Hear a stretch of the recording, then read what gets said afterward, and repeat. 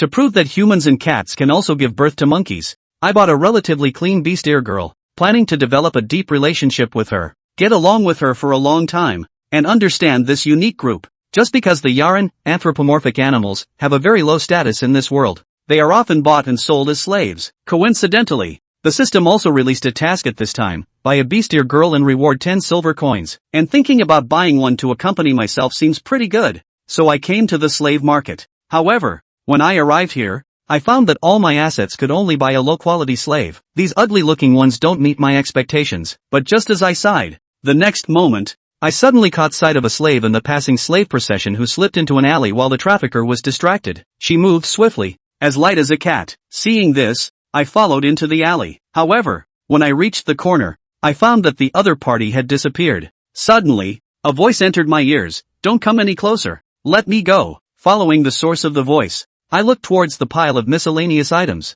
where the cat girl was hiding. "Don't come closer." As I took a step forward, a dark shadow burst through the clutter towards me. Instinctively, I knocked the pouncing cat girl away, and a wooden handle with a sharpened spoon fell to the side. This person was using this thing as a weapon to attack me. I then picked up the wooden spoon, approached, and poked her cat ears. "Are you okay?" At this moment, the system voice suddenly sounded. Ding. Identification completed. The current slave quality is epic. Name: Nora Hill. Measurements: 62/45/70. Currently affected by malnutrition. Age: 18. Race: cat-type humanoid. Gender: female. Seeing this, I widened my eyes. Not only were the measurements impressive, but there was also room for development. Surprisingly, her talent level is also the second highest at the epic level. It really was a lucky find for me. Then I continued to poke her with a stick. "Wake up, no sleeping here." After a few seconds, Nora slowly opened her eyes in a daze. But the moment she saw me, her body instinctively shrank back, revealing sharp teeth. Her body was trembling, looking very scared. "Let me go, please." After hearing her inner thoughts, I reached out to her, squeezed out what I thought was a friendly smile, and then started to deceive and coax her. "I'm not a bad person. Do you want to come with me? I can help you." Nora was slightly stunned, shook off the mud on her body, but her eyes remained very vigilant. "Do you speak Devanshan?" Devanshan, also known as the language of the subhumans, was bestowed upon me by the mind voice system when I first crossed over, so I can speak Elvish, demonic, and beast languages. I nodded and said, "A little." "So, do you want to come home with me? I can help you." Nora's eyes were fixed on me. Although she didn't speak, her mind was constantly working. He would never help me for no reason, but I have no other choice. I thought to myself, isn't this obvious? There's no such thing as a free lunch in this world. Your talent, even if you spend a few gold coins, you may not be able to buy it, and with a little training, you might even be able to help kill monsters and make money. Thinking of this, I decided to create anxiety for her. There aren't that many kind-hearted people in this world. You'll have a hard time surviving alone in the human city. If you don't come with me, it won't be long before you're caught and sold again. However, before I could finish speaking, a sound of footsteps came from behind me. It was the slave traders with their guards coming over, holding whips in their hands. It seemed there was no time to hesitate, and when Nora saw the whip, she instinctively protected her head. "Don't hit me. Don't hit me." The guard raised his hand to strike. "You beast, dare to run away. I'll teach you a lesson." I quickly reached out to stop him, and threw the money bag over. I bought the slave. At first, the slave trader cunningly tried to ask for more money, but after my bargaining and coaxing, I finally bought him with a gold coin and a slime core, equivalent to 2 years' income of a farmer. Before leaving, the trafficker asked me where the slave mark was covered, which is a means of controlling slaves. Most people have it covered on their buttocks. "Cover it on the arm." As the slave trader stamped it on, Nora's eyes lit up. She cried a few times, and then fainted. I then took her home.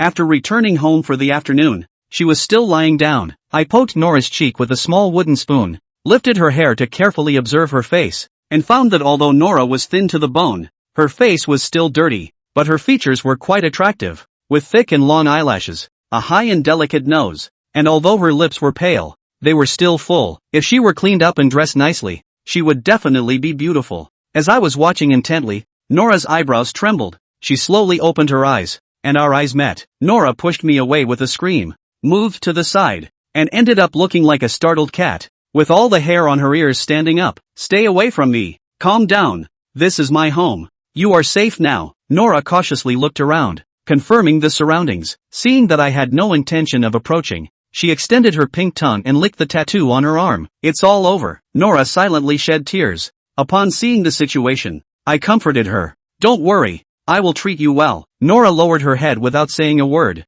but her stomach spoke for her. She was hungry. The greedy slave traders wouldn't let them eat their fill every day in order to keep them obedient. Judging by her current state, she probably hadn't eaten properly for a few days. Wait here. I went to the kitchen, found a piece of dark bread, sliced it, poured some leftover meat soup from last night on top, and then brought it out. Nora looked up at me, but did not reach out her hand. Full of concerns, is this for me? Could there be poison inside? However, in the end, hunger overcame reason. Nora picked up a piece of black bread, took a careful bite, confirmed it was edible, and then she ate it ravenously. The black bread is dry and hard, and the black-hearted bakery even mixes sawdust and bran into it, which poses a choking risk when eaten. Slow down. No one will snatch it from you. Nora nodded, but kept stuffing it into her mouth. In less than 10 minutes, the plate of black bread was swept clean, but she still seemed not to have eaten enough. Lena saw this and went back to the kitchen to cut another half a loaf of black bread. He took the sliced bread, wiped it on the already bottomed pot, and brought it out after soaking up the soup. Nora wolfed it down again, and in the end there was nothing left on the wooden tray. Reina handed Nora a glass of water to moisten her throat. Delicious. Also not sure when the next meal is. Lena propped her chin up, watching her carefully, and said softly, as long as you're obedient, you'll be able to eat like this every day, at noon and in the evening. Nora nodded and responded softly, then licked the crumbs from the corner of her mouth as if in retrospect. Has it been a long time since you've eaten? Nora nodded again. She didn't seem talkative. Reiner sat down across from her and asked knowingly, what's your name? Nora Hill. Then I'll call you Nora from now on. Yes, master. Lena looked her up and down, saw that the linens she was draped in were covered in mud, and went out to fetch 2 buckets of water from the small pond. When we got home towards Nora, take a shower. I'm more of a cleaner person. It's hard for me to look at you dirty. He took a clean wool blanket out of the cupboard and handed it to her. Nora looked at Lena with some alarm, but still said nothing. He tried to sleep with me. What? Pure slander. Who would be interested in a malnourished skin and bones? He likes voluptuous, high-flying imperial ladies. Reiner said in a serious voice. Don't give me that dirty look. I'm not interested in skin and bones like you. I like voluptuous women. Without a word, Nora strained to drag the bucket into the separate cubicle. Instead, Lena went to the kitchen and got herself something to eat. So far, he hasn't eaten anything today. There were 3 pieces of black bread left in the basket, and after buying Nora, there were only 10 silver coins left in the whole body. The currencies of this world are not standardized, they vary from country to country and race to race, and the value and purchasing power of each varies in a way that is both complex and confusing. Take the kingdom of diaspora, where Lena is from. For example, 1 diaspora gold coin is equal to about 18 silver coins, which in turn is equal to about 24 copper coins, and a piece of black bread sells for about 2 copper coins. 3 pieces of black bread a day is at least 6 coins, and now there's another mouth to feed, so that's a minimum of 12 coins a day. 10 silver coins, plus miscellaneous expenses, won't last long. He planned to make another trip to the Adventurers Union in Melid tomorrow to take a commission quest to earn a living. By the way, it's also a good idea to see just how well Nora fights when she's full. Just as Reiner was rambling, Nora finished her shower. Her hair was wet and she was wrapped in that wool blanket. After washing off the mud from her face, she was like an ugly duckling turning into a swan, and her face value was directly upgraded by a notch. Just then, Nora's heartfelt voice drifted back in. I'm sure my mom taught me right not to clean myself too much. Just staring at me after a shower. Nora and Lena looked at each other, then pawed at the wall and wiped the dust on their faces. It's getting dirty again. What? Reiner's face was full of black lines. Love it or hate it. As long as it makes him money in the future anyway. Seeing that it was getting late, Reiner headed for the bed. Nora, meanwhile, continued to huddle against the wall in the corner. The two stayed right under the same roof for the rest of the night, not saying a word, but neither one slept. Nora was afraid that Reiner would take advantage of the night to do something ungentlemanly to her. Lena, on the other hand, was afraid Nora would knife him while he slept. Though the slaver had blown the power of the deeded tattoo out of the water, Lena was still skeptical about the thing and never slept well. By dawn, Lena couldn't help but ask, "You do realize that you can't kill me, right? We have a contract between us." For a split second, Nora looked at him with menacing eyes. "Of course I know," she mentally cursed the slaver. Just as Reiner bent to put on his shoes, a heartfelt voice drifted into his ears. "Maybe I could run away." Looking up, she saw Nora looking out into the gusts of woods beyond the village. Chapter 3, Getting Catwoman Some Good Weapons. It had rained during the night. The air was filled with a faint smell of mud, and the path to Melod was full of dirty muddy water. Nora walked ahead in her bare feet, keeping a quiet eye on her surroundings. From the moment he left the house, this guy looked like he'd never say a word, but in reality, he was only thinking about running away. Reiner couldn't help but speak out and advise. I advise you not to think of escaping. After leaving the city, the forest is full of magical creatures, and occasionally there will be bandits blocking the road. If the magical creatures eat you, it's fine, but if you are caught by the bandits, it's worse than death. Nora glanced back at Reiner and put her head down with a sigh. I wasn't trying to run away. How does he know what's going on in my mind? Lena heard Nora's gush of breathlessness. The guy was looking around like a thief the whole way, and anyone who wasn't blind could see that she was trying to escape. But even if she did escape, all Reina had to do was move her finger and she would have to come back honestly. After all, the deed was still imprinted on her. After traveling for almost an hour, Reiner arrived in the city of Melod. He led Nora toward the corner of the city, finally stopping in front of a dilapidated, ancient, and somewhat eerie-looking tower. This is the Adventurers Guild of Melod. He walked in as usual, and it was bustling with activity, packed with all kinds of adventurers and commissioners of different statuses and classes. There are scurrilous rogues, treacherous and cunning merchants, simple and honest peasants, bounty hunters, mages, knights, nobles, bandits, prostitutes, just about anyone you can think of. You can basically meet here. So many people. Nora followed closely behind Lena. She didn't really like crowds. A couple of hooligans saw Nora and whistled at her. Nora, on the other hand, bared her teeth nonchalantly. Reiner turned around and said, "Don't bother with them, treat them like cuties. Just do it. It's not good to have a grudge against someone, but if someone makes a move on you, you can make him remember. This is a world of tough folk, scum and all over the place." Reiner was a clear and stupid college student when he first crossed over, and didn't really know the cruelty of the world, for which he got screwed over a few times, but luckily didn't lose his life. Nora stopped paying attention to the landlubber and continued to follow Lena with her head down. It was then that Lena's afterglow swept over a young girl sitting in the corner and the two locked eyes. But he didn't think much of it, after all. His skin color was different from these people's,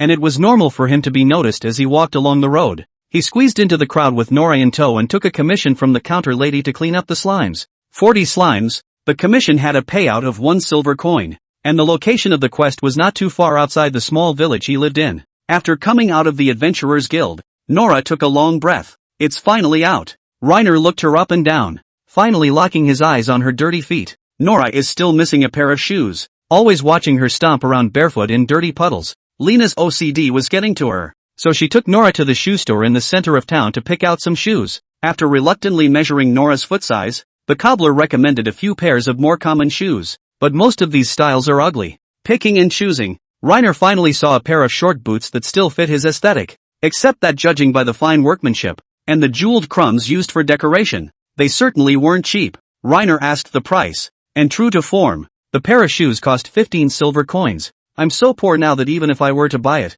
I'd at least wait until later. The first order of business was to arrange a kit for Nora. With this thought in mind, he bought a pair of cheap straw shoes for Nora, spending a total of 20 copper coins. Nora looked down at the straw shoes and whispered, "Thank you." Reiner took her again to the weapons store not far away. "She's just short of a handy weapon right now." The old blacksmith of the weapons store saw the visitor and greeted him with the smell of alcohol, but hearing Reiner say that it was preparing to buy weapons for the subhuman slaves, the old blacksmith's face directly blackened, then pointed to the broken copper and iron piled up in the corner, and said expressionlessly, "The weapons for the subhuman people are all over there." Reiner glanced away. "These miscellaneous weapons are rusty, and he doesn't take junk." Ignoring the blacksmith's words, Lena said to Nora, "Pick yourself a weapon while you can." Nora nodded and walked straight to the shelves filled with daggers. In just under 5 seconds, she picked out a short sword-shaped cross dagger. "Will this do?" "Sure," Reiner asked rhetorically. In his eyes, daggers really couldn't be more trashy weapons.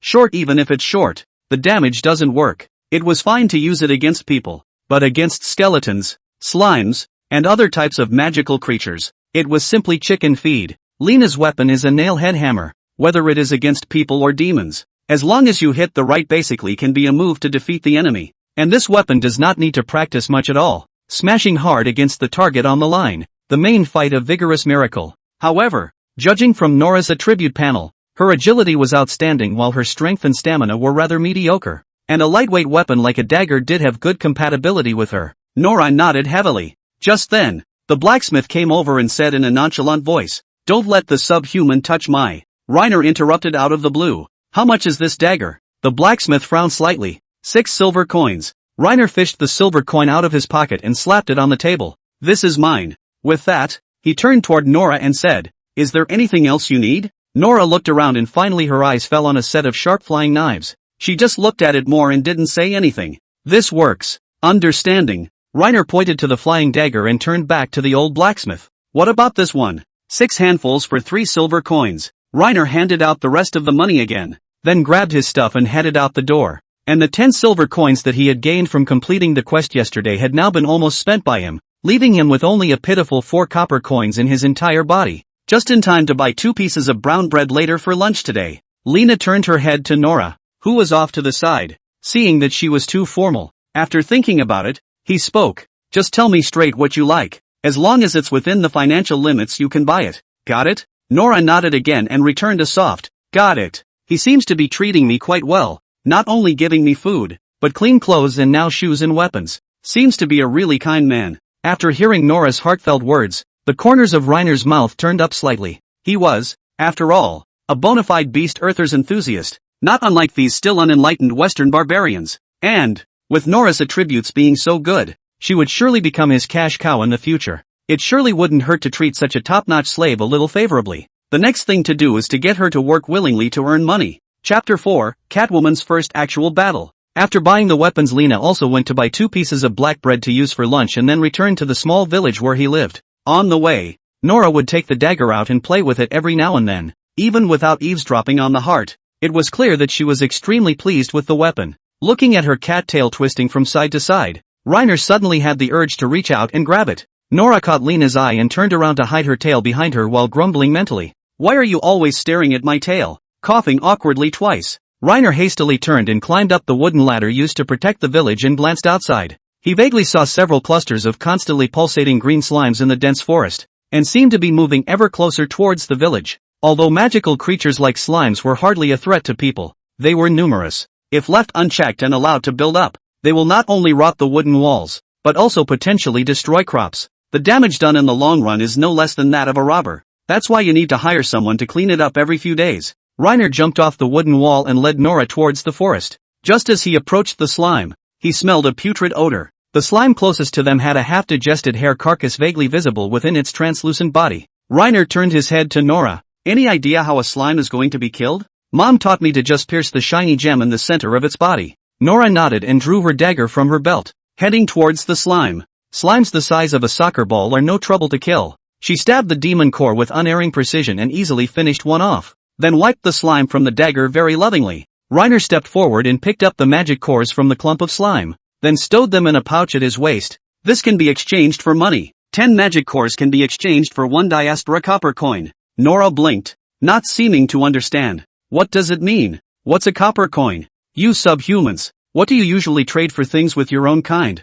Something to eat, or animal skins, bones? I can't believe it's still a barter model. No wonder there's no concept of currency. Reiner picked up the magic core and waved it in front of Nora, then pointed to the black bread hanging at his waist before saying wordily, 20 of these gems will get you a piece of black bread. Nora nodded heavily as realization dawned on her, then proceeded to kill the slime with his dagger. Now that you have an extra helper, you can kill slimes twice as fast. He did make the right choice. In the future, when he had money, he would definitely buy a few more slaves, so that the rate of earning money could definitely multiply several times. Maybe in just a few years, he would be able to step into a modest life in the other world. The process of killing slimes was a bit boring, but the two of them soon saved up a bag of magic cores. Reiner counted carefully. There are only 36 of them, for short of completing the task. Guess we'll have to go deeper into the forest to get there. But it was the land of bandits and robbers, and if you were unlucky, you might run into kobolds. Usually Lena doesn't go deeper into the forest.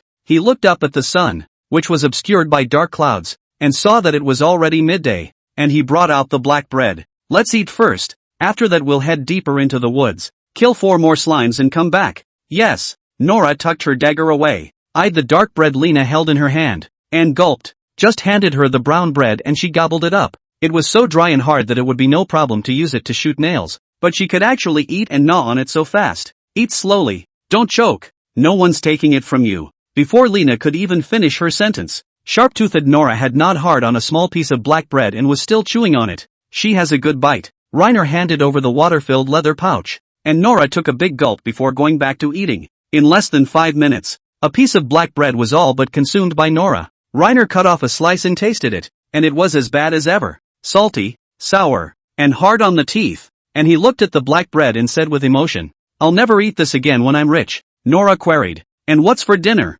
"White bread." Nora flinched slightly. "What's white bread again?" "It is the white bread, which is superior, more nutritious, and finer than the black bread, and which is not only not mixed with bran or wood chips, but has eggs, milk, and such things added to it, and which has a fluffy texture, and which is 10,000 times better than this black bread. It would be even more so if it was slathered with sweet and savory jam." Reiner hadn't even finished his sentence when Nora's heartfelt voice drifted into his ears. "Can't understand it, but it feels like it must be delicious. If only I could try it too." Her mouth was watering. That's a normal reaction. The slavers would probably just feed them food waste or slop in order to squeeze more money out of them. Only slaves of good character, who looked like they could work or were beautiful, were entitled to slightly better food. Wipe your mouth. Work hard and earn money to buy you white bread to eat. Nora did a double take and nodded heavily. Apparently white bread tempts her. The price difference between this stuff and the brown bread is particularly large. Though, a piece of black bread about the size of your face costs 2 copper coins,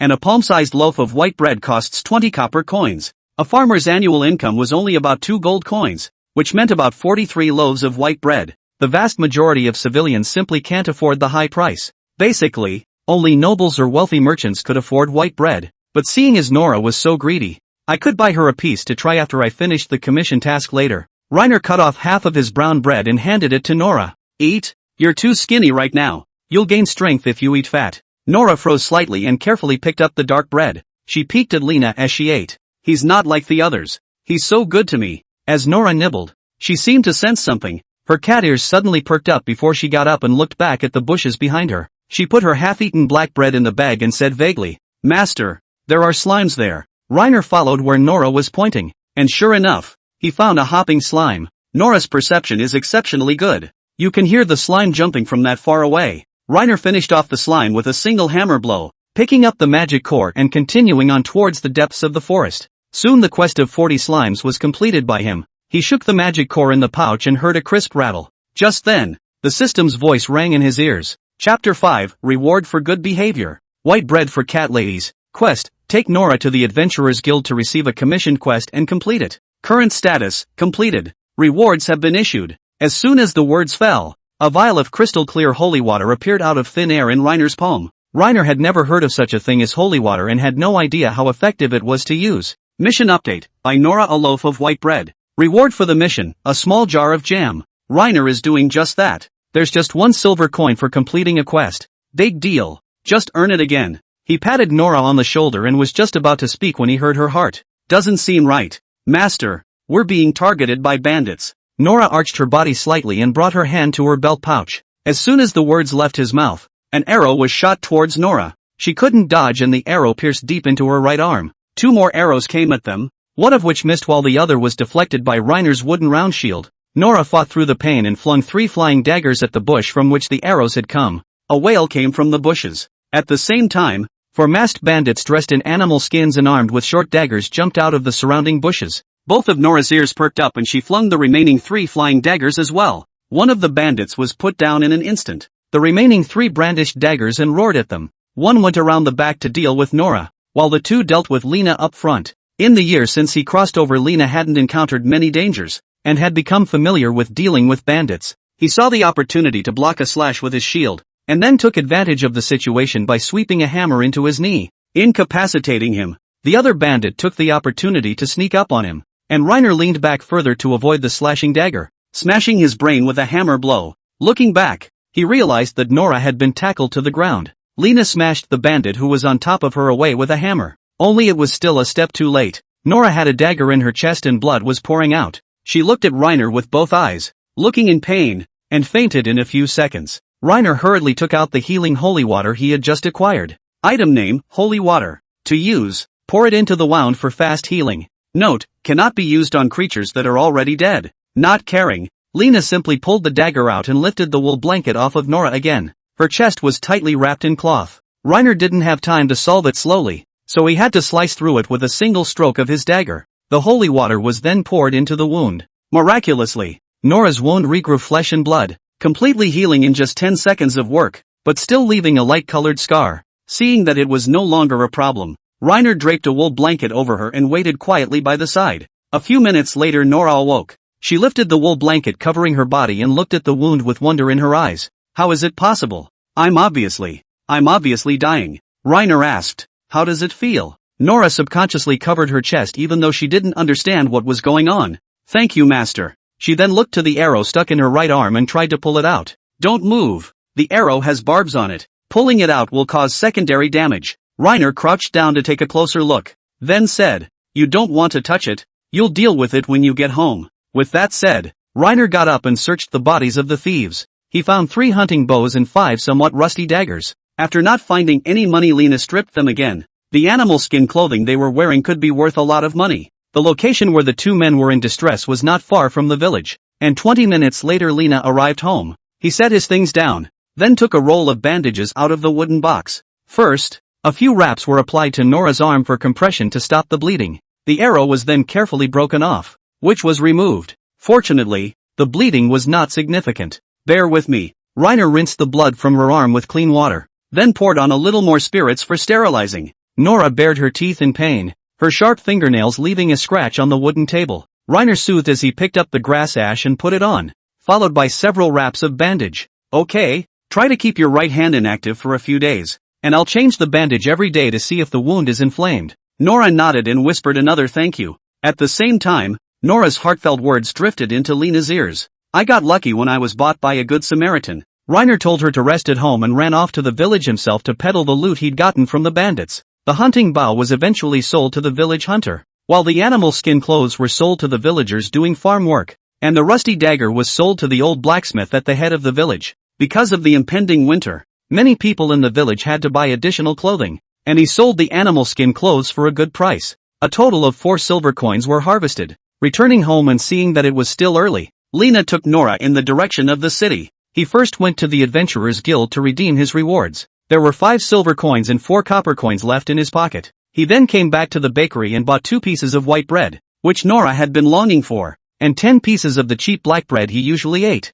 At the end of the day there were only 3 silver coins left in the pocket. Reiner sighed softly. Poor Nora, on the other hand, apparently had no worries in this regard, and she kept her eyes glued to the white bread in the bag all the way home. She was drooling all the way down. Having just gotten home, she headed for the corner and sat down. Then eyed Lena. I'll just try a little bit. Can I have a little bit of that? She just wouldn't open her mouth. Reiner glanced at her and smiled wistfully. Hungry? Come and have some bread. In the meantime, the mission was updated. Mission, by Nora, a loaf of white bread. Current status, completed. Rewards have been issued. As soon as the words left his mouth, a jar of crimson jam appeared out of thin air in Reiner's hand. Quest update, traveling to Morrowind north of Mellord. Mission reward, 5 silver coins. Reiner flinched slightly. The Morningside Forest is located north of Mellord, not too far from here. What's the point of going to that place? Though he was puzzled, he decided to go over there once Nora's hand was healed, in line with the guideline of doing quests when there were quests and never piling them up.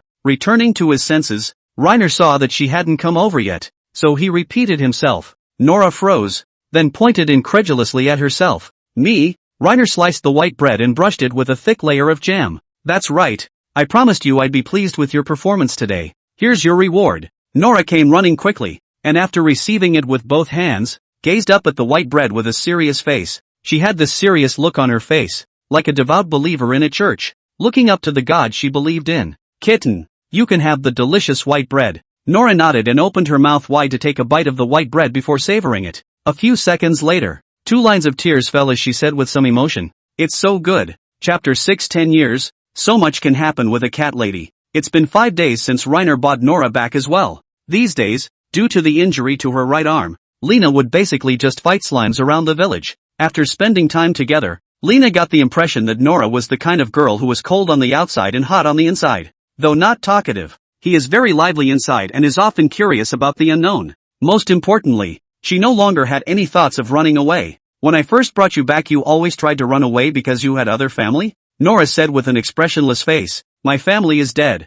Dad was bitten to death by a demon while out hunting, And not too long ago Mom fell off a cliff while picking herbs and died as well. Just as Lena wondered why she was so calm, Nora shed a few tears. She wiped away her tears with all her might. I accidentally cried again. I promised my mom that I would stay strong. I wanted to run because my friends always tell me that humans are bad. They like to bully the weak and are horny. And if they are bought back by the bad guys, they will live a life worse than death. But you seem to be different from most humans. You're polite and nice to me. Reiner nodded and said soothingly, "It's okay, I'll treat you well in the future. And as long as there's a bite of food for me, you'll never be hungry." Nora was slightly stunned and whispered back a thank you. After a moment of silence, Nora cautiously asked, "Master, can I redeem myself?" "Redemption?" Reiner smiled and nodded. "Sure, but well, it must cost quite a bit of money." "How much?" "I'll do the math." Reiner picked up a small stone on the ground and then did the math on the wall. "Money to buy you, room and board, and holy water for healing,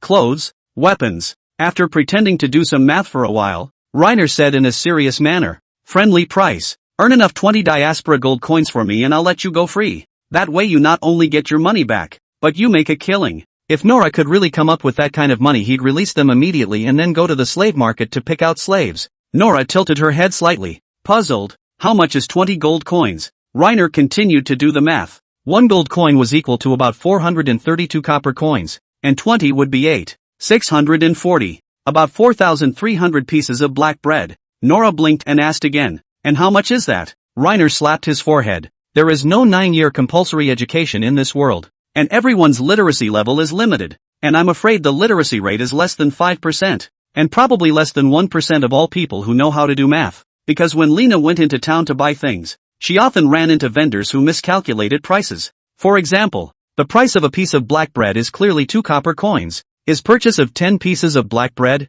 which should have cost him 20 copper coins, was often miscalculated as 22 coins. Even the human culture is so low, not to mention the subhumans whose way of life is close to primitive. Reiner made a rough analogy. Half the village stuffed with black bread would be about right. Nora's eyes widened. "That much?" Reiner nodded, then snubbed. "Save up for 10 or 8 years and you're sure to pay it off. That's not too long. I'll work hard for you. And when the time comes to save up enough money, you'll keep your word." Nora said seriously. "Promise to keep your word." "I'll never keep you as long as you're willing to leave." Reiner nodded. Honestly, the odds are probably higher that she won't want to leave when the time comes. After all, the world is in turmoil for the subhumans. With a steady meal ticket and a certain limit of freedom, who would want to leave? Reiner asked again. "If you do get free, where do you want to go?" Nora thought for a moment, looking up at Lena and not saying anything, but her heartfelt voice drifted over. "I have heard that there is a forest to the north of the city that is suitable for us to live in, that it is well watered and a good place to live in,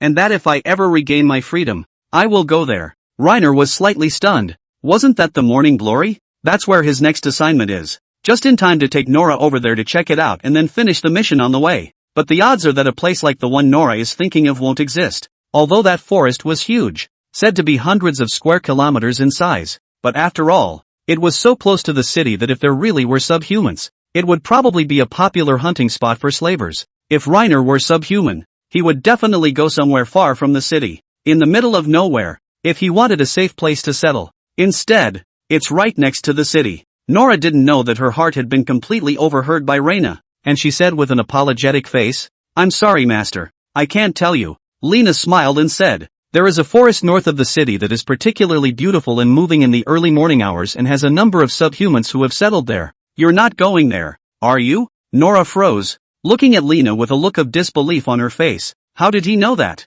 No way. After half a day of agonizing in her mind, she finally couldn't help but open her mouth and ask, "Master, have you been there?" "No, I heard someone mention it by chance, and the residents here even gave that forest a nice name. Morning Forest," Reiner said with a smiling face. Nora answered softly, then stood up and moved her arms as if nothing had happened. "Don't move, it will affect the healing," Reiner couldn't help but advise. Nora looked back at him and shook her head gently. "Master, my hand has recovered and I can go out and make money now." Reiner unwrapped the bandage and looked at it. All that was left where the arrow had originally penetrated was a wound sunken down like a pearly swirl. Activity does not appear to have been affected. Needless to say, subhumans are several orders of magnitude more resilient than humans. With this kind of injury, an ordinary person would probably have to recuperate for a month, while Nora was able to move around freely in just a few days. In that case, it's time to go on a mission.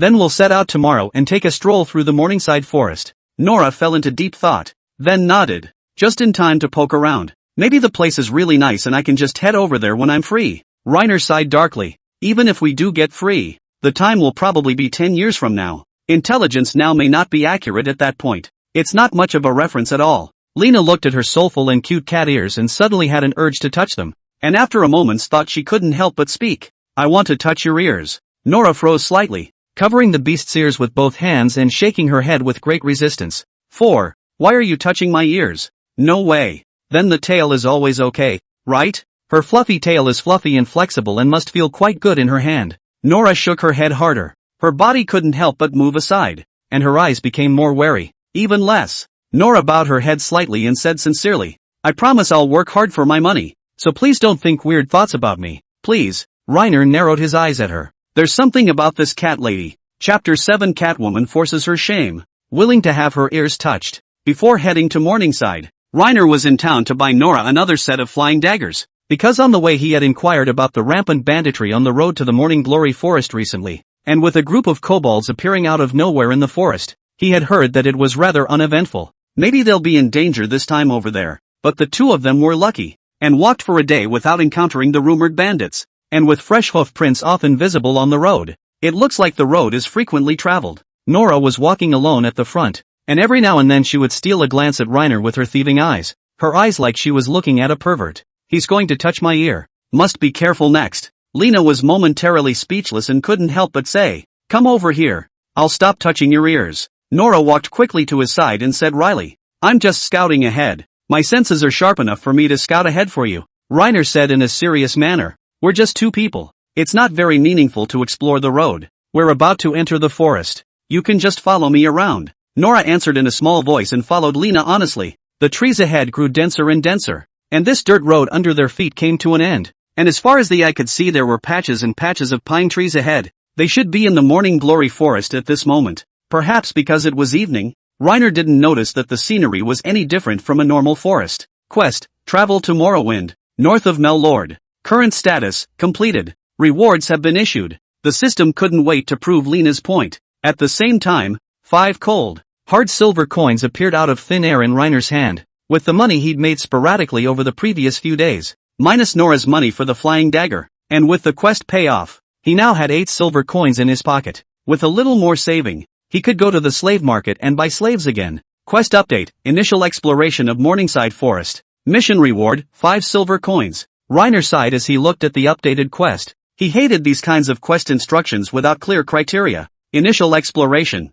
And it's not clear how long you have to explore before the mission is complete. He came back to his senses to find Nora poking him in the shoulder. Master, what's wrong? Nora was slightly stunned, then said, it's fine. I just wanted to ask, do we still have to hurry? It's already dark. Because of the lack of light, the pupils of her eyes became big and round, and she looked extra cute. Find a place to spend the night. Reiner built a campfire behind a large rock. The two of them finished their dinner and then began to take turns resting. It wasn't until the morning that Reiner knew exactly what it felt like to know why this place was called Morningside Forest. As the golden sunlight shone through the mist on Reiner's body, it was as if he felt the whole world warm up. With every deep breath, you can feel the refreshing scent of flowers, grass and earth. As he looked around, the sunlit forest looked like a quiet, beautiful painting, and they were in the middle of it. No wonder Nora said it was nice here. He also wanted to settle in Morningside when he was old. The rumors are true. This place is indeed beautiful. Reiner opened his water bladder and took a sip of water.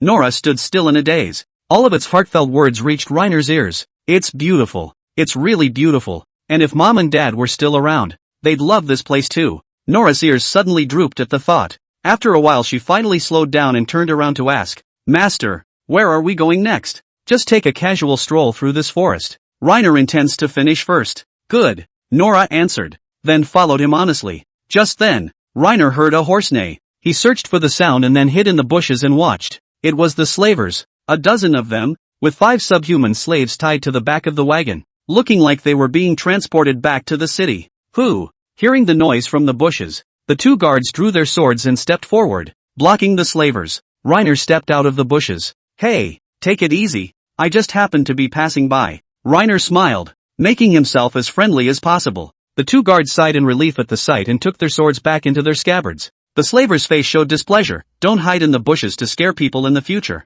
There are especially many kobolds in this area. Everyone is on tenterhooks, so be careful not to get injured by mistake. Reiner nodded, then glanced at the subhuman slaves chained to the back of the wagon, then asked, "There are subhumans in this forest?" "Humph. I can't believe you didn't know. I thought the news had already spread." The slaver laughed softly a few times, then said, "But you're too late. The subhumans in this forest have already been captured. If there's nothing else, get out of the way. We're leaving." Reiner stepped out of the way and watched them go. Just then, Nora's heartfelt voice drifted into Rainer's ears. Asterisk asterisk asterisk asterisk. ING scum. Nora clenched her fists and gritted her teeth as she glared at the back of the slaver in front of her. It was obvious that Nora might have done it if she hadn't been able to fight. "Let's go. Go in and just stroll around." Nora walked quickly to Lena, then asked cautiously, "Master, are you going to capture us subhumans for trafficking as well?" Reiner spread his hands. "No, it won't." Nora let out a long sigh of relief, then took Reiner's hand. "Losing your freedom is bad enough. If you're bought by evil people, it's completely hopeless," Nora said vocally, tears welling up in her eyes. "Told you I wouldn't." Lena narrowed her eyes and thought for a moment before replying. "Then if I promise, will you touch my ear?" Nora froze, not seeming to understand what this meant. Reiner saw this and repeated it again, a little embarrassed. Nora closed her eyes tightly after a moment's thought. "Please touch. Just touch it. It's just an ear. I can do it." Reiner smiled. "Not for now. I'll enjoy it when I get home." Nora opened her eyes and looked away, the word shame on her face. The two of them had been wandering around the morning forest for a while when Reiner's system quest was suddenly updated. Mission, initial exploration of Morningside Forest. Current status, completed. Rewards have been issued. Lena had 5 more silver coins in her money pouch. Since buying Nora, he felt smoother. Just as he was sighing, the system's voice appeared again. Quest update. Trigger the Morning Woods hidden quest and complete it. Reiner freaked out. Another one of these unexplained missions. The trigger conditions aren't written either. Isn't this pure torture? Just as Reiner wandered off, Nora tapped him gently on the shoulder. "Master, it seems like someone is in danger." Chapter 8, Abducting a Legendary Jockey Maiden. Hidden quest triggered, rescue a subhuman girl in danger. Quest reward, a bottle of holy water that can be used to heal wounds. "Come on, let's go see what's going on." Nora led the way. Soon Reiner came to the source of the sound. It was a scaly, black-haired subhuman who was fighting 4 kobolds in leather armor with daggers. The injury on her leg was a bit severe, as if she had been penetrated by something, and at the moment she had fallen into a disadvantage. And there were several kobold corpses lying around.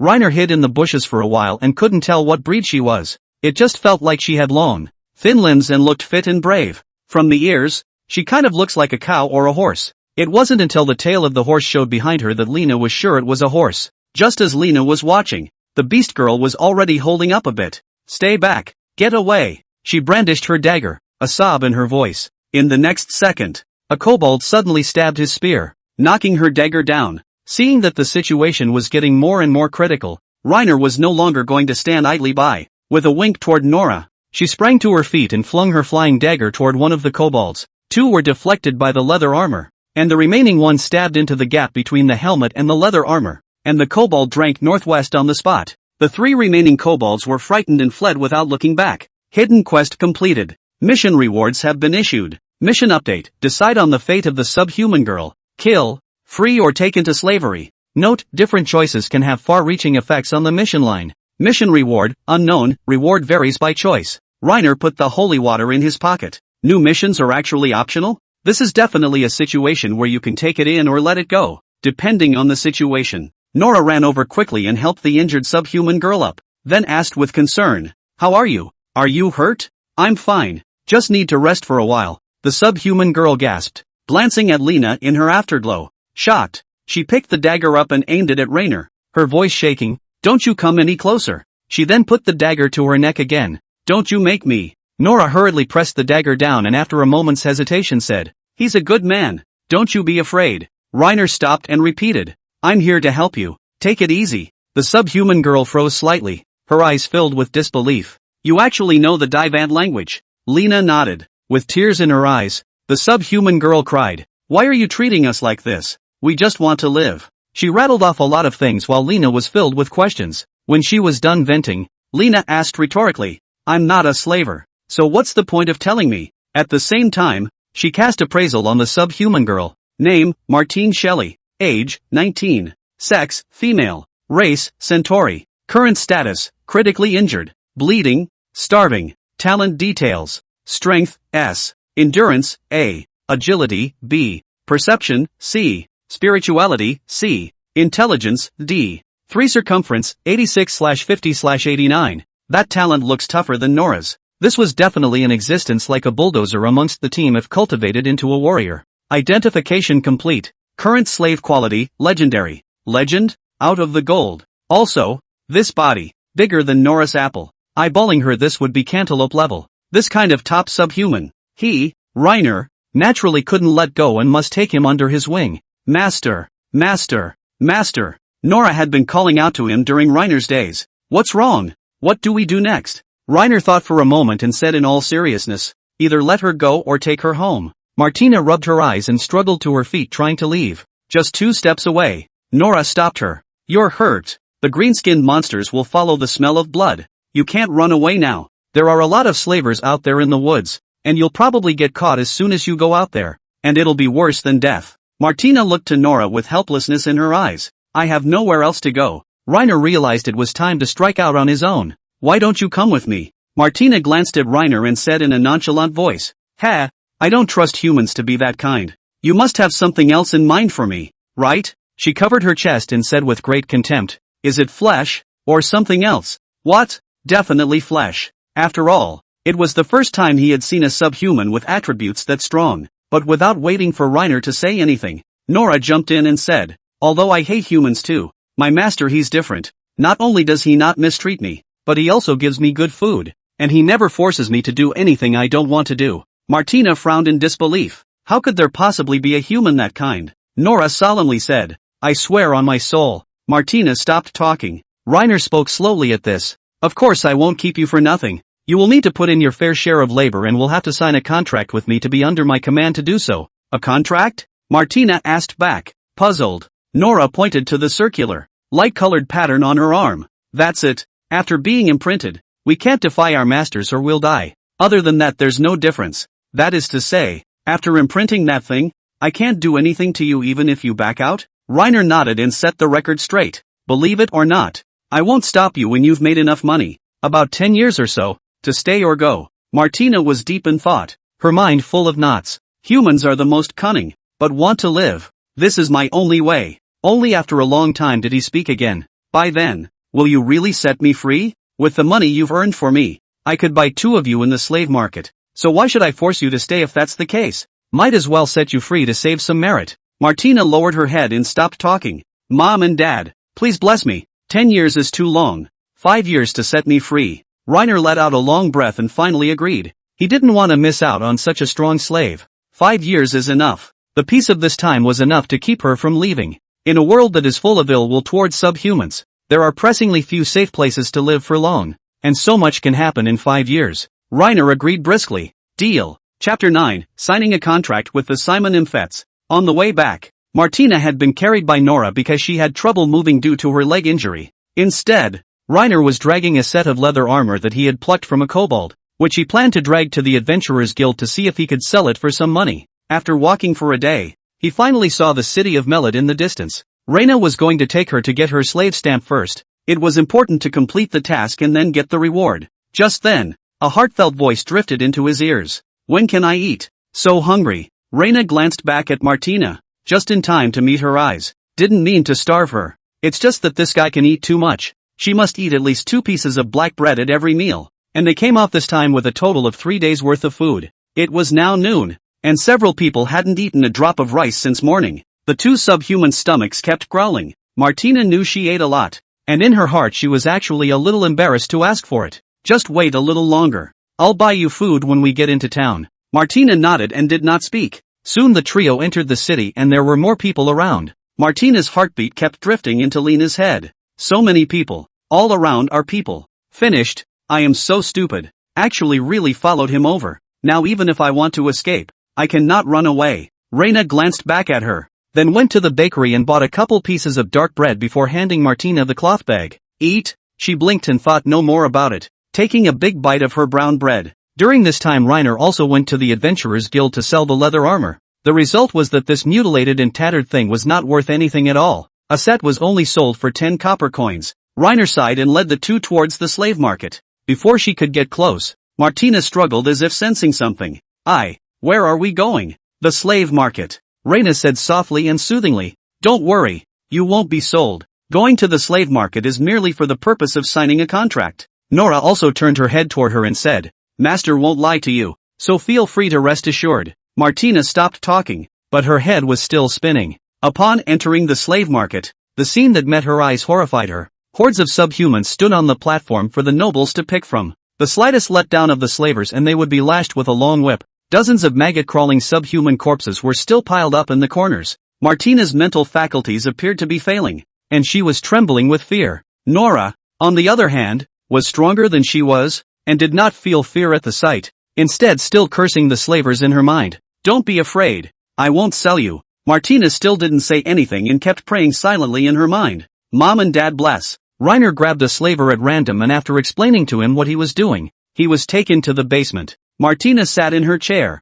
both hands clasped tightly around Nora's thighs, unwilling to let go. The slaver, on the other hand, took a keen interest in her. Where did you buy this slave? It's of good quality. The limbs are long and strong, and are excellent for either plowing fields or training as warriors. This face is also a beauty, and if she wasn't a horse breed and a little shorter in stature, there would definitely be nobles who would pay big bucks for her, said the slaver with a lewd grin. Nora and Martina couldn't understand the human language. They both looked at Reiner uneasily, suspicion building in their minds. Nora, it's not, going to sell us, is it? No, Master promised me. He's a good man who keeps his promises. Martina, it's over. Is definitely going to sell me? How about you make an offer and sell her to me? If it's a virgin you can still sell more for more. Reiner sternly refused. Do what you have to do. I will not sell this slave. 5 gold coins. Seeing Reiner's frown and about to open his mouth again, he rushed to raise the price again. 8. No more. Reiner grunted softly. A legendary subhuman would never be able to create less than 8 gold coins in the future. And he was not a short-sighted person. Not for sale. The slaver sighed softly. What a shame. Martina's physique was strong, and she didn't pass out after stamping the contract. She just fell into an extremely weak state. Before leaving the city of Melod, Reiner also went to the bakery to buy a few pieces of white bread to buy people's hearts. By the time we got home it was late afternoon. Martina took a seat toward the corner and watched Lena quietly. I can't believe he didn't sell me out. It seems that humans are divided into good guys and bad guys. Nope, can't jump to conclusions too early now. Need to watch and observe some more. The corners of Reiner's mouth rose slightly as he beckoned the 2 beast earthers. Come over here and eat your dinner, and afterward take a bath while I medicate your injured leg. He took out white bread and jam, and Nora ran at the sight of it, and then sat down peacefully at the table and waited. Martina limped over at the sight, too, and smelling the white bread and then the jam. She said from the bottom of her heart, it smells good. Lena brushed the white bread with a layer of jam before handing it to Martina. She took a tentative bite and savored the flavor before wolfing it down into her mouth. When she finished eating she didn't forget to lick the residue from the corners of her mouth and tears came to her eyes. Her reaction now was exactly like Nora's at the time, and it was especially pathetic to watch. However, the flavor of this white bread is actually quite average. Don't cry. Make good money. Work hard together. And I'll make sure you all eat white bread at every meal. Martina and Nora nodded heavily in unison. Just then, the system's voice appeared. Quest, decide where the subhuman girl belongs completed. You choose to take them into slavery. Mission rewards have been issued. Reiner felt a couple extra weights in his hands. Looking down, he realized that they were 3 diaspora gold coins bearing the design of a giant dragon. The rewards for this mission were truly unprecedented. Activate achievement, Lord of the Beast-Eared Lady. Bonus effect, easier to gain favor as well as trust from subhumans. You can always view the current achievements that have been earned. Reiner scratched his chin. This achievement looks pretty good. If you come across a beast-ear nymph with good attributes next time, you might be able to take them in more easily. Quest update, clearing the goblin lair in Morningside Forest. Mission reward, 10 gold coins. Reiner flinched slightly. A mission of this level should require the kingdom to send troops to crusade. He's just a third-rate adventurer. How can he do this? Just as Reiner was frantically spitting on the system, Martina unwrapped the linens wrapped around her body right in front of him. Bumpy. Chapter 10. Come on, look at the legs. Martina's skin is wheat-colored. The muscles on his body were well-defined, especially in his legs which looked quite tight. The waist and abdomen area is even flatter and tighter, without a trace of excess fat, but also vaguely visible outline of the waistline. The front was erect, The back was rounded, and the whole body showed a kind of beauty peculiar to sports girls. It's just like the high-flying older sister in the college track club. The beauty of it was that both she and Nora liked to wrap their private areas tightly with cloth. Never mind. I'd better be careful. He seems to be thinking about my body. Martina bent down and picked up the linens and re-wrapped them around herself. Put it on for what? It's a shower later, and I'll check your wounds afterward. Oh. Reluctantly, Martina unwrapped the linens and sat down at the table with her legs pinned together and waited. Reina poured the 2 buckets of boiled water into the wooden basin, and seeing that the water was the right temperature, she greeted her and came over. Come bathe. Martina came slowly and peered into the cubicle. What does that mean? It's hard not to. She shook her head vigorously. I want to wash alone. Nonsense. You must be the only one washing. Reiner pushed her inside and drew the curtain of the cubicle closed. Then said, remember to throw out those dirty rags you have wrapped around your body. You can get sick if you don't take care of your hygiene, and I'll leave the clean clothes by the door. Good. Martina answered. After a while the rags were thrown out of her, and the sound of water was heard immediately afterward. Nora saw this and volunteered to come forward and pick it up and put it in the barrel by the door. Half an hour later, Martina reached out a hand from the cubicle and took the dress away. After a few more minutes of waiting,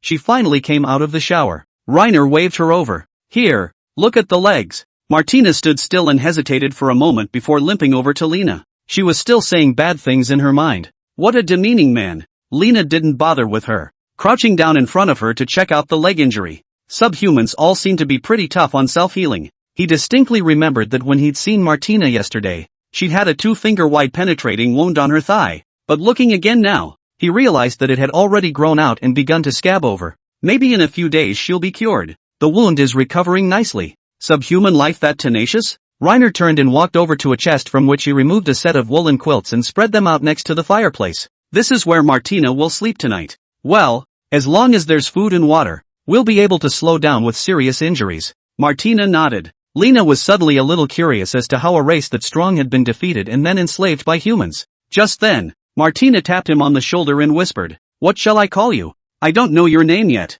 My name is Reiner. You can call me by my name if you want, or Master. I don't mind." Lena turned back to her and asked, feigning ignorance, "What's yours? What's your name?" "My name is Name, and I don't shout Master. Martina Shelley. Just call me by my first name," she said in a serious voice. Looking honest, Reiner nodded, then pointed to the sheet spread out on the floor. "Is it okay for you to sleep here at night? Nora will sleep next to you." "No comment. It's so warm in here, but I must be careful tonight." "Reiner, he seems to be interested in me." "What?" Inexplicably, Reiner sighed. He had relaxed. As long as Martina was making money, it didn't matter what she really thought. Reiner took a shower and headed for bed. After a few days of tossing and turning outside, all he wanted to do at the moment was to get a good night's sleep. Just as he was about to fall asleep, a heartfelt voice drifted into his ears. "Nora, Martina is finally asleep, but the master seems to be asleep too." Lena had a few more question marks in her mind. What does she want?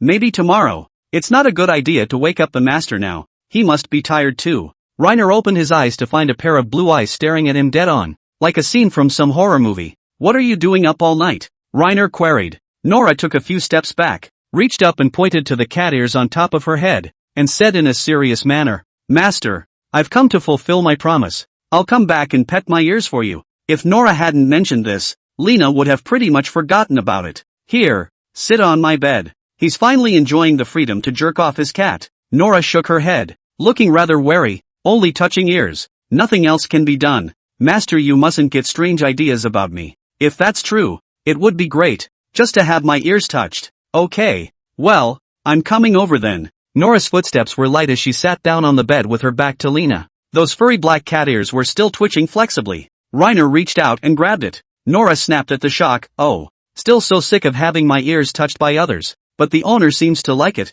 so I'll bear with it a little longer." "Don't like it?" Reiner asked knowingly. Nora replied softly, "There's no dislike, just be slow when you touch it, master. My ears are especially sensitive. If you rub them hard, I'll have a hard time." Reina slowed down and poked her finger at the mass of fluff in her ear. "Thank you for saving me. If you had left me alone in the first place, I'd probably be dead by now." "That's fine. You're doing a good job now anyway. Do you have any particular favorite foods? Having black bread is satisfying enough." Nora shook her head and replied softly, "No. Since you're working for me, I'll take care of you too. Just tell me what you want to eat. If only there was meat." Reiner silently wrote it down. Poultry is not cheap in this world. Chickens, ducks, and geese required 3 silver coins to buy a whole one, more than 3 times as expensive as the price of a loaf of good white bread. Livestock such as pigs, cows, and sheep were even more expensive, with a pound of meat costing close to 3 silver coins, making it difficult for ordinary families to afford it. But Nora was no longer a cat subhuman,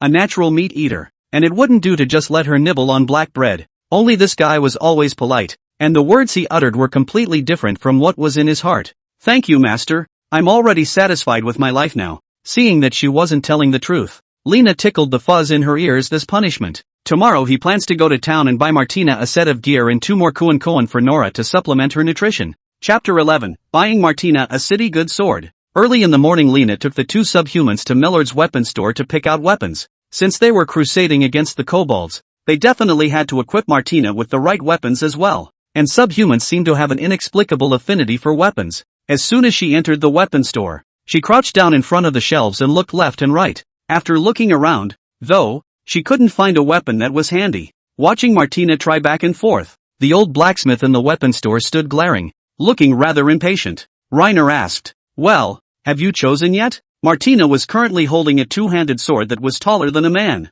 swinging it back and forth between the shelves. "Not yet. Help me with this." Reiner took the sword and tried to swing it twice. The 2-handed sword was too heavy to use at all. He looked to the muscles in Martina's arms, obviously biceps not as big as his, yet they could explode with a monstrous force that was extremely scary. Matty added, "This sword would be better if the blade was wider. Right now it's too light for me. I'd like something heavier and sturdier." Reiner repeated her words to the old blacksmith who stepped aside. He looked up at Martina and cursed. Asterisk asterisk asterisk asterisk is all brute strength. What? Though most people in this world had a natural animosity towards subhumans, Lena couldn't help but feel disgusted in her heart when she heard him cursing randomly. The old blacksmith turned into the warehouse and with some effort carried out the long, heavy wooden crates. After prying the wooden lid off, he used his hand to ruffle the straw that lay on top of it, revealing a huge, shiny, brand new sword. When you look at the sword from different angles, you can also see different colors of shine. This 2-handed sword has an exceptionally wide blade that feels heavy just by looking at it.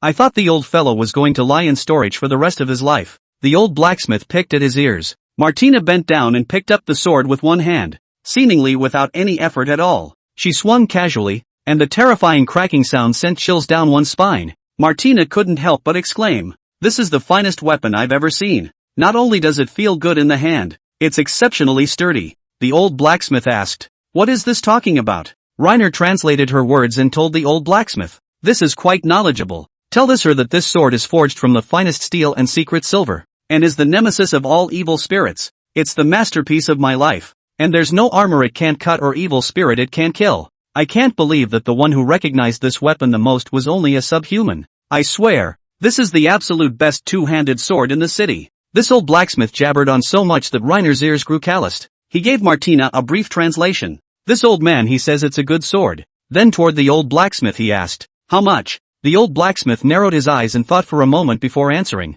"At least 15 diaspora gold coins." Reiner was momentarily speechless. Granted, he had been prepared for the old blacksmith to drive up the price. After all, things like iron were still quite scarce in this day and age, not to mention the fact that the sword was laced with secret silver that could ward off demons and evil spirits. That stuff was top-notch forging material, so expensive that even the kingdom's most elite knights couldn't afford to use it. Just then, the system's voice appeared. The host is asked to plan the economy wisely and spend the money on the best way possible. The materials and craftsmanship of this sword are all top-notch, and it's completely worth the price. The old blacksmith continued. Reiner sighed, but it's at a price that would take a farmer at least 7 years of not eating or drinking to save enough. A hint of cunning belonging to a merchant flashed in the old blacksmith's eyes. "You are an adventurer, aren't you?" Reiner nodded. "How about we make a deal?" Reiner gave him a wary look. "You said." The old blacksmith walked briskly to the front desk and pulled a worn map out of a cabinet. He pointed to a wilderness west of the city of Mel-Lord and said softly,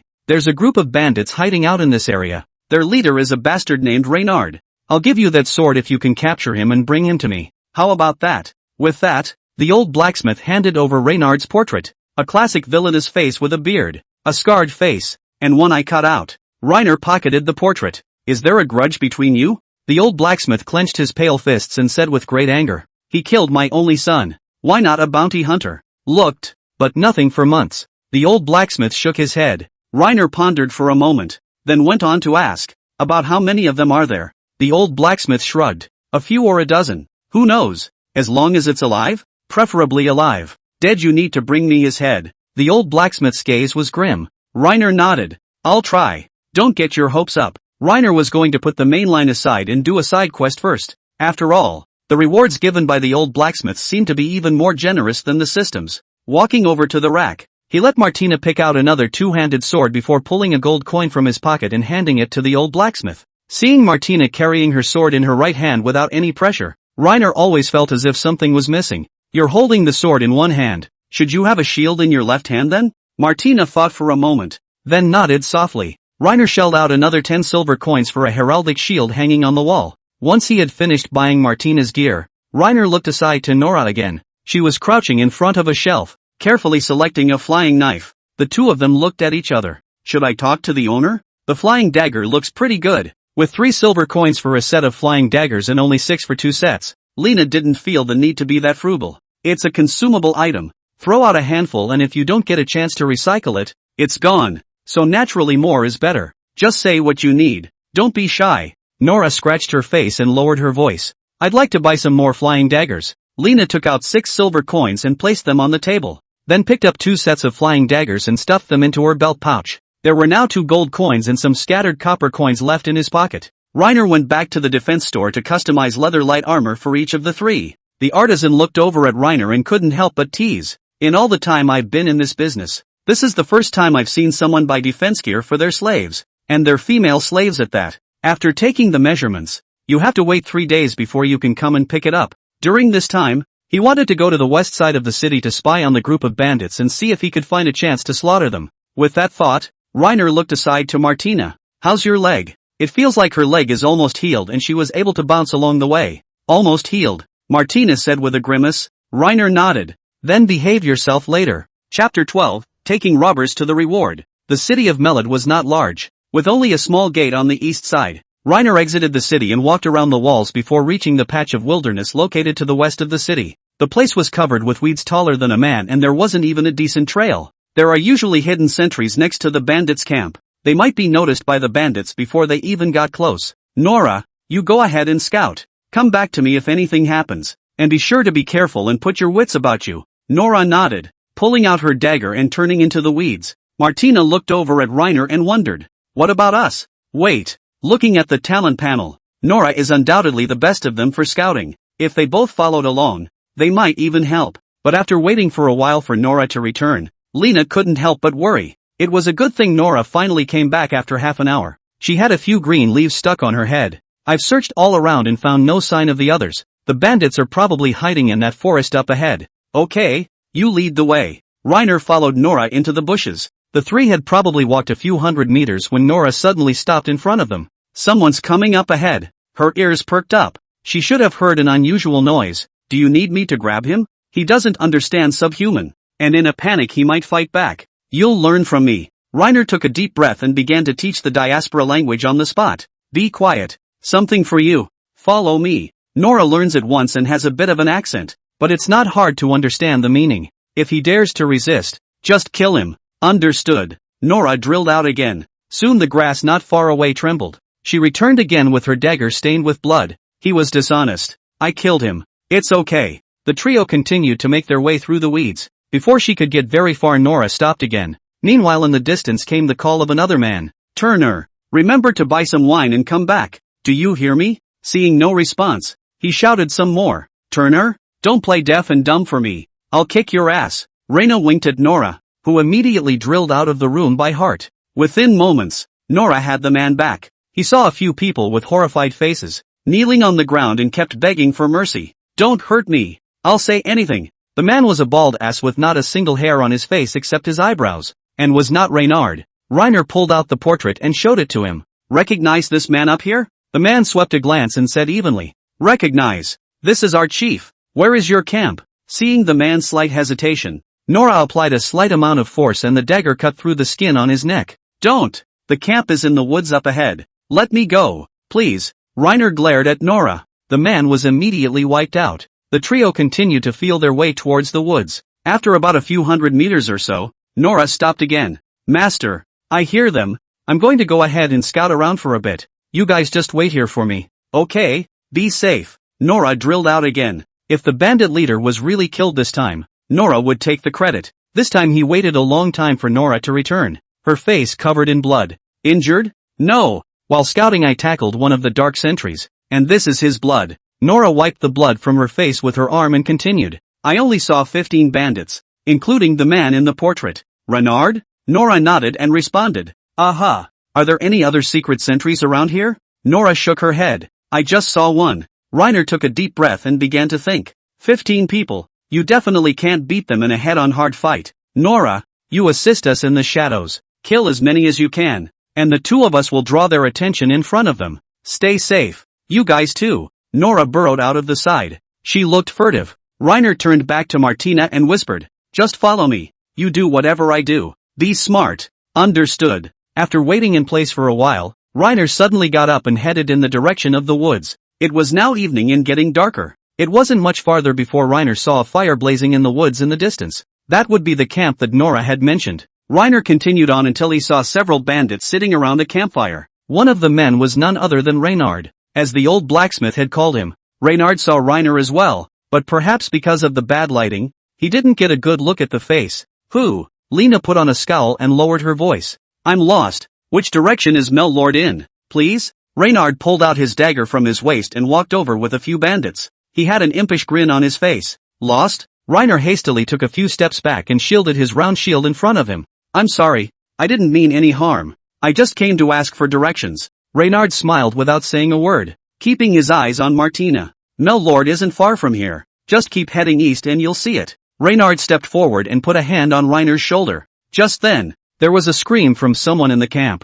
The bandit looked back in confusion. Reiner took the opportunity to slam Reynard in the back of the head with his shield, knocking him out. A few other bandits came back to their senses, brandishing their daggers and charging towards Reiner in unison. Martina waved her great sword, only to hear the sound of wind whistling. The two bandits who were the most forward were killed before they could even let out a wail. The three remaining bandits realized too late that something was wrong. Martina chopped it into pieces as if it were a melon. Nora also walked out from the camp at this time now. Master, all settled on my side. So are we. Nora nodded and burrowed back into the grass and began to watch her surroundings. Martina saw Reynard on the ground and brought her knife up ready to slash again. Stop. This can't be cut. Reiner rushed to grab her. Why? Isn't he a robber? He's the ringleader. He's still useful to keep. And he's worth more alive than dead. Martina nodded plausibly. Reiner took out the rope and tied him into a twist. Then took Martina to scour the campground. This group of robbers didn't seem to be rich, and after searching for half a day they only found a dozen copper coins.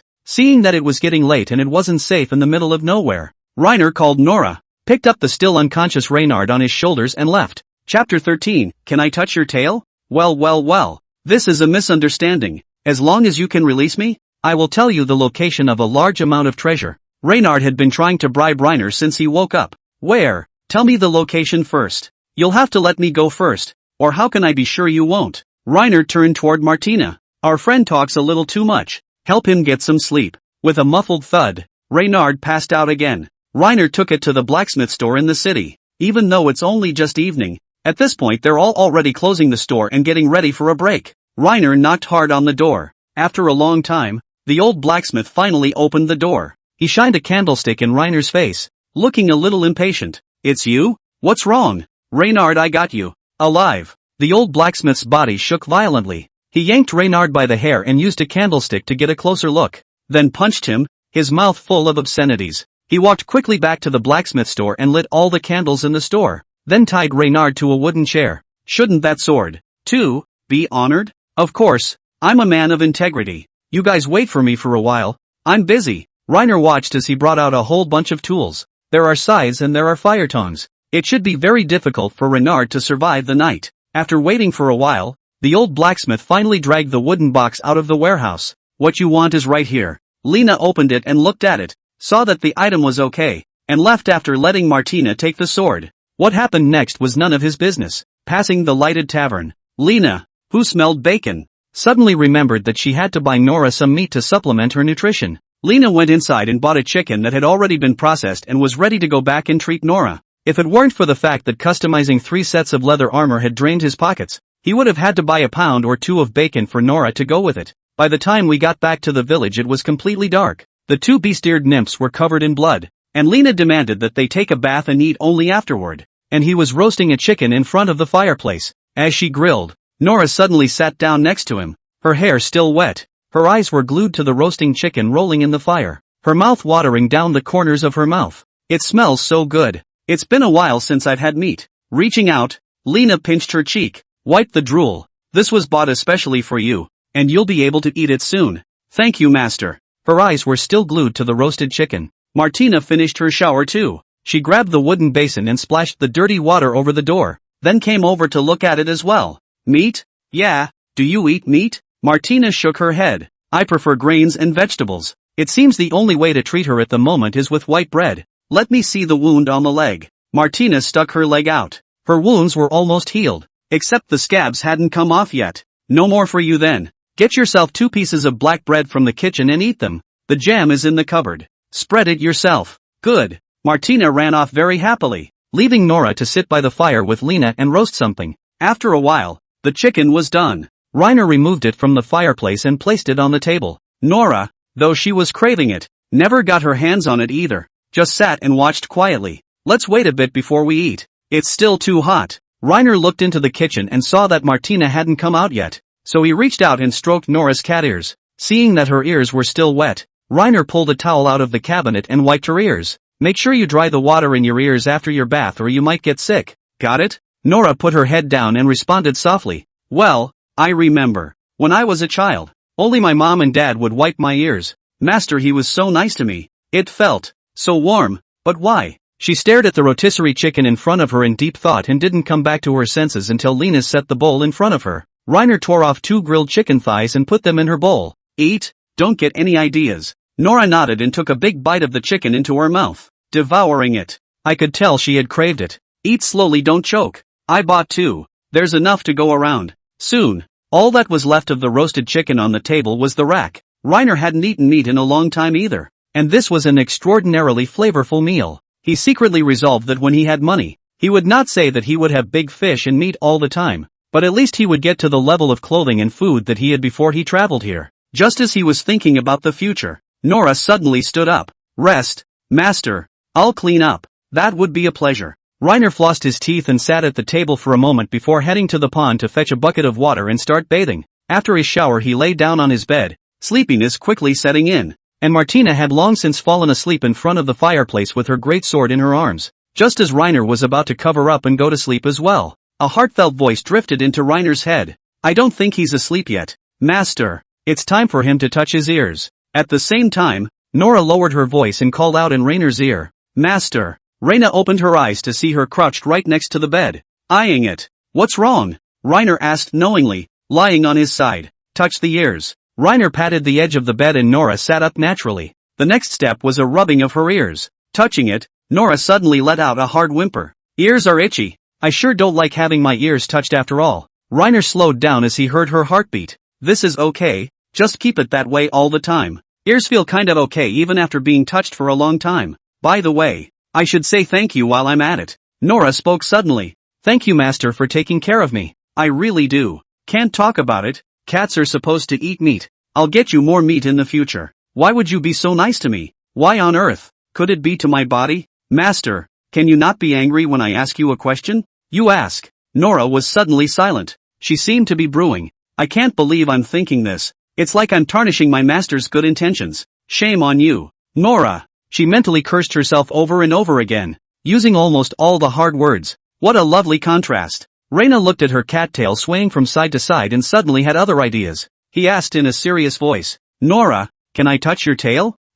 Chapter 14, Women Adventurers. After 3 days at home, Martina's leg had healed and the scabs had fallen off, leaving only a small white scar. At the same time, today was also the day they set off for the morning forest to crusade against the goblins. At the moment they were located in Melad's defense shop, coming to pick up the leather light armor that Lena had customized here 3 days ago. This light armor has a limited area of protection, and will only protect the chest, small arms, and thighs, but it is better than being lightweight and cheap. 3 sets of light armor only cost 2 gold coins. If it was lock armor, it was estimated to cost 3 or 4 gold coins apiece. Not to mention plate armor for better defense. The price of that stuff makes dogs shake their heads when they look at it. Well, does the breastplate fit? If it feels cramped, be sure to say so. Nora was fine. She wasn't particularly large and had no concerns in that regard. Not Martina. Hers was a behemoth and it would be hard to squeeze it all the time. Mine's fine. I happen to fit. Reiner nodded in satisfaction as he heard them say that, and then left the defense store.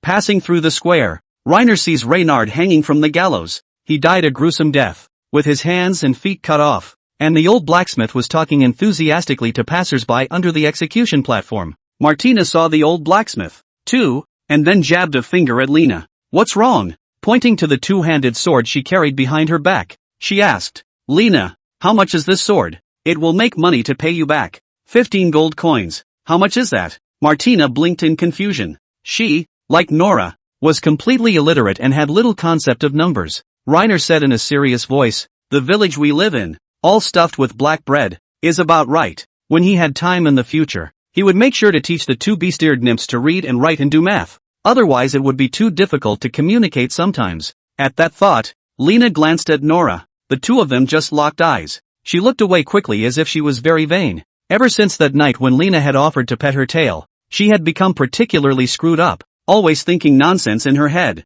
It's okay for him to peek at me, but why should I peek at him too? Mom and Dad, what's going on here? Who can tell me? Seeing this, Reiner reached out and stroked her cat ears. Perhaps too much touching lately had caused her to get used to it, and now she didn't even resist having her ears touched. Sometimes he would even offer to stick his head over for Reiner to pet. It's so itchy and itchy. I'll wait until tonight to touch it. Martina is watching. Reina looked over to Martina, who was really wide-eyed and was watching the two with interest. The two of them looked at each other for a moment. Martina, what are you looking at me for? I don't touch people's ears. Lena didn't want to touch her ears either. He had looked closely before. The horse had a layer of smooth and silky short hairs on the outside of the ears, and it was the ones inside the ears that could be used for warmth. If you really touch it, it definitely doesn't feel as good as Nora's. Still, cat ladies are fun. And Martina spends her days either thinking about eating or sleeping. On the way to Morningside Forest, Martina wondered, we're going back just to crusade against the kobolds? Right.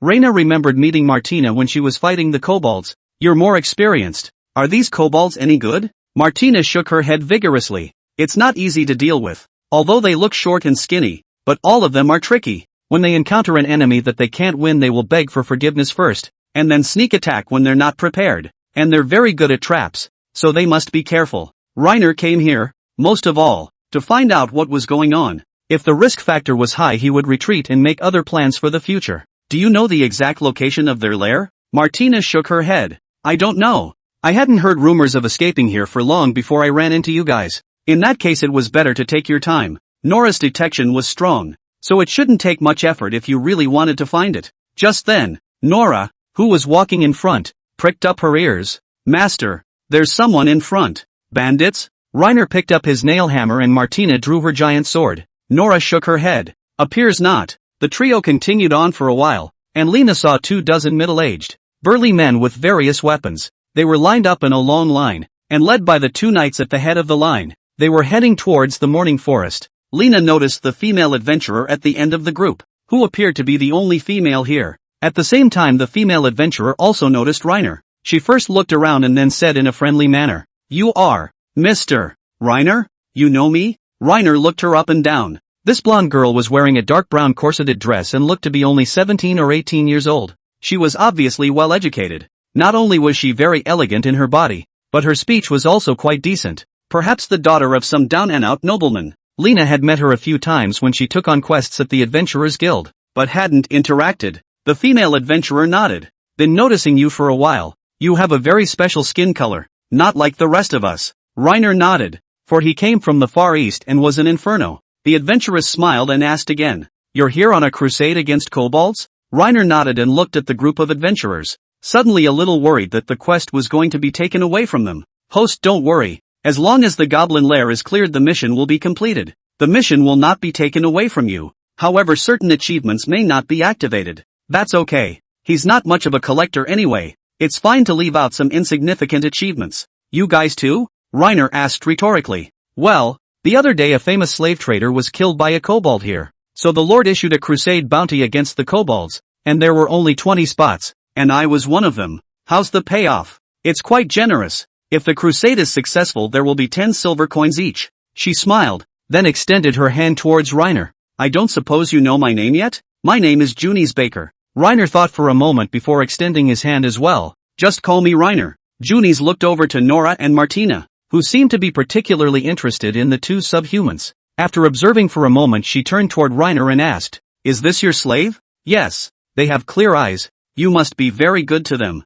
The corners of Reiner's mouth turned up slightly. He treated the two beast-eared maidens as if they were his own, so naturally they were different from the slaves whose futures were dark. After chatting with Junis for a while, she was suddenly called to the front of the line. Lena, seeing this, then quietly followed the group. Just then, Nora's heartfelt voice drifted into Lena's ears. She's so pretty, I think she's the owner's woman. Chapter 15, I can see 5 colors. It was nighttime by the time the party reached Morningside. The small group of adventurers built 2 campfires in the woods, and they sat around gossiping and bragging, looking like they were having a good time. Lena, meanwhile, sat back against a tree, burying her head in black bread with the 2 beast-eared nymphs. He couldn't talk to this rough and tumble group of bosses. He preferred to stay alone and rest in a quiet place. On top of that, Nora and Martina don't like crowds either. After eating, the 3 of them sat down under a tree to rest. Martina, she looked sleepy, but there were too many humans nearby, causing her to be afraid to sleep in peace. You sleep when you're sleepy. You don't have to worry about what anyone will do to you. Martina nodded and closed her eyes against Nora's shoulder. Just then, a knight with a squire approached. He was very young like Reiner, looking to be in his mid-20s. Why haven't I seen you before? The knight held his head up slightly, looking a bit condescending. I just happened to be coming to this forest as well, and when I saw you guys were on your way, I followed you. Reina replied truthfully. There are quite a few bandits in this area. It's safer to travel in company. The knight was silent, his gaze sharp and glowering. What's wrong? Next time speak with more respect, the knight said coldly, then walked away from him. 100 question marks rose in Reiner's mind. What do you mean? Do you have to address him as a knight lord? Or a knight lord? Reiner cursed as he watched his back. Martina muttered from the sidelines. What's there to be proud of? He's not necessarily as good as me yet. She closed her eyes again and continued to huff and puff. Lena looked aside to Nora and reached out to touch her furry beastly ears. Aren't you going to sleep? Master, you rest, I'll keep watch. And in the latter part of the night I'll wake Martina to let her do so. No need. You rest and I'll wake you up later in the night. Reiner tickled the fluff in her ears. Nora yawned sleepily and squinted her eyes up at Reiner. Then I really slept. Sleep. With Lena's permission she closed her eyes. Martina is so heavy, and the tree behind her is so hard. You can rest your head against my shoulder. Nora stole a glance at Lena and seemed to be hesitant. After a long time of internal agonizing, she finally leaned in cautiously. Would it be too heavy? Don't strain your neck. Relax and get some rest soon. I have to sleep after you. Oh. Nora honestly did as she was told and let out a long breath, relaxing her body completely. Much more comfortable. The owner is so sweet. Even Nora herself hadn't noticed that now. No matter what Lena said, she did everything about it, without even suspecting a single thing. Soon she fell asleep leaning against Reiner. Lena then looked quietly at the adventurers in the distance, who were jumping and dancing around the fire, looking joyful. Just then, a familiar figure walked towards him. It's Junis. So this is where you were hiding? Won't you go over and play with them? Shoo! Reina pointed to the 2 sleeping beast-eared nymphs beside her, signaling for her to keep her voice down. Junis hastily covered her mouth and sat down next to Lena as well. I like the quiet, so I won't be messing around with them. Will you? Combined with the different culture he was raised in, Lena has little in common with the people here. The mood of these people clouded in his eyes. One minute you may be happily drinking and blowing awesome. The next you may be fighting over a small thing. I'm like you. I like quiet places too, Junis said, lowering her voice. She pivoted to look at the sleeping Nora and whispered. She seems to trust you. It's the first time I've seen a subhuman that defenseless. She sounds like she deals with subhumans all the time. You're a slaver? Junis shook her head and continued. My family has many subhuman servants that I used to be in contact with. With that, she took out a book and read it, and lit a ball of fire in her hand for illumination. It was the first time Lena had watched a wizard cast a spell up close, and she couldn't help but feel a little marvelous. The fire had sprung from her hand completely out of nowhere. Junis looked over at Reiner and smiled softly. Doesn't that feel awesome? Reiner nodded, then said, Can you teach me? Junis hesitated. She seemed a bit embarrassed. I can try to teach you, but for the record, not everyone can learn something like magic. You might end up with nothing after trying for a long time. Okay. Junis sat down across from Reiner and took his left hand. Close your eyes and I'll give you a simple test. Reiner closed his eyes. and all around him turned black.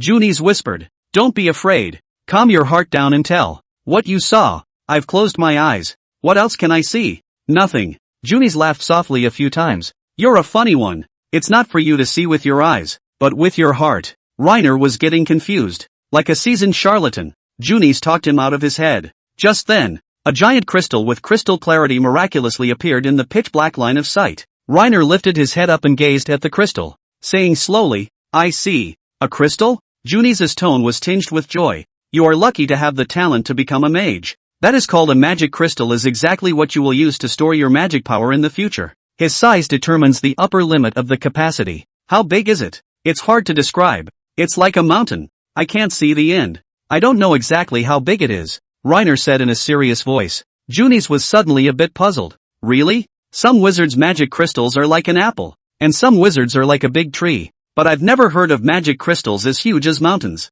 What else did you see?" Immediately afterward, a flash of light green surfaced in Reiner's vision and then burrowed into the magic crystal. Green. Light green mist. It burrowed into the magic crystal. Junis said softly, "Congratulations. That's the wind element. One of the 5 basic elements. You are the chosen one who can use magic with the wind attribute." Immediately afterward, Reiner saw another flash of yellow, then red, purple, and blue. "Let me ask you something. Is there any magician who can use more than 2 attributes of magic at the same time?" Junis laughed again, this time with amusement in her voice. "Of course I have. And it's right in front of you at the moment. I can skillfully use water and fire attribute magic. So a wizard who can 3 attributes. There? Unheard of. Having both at the same time is already a rarity in the world." Reiner is sweating. He hesitated for a moment, then whispered, "And what if you could see 5 colors?" Chapter 16, 1 in a Million Magical Geniuses. Nora followed Lena around, stealing a couple glances at him every now and then. "What exactly did Master do last night?"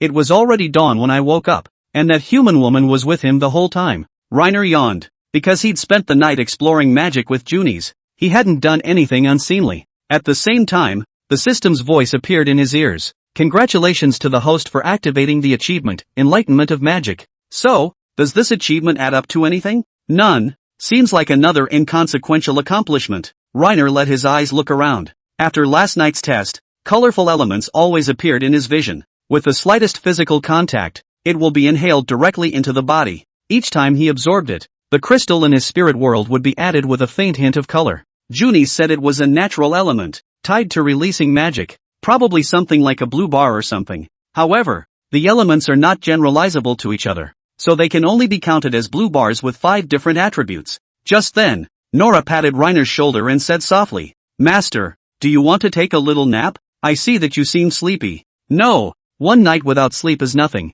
I even stayed up all night at an internet cafe for 3 days and 3 nights in a row a couple years ago." "What night?" Nora was confused. "It means playing 3 days and 3 nights in a row." "Oh." Nora kept her mouth shut without further persuasion. The adventurers were now divided into many squads and were carpet searching the entire Morning Glory forest. It shouldn't take long for them to find the kobold lair hidden in these woods. "Master, do you need me to come over and help?" Nora asked again. "No, scouting is not a safe job, so try not to go if you can." Reiner reached out and touched Nora's ear. He didn't want his beast-eared lady to risk too much. It wouldn't be too late to help when they did find the nest. Martina nodded and said in all seriousness, "Lena is smart, at least smarter than me." Being said so by a beast-eared woman with an intellectual talent of D didn't make Lena feel happy at all. Just then, Junis tapped him on the shoulder from behind and said suspiciously, "What are you doing here?" "Just wait, I'll go over and help when they find it." After Lena finished honestly, she turned toward Junis and asked rhetorically, "What about you?"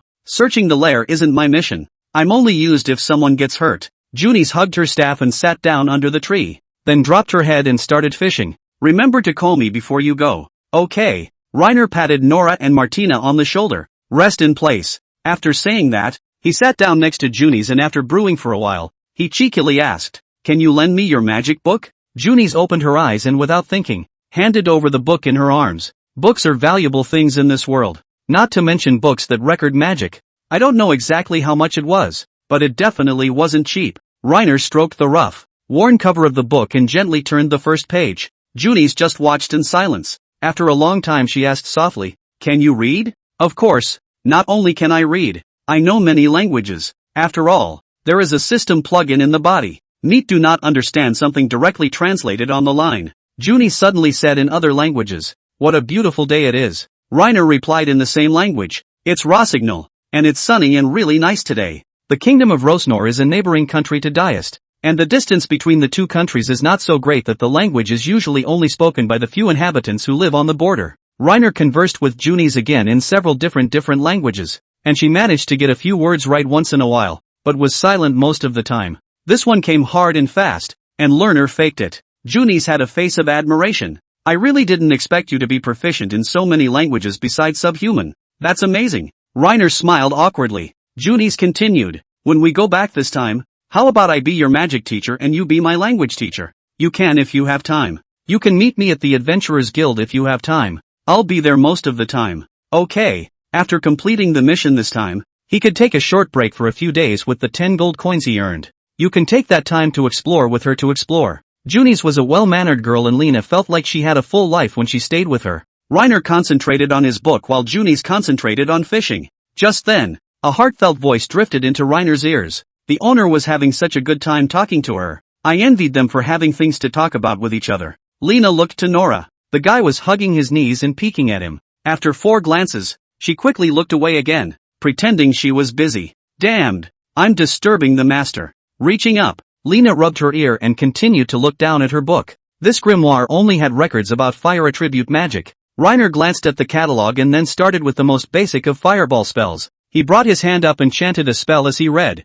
but after half a day of tossing and turning there was no response at all. Junis woke up and said with a smile, you have to concentrate when casting a spell, and it takes practice over time to actually use it. Lena memorized the spell silently, then closed the book and focused her attention. Soon, he felt a faint burning sensation in the palm of his hand. Wisps of smoke also came out of his hands. Junis half opened her mouth and let out a surprised cry. Your talent is definitely above mine. I can't believe I learned the fireball technique just by looking at it a few more times. Isn't that something you haven't learned yet? It just smoked and died. Almost learned. As long as you control the balance of the elements in your body a little more, you'll soon be able to. Junis hadn't even finished her sentence when a small, searing ball of fire emerged from Reiner's palm. Nora and Martina were also in awe. It was obvious that they were also seeing magic for the first time. All he could feel at the moment was the burning pain in his palms. How do you shoot this thing? Just, first this and then that. Junis was a little too incoherent to speak for a moment. What? Unable to stand it, Reiner got up and flung the fireball, hitting a pine tree impartially and instantly setting it ablaze. Junis picked up her staff and, after whispering a spell, shot a water balloon towards the spot of the fire, directly extinguishing it. So close. Junis said very seriously. Reiner, I'm even more convinced now that you're definitely a 1 in a million genius. Chapter 17, Exploring the Kobold Lair. Just as Lena was learning the spells, the rider we saw last night rode by, without his helmet. He collapsed his face and said towards Junis, come on over. We found the location of the nest. Got it. The young knight's gaze fell back to Reiner, who said nothing. Reiner gave him a look and didn't speak to him either. Junis looked at the two, and seeing that the atmosphere was a bit awkward, she hastily patted Reiner's shoulder before explaining towards the knight. This is my friend. The knight still didn't say anything, just gave Reiner a silent look, then rode off. You know him? Reiner asked, turning toward Junis. Of course, Demas of Melid, who is an honorable and selfless knight as well as the son of a lord, will often help poor commoners, but as you can see, he can be a bit mean and unreasonable when dealing with strangers. Reiner quietly made a mental note of his name, narrowing his eyes and muttering, see, it does seem pretty mean. Junis smiled, then said, let's follow. Just then, Nora's heartfelt voice drifted back into Lena's ears. It also seems to carry a faint aura of resentment. Sad face master chatting so happily. Don't even talk to me anymore. Lena looked back to Nora. She met her eyes right on the spot, and she immediately averted her eyes sheepishly and looked around. We'll tease her when we get back. Right now the mission is important. After following the knight for a while, Reiner came to a small hill filled with pine trees. Several kobold corpses lay at the bottom of the hill. Look up. Reiner saw a hole covered by a pine tree. The adventurers had already ambushed the sides with weapons in hand. The knight tethered his horse to the hillside and then climbed on foot. Reiner then followed close behind and climbed the slope as well. Another knight pointed his sword at the cave entrance and said in a cold voice, Demas, they're hiding inside and not coming out. Let's go in. Reiner hadn't killed many kobolds in this world though. However, in most games, kobold lairs are generally connected in all directions, and it's unlikely that this is the only entrance or exit. Trying to completely block them in the cave was impossible. and there was definitely a chance for them to escape if they wanted to. Deemas turned back to the cave and towed the line. Junis, put fireballs inside the cave so I can see inside. Junis lifted her staff and walked the center of the cavern, and after briefly chanting a spell, shot a fireball towards the deepest part of the cavern. For a moment the entire cavern was illuminated, and Reiner could vaguely see the kobolds that had failed to hide. There doesn't seem to be a lot of them. Light the torches and let's go in. The adventurers took out their torches and lit them. Deemas and the other knight took the torch and walked ahead of them, with the other adventurers following them. The silent Martina suddenly spoke, wondering, Reiner, what are they doing? Aren't they afraid to die? What do you mean? These aren't ordinary kobolds. They'll set up traps in the caves, and if a rolling stone falls, there's no place for them to hide. They all turn into meatloaf. Martina finished and then added, then carelessness will kill you. Watching them walk farther and farther away, and thinking that Junis was also inside the group, in his haste Lena shouted, wait, Deemas, who was at the head of the group, stopped in his tracks and looked back at Reiner, as did a dozen other adventurers. Reiner translated Martina's words and spoke them, but in return, they laughed. How could a kobold use any traps? It's just a bunch of greenskins. Young men shouldn't be so squeamish. If you're so scared, why don't you go home and hide? The party then continued on towards the depths of the cave. Reiner was momentarily speechless. Respect the fate of others and let go of the helping complex. Although Martina couldn't understand the diaspora language, she guessed the general idea, so she spread her hands, then let them die. What a bunch of stupid arrogant guys. People are divided into stupid and smart. Naturally, kobolds will also be divided into smart and stupid. Junis ran over. She was out of breath and asked, Lena, is everything you said true? Can't be sure, but it's likely. Then I'll go and persuade Deemas for you. Reiner shook his head. He won't listen. Just stay with us. And I'm not sure. Just wanted to give them a heads up. Junis lowered her head as if in thought, and after a moment she said, I'll follow you then. Reiner nodded. The four just followed the group from a distance. Not much farther. Nora tugged on Reiner. Master, there seems to be a situation. What? As soon as the words left his mouth, a thick stone wall fell behind him, and the entire cavern trembled. The retreat of the crowd was completely blocked, and they could not run away even if they wanted to, so they could only continue to walk forward to find a way out. Reiner held out the nail hammer. Nora, keep your ears open from now on and let me know if anything happens. Good. The four headed deeper into the cave. He hadn't gone far before he met two escorts who had turned back. They looked at the stone wall behind them and wondered, what happened? Reiner pointed behind him. The mechanism is activated. Our retreat is blocked. The two escorts walked up to the stone wall and kicked it hard, then ran back at a fast pace. Junis shrugged. It seems you were right, but Deemas wouldn't listen to you. I've cleared out several kobold nests, but only this time have I encountered this oddity. Come to think of it, the kobolds here are really abnormal. It's the first time I've seen kobolds actually make their own defense. Junis hadn't even finished her sentence when she heard a wail of agony from up ahead. The four men ran over. One adventurer stepped into a trap and had his calf penetrated by a wooden thorn, and at the moment he was screaming in agony. Bear with me. Deemas cut the wooden spikes off with a single stroke of his sword and worked with the squire to pull the adventurer up.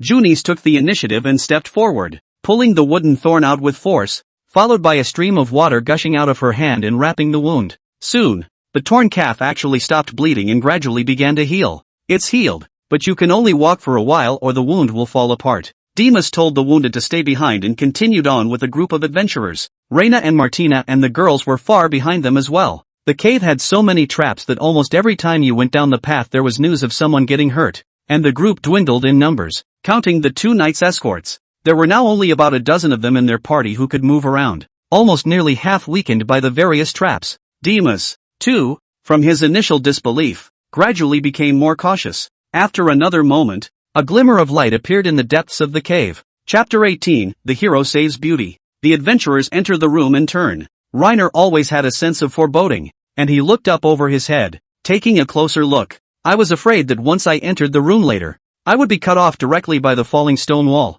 Just like earlier, Nora narrowed her eyes as she caught a glimpse of what was going on, but before she could get close, the roof of the cave shattered, and a boulder fell with it. The adventurers who had already entered the room were blocked from retreating, and Reiner and the others were blocked in the middle of the narrow passage. Several adventurers were buried deep in the rocks, and there was a mix of cries for help, cries, and roars. Help! There are a lot of kobolds in the room. Vile! Reiner heard the sound of many swords clashing, and the room should have been ambushed by the kobolds as well. The adventurers who hadn't had a chance to get into the room and had dodged the boulder were helping to move the rock to save their lives. Even Junis was straining to move the rocks, helping out to the best of her ability. We helped too. Nora and Martina got their orders before bending down to move the rocks. Soon they rescued one person from the rock pile. It was just a pity that he was already dead from bleeding from his 7 orifices and the boulder had smashed his chest. There's still live ones here. Come here and dig. An adventurer shouted. The crowd gathered around, and after removing the rocks from him,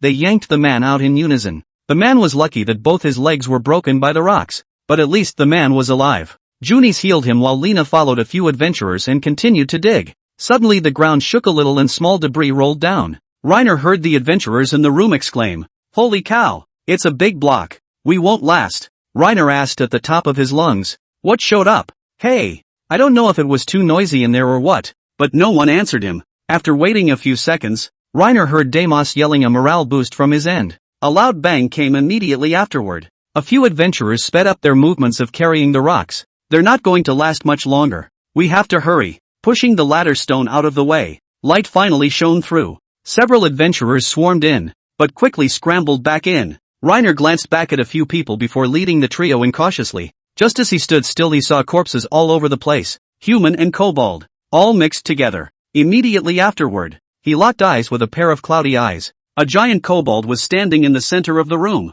surrounded by a host of smaller kobolds. It differs from other kobolds in more than just size, and its equipment is quite different. Not only was he wearing rusty iron armor, but he was also holding a blunt sword in his right hand, and the murderous aura he emitted was frightening. Reiner also noticed that the goblin general's left hand was constantly flinging a bloodstained iron hook. Demas and the few remaining adventurers and squires were confronting him, and another knight embedded in the wall. Blood was dripping out of the gaps in his plate armor. He was dead. At the same time, the system's voice rang in his ears. "Warning! You are looking at General Kobold." Demas yelled back, "Watch out for its hook." Before the words left his mouth, the bloodstained iron hook came at Reiner. His round shield was hooked and a sudden huge force yanked him to the ground. The kobolds saw this and swarmed them, tangling with Demas. A few cunningly tried to circle back, and just as they got close, Martina swung her greatsword and chopped off their heads. "Nora, stab it in the eye with a flying dagger and make him blind." Nora then flung out 3 flying daggers in a swift motion,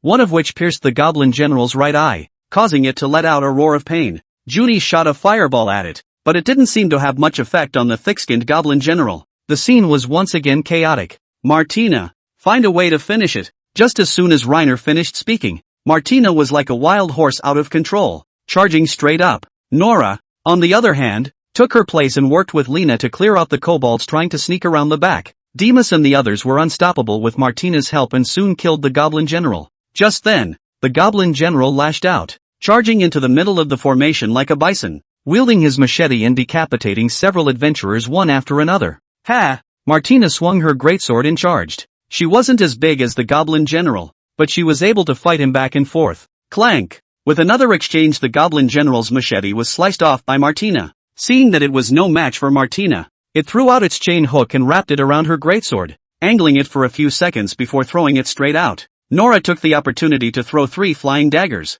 only to have him catch them with his arm. The goblin general then flung his hook again. This time it was aimed at Nora. "Look out!" Nora deftly dodges to the side and avoids it easily. The goblin general did not rush to retrieve the hook after it was empty, but instead threw it violently in Nora's direction, the hook sweeping across like a long whip, but Nora dodged it with a slight leap. Just as she was rejoicing over this, Lena suddenly sensed something was wrong. There were 2 kobolds that crept around while they were distracted. Nora frowned and stabbed her dagger to kill one of them, only to have the other yank on her arm. The goblin general's hook struck again, but all she could do was struggle as she watched the danger approach. At the critical moment, Lena lunged towards Nora out of instinct, thinking to knock her off her feet and the 2 of them out of the hook's reach together. Unfortunately, he moved a little slower, and he didn't know where he was hooked, so he was directly yanked away. After being dragged along twice, the other end of the hook didn't move. Reiner got up with difficulty and realized that the goblin general was dead, covered in blood. Martina cuts off his head straight away.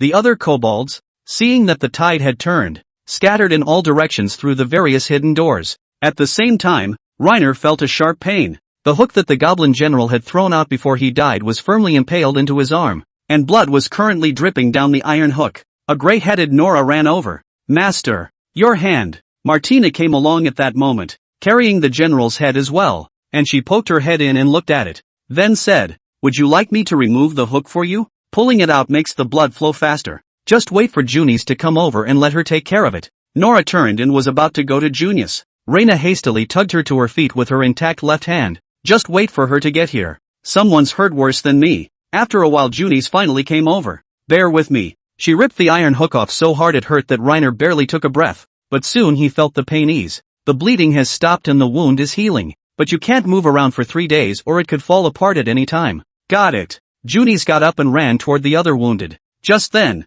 Reiner suddenly felt a little itchy and turned his head to find that it was Nora carefully licking his wounds. Chapter 19, Nora takes the blame. At the moment they are on their way back. Of the original 20 or so, fewer than 10 could now walk on their own. Demas borrowed a trailer from a passing slaver, which was currently piled high with the bodies of adventurers. He couldn't see his face with his helmet on, but could probably guess he was in a bad mood, for 2 of the most trusted escorts he had brought with him were dead and wounded. The other dead knight, according to Junis, was also a close friend he grew up with. As much as Lena disliked Demas, he was certainly an admirable knight, at least in the battle just now. He didn't retreat a step in the face of fear, always rushing to the front. If he's a proud man, then this blow must have affected him badly. Just then, Nora's heartfelt voice drifted into Lena's ears. "It's because of my master that I got hurt. I should have been more careful. I'm such an idiot." Reiner touched Nora's ear with his only mobile left hand. "Never lick your wounds again." Nora froze slightly. A touch of imperceptible inferiority flashed in her gaze.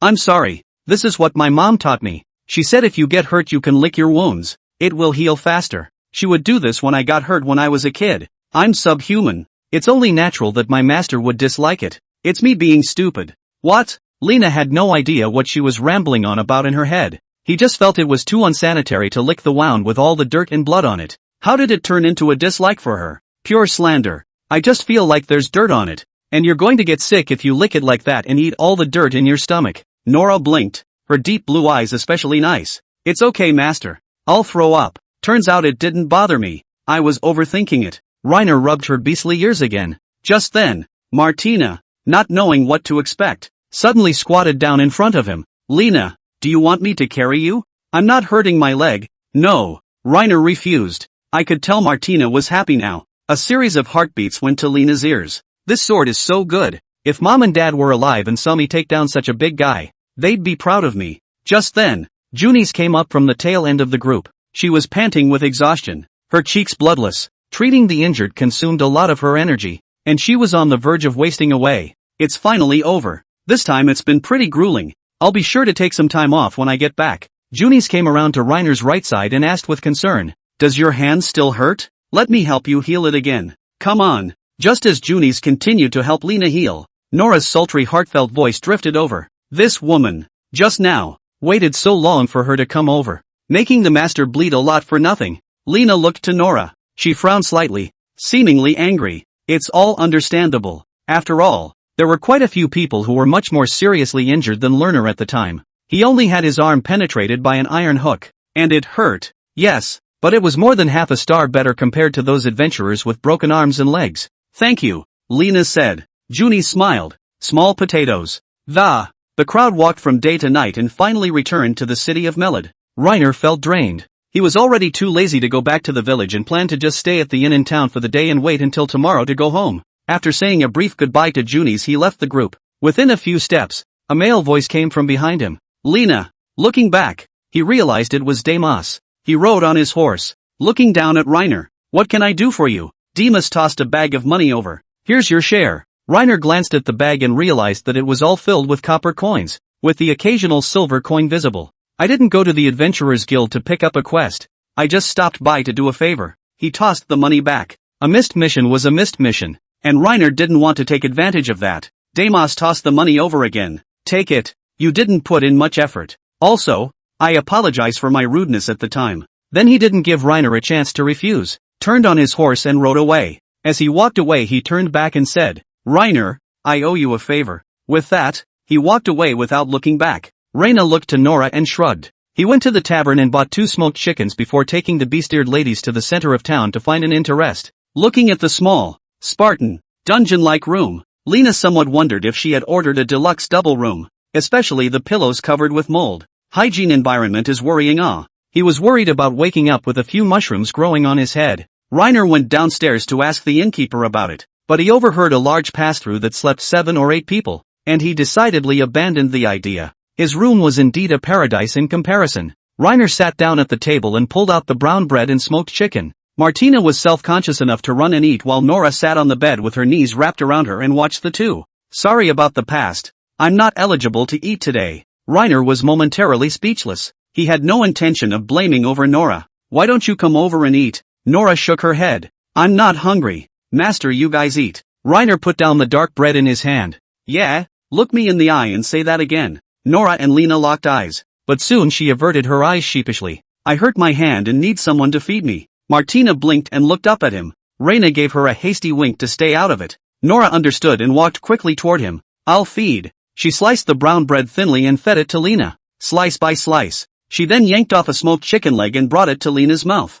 Maybe Nora herself didn't even notice. She couldn't help but drool at the sight of the meat. Take a bite for yourself. I know you must be hungry. Seeing that Nora was still hesitating, he increased his tone. Is it hard for me to feed you myself? Nora shook her head vigorously, then shoved the meat into her mouth. She mentally kicked herself again. Nora, you dumbass. Why do you always make your master angry? Stupid. Stupid. Stupid. What? Reiner was speechless, but he didn't have the strength to toss it either. He was going to wait until tomorrow to talk to Nora about it. After eating, he headed to bed and fell asleep. He didn't know how long it had been, but the room was so dark that he could hear Martina snoring and feel his face being poked by Nora. The master seems to be awake. What's wrong? Is something wrong? Nora replied with a trill. Master, you punish me. Chapter 20, Jerking Off the Cat. Punish you? Punish you how? Reiner reached out and touched Nora's ear. The furry feeling made him love it. Just then, Nora suddenly stammered, and couldn't hold her tongue for half a day.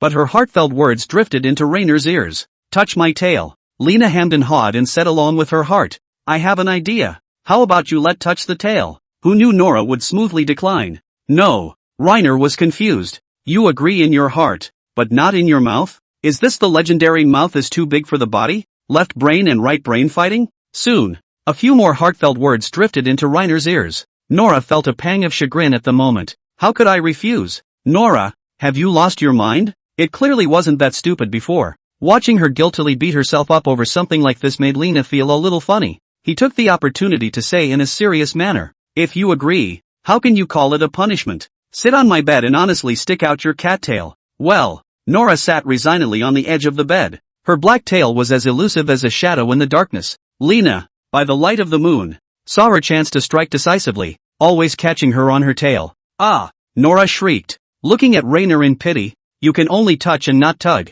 or I'll get diarrhea. It's so weird to feel like the handle has been grabbed and you can't fight back. Reiner would smile. Immediately after that, he put his hand close to the root of his tail and then straightened it out in a single stroke. Nora made a pained sound. Her hands were clenched so tightly around the bedpan that her nails were embedded in the wood. So weird. Just then, Martina's heartfelt voice drifted over. What are they doing? Is Nora being? Reiner looked up and across the room. Martina's eyes looked extra bright in the reflection of the moonlight. Accidentally woke her up. Urinating. When are they both going to finish? Still not done touching their tails? I'm suffocating. I should have known not to drink so much water. So I woke up because I had to pee. That's okay. Nora didn't seem to have noticed that Martina had woken up yet. She was still begging in a small voice. Master, I was wrong. Please let go. I'll be more careful in the future. Martina, the two of them don't have a normal relationship. No wonder Nora trusts Lena so much. Whatever. It's urgent. The guy suddenly sat up straight. Straight away Nora jumped in shock, followed by pacing back and forth in the room as if nothing had happened. Martina sat up on the barrel in the corner and quickly settled herself, then lay back down on the bed and went to sleep. It only took 10 seconds before Reiner heard her snoring again, but Nora was frightened enough that she stood by the bed at a loss for words. All of her heartfelt words drifted into Lena's ears. Scene. What will Martina think of me in the future? I'm sure she'll think I'm a shameless woman. Never mind. Just this once. I'll never make the same mistake in the future and give my master the chance to punish me. Winky face. Lena was suddenly a little curious as to what touching her tail really meant to the subhuman. When he ran into Junis again someday, he'd have to ask her about it. Seeing Nora sitting across the table, Reina suddenly couldn't resist teasing her. Why don't you let me give you a hug? Nora's cat ears perked up. She shook her head hard and said nothing. The master is a bit frivolous. Touching the tail is already the limit. Want a hug? Absolutely not allowed. When she thought about it that way, Lena suddenly felt a little funny. Anyway, the days are still long and the future is anyone's guess. Just then, the system's voice appeared again. Quest, clean up the kobold lair in Morrowind. Current status, completed. Mission reward, issued. 10 diaspora gold coins with gold prints of dragons appeared beside the bed. Reiner carefully slipped it into his money pouch. Activate achievement, Kobold Killer. Additive effect, none. He didn't kill this goblin general either. It ended up counting against him. Martina was your slave. And what she killed means you killed her. Reiner thought about it. And it did make some sense. Quest update, learn the most basic magic from Junis. Mission reward, 5 silver coins. Reiner let out a long breath. Junis said she was going to rest for a few days. So the odds were that she wouldn't go to the Adventurers Guild during that time. This task may have to wait a few more days. At that thought, Reiner yawned, and soon sleepiness swept through his body. He hadn't slept since last night, and today he was too tired after an intense battle and a day of walking.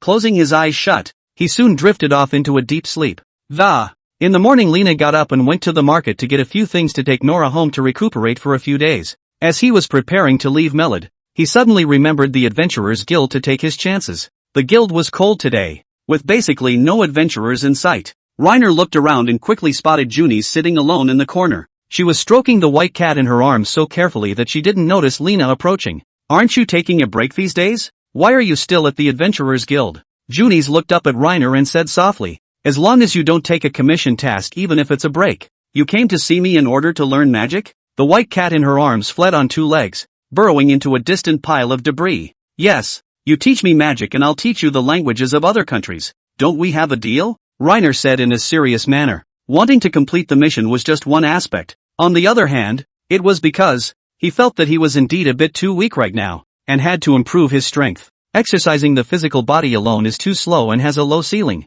From what I've seen so far, his magical talent seems to be pretty good, so maybe he can try it out in that regard. Just then, Reiner heard people whispering around him. Looking back, he realized that it was a few adventurers who were secretly talking about him. Junis lowered her voice and said, "Your deed yesterday has spread in the guild, so I guess there will be quite a few people who will make a special trip to seek your help after a while." Same thing the system says. The goblin general was killed by Martina, but she was Reiner's slave, and the credit naturally went to Reiner. Come to think of it, he didn't seem to have treated Martina properly. As a competent owner, it is quite important to rain on the parade. Reiner was going to buy her some white bread to eat before he went back. Just then Martina's heartfelt voice drifted over. "When's dinner? I'm hungry. Where are we going to practice later? Let's go now. We're going outside the city." Junis stood up clutching her staff. Reiner glanced at Martina, then said, "Just give me a moment." Chapter 21, Learning Magic from Junis. Reiner bought a whole bag of white bread with a gold coin. After taking out a few pieces from it, he handed all the rest to Martina. "Eat, these are yours." The system's alarms were ringing frantically in his ears. Please pay attention to financial planning. Even if you have money, you can't spend it like this. Reiner spat in his heart. Making money and not spending it, then what am I earning him for? Besides, I'm not spending money blindly. I'm rewarding Martina for killing the goblin general. It's important to distinguish between reward and punishment. The system was silent. Looking back, Lena noticed Martina swallowing, her eyes moving back and forth between Lena and the white bread, but not reaching out to take it, as if she were torn. If it were before, she would have just taken the bread and eaten it one bite at a time. Reiner was just a little confused when Martina's heartfelt voice drifted into his ears. "Is this my last meal? Or do I have to get my tail stroked like Nora when I'm done eating? I'm definitely not going to give you a touch." These were words she just thought in her mind, but didn't say out loud. Reiner always felt like he was being treated like a pervert. He is clearly a very righteous man. "Eat up. You were brave yesterday. Here's your reward." Martina came to her senses and let her guard down while letting out a long breath. "So that's how it is. Or what? What do you think it's going to be?" Martina didn't answer,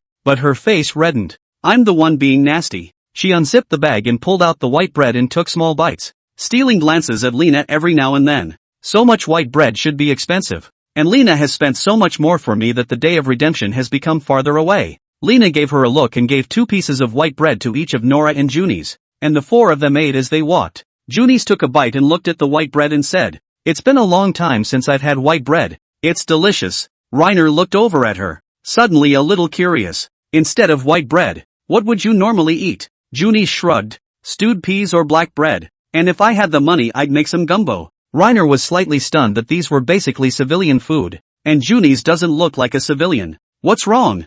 Junis said as she put half a loaf of white bread into her fanny pack. You must be some kind of nobleman? Junis laughed, then reached out and patted Reiner's shoulder and asked rhetorically, what noble would be like me, playing with cats in the Adventurers Guild every day? Reiner narrowed his eyes and sized her up. Anyway, the guy was fair-skinned, thin-armed, and didn't look like he'd done any work at all. And something like a magician is something that costs a lot of money to cultivate. Whether it's hiring a tutor or buying books, it's a significant expense. The civilian press simply doesn't have it. Junis' staff is usually covered with a black cloth, which is only removed when in use. Her staff was wooden, but with a brightly colored ruby at the top. It was definitely not cheap, so she must be from a good family, either nobles or rich merchants. Don't guess, just think of me as a wandering mage, Junis said with a smile.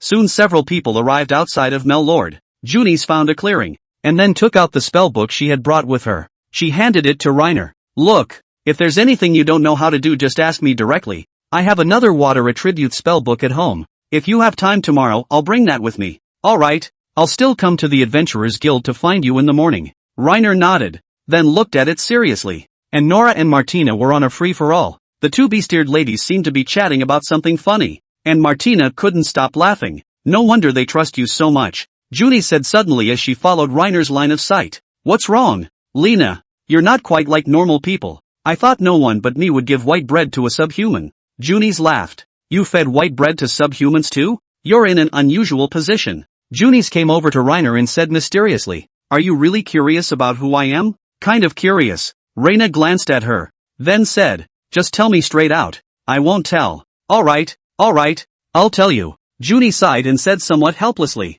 actually, I'm not a diaspora. I escaped here. It's a nobleman, isn't it? Junis nodded. She might be the daughter of one of the dukes. From what country did you flee? That I can't tell you. Junis shook her head in a sincere manner. Please forgive me. Lena blindly guessed that she was from Rosnor, since she spoke Rosnor the best, except for diaspora. Junis propped her chin up and looked straight into this Lena's eyes. It's my turn to ask. Can you tell me why you're so nice to subhumans? Subhumans are also human beings, and from what I've observed, they're pretty much the same on the whole, except for a little more strength and a few places where they differ from humans, and they're more simple and kind, and if you're nice to them, they'll find a way to be nice back to you. You're pretty much in the same boat as me, Junis said with a smile, then patted Reiner on the shoulder. Keep learning. I won't bother you anymore.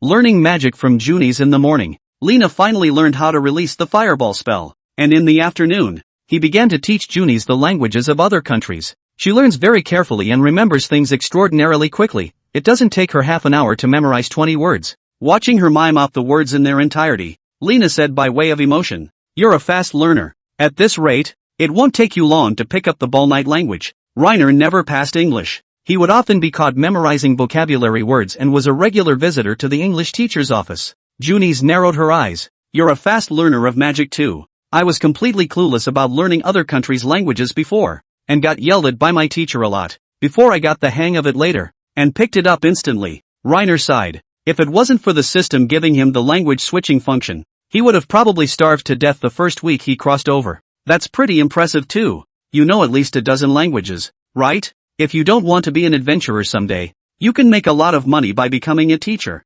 Junis closed the notebook, then stood up from the lawn and patted the dirt on her butt. It's getting late. Let's call it a day. I'll head back. Reiner glanced at the sky. It was almost evening. I should get back too. See you tomorrow. Reiner waved goodbye. He called out, and the two beast-eared nymphs playing not far away came running back. Martina stifled a laugh while Nora blushed, but neither of them said anything. Chapter 22. If you want to touch Simon Young's tail, then you have to defeat her. On the way back, the two beast-earthers walking in front of them kept fighting. Martina always made that lewd laugh to piss Nora off. Alright you two, stop it. This road is patrolled by the militia, but it is occasionally patronized by bandits, so it's best to be careful. Reiner said softly. Aha. Nora stopped talking to her. What the two beast-eared women probably didn't realize was that their heartfelt voices had long since drifted into Lena's ears. Martina, I can't believe she would like to have her tail stroked by Lena. She must just want a man. I guess it won't be long before they get it on. Nora, Martina is so annoying.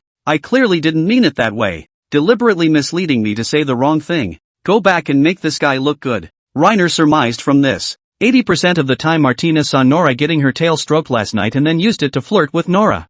thought it was something. Once he was done stroking Nora's tail, he was going to start thinking about Martina. Upon arriving home, the two chased each other around the room again. But in the end, it was Nora who was the better of the two, easily grabbing Martina by the ponytail. I was wrong. Don't yank my tail. Nora let Martina go with a soft grunt. Then he lifted the axe and went outside to voluntarily chop up firewood. Reiner said in a serious voice, I want to touch your tail too. Ha? No way. At the same time, the sound of her heart drifted over. What's going on here? Suddenly interested in me? No way. No way. Absolutely not. For what? Nora can even touch. Martina waved her hand. Tails have a special meaning to us. Women can touch women's tails. Lena, you're a male, so no. What about the ears? Neither can you. Lena, you're too weak. Martina said in a serious voice. Lies don't hurt. The truth is the quick sword. Reiner was poked right in the heart by Martina's words. If it was a one-on-one fight, he really couldn't beat Martina.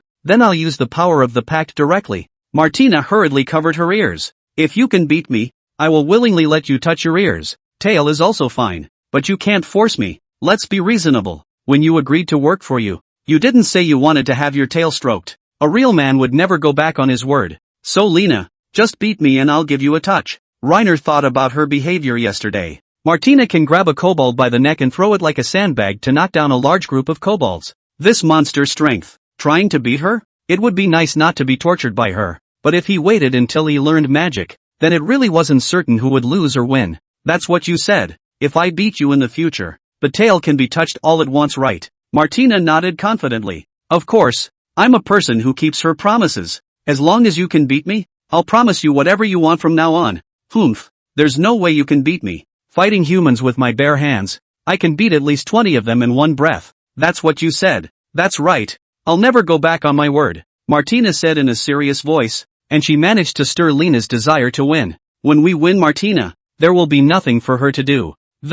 After dinner, Reiner sat on his bed recalling the incantations from his book during the day and began to work on his fireball spell. And after an unknown amount of time, Nora suddenly poked Reiner on the shoulder. Master, I've boiled hot water for you. You can go take a bath. Reiner said thanks, then pulled out the clothes he used for a change of clothes and got into the cubicle. He still has some mobility problems with his right arm. Move a little too much and you feel a sharp pain. Just then the curtain of the cubicle was drawn back. Nora walked in. Reiner turned around and wondered. What's wrong? Nora didn't speak, but the heartbeat burrowed into his ears. Just helping out. Nothing to worry about. Master's hand is injured and it's hard to bathe with one hand. I'm just helping out. Reiner thought about that image for a moment. He's got his bare-ass cheeks while Nora rubs his back. It's a little awkward. Before he crossed over, he was one of those people who had to wear pants when he went to a big bathhouse. Just as he was rambling, Nora finally opened her mouth. Master, let me help you wash it. After all, you have injured your hand. It might be a bit inconvenient to wash it yourself. She blushed. I could tell she was equally embarrassed. Reina hurriedly refused. No need. You go rest. Nora took a long breath and left the cubicle. I'll go rest then. Good night, master. Aha. Reiner finished showering himself with great difficulty. As for the clothes, I'll leave them to Nora. Since buying her home, Lena hadn't done her own laundry, basically relying on Nora. He came out of his cubicle to find the two beast-eared nymphs cuddled up against each other as they slept. Just as I was about to sigh at how cute they were, Nora's heartfelt voice drifted over. Master's done washing and Martina's asleep. It's my turn. Turns out it was pretending to be asleep. Reiner made a beeline for the bed while Nora got up and walked toward him. The two had long since become accustomed to this. It's time for another bedtime ear-touching session. Reiner felt a little tired after just 2 rubs. He looked over to Nora's tail, which was wagging from side to side, and, with a bold idea, decisively reached out and grabbed it. Ah! Nora exclaimed, then turned her head to Lena. Martina just rolled over at the noise and didn't wake up. What's wrong? Nora commiserated. Can't touch my tail. With that said, she carefully pulled her tail away from Reina. You could have touched it all yesterday. Nora lowered her voice. That's punishment. It's not the same. Reiner burst into drama and clutched his right arm. Suddenly it hurts. It feels like the skin is cracking. How can it suddenly hurt? Just want to touch my tail. Nora turned around again, showing her tail. Go ahead and touch it. Better not wake Martina or she'll be laughing at me again tomorrow. Lena had no qualms about grabbing her tail and stroking it up and down, enjoying the thrill of the hairs burrowing through his fingers. Lena just felt he was healed. But Nora's experience was the opposite. She was nervous all the time, afraid of getting her tail yanked. This made Reiner a little confused. What exactly is the special meaning of touching the tail? Nora stammered and finally opened her mouth. Only very close partners can touch each other's tails. Just as the words were spoken, the sound of her heart drifted over. Between the opposite sex, only my husband is allowed to touch the tail, and if I give it to just anyone, I'll be treated like a... It dawned on Lena that it was no wonder Nora was so resistant. Aren't we close companions? That's sad. Reiner said this on purpose, wanting to hear what she would say in response, but Nora choked on her own words and stammered and couldn't refute them. In the end, you have to offer up your tail and be at the mercy of Reiner. Chapter 23, Kobold Attack. Early in the morning Lena heard two beast-eared women arguing outside her room. You definitely stroked Lena's tail again last night, Martina teased. I didn't, Nora retorted strenuously, but looked a little short of breath. Poor Nora. So misguided already. I'll never in my life let Lena touch her tail, not even just a touch, Martina said confidently. All said no more. Reiner yawned, and there was suddenly no sound outside the window. Presumably Nora had sensed he was awake. Reiner packed up and led them out. He had an appointment with Junis, and he had to go study magic today. Just after arriving in Melod, Lena saw several knights surrounded by citizens in the square, Demas among them. Reiner got close enough to hear a few words, saw that they were trying to recruit, and walked away. By the time they arrived at the Adventurers Guild, Junis had long since arrived as promised. She wore a black cloak today, wrapping herself almost tightly. Lena, get over here. What's going on? Someone following you? Dress so tight.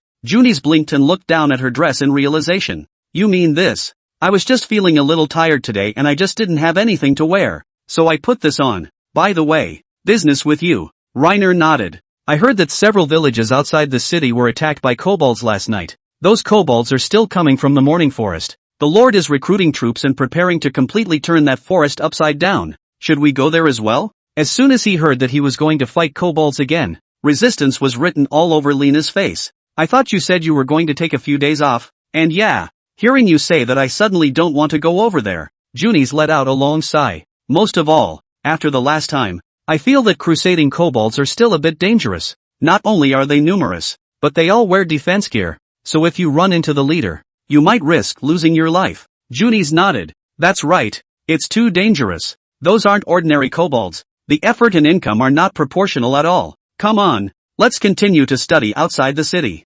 Reiner beckoned, and Junis followed. She kept her appointment and brought the other water magic book with her. Lena flipped through the catalog and began to study hungrily in order to beat Martina and touch her tail early. Junis was explaining. Water is very soft. The water element is also very calm. Water magic and fire magic is the complete opposite. Does not have a particularly powerful offensive. There are mostly auxiliary magic. Can be effective in holding back the enemy, or used to heal the companion. I'd recommend you start with hydrotherapy, or water ballooning, neither of which are particularly difficult. Lena thought for a moment before replying. I'll learn hydrotherapy first. I might be able to help a little if Nora and Martina get hurt. Although Nora is agile, her body is delicate, and if she is hit by an enemy her injuries are usually very serious. Martina has thick skin and stamina though, but being number one on the team, after all, she often stumbles and needs a nurse to boost her bloodline to make it work. Junis smiled. You're really looking out for them. That's for sure. Reina replied while thinking about the hydrotherapy spells that Junis had performed.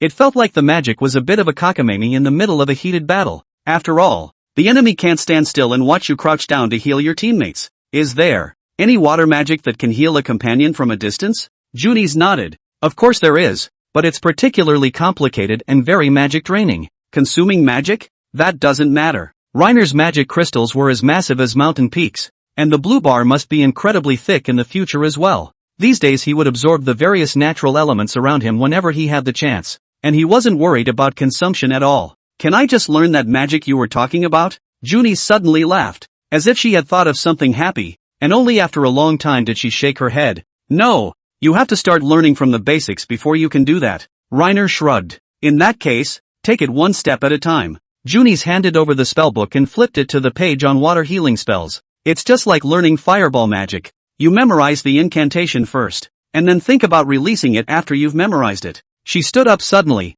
as if looking for something. What's wrong? Short of a living thing to practice on. Immediately, Reiner called out not far away. Nora, help me catch a bug. It didn't take long for her to deliver a hand-sized beetle. Looking at the worm lying on the ground, Reiner wasted no time in taking him up as an experiment. A day had passed, and Lena was primed to master the art of hydrotherapy. Now, he can treat some scrapes, or very shallow wounds. Reiner, you're a fast learner. You're very talented. You'll definitely become a big-name magician in the future. Junis couldn't help but praise. You're a quick learner, too. Junis stretched, getting up and patting the dirt on her skirt. I do hope you're a slow learner, or I won't have much to teach you for a while longer. Reiner shrugged. It's fine. I'll continue to teach you other languages if I have time. Lena, you are so kind. Junis smiled, then looked up at the sky. It's getting late. I'm going to head back, and make sure to watch out for kobolds on your night off lately. Reina nodded and waved goodbye to her. Before leaving, he released the beetles that had been torturing him all day.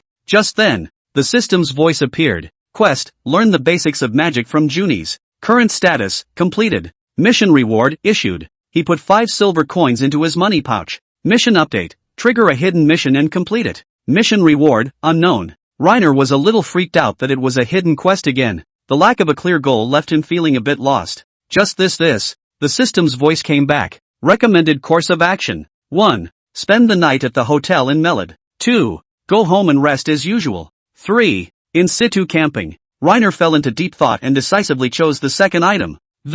Into the night. Reiner locked the doors and windows tightly and was just about to go to sleep when he heard a loud noise, followed by a sharp ringing around him. Immediately afterward there were cries of alarm from the villagers. The kobolds are coming. Quick! Protect the baby! Then the wooden hut across the pond burst into flames and the firelight illuminated the entire village. Reina hurriedly woke up Martina, put on her gear and ran out after Nora. He looked around and saw that the wooden wall protecting the village was full of kobolds, and that militiamen in light armor were fighting them to the death. Chapter 24, The Sneak attacked Martina. Quest triggered, protect the village and take care of the goblin general. Quest reward, a staff of unknown quality. If the survival rate of villagers is less than 60%, the mission is considered a failure. Current survival rate of villagers, 98%. Reiner looked around. A number of villagers, armed with pitchforks and scythes, rushed out of their homes and fought with the diminutive kobolds, but there was never any sign of the kobold general. Nora, take us to the place with the most kobolds. Quick! Nora nodded and ran deeper into the village with Reiner in tow, finally stopping on the west side of the village. Reiner knew why there were so many kobolds all of a sudden. The wooden wall on the west side has collapsed, and a steady stream of kobolds are breaking into the village through the gap. Many other kobolds, on the other hand, dragged the looted food and ran for their lives, and several of the militiamen who had been charged with guarding the place had fallen in a pool of blood. Just then, the system started prompting frantically. Current village survival rate, 98%, 97%, 96%. It's dropping by 1% almost every few seconds, and the rate is accelerating. Martina, find a way to hold them off. Martina swung her greatsword in for the kill. In just an instant, the hordes of kobolds were split in two. She blocked the gap alone, quite literally, and Lena and Nora were behind her, taking care of cleaning up the occasional goblin that leaked in. Master, they're climbing the wall. Nora threw 2 flying daggers and killed the kobold standing on the wall, then nimbly climbed up the wooden wall and looked outside.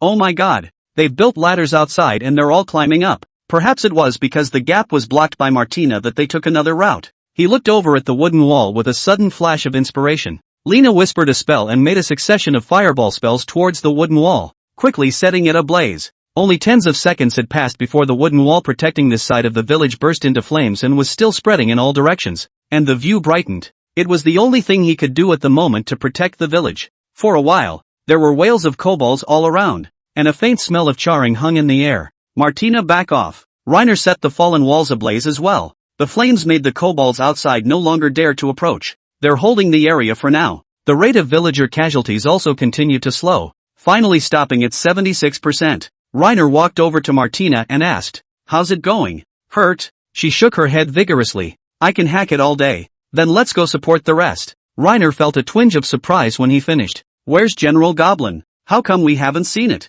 Just then, a loud bang came from not far away. Reiner witnessed the wooden wall being kicked away by a large greenfoot, the sturdy log shattering into several pieces. Immediately after that, the huge-sized goblin general rushed in, wearing iron armor and armed with a giant nail hammer that could bring down a house in one go. A small group of kobolds rushed into the village after him. Reiner pulled the 2 men into the shadows, his brow furrowed slightly. This village was afraid that he would not be able to defend it. What happens if the mission fails? Is there a penalty? He asked in his mind. Do it without fear or favor and without penalty. Just then, Nora spoke up as well. Although Martina is very powerful, She can't fight the greenskin general and clean up the greenskin monsters around her at the same time. We can't hold back that many kobolds either. Master, let's escape. Looking at the defenseless goblin general, Reiner muttered, Martina, can you beat him? Honestly, I probably couldn't win against him in single combat. What about sneak attacks? How sure is it? Martina glanced at the greatsword in her hand. If his back is turned, it will be enough to kill him in an instant. While the flames were still burning, Lena and Nora climbed the wooden wall and ran in the direction of the goblin general. Just then, Reiner saw a villager wielding a pitchfork and confronting the kobold. He didn't budge a bit because he had his wife and daughter hiding behind him. Off. Filthy. Stay away from my family. Reiner hurriedly shot a few rounds of fireballs, blowing the surrounding kobolds in all directions. And this sudden movement caught the attention of the goblin general. He looked back just in time to see Lena and Nora running up the wooden wall. General Goblin commanded, "Stop them! Don't let them come through!" Several kobolds threw short-handled axes at him, and Reiner dodged and still got cut, and it was still his right arm that was injured. Nora took the opportunity to fling her flying daggers to poke the goblin general straight in the eyes, but it blocked them with its hands. Taking advantage of the blocked view, Lena added a fireball spell to him, but it was so weak that it did little damage, but it managed to piss off the goblin general. "I'll bite your head off." He suddenly threw a huge hammer and smashed through the wooden wall in one go. Reiner fell unsteadily to his feet. "Master!" Nora leapt up and stabbed the goblin general in the head with her dagger in her tight grip, but while still in midair she was punched out and rolled several times on the muddy ground, scattering the flying daggers in her belt pouch all over the place. "Weren't you guys so proud of yourselves just now?" the goblin general said somewhat wildly. He picks up the hammer and holds it aloft. In the nick of time, Lena hurriedly said in fluent Orcish, "I concede. Don't hurt us." The kobold general looked surprised. "Humans actually speak our language, but it's too late now. You'll have to pay for at least one leg." Just as the hammer was about to fall, the sharp greatsword slashed at his shoulder armor. Reiner picked at his boogers. "Teasing you and you're taking it seriously?" Immediately after that, Martina bellowed and her arm snapped, directly splitting the goblin general in two. Instead of stopping her hand, she chopped off the goblin general's head with great speed and stomped it hard on the soles of her feet. After seeing that the goblin general was killed, the goblins also lost their will to fight. After dropping their loot, they scrambled through the gap. Martina stepped on the goblin general's head and laughed triumphantly. "Reiner, we have such a good match. A mere green-skinned monster." Reiner was just about to get up to check on Nora's injury. She was sent flying by the goblin general's punch,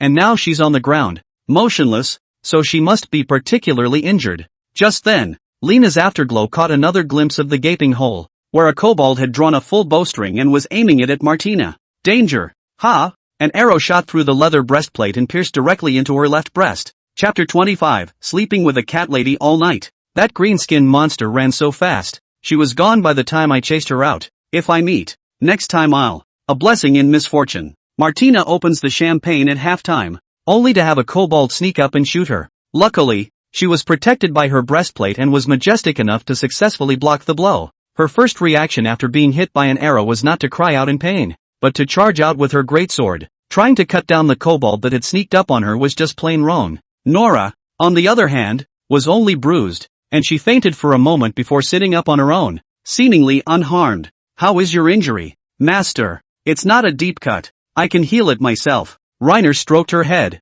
signaling for her not to worry. Perhaps it was the head injury that made Nora look a little disoriented. She gently grabbed Lena's arm and licked up the wound again. Soon, the village militia arrived here as well, and presumably the village was cleared of kobolds, and the crisis was lifted for the time being. Lena glanced at Martina in the afterglow, who was fiddling with the arrow stuck in her chest, as if trying to pull it off. "What do you want? Don't move." Martina froze for a moment and hurriedly stopped what she was doing. "This arrow can hurt when you stick it in your body. It hurts when you move. Don't move even if it hurts. You deserve it if you let your guard down before the kobolds even finish running." Reina patted her shoulder and led her in the direction of home. All along the way were the corpses of kobolds, and one village woman was holding the decapitated body and crying in pain. He couldn't bear to look at the misery in the village any longer, so he quickened his pace and headed back home. His house had been robbed as well, and Reiner double-checked to make sure there were no kobolds hiding inside before closing the door behind him. Setting the candles in place, he had Martina lie down on the bed,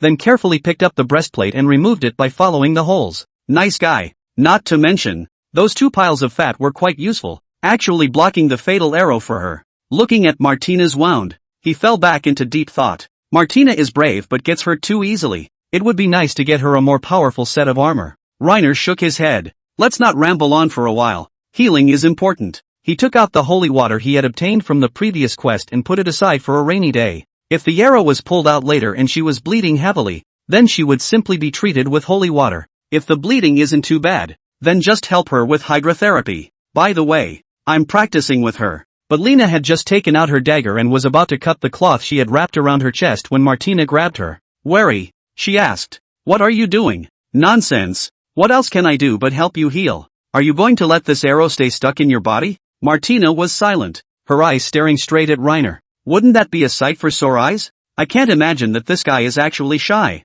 Having relieved herself in front of the two of them earlier at the inn, Lena assumed she didn't care about such things at all. You that thing, I still do not care to see it. Hurry up, do not dawdle. Get done to take a shower to catch a rest. Today the village is not safe. We still have to take turns to watch the night, Reiner said in a serious manner. Martina nodded resignedly as she heard Reiner say that. Reiner slashed the cloth with his dagger and two plump rabbits popped right out. One of the rabbits was still wounded, with an arrow sticking out of it. And look, what kind of look is that in his eyes? Dirty. Nasty. Martina held half her face in her hands and urged, hurry up. Reiner swallowed and gripped the arrow. Bear with me. He pulled the arrow out. Bright red blood also flowed out, but fortunately it didn't hurt any blood vessels, and the amount of bleeding wasn't too large. Don't touch it, don't touch it. Hurry up and get cured. Reiner covered his hand, recalling the use of the hydrotherapy spell, and then recited the incantation. The blood colored the water a light red, but Martina's wound was also healing rapidly at a speed visible to the naked eye,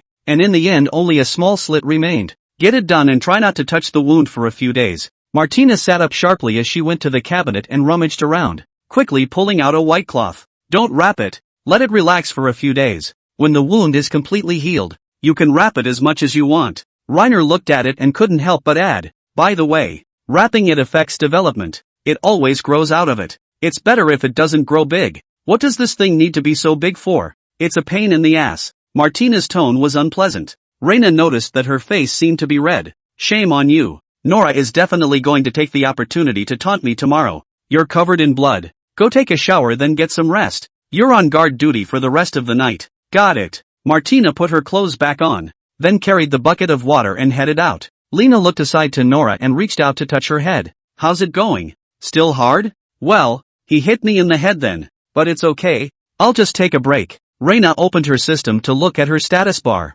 Name, Nora Hill. Current status, weak. Stunned. After making sure there were no concussions, the word Reiner was relieved. You rest. Martina and I will keep watch today. Nora nodded and smoothly lay down on Lena's bed. In a few seconds she was asleep, breathing very calmly. Reina covered her up, which gave her a chance to treat the wound on her own arm. If it weren't for the dull ache in his arm, he'd almost forget that he'd gotten another axe in his right hand. Fortunately, the wound wasn't deep this time, and the bleeding was quickly stopped with a hydrotherapy spell. Reiner took off the leather armor he was wearing, then sighed in relief. He saw that Nora hadn't even had a chance to remove her armor, and it certainly wouldn't be comfortable to sleep like that, so he helped her remove it again. It was then that sleepiness suddenly struck. Reiner pondered for a moment, then headed for the bed. It just so happened that Martina was coming back from outside to fetch water at that moment. Martina, why don't you keep watch for the first half of the night? I'm sleepy and want to get some sleep first. Call me for the second half. Got it.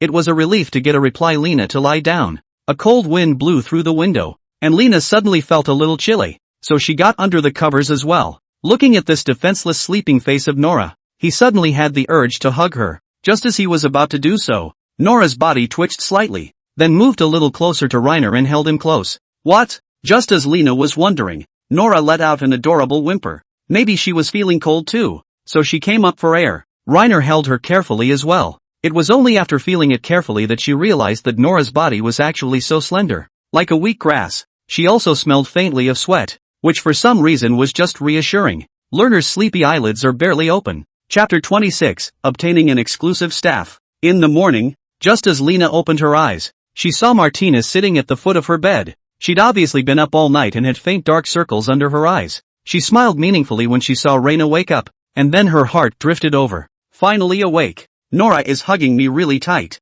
Reiner looked down, finding Nora still curled up in his arms. The comforter was amazingly warm, making Lena a little reluctant to get out of bed. At the same time, His hand subconsciously touched Nora's tail. It's most comfortable to be able to jerk off a cat in the morning. Just then, Nora suddenly moved gently, then stretched out comfortably in Reiner's arms. She seemed to think she was sleeping with Martina. Both hands pressed against Reiner's body like a kitten on milk. Suddenly she felt something wrong in her hand and opened her eyes. Generally, she opens her eyes in the morning to a pair of huge light bulbs. But today it was pecs as solid as planks. Nora slowly lifted her head up and met Lena's eyes. Awake? Lord, man? She looked confused and didn't seem to have recovered. Immediately afterward heartbeats drilled into Reiner's ears one after the other like a barrage. Why am I in my master's bed? Come to think of it, I had a headache and dizziness yesterday and fell asleep when my eyes closed. Just sleeping. Not doing anything else, right? I seem to still have my clothes on. Nora lifted the covers and glanced inside. Seeing that she was still neatly dressed, she gently tucked the covers back on. Nora, you're useless. Would it kill you to take a few more steps back to your sleeping spot? Luckily the owner didn't do anything or I would have. Nora shook her head vigorously, then got out of bed. She didn't say a word, always keeping her back to Lena, but she didn't seem to realize that her ears were already red. Lena wasn't going to embarrass her and changed the subject decisively. He turned toward Martina and asked, "Didn't we agree that I was to keep watch for the second half of the night? Why didn't you wake me up? You guys were sleeping too much and cuddling together. Waking you up would easily wake Nora up too. So I stopped." Saying that, she turned back to Nora and teased, "Especially Nora. She's cuddling extra tight. Put. Cough cough." Nora, who was sipping her water, choked, and then she gave Martina a vicious glare. Reiner got up and shuffled out the door. None of the three had breakfast today, for last night the kobolds broke into the house and turned the kitchen upside down, and a few pieces of black bread were looted. Villagers have taken it upon themselves to clean up their villages and build fences. Just then, a young boy stopped in front of Reiner and timidly said, "Thank you for saving me last night." After saying that, he ran off to the side. Reiner nodded and continued on his way. It was dark last night, and he didn't know exactly which villagers he saved, but more people greeted him along the way, a treatment he hadn't enjoyed earlier. Upon arriving in Melod, Reiner saw that there were several times more soldiers than usual patrolling the gates of the city. Reiner had heard quite a bit about last night from the passers-by. Last night Melod was also attacked, but it was a town after all, with stone walls for defense, and the soldiers guarding the town were no slouches, so the town was easily defended. After buying a few pieces of black bread, Reiner rushed to the Adventurers Guild. Seeing that Junis hadn't arrived yet, he took the two beast-eared ladies and sat down in a corner,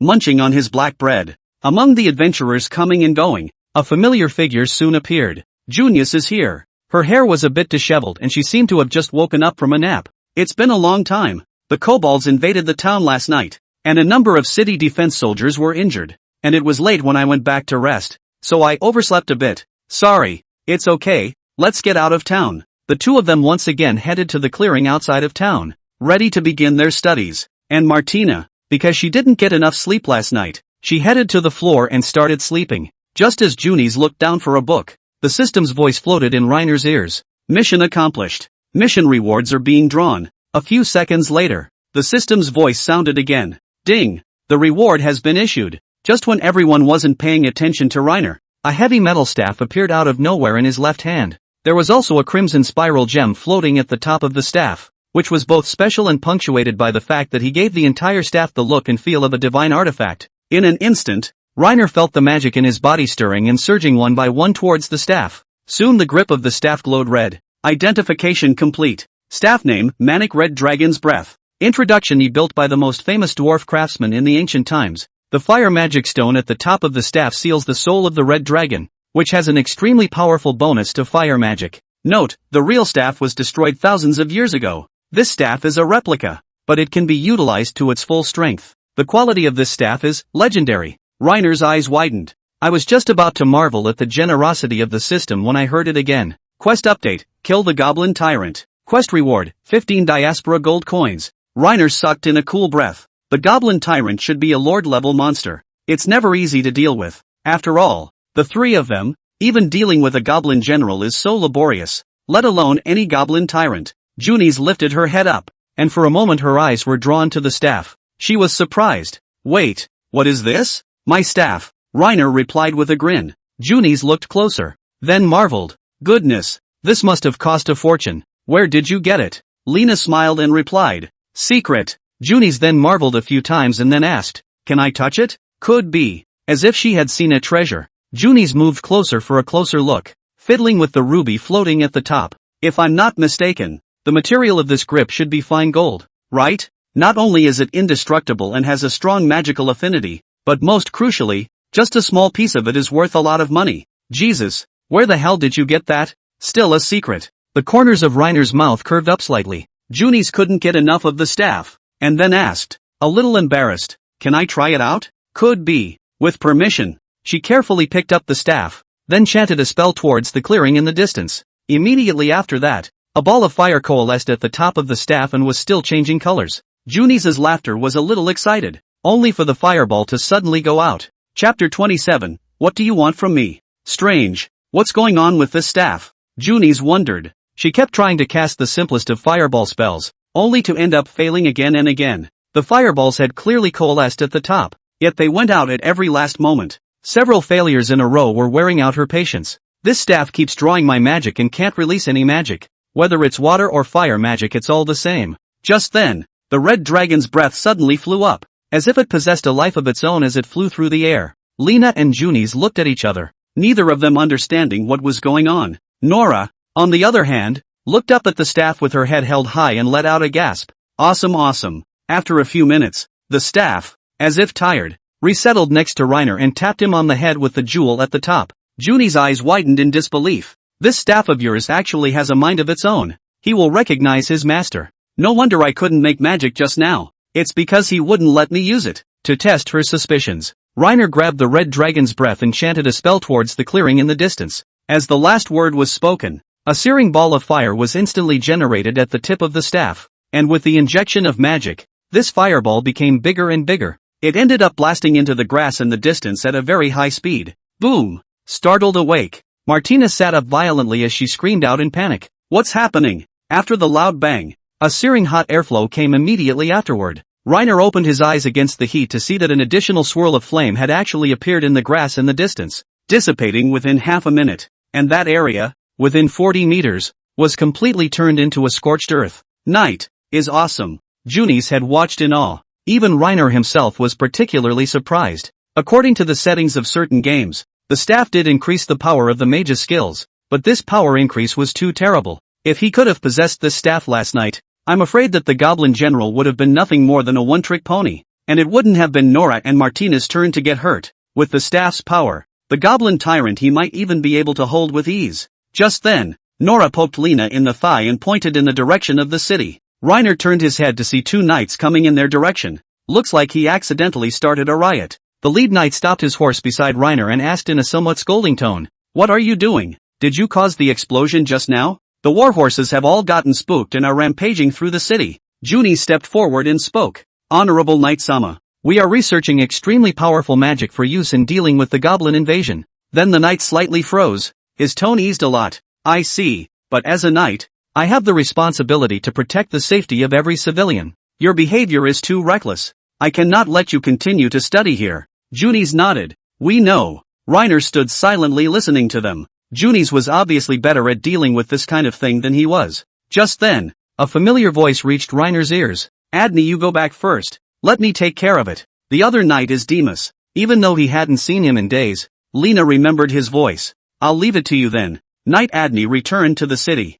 Demas took his helmet off and sat down on his horse to look at the two, initiating a conversation towards Junis. "Did you just use that magic?" Junis shook her head and pointed aside to Lena. "It was Lena who used it." Demas looked to Reiner and observed his staff before saying, "Reiner, join the crusade. We'll be going back to the Morningside Forest one more time tomorrow to sweep the lairs inside thoroughly. As far as I know, there are only 4 wizards in this city alone, and I need your help." Reiner was deep in thought. According to the information he got from the system, this time they would more than likely encounter the Goblin Tyrant in the Morningwood. I don't know exactly what level this thing is at, but it's certainly a notch better than the Goblin General. And a squad of 20 adventurers fighting a general suffered heavy losses, nearly wiping out the entire army. If we encountered a Goblin Tyrant, I'm afraid the results would speak for themselves. It's okay, but the payoff. How much do you want? 1/10 of the loot. Not much, is it? Reiner thought about it. This kind of high-level monster most likely hides treasure. If he found a chest of gold,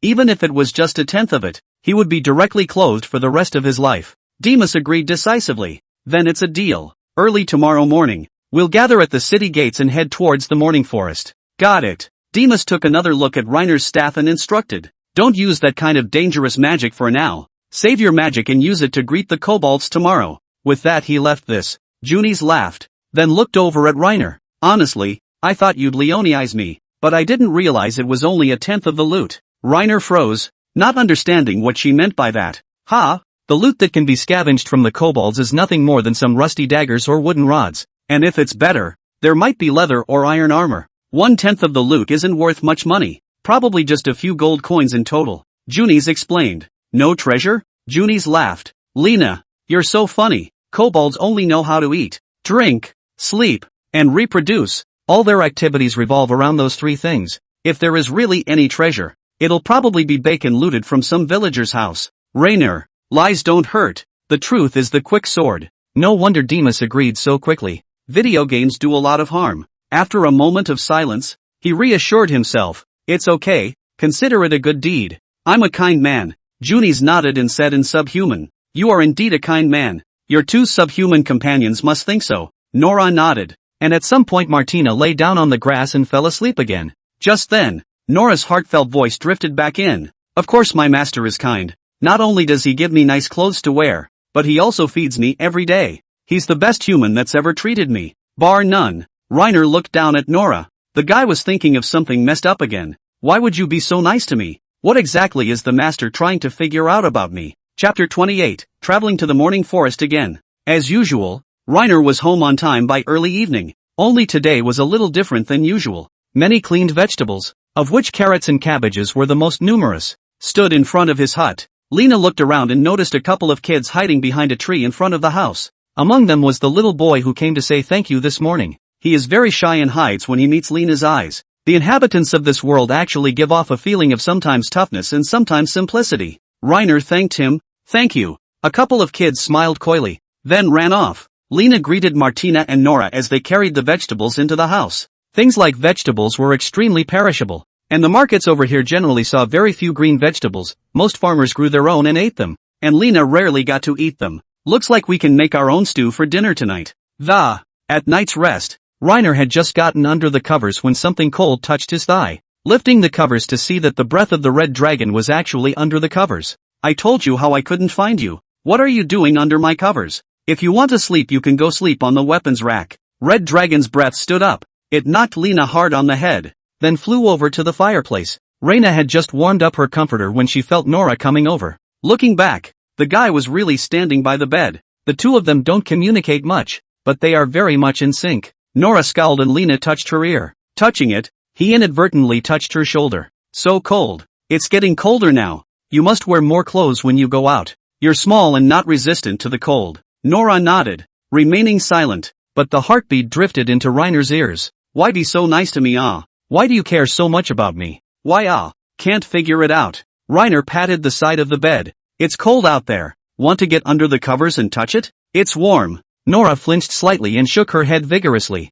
Yesterday was careless. Today I'm clear-headed so I don't fall back asleep. Come on. You're so cold. What if you catch a cold? Nora shook her head again. No. I'll go back to bed soon. Reiner softened. Can't it be just for a little while? Come on. He was becoming more and more rare with this cat lady. The contrast between Nora's cold face every day and the fact that her inner world actually turned out to be so lively was really adorable. It would also be excellent if could develop her into a wife. Good looking not to mention in good shape. But a few more pounds would have been great. Nora is now thin as a bone. At the thought, Reina couldn't help but rub her ears. Nora, on the other hand, was deep in thought. Martina's already asleep, so it's okay if I just lie down for a bit, right? After a brief struggle in her mind, she nodded gently. Okay, just a second. With that, she carefully laid down on her side. Reiner tucked her in. Give me your hand and I'll warm it up for you. Ooh-hoo. Nora woodenly brought her hand up, then placed it on Reiner's chest. So warm,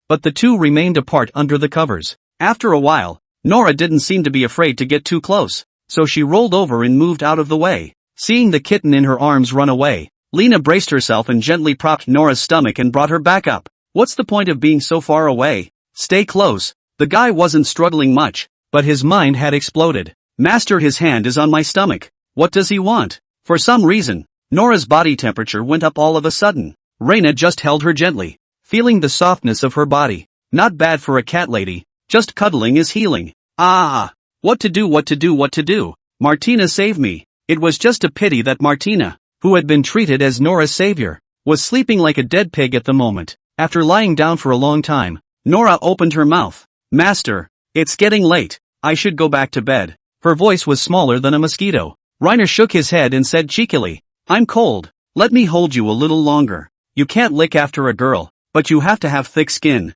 Nora said hopelessly, okay, just one last time. It's so warm on my master. It's warmer than my own comforter. Hurry up and finish. I'm already sleepy. Reiner said, half jokingly, why don't you take the bed with me tonight? You'll have to go back and warm up the comforter now. If she didn't say anything, Nora was in a hurry. She shook her head vigorously, then struggled. No, I really should go master. I want to sleep by myself. The head is also all about resistance. No, absolutely no sleeping together. Ears touched, tail stroked, cuddled. That's my bottom line. Seeing that she was so resolute even in her heart, and that further retention would only have a negative effect, Reiner decisively let go. Chasing cat ladies must be gradual. As soon as Lena released her hand, Nora was like an arrow off a string, straight back under the covers.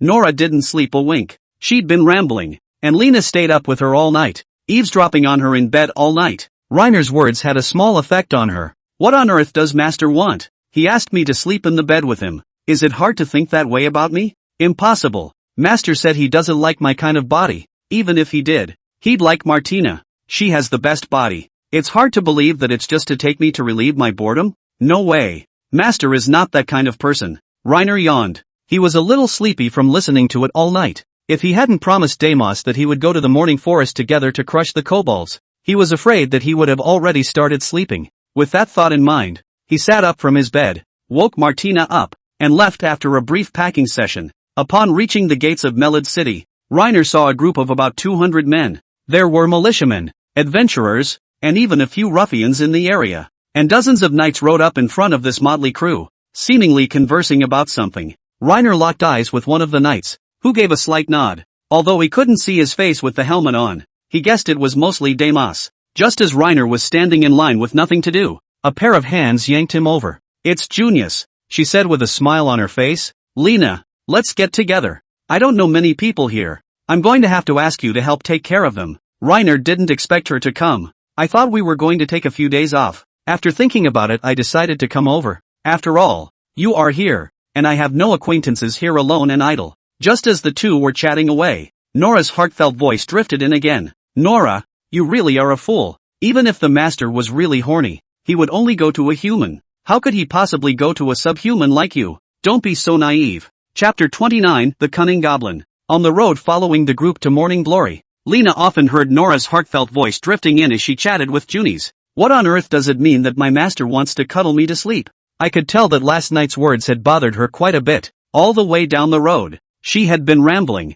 but as soon as Junis struck up a conversation with Reiner, she would fall back into self-denial. Nora has a slight inferiority complex in addition to her insecurity. Reiner brought his hand up and gently rubbed Nora's beastly ear. He made up his mind. When he got back this time, he was going to make Nora a wife. When it was time for a midday break, the four of them sat side by side nibbling on black bread. The cold wind blew, and Nora, sitting next to Reiner, shivered. It's going to be winter in a little while, and it does get a little chilly now that it's about 10 degrees. Martina is fine. She's big and energetic, so she's more resistant to freezing. Not so with Nora, who is particularly afraid of the cold. There are times when the wind blows and you sneeze. A small ball of fire in the palm of Lena's hand reached out to Nora for warmth. Nora took a small nibble of black bread and lowered her voice. Thank you, master. Immediately afterward, the sound of her heart drifted back. The owner is so good to me. To the side, Martina blinked and offered her hand as well. Lena, make the fire bigger. I have cold hands and I need to roast too.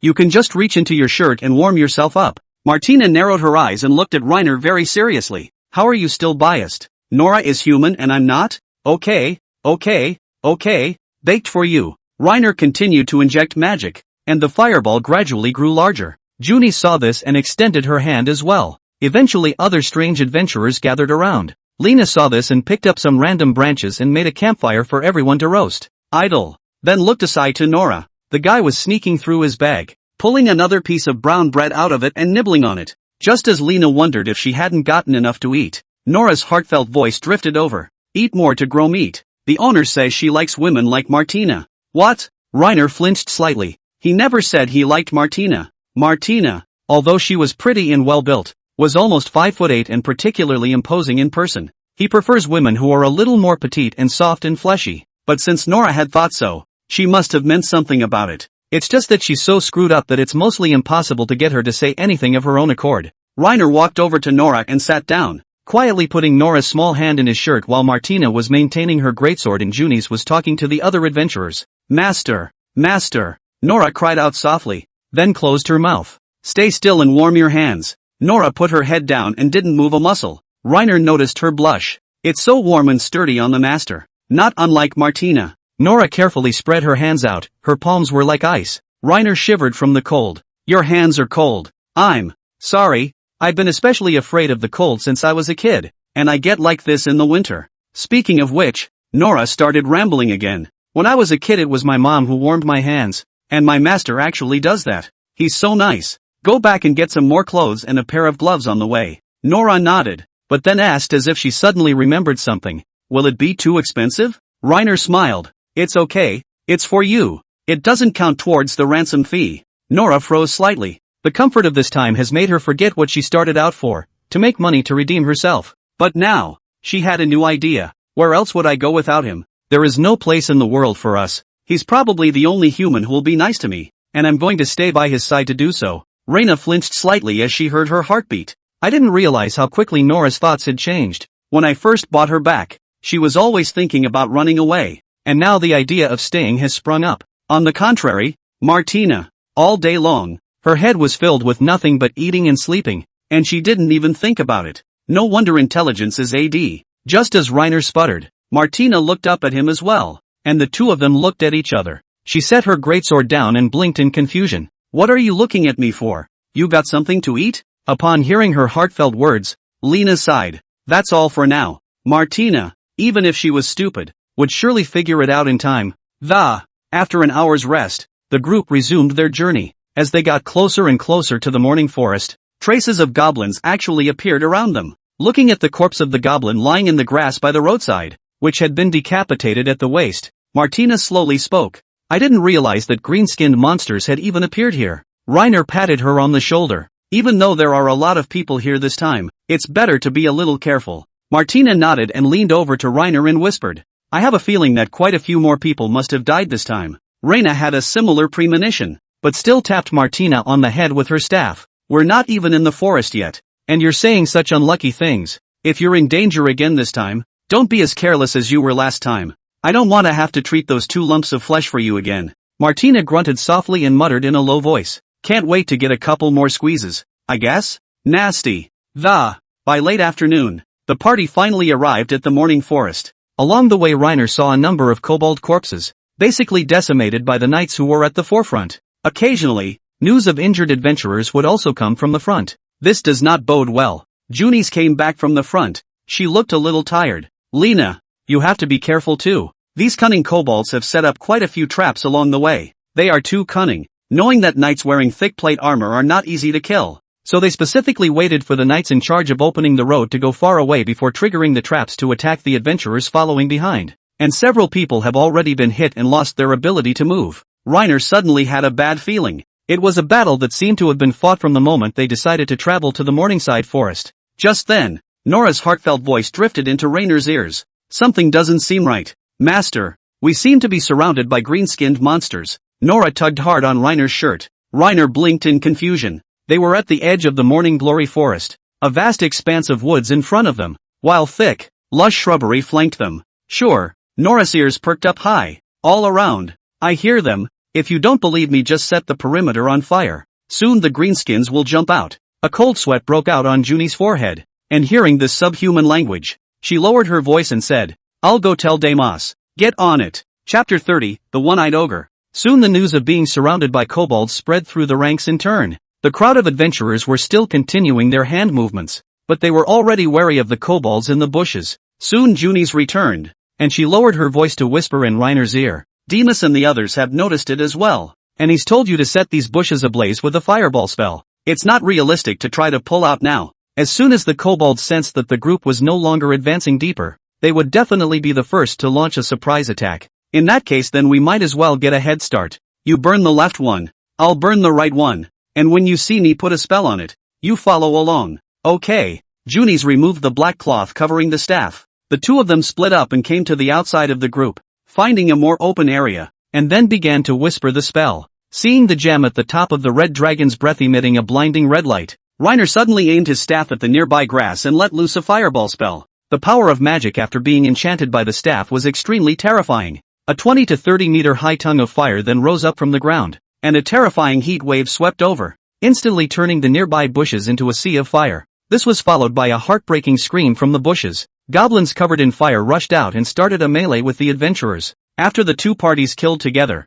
Lena was afraid of accidentally injuring the friendlies, did not dare to use magic again. Canoli and Nora back to back. Holding up the staff will be used as a hammer. Come up one, swing down one. Forged from fine gold. The staff was indestructible, and Reiner was only worried if the fire magic stone at the top would be smashed by him. Host, you boldly use. This thing is almost indestructible. Can't be broken by hitting a few kobolds. How can it be broken? This thing is like gold? No, that's why I said almost indestructible, but you can use it against kobolds without worrying. It won't break. After hearing the system, then he swung harder. I have to say, the staff's center of gravity is forward, and it feels pretty good in your hand when you swing it like a nail hammer. Martina, you go help the others. Nora and I can protect ourselves. Yes. Martina was like a wild horse out of control, waving her greatsword and killing straight out. Nora, on the other hand, kept a small dagger in her hand and stayed close to Lena to protect him. The battle lasted about 10 minutes and ended with the adventurers victorious. Lena was treating the wounds of the injured adventurers with her newly learned hydrotherapy. Just then, Martina returned to Lena. She was covered in blood and looked a little excited. Lena, this is just the vanguard. There must be more green-skinned monsters waiting behind us. Lena felt the same way. These kobolds didn't even wear leather armor. They were a grade weaker in terms of equipment. They definitely couldn't be the kobolds' elite troops. They were cannon fodder used to consume their opponents, was more or less the same. Junis wiped the sweat from her forehead and said while treating the injured, I can't imagine that the kobolds would actually turn out to be that weird. I've encountered kobolds basically in groups of 3 or 5 before, and I've never heard of them being like this. After fighting off the small group of kobolds, the party continued to head deeper into the woods. Just now Demas and the others had a fight with the kobolds in front of the group as well. A short walk forward, Reiner saw a massive greenish-gray body slumped on the ground. He had only one eye and reeked of a foul odor. There were many wounds on his body, and it was obvious that the knights had taken a lot of effort to take him down.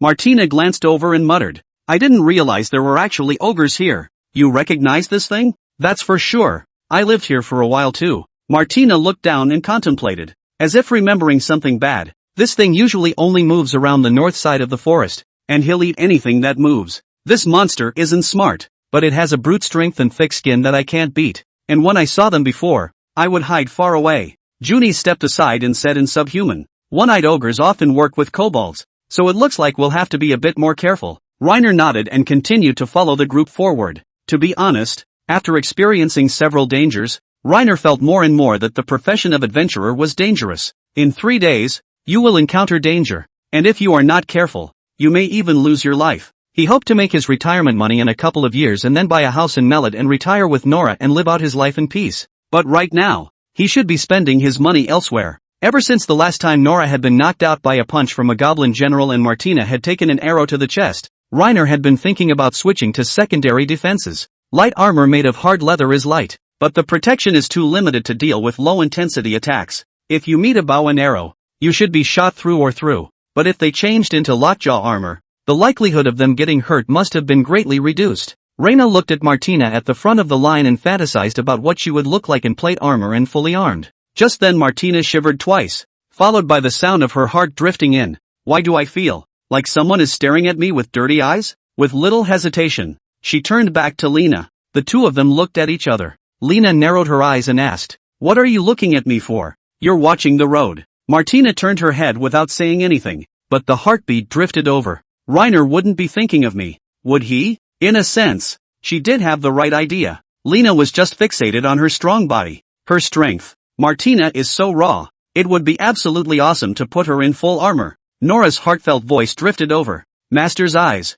why do they keep staring at Martina? Also keep staring at the butt. I really like big butts. I really should eat fatter. That's pure slander. Reiner had just been looking at Martina's beautiful, powerful thighs, and a little further up her ass. He turned his head to Nora and was just about to take her hand when he saw the cat's ears move and then heard her heart. There seems to be a strange movement in the woods. Another green monster? Nora stood on her tiptoes to look off to the side, and immediately afterward reached out and tugged on Reiner. Master, there's something in the woods, and I can hear the kobolds seem to be whispering something. Which direction? Nora's 2 ears, one left and one right, swiveled like radar and listened carefully, then pointed deeper into the woods. There. Reiner narrowed his eyes. It was so dark in the depths of the woods that it was impossible to see anything. A light source the size of a torch appeared immediately afterward and was gradually expanding. Junis looked over and frowned slightly. This is. Reiner's mind snapped and he yelled, pushing Nora and Martina out of the group. Spread out. Chapter 31, Staying Alive.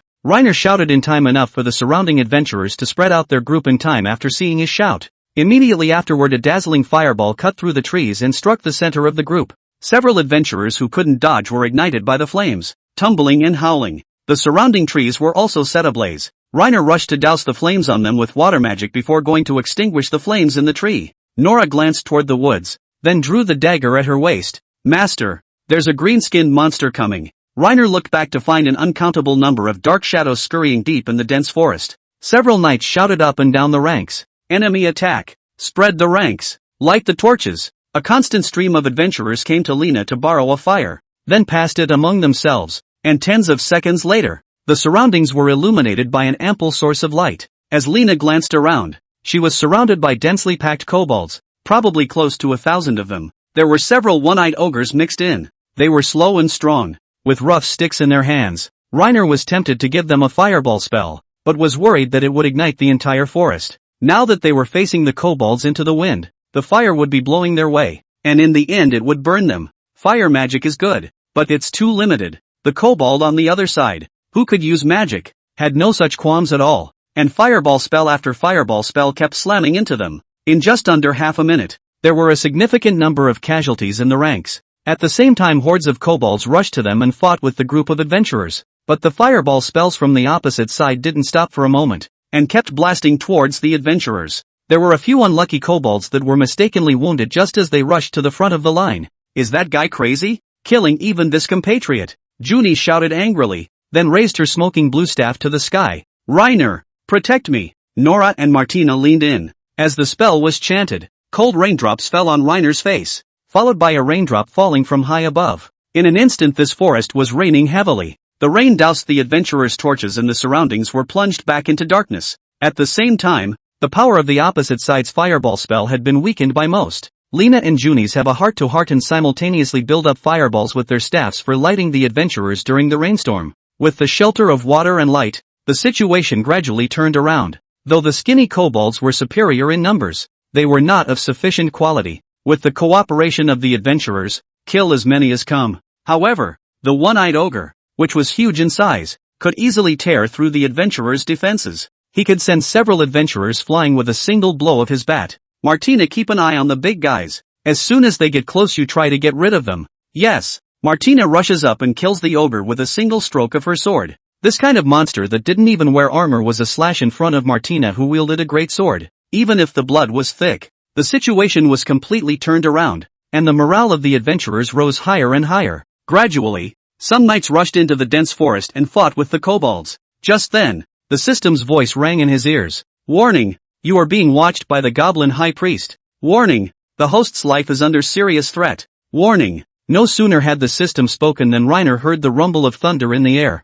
He was in a state of shock. Junis had told him that there were a total of 5 types of natural attribute magic. Ray was one of them. The main mission has been changed to live. Mission reward, 10 gold coins. He yelled for everyone to disperse, but it was too late. All Reiner saw was a white lightning bolt. The Master! Master, wake up! Nora's voice was near and far, and Lena felt a tingling in both ears and a burning pain in her skin. The blinding glare made it difficult for him to open his eyes. Great! You're okay. Nora's voice was tinged with sobs. What a blessing from Mom and Dad that the owner is still alive. Reiner took a moment to adjust before finally opening his eyes. Nora had a lot of mud and water on her face, a pair of dirty cat ears, and was soaked to the skin. The red dragon's breath had come along for the ride. and the ruby at its tip was emitting a faint fire to keep the two warm. Where am I? Reiner sat up with difficulty as he looked around and realized he was in a forest. Immediately after a sharp pain came to his head and he remembered everything. It's morning already? Well, after you were knocked out by the lightning,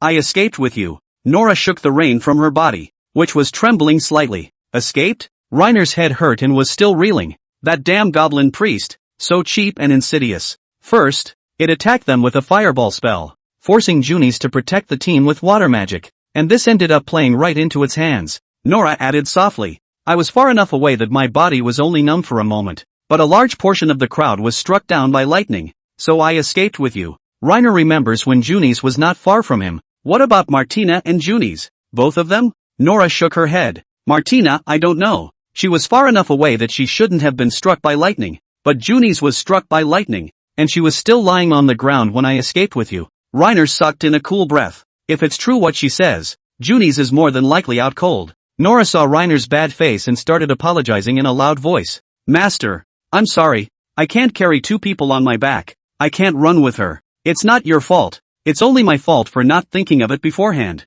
Originally he was running towards the goblin tyrant, but in the end, who knew that a goblin high priest had been killed halfway? This guy could use not only fire magic, but also thunder magic, and aid a loss of poor information. Just then, Nora's ears twitched and she covered Lena's mouth. Shoo! After waiting for a while, she lowered her voice and said, Master, the kobolds are searching for us right now. The whole forest is full of kobolds. We have to be careful. Reiner nodded and asked, what's our approximate location now? This one caught Nora off guard, and she cocked her head and thought, maybe, in the north? I'm not really sure. It can't be up north. Unless Nora carried Lena on her back for a dozen miles overnight. With her stamina, it was obvious that she couldn't do it. Can you lead me to the others? Preferably Martina. Nora narrowed her eyes slightly. I'll give it a try. The rain just stopped and their scent is washed away. Follow me. Reiner followed Nora as she healed her lightning-burned skin and soon heard the system's voice. Chapter 32, I have a plan. The main mission has been completed.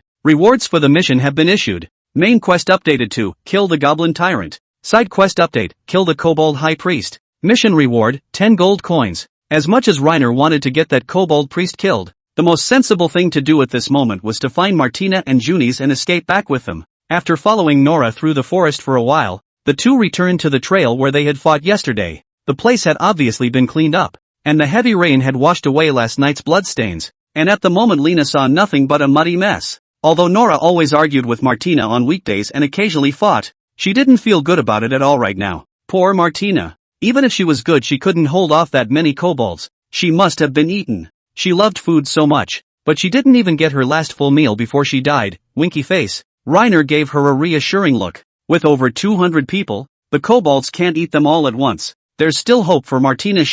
With that many people, if they were all caught, the kobolds would only be able to cook about 50 people a day. Let's just hope the kobolds don't like to eat muscle-bound women like Martina. Just then, Nora covered her nose and whispered, Master, I think I smell meat. It's human meat. Reiner's scalp tingled. He swallowed before saying, take me to it. Nora bent over to lead the way. The two of them dug into the dense forest one after the other. After walking for a long time, Reiner also smelled the strong scent of meat, but he couldn't stop his stomach from turning at the thought of cooking human flesh. After a little more walking, Nora suddenly stopped in the bushes, and then with slow movements, she pushed the leaves away with her hands. After taking a look, she gave her place to Reiner. Master, you should take a look. Reiner glanced outside, and his pupils suddenly jerked. The kobolds had logged out a large clearing in the forest in front of them and built a simple, flat-roofed wooden house, and in front of the patches of wooden houses, a dozen large iron pots were set up. Some limbs are cooking inside. Most of these meats are green.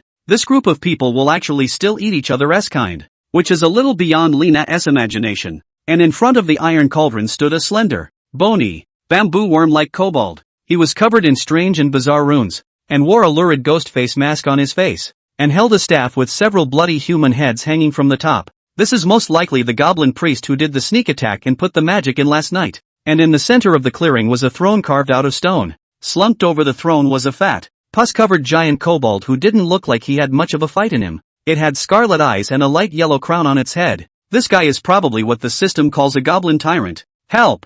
Ah! There were two strong, one-eyed ogres, slaughtering carefully selected adventurers. Nearly 100 adventurers were tied to the ground like worms. They were divided into two groups. It looks like one batch is intended to be slaughtered and eaten, while the other batch is kept in captivity for the time being. Reiner didn't see Martina and Junis among those people, but he did see Deimos. The guy was stripped of his plate armor and his woolen coat was soiled with mud and water. But even then he didn't give in, still cursing the kobolds loudly with the most vicious words, even if the kobold didn't understand a word. Nora's ears suddenly perked up as she pointed to a bush not far away and lowered her voice. I smell Martina and Junis. Master, let's go over there. Reiner followed her through the trees. In no time at all, she was out of the bushes. Swish! A large sword slashed head-on. Luckily it stopped in front of her in time. Nora? Martina looked behind her to Lena, her frown easing away. It's really great that you guys are okay. Lena. Junis was there. She was followed by several adventurers. After a few seconds pause,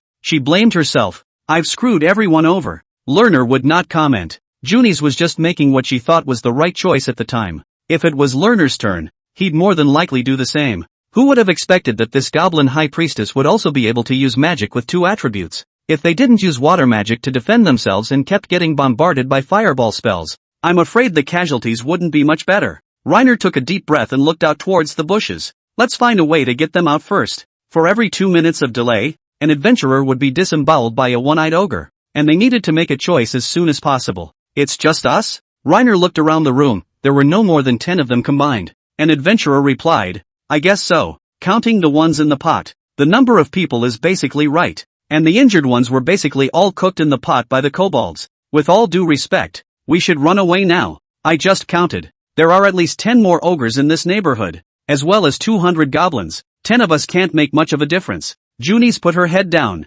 She seemed to be blaming herself. Another adventurer also said, yes, let's grab and run away before we're discovered. If we're discovered, it's too late to even run. It was indeed dangerous to try to rescue them, but it wasn't completely out of the question. The kobolds were very loose right now, with no defense at all. Just a good opportunity for a sneak attack. The 10 ogres could be dealt with by Martina, and the remaining kobolds, the few remaining adventurers were quite reputable, and with a slightly tighter fit, it wouldn't be too much of a problem. Reiner asked, turning toward a bloodied Martina, can you beat those two kobolds in the center? Martina grunted disdainfully, then held up a finger. As long as I can get close, I only need a moment. It's not too far off from what Reiner was thinking. Fatty goblin tyrants have trouble moving and barely fight. The goblin priest was obviously just a high offense, low defense long-range mage, and if she was approached by Martina, she would have little to no power to resist. Reiner looked to Junis and asked, what would happen if I were here? Storing up my power to sneak up on the kobold priest with a fireball spell?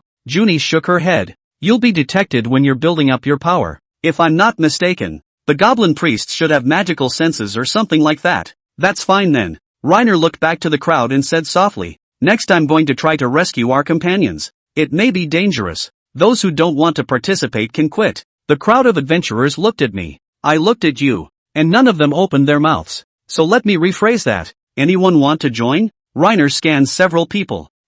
Lord Demas saved my father in battle. And me, Lord Adney has relieved me. And thanks to him I have money to cure my sister. My brother's in there. I'm in. Seeing that everyone was willing to join, Reiner gathered them together. I have a plan. Chapter 33, Kobold Tyrant. Reiner poked his head out and glanced outside. Seeing that the kobold high priestess was still busy pounding the spices that had been placed in the broth, he set his staff towards the bushes and began to whisper an incantation. In an instant, the kobold priest in the distance sensed something was wrong, and after looking around for a second, he finally spotted Reiner, who was preparing to stage a sneak attack. He raised his staff and growled, "Goblins, get him!" The surrounding kobolds stopped what they were doing and copied their weapons towards Reiner. The one-eyed ogre responsible for slaughtering adventurers also ran towards him with a butcher knife. A few other ogres, facing Lena, guarded around the priest and the tyrant. Reiner gripped his staff tightly, aiming at the incoming kobolds in the near distance. Thinking carefully, he raised his staff another inch and aimed it at the goblin priest in the distance.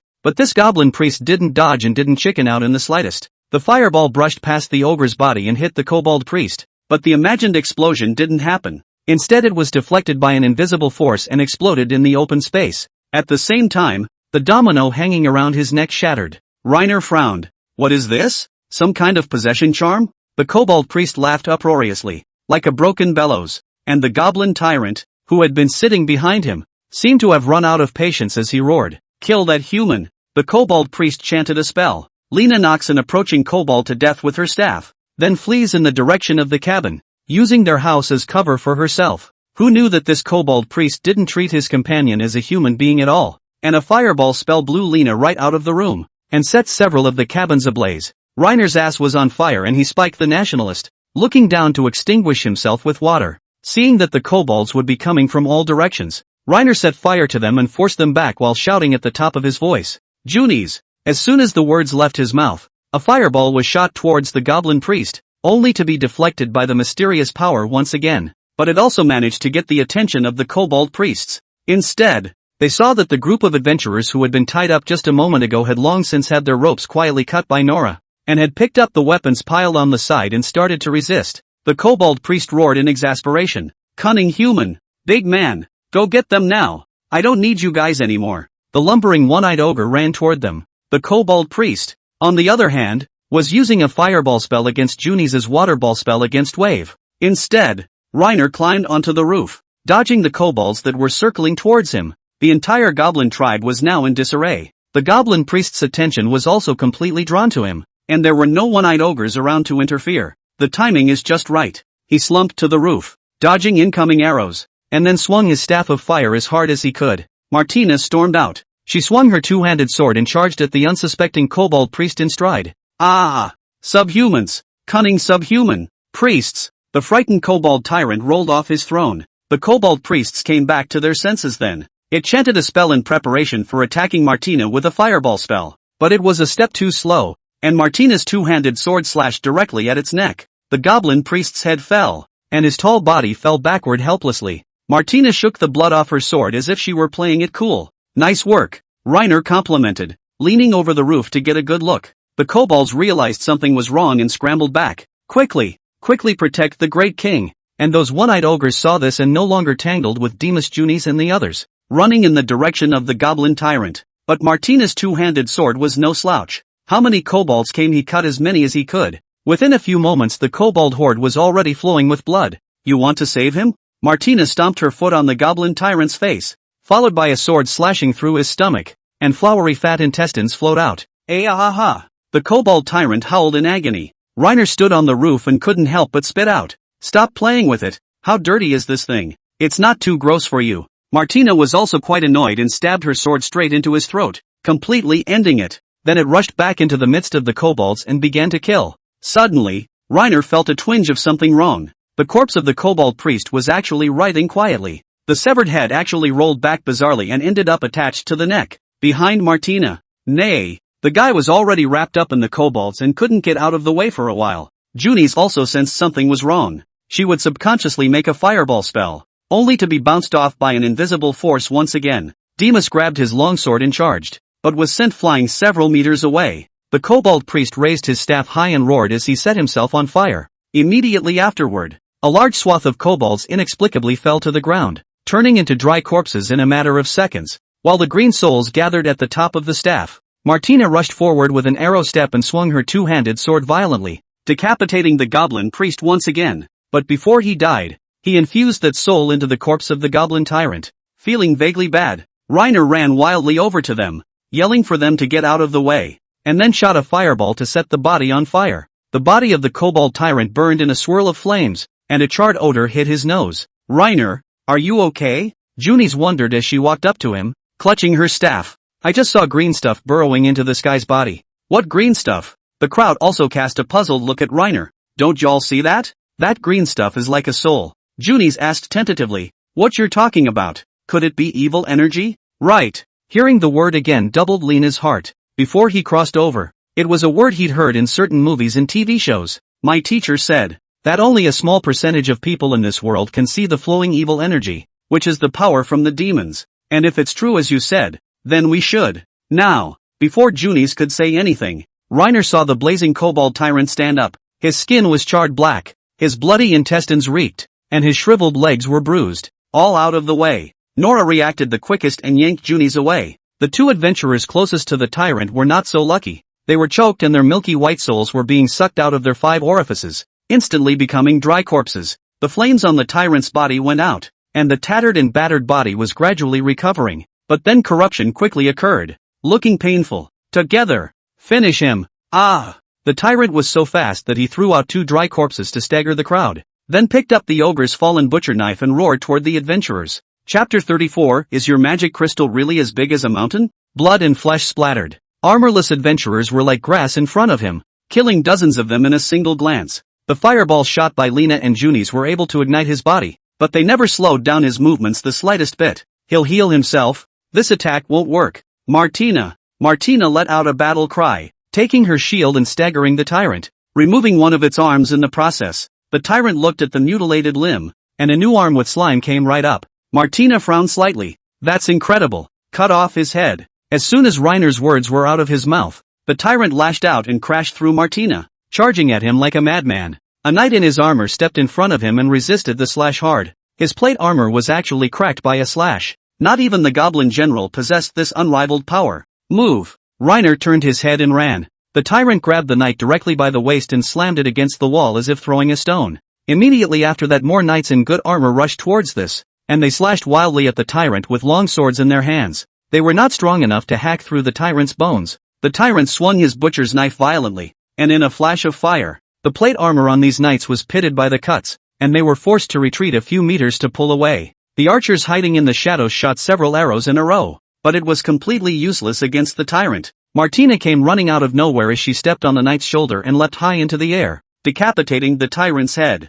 But the behemoth didn't fall, still waving its butcher knife carelessly. What a monster! Not even dying like this. Martina's eyes were filled with wariness, not feeling the least bit intimidated. She rushed over to the tyrant once more and removed both of his legs with great speed, but while retreating, he was slashed indiscriminately in the left arm by the tyrant, and his whole hand fell off. Nora saw her moment to pounce and rolled out of the fray clutching Martina's severed arm. Lena, let's roast him! Junis shouted eagerly. She unleashes a fireball spell to set the tyrant ablaze. His stumps were much slower to recover from the flames. As she waited for the broken leg to grow again, Martina dragged her injured body back up and cut it off again, while Reiner was chanting a spell over and over. The fireball at the top of the staff was dramatically compressed and its color gradually changed, finally turning into a beautiful sky blue. Stay away! The crowd of adventurers backed away from the battlefield. Seeing that the tyrant had regrown its limbs, Reiner no longer hesitated and shot the fireball out. Boom! The moment the blue fireball struck the tyrant,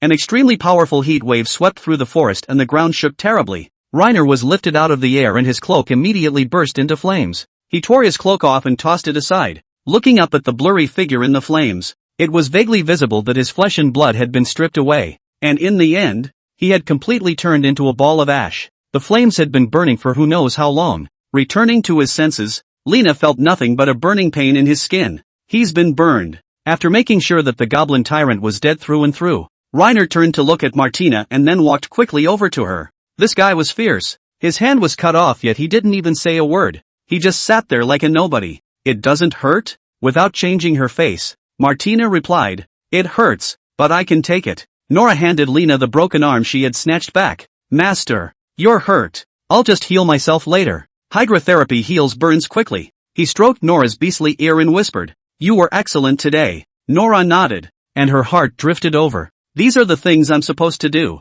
Lena turned back to Junis. Her face was white and she had passed out. She had been using fireball magic during the battle just now, and it looked like she had overdrawn her magic power, so she fell into a coma. Just lie down for a bit. It shouldn't hurt. Reiner picked up Martina's arm and looked at the flat cut, then said, Bear with me, I'll press it back for you. Oh, Reina grabbed her arm and held it down, while her other hand was casting a hydrotherapy spell to help the wound heal. Even if she was as strong as Martina, her wounds were tossed around like this, and a trace of cold sweat broke out on her forehead, and her body shook uncontrollably. It hurts, really hurts. You can scream if you can't help it. No one will laugh at you. No, just hurry up, Martina whispered, her breath catching. Reiner overestimated the healing effects of hydrotherapy. The cut in her wound was too large and the entire bone was sliced open. The arm just glued on and fell off. Martina shed tears of pain. I can't really do this. I'm just as good with one less hand. Just then, Deimos came over.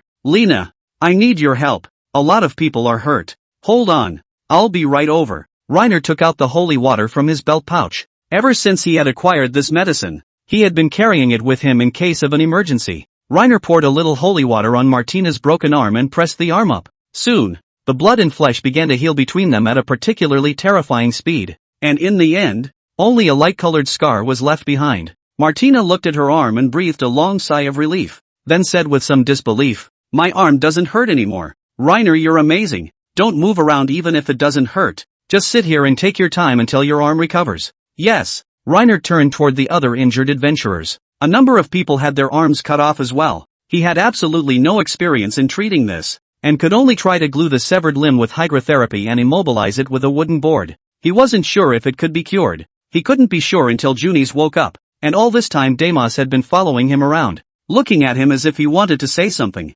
After a while, seeing fewer people around, he finally opened his mouth. "Reiner, I owe you another favor. We're in an employment relationship. I'm just doing my part. If it weren't for you, we'd more than likely have been dead souls under the ogre's blade." Reiner waved his hand, looking down as he healed the burns on his body with a hydrotherapy spell. "It was just luck, but anything less wouldn't have saved you guys." Demas nodded and didn't say another word. After a long silence between the two, he spoke again. "If there is anything you need help with in Mel Lord, you can come to me." With that, he turned toward a few of the knights. Reiner didn't say anything, continuing to look down and treat his burns. His afterglow caught a glimpse of Junis moving not far away. "Are you okay?" Junis sat up with difficulty and nodded, clutching her staff, then suddenly turned around and said, "Reiner, are your magic crystals really as massive as mountains?" Chapter 35, Nora is my woman. Before going back, the crowd of adventurers completely trashed the horde of kobolds. A handful of them burned those cabins directly and cleanly. The companions whose bodies were still recognizable were pulled back in wagons, while those destroyed beyond recognition needed to be buried on the spot. Demas chose a creek with a nice view to bury them. The group came in with about 200 people, but went back with less than 100. The crusade had completely eradicated the kobolds, but the losses were just as heavy. Reiner walked home wearily, due to the number of wounded and the fact that there was a lot of loot on the wagons. The procession moved particularly slowly. They arrived in Melot at noon the next day. Lena snorted and got ready to go back to the village to sleep. "You haven't been paid yet, so we'll go back after the stuff is taken care of," Demas said calmly. "I'll give it to me later. I guess we'll see less of each other. I'm going back to bed," Reiner said sleepily, then turned to leave the group. As soon as he returned to the village, he saw again the door of the hut filled with vegetables given by the villagers. "Put those ingredients in. I'll take a break." The two beast-eared ladies carried the stuff into the kitchen. Reiner was a little dirty, so he just casually leaned back against the wall and fell asleep with his eyes closed and open. When he woke up again, he found himself in bed, his body cleaned and his clothes changed. There was also something hot against his side, followed by the touch of warm, soft cat ears. Nora let out a whimper and poked her head out to look at Reiner. "Awake? Well, it's the middle of the night?" "Yes, Martina and I have already eaten. Are you hungry, master?" Reiner shook his head. Nora yawned, then prepared to get out of bed. "I'm going back to bed then." Reiner hurriedly reached out and pulled her to her feet. "Don't go. Sleep a little longer. It's cold out there." He wanted to hug the cat lady again. Seeing Nora's reluctance, he continued, "I haven't touched the tail or the ears yet." "Then I'll just sit." "I can't feel your ears if you sit down." "Lie down. It's cold outside. What if you get sick?" Nora didn't say anything, and honestly lay down under the covers. Reina gently rubbed her cat ears, then tentatively wrapped her arms around Nora's waist. "The owner won't let me go again." Though she didn't say anything with her mouth, she was quite afraid of being done something about it. Reiner asked with a bad smile, "Who helped me with my shower?" Nora immediately spoke up. "Martina. We blocked it with a towel and didn't see anything." Her mouth said so, but her heart betrayed her outright. "We washed them together. We saw them all." Reiner was momentarily speechless. Although he had prepared himself for this, he still felt a little weird hearing Nora's heartfelt words. "Who changed that dress?" "Also Martina. Martina changed her shirt and I changed my pants." Reina took hold of her tail and tugged gently. Nora whispered, "Gently." Reiner nodded and hugged her tight. Nora was just like a cat, surprisingly soft, and always had a faint scent that Lena always somehow wanted to sniff. After hugging for a while, Lena grabbed Nora's small hand again. Though it was dark around her, Reina could feel her body temperature rising. Nora's face reddened. There were also many more messed up thoughts in my mind. She was still a young girl in the throes of love, and her heart was both screwed up and a little reserved. Thinking back on the adventures the two had had together during this time, Lena's fondness for her grew a few more points. So with a fever in her brain, she whispered in her ear, "Nora, be my woman." Nora's brain went down, and she didn't speak for a long time as she clutched the covers tightly. "What the hell? I'm hallucinating?" "No kidding, master. That's not funny. Martina, come and help me." Reiner poked her ear, causing Nora to shake violently. Why don't you say something? Master, don't tease me. No kidding, I'm serious. Reiner rubbed Nora's furry beastly ears again. Nora was silent again. Her head had been spinning. What would I do if I didn't say yes? Would my master still treat me the way he does now? If we say yes, are we going to start doing that kind of thing right away? Don't I'm not ready yet. My mom says you must take chances that will make you happy. And my hosts are good to me. I can't miss this. It might be the last chance I get to change my fate. Nora tightened her grip on Reiner's hand and answered softly. I promise you. But, that kind of thing. Not yet. What? Her breathing was rapid. And after a few seconds pause she continued with a sobbing voice. I'm still too skinny to be good at all. At least wait until I've gained a little more weight. Then the tail can always just be touched.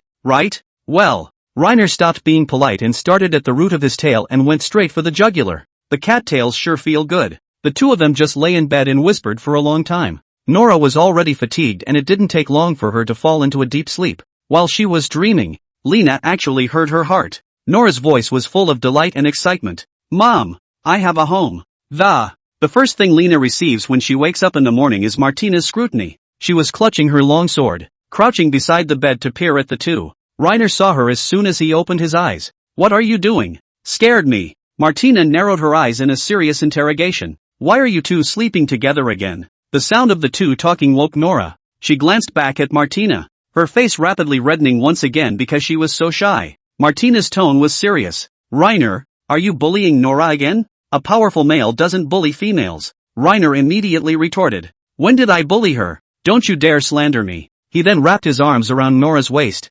Martina looked down and stared, seemed surprised by the move. Reiner spoke slowly. To tell you the truth, Nora is already my woman. She promised me last night. Martina was even more surprised when she said with certainty, you must have threatened Nora. You farted again. Just as the two were arguing, Nora spoke slowly. I volunteered. I'm in love with my master and I want a home. Martina scratched her head, and though she didn't say anything, her heart bubbled up. That's not right. What does Nora like about Reiner? She liked him after helping him with a shower? Isn't it just a little bit bigger, as far as that goes? Learner feels offended. Chapter 36, Get them a proper suit of armor. Early in the morning Reiner took them to Melod. From time to time on the road he would steal glances at Nora, and the two of them, whose hearts were in the right place, always coincidentally caught sight of each other. Caught by the owner again. It's so hard to take a peek. Reiner took her hand, but not for a moment before Nora broke away. She was screwed up, subconsciously jerking her hand away whenever Martina gazed at her. Without realizing it, the three had arrived in Melod. The purpose of Lena's trip was to find a suitable suit of armor for Martina, and if there was money left over, then rent a room in town to live in. It's not particularly convenient to always be going back and forth between the city and the village. Most of Lena's activities need to take place in Melod. For example, if you go to the Adventurers Guild to pick up a quest, or if you are buying weapons and defense, you basically need to be in the town. He's got his hands full now. Originally, he had 10 gold coins, and after a trip to the Morning Forest to complete 3 quests, he now had a total of 45 gold coins on hand. Thanks to the system's quests, he had earned in a short time what a farmer could earn in 20 years. It wasn't enough money to make the class leap, but it was enough for him to spend at the moment. Just as he entered the gates, Reiner heard a familiar voice. Hey, Reiner! Looking back, Deimos was standing on the ramparts with his arms crossed and only a piece of lockjaw armor on his body. He took a bag of money from his belt and tossed it toward Reiner. Taking the bag, Reiner opened it and looked at it. It was full of clear silver coins with an estimated total value of 3 gold coins. So much? The loot sold for quite a bit of money. Deimos nodded, then tossed in another bag of money. The bag of money was small this time, but Reiner felt heavy. When he opened it, it was clear of gold coins, at least a dozen of them. Are you serious? Reiner's eyes widened. Of course, it's a bounty from the tyrant and the priests. You put in the most effort, and it's only right that the bulk of that bounty should go to you. Reiner shook the money pouch before putting it in his fanny pack. Okay, thanks then. Just as he was about to leave, Deimos called out to Reiner again. What? Backpedaling? Deimos shook his head and continued. I stay here at the walls most of the day if nothing else. Aha! Aha! The two of them obviously had nothing to say to each other. Seeing Deimos turn to make small talk with a knight off to the side, Lena departed with the beast-eared ladies as well. He went to the cobbler first and changed each of them into a pair of short boots that fit. The straw shoes on their feet had been worn for a month, and they were almost worn out. And it's getting colder, so it's time to slow down a bit. It was evident that Nora was quite pleased with her new shoes. and every now and then she would crouch down and carefully polish them. Even Martina, who has always been a big talker, is quite fond of her shoes. Those are nice shoes. You humans really know how to enjoy yourselves, Martina said in a serious voice. Nora nodded in agreement. Reiner glanced at her and said coldly, the shoes come out of your redemption fee. Buckle up, buckle up. I'm actually quite happy to work for you. At least I don't have to worry about starving, Martina said in a serious voice. Just as Reiner was about to take Martina to the defense store, the system's voice surfaced again. Mission update, preliminary exploration of the ruins south of Melod. Quest reward, 5 silver coins. Honestly, Reiner was a bit too rich due to the fact that he couldn't even look at the 5 silver coins, but on the principle that if there was a task to be done, he was still going to taste the salt. But the first order of business was to go and find a suit of armor for Martina first. Although this guy is brave,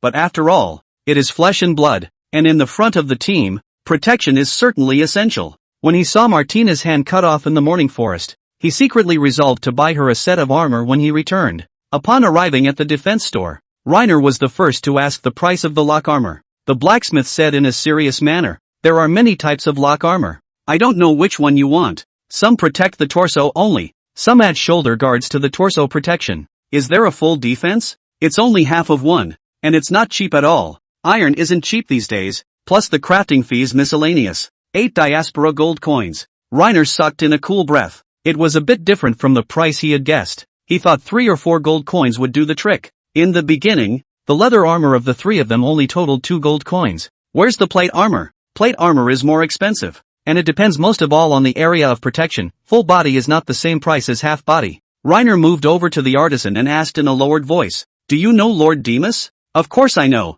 He is a worthy noble knight. That plate armor. Can you get it? Reiner was pleased with the defense of that thing. Standing and letting the goblin general slash a few times was fine. So the combat strength naturally spoke for itself. The artisan glanced at Nora and Martina behind him and said in a serious tone, that one doesn't suit you. That kind of plate armor is a pain to put on. Knights need to squire assemble it for a long time before they can go into battle. And it's not cheap. Reiner asked tentatively, how much? 30 gold coins or so. Reiner rubbed his chin. It's expensive, but still affordable. How much trouble exactly? It needs to be nailed down. Just listening to this Lena is satiating. It was no wonder that when he fought the goblin tyrant in Morningside Forest, Demas came running with half a plate armor on. The artisan glanced at the leather armor on several of the men, and he was impressed with Reiner. After a moment's thought he asked, who was this armor bought for? Reina pointed decisively at Martina behind her. The artisan frowned. You're such a weirdo. What's the point of dressing a subhuman in something so nice?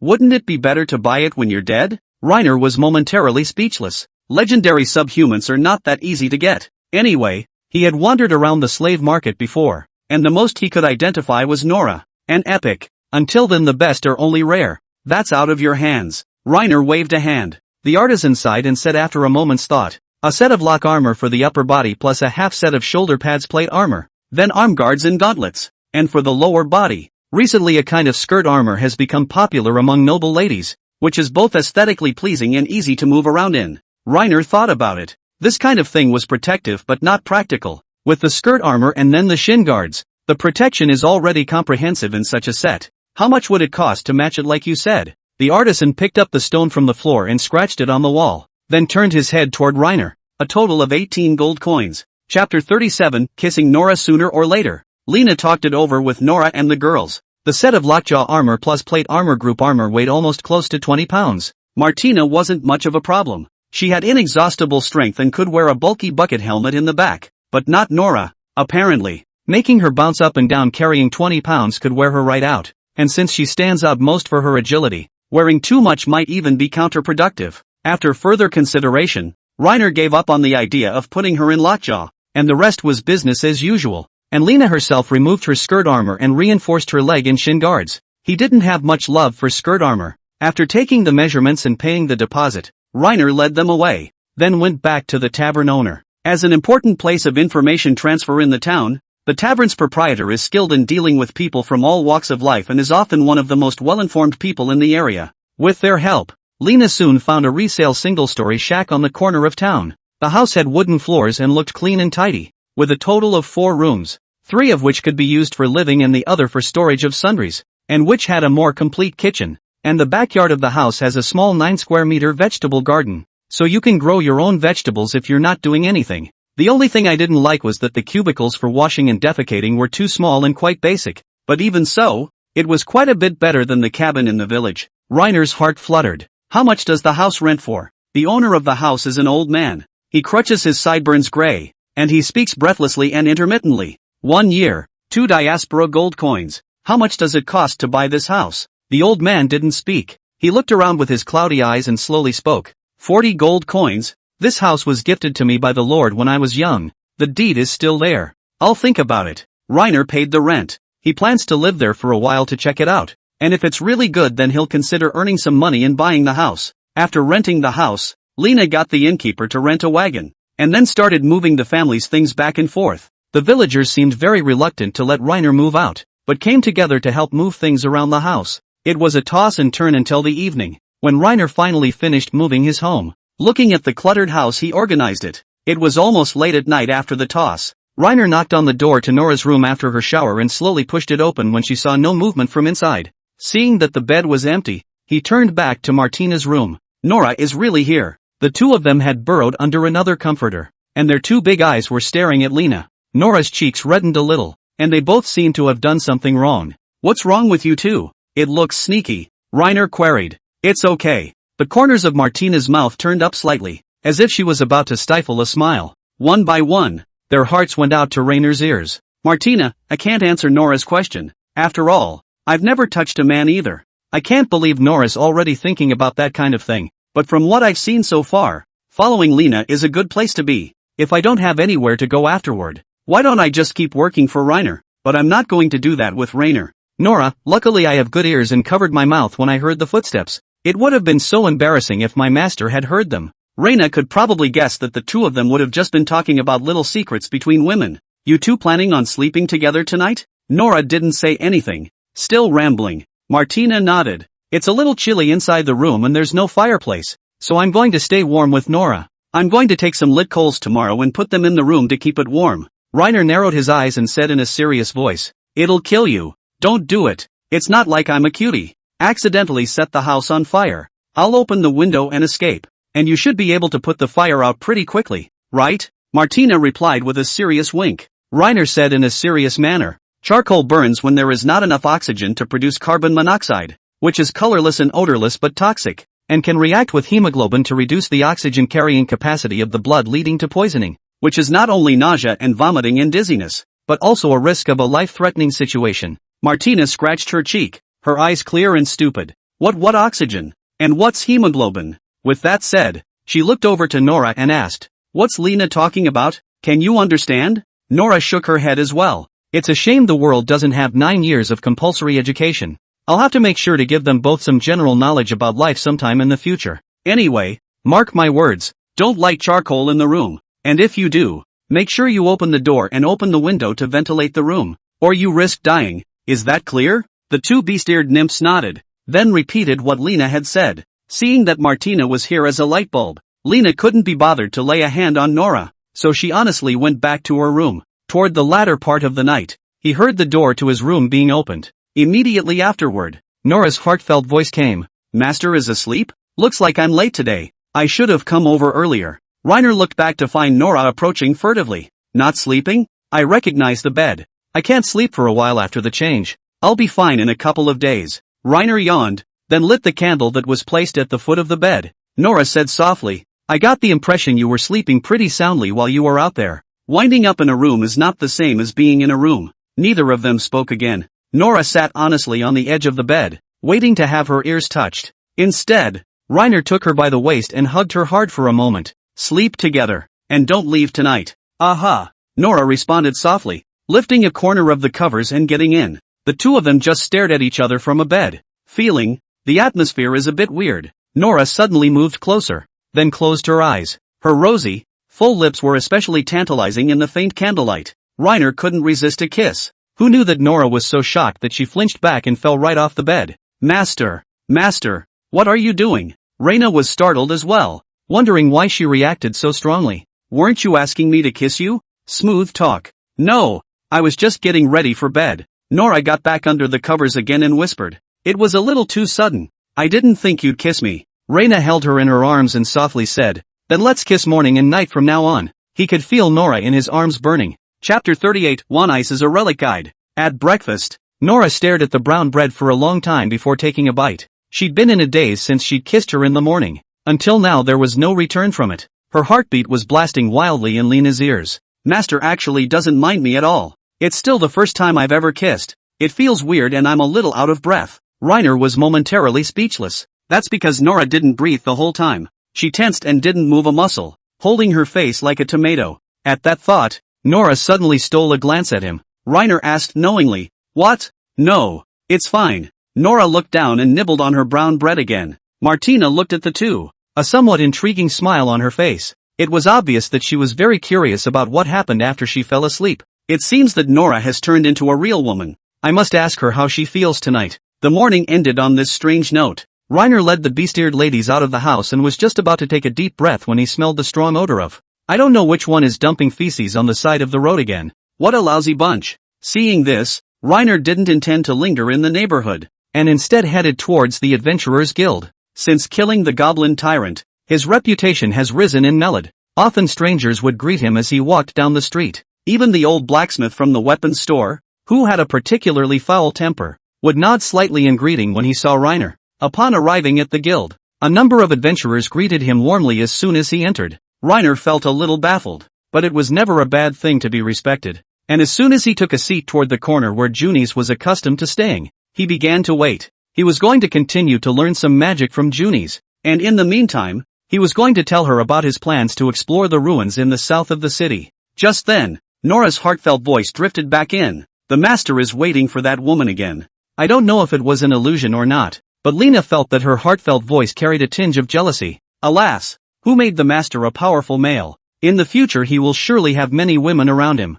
Hopefully then, he will still enjoy touching my ears and tail. Reiner thought Nora was overthinking it. He and Junis are just ordinary friends. It was normal for her to be anxious though. After all, Junis was really pretty. Reiner reached out and touched Nora's ear. After waiting for a while, Junis finally came to the Adventurers Guild. She was plainly dressed as usual, and still held her staff, which was covered in black cloth. As soon as she turned her head, she saw Lena and then went up to say hello. "Good morning, Lena." "Good morning." Junis sat down across from Reiner and suddenly lowered her voice. "How does it feel that you're getting famous now?" "It's okay, but I'm not used to the attention. It's better to be airborne. After you become famous, you can take on more and more commission bounties, which is a good thing." "I hope so." Lena propped her chin on both hands and said in a serious voice, "Are you taking on a mission today? Let's go outside the city and learn from each other." Junis froze slightly, then patted her fanny pack. "I don't have any books with me. Why don't you wait for me for a while and I'll go back and bring them to you? Your fireball and water healing arts are already very skillful. It's time to move on to the next level." Reiner sighed, then waved his hand. "Forget it then. It's not too late to wait until tomorrow to learn. I'll teach you today then. May I?" "Of course. This kind of thing doesn't matter. We're friends. There's no need to take that much into account, right?" Junis smiled gently. "Thank you, Lena." On the way out of the city, Reiner told Junis about his trip to the ruins south of the city. "The ruins south of the city? Yeah, I'd like to check it out." Junis blinked and said with some concern, "Reiner, do you know anything about the ruins?" Without thinking, Reiner said, "Nope." "That's right then. I don't recommend it because relics can be very dangerous for the inexperienced. In this continent, there once existed an extremely powerful ancient country, and as a result, somehow that ancient country was swallowed up by darkness in one night, and nearly 1,000 cities were transferred to all over the world by a mysterious force. There are two types of ruins: the City of Ruins, which is located on the surface, and the Lost City, which is located underground. The former is safer, but has been pretty much raided by successive generations of explorers. The latter is more dangerous, but it may hold many treasures of great value, such as ancient grimoires, or metals of great price, and the one you're talking about belongs to the latter, the Lost City." Feeling thirsty after all that talk, Junis took out her canteen and took a sip, then continued, "With luck, you might get treasure. If you are unlucky, there are many hidden traps and countless evil spirits in there, and if you are not careful, you will lose your life." Reiner scratched his head and wondered, "Who told you all this? It feels like reading a novel." Junis' eyes were filled with respect. "My magic tutor. She is an extremely experienced relic adventurer." "So I can't go?" Junis, who had been very serious, suddenly smiled. "It's fine to go, but you have to be prepared to do so. and have a guide to lead the way. Reiner scratched his head. He was going to ask the owner of the tavern on his way back to see if there were any guides in town that could lead the way through the ruins. Seeing Junis looking at him with a slightly strange expression, Reiner asked in passing, "What? Do you know the relic wizard?" Junis jerked up her proud chest. "Reiner, you're talking to a relic guide with a lot of experience. Dependable?" Reiner narrowed his eyes. For some reason, she suddenly felt a little unreliable. Being asked that, Junis seemed to have a weak heart. She lowered her head and said carefully, "I've followed my mentor to the City of Ruins twice and the City of Loss once, so there should be no problem." "Really?" Junis nodded heavily.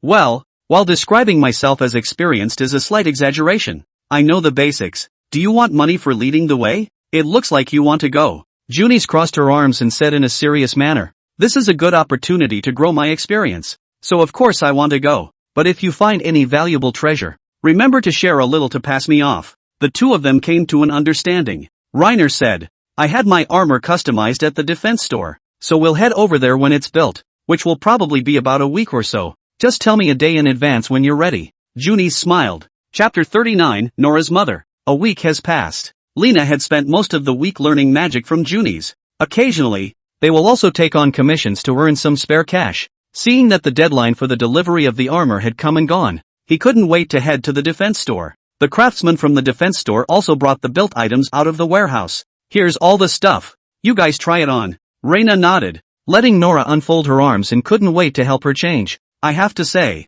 the plate armor does make it a bit difficult to put on, and you have to pull the straps pretty tight to get it mounted securely." But as one piece of equipment finished being put on, Reiner's mood was pleasant. As the last piece of shin guard was installed, Martina on the sidelines let out an exclamation. "That's awesome." Lena took a few steps back and looked over at Nora. She had this look that reminded Reiner of a certain anime character. Nora is like Saber with black hair and animal ears. Reiner took Martina's two-handed sword and handed it to Nora. "Lift it up and see." Nora honestly raised her sword. Reiner narrows his eyes, which makes it completely right. "Master, the sword is so heavy." Nora's hands were shaking. Martina's two-handed sword was at least 20 pounds. Reiner returned the sword to its rightful owner, then patted Nora's waist. "Move around a bit. See if it affects your flexibility." Nora moved her limbs and ended up doing a very deft backflip. Although the body has gotten heavier, there's hardly any sound and it fits well. "Then there's no problem." Reiner turned his head and helped Martina put on her armor. At first he was a little curious as to why Martina's plate armor was a size larger than Nora's, until the two piles of fat on her chest fit tightly into place. It was because of these two lumps of fat that he spent an extra 20 silver coins. After putting her armor back on, Martina was imposing. With a terrifying sense of power in her hands and feet, she bottomed out at least 40 pounds in this outfit, but the slightest movement made a metallic scraping sound between the lock armor and plate armor. He'd heard something similar in Demas. The sound may interfere with concealment and is completely unavoidable. "Lena, I feel invincible." Martina puffed out her chest and said in a serious voice, "I feel like I can. Right now. Take on 10,000 green-skinned monsters single-handedly." She swung her greatsword like a true warrior, but it always felt like something was missing. Looking at this pretty face of Martina's, realization dawned on Reiner. She's still missing a helmet. Reiner picked up a steel barrel helmet at the rack and put it on Martina's head. "How does it feel?" "It's a little loose and the view is obstructed, but it's not a big problem."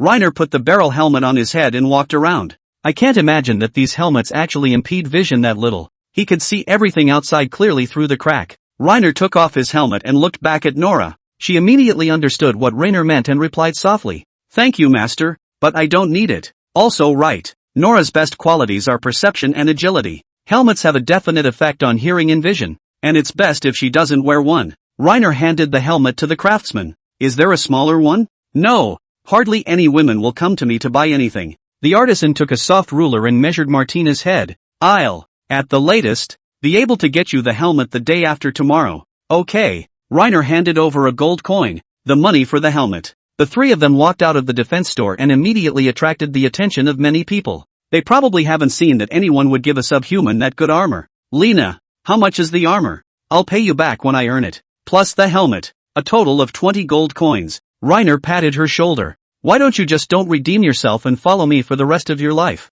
Martina laughed, then said in a serious manner, "Since you said so, I'll be following you from now on." Reiner nodded. He's begging for it. It would naturally be best if he could lasso her. A legendary level subhuman. To his side. It's not very convenient to wear the armor. Let's remove it and go to the Adventurers Guild to find Junis. Reiner headed for the bench when he got home. Finishing taking his armor off, he had been too lazy to move. Looking at the table, which had not yet been cleared, he was once again in deep thought. Just then, a handy Nora volunteered to come over and clear up the table. Reiner glanced at the gold coins in his pocket and had 15 gold coins left. He suddenly had the idea of buying another slave. Although Nora can be a maid too, but she came back from her outing most of the time very tired. He wanted to buy another slave if he could. The quality doesn't need to be great, just enough to be able to stay home and babysit her full time. Let's make another trip to the slave market. Nora and Martina pricked up their ears in unison. Even though they knew Lena wouldn't sell them out, they would still be a little wary in their minds when they heard those 4 words again.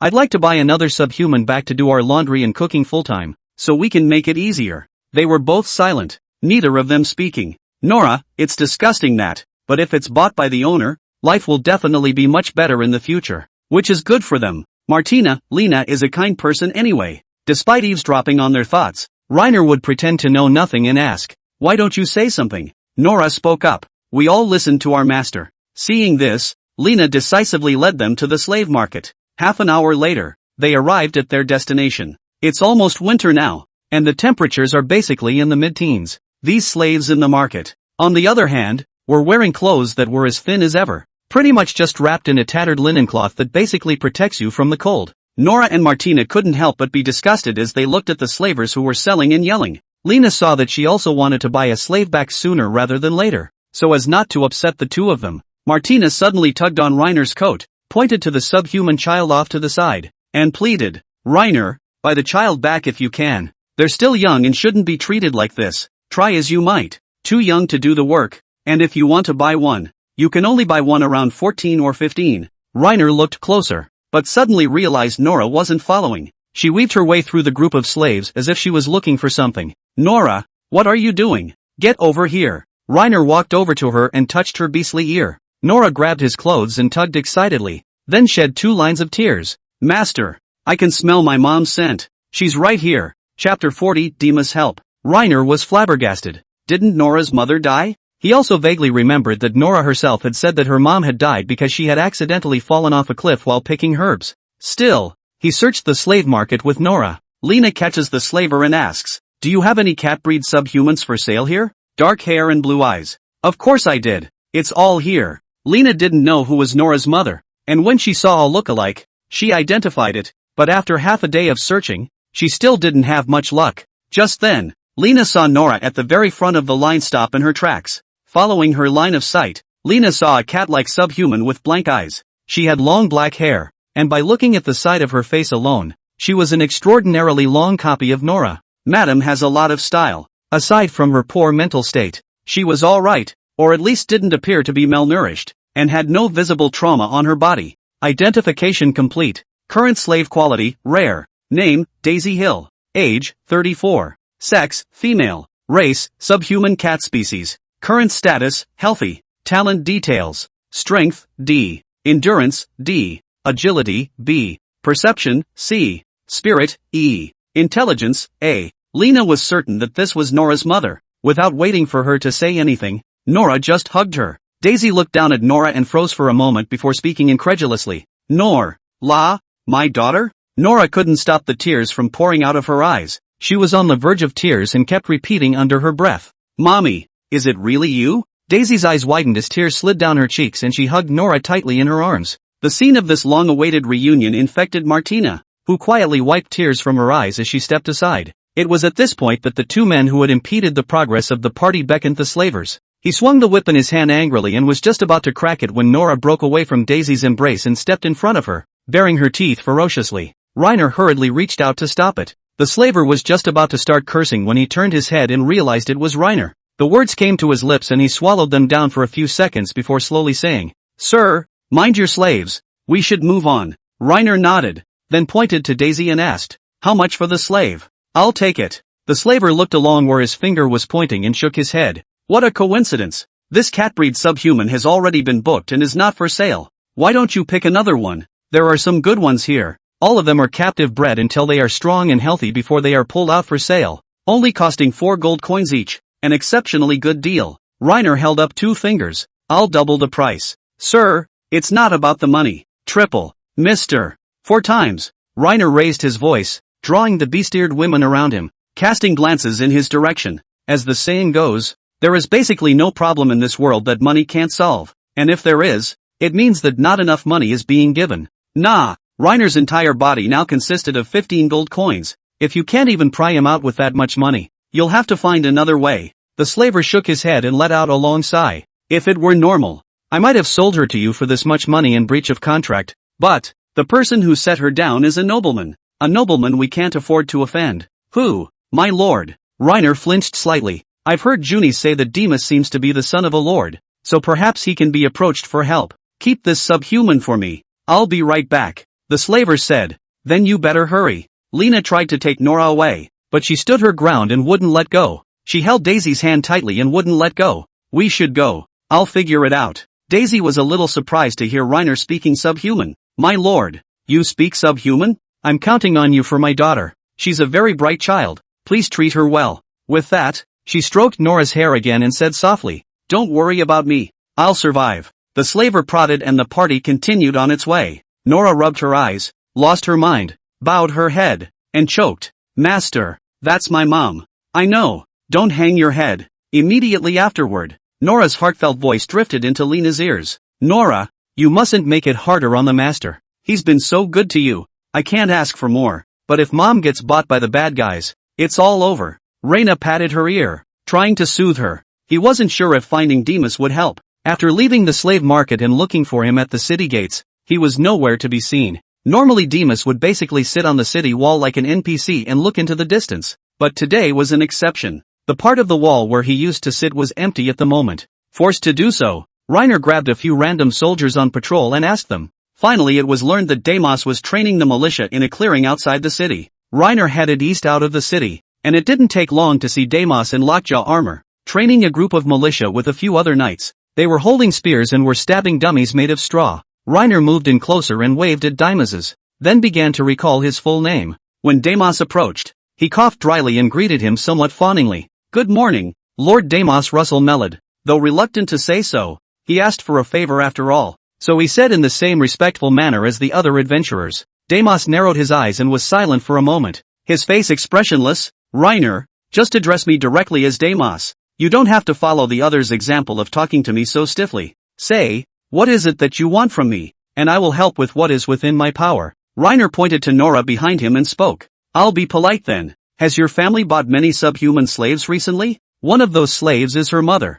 I wish to buy her back so that they can reunite mother and daughter. A flicker of respect passed over Demas' face, but he quickly regained his composure. What did the subhuman look like? Cat-breed subhuman with long black hair and blue eyes. A fine slave. Got it. Demas whistled as his warhorse bumbled in from the side. I'll go first, you go over there too. Saying this, he rode off at a gallop to Melod. Lena and Nora were close behind. They had just returned to town when they saw Demas riding up to them, leading Daisy. Nora quickened her pace and threw herself headlong into Daisy's arms. Chapter 41, Bringing Mother-in-Law Home. Nora held Daisy close to her. Thanks, Reiner said in a serious voice. It's a good thing they didn't cross Demas at the time, or Nora's mother wouldn't have been able to come back so easily. He took out 5 gold coins from his belt pouch and handed them to Demas. Demas just looked away and refused. Helping you isn't about the money, but one size does not fit all. I can't ask you for a favor and have you pay for it again, can I? Reiner put his hand out. Take it. It's nothing to you,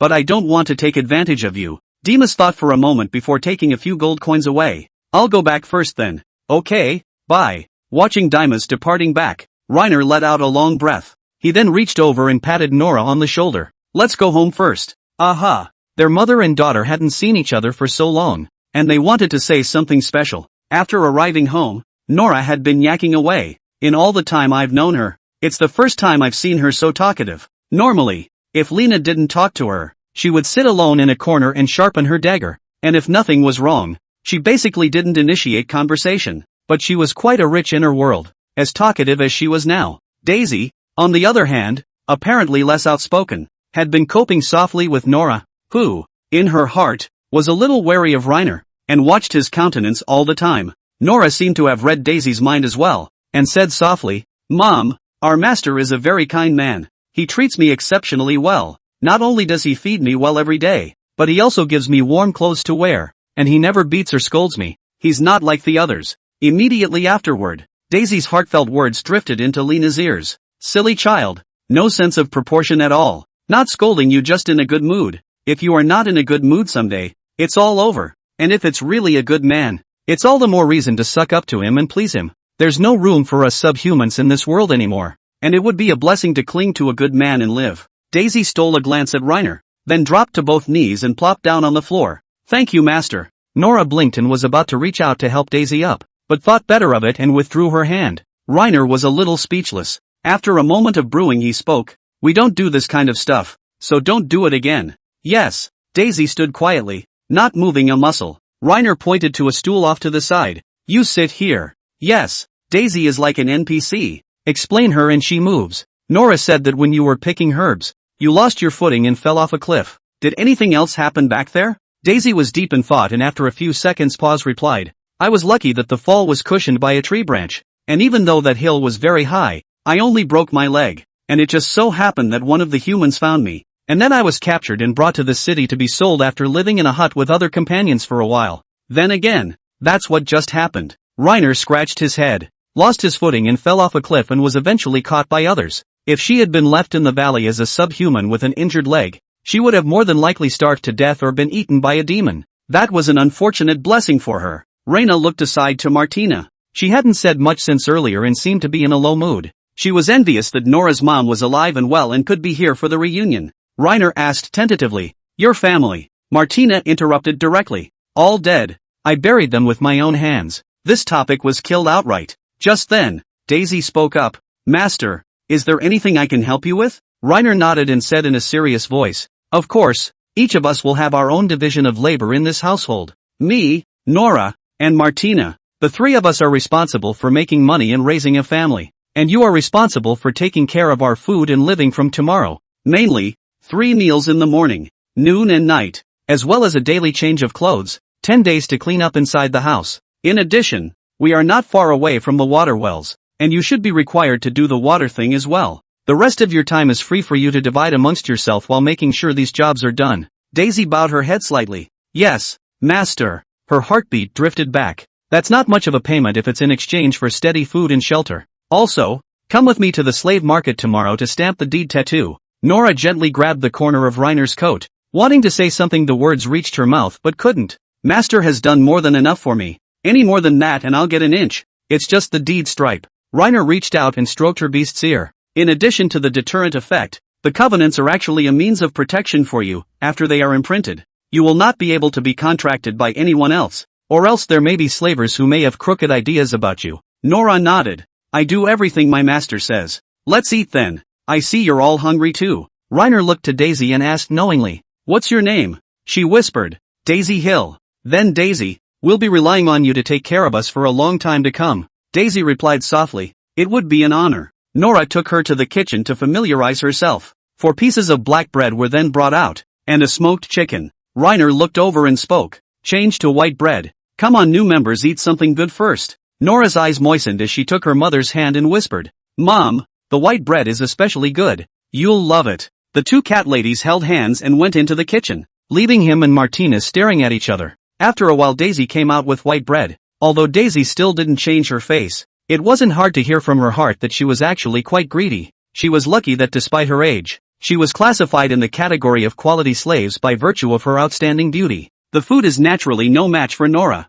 She would have been able to eat black bread if the slavers and Nora was drinking slop in the first place. Mom, you have to try this white bread. Nora helped her cut the bread and scooped up a spoonful of jam and smeared it on the wooden plate. Daisy took a bite and didn't wolf it down even though she thought it was delicious. She ate very civilly and kept a watchful eye on Reiner's face. Though in terms of attributes, the difference between her and Nora's intelligence was only one level, but hers was much more resourceful than Nora's. It was evening after dinner. Lena sat in her room after her bath and delved into her magic. Nora's room was next door and she slept with Daisy. Lena waited a long time today and didn't wait for Nora to come over and touch her ears. Chapter 42 Active Nora. Early the next morning, just as Reiner woke up from bed, he saw Daisy sitting quietly waiting with a tray. Nora, on the other hand, was sitting on the end of the bed, and she looked to be in a rather good mood. Daisy lifted the plate with both hands and whispered, Master, it's time for breakfast. I'm used to eating after I've washed up. Just put it on the table and go about your business, Daisy answered and walked quickly out of the room. Nora closed the door behind her, then climbed onto the bed, pushed her head against Reiner's chest, and lowered her voice. Master, touch the ear. You didn't come over last night, thanks to me waiting so long. Reina couldn't help but complain. Without Nora, he couldn't sleep well now. I was in my room with my mom yesterday and accidentally fell asleep. Sorry. Lena rubbed her ears hard with one hand and tugged her tail gently with the other. Nora carefully climbed on top of Reiner, her small, cold hands cupping his face. She gathered her courage and closed her eyes, her red lips slightly parted. I haven't washed up yet. I'll kiss after. Reiner turned his face away. Nora's face reddened. It was obvious that what she had just done had shamed her greatly. After all, it was usually Lena who was active and her passive, and today she took the initiative for once. Nora righted Lena's face and said in a voice smaller than a mosquito's, "It's okay." This time she didn't wait for Reina to respond. She just kissed her. When they parted, Reiner's tongue tingled vaguely. You bit me. Nora's face turned even redder as she lowered her head and said, I have some teeth that are rather pointy. I didn't mean to. After saying that, she suddenly crouched low and knelt on the bed. Master, thank you for your willingness to help me. I will remember your kindness in my heart, and I will definitely repay you. At the same time, Nora's heartfelt voice drifted into Lena's ears. In order to get my mom down, I even went to someone with a bad relationship for help. Master's favor. Master's favor. Can I really pay it all back in this life? Reiner raised an eyebrow and asked. Really? Aha! Reiner brewed for a few seconds and said in all seriousness. Then give me a baby. The air suddenly froze. Nora's skin color changed at a rate visible to the naked eye. In just tens of seconds, her pale skin turned a light pink color. Lena could even hear her ragged breathing in the already not so spacious room. Mom had me when she was younger than I am now, and the owner is an attractive man. He is not only good to me, but also very kind. Such a man I must catch. Nora was a little incoherent and couldn't stop stammering. Don't you worry. Just straighten your tongue. Nora took a deep breath and after a few seconds reprieve whispered. Yes, as long as my master doesn't mind that I'm subhuman. Whatever I want to do is fine. After all, I'm my master's woman. Lena didn't mind cat ladies. Upon receiving Nora's affirmative answer, he was a little bloodied. Lena, who has been single for over 20 years, can't carry that temptation and instantly turns into an iron hammer. Nora sensed something and subconsciously shrunk back. Master, you can't do it during the day. With that, she ran out of the bedroom in a huff, leaving Reiner alone in the room to cool off. After breakfast, Lena took the three besteered women to the slave market. Before he left the house, he had been explaining to Nora and Martina that they should never be impulsive no matter what they saw in the slave market. Nora had nearly lost it when she met Daisy at the slave market yesterday. If Lena hadn't stopped him, I'm guessing the slaver with the whip would have been splattered in blood, and Nora would more than likely be arrested and executed on the spot. I remember, Nora said solemnly. Upon arriving at the slave market, the three besteered maidens collectively kept quiet and just followed Lena honestly. After stamping Daisy, she fainted and was carried on Nora's back. Reiner was going to go back, but stopped by the defense store on the way and walked back in to take a look around. The artisan saw Reiner coming and walked quickly towards him. You're just in time. I've got you covered on the helmet. With that, she took a small one-size bucket helmet off the shelf. Reiner took it and handed it to Martina, who was beside him. She tried it on, then nodded. This helmet fits now. Reiner paid the money and took the helmet away, leading a few people in the direction of home. Now that he was fully equipped, he was ready to explore the ruins south of the city. When Daisy woke up, Reiner explained, We're going out for 2 or 3 days, so you'll be on your own during that time. There's food in the kitchen, and you know where the well is. Daisy, still in a bit of a trance, froze for a few seconds and then replied softly, Yes. The three then put on their armor and prepared to go. Before she left, Daisy opened her arms and hugged Nora. After leaving the house, Reiner went straight to the Adventurers Guild. Along the way, the heavily armed trio earned a lot of eyeballs and were mobbed by many civilians. When they arrived at the guild, they immediately became the center of attention. The adventurers cast glances in its direction, and as usual, Junis was still sitting in the corner of the Adventurers Guild jerking off her cat. She didn't recognize Lena at first because she was wearing a helmet. It wasn't until she saw the staff in Reiner's hand, and the helmetless Nora, that she cautiously asked, You're Reiner? Reiner lifted his mask up and asked with a smile, How's that? That's not a bad outfit, is it? Junis put the cat down and trotted all the way to Reiner's side, gently stroking the armor on Reiner's body. Not bad. The workmanship of this plate armor is okay. What made you think of buying a set of armor? Cherish your life. Being an adventurer is so dangerous. You can get hurt if you're not careful. In that case, then wear thicker clothes. mages out of meat. Even if they are caught by Blue Zero Death, they can still have a fight. Junis looked behind her at Nora and Martina, then said, I don't suppose you've been spending a lot of money, have you? A total of 44 gold coins. It really didn't cost much. Reiner pointed at the gate of the Adventurers Guild and then said, how so? Now that I've bought my equipment, can we go conquer the ruins? Junis nodded. Any time, but make sure to bring plenty of water and food. I've been poking around for the past few days. The ruins south of the city are small ruins, so if you want to go deeper into the ruins, you'll only need about 2 days. That's easy. I've brought 5 days rations for 4 men, so let's get going now before it's too late. Just then, a low, husky male voice came from the side. My lord, you plan to go to the ruins south of the city? Reiner turned his head to see that it was an old farmer with a beard and dirt on his hands. There's no need to call me lord. I'm not a nobleman. My name is Reiner. Mr. Learner, can you do me a favor? I'll pay you. Chapter 43, Accepting the Mission. Going to the ruins in the south of the city. My child is an adventurer like you. 5 days ago he followed a group to the ruins south of the city in order to earn money for my wife's treatment, but so far there has been no news at all. I'm worried about him. The old farmer was sitting across the table, and he kept his head down, looking a little rattled. Reiner looked aside to Junis. How so? The situation inside the relic is complicated, but this is a small relic after all, not coming out for 5 days. That could only be because they've encountered danger. Junis paused for a moment and then said, how many of them are there? The old farmer thought for a moment and then answered, 6 or so. He seldom told me about these things, and I don't know very well. Have they had any experience exploring the ruins? Again the old farmer shook his head. He supposed he knew nothing about it. Junis rested her chin on one hand and pondered. If it's 6 adventurers with some experience, it's unlikely that they'll be completely wiped out unless. Seeing her sell out at a crucial moment, Reiner couldn't help but say, unless what? Reiner, the dangers inside the ruins go far beyond the countless traps and evil spirits. That place is located in the midst of a darkness that erodes one's sanity all the time, and any tiny bit of negativity is infinitely amplified there. If the mental capacity is not up to it, the spirit can easily break down and thus fall into a state of frenzy. Reiner flinched slightly. Both bestiar nymphs had the word spirit on their attribute panels. He vaguely remembered that Nora's spirit was a D and Martina's was a C. I thought it was only related to magical talent,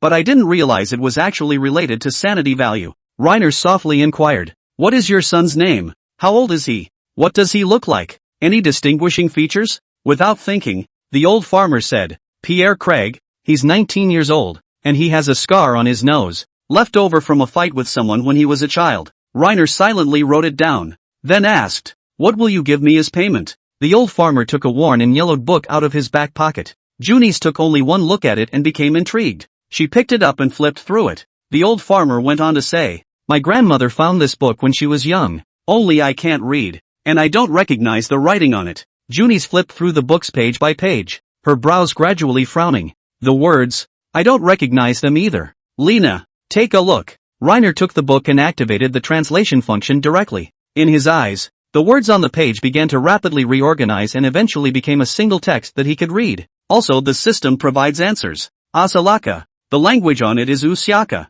With that, he began flipping through the catalog. It was found to be a grimoire of rock magic, just what Reiner needed at the moment. Just then, Junis suddenly spoke up. Lena, Usyaka is the language of the western part of the old empire. What's wrong? And the old empire has been extinct for thousands of years. The language was lost a long time ago. Where did you learn Usyaka? Reina looked up at Junis and realized her eyes were round. We can't just say he has a golden finger, can we? Looking at the grimoire in his hand, he was struck by an idea. How can it be lost? There must be someone who can. Look at this book are still in good condition. According to reason, the book of thousands of years ago should have been wormed long ago. It must have been made by someone nearly 100 years ago. Junis narrowed her eyes and said in a serious manner, many books and volumes in the ancient times have been blessed with divine blessings, and it's not difficult to make it 1,000 years without rotting. My tutor used to be so busy translating the scrolls of the old empire that he sought out many knowledgeable scholars to no avail. And you would actually. Reiner was sweating. What the hell? And a divine blessing. Junis is so hard to fool. Not all of it, just a few words I know in bits and pieces. Really? Junis asked with a sincere look on her face as she bent down and brought her face close. The heartfelt voice of Nora, who had been silent, drifted over. She's leaning in so close. Reiner continued to cope. Really? No lie. I'm the most honest person. Junis watched him carefully for a long time before speaking. You have a lot of secrets in you. Just then, The old farmer across the street spoke again. Mr. Rainer, can you help me? Seeing an opportunity to change the subject, Rainer hurriedly returned the book before speaking. No problem. Go ahead and send out a commission. We'll set out to find it now. Good. The old farmer turned toward the counter. Rainer to Junis, who stepped aside. Lead the way, wizard. The four of them were soon out of the city. On the way to the ruins south of the city, Nora scouted ahead while Lena, Junis and Martina stayed behind. The journey was uneventful, and they reached a certain wilderness located south of the city without incident. Rainer looked around and saw that the neighborhood was nothing but weeds and forest. He wondered, where are the ruins? The lost city is underground. Junis stomped on the compacted dirt on the ground. So are we going to start digging now? Junis was amused as she reached over and patted Rainer on the shoulder. You're such a funny man. Usually near the ruins there's a strange kind of magic guide stone. At first glance it doesn't look much different from a normal stone, but it's engraved with all sorts of magical runes. With that, she pushed aside the grass with her staff and led the way at the front. Soon she found a stone that had been eroded by the elements for a long time, and it did have many crooked runes carved into it. This is the entrance to the ruins. Also, after using a magic guide stone, you can't use it a second time in a short period of time. You need to wait for a while before doing so. Junis carefully taught like a teacher. Rainer remembers the teachings. What's all of a sudden so serious about? Can't figure you out. Junis laughed and bent down to blow the dirt off of it. Let's go in when we're ready. Raina turned back to the two beast-eared women. Nora and Martina are fully loaded. Any time. Junis nodded and took Lena's arm. The two looked at each other with 4 eyes. Rainer wondered, what are you looking at me for? I was going to ask you. Junis looked to Nora and Martina and said in fluent subhuman. It's best to be in physical contact with each other when entering the ruins, or you might teleport to a different location. Hearing this, the two beast-eared nymphs ran over in a frenzy and followed Junis' example, taking Rainer's hand. It doesn't have to be that way. As long as Nora and Lena have contact. Martina, it's okay for you to hold Nora on your arm. Oh. Martina decisively let go of her hold on Nora. Seeing the crowd ready, Junis put her hand on the magic guide stone. Chapter 44 Expedition Within the Ruins. For just a moment, Rainer's vision went black. He felt himself instantly yanked into endless darkness by a magical force. All his senses dulled. It didn't come back until Junis' hand burst into flames. Rainer, are you okay? I'm fine. Lena nodded. He only felt a little eerie, but otherwise did not feel any discomfort. Rainer looked around and realized he was inside a dark, ancient building. There was a damp, earthy smell all around, moss growing on the rough stone walls, and a palm-sized spider on the ceiling. The wooden door leading outside was so rotten that it fell down when he poked it with his staff. There could be traps around here. Lena, be careful. Let me scout ahead. And you follow me in lighting. Master. Nora reached out and yanked him back. Walking at the front herself, several people came out of the stone house in turn. Rainer looked around and was met with an old, crumbling street. On both sides of the road were rows of crumbling walls, and further away was a black mist. This place doesn't even know day from night. As far as the eye could see, there was darkness as deep as the bone. Rainer was just about to enlarge the flame in his hand when Junis stopped him with a low voice. Inside the ruins, try not to be too conspicuous. I heard that there are quite a few difficult skeleton soldiers in here, so it would be troublesome if we lured them here. What is the structure of this relic as a whole? I'm a bit curious. Junis carefully looked around and slowly began to narrate. I heard from my mentor that the lost city is a sphere emanating magical boundaries, so it should be circular. As for the diameter, it varies from a few hundred meters to a few kilometers, big or small. So how are we going to get back then? Junis laughed. You've only just gotten in and you're thinking about getting out? Lena said politely. No, you're the only one who knows this place well. If we accidentally get separated, then wouldn't we be dead if we didn't know the way out? Actually, he's worried about Junis accidentally dying. It's simple. There will be multiple magic guide stones that can be used for teleportation present within the ruins. Just use them when you find them. How does it work? Physical contact, and then an infusion of any attribute of magic, and you can teleport. Junis blinked. Rainer probably heard it. He'd have to try it himself when he got back. That way next time he could bring Nora and Martina over for an adventure himself. Rainer looked around and asked again, where should we go next? Anywhere. I know nothing about this relic either. Rainer thought about it. The priority right now was to complete the system quest, as well as find the adventurer named Pierre Craig. He tapped Nora on the shoulder and asked in a low voice, can you smell the others? I need to find someone. Nora raised her head and sniffed around. Whispering, I can try. She led the way at the front, while the remaining 3 followed closely. Suddenly, Nora stopped and drew her dagger from her belt. Martina also drew her greatsword. Just then, There was a crunching sound from up ahead. A ragged skeleton emerges from the darkness. It has no weapons in its hands. Nora subconsciously took a step back as a mental voice drifted into Rainer's ears. A body that moves? On the contrary, Martina is much more composed. The sight of the skeleton monster didn't scare him in the least. Lena remembered that Nora's spirit was a little weaker than Martina's. That mental resistance to such horrors would also be relatively weak. Rainer raised his staff and knocked the skeleton down in one swift motion with a water balloon spell, and the round head rolled into a side ditch. He then reached out and stroked Nora's cat ears, soothingly saying, "Don't be afraid. I'll be there for you." Junis looked at the two and said in all seriousness, "A teammate who is encouraged reduces the risk of a mental breakdown. So if she's scared, you can comfort her a little more." Nora wisecracked, "I'm not afraid. I just feel a little surprised." Martina looked at the bones on the ground and said with an expressionless face, "What's there to be afraid of in this thing? It's just a pile of bones. I've seen things 100 times scarier than this." Junis bent down and rummaged through the bones, then broke off a piece of bone and handed it to Rainer. "The skeleton thumb bone can be taken to the Adventurers Union for money." "How much?" Rainer already had a rough estimate of this. A demonic creature this good to kill shouldn't be worth more than a few bucks. Junis said softly, "At the same price as a slime's magic core." "Fruity. It takes 20 thumbnails to get a piece of black bread." But in the spirit of the principle that no fly is too small, Lena would still pick it up honestly. The four moved on. It had to be said that there were quite a few magical creatures in this relic. In just a short distance, Rainer had already killed dozens of skeletons. Granted, they don't have any equipment and look like they were just ordinary civilians when they were alive. "I thought you said there might be treasure here?" Rainer queried. "Yeah, it's probably hidden all over the place, or maybe it's already been taken by other adventurers. I heard that a few decades ago,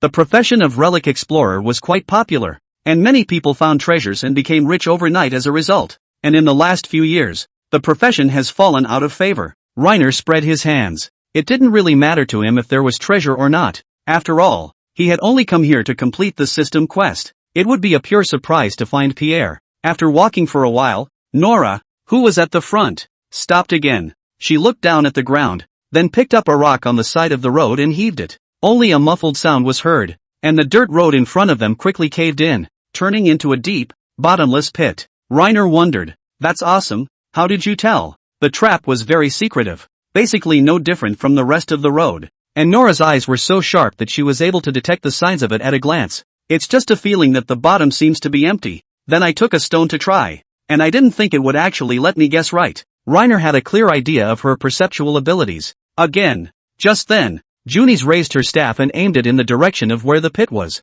Nora took out her dagger again. "Master, there is something inside the pit. There's a kind of demonic creature called a crypt demon spider that hides in the middle of such trap crypts, and they're still dangerous." As soon as Junis' words left her mouth, Rainer saw a dark shadow burst out of the cavern and speed toward them. It was a black spider the size of a bison. "Ah!" Martina let out a battle cry, exploding with tremendous force to knock the demon spider over with her shield, then cleaving its head open with her sword. The demon spider convulsed and shed a large amount of green blood, finally lying on all fours on the ground and completely losing its life. Rainer was just about to compliment Martina when his afterglow caught a glimpse of Nora's face. Chapter 45, Nora, corrupted by darkness. Junis walked up to her and softly complimented, "Martina, you're amazing. You actually knocked the magic spider away in one go." Martina seemed to enjoy the feeling of being praised. Her tone of voice was filled with a faint pleasure, "That's for sure. This thing is so light and fluffy that it flies off at the first impact." Just as the two of them were commercially complimenting each other,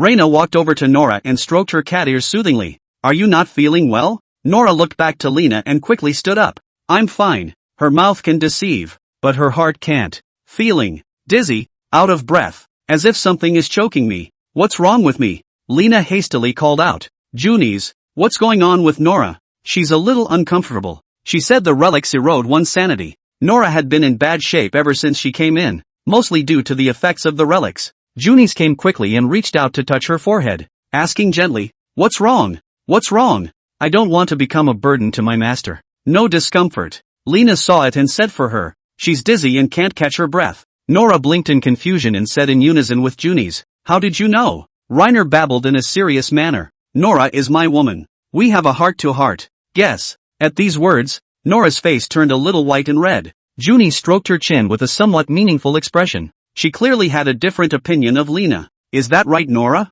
"Well, I am my master's woman, and I am willing." Junis jumped right to the conclusion. It does seem like the thinking is a bit confused. I asked if the symptoms would match up and she answered something else. Nora nodded after a moment's hesitation. It's been eroded by the relics, but it's only to a minor degree, and it won't cause any other effects other than some physical discomfort. Reiner sighed in relief. After a moment of silence he then asked, and what was the severity like? Will hallucinate and go crazy? Junis looked over at Nora, and after taking a closer look, she continued, but the probability of that isn't very high, unless the team is in the middle of a danger. Then there's a possibility of having a mental breakdown. It's not very likely though, with Martina around, basically no demons can hurt us. Reiner patted Nora's shoulder and whispered, rest here for a while, take a breather. Aha! Reina looked aside to Martina. She was crouching down next to the corpse of a magic spider to take a closer look at it. And this one was a lot more mental than Nora. At least she hadn't seen her face change from just now until now.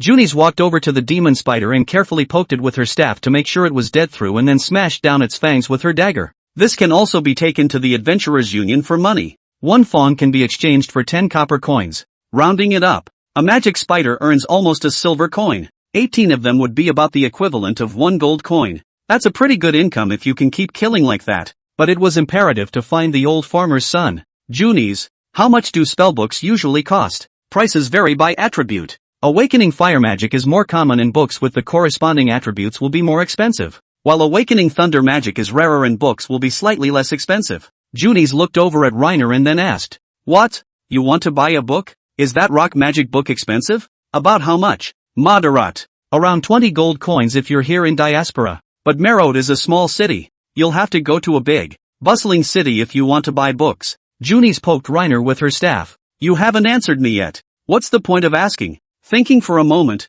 Reiner managed to answer honestly. Remember that book that old farmer showed us? Of course I remember. That's the grimoire? Junis guessed at once. Reiner nodded. Well, it's got ancient rock magic written all over it. I can't believe you just told me that. Junis blinked, and she looked a little cute in this serious expression. Should I keep it all to myself then? If I were you, I'd take it all for myself. Junis said with a smile on her face. You don't know the words on this book anyway. So I'll just fool you and give you some random money to get rid of you. Reiner couldn't help but curse. You're a real dog then. But that's what I actually thought at first. I'll give you a share of the money when we find that old farmer's son and get the book. Junis waved her hand. No, I was just joking. Just keep the book for yourself. I simply wanted to follow you to explore the ruins. Got it. Noble lady. No shortage of money. Reiner reached out and stroked Nora's cat ears. Junis smiled and said nothing. Reiner felt that she should actually be quite short of money. They say it's hard to go from luxury to frugality. And Junis is an aristocrat.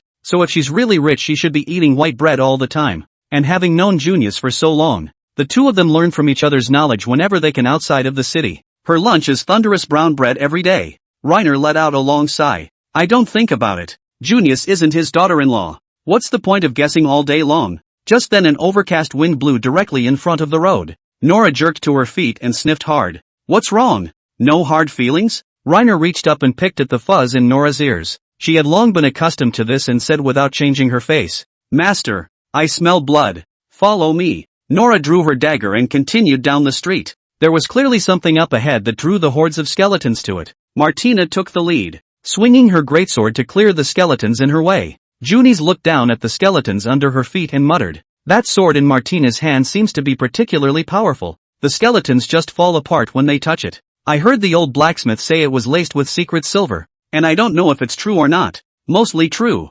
Secret silver is the nemesis of evil spirits. Junis turned her head to look at him and then asked, it shouldn't have cost much, right? Reiner shook his head, rounding up. That's totally whoring out the old blacksmith. But looking at Martina tossing this sword around like this, I'm afraid it won't last long. A few minutes later, without any of the crowd making a move, the streets were cleared of skeletons by Martina. She picked her way through the pile of bones with her greatsword, then turned back and said, Lena, you should come over and take a look. Reiner walked over to her and looked down. What came into view were 3 disfigured bodies. 2 of them were already so disfigured and smelled so strongly of decay that they were completely unrecognizable. Chapter 46, Willing to sleep peacefully in Rainer's arms. The Pierre Craig we've been looking for half the time isn't supposed to be dead, is he? Junis came over to take a look and decisively kicked the 2 rotting corpses aside. Lena, this thing isn't human. It's a ghoul. Ghouls? Martina took her helmet off, her forehead covered in fine sweat. I forgot to mention that this thing just pounced on me,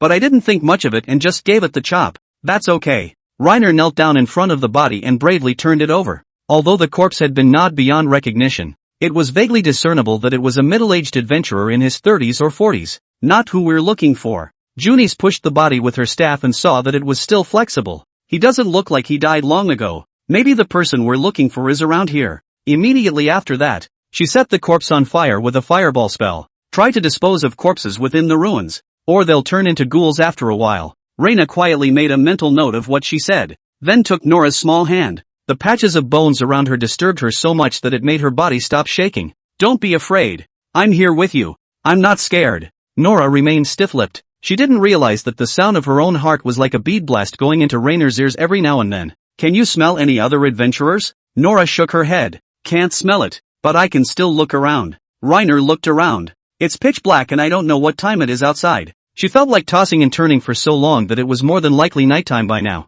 Junis, should we take a break or keep looking? I hear you. She shrugged. As much as Lena wanted to find the adventurer and go back to claim his reward, but seeing as Nora was in bad shape, he was worried that another accident might happen and decided to take a break. The four of them found an old stone house nearby that was still sturdy, and after checking to make sure there was no danger, they sat down inside to recover their strength. Nora didn't have a good appetite and nibbled on a few bites of black bread before putting it in her fanny pack. Still hard? Nora remained stiff-lipped. No hard feelings. Just be honest. I don't like it when people try to be tough, Reiner said with some seriousness. Nora flinched slightly, her voice softening. It is a little hard, she said in a churlish voice. Reiner asked toward Junis, is sleep going to ease this condition of hers? Yes, she can, but will she be able to sleep in this environment? Junis looked up and around the room. The often unkept ceiling was covered in cobwebs. Occasionally, palm-sized bugs could be seen scurrying back and forth in the shadows. If memory serves, Nora wasn't actually afraid of bugs,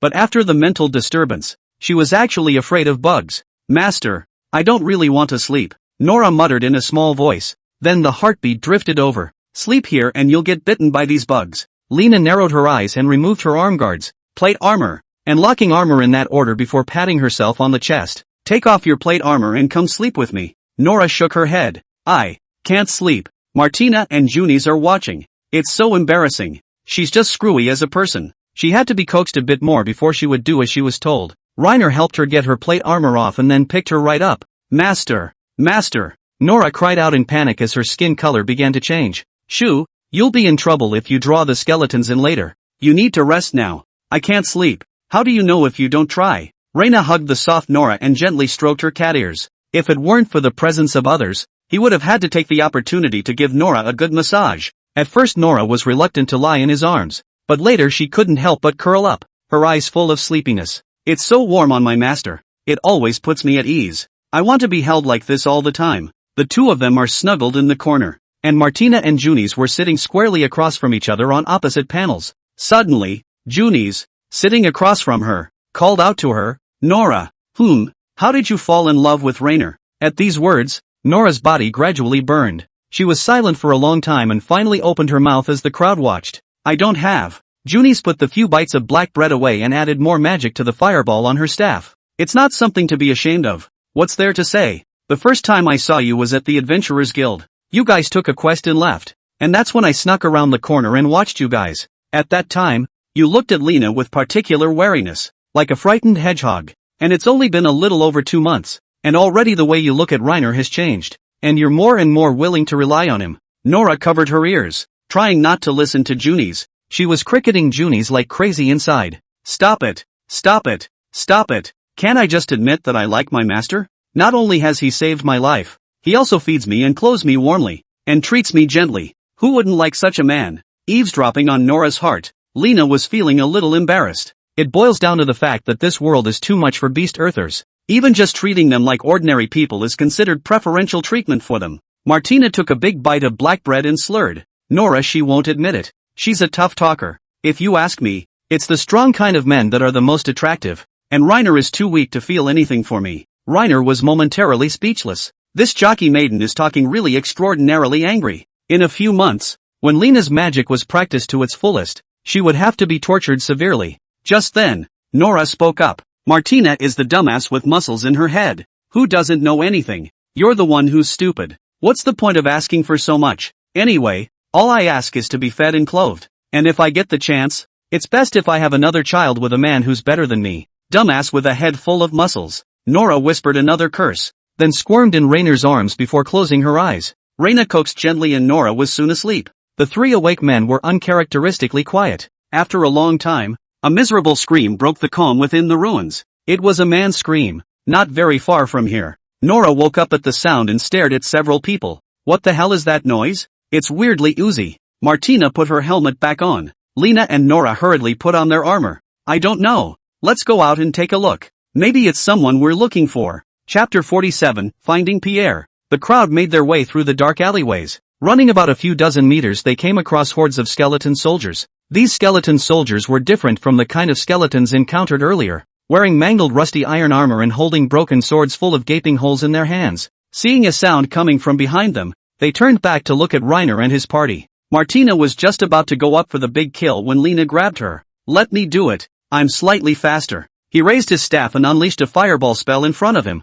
Cackle. LOL. The slowly approaching skeletons were ignited by the fireballs, and the surroundings instantly became a sea of fire. There was a strong burning odor in the air, and it didn't take long for them to start falling in pieces. Rainer noticed that Junis had been staring at him and couldn't help but ask, "What's wrong? Something on my face?" Junis was about to say something, then shook her head. "I'll ask you when we get out." After clearing the alley, Nora probed down the street. "Master, there are monsters eating people outside." Rainer stepped forward and looked to see ghouls surrounding the corner of the street in front of him, and a number of skeleton soldiers around them. They were munching on the bodies. "Martina, clear them out and try to be careful. These skeletons are armed." "Don't worry." Martina rushed out of the alley and fought the skeleton soldiers, and in half a minute there was nothing but corpses all over the place. Rainer walked over to the two bodies and took a general look at them. Although it had been gnawed beyond recognition, one of the corpses had female features on it, so Rainer decisively ruled it out. And another body. No part of his body was intact. His eyes were gouged out. His entire face was lifted and his head was opened. Rainer shook his head. "It's so disfigured. I don't know if it's the one we're looking for or not." Before he crossed over, he often loved to watch suspenseful videos on his phone, knowing that a forensic scientist can approximate the age of the deceased by looking at the skin, bones, and teeth, but he didn't know exactly how to look at it. Junis said softly, 3 bodies have been seen so far, and if they were a squad of 6, that's 3 more who are unaccounted for. Just then, Nora's ears perked up again. She closed her eyes and sniffed carefully, then took Rainer's hand. "Master, come with me." Martina and Junis chased after them. After running for a while, Nora burrowed into the alley and then stopped. "We're at the place." Raina followed her line of sight and stared at the shadows directly in front of her for a few moments. He had just walked up first when Nora stopped him. "Let me." She lowered her voice, then pulled out her dagger and moved forward. Within a few steps, a man wielding a short sword killed himself from the shadows. Nora nimbly dodged out of the way, allowing him to jab. Rainer raised his staff up and aimed it at him. "Calm down. We're not demons." The man looked up to meet Rainer's eyes by the faint light. His face was covered in blood, his eyes were scarlet, and he kept muttering something under his breath, looking as if he was somewhat delirious. Rainer saw that he was not very old, and had a very prominent scar on the high bridge of his nose. There was no doubt that the man in front of him was the target of this mission, but just to be on the safe side, he asked, "Are you Pierre Craig?" The man suddenly gasped for air, glaring at Rainer with some anger. "What?" Junis grabbed Rainer by the shoulders and yanked back. "Be careful. He's had his sanity eroded and is now in a frenzy." "No need to ask. Stuck in this state, he won't answer anything you ask. There aren't many adventurers willing to enter the ruins, and his characteristics basically match, so it's more than likely him." "What then? He just goes crazy?" Raina couldn't help but worry about Nora. "Granted. She's in much better spirits after a good night's sleep. Get him out of here. It won't be long before he's back to normal." "That's okay, but what if you don't bring it out?" Junis continued. "Either the demon kills or the spirit breaks down and is assimilated into a monster." As soon as the words were out of his mouth, Pierre lunged at a few more people. Nora dodged and reached out to trip, and he fell right on his ass. After rising from the ground, he roared in anger. Rainer looked to Martina. "Let him get some sleep." Martina stepped forward quickly, leaning back to avoid the slashing shuriken, and then slapped her shield to stun her. Rainer steps up and kicks the shuriken away, tying him up with the ropes. There were 2 more unaccounted for, but the mission was accomplished. "Is there anyone else's scent nearby?" Nora shook her head. Rainer looked to Junis and asked, "So we go back?" "We'll just have to go back. It's not going to be easy to move around with you carrying him, so let's just go back." Junis sighed and continued. It's a bit of a shame that the situation here hasn't been explored yet, and no treasure has been found. It's okay, we'll just come back more often from now on. Junis nodded. The four of them began to search within the ruins for the magic guide stones that would allow them to leave this place, and Reiner followed them carrying Pierre. After wandering around the ruins for a long time, Junis found a magic guide stone in the street. She didn't rush off, but still looked around carefully. What's wrong? Didn't you say you'll be coming back next time? Take note of the surroundings first. It's best to come to the ruins to memorize where each magic guide stone is located, so that if you encounter danger next time, escaping will be slightly easier. After explaining, Junis walked towards the magic guide stone. As the crowd took hands, Lena's vision changed dramatically. It only took a moment for a few people to leave the ruins. It was just now dawning, and apparently only a day had passed. Reiner burrowed out of the weeds and carried Pierre on his back in the direction of the city of Melord. Junis yawned and said sleepily, trying to sleep, "You're going back later?" "No, got something else for you." "Something? What?" Junis sold it. "I'll tell you later." Just then, Pierre on Lena's back stirred. He struggled twice and asked in a somewhat annoyed tone, "Who are you?" "My head hurts." "Back to normal?" Reiner lowered him to the ground. Junis knelt down and propped open his eyelids to look at them, then helped him untie the ropes that bound him. Reiner looked down at him and said softly, "My name is Reiner. I'm the adventurer your father brought in to save you. What happened to your squad in the ruins?" Pierre held his forehead and looked at him with some confusion. "Relic?" Junis explained from the sidelines. "There's a short period of memory loss after a mental breakdown, so let him take a breather and he'll remember it all." Pierre was a little confused at first, but he soon remembered something, and his expression gradually changed to one of grim agony. Chapter 48, Chantless Magic. Pierre covered his face and burst into tears. "What's wrong?" Reiner queried. "But the guy just cries and doesn't answer when asked. Just hangs on for dear life." Reiner hadn't rested all night, and exhaustion made him lose his patience. He patted Pierre on the shoulder. "Stop crying and follow me back. Your father is probably still waiting there at the guild." Pierre lowered his head and said, "I killed them." Several people looked at each other. "Companion?" Pierre nodded. "I was a coward. I was so scared at the time that I took out my dagger and stabbed Lena in order to stay alive. And Eric was killed by the ghouls to protect her. I was an asshole." Reiner was momentarily speechless. It seems that the dead man and woman were the work of Pierre. "Why is that? I'm such a scum. A piece of trash. Of no use at all." Pierre tore at his hair as hard as he could. Standing aside, Junis spoke up and asked, "How many of you were there when you went in?" "7. 7 live ones." Pierre seemed to remember something as he jerked his head up and grabbed Reiner. "Necromancer. I saw the necromancer. He's after us. And skeleton knights. Hordes of skeleton knights. They'll be coming out of the ruins soon. We have to tell everyone." "Really?" Reiner asked rhetorically. Instead, Pierre ended up suddenly singing and looking crazy. "What's going on with him?" Reiner asked, turning toward Junis. "I don't know. By all rights, he should be back to normal once we get out of the ruins." Looking around at Pierre, Lena sighed. "It must have been caused by not getting enough sleep. Let him sleep some more." As soon as the words were out of his mouth, Martina gave him a shield tap to stun him. Reiner carried him towards the city. Go straight to the Adventurers Guild after entering the city. The old farmer stood at the door with his hoe on his shoulder, and seemed to have been waiting for a while. Seeing Reiner's figure, he didn't hesitate for a second and ran over in stride. After identifying it as Pierre, who had been missing for several days, a smile appeared on his rough, dark cheeks for the first time. But he soon sensed something was wrong. "Mr. Lerner, you are truly a reliable adventurer." "But Pierre he's been a little delirious since we came out of the ruins. I've let him rest for a while. He should wake up later." The old farmer carefully took out the spellbook from his backpack and handed it to Reiner with both hands. "Thank you. If there's nothing else, I'll take him back first." Reiner nodded and flipped the spellbook open for a few moments to make sure it was correct before putting it away. He then took out a gold coin from his money bag and handed it to the old farmer. The old farmer's eyes glittered as he asked, somewhat incredulously, "Mr. Reiner,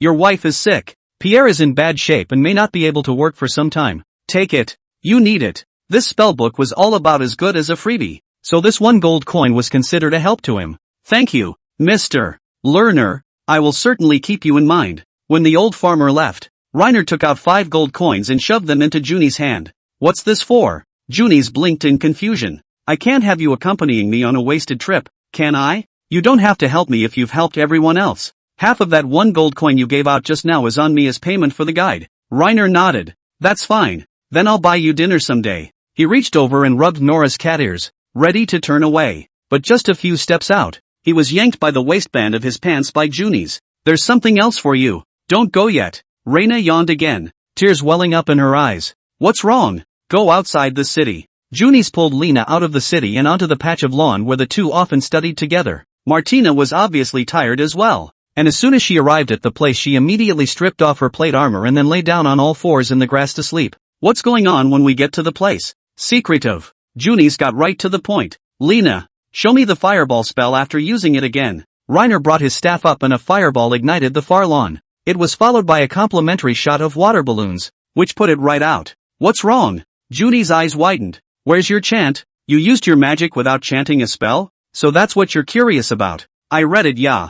Junis puffed her cheeks out and narrowed her eyes at him. "You're full of... I don't see your mouth moving." Reiner explained in all seriousness. "I mumbled it in my mind. When he first learned magic, he also chanted spells honestly. Over time, he felt that chanting all the time while fighting was too slow, so he thought he'd see if he could scale down the magic spells. At first it was just a matter of narrowing down an irrelevant word or two. After seeing that the magic could still be released intact, he began to gradually cull it. From 10 words in the beginning, it was eventually cut down to 1 or 2. Seeing that he was still able to release it, Reiner finally just stopped talking about it, and simply flew right into a silent chant in his mind. The fireball spell that Junis could only unleash in about 4 seconds. He could do it in a second. "Teach me." Junis winked. Reiner let out a long sigh and started teaching on the spot. And Junis' situation was nothing like his. After shrinking the word, you can't even put out the most basic fireball spell. These incantations were figured out by previous generations, but any missing word will cause the magic release to fail. Junis shook her head, looking at Reiner with a few moments of confusion. "You didn't have it in your mind, did you? Read it." "That's probably because you don't believe in this method and think I'm fooling you to cause it." Reiner yawned, then lay on his side on the grass. "Believe it or not, you can't use it naturally if you don't believe it." Junis froze and seemed to have an epiphany. "Close your eyes and try it religiously." A few minutes later she actually succeeded. She scaled down a few words and managed to make a fireball spell. Junis looked incredulously at the flames burning in the distance and muttered, "It's really..." Reina just kept practicing with her and soon the day passed. Seeing that it was getting late, he was ready to go back. Just then, the system's voice rang in his ears. "Mission, initial exploration of the ruins south of Melloud. Current status, completed. Mission reward, issued." 5 heavy silver coins appeared in Reiner's hand as promised. After putting it into the money bag, the system's voice sounded again. "Quest update, kill the necromancer of the ruins. Mission reward, 10 gold coins. Come alive again." But based on the experience gained from the last fight with the goblin priests, this guy is more than likely not a nice guy to deal with. Reina looked over to Junis, who was still pondering over her chantless magic, and waited for her to idle a bit before asking, "Junis, have you ever seen a necromancer?" She let out a long sigh and seemed to give up on learning chantless magic for the time being. "You're worried that Pierre is telling the truth? Of course, after all, there is only one life." Junis fell into deep thought and gently shook her head. "I've heard of it but never seen it. The big deal is that we won't go to the relics for a while, and then we'll observe and see what the other adventurers who went to the relics have to say." "Okay." Junis got up and patted the dirt on her ass. "It's getting late. I should get back. See you tomorrow." "See you tomorrow." Lena yawns and reaches over to pat Nora's butt for the ride home. Chapter 49, Fixing Things with Nora. It was late afternoon when I got home. Although he followed Junis for a nap on the lawn at noon, he still didn't get enough sleep. So much so that when he taught Junis chantless magic in the afternoon, he failed several times in a row because he couldn't concentrate. Looking at the stew Daisy had brought, he fell into deep thought. The tasty stew looked colorful and flavorful, but Lena just didn't have much of an appetite. All he wanted to do now was take a hot shower and read in bed for a while before going to sleep. "Daisy, is the water boiling? I have it all ready for you. Master can go for a dip anytime. Then I'm going to take a bath, then I'm going to bed. You guys take your time eating." With that, he got up and walked into the bedroom, found a shirt and got into the cubicle used for bathing. The fatigue of the day is instantly relieved when you lie down in the wooden tub used for bathing. After his soak, Reiner went to the kitchen and grabbed a piece of brown bread, lying down on the bed and taking small bites. He was going to study the grimoire he got today, but just then, Daisy walked into the room. Those blue eyes were gazing straight at Reiner. "What? Looking for me for something?" Reiner closed the book and looked at her quizzically. Daisy sat on the edge of the bed and whispered, "Master, do you need me to heat up your stew?" "No, I'll just nibble on some bread tonight and go right to bed." Immediately afterward, her heartfelt voice drifted into Reina's ears. "It's all men, nothing different. Don't be nervous, it'll be over soon." "What?" Several large question marks slowly rose in Reiner's mind. What does Daisy want? Just as he was wondering, Daisy slowly spoke. Master, let me serve you. After saying that, she climbed onto the bed and put her slender fingers on Rainer's shoulder. Master, this is something I have wanted to say for a long time. I feel that you are very special. Always give me a sense of security. Daisy winks, her slender waist always rubbing against Rainer's arm intentionally or unintentionally. Real bull. No wonder the slavers said that cat-breed subhumans were especially popular among the nobility. Who can top that when it's so will? Just as she was thinking that, Daisy's heartfelt voice drifted back in. It's a small sacrifice to make sure my daughter has a safe place to go. Rainer hurriedly pushed him away. Looks like she's planning to sacrifice herself to be used to by people's hearts. But she didn't know yet that Nora had actually made a deal with him a long time ago. So Rainer coughed a few dry righteous coughs and said, So what? I'm not interested in human wives. So go back to resting and leave me alone. Rainer favored Nora, who was his age, over a mature woman like her. Daisy froze slightly, a few moments of confusion flashing in her eyes. She didn't seem to expect Rainer to say that, but even so, she still had no intention of giving up. I don't believe you can hold back, although I am no longer young, but more or less some posture. She placed her hands on the buttons, then slowly undid the woolen garment draped over her body. Daisy's skin is fair and beautiful, but not as hydrated as Nora's. Just then, the door was violently pushed open. Nora stood imposingly in the doorway, looking freshly showered and steaming. Apparently, the two had been talking to her and she'd heard it all, and Daisy gave her a wink. Silly daughter, what are you doing? Close the door quickly. Mom is helping you. Nora's face was expressionless as she pointed to the door and spoke. Mom, go to your room. I have something to talk to the master about. But, Daisy wanted to say something. Mom, I never dared to tell you before because I was afraid you'd worry. I'd become his woman. Daisy's brain went down for a few seconds. She lowered her voice. Already? Nora's face reddened.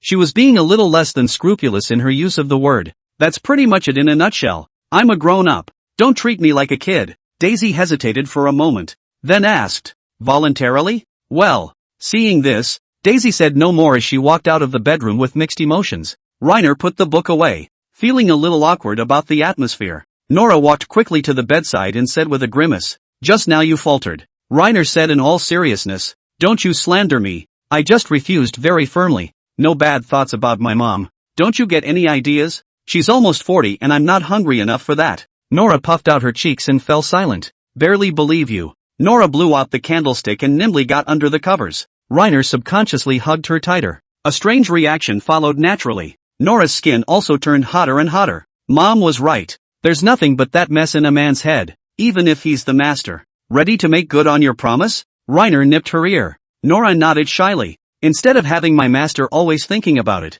why don't I just let my master get it? Anyway, my master is good to me and I don't want to wander around anymore. I want a stable home. Rainer's hand kneaded at the small of her back. Nora had bought it back more than 2 months ago, but she couldn't get fat. There is only a thin layer of fat on the stomach. Eat more in general. You're still so skinny. Well, immediately afterward, her heartfelt voice with a few hints of grumbling drifted into Rainer's ears. I really do like a better body. I'm not Martina. Sorry about that. Rainer didn't think so at all. They both kind of have their own strengths and weaknesses. Martina, although her body looked better, was a female warrior of great strength, and definitely had quite a bit of muscle on her body. Definitely not as soft as Nora's. With that in mind, Rainer made another appraisal of her. Identification complete. Current slave quality, epic. Epic? The corners of Rainer's mouth arched up. With a single movement of his mind, all the information about this catgirl unfolded. Name, Nora Hill. Age, 18. Sex, female.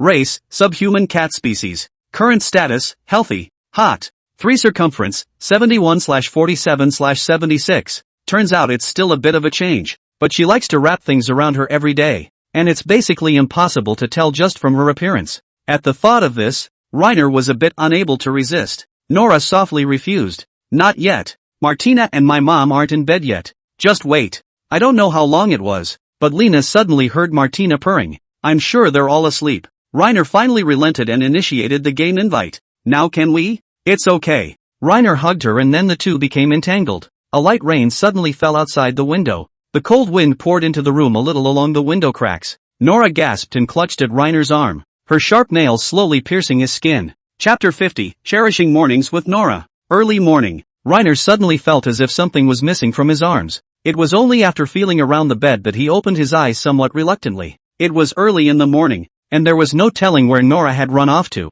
and now he was alone in bed, and the half of the bed where Nora slept had been cleaned. She's so light-handed, this won't even wake anyone up. Reiner yawned and put his head over his head intending to sleep some more. Upon hearing the door open, he poked his head out. It's Nora. She was wearing a thick wool coat. Her cheeks were a little red from the cold, and she looked no different than usual. Finally woke up. It's okay, just pretend nothing happened. It's nothing to be ashamed of. Nora walked over to the bed and gently nudged Reiner's shoulder. Master, breakfast is ready. Shall I bring it over for you? No. Sleep with me a little longer. But, no buts. Reiner yanked her under the covers, then began unbuttoning her shirt. I have to do laundry with my mom later. Nora punched Lena's shoulder gently, her head popping back up with a lot of jumbled stuff. Not bad for a while. Reiner hugged her and began to soften the blow. Okay, just a moment. Nora compromised. She lay on her side at the mercy of Reiner. I'm glad I didn't put a bandage on it or I'd be in trouble again later. The owner is really motivated this early in the morning. 2. It wasn't that Lena was drained. It was just that the young man did wake up in the morning with slightly more fire. Nora's skin was only slightly flushed at first, and it didn't take long for her to cover her mouth with her hand before the two of them finally collapsed in an embrace. She gasped for air, her head going blank. After a long time, Lena poked her in the stomach and whispered, So weak? Still playing in the second half? Nora shook her head and said breathlessly, Leave me alone. Master, if you really like it, we'll come back tonight. Then it's a date. Reina hugged her gently. Nora's petite frame felt good to hold. There wasn't much flesh on the parting, but it didn't pinch at all, and was unimaginably soft. What did the slaver say before? That cat breed subhumans are naturally beautiful. At first he didn't believe it and thought it was false advertising, but now he believed. Reina rubbed her cat ears and whispered, No getting up before me in the future. Ooh, so itchy. I know. Master, don't blow air into my ears. Nora scratched her ear, then bit Reiner as if she was complaining. Just then, the system's voice floated in his ears. Activate achievement, Conqueror of the Beast-Eared Lady. Additive effect, none. Activate achievement, Steel Waste. Additive effect, unusually strong kidney function. Never worry about your kidney loss.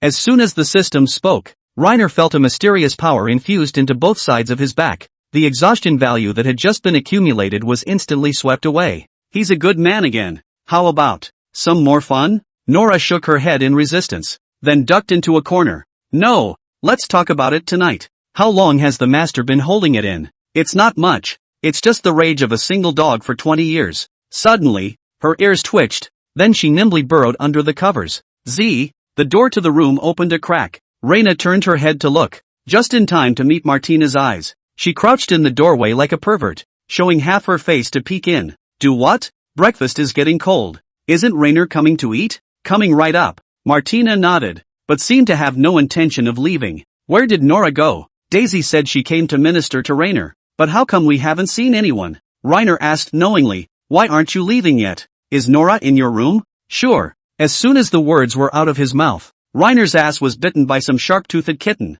He quickly changed his tone. Of course. No. She went out with Junis early in the morning. Hasn't she come back yet? No. When did she get so close to Junis? Martina wondered. I don't know. Maybe all of a sudden. Reiner shrugged. Oh, that's okay. Martina closed the door behind her, making sure she was gone. Nora got out from under the covers and dressed quickly. She still had a few marks left by Lena, especially the clearly visible strawberry mark on her neck. What's the point of hiding it from her? Making it seem like it's a secret. Reiner poked her cheek. Maybe she already knew. Odds are Martina will be asking Nora after last night later. Just don't want to tell her or she'll laugh at me later. I got up earlier than her and she didn't see me just now, so it's easy to fool her. I'll roll out the window later and pretend to knock. Reiner said in a serious voice. Is there a possibility that your mom has already told her? After all, she usually loves to play with you, and she's bound to ask if you're missing early in the morning. It felt like Nora's IQ had suddenly lowered, and her hands had stopped dressing.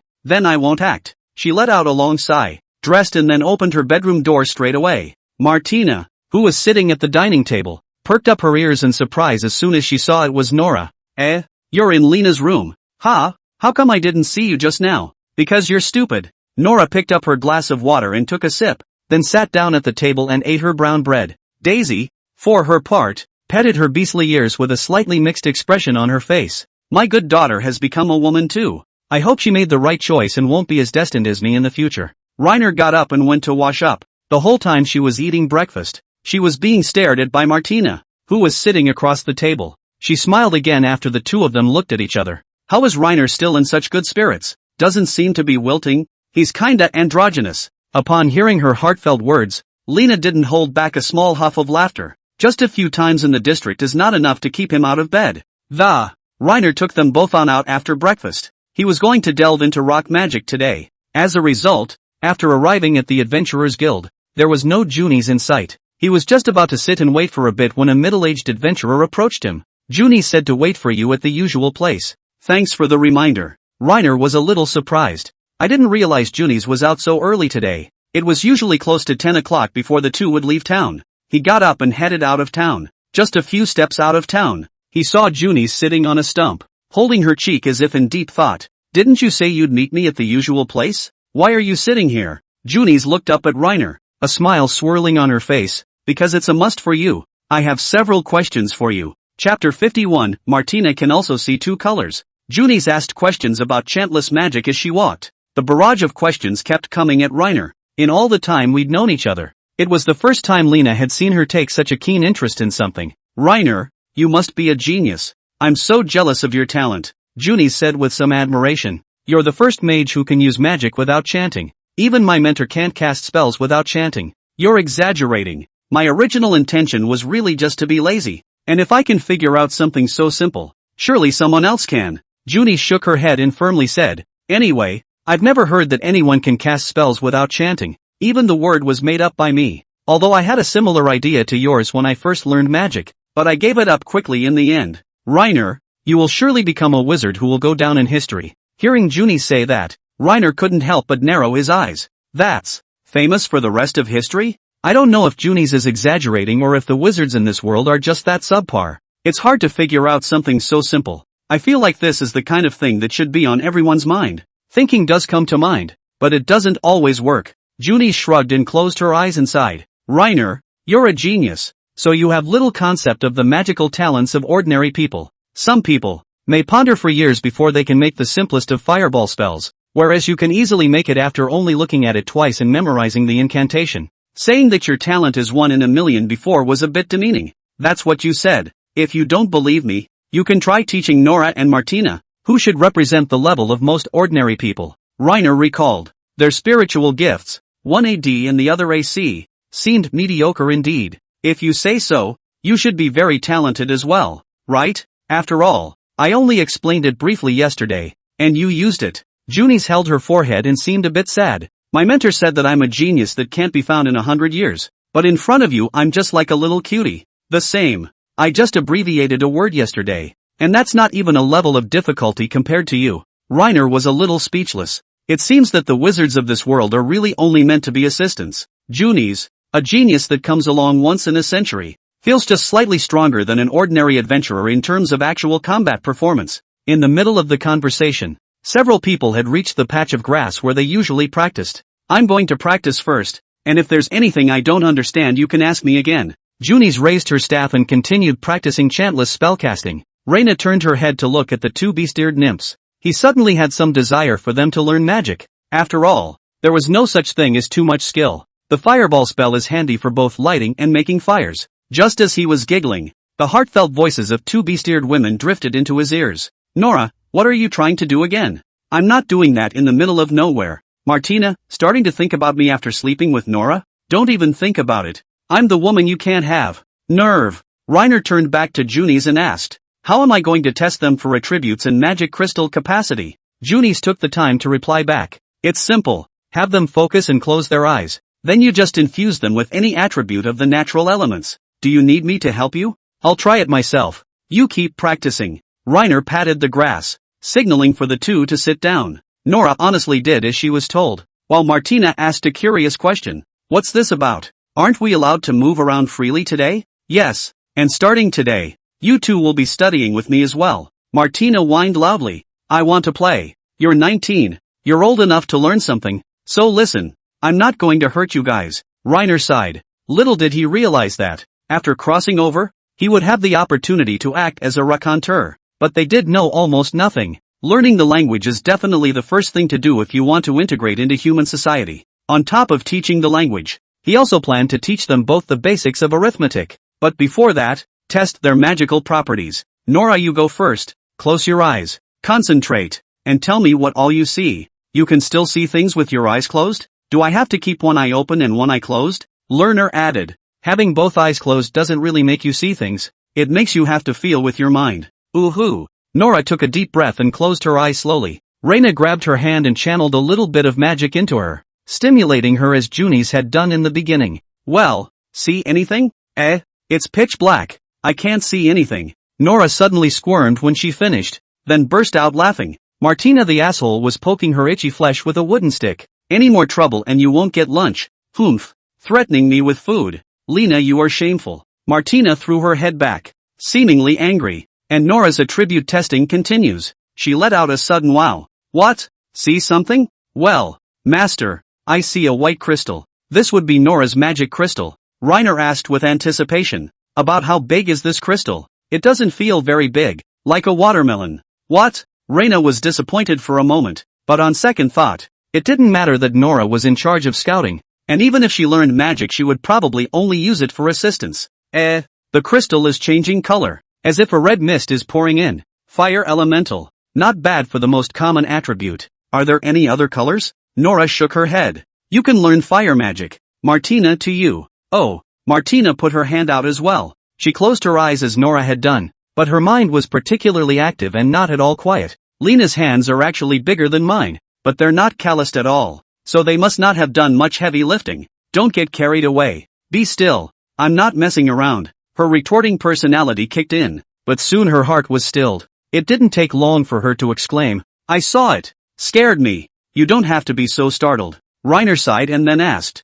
how old is Crystal? As tall as a tree. Am I better than Nora? Martina smiled smugly. What color mist did you see? Martina shook her head. Purple. I don't like it. It's the thunder element. You can use magic with the thunder attribute, which is rare from what Junis said. Reiner was just about to let go of his hand when Martina spoke up again. There's a green mist. Chapter 52, using the thick-skinned Martina as a target. The conversation between the two was heard by Junis, who quickly walked over and praised. A dual attribute magician is not to be missed. Alina. If she is well endowed, she might be able to become a mage as well. Reiner shook his head decisively. Judging from Martina's attribute panel, she was more suited to be a charging warrior. Her spiritual talent was only C, a level that could only be considered average, just crossing the passing line. In the future, even if you learn magic, you can only use it as a support. After all, the talent is here. She still needed to rely on taking her greatsword and physically fighting her enemies in order to do so.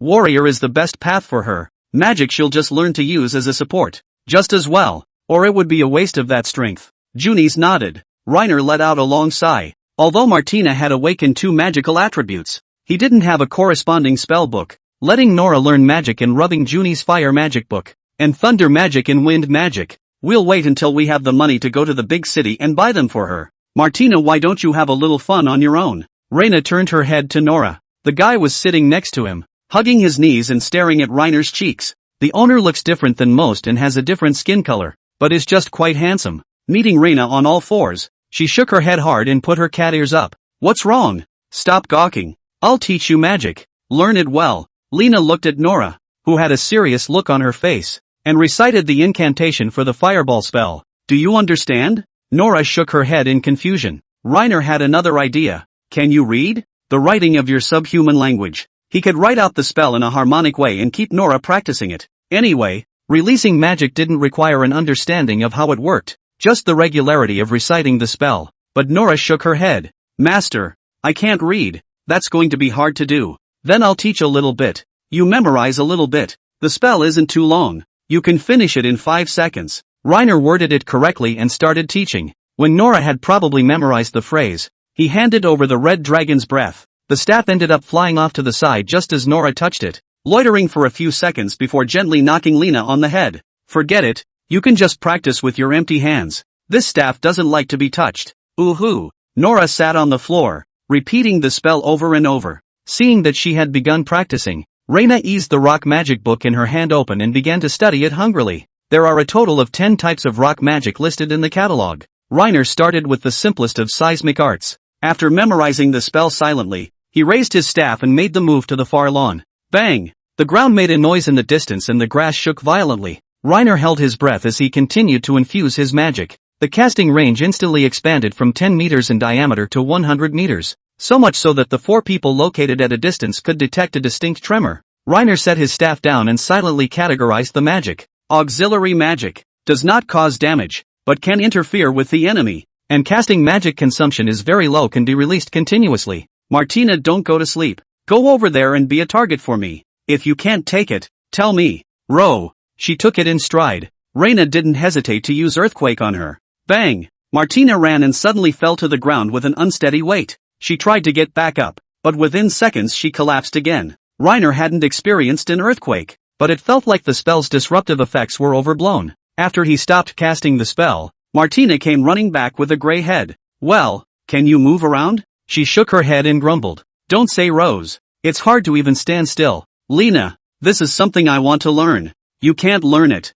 Reiner shook his head. You can only learn the 2 attributes of wind and thunder, which are rock magic. What about you? I can only learn 5. That's not much better than me. Junis smiled and couldn't help but interject. There are only 5 total types of nature magic that humans can learn. Martina's smile shifted to Lena's face. She crossed her arms and said with some disdain, So what? You can't beat me anyway. Junis walked up and patted Martina's shoulder and said with a smile, The biggest problem for magicians in real combat is that they are slow to release their attacks and need someone to protect them. And Reiner figured out chantless casting on his own. Being able to unleash magic in less than 2 seconds pretty much makes up for it. He has this kind of attainment after only a short month or so of learning magic, and I'm afraid that in a few more months, he'll surpass you in strength. Martina red warmed up. She huffed and puffed and sat down next to Nora, muttering under her breath, I'm still the best right now anyway. Okay,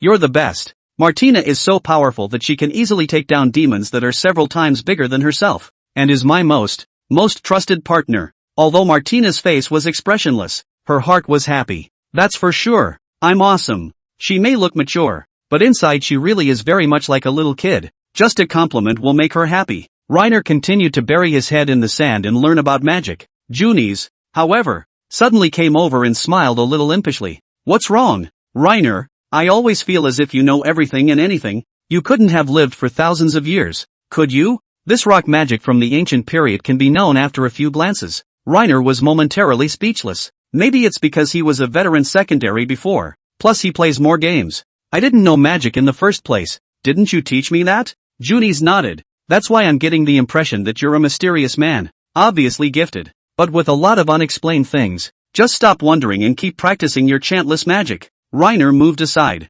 Immediately afterward, Nora's heartfelt voice drifted into his ears. They were so close just now. Maybe it won't be long before she's living here too. But Junis was pretty friendly to us and I kinda like spending time with her. But she is so beautiful. If she also becomes the master's woman, will the master not want me? Lena glanced at Nora. The guy was looking down and picking at his fingers, looking worried. She was purely overly concerned. Reiner's XP is beast ear nymphs, and it's really hard to keep him on his feet with this kind of normal person without beast ears and a beast tail. He cupped Nora's chin and gave her a quick kiss. The move drew the eyes of both Martina and Junis. Master! Master! Nora screamed angrily and punched Reiner in the face. Chapter 53, You're my favorite. Lena came home in the evening, pushing the door open. He saw Daisy cleaning the house with a rag. Since buying her out, the house has been immaculately cleaned and many freshly sprouted vegetables have been planted in the backyard. Seeing Reina return, she ran all the way over and bowed deeply. Master, you're back. It's been a hard day for you as well.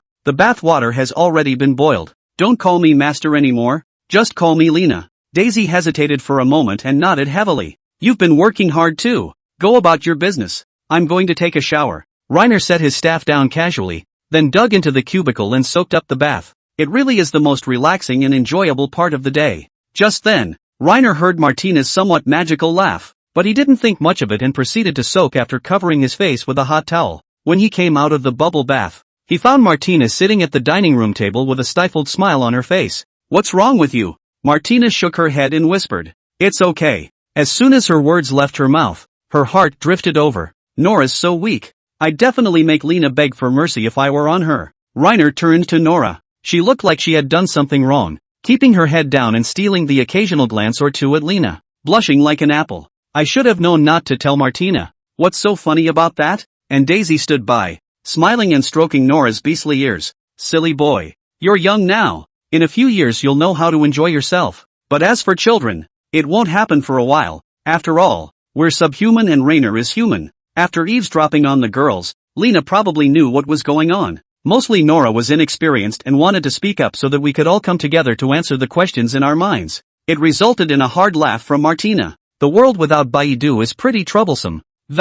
Toward the end of the night, Rainer had just laid down when the door opened a crack. Lena had thought it was Nora. It turned out to be Red Dragon's breath. It peeked out from behind the door with the large fire magic stone. What? Do what? Rainer queried. Red Dragon's breath floated to the bed and suddenly burrowed under the covers. His battle body, made of pure fine gold, was like ice under the winter's enchantment. Straight away, Lena iced and jumped. He stomped Red Dragon's breath out of the comforter. Ice death. What do you want? A staff under my covers? Red Dragon's breath suddenly squirmed. XP can be cold, but not evil. He didn't have a single interest in the staff. After all, it wasn't even human. Rainer picked up the Red Dragon's breath and placed it on a shelf in the living room, then returned to his room. After a moment, the door to the room was pushed open again. This time it's the right guy. Nora stood timidly in the doorway. Her cheeks flushed. She was dressed so thinly that she seemed to be wrapped in a layer of linen. Without waiting for Rainer to speak, she explained herself.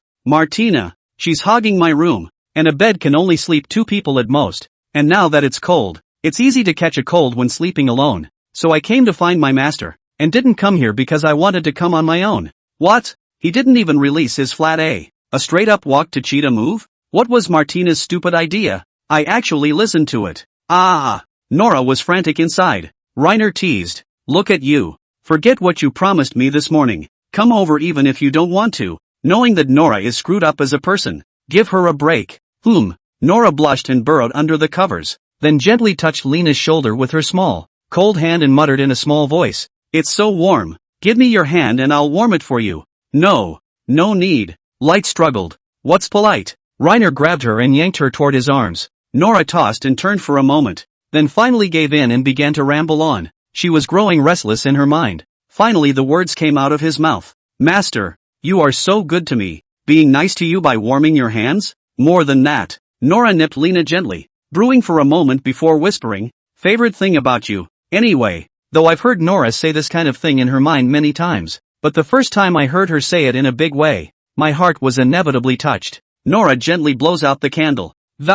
Early the next morning, Rainer went to the Adventurers Guild as usual to find Junis, but just as he entered the door, he saw a group of adventurers talking in front of the counter. Their expressions were grave, as if something extraordinary had happened. When they saw Rainer walk in, they said hello and then continued to talk. Lena was going to eavesdrop, but then she saw Junis in the corner and forgot about it. She didn't go anywhere today, just sat in the corner with a piece of brown bread and nibbled on it. Seeing Lena arrive, she waved enthusiastically. I thought you were going to run out of town on your own today, too. I was going to go over there, but after overhearing the chatter of the other adventurers, I decided to wait for you here, she said mysteriously. What's wrong? When the militia was training outside of the city this morning, they inadvertently discovered that there were quite a few undead teleporting out of the ruins there south of the city, and they are currently operating in that area south of the city, but they haven't attacked the civilian population for the time being, but they've already caused panic in the nearby villages. Rainer wondered.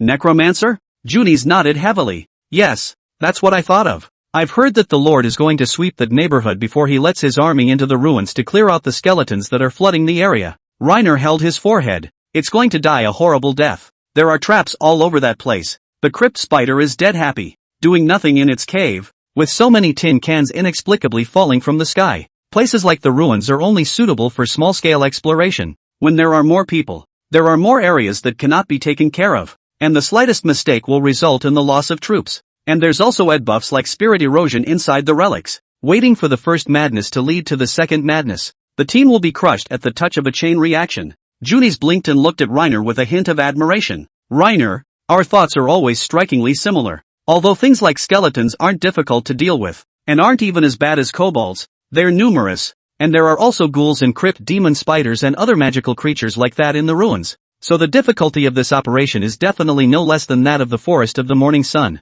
Rainer yawned. So join in? I was going to ask you, aren't you our leader? What head? How did I become the head? Rainer looked confused. Junis said in a serious manner. Don't you always make the decisions? I follow you around. Reina shook her head. I don't really want to participate. Although he had a mission, he didn't want to do this kind of mission where the risk factor was too high. Anyway, there's no shortage of money right now for a while. Just then, a sound of hoofbeats came from outside the guild. Chapter 54, The Hiring of Demas. Demas then stood at the seating table in his plate armor. He didn't say a word though, but Reiner could feel him hinting at madness. After a while, he finally couldn't hold his tongue and took the initiative to speak up toward Demas. What's wrong? Undead have appeared south of Marode. We're going into the ruins to sweep them. And now that we have a mage in the party, we're still short a mage. He made a long story short, and his meaning was obvious enough that he was close to naming Lena and saying he wanted to hire her. Relics are dangerous. It's just killing skeletons. The danger factor isn't very high. Most of the members involved in this sweep are combat-experienced militia. There are 100 in total. 100 militiamen are still a very impressive fighting force. After all, as far as he knew, the population of Melod was only about 4,000 in total, and there were probably only about 600 people who were currently capable of fighting. Although the scale was not as large as the last time we went to the Morning Forest to crush the kobolds, but a militia that trains regularly is certainly better at fighting than the vast majority of adventurers. So Demas looked pretty confident when he said that. Reiner said bluntly, there are necromancers inside the ruins. Demas blinked, and after a long silence, asked half-heartedly, really? Of course, as much of a jokester as I am, I don't joke when human lives are at stake. Reiner said in all seriousness, how do you know? 3 days ago, I rescued a man named Pierre Craig from the ruins. He fell into a frenzy and told me himself after he briefly regained his senses. Reiner pointed aside to Junis. She was there and heard it too. If that wasn't enough to convince Demas, there was nothing he could do. After all, he couldn't possibly tell his system mission. That Craig, where does he live? I don't know. All I know is that his father is a simple, honest farmer and his mother was seriously ill not long ago. Nothing else. Reiner spread his hands. Just a moment. Demas turned and walked out of the Adventurers Guild. Reiner poked his head out and glanced outside. He was engaged in conversation with the knight named Adney. Lena, are we really not going? Take another look. And if the price is given well, go ahead and try it. Okay. It didn't take long for Demas to return. I'll report this matter to the Lord of Lords. Good. The two fell silent again. Seeing that he was indeed a bore, Reiner had to ask again, if I go to the ruins, roughly how much money would I be paid to get? Without thinking, Demas said, 15 gold coins. The answer was so quick, I guess he had simulated it in his head before he left the house. Good price. It was expected that if the necromancer was slaughtered, the reward would be increased by another amount. What about Junis? Demas shot her a quick glance and said in all seriousness, 1 gold coin. What? Lena asked, somewhat awkwardly. At that price, do you agree? Junis's expression was a bit bitter, but she still nodded. I agree. It's idle anyway. If she hadn't agreed, Reiner would have been able to fight for her a little, but he didn't expect her to nod so readily. That's the price then. Where should we meet? Tomorrow morning at the city gates. Demas turned on his heel and left. I have other things to do. So get ready. Reiner was a little speechless as he watched his back. Since there was something else going on, I just preferred to stand dry and not open my mouth. Invincible. Junis sighed and slumped on the table a little sadly. Reiner, I'm so envious of your talent. Demas hired you for 15 gold coins and me for 1. Not knowing what to say to comfort her, Reina pointed to the 2 beast-eared ladies behind her. Maybe, because I have 2 more people, so he will pay me more. After all, Martina is particularly powerful, and he is not a little cute. It's all in the eye of the beholder. Junis beamed. Okay. She sat for a while and then left as well,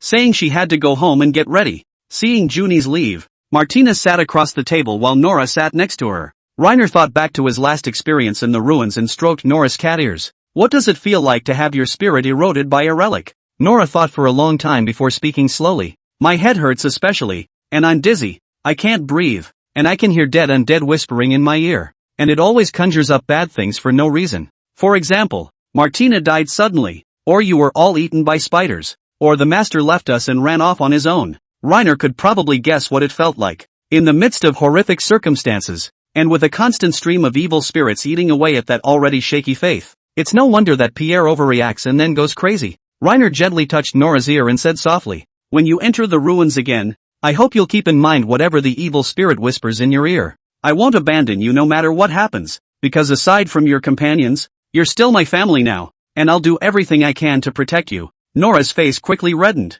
She lowered her head and pressed both hands on Reina's leg. I will also do my best to protect my master. and I will remember my master's kindness for the rest of my life. Martina, who was sitting across the table, saw this and spat out. Hey, it's early in the morning. You two are that carnal. Reiner continued. A fool like Martina. If I get hurt I'll turn my head and leave without even hesitating. Nora burst out laughing, then added. So did I. Martina rolled her eyes. Che, there's no way I'm going to get hurt. I've got such strong armor on me. I'll be absolutely fine. But I'm a generous person. Even if Reiner treats me like this, I'll give up my life to save him if I'm really in danger. Nonsense. You have a deed mark on you. Dare not save me not dead? Martina couldn't say no and started cursing. Dog. The three of them chatted here for a while, then headed for home. On the way, Nora suddenly took Reiner's hand. The two of them smiled at each other and neither said anything. But then her heart drifted over. I'm so glad I met Reiner then. He's a man I can trust with my life.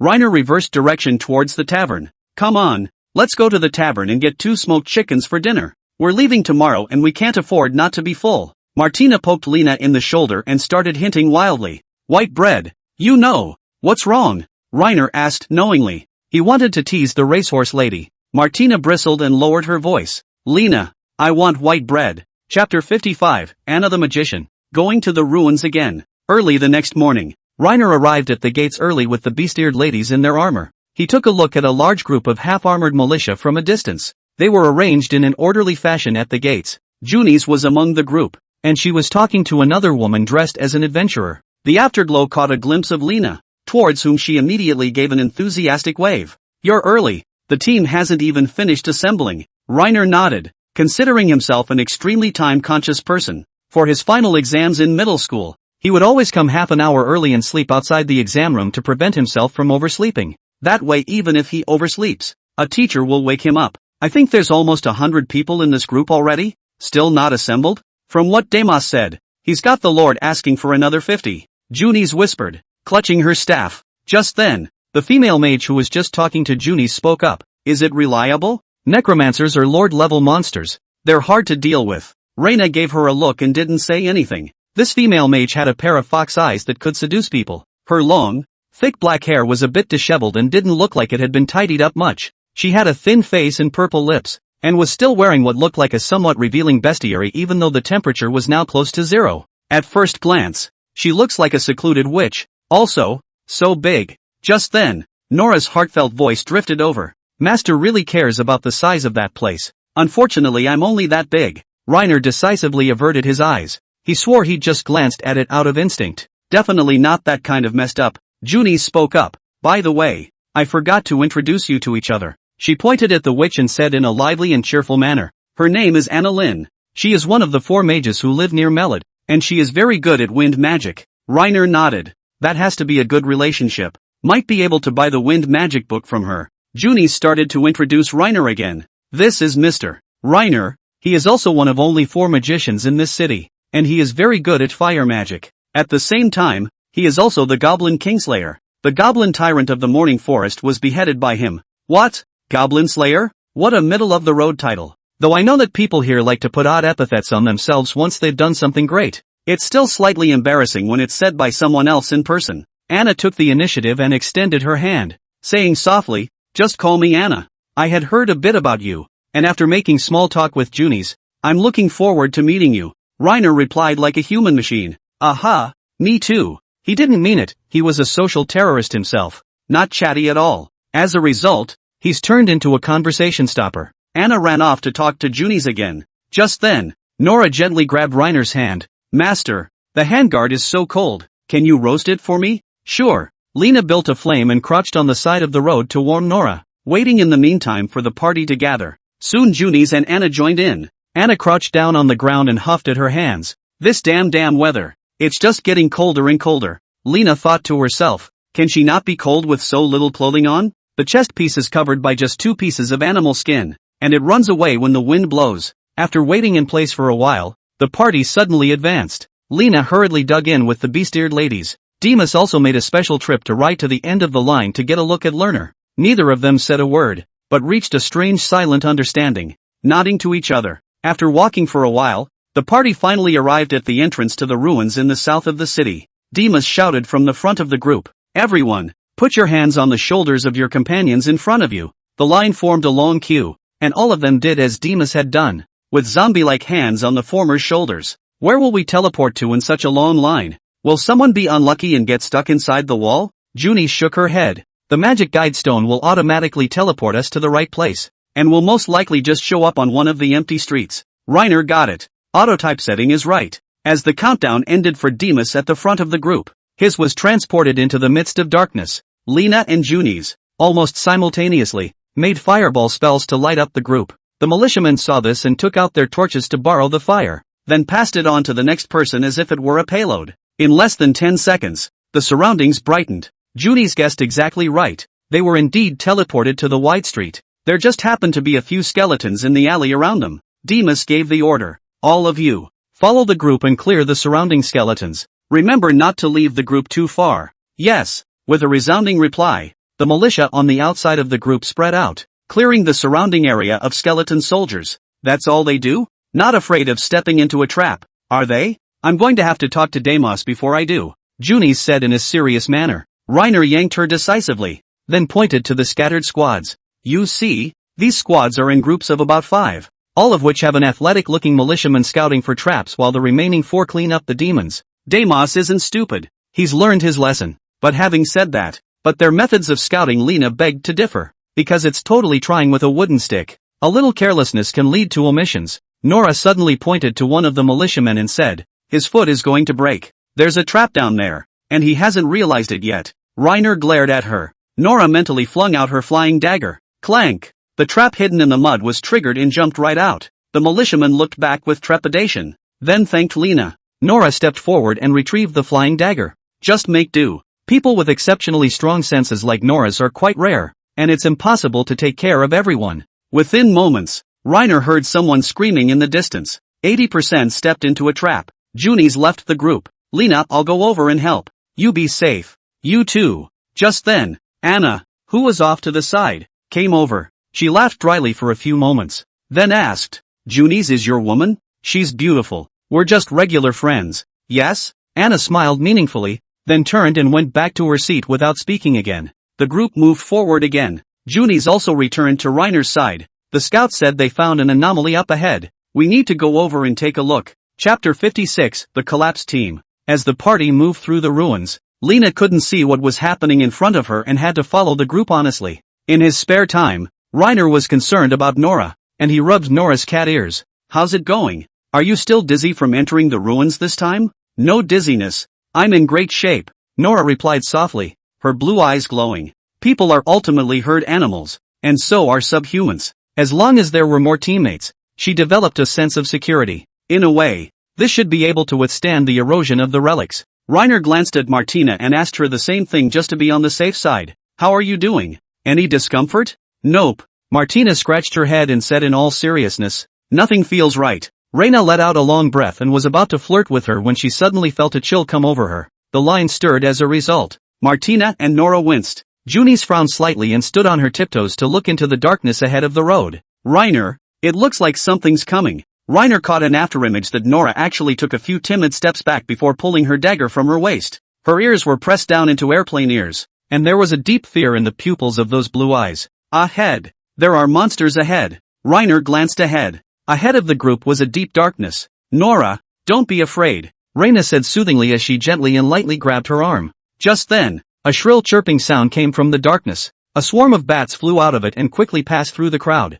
Many in the group were frightened and scattered for cover. Nora, for her part, threw herself into Lena's arms in terror. Demas, at the front of the line, raised his longsword and raised his arm. Stay calm. Watch the formation. Immediately afterward, a numbing cackle came from the darkness. Reiner knew that it was the sound that the skeletal soldiers made when they moved. This time, however, the sound was clearly more dull than what had been heard before. I don't know which of the knights shouted. Lena, light up the street ahead. Reiner began to build up a ball of fire at the top of his staff and pumped a steady stream of magic into it. The dazzling fireball crossed the street and struck the stone house at the end of the road, and the darkness around them was instantly dispelled. Reiner saw several skeletal knights made of many scattered skeletons, wearing rusty iron armor, walking slowly towards the group. They held heavy hammers in their hands and made a neat mark on the dirt floor, and behind the skeleton knight, there was a short skeleton clad in black robes. It held its staff high, and the green gem at the top of that looked particularly dazzling.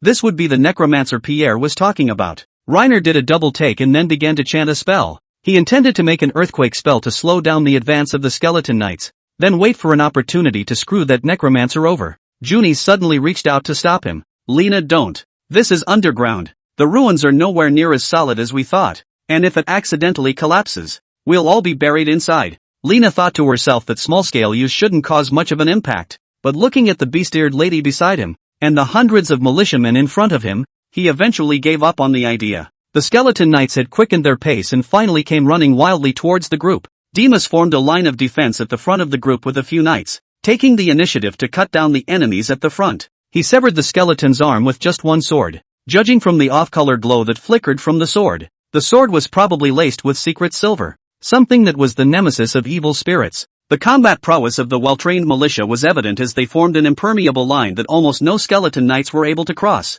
If someone was injured, the militia behind them would step up and rotate. Martina jumped up a little. Lena, I want to go up there too. Go on, be safe. As soon as the words were out of her mouth, Martina took off like a runaway wildebeest and joined the militia in battle. She is a fierce warrior and has been seen tearing down skeleton knights with her hands on several occasions. Just when the situation is great, the necromancer, in the distance, raised his staff high once again. Immediately afterward, countless green souls gathered from all around and finally surrounded the staff. Lena felt vaguely uneasy, and seeing that it was defenseless, she saw the right moment to make a fireball spell. At the same time, the necromancer let out an appalling howl. A green shock swept towards the group. Master, watch out! Nora stepped forward and hugged Reiner from the front. The fireballs that were shot away quickly dissipated. The torches held aloft by the militia instantly extinguished, and the ruins were once again plunged into darkness. Reiner felt his heart ache. There were wails of fear all around. Reiner hurriedly lit the flame,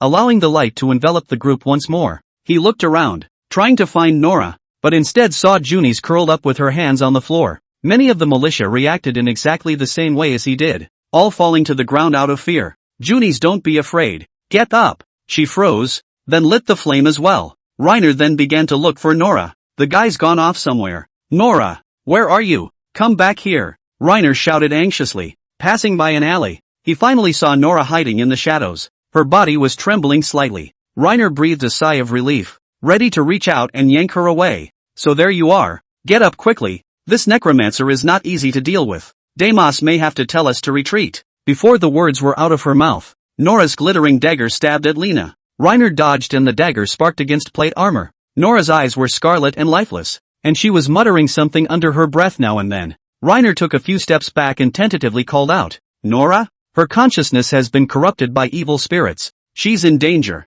Stay away from her. Anna followed at some point, grabbing Reiner's plate armor and yanking it back. Nora, it's me. Don't you recognize me? Reiner tried to wake her up. Lord, man? Nora's eyes twitched and she tossed her dagger aside. Just as he tried to come towards Reiner, he clutched his head in agony and then collapsed to the ground, howling in pain. Meanwhile, Junis ran over with Martina. Reiner, Demas ordered the team to retreat. We should go. As soon as the words were spoken, hordes of militia crossed the alleyway and ran in the direction from which they had come. Where is the magic guide stone used to escape? Demas has had the scouts find it. It's not far from here. Suddenly, a half-armored knight was slammed against the wall, blood splattering Lena's face. The skeleton knights were hunting the fleeing militiamen while a group of knights led by Demas were covering their withdrawal. Reiner pulled Martina on. Junis, you carry Nora and run. Martina and I will go help Demas and the others. Well, be safe. Chapter 57 Pitfalls by manhwa teammates. A few people hacked and retreated.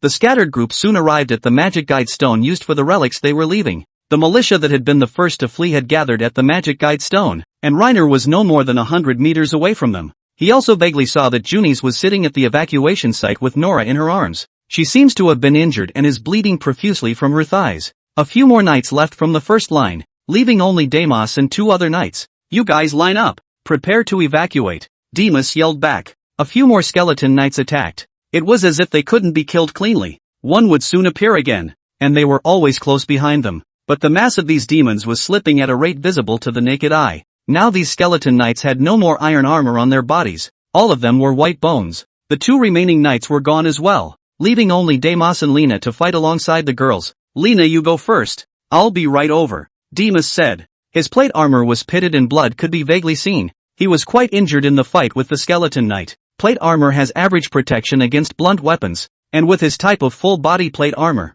his movement is slightly limited when he wears it, so he can't run away. Letting him break his back is about the same as just letting him die. Moreover, the skeleton knight is like a dog's skin. It is not possible to retreat while fighting, and will soon be stuck again. If you want to run, you have to at least kill a buffer and then sprint across it at full speed to have a chance. Deimos, you retreat first. I'm going to hold them off for a bit longer before I can leave. With that said, Reiner used another fire magic to burn an approaching skeleton knight to a crisp. Martina was caught in the enemy line. Surrounded by skeletons, she fired up her matchless, and with a loud battle cry, the skeleton's limbs were scattered everywhere. In the realm of close combat she was virtually unbeatable. So far, the two had no problem holding out for another hour. Seeing this, Demas thought for a moment and then listened to the advice and ran towards the teleportation line. Half a minute later, he shouted, "Reiner, get over here!" Reiner looked back as the militiamen were lined up in a long line holding each other, and Demas was reaching for him at the far end of the line.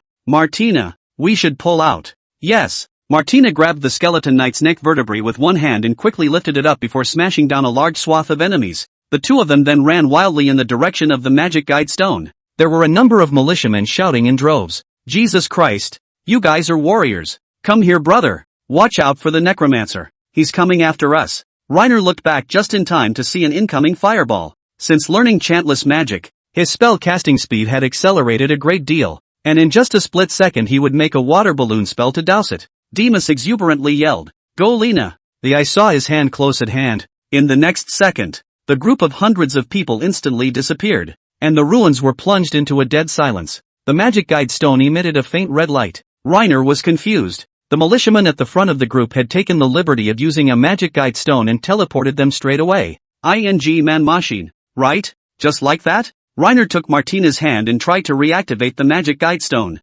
As a result, just as the magic was injected into it, a burning sensation came from his fingertips. Junis had said that the magic guide stones used by the relics for teleportation couldn't be used continuously, and that they needed to wait for a while. And with hordes of skeleton knights close at hand, there was no way that Reina could wait in place for the magic guide stone to finish cooling down. "Lena!" Martina yelled, raising her shield to block the flying hammer. Clang! She dropped her shattered shield and slashed at the incoming skeleton knight with her sword. Seeing the light green grudge build up again at the tip of the necromancer's staff, Reiner raised his staff to interrupt, but the two skeleton knights had rushed to his heels, and he had to not prioritize dealing with the skeleton knights. A sharp, piercing growl resounded in his ears, and Lena's eardrums stung unbearably, lifting his head in a trance just in time to see the flames burning towards him. In the heat of the moment, Lena released a massive stream of water to shield herself and Martina, but even so, half of Martina's body was scorched by the flames. Immediately after that, the Skull Knight broke through the water barrier and hammered Martina in the knee pads.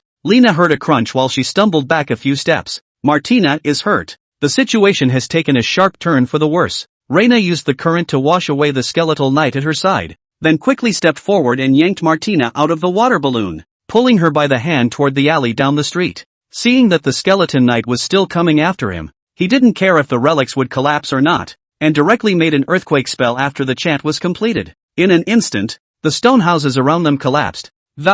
Unexpectedly, the dirt that was flooded by the water current was directly transformed into a quagmire under the strong vibrations of the high frequency, actually trapping the skeleton knight. But Lena didn't have time to think about it, and carried Martina's arm for a while. Perhaps Lady Luck favored him. He ran for a long time without stepping on any traps. Reiner found a secluded stone house, smashed open the rotting wooden door, roughly checked his surroundings, and ducked in when he saw no danger. Martina was hurt so badly that she was sweating fine under her helmet. Reiner released the stream of water to wrap her up, starting with the simplest of treatments to briefly separate the skin from the clothing. Undressing directly after a burn would rip the skin off with the flesh. "Don't move. I'll help you undress." Martina struggled and shook her head, murmuring, "Don't. Now is not the time to be shy. I've touched it all and you're still afraid of me looking? Don't move." Reiner removed the armor from her body in turn and tossed it aside, and then a little bit of tearing off the clothes that are stuck to the skin. The two rabbits were now burned red and white. Reiner uses a hygrotherapy spell.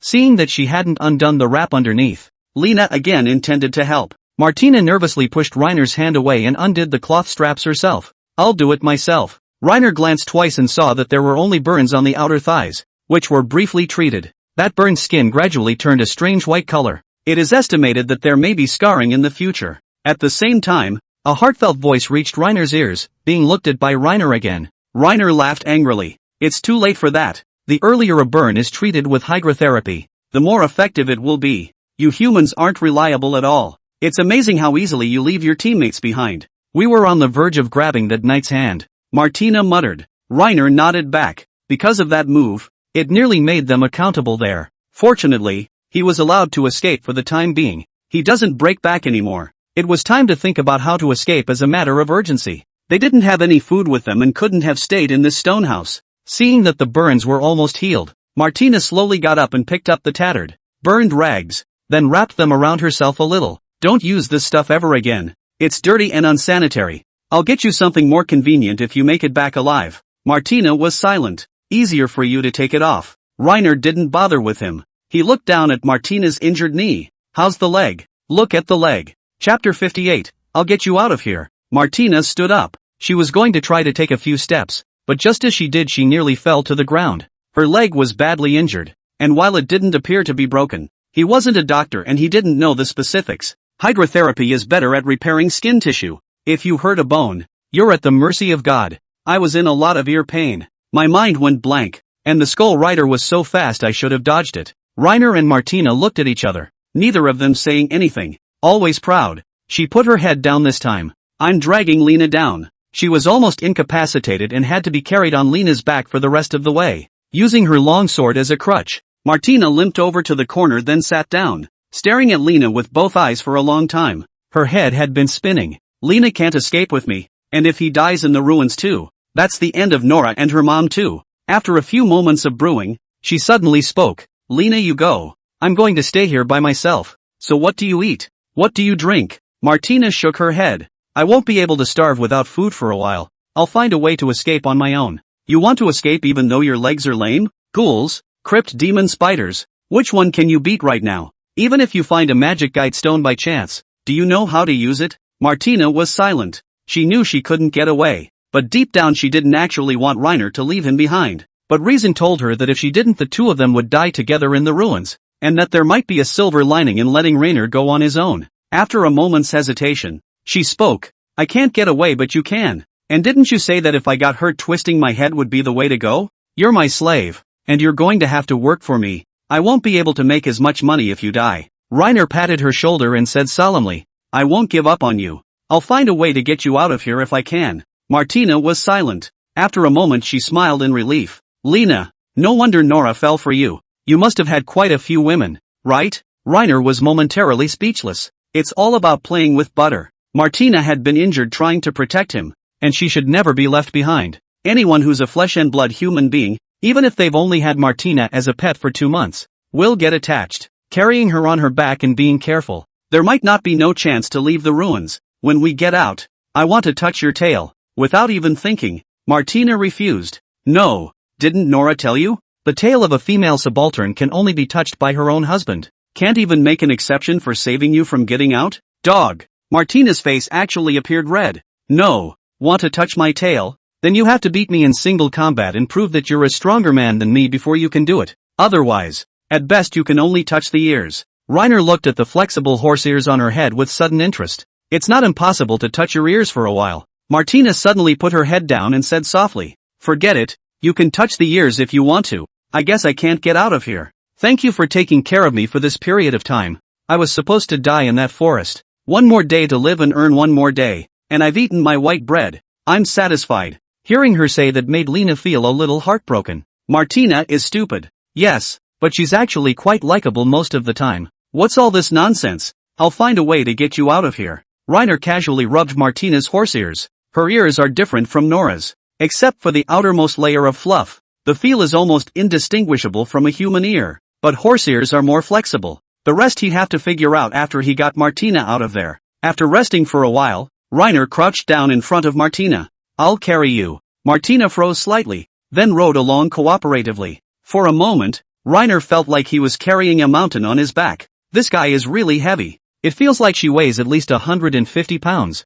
Lena was 5 feet 8 inches and Martina was just a centimeter or two shorter than her. Add to that the fact that there was more tendon flesh on the body and that subhumans and humans didn't have the same bone muscle density, and it was normal to be slightly more focused. It was Nora who carried Martina back then when she first met her, and Nora's power is weaker than Lena's. You're so heavy, pig. Reiner set her down. Martina nodded without retort. Reiner removed the armor from his body piece by piece, then tossed it casually into a corner. Carrying Martina on her back again was obviously a lot easier. Reiner made an X knot with the rope and tied it first to Martina's leg and then secured it to Reiner's shoulder. That way, even if Martina didn't clamp down hard on Lena's waist, she wouldn't keep falling. Reiner then used the rope to tie the two together completely around the waist. Simply fixed, he was ready to go. The shock absorption provided by those two piles of flesh on Martina's body was pretty good, and it was quite comfortable to carry on her back, except for being a little heavy. What about all this armor? Throw this? What else can I do? It's just too heavy to wear all of it,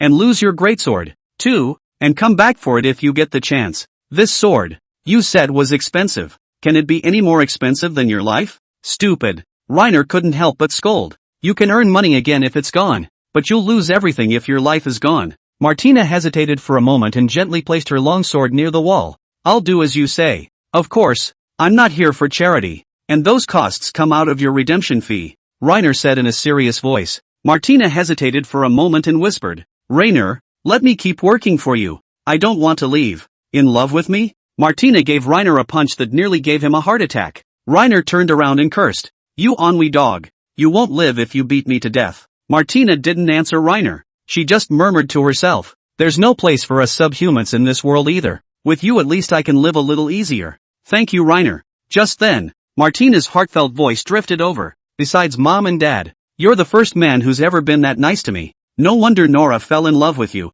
Reina felt Martina seem to hug a few times tighter. Nope. What was I thinking? This is ridiculous. Though her heart is wonderful. But the nervous Lena had no time to listen. Now that Nora wasn't around to sense the traps, he could only let the red dragon's breath bounce ahead of him as a way to scout for him. Just then, a pair of hands reached out from the dark shadows. Reiner slammed his fist over in shock, followed by a dull pain in his wrist. It's me. The voice was familiar to Lena. Deimos steps out of the darkness. He's not wearing a helmet. He was followed by the wizard Anna and two other squires. Chapter 59, I'm not heavy at all. Deimos? I thought you guys went out? Reiner hadn't expected him to come back. I am a knight and will not abandon any of my companions. Deimos' reply was decisive, pausing for a few seconds before continuing. It was poor consideration on my part. I apologize for what just happened, and I'll make it up to you when I get out. With that, he put his helmet back on. Anna had a torch in her hand and the light shone on the side of her face. It looked a little eerie. We've been looking for you for a long time.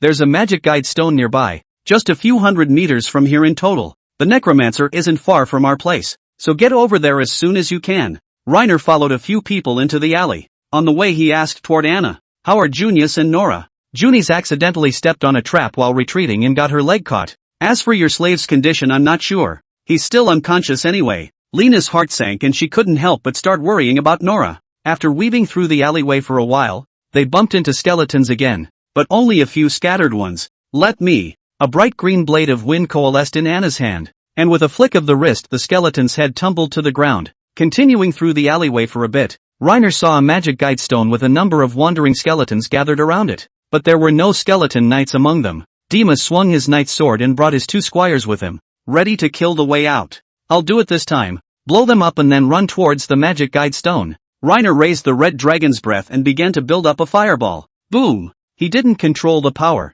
and the fireball exploded around the magic guide stone, a swirl of flames rising up. The skeletons in the center of the vortex were instantly burned to a crisp, while those slightly further away were blown away by the heat. The commotion would surely draw the necromancer in. The crowd saw this and took the opportunity to run as fast as they could to the magic guide stone. This time the teleportation. Lena was the first to put her hand on it. Seeing that everyone was in place, he injected his magic and teleported. The view changed instantly as Lena saw many militia members. It's out, it's out. God bless. What a miracle. Seeing that it was safe, Reiner breathed a long sigh of relief. It was still early. The group hadn't been in and out of the ruins for more than 8 hours total, and it wasn't even evening yet. Reiner looked around, trying to find the culprit. The militiaman was eventually found in a patch of grass. He got beat up by whoever it was and now his nose is bruised and swollen. Seeing Reiner approaching, he lowered his head. Lord Reiner, please forgive me. When I thought you had grabbed Lord Demas's hand and saw that the necromancer was chanting, I subconsciously injected my magic out of too much fear. I'm so sorry. Before the words were out of his mouth, A passing militia member kicked him and sent him straight over. Reiner was furious. Just because of his mistake, he nearly died with Martina in the middle of the ruins. Reiner glanced at Nora in the afterglow and pointed his staff at the militiaman's head. Count yourself lucky. I'll get back to you sometime. He walked briskly over to Junis. Nora was lying in her lap, her hair disheveled and looking asleep. Thanks for carrying her out. You're welcome. Nora is my friend too, Junis said softly. How is she now? Still unconscious. Been like this since we came out of the ruins. I don't know what's wrong with her. Haven't seen anything like this. Just then, Anna came over from a short distance away, crouched down and propped open Nora's eyelids to take a look, and after a moment's thought, said, a lesser injury to the spirit will turn insane, and a severe injury will cause it to fall into a deep sleep. About 10 years ago, I had experience with the necromancers in this ruin. Lena gently stroked her cat ears and asked softly, how can I heal her? Just kill the necromancer who cast the spell. Anna looked around at the militia, wounded and maimed, and continued, they certainly won't be re-entering the ruins for a while, and I don't think you alone can kill the necromancer. Reiner looked around. Because of the spiritual erosion from the necromancer, a number of militia members had now turned insane and were shouting. Some even lie down on the lawn and don't move. He let out a long sigh and gently took Nora, who was lying on the ground, in his arms. Is there no other way than that? A strong-willed person can slow down on their own, but I don't think she can do it, because there are really too few examples of that. Anna shook her head, then said, it doesn't matter if we can't just buy another slave. Reiner shook his head and whispered back, she's not ordinary. He turned his head to Junis and asked, I heard you stepped on a trap. Is your leg okay? Want me to take a look at it for you? Junis scratched her head. I treated it with a hydrotherapy spell. I can't run but I have no problem walking. Just then, Deimos stepped aside. He handed Reiner a bag of money. Here's payment for all your hard work. Looking at the bag of money in his hand, Reiner sighed. It's a lost cause. With Martina's leg injured, Nora in a coma, and the necromancer undefeated, the quest isn't moving forward for a while. If he could, he would prefer Nora to wake up now. Demas nodded before taking out another gold coin from and handing it to Junis. Reiner reached into his money pouch as well, and it was full of heavy gold coins, definitely more than 15. That's probably what Demas gave him for the moral damage, but it probably wasn't worth as much as the equipment he'd lost in the ruins. Going in, Lena was fully armed. Coming out, she and Martina had a total of 1 staff on them.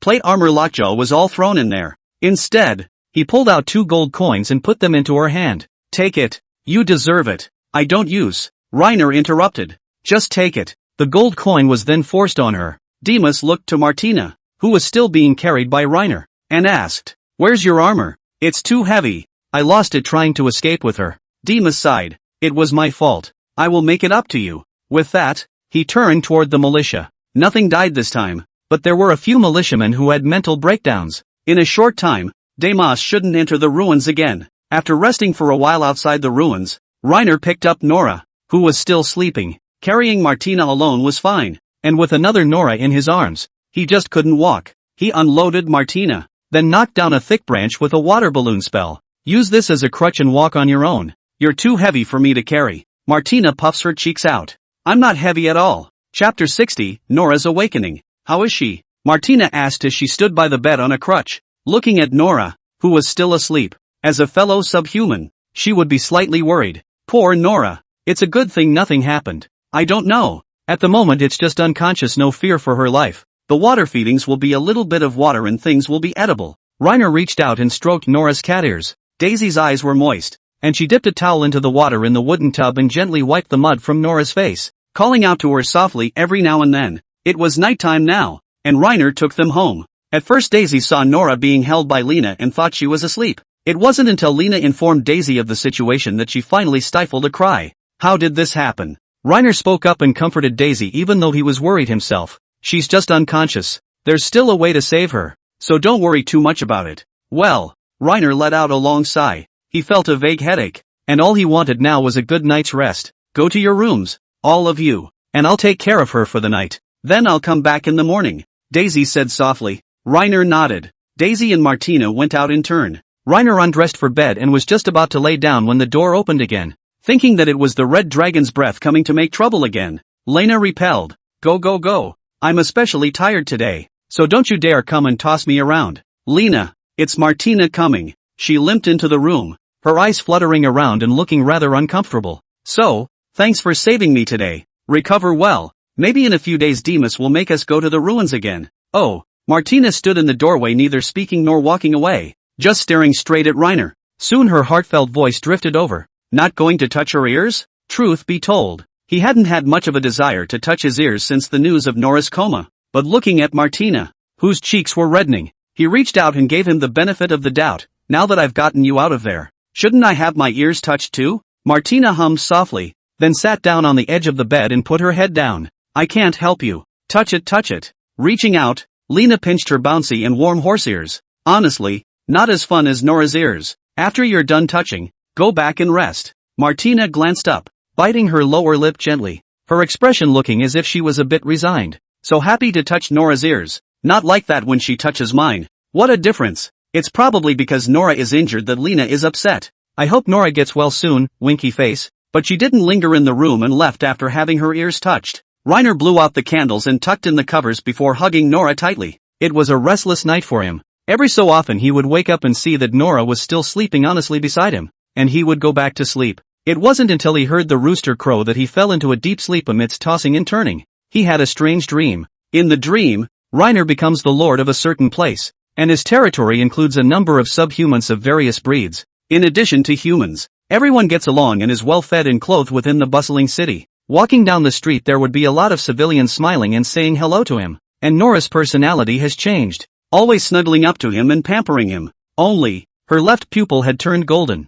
looking exactly the same as with that kind of alien pupil Persian cat, giving people an enchanting illusion. Inexplicably, Lena asked, "You're Nora?" She replied in a serious voice, "I'm Martina." Bull asterisk asterisk asterisk asterisk. Nora cupped Reiner's face with a smirk on her face. "You're the one who asked blindly first. Who am I if not Nora?" In the dream, he had a total of 3 wives in his life. One was Nora, and the other 2 shadows Lena couldn't see anyway. He moved closer to get a closer look at who these 2 really were when the dream suddenly dissipated. Reiner felt empty in his arms and opened his eyes to find he was alone in the bed. Nora stood in front of the window, staring blankly out. "Nora?" Reiner called out tentatively. Her petite frame was unresponsive, as if she hadn't even heard the sound. Reina hurriedly climbed up to her side and gently patted her on the shoulder. Seeing that Nora still wasn't responding, Lena forced her to turn around. Nora's eyes were blank and she looked a little dumbfounded. Reiner called her name softly, then rubbed her beastly ears. "Speak up, how are you doing?" Seeing that she was still impassive, Lena tickled the fluff in Nora's ears in an attempt to irritate her a bit. Finally, she reacted, a pair of cat ears twitching hard. Realizing that this was having an effect, Reina carried her to the bed and grabbed her tail and played with it. Nora's cat tail was particularly sensitive, and she twisted from side to side in Lena's arms. Seeing that she was indeed having a hard time, Reina released her hand from stroking her tail and held her to let her slow down. Just then, a familiar heartfelt voice reached Reiner's ears. "Master?" Nora lifted her head and reached out her small, slender hand, tentatively touching Reiner's cheek. "Master?" Reiner let out a long breath. His eyes were a little moist. "Good thing you're okay. Why are we at home? Aren't we assembling at the gates?" Nora blinked frequently, as if her eyes were slightly irritated. It seems she lost the memory of the latter. Reina hugged her tightly and whispered, "We went to the ruins and encountered a necromancer. The guy knew a horrible kind of magic. The crusade was crushed, and something else happened afterward. And then we came back. You were unconscious all night, and a mage named Anna said you'd mostly likely stay asleep until the necromancer was killed. But you miraculously woke up." Nora rubbed her eyes hard. "I remember it all. Immediately afterward," she said with some excitement. "Master, I seem to have seen the god. She's exceptionally beautiful, even more beautiful than Junis.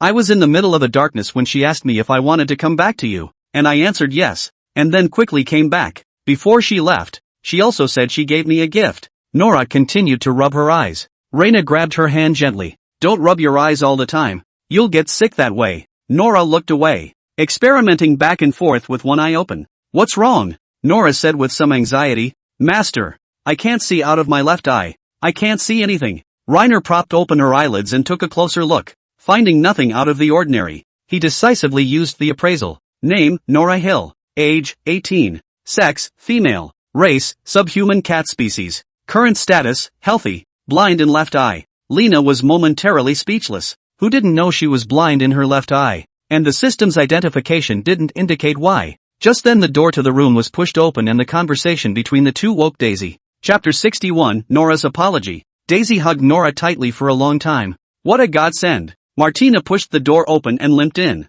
Her hair was a mess. Seeing Nora return to normal, she said somewhat happily, I knew it would be okay. After letting them exchange pleasantries for a while, Reiner asked, how are your eyes? Still can't see anything? Well, Nora's blind? Martina frowned slightly. Reiner nodded. Can't see out of one eye. The left one. In her dream, Lena saw the pupils of her eyes turn a golden color, and wondered if there was any correlation between the two. It's just a shame that it's in an alien world and the medical care is so crotch-pulling. If you are sick, you will either be given bloodletting or an enema, which will not help to cure you and will make your life worse than death. Otherwise Lena would be running to the hospital with Nora at the moment. A crystal clear sphere of water was generated in Reiner's hand. I'll try to heal your eyes. Nora brought her face up so that her blinded left eye was treated with a ball of water. After a while she lifted her head up and looked around before continuing. Still can't see anything with my eyes. She waved her hand in disbelief. Never mind. It's just one blind eye. I can still see things anyway.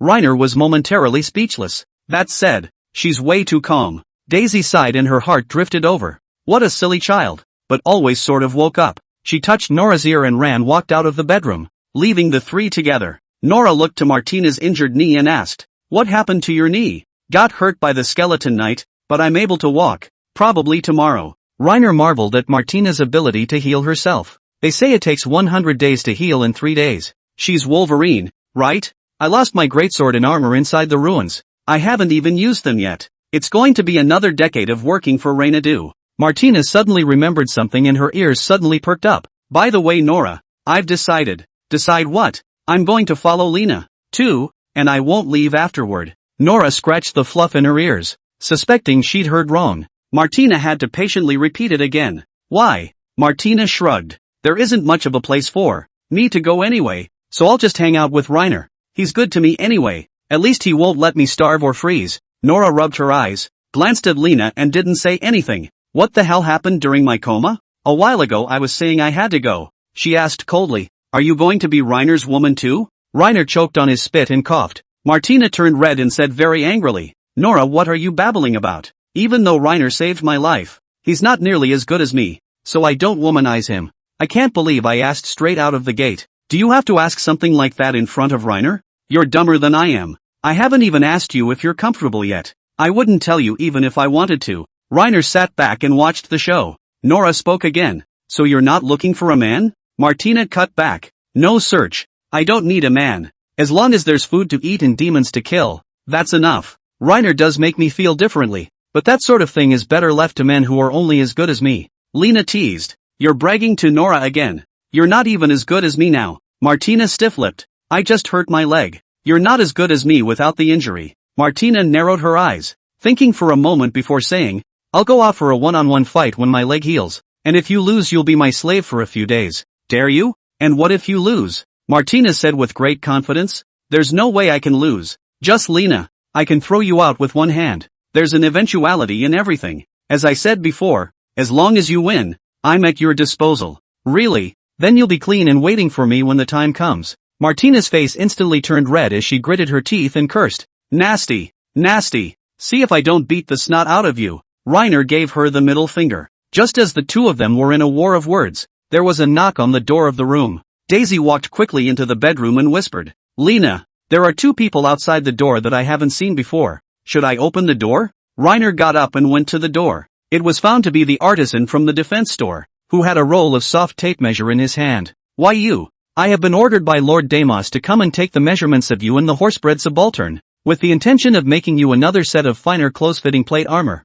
And I hear that Lord Deimos has brought in the nuns of the church to enchant the armor. Want money? Lord Deimos is out. Reiner rushed to welcome him in. Come on in. So that's what Deimos said yesterday about compensation. That's great. The artisan scratched his cheek, then helped Lena take her measurements. And then Martina. I heard that you took the initiative to stay in the ruins to kill the undead in order to protect the party's retreat. You are truly brave, my lord. I swear I will forge the finest plate armor for you, the craftsman said with a face of admiration. Reiner was momentarily speechless. How did the blackmail become such a thing? Make it sound like he volunteered. Who would want to stay in that dark hellhole of the ruins if they weren't being pitted by the mannequin? A few minutes later, the craftsman got his size and left the hut without looking back. Martina asked with some glee, are we going to get new armor again? I suppose. Yeah. Martina bounced on one leg. Reiner stretched and headed for the bedroom. He hadn't slept well last night and planned to catch up on his sleep. Entering the door, he saw Nora sitting on the edge of the bed,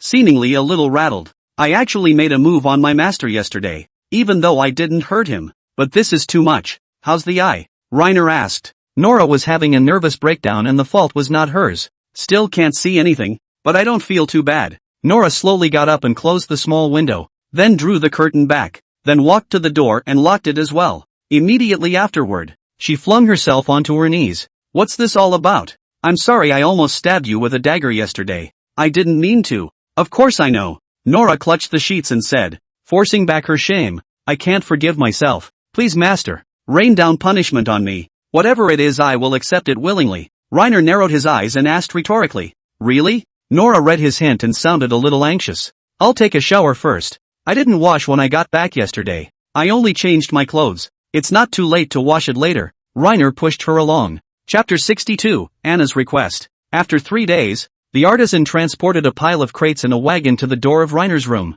and then dragged them somewhat laboriously toward the room. Martina couldn't wait, and when she saw the carriage stop she rushed out, picked up the case like it was a robbery and left. One has to admire her ability to recover. Reina had expected her to be in bed for at least half a month, but she wasn't expecting to be bouncing and jumping now, with no difference at all from earlier. The face of the artisan whose wooden crate was snatched away collapsed, but for Reiner's sake, he couldn't say anything. After all, it's rumored all over town now that there's a very powerful wizard who's decent and kind, and whose only downside is a penchant for subhumans. Mr. Reiner, I've delivered the items. If you have any questions, go to my store and ask my apprentice. I'll continue with the delivery. Saying goodbye to the defense artisan, Reiner looked back to find the wooden crate had been broken open by Martina. She draped her lockjaw armor over it and then began to put on her plate armor. Wrong set. This one is mine. Reiner picked up the other set of plate armor and handed it to her. How do you know? Isn't it obvious at first sight? Why does this plate armor bulge at the chest? It must be where those 2 lumps of fat of yours are mounted. Reiner was speechless. Intelligence D is like this. Martina compared the two and honestly went ahead and wore them as Lena had said. After 10 minutes of tossing and turning, a fully armed Martina stood in front of Reiner once again. It's almost identical to the original Martina wearing that armor, except for the helmet. The shin guards and knee pads have been beefed up, though, and now there's a whole plate of armor covering Martina's knees, so things like getting a hammer to the knee probably won't happen. The crude iron barrel helmet that Martina had originally picked out was replaced with a gothic plate armor helmet that was more defensive and ornamental and more sophisticated. Also, he noticed that the armor had many runes of unknown significance on it. This rune should be far more than just decorative, and it was probably possible to use it to resist the erosion of evil spirits. Demas was quite considerate and actually helped them upgrade their equipment in the process. He took a few steps back and looked up and down. Fulla Martina is so handsome, especially looking good after ditching that ugly bucket helmet. Martina lifted her mask up,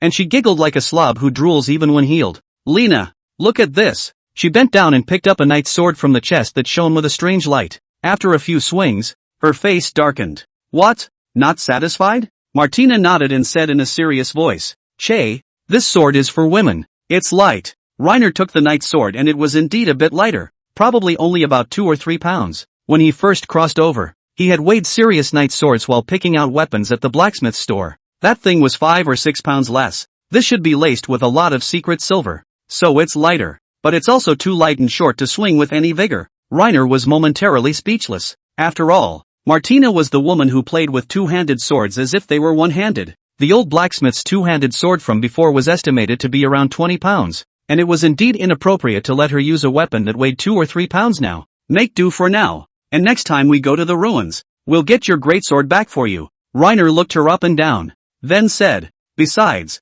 aren't you a female? Martina said proudly, I'm a female. A female is a female and a woman is a woman. It all pretty much means the same thing. Don't take it seriously. Reiner was beyond the point of being able to spit. He also started wearing armor. Comfort is okay, at least better than last time, and not as chalky. It works pretty well. Just then, Nora poked her head out of the bedroom and furtively observed the two. They're buying new stuff. I'm out of daggers and flying daggers. Seeing Reina turn around, she quickly hit again. Are you playing hide and seek with me? Nora peeked halfway out of her face, peeked at Reiner for a moment and then shrank back. Master, you're setting out for the ruins again? No, just trying it out. I don't have a weapon. Next time I go to the ruins, just don't take you. Nora's ears perked up and she questioned in a small voice. Why? Your mental resistance is too low, and you are easily named by the necromancer. Reiner replied in a serious manner. But it's worth mentioning. In the last few days, Lena had noticed a subtle change in her natural attributes. Nora's spirit actually went straight from a D grade to a B grade. It stands to reason that things like talent shouldn't be changed so easily. Just then, a system alert rang in Reiner's ears. A very small percentage of random events that have the potential to change a unit's talent level. Nora said she saw some kind of goddess, so maybe that has something to do with it. Master, take me with you. Nora ran to Reiner's side and gently shook his shoulder. That cute look was hard to resist. Nora's spirit was now higher than Martina's, so by all rights, bringing her along shouldn't be a problem. Don't leave me at home, please, Reiner compromised. Your eyes. It's okay, it's just one that's blind. I've got the other one. Nora shrugged. Reiner removed his gauntlet and stroked her soft beastly ears. Good then. I'll take you to the blacksmith store later to buy weapons. Just then, there was a gentle clatter of horses' hooves outside the door. The nook and cranny of Lena is basically never visited by anyone, and as soon as you hear it, you know it's Deimos. Opened the door to find him literally standing outside. Anna the wizard. She rode another horse behind Deimos. She was still wearing the revealing animal skin garment. Deimos dismounted and stood in front of Lena without speaking again. He seemed to enjoy waiting for Reiner to speak. Ready to go to the ruins again? Well, I found Junis at the guild and she said she'd go if you went. Deimos quizzed with some sincerity. You go? I respect your choice. Reiner looked down at his brand new plate armor. Actually, I don't blame Deimos for last time. It was that militia that activated the magic guide stone out of fear. Go ahead. I'll take all the money. Reiner rubbed his eyes and thought he'd blinked. The face-palmed Deimos. The corners of his mouth actually curved up slightly. I'll see you at the city gates in the morning. I've got other things on my mind. Anna dismounted and tethered her horse to Lena's door. She pressed on, fawning a bit. Lord Lena.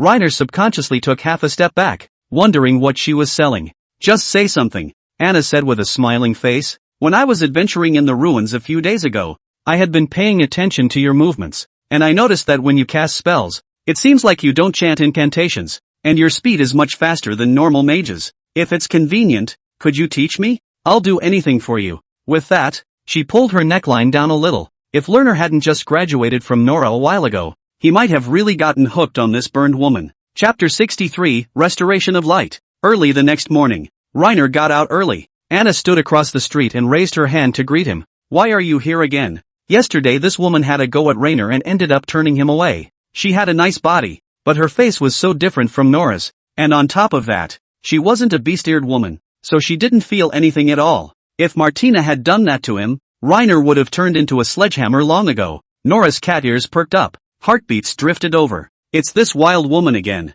What's she always pestering my master for? Don't like her. I don't live in the city. It wasn't easy to get here. I slept at the inn last night and came over to see you when I woke up. Anna walked quickly towards him and hooked her arm around Reiner's shoulder in a big way, staring at him with those seductive fox eyes. I begged you like that yesterday and you won't even keep me down for the night? You really are exactly as rumored. Anna laughed softly. What rumors? Reiner puzzled as he peeled her hand away. People say you like subhumans, not only the tall kind, but old widows, and if it weren't for these whispers, you'd have suitors lined up from here to the gates of the city. Reiner was momentarily speechless. The tall and powerful one was Martina, and the elderly widow was supposed to be boarding Daisy, but Daisy honestly wasn't that old, or at least she didn't look any different than a young girl in her 20s. Who the hell is making up rumors about him? I didn't believe it at first until I tried it yesterday and it seems to be true. My family left early, and as a teenager I worked in taverns and knew all the ways to please a man, and if even I can't handle a man, then there's more than likely something wrong with him.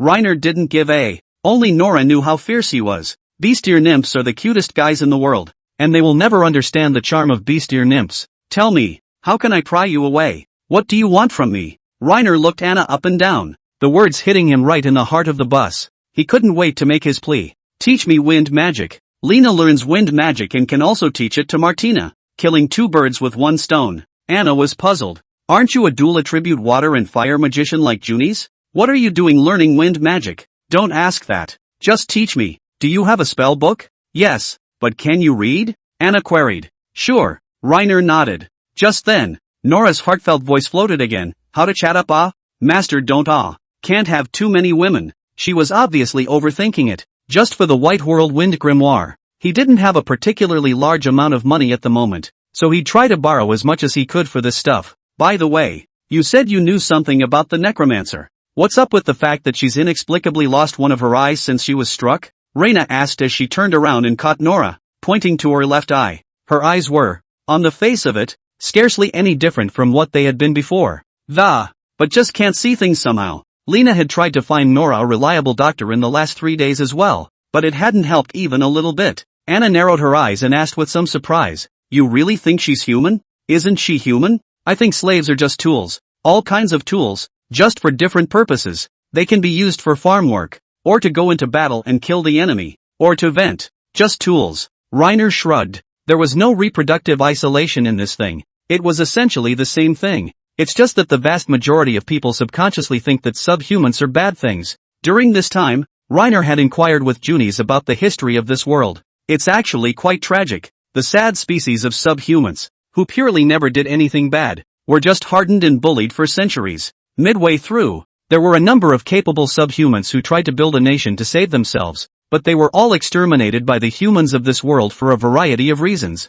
Eventually, the vast majority of subhumans dispersed around the world in the form of small tribes. Reiner wrapped his arm around Nora's waist. "I don't care what other people think. I think she's my woman anyway. Not spoiled, good-tempered, hard-working, and good-looking, and you don't find women like that where I come from." Although Nora couldn't understand what the two were talking about, her face blushed slightly when she saw Reiner put his arm around her waist. "Where's your hometown?" In a slightly proud tone, Reiner said in his native tongue, "Huaxia. Never heard of it, but don't you have any subhumans where you're from?" Anna was even more puzzled. Reiner's brain went down, and for a moment he didn't know how to explain it, and after a moment's thought he spoke. "No, but there are humans who pretend they are subhuman. For example, cosplay." It would be Anna's turn to be silent for a long time before she spoke. "Can't understand it, but I respect that." Talking back to the topic, her eyes. Anna shook her head. "I've only fought the necromancer. I'm not sure as to what's going on, but I was kinda surprised to see her actually standing next to you safe and sound yesterday.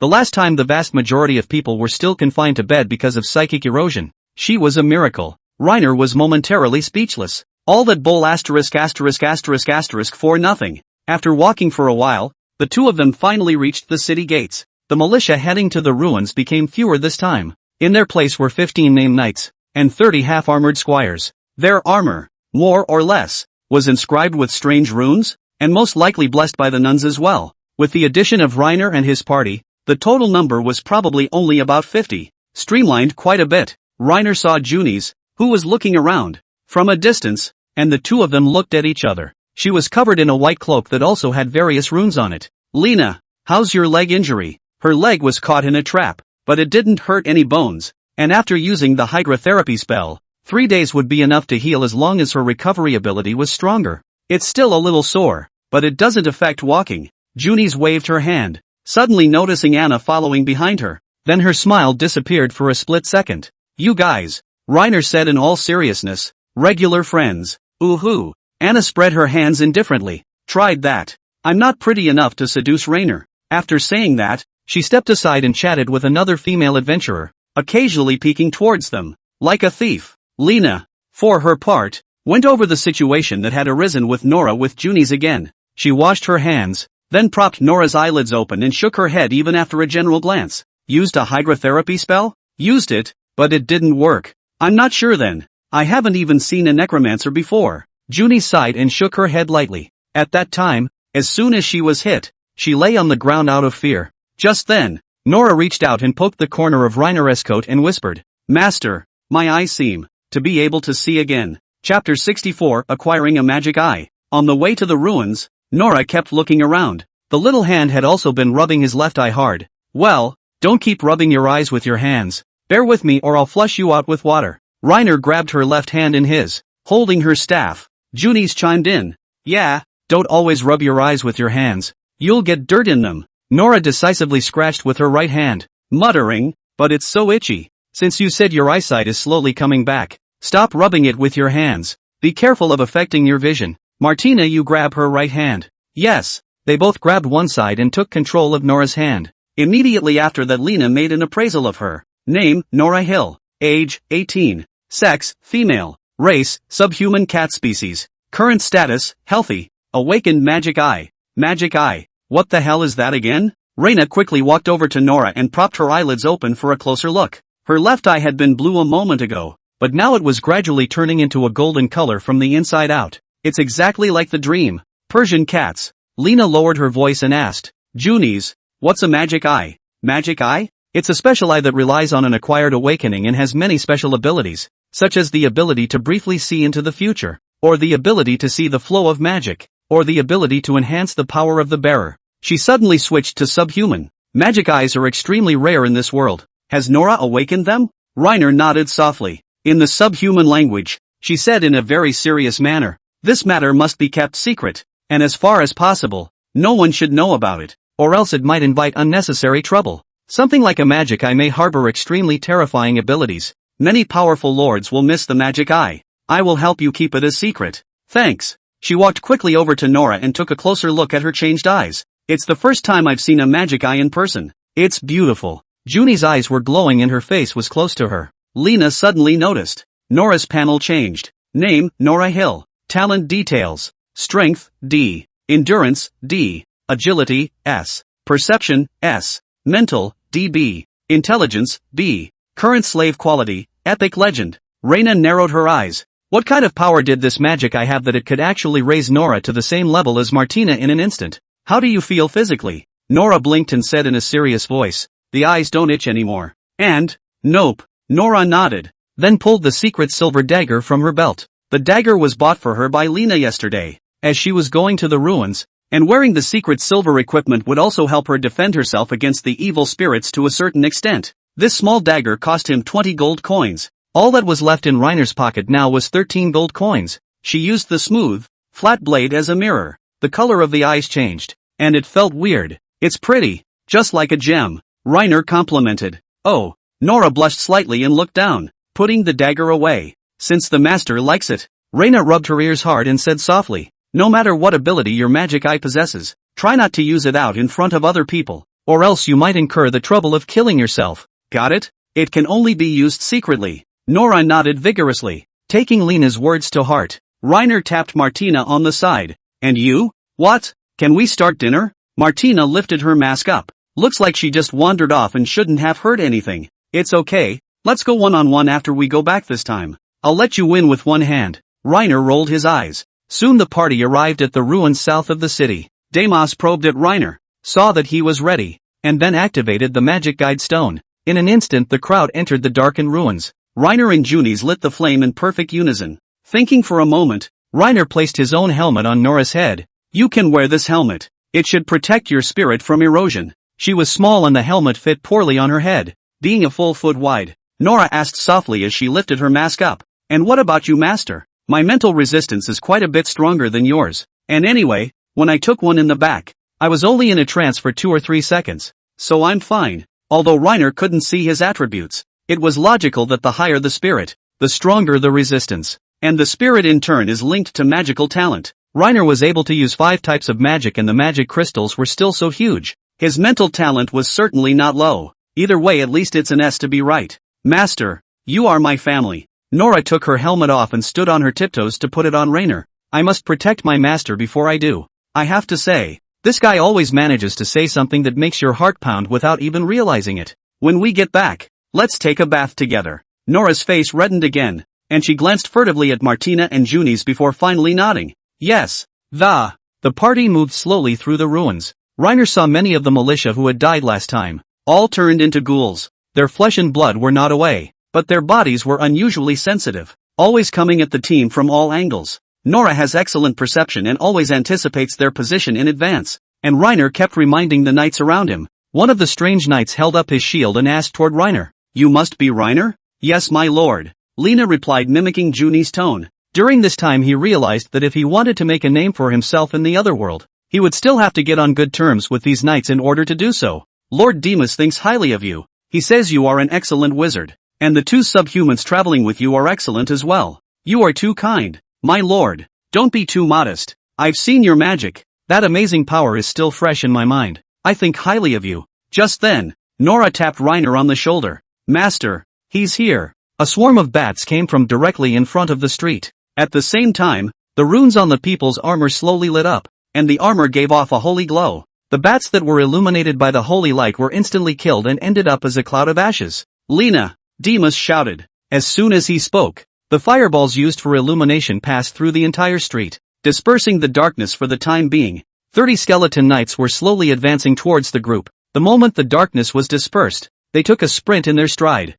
The skeleton knight at the head was huge, standing over 3 meters tall, and holding an extraordinarily familiar greatsword in his hand. Martina yelled, Lena, that sword is mine. It stole it from me. I'll kill it. After saying that, she drew the long sword at her waist and seemed to be impatient to charge up. Then it's in your hands. No matter what, be careful. Chapter 65, Killing the Spirit Mage. Martina ran up angrily. A few skeleton knights noticed her as well and switched targets to charge towards her. Martina didn't seem to be used to the knight's sword in her hand, and after a few exchanges she didn't get any advantage. Give me back my stuff. Stinking thief. Gah! Seeing that she was about to be surrounded, she took a few more quick steps backward and retreated next to the shield wall formed by the knights. The necromancer held his staff aloft behind him, a green spirit encircling the top of it. Demas shouted, Look out! It's coming again! Before the words fell, the necromancer's staff pointed to the ground, and the green soul set off a wave spreading towards the surroundings, constantly infesting the sanity of the crowd.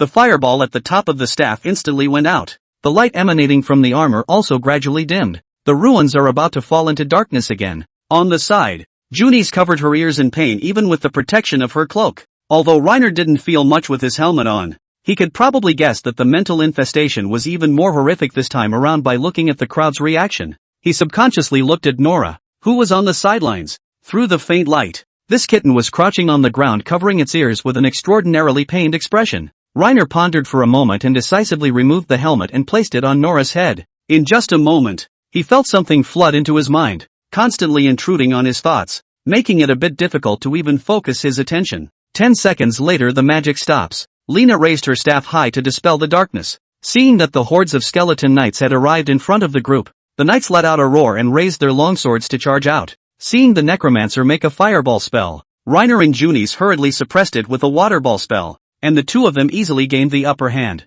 But there was an invisible barrier around the necromancer. It always deflects the water balloons from both. Such a trick Lena had seen once before on the goblin high priest. It seems that the only way to kill them is to use more powerful magic, or melee weapons. Just then, Martina's voice came again. Give me back my greatsword. She was still tussling with the skeleton knight with the long sword. Although her weapon was a good deal shorter than the others, she had good strength and still had the upper hand. Each of her heavy strikes rubbed off dazzling sparks, causing the skeleton knight to retreat one after another. Just then, Anna touched over at some point. From the side, a wind blade at close range directly dislodged one of the skeleton knight's arms, and the two-handed sword fell with it. Martina took the opportunity to knock him to the ground with her shield and picked up the fallen greatsword. She was like a different person after changing her weapon, and she just rushed into the pile of skeletons to open the undisputed. Just then, the necromancer raised his staff high once again. Demas yelled, The onslaught is coming again. Back off. Reiner subconsciously looked to his side. Where's Nora? He looked around and couldn't even find the kitten. Lena, help us hold the necromancer. Anxious but with the greater good in mind, Reiner decisively amassed a fireball at the tip of his staff. Just at the moment when the fireball spell was about to be shot, he saw the black-robed necromancer with his chest pierced by a dagger glowing with a strange light. It's Nora. She slowly manifested from behind the necromancer. The necromancer let out an appalling growl, his eyes flashing with light. The surrounding skeleton knights instantly collapsed into piles of white skeletons, and the souls absorbed by the staff scattered and fled, eventually losing their dark green glow gradually. At the same time, the system's voice rang in his ears. Quest, kill the necromancer of the ruins. Current status, completed. Mission reward, issued. No doubt Nora killed her. The ability of her magic eye is probably something like sneaking or invisibility. The knights heard a strange noise and raised their heads in confusion, just in time to see the helmeted Nora cleanly decapitate the necromancer. Demas let out a long breath. Phew, it's finally over. When he finished he sat down in a paralyzed position and took his helmet off. The knights looked up and gazed at Nora, who was walking with her skull, and then a cheer erupted. This subhuman is awesome. Jesus Christ, how the hell did she get over there? We won. Nora carried the necromancer's skull towards Reiner as the crowd looked on. Reaching out, Reiner stroked her cat ears and complimented her. Nora, well done. You're a fine warrior. Nora removed her helmet and set it aside. In full view of everyone, she suddenly fell to her knees and raised the necromancer's skull with both hands in the air, offering it to Reiner in a gesture of utmost devotion. On the way back, a number of knights came over to talk to Reiner, praising his bravery, but he hadn't really done much, except that they naturally gave him all the credit for Nora. Junis said softly, Reiner, this time you'll be famous. Maybe you'll be rewarded with a territory by the Lord after a while.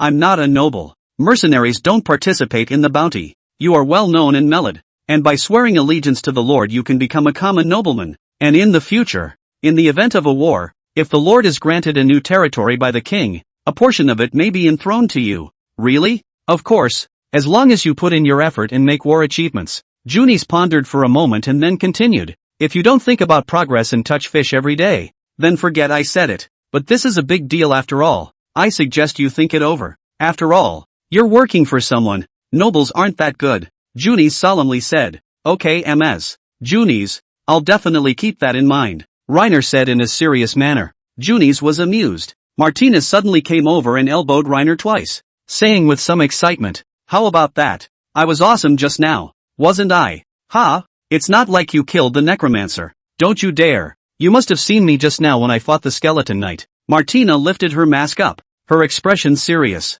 Reiner was momentarily speechless. She had her full attention on Nora. Martina just looked at it for a few moments. After all, I've seen so much of her one power that I don't really feel awestruck anymore. See, Martina is so handsome. It would be great if I could be as good as you. At first Martina was comfortable with the compliment, but immediately narrowed her eyes. Lena, you're mocking me. You're not happy if you're not complimented. You're equally unhappy if you're complimented. Go go go. Reina shooed her aside. He planned to do some research on Nora's stealth abilities when he got home. This cat lady's head is a net mess. I want to take a bath with my master at night and fall asleep comfortably in his arms. If I can. I want more. Reiner smiled without saying a word. Just follow the flow here at night. Just then, a somewhat exasperated Martina grabbed Reiner's arm and pointed to the woods off to the side. Get out there and fight one-on-one. Reiner waved his hand. Some other time. You know, I'm going to do something important now when I get back. Chapter 66, Testing the Magic Eyes Ability.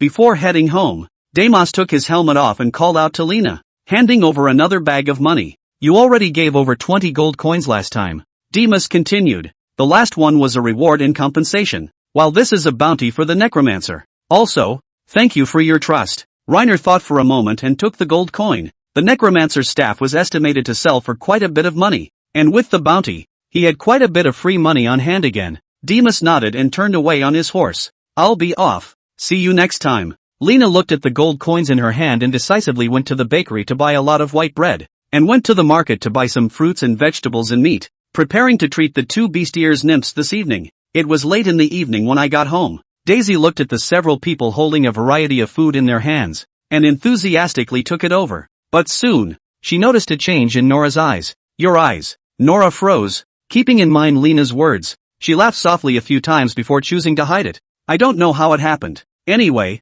my eyes suddenly changed color. And the kicker is, my eyes can see now. She closed her right eye and pointed to her gleaming left eye. Then said, Look Mom, not only is it not affected, but it's gotten prettier. As long as it doesn't affect your health. You're my child and I like it anyway. Daisy replied very gently as she reached out and touched her ear. She then asked no more questions and turned to continue carrying the food into the kitchen. Lena then took Nora's hand and led her into the room and closed the door and windows tightly. Nora sat quietly on the edge of the bed, holding her left hand to her chest and looking blearily at Reiner. I haven't bathed yet. I sweated so much while fighting monsters that my body stinks. Nora carefully refused. Master, not during the day. Reiner narrowed his eyes and said in a serious voice, What are you rambling about? I just want to see what your magic eyes can do. Nora's face couldn't help but redden. Her heartfelt voice drifted in, seeming a bit chagrined by this. Geez, how did I become like this? Full of that kind of mess. Nora let out a long sigh. Lena then saw her golden left eye flicker with light,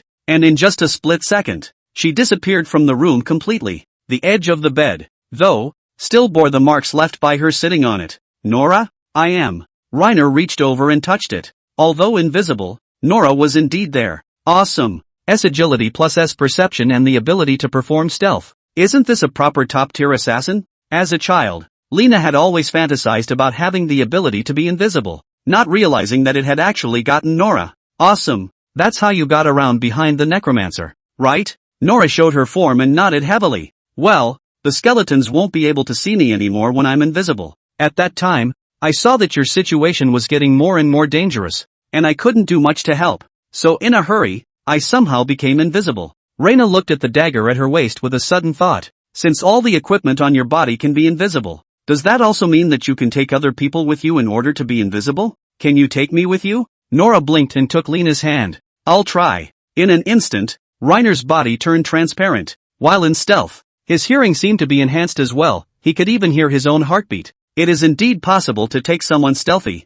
but this state will have a roughly vague outline around them. It can be detected by looking closely. Reiner released his hand and Nora immediately went into full stealth. How long can you be invisible? Nora manifested again. She seemed to have no cooldown on this skill and could use it whenever she wanted. I don't know. I just tried it for a little while. Then, try staying invisible from now until nighttime. And if you feel any physical discomfort, stop immediately. Nora nodded. I'll go ahead and take a shower then, and stay invisible afterward. Okay, I'll bring in dinner for you later. Just as Nora went to take a shower, there was a knock on the door of the house. Reiner opened the door to find it was Anna. She stood in the doorway clutching a particularly thin spellbook. The wind spellbook brought you here. Teach me that kind of magic. Let me see. Reiner took the books and flipped through them roughly. There was very little wind magic recorded in this book. Only a handful, and it was nothing compared to Junis' 2 spellbooks, as well as Reina's own rock magic book. So little. Anna directly put her body up, pouting, oops, although only a few, but as long as you learn it well, it will be great. Teach me Lena. Really can't. I'll make up for you in other ways. The meat delivered to your mouth is not eaten for nothing. No sooner had she spoken than Lena heard a voice. Martina, what a shameless woman. Looking back, she saw Martina poking her head out of the bedroom, peeking at the two. The moment she met Lena's eyes, she slowly pulled her head back, looking at Anna's eager eyes. In the spirit of making a good friend, he slowly spoke. All right, let me teach you well. Reiner laid out the principle in general terms, and it dawned on Anna. She gleefully ran to the door. I'll go back then. I'll catch up with you later. Do you want a deposit? This is something expensive, after all. Reiner asked smoothly. Anna looked back and shrugged indifferently. No, it doesn't matter. Okay, bye. Reina was happy to say goodbye to her. Tomorrow she'll be sure to drill down on it. Rock magic is put aside for now, prioritizing learning wind magic.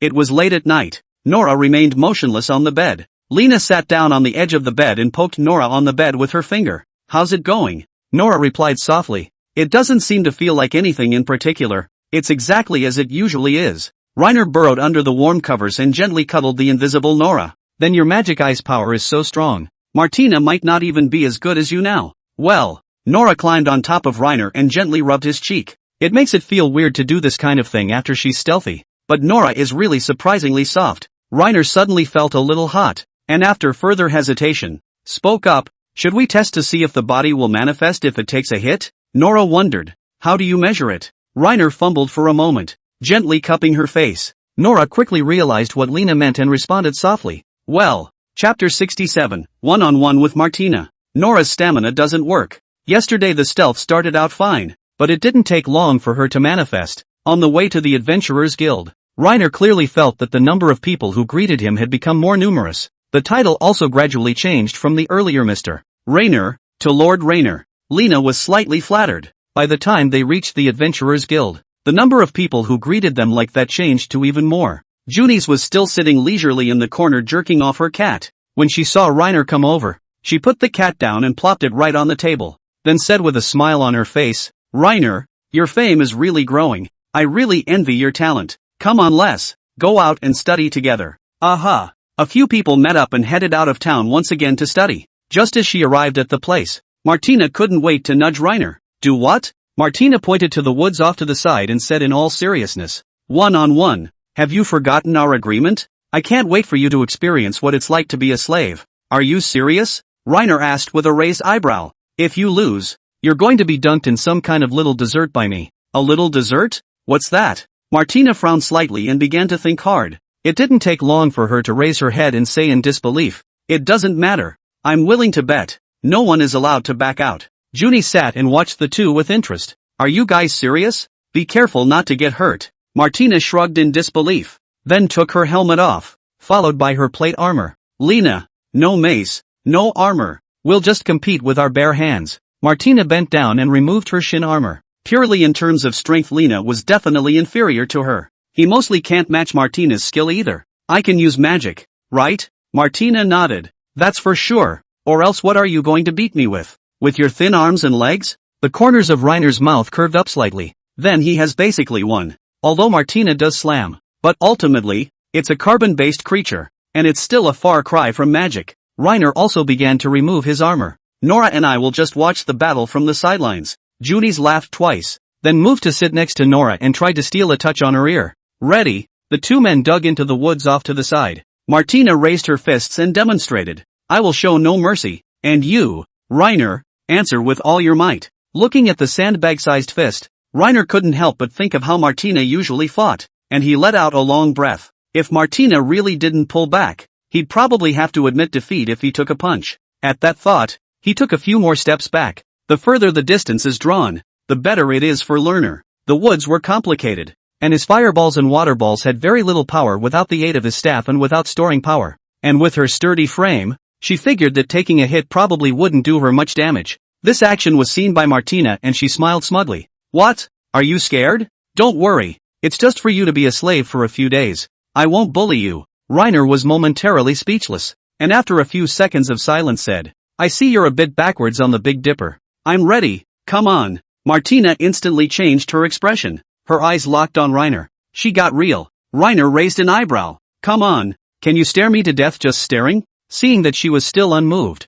Reina took the initiative and shot a water balloon towards. Martina dodged violently to the side, but she wasn't fast enough and was still hit in the right shoulder by the water balloon. But she was only shaking a little. Nothing serious. Reiner, you're insulting me by showing mercy. If that's the case I won't fight you one-on-one. It's no fun. Got it. Not holding back. Reina brought her hands up and several shots of water balloons came at Martina. Each blow could easily break a tree trunk. Martina, on the other hand, used the trees as cover and scurried around in the forest, gradually approaching this Lena. Halfway through she was knocked down twice by the water balloon, but quickly rolled back behind the tree and sprinted out again in the opposite direction. Seeing that the distance between the two was getting closer and closer, Reiner built up a large water balloon and shot it directly at Martina, but it was still blocked by the pine tree, splashing water everywhere. You're not accurate. Lena smiled without saying a word and continued to unleash her water balloon spell to suppress Martina, who was hiding behind a tree. Soon the dirt all around was soaked with water.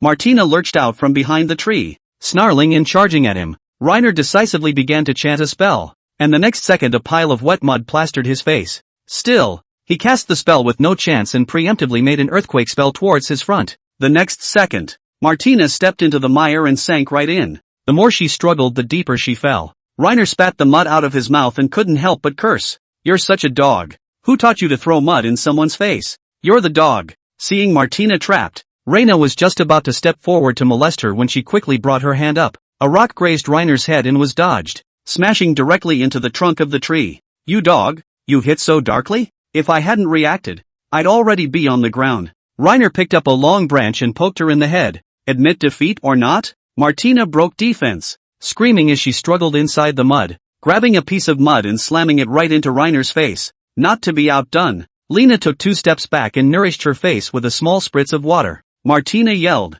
You're too much. You have to humiliate me after winning. I'll show you when I get up there. Reiner said in a serious voice, You were clearly the one who threw mud at me in the mire in the first place. Martina clenched her lower lip, and her eyes, which had just been fierce and unrelenting, gradually turned resigned and finally burst into tears. Crying? Reiner crouched down in front of her and stuck his head over to look. Really crying? Junis had already walked up to Reiner's side at some point, and she chided in a small voice. You guys were running to get the opposite side killed by cutting? It's really scary. Just now if you hadn't dodged that rock, you might have gotten your head smashed in. Seeing Martina getting deeper and deeper in, Reiner decisively stretched the red dragon's breath over. It took the combined efforts of all three to pull her out of the mire. Don't cry. I won't nourish you anymore. She wiped her eyes and commiserated again. And you said, no more talking. And don't you cry. For crying out loud? Reiner helped her rinse the mud off her body. Tears sprang back to Martina's eyes at being told that. Her heartfelt words drilled into Lena's ears one by one.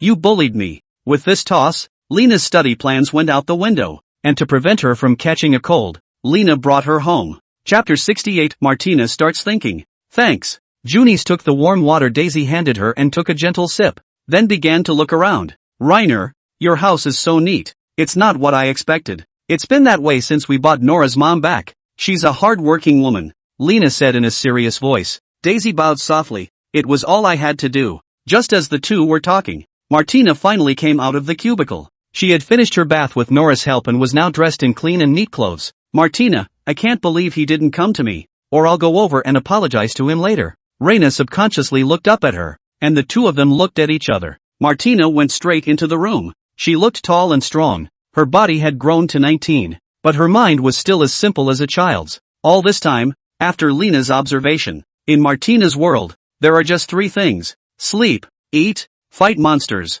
Her heart is in her mouth the vast majority of the time, except when she's shy. Reiner said hello to Junis and then ran to Martina's room, knocking twice before pushing the door open. Martina lay still on the bed and skimmed Lena. What for? The two looked at each other, neither one speaking. Reina brewed for a few seconds before starting with a compliment. I'm here to play with you. Martina was so good just now. If I hadn't been so lucky, I might have lost. When she was praised, she immediately raised her head slightly. That's for sure. I know that your earthquake magic is still unskilled, and you need to chant before using it, so I specifically grabbed the mud to find a chance to seal your mouth. Who knew that you can actually be chantless already? Miscalculation. Reiner flinched slightly. What few wits she had were all used in fighting. Martina continued. You're also very good. Indeed better than me, and I'm sure I couldn't beat you in a real fight. After a wave of mutual compliments, Reiner spoke decisively. Then let's make up. Martina froze for a moment, then opened her mouth. Lena, I'm sorry.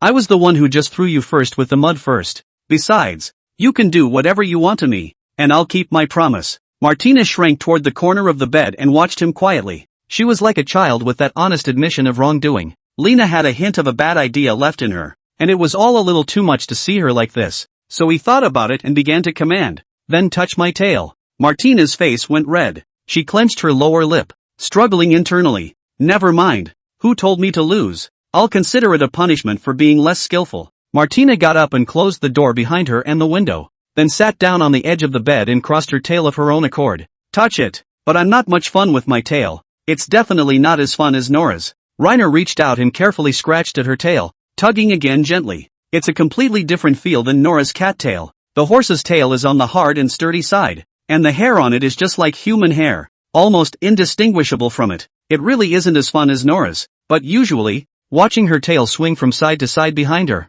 Lena always had an urge to grab one, but after touching it, he felt nothing more than that. It's not enough to pet the tail, Martina asked with great embarrassment. What more do you want? Reiner looked at her flushed cheeks. His fondness for her peaked at this moment. After thinking for a moment, Reiner made a bold decision. Martina, be my woman. I want to give you a home. The room fell into silence. Martina looked at Reiner and her brain went into a state of downtime. What's going on? She didn't say a word, but her cheeks turned redder. After thinking for a long time, she stood up violently. You would be abominable if you took this opportunity to force me to do that kind of thing. As much as I respect Lena, this kind of thing can't be forced. Reiner looked her up and down. Honestly, with a body like Martina's, if she really didn't want to, 7 or 8 people wouldn't be able to hold her down. The only way to get her is to make her willing. Reiner spat. How could I force you? If you really didn't want to, wouldn't you have to pinch me off? A little excitement and I'd have broken a bone. Martina's face turned even redder. She'd talked to Nora about this kind of stuff and knew what it meant. Tentatively, Reiner took her hand and asked solemnly, so you're willing? Martina froze slightly and jerked her hand away. She quickly became incoherent out of nervousness. Should I be willing? Eventually the brain is even just down. Martina, who was close to 5'8", ended up going straight under the covers and hiding. I can't imagine that her first reaction to something like this would be to run away. After eavesdropping on her heart for so long, I expected her to either decisively refuse or decisively agree. But it actually turned out to be like this. That's a really big contrast. It was clear that she had mocked Nora's hesitation before, but it turned out that she was now acting worse than Nora. What's the matter with you hiding? Agree or refuse? Isn't it just a matter of words? She hid under the covers and yelled. I don't know. Lena, you hurry up and get out and let me think for myself. As soon as the words were out of her mouth, she regretted them. Heartfelt voices drifted into Rainer's ears as well. What am I talking about? I must be out of my mind. Isn't this what I've always dreamed of? Food to eat, a bed that is warm and soft, and a man who understands me. Why can't I just be honest? Listening to Martina's heart, Lena felt like she was about to explode. So silently, he left the room, trying to leave her alone to calm down for a while. He then led Nora, who was chatting with Junis, into the room. Master, are you really going to do this? Nora's senses were so good that every movement in the house surely escaped her ears. Do you agree? Nora nodded heavily. Of course, Martina is a wonderful woman, and I hope that my master treats her as well as he treats me, for she has no other family left. Us subhumans. It's common for a male to have multiple females as long as he can afford it, and I'm not averse to that sort of thing. Besides, masters are still too exciting for me, and I'm still happy to have Martina to help me share the load. Stamina D, Perception S. It's really a sky-high weakness, and it goes out after 2 hits. Reiner held her gently in his arms. Master, do you want me to help you? No, just let her decide. Reiner stroked her head. Okay, I'll listen to you. Chapter 69. Martina agrees. Since then, a few more days have passed. Martina she fights herself day in and day out. She wasn't lively anymore either, and would only sit on the side of the grass and think when she went with Reiner to study outside of town. Nora gently poked Reiner's shoulder. Master, Martina hasn't been very talkative lately. Have you had a falling out? Reiner shook his head. He knew that Martina was thinking this time, but it was just a pity that her brain was so small that she was always thinking about nonsense things in all directions. Just then, the sound of her heart drifted in again. How the hell am I going to talk to Reiner? Why don't I just go straight to him tonight after my shower? When the time comes, I'll just do what Nora does and say I'm cold and want to sleep together and then just leave the rest to him. No, this won't work. I'll think of something else. At the thought, she even turned her head surreptitiously to peek at Lena. After 4 glances, she pretended again that she was looking at Nora and just overheard Lena. Again, he caught me. As long as I pretend I'm looking at something else, I'm fine. Reiner let out a long sigh and closed the book of wind magic in his hands. In the end, he still needs to take the initiative. Martina, come here. I've learned 2 new wind spells that I'm going to teach you now. Ha, good. She got up and walked over to Reiner and sat down again. From now on don't ruminate, concentrate, and repeat the incantation after me. Reiner chanted an incantation and a nearly transparent blade of wind appeared at the tip of his staff, sliced off a small piece of a pine tree not far away. Junis and Nora applauded from the sidelines, and Martina was still a little distracted, her head rambling on and on. This magic is called Wind Blade. It can attack enemies at medium and close range by surprise. The power is the strongest of the magic I've learned so far, but it's very magic consuming. You now repeat the incantation over and over again. Martina froze, then repeated it vaguely, and the spell she didn't remember afterwards simply rambled on. Not bad. You're a quick learner. Reiner went straight to child psychology. This was his educational approach to Martina. Martina belongs to the category of people who are very unmotivated to learn, but with a lot of compliments, she gets energized and becomes confident. With that mental cue, she learns things pretty fast. As expected, Martina raised her head and proudly replied, When? Of course, I'm so smart. Next, repeat after me and try again. With your talent, I have a feeling you'll be able to learn it soon. Martina nodded and continued to chant after Reiner, memorizing the spell in no time. She brought her hand up, targeting the pine tree in front of her, and kept chanting a wind blade spell. Lena while sitting with her, occasionally giving instructions and correcting her spells. By mid-afternoon, Lena was acting as a language teacher for Junis, teaching her the languages of other countries. Junis' ability to learn is particularly remarkable, and in just 2 months she had essentially mastered a new language. Are you learning Ball Night from me with the intention of living in that country in the future? Junis smiled and nodded softly. Reina felt as if she was a little upset for some reason, but didn't think twice about it. Just then, his afterglow caught a glimpse of the pine tree near him shaking and a few branches falling. Martina suddenly let out a loud laugh. Ha ha ha, it's finally out. Magic is nothing more than that. Reiner, did you see that? Seriously, Lena only saw the branch shake and nothing else, but still exclaimed,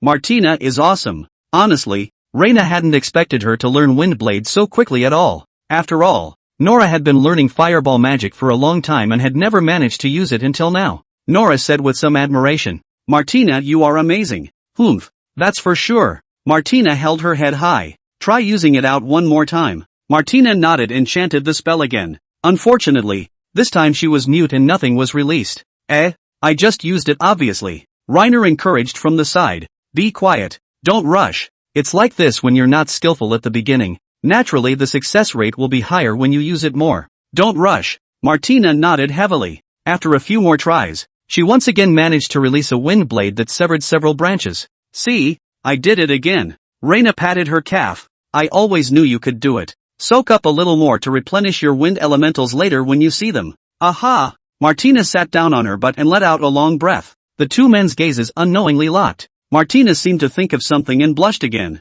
Immediately afterward, the sound of her heart drifted over. Looks like my mom. What? Reiner thought he was a big, strong man with a look that didn't go well with women. And to say he looked like a woman was pure bull asterisk asterisk asterisk asterisk. Just then, Martina opened her mouth. Reiner, you and my mom look alike. Tell me about it. When I was a kid and I went out berry picking, I could never find the berry bushes and my mom would patiently show me how to find them and then encourage me. And my dad always likes to beat me up and tell me I'm useless. At that, both of her ears drooped. After my mom and dad died, I lived with my peers, but they thought I ate more and found less food, and eventually left me behind. In fact, I always knew I was stupid and annoying, but you didn't mind me at all and kept encouraging me. Thank you. Seeing her with this expression, Reina inexplicably felt a little heartbroken. You're not stupid. At least not when it comes to this whole learning magic thing. I was only slightly faster at learning fireball magic than you were. Reiner reached out and stroked her head. You're a very pleasant person. At least I like you. Martina's face went completely red, and she stared straight at Reiner like a red-hot kettle. Thank you for comforting me. I'm just being honest. You're always at the front of every battle. Not only are you great but you're also very resourceful and a very useful person. Reina continued to stroke her horse's ears. Oh. Martina stopped talking as she gently shifted her body, leaning carefully against Reina. Lena is so good. This time in my life is like a dream. I wish time could be suspended in this moment. Mom and Dad lend me strength. Reiner asked smoothly. Days have passed since I asked you the question before, and you still haven't answered me. After brewing for a few seconds, Martina gathered her courage and replied, Reiner, I would like to be your woman. Chapter 70, Becoming a Real Woman. On the way back Martina was filled with apprehension. She was holding Lena's hand and looked nervous. I have a home too, and I hope my mom and dad can see me happy. Tonight my battle plan must succeed and hopefully give him a strong baby. Eavesdropping on her heart, Reiner couldn't help but smile. He wondered what kind of cute reaction the arrogant to the bone racehorse lady would have when the time came. As soon as a few people arrived home, Martina got into her cubicle and took a shower. Lena, on the other hand, realized that Nora was packing up her bed and taking her pillow. What's going on? Where are you going? I'm going to sleep with my mom tonight. It's been getting colder lately. It's warmer to sleep with too, and I'll talk to her on the way. We haven't talked much in a while. Reiner nodded. Okay, remember to touch my ears before you go to bed. Some other time. Nora smiled without saying a word and walked away, clutching her pillow, waiting for tomorrow so I can make fun of Martina too. How nice. Reiner watched her back in deep thought. This kitten is so vindictive that she actually remembers these things after all this time. Martina quickly finished her shower. She was wearing a white cotton dress and glanced at Reiner as she passed him, then ran quickly to Nora's room. She closed the door directly behind her. Reiner quietly pressed his ear against the door, trying to eavesdrop on what they were talking about. The door ended up being opened the next second. Nora pouted. Master, you're bad. I'm just passing through. You guys are busy. Reiner turned to go back to his bedroom. It was a long time before they both came out. Both bestier nymphs' faces reddened to varying degrees. Cat lady light red. Jockey lady dark red. Nora, that's an awesome skill I've learned in a while. It'll come in handy. Martina, oh my god. This is so messed up. How can they do this? So scary. Reiner sat alone in his room confused. He was even more curious about what the two of them were talking about. But the two bestiared ladies had not the slightest intention of coming to him. Instead, they went about their respective business at hand. Reiner let out a long sigh. Just wait. We'll know all about it by the end of the night. At night, Lena lay in bed reading a wind magic book. He was going to learn all of these spells and then return the book to Anna. Just then there was a knock on the door of the room. Come in. Thought it would be Nora, but it turned out to be Martina. What a surprise. She never knocked before. Martina stood in the doorway clutching a pillow, blushing uncontrollably. Immediately after the heartbeat came through.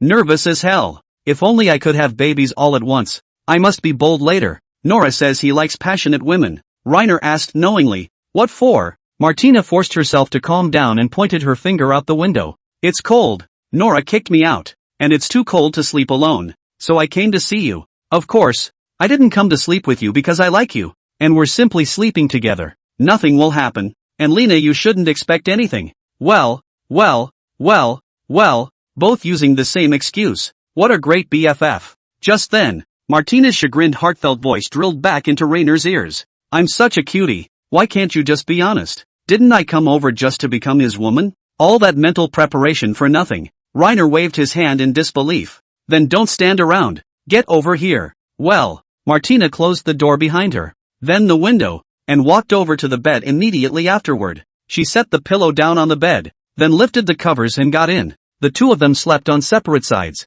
with what looked like a 38 line drawn in the middle of the bed. How is that going to keep you warm together when you're so far away from me? Come here. Reina touched her arm, and Reina slammed the book shut and yanked her right over. It's really hot. She was completely different from Nora, producing heat very well in her body, and was not at all the type to be afraid of the cold. Martina froze slightly, looked up at him, quickly averted her eyes again, and then said with some anxiety, I snore and move around in my sleep. Reiner, you don't. Reiner said in a serious voice, then you can sleep in there before you tumble out of bed. Martina choked on what she was about to say afterward. With tears in her eyes, she hugged Lena tightly. Gently, you don't want to strangle me. Martina froze slightly and quickly released her hand. I'm sorry, it happens when I get excited. It's okay, just lay back. Reina pushed her inside, then gently soothed Martina. I'm all muscle. I'm not feminine at all. I'm not pretty, and I don't have white skin. Reiner looked her up and down. Just because a subhuman is naturally physically tough and all over the place doesn't mean she's King Kong Barbie.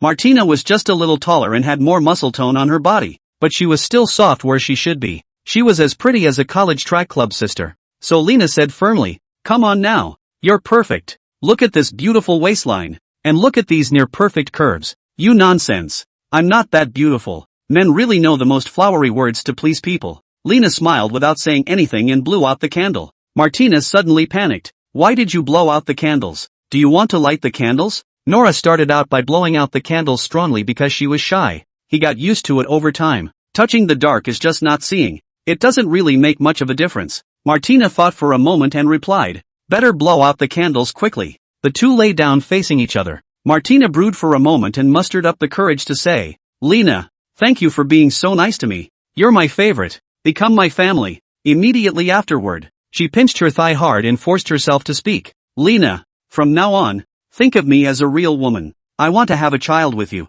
Sure. Aha. Reiner backhanded her, then smoothly pressed her underneath him. You slow down. Martina stammered. She's so adorable in this cute way that it's really endearing. Reiner held her chin. Take it easy. Relax. I'm going to kiss you. Aha. Martina nervously scrunched her arms across her chest. The two of them were soon cuddling. After a long time, Martina suddenly said, Reiner, take that. Long legs. Woman, you're playing with fire. The two fought for a while, but in the end it was Reiner who got the upper hand. Wait.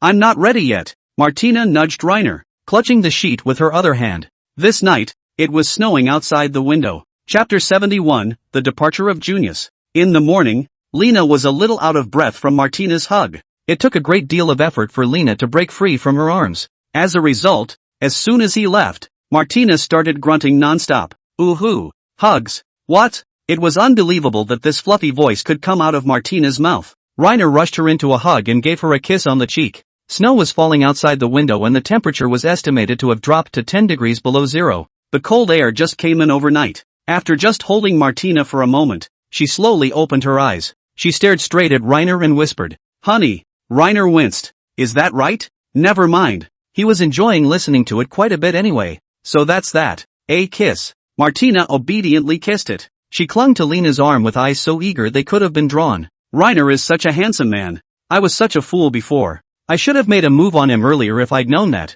and missed out on him for so long for nothing. Heck, from now on, I'll have a man too. She squirmed in Lena's arms. You're so good, darling. She rubbed gently against Reina's calf, frantically suggestive. Lena wondered more and more if she was being controlled by some demon with horns and how she was full of such things. It's nothing like Nora. That's too much of a contrast for her, isn't it? He was dead set against it before and was always laughing at Nora. Now they can't wait to stick together all the time. I thought you'd be decent. And here you are suddenly like a different person. Martina blushed again and then covered herself with the quilt. Nora says you like this. What? If Lena hadn't been able to hear hearts, he would have believed it. It's clear that she wants it for herself. But Martina has such a great body. What else can you do with your own wife? Spoil her. Reiner couldn't help himself and got under the covers and started to make a killing. The house started shaking on the ground again. After a long time, the two got dressed and got up. Martina pushed open the door to her room and exclaimed in a meta voice, Starving. Nora and Daisy were sitting at the table,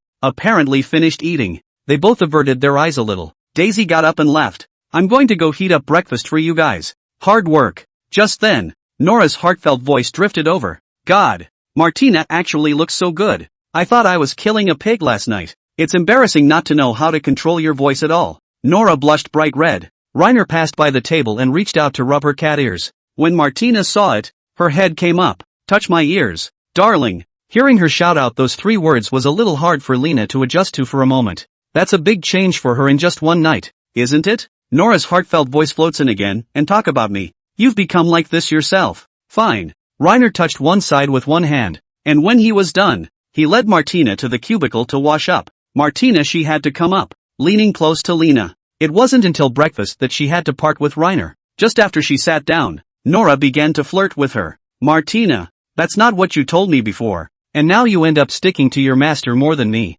Martina blinked and put the white bread down. I didn't understand anything before, but I do now. Blame you for not telling me about something so comfortable. It was Nora's turn to blush. How is it possible to say such shameless things? Martina, you really have a lot of guts to say anything out. Just then Daisy brought over the hot soup, and she seemed a little sad. Alas, all the vegetables in the backyard were frozen to death, and none of them survived. Reiner pondered as he nibbled on his white bread. In that case, let's turn the backyard into a horse barn. Now that you have more money in your hands, it's time to think about the means of transportation. He didn't want to have to walk on 2 legs every time he went on a trip. Nora, Martina, do you know how to ride a horse? The words were followed by a knock on the door. Reiner paused the conversation and went over to open the door. Outside the door stood Junis. She was wrapped up tightly in a white cloak with white snow falling on her shoulders, and she was leading a horse behind her. Seeing Reiner open the door, she greeted, "Good morning, ya Reiner. It's a terrible day. You're coming to study with me even when it's snowing?"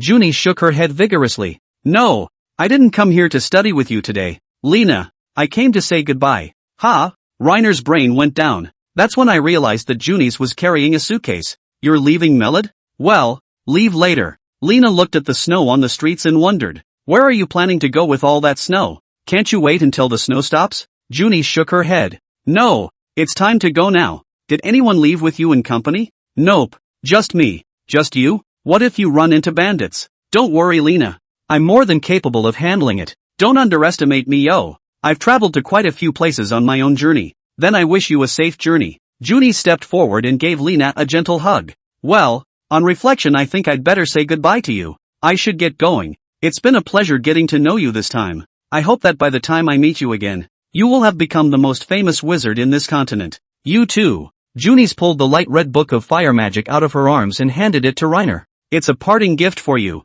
As much as Lena wanted to take it, she subconsciously said, "This is too expensive." "Take it. You're very good at fire magic. This is what you need." Junis crossed her arms with a smile on her face. "I've basically learned all the practical fire magic, and I've decided to specialize in water magic in the future. So take the book." Reiner carefully took the book. He also wanted to give Junis a little something to keep as a souvenir, but didn't know what to give. "Wait for me." Reiner ran into his room and came out with a bag of money, containing about 20 gold coins. "Since you're going out on a trip, the most important thing you need is probably money. Here." Junis crossed her arms and laughed again. "I have money." "Then keep this money for emergencies. There's always something you can use when you're out traveling." Junis looked at the bag in deep thought and after a long struggle reached out and took the money. "Thank you, Lena. See you again." "See you later." Watching her departing back, Lena fell into a deep thought. After knowing him for almost 3 months, he was a little sad to leave Junis, his enlightened teacher. The most crucial thing is that once she leaves, she won't be able to borrow her water magic books to read in the future.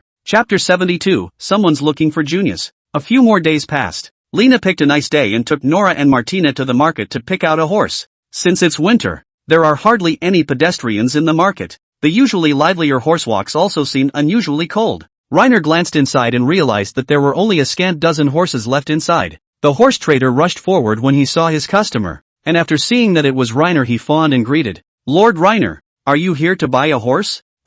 Any recommendations? Try to get something a little cheaper." The horse trader rubbed his hands together and his eyes narrowed into slits. "That depends on your use. Pack horses are cheaper. Traveling horses are moderately priced. War horses are the most expensive and they won't be available until spring." "About how much would 3 traveling horses cost?" "The cheapest is around 20 gold coins." The horse trader picked up a brush and helped brush the back of the black horse on the side. The most important thing is to look at the breed. For example, this Rosnow prairie horse, with a sturdy and thick body and thick fur, could be used not only for hauling goods, but also for traveling, and even going to the battlefield. But his price wasn't cheap, and a single one would cost 15 gold coins. And the reddish-brown horse, he's our diaspora warmblood, a fast runner, with great stamina and character, and a well-balanced attribute in every way, for only 12 gold coins. The cheapest is the gray Ojiakago stallion of the corner kind, not too big, with strong limbs for cross-country, with a leathery and durable constitution, best suited for novices,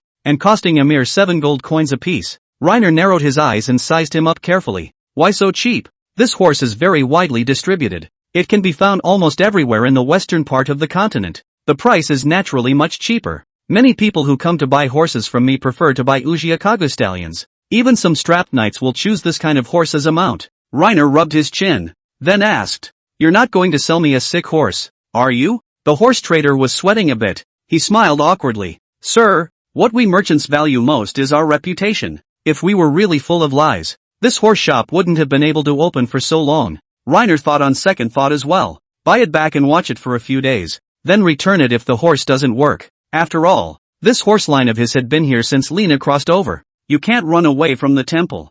I'll take the 3 Ojiakago stallions. Why don't you take them all aside and let us pick them out for ourselves? When the horse trader took the horses away, Lena let Nora and Martina pick them out. Here, you two pick your own. And you'd better have sharp eyes so you don't pick a sick horse. Martina nodded heavily and was the first to pick. She stroked the mane on the horse's neck and whispered in subhuman, "Good horse, good horse. Let me have my pick." Nora followed suit and went to carefully select it as well. They were both exactly like Lena, with absolutely no experience in horseback riding. The trio had to figure it out on their own during this time. Reiner walks past horses and one gently rubs his cheek. "Do you want to come home with me?" "Hoo-hoo." The horse puffed hot air at Reiner, then opened his mouth to nibble up his hair. All of a sudden he jumped back up and circled back and forth in the ring of horses like a psycho. "Kind of interesting." The horse trader came over and said in a serious manner, "Lord Lena, this horse is rather naughty. We suggest you get another horse." Reiner stroked his horse's head, then said, "It looks like it's pretty witty.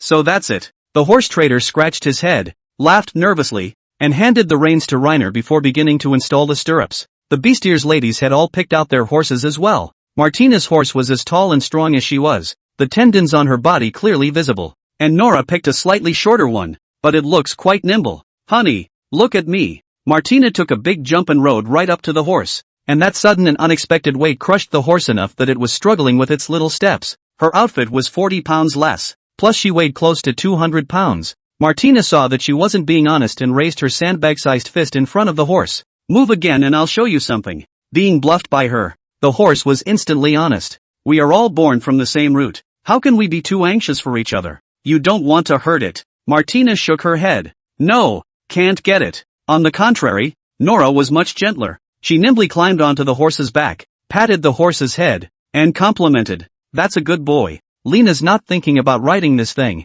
For now, since she can't ride. I'm going to bring them home and keep them for a while, and then consider learning to ride when winter arrives." He was neither as sensitive as Nora nor as durable as Martina, so if he was thrown down he would probably have a bad enough fall. After handing the bag full of gold coins to the horse vendor, he had little money left on him. The weather seemed to be good for the past 2 days, so he planned to go back to the Adventurers Guild in the afternoon to pick up some work and see if he could make some more money. Thinking about it, the three of them had almost reached the door of the house. Reiner saw a familiar figure from a long distance away. Anna was crouching in the doorway, gently rubbing her frozen red shoulders. "It's so cold now, and she's actually wearing that ancestral animal skin coat." When she saw Reiner come back, she immediately ran over. "Reiner, you're finally back. It's freezing. Why don't you go into the house and wait?" "Got in. Just came out of it and saw you coming back." Reiner led the horse to the only backyard barn. When he finished building it yesterday, he still felt that the barn was quite spacious, but now after housing 3 horses,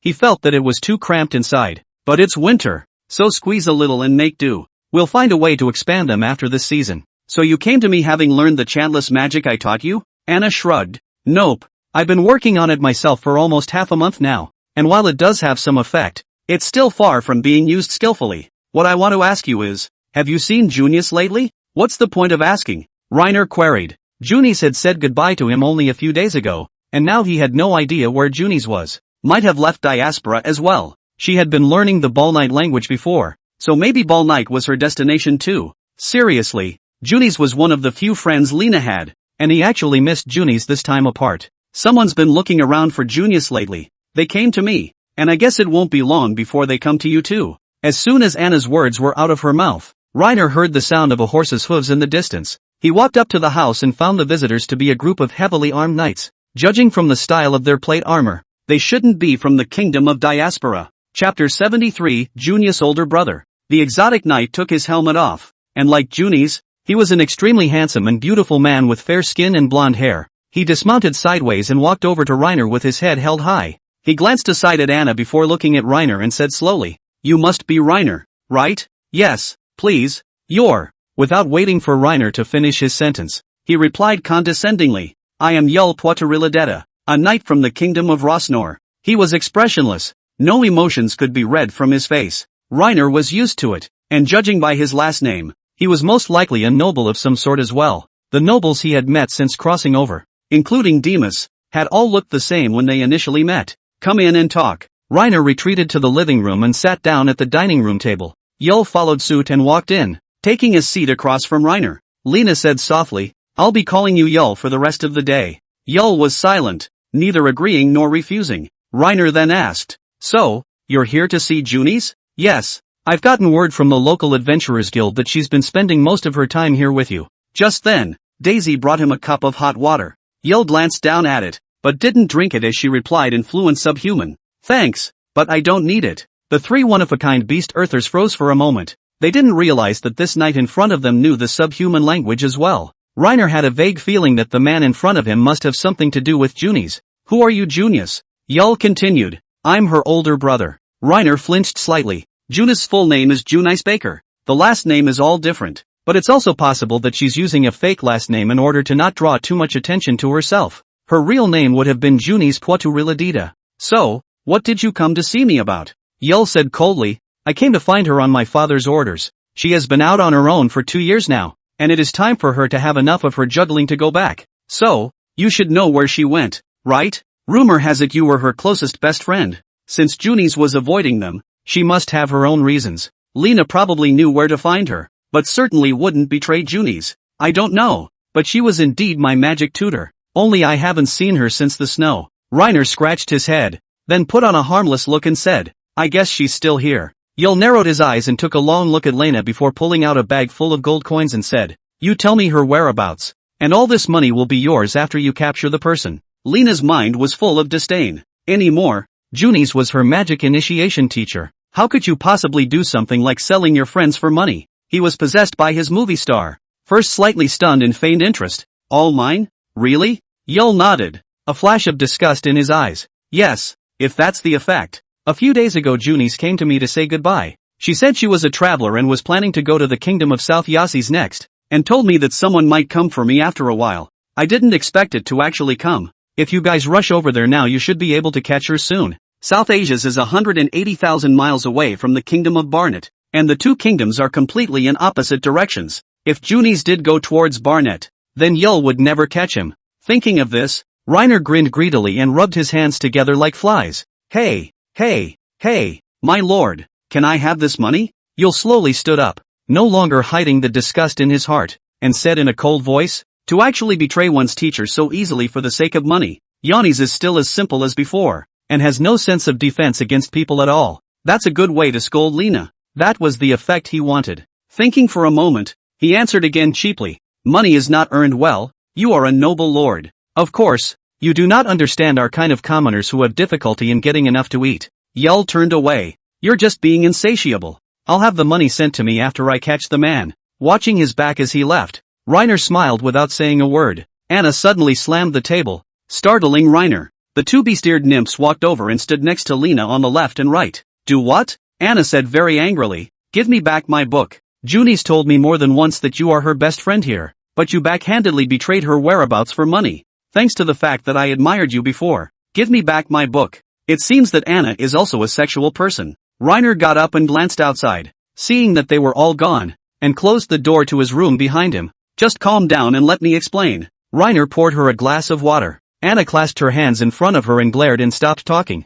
"Junis is my friend. How could I possibly reveal her whereabouts to anyone? I'm only saying this to lull her brother away. Anna froze slightly and put her hand down, her tone softening. So that's how it is. Just now it really pissed me off. I just saw that expression on your face. It doesn't look like an act. He won't believe it unless he acts like it. Reiner nodded heavily. He could only help Junis so much for now. A little bit of time is a little bit of time. Just then, the system's voice rang in Reiner's ears. Mission update, find Junis. Mission reward, 1 gold coin. After half a month of comfort. I didn't expect a mission so soon. Just bought 3 horses to start the long trek. Reiner held out the wind magic book, then said with a raised eyebrow, "You take the book back." Anna froze slightly, then took a few steps back and shook her head vigorously. "No, I just got angry because I didn't understand the situation. You can use this book." "No, I'm planning to go on a trip, and it's not safe to keep such valuable things at home, and it's a bit of a hassle to carry them around." Anna froze slightly and reached out to take the book.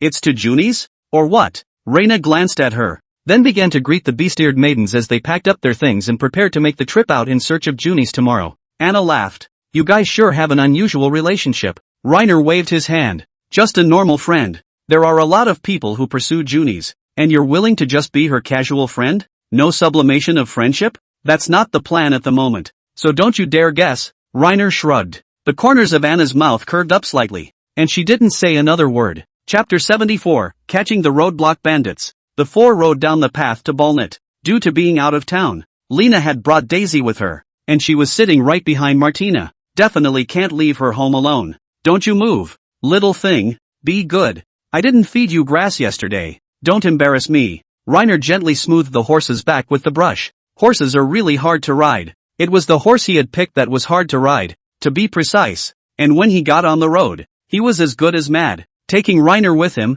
bouncing and jumping, and only when he was tired of tossing and turning would he walk properly. Martina rode up and shook her sandbagged fist. "Do you want me to teach it a lesson for you, dear?" She and Nora rode exceptionally well on horseback and were practically untrained. Of course, it could also have something to do with their choice of horse. It's better to forget about it. With your punch, it's afraid that it won't see tomorrow's sun. Martina put her hand down and suddenly stretched her neck to give Reiner a kiss on the cheek before looking at Reiner with an extremely cute look. "A kiss? You haven't even kissed me since this morning." Reiner flinched slightly. He had been in the same room as Nora yesterday. Indeed, he looked Martina up and down, and wanted to give her a good rub, but unfortunately the rods were all blocked by plate armor. "We'll just have to make it up to him at night." Just then, Nora suddenly slowed down and walked over to Lena, looking back a few times now and then. "Master, someone is following us." Reiner went back to look and didn't see anything. "Did you see who it was?" "It should be the eye of the man of yesterday. It rides on horseback also,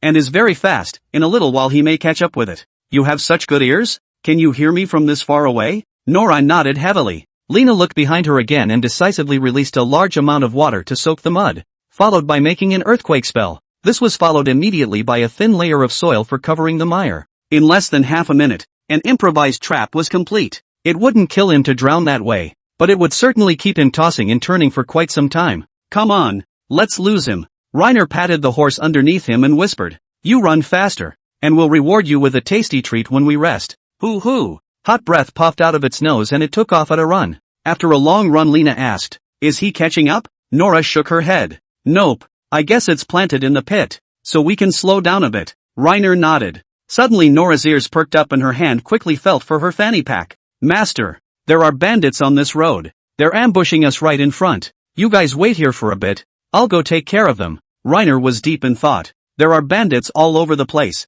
and Junis must not be particularly safe on her own. "I hope she's safe. I'll follow you over there. Try to catch as many alive as you can. Keep them useful." Reiner jumped off his horse and handed the reins to Martina. "You two stay here. Don't wander off. Daisy makes the decisions while I'm gone. Be smart." The 2 beast-eared nymphs nodded. Reiner followed Nora into the bushes. The 2 holding hands went straight into stealth, but there was still a whooshing noise as they traveled. After a short walk, Reiner saw several men crouching furtively in the grass, with a rope for tripping horses' legs buried in the ground. "Just keep 2 and kill the rest as you please." "Okay." There were 2 ambushes on the left side of this road and 3 on the right. The 2 of them sneaked up behind the 5 bandits and began to move in silence. Nora took the lead, flinging flying daggers with both hands to plunge the bandits on the left side of the road, while Lena raised her staff and smashed the head of one of them. Almost immediately, there were only 2 bandits left who could breathe.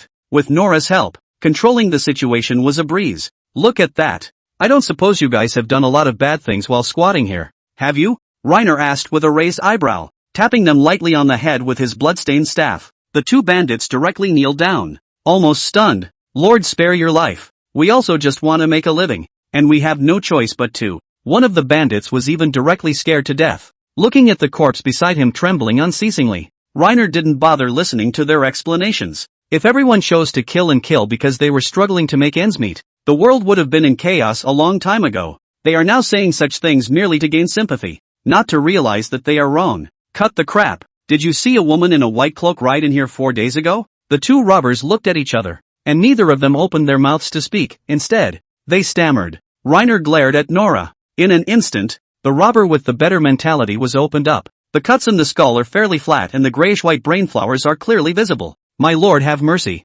Don't I'll say anything. Reiner crouched down in front of him with a friendly smile. This is your last chance, and I'm sure I'd take it if I were you. Again, have you seen that woman? Seen it. I've seen it. About 4 days ago we met her and just tried to rob her after tripping her horse, but she set fire to it and forced us back. And finally he shot the woman with an arrow and then let her get away. This panic thief pointed to the body next to him that had been opened and put the blame all over it. Seeing that the inference was correct, Junis chose to go to Barnett to avoid Yul and the others. Guess she'd mapped out her route back when she was learning a foreign language with Reiner. But the robbers on the road are rushing their performance at the end of the year, which makes it especially dangerous. Even if she did intend to leave at this time, she should have found someone to accompany her. There's nothing we can do about it. The snow has blocked the road, and there are fewer people traveling this way. So if we don't grab something to sell for money, where's her horse? The bandit pointed deeper into the bushes, tethered to the camp. Take me there and don't try to escape or you know what happens. The bandit rolled and crawled into the grass. After walking for a short while, Reiner came upon the humble campsite. A white horse was tethered next to the campfire. It was thoroughly established that the person they had stopped was Junis. Did she have anything taken from you? The bandit scrambled into the tent and yanked out a wooden crate sticky with mud. It looked like it had already been opened by them, and the clothes inside were a mess, and a few household items. Just then, Nora frowned and whispered something in Lena's ear. Reiner forced down his anger and asked calmly, "And there's no more?" "Nope, there's nothing left. It's all here." "Okay, got it." This time, without even waiting for a wink from Reiner, Nora stabbed him through the head with a dagger. Chapter 75, Jockey Woman Wants to Change Her Last Name. Reiner searched the camp for a while and found only 24 copper coins. Smoothly, he lit a fire, took Junis's horse, and went back. Seeing Daisy standing at the curb, she handed over the reins. "You can ride this horse for now." "Aha." Reiner turned back to Nora and asked, "Can you track Junis' scent now?"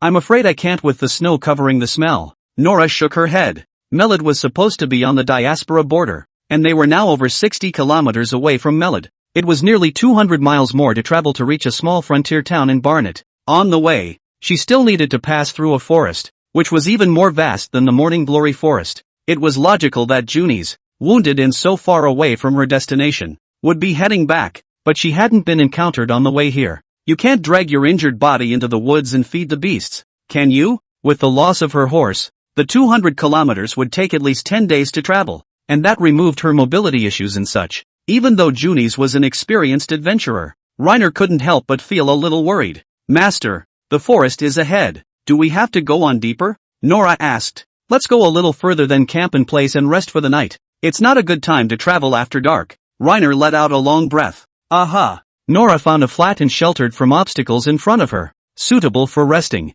Several people sat in a group and built a fire to cuddle up. The cold wind blew and Reiner shivered. "I really don't know how Junis is going to make it through the forest full of demons and bandits under this harsh winter." Martina suddenly took off the armor piece by piece from her body, and then said towards Reiner, "My dear, you must be cold, right? Take off your armor and let's hug tightly together. I'll warm you up." Her serious face was adorable. "It's useless to rush now. Cherish the person in front of you." With all the rushing around today, Martina must be feeling particularly bored. Reiner took his plate armor off, then held Martina in a hard hug. "She's soft and warm and it's awesome to have a wife." Martina closed her eyes and initiated the kiss. Reiner was dead on his feet. Martina, who once had a big grin and a head that was filled with nothing but eating and killing monsters, was actually able to be delicate as she was now. Sure enough, the fastest way to change someone is to get her into a relationship. Nora laughed and teased. "You were talking about me before, but now you're really stickier to your master than I am." Martina reddened and curled up in Rainer's arms, murmuring, "Rainer is the only family I have left." Raina stroked her bouncy and warm horse-ears. "Nora is your family too." Martina didn't hesitate. "Nora can only count for half. Lena is my man." "You say that as if you intend to have it all to yourself." Nora moved forward and pushed Martina out of the way. "Master hasn't kissed me today either. So don't be so selfish. Your armor is not even off. It is cold. Not to mention that the master was with you yesterday. It should be my turn today." Listening to the two of them argue, Lena felt more and more like she had made the right decision. Too many women do fight. Just two of them are already arguing. If there are 3 or 4, then it's all over. Just then, the rambunctious Lena was poked in the chest. The two beast-eared ladies looked at her with a serious look. Martina spoke up and asked, "Who's prettier, Nora or I?" She also made a point of bending down to show off her proud fat. And while Nora didn't say anything, in her mind she was also very much looking forward to Lena's answer. "Well, you're all the same in my heart. You're all the most important people, so don't argue." Daisy, sitting across the campfire, was covering her mouth and snickering at the answer. Seeing that it was getting late, Lena touched the ears of the two beast-eared women and said softly, "Nora, you rest first. Martina and I will keep watch for the first half of the night, and then it's your turn with Daisy for the second half." "Okay, then I'm going to bed." Nora pulled off her hard breastplate and walked over to Daisy and hugged her, pouting like a child. Lena, meanwhile, patted Martina's back and whispered her to sleep. But the guy was clearly not being honest, and had been gently nibbling on Reiner's ear. After another moment, she finally got going. "Nora and Daisy are asleep. Let's get started, Lena. It's not good for you to hold it in all the time." "What? Cut the crap. I'm not interested in this wilderness." Martina didn't care what Reiner said, and harassed Reiner like crazy by constantly whispering master in Reiner's ear. Reiner saw this and decisively flipped the script. "You wouldn't have called me that before. You always called me by my first name." Martina cheeks slightly red. In the swaying firelight looked very tempting. "Now it is different. You are my man. As long as you like. I am willing. Behave yourself. Don't mess around. Keep a careful watch. There are a lot of dangers in this part of the world. Wait until you get to a safe place before you play." "Yes, I'm all ears, master." Martina sipped Lena. It wasn't long before she spoke again and asked, "What is your last name, master?" "What's the point of asking?" Reiner queried. "We, the subhumans, change our last name as soon as we have a male, and the females will follow the males. Didn't Nora tell you that?" Reina shook her head, never having heard her mention it. "So tell me now." Reiner recalled his name. After a long time said, "My name is Lee." "Lee?" Martina asked back, puzzled. Reiner picked up the branch and wrote out the word Lee on the muddy ground aside. Martina's eyes widened. "So, your name is Lena Lee?" "No, Lena isn't my real name. It's just my alias, and I come from a particularly faraway place." Martina snuggled into his arms again. "I'm too stupid to understand, but you must have your own reasons." "Of course, since the original name was too awkward and compelling for this, it just came up with something random. Then my name, from now on, will be Martina Lee. Whatever makes you happy. There's no such custom as changing your last name where I come from." Reiner rubbed her horse's ears and whispered, "Well, why don't you get some sleep too? Just let me keep watch and I'll wake Nora up when it's time. Let me talk with you. I want to get to know you a little better." Reiner laughed. "That's a bit of a contrast for you." Martina beamed. "I was ignorant before, so don't tease me about those things." She hugged Lena tightly and after a pause continued, "I'm going to have lots and lots of children for you in the future." Chapter 76, The Elf Who Blocked the Road. Morning. Martina metamorphosed into her armor and mounted her horse. She looked at Nora with a slight smirk. "You're getting obscene," Nora said nonchalantly as she stuffed her half-eaten white bread into her pocket. "Needless to say, I must have had it again last night or I wouldn't be smiling so much." Martina didn't retort as she put on her helmet. Still, the heartfelt voice drifted through, "I've outdone you. I even know my master's last name." Reiner sighed helplessly as he watched the backs of the two. The squad rested a little and then continued on their way. In front of us was a forest of snow-covered pine trees. Balnet is a land wrapped in forests. Through this vast forest, you should reach that border city. Reiner yawned, unfolded the map and looked at it, looking for a few references to make sure he wasn't going in the wrong direction before leading a few people straight into the forest. "Nora, if something is wrong tell me first." "Understood, master." Reiner lifted his visor up and breathed out a little heat to warm his nearly frozen hands. After walking for a while, he suddenly felt something strange around him. By all rights, this dense forest should be the residence of quite a few magical creatures.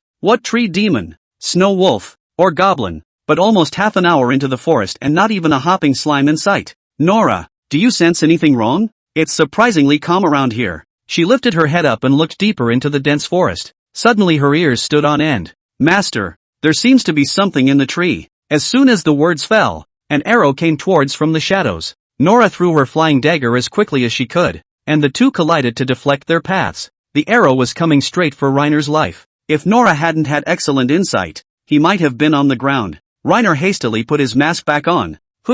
Seeing no response, Reiner raised his staff high and coalesced a large fireball. Just then, the assailant showed up. Two women dressed in gray robes with slender and slim torsos, hair of different colors, delicate features, and long pointed ears instantly appeared in front of the crowd. One of them held a bow and arrow, and the other held a metal staff, their eyes cold and always watching Lena with malice. To be precise, they are not human, but should be some kind of elves. Don't look at them all as beautiful and young, but maybe they're actually over 4 figures old. Martina held her sword in one hand and blocked in front of Reiner, lowering her voice. My dear, these long ears are not something to be messed with. They are especially powerful. No matter if they are subhuman or demonic, they will go around when they see them. So let's be a little more careful. A guy that even she admits isn't to be messed with. So maybe he really isn't. You've dealt with them before? No, that's what my dad told me. He said to try not to hurt the plants and trees or you'll get trouble from the long ear guys. Lena narrowed her eyes and surveyed the two elves in front of her. He was a great lover of plants and trees, and by all rights, shouldn't be in trouble with elves. After a moment's thought, he asked in fluent Elvish, I have no quarrel with you. Why did you attack me? The green-haired elf on the left had a momentary flash of surprise on her face, but quickly regained her composure as she said with an expressionless face, Lena, this is just a lesson, and it will be more than a lesson if you dare to disrespect the forest again. What? You know my name? The elf didn't open his mouth to answer, but was just silently watching Lena's every move. Seeing that she was really silent, Lena thought for a moment and then continued, I've always respected the forest. I don't know what offended you. I don't really understand your beliefs as well as your traditions, so please speak plainly so that I can be more mindful of them in the future. The elf replied in a cold voice, Morning Forest, you set fire to a large portion of the forest, and we've been watching you ever since. I think she was referring to the fight with the goblin priest and the tyrant. It was an emergency situation and he did accidentally light a small patch of woods on fire, but after the battle,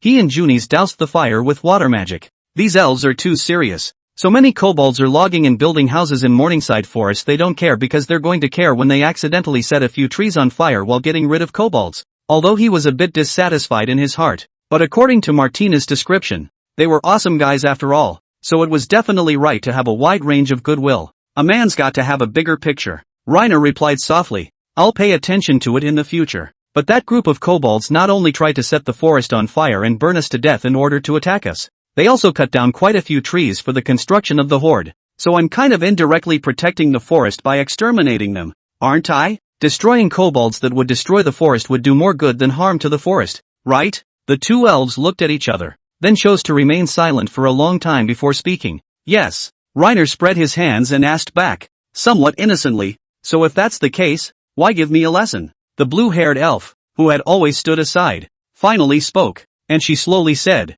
one size does not fit all, and although you have guarded the forest to some extent, you have undeniably harmed it as well. We will remember your help and thank you in secret. Isn't that a stick in the mud? Although he was tempted to ask, he swallowed his words in the spirit of not offending people at random. Seeing the two elves trying to leave, he hurriedly asked, I would like to inquire of you about something. Have you seen a young human girl with blonde hair, clad in white robes, and slightly injured passing through this neighborhood in the past few days? She is an important friend of mine. The green-haired elf glanced back at Reiner and said slowly, Junis is still strolling through this forest. She is on her way to the human town. You know her? The elf didn't reply, and disappeared with his companion in an instant in the middle of the dense forest. That means that Junis' life is not in danger at this time. Reiner breathed a soft sigh of relief. Martina took Reiner's hand and wondered, what were you guys just yakking about? How come I couldn't understand a word of it? It's Elvish, and I'll teach it to you if I get the chance. I'm not going to learn this kind of thing. I don't like to deal with them.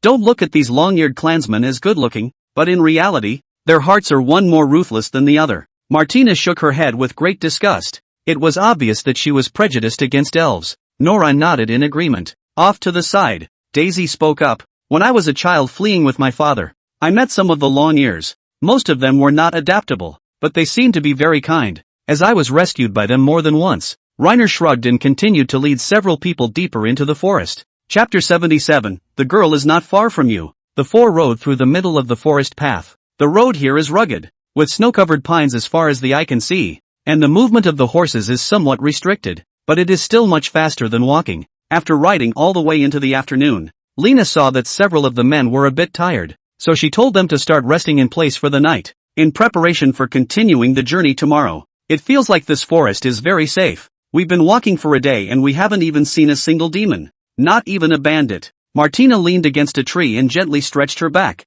It's probably because there are elves keeping order, which is a good thing. Reiner placed the red dragon's breath towards the ground, and the fire magic stone located at the top of the staff immediately burst into flames. Daisy picked up a few branches, cleaned them with water, and set them up in front of the fire to toast the white bread that had been frozen until it was rock hard. The four were ready to rest after dinner. Suddenly, Martina looked back at the pine tree behind her and followed it up with a punch. There are bugs? Reiner wondered. No, honey, come here and look at this. What is it? Reiner got up and glanced her way. It was discovered that the pine tree actually had a human face. Its nose was punched crooked by Martina. At first Lena thought it was some boring person with a face carved into a tree, until the corner of its mouth twitched. Martina drew the greatsword behind her and raised her hand to slash. Monster, take your life. Wait. Reiner yanked her back. The tree grunted, then muttered in Elvish. Who is it? Even if you woke me up, you actually hit me. Reiner patted Martina's butt and continued. This one is supposed to be a tree demon, not a monster. Martina looked closer and muttered. Really? I feel like she's the monster yet. Reina walked up and straightened the old tree demon's wooden nose. Sorry, it's the first time we've met a tree demon and she just got a little agitated. Let me fix your nose. With that said, Reiner made a hydrotherapy spell, healing it to put its nose on, though it wasn't sure if that would help or not. Oh, the last time I saw a human who could speak Elvish was about 200 years ago. How rare is that? The old tree demon laughed, then said, there's no need to help me heal. This nose will grow back after a while. Oh, Reiner took a few steps back, sizing up the tree demon a bit more carefully. This thing is no different than a regular pine tree minus the big face on the trunk. Just plant it in the dirt and it won't move. Just as Lena, was contemplating, the tree demon spoke again. I've been sleeping for too long. It's time for me to get up and move around. Immediately after that, the ground around them began to shake gently. The tree demon forcefully pulled both legs out of the dirt, the crooked legs covered in dense roots. He was so large that the ground shook slightly with every movement, and Reiner just watched him in silence. Nora should also be seeing a tree demon for the first time. Eyes went straight up at the sight of the walking pine tree. After waiting for a while, this tree demon re-entered the pit, plunged both of its legs into the soil again, and then sighed. The snow this year is really big. Reiner replied smoothly. Yes, last year there was only a thin layer of snow, not as cold as this year. The old tree demon always squinted his eyes and looked amiable. He asked slowly, out there, is it already possible for humans and subhumans to coexist amicably? Reiner shook his head. No yet. Still catching subhumans all over the world. That's still the same as it was 200 years ago. The old tree demon said softly. Reiner didn't know how to chat, and didn't know what to say back to him after hearing him say that. The old tree demon spoke again. It doesn't look like you're a talkative person. Well, I'm not very good at talking. Reiner sat down in place as the two beast-eared nymphs scrambled into his arms, then bickered with each other again. The tree demon saw this and also asked, what are they doing? Fighting to sit in my arms and rest. Reiner patted Martina's shoulder and softly said, well, yesterday it was you, so today it's Nora's turn. One day for each of us, and we'll be fair and square. No favoritism for anyone. Martina's horse ears drooped. She puffed out her cheeks and sat down next to Daisy. The tree demon laughed dryly a few times and then said, they should be your slaves as well, right? To actually compete for favor, it's really rare. Reiner said in all seriousness, that's for sure. I'm one of the rare good men in the world. The tree demon laughed again and after a few seconds paused then asked, so, what are you doing in this forest? Passing through? Or did you come here to explore? I was looking for a friend and happened to pass through these woods. Woman? Well, an exceptionally beautiful woman. Blonde, exceptionally gentle and patient, who was not only my friend, but also my magical initiation tutor. Reiner nodded heavily. The tree demon laughed again. This time it opened its golden eyes. 2 women aren't enough. You're planning on getting a third? Reiner scratched his face, his eyes unconsciously looking away. This has not been considered for the time being. I'm looking for her mainly for something a bit more important. Where are you from? Diest, a little town called Melod. I don't know if you've heard of it. Of course, I previously had a human friend living there, but it's been more than 200 years since then, and he's mostly dead. The tree demon's tone was a bit sad. You humans are too fragile. Your lifespan is only 100 years. Lena stroked Nora in her arms and asked in passing, is there any magic that makes people live forever? The tree demon gently shook his head as piles of snow slid down from his branches. As far as I know, I don't think so. Don't be disappointed though, living too long isn't a good thing. I've been asleep longer than I've been awake now. I should be dead in a few hundred years as well. The only thing I'm counting on now is to find something to talk about while I'm awake. At the risk of sounding presumptuous, how long have you been alive? The tree demon said softly. I was in this forest thousands of years ago. That is to say, you even lived through the old imperial era? Of course, I even fought in the human war back then. Just then, the old tree demon stretched his dry arm out. Honestly, the days of staying with you humans are nostalgic. But I'm old now. Turns out it has hands, only hidden amongst the dense pine needle foliage. The old tree demon tickled Reiner's fancy for a chat. He was about to ask how this world subhuman was born, but it spoke up. I found the girl you were talking about. She's not far from here. Chapter 78, Finding Junis. Are you talking about Junis? The old tree demon scratched his hand over the nose that Martina had smacked crookedly. Of course, blonde, blue-eyed, and pretty. It should be her. Haven't you been here the whole time? How did you find her? Reina was a little confused, but patted Nora on the lap to get her up. The tree demon laughed softly. You humans can't see the pixies, but not only can I see them, I can talk to them and thus learn what's happening thousands of miles away. Where is she now? The old tree demon pointed deeper into the woods. Keep going. You'll see her in about 2 miles or so. Thank you. I'll see you again sometime in the future. I'll leave now. Reiner gathered up his things and left. The old tree demon waved goodbye to him. Martina queried, honey, do we have to travel at night too? Nora reached out and smacked her on the side of the head, urging, must be some news. Dummy, hurry up and put your armor on. Well, the tree demon says that Junis is camped just 2 miles away, so let's just find our way there. Reiner headed for his horse, and the fellow seemed very reluctant to make the journey at night, and bounced straight up. Reiner pulled out a carrot and shoved it in its mouth, which quieted it down. Martina whispered from the side, Master, do you like Junis that much? No, I can't explain it to you in a moment. Just hurry up and find her anyway. Reiner rubbed Martina's ear. Fine, but as long as I don't get cold feet on the premise that you want another woman, I'll be okay with that. Martina clasped her hands in front of her and said in a serious manner until she got another knock on the head from Nora.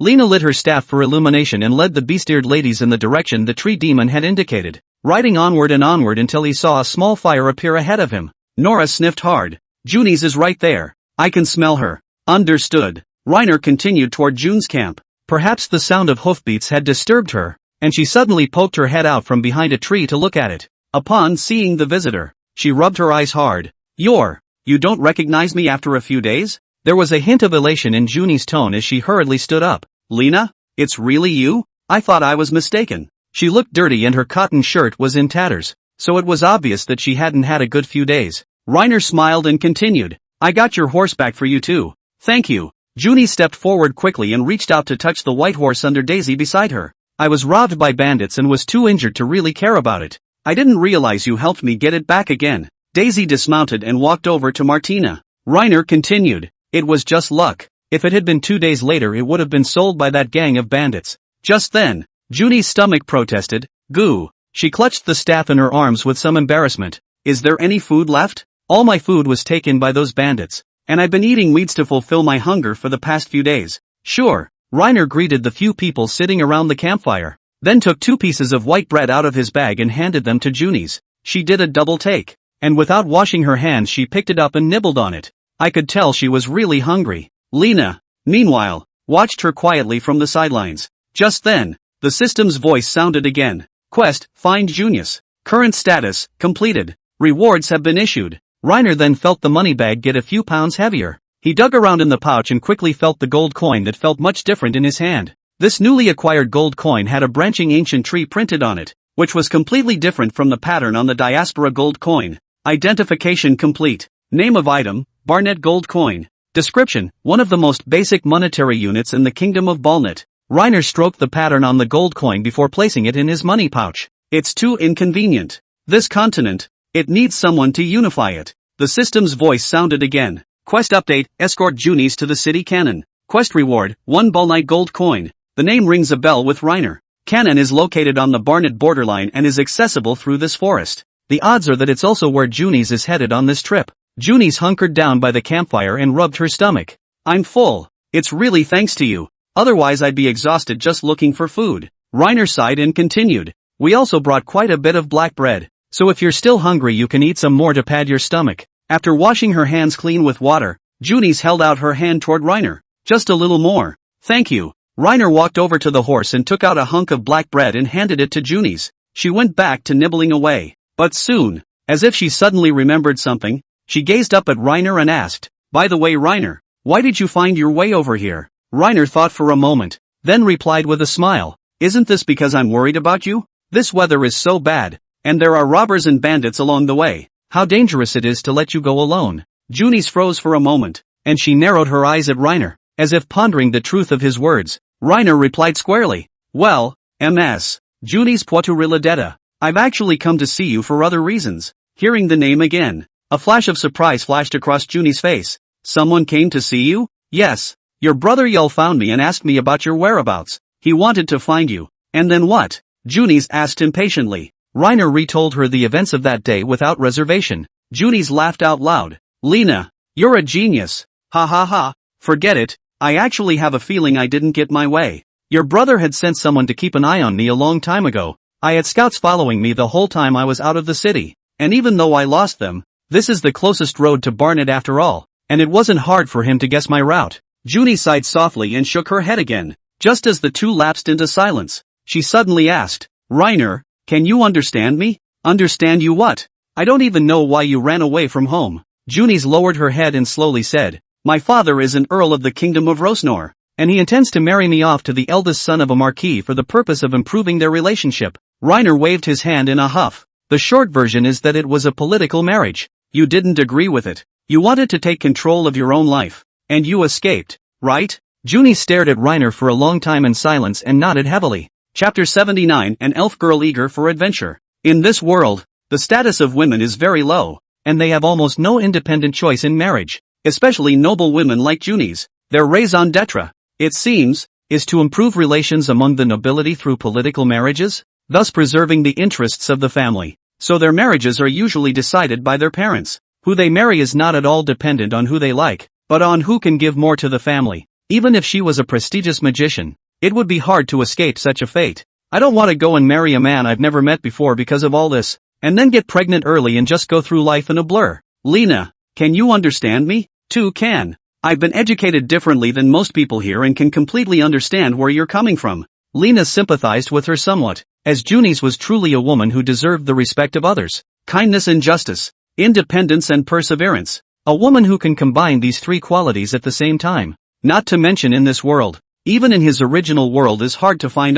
Anyone with 9 years of compulsory education can more or less agree with her ideas, but due to the limitations of this era, it's not easy to live that rationalized, and because of that, Lena admired her bravery even more. Junie smiled as she grabbed Reiner's shoulder and shook it gently. Thank you Reiner, but what are you going to do if your brother does find it? A flicker of confusion flashed in Junie's eyes, but she quickly became determined again. I don't know, but I'm definitely not going back with them. She turned her head and smiled suddenly. My ambition is to become the most famous and powerful water magician in this continent. What about you Lena? Me? Lena glanced back at Nora and Martina and said in a serious voice, My woman's ideals are whatever they are. He reached out and poked Nora in the loins. What are your ideals? Nora licked the corner of her mouth and replied without thinking, On white bread with jam. Reiner hugged her gently, rubbing both hands back and forth across her cheeks. Could you be any more distant? Nora blinked, thoughtfully, and replied, A meal of white bread with jam, and once in a while, smoked chicken.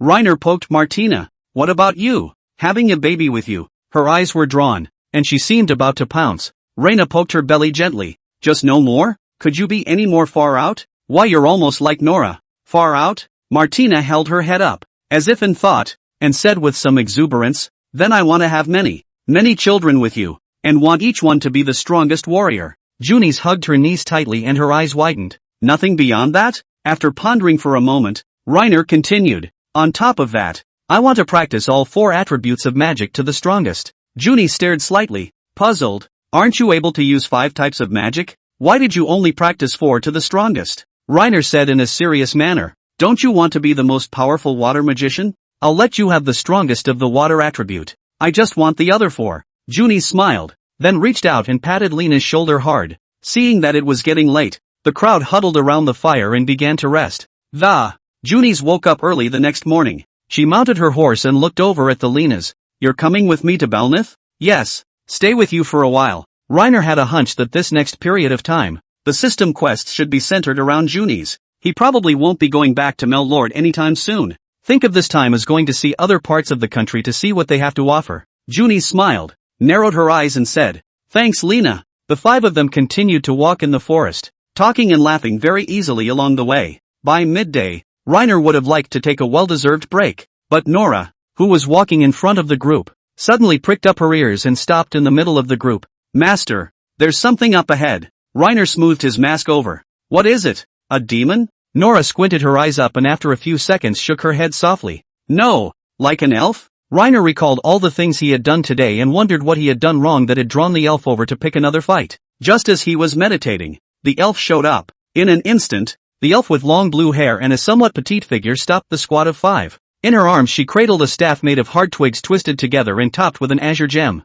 This elf was different from the 2 dead ones she had encountered yesterday, and the corners of her eyes fished up slightly, a slight hint of amusement on her face. It's a vibrant little loli. I don't know whose kid didn't watch out and actually ran out on his own. Without waiting for Reiner to ask, she took the lead. Reiner, take me with you on your adventure. What? Reiner glanced at the few people beside him and shrugged innocently. Junis looked her over carefully, then asked, You know this elf? Not recognizable. Reiner shook his head, then asked toward the elf in front of him, And you are? The blue-haired elf crossed her arms and began to introduce herself. My name is Ariana, and I'm a stargazer. Why don't you take me along on your adventure? I can definitely help. Reiner didn't want to make trouble for himself. Wait for 2 elves to pop out and say he's abducting children, and it's all over. Reiner shook his head. Sorry, I don't have time for babysitting. Ariana's eyes widened and she stomped her foot hard. I'm not a child. I don't need you to take care of me. Reiner dismounted and walked up to her, gesturing slightly with his hand.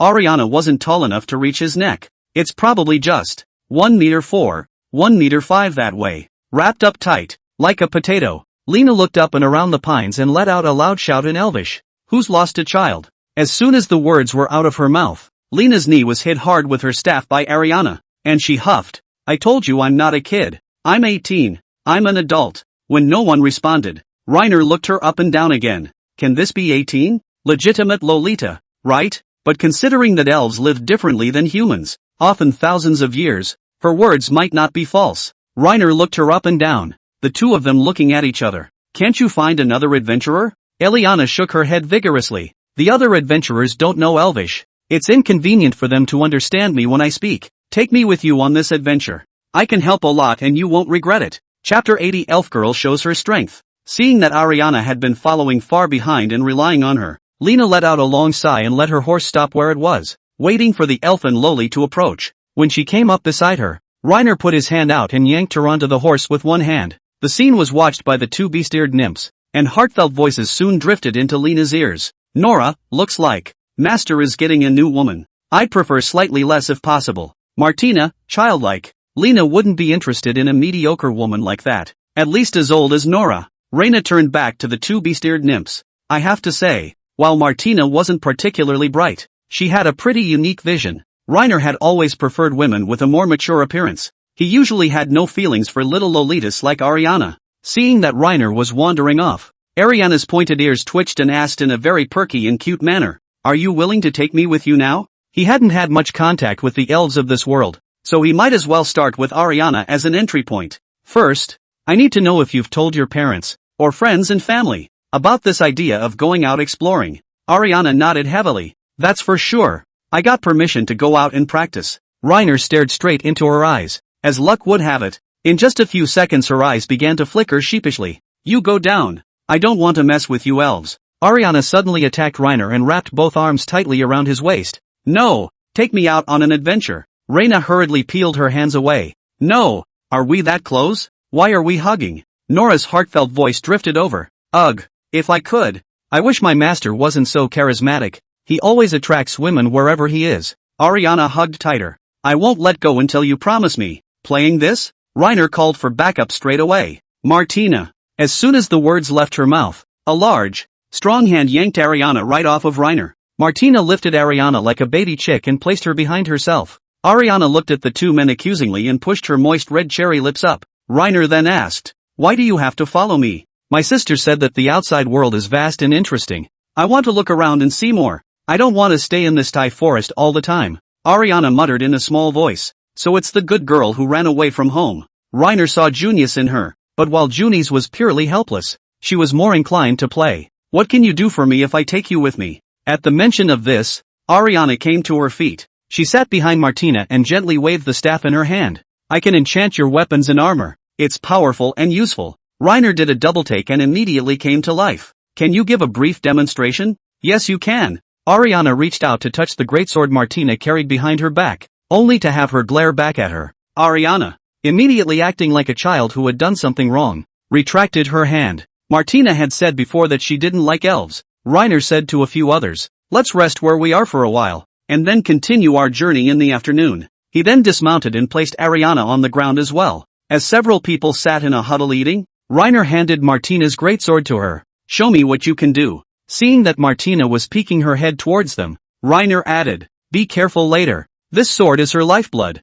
She'll be absolutely furious if you accidentally break it." Ariana nodded. After she strained to drag Martina's greatsword and place it on the snow, she suddenly folded her hands and slowly closed her eyes. Soon, a melodious song came out of her mouth, but nothing happened to the greatsword in the snow. Junis came over and she lowered her voice and asked, "Is she singing?" Reiner nodded. "I don't know. It's some sort of ritual for enchanting equipment, I think." Dozens of seconds later, under the refraction of the sunlight, the smooth sword actually scattered a touch of holy light. During the crusade against the necromancers at the ruins, Reiner had seen a similar glow on the armor of the knights, but the light emanating from a weapon that had been enchanted by Ariana was clearly more dazzling. Ariana's eyes gleamed with great confidence as she said, "Well, take it and try it." Reiner picked the sword up and swung it hard into the air around him. Seeing that the weight didn't seem to have changed much, he peered up close at the blade and finally made a discovery. Because Martina always used this two-handed sword with high intensity, there were several conspicuous openings on the sharp blade,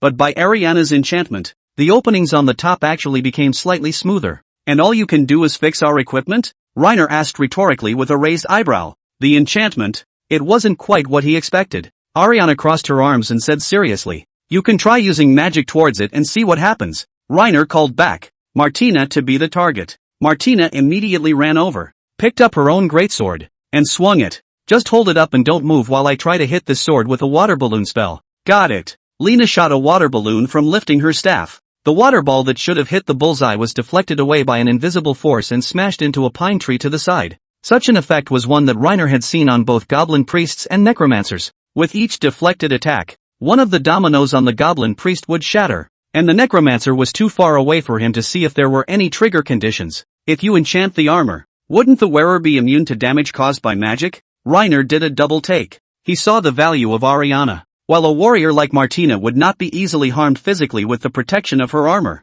the magical attacks of the demons easily threatened her. The necromancer had scorched half of Martina's body when she ran for her life earlier. Reiner changed his mind. "How long does this effect roughly last? How many times it can withstand a magical attack depends on how long I've been enchanted. And if it's not attacked by magic, the enchantment will gradually dissipate in 15 days. Eliana's pointed ears twitched, and she said in a somewhat smug manner, "Take me with you, and you'll be able to enjoy free equipment enchantment services. How's that for a heartbeat?" Chapter 81 Elf Lori's Mom. Lena looked at Martina as she clutched the greatsword lovingly, and after a moment of thought spoke, "Miss Ariana, you are hired." "Hiring?" A flicker of doubt flashed in her eyes. Reiner translated, "It means that I'm willing to travel with you as a companion, but in exchange, you'll enchant our equipment at your leisure." Ariana cracked a smile as she clutched her staff. "I know." Reiner looked up and around the pines. "You'll have to let your parents know about this though. I don't want to cause any unnecessary trouble." Ariana pouted her mouth out again.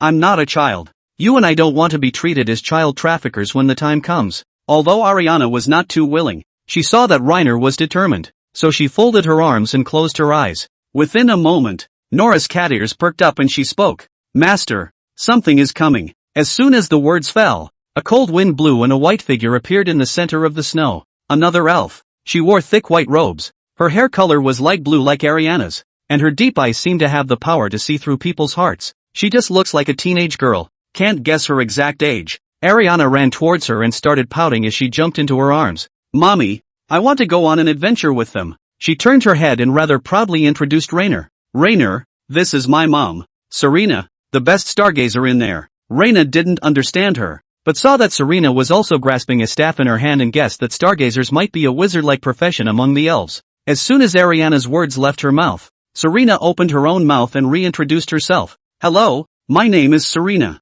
Hello to you too. My name is Rainer. Serena didn't seem like the two elves she had met yesterday. She seemed to be quite polite. Serena was silent, looking down at Ariana in her arms. It's good to see the outside world, to grow in insight, but I want you to wait a little longer. Don't. There aren't many humans in the world who know Elvish. If we miss this one, hell knows how long we'll have to wait. Ariana raised her head and said in a serious manner. She had this joyful look like an elementary school student who would be going on a spring trip. After a long silence, Serena spoke slowly. You can learn the human language before you go exploring. Ariana shook her head vigorously. I can't wait. I want to go for a walk now. Serena is once again in deep thought and looks to Rainer once more. Mr. Rainer, would it be convenient for you to take her along on your trip? I can pay you a relative amount. Raina clasped her hands together and smiled. That would be so convenient. For payment, let her help enchant my equipment as a substitute. Serena nodded slightly. Then Ariana is in your hands in the meantime.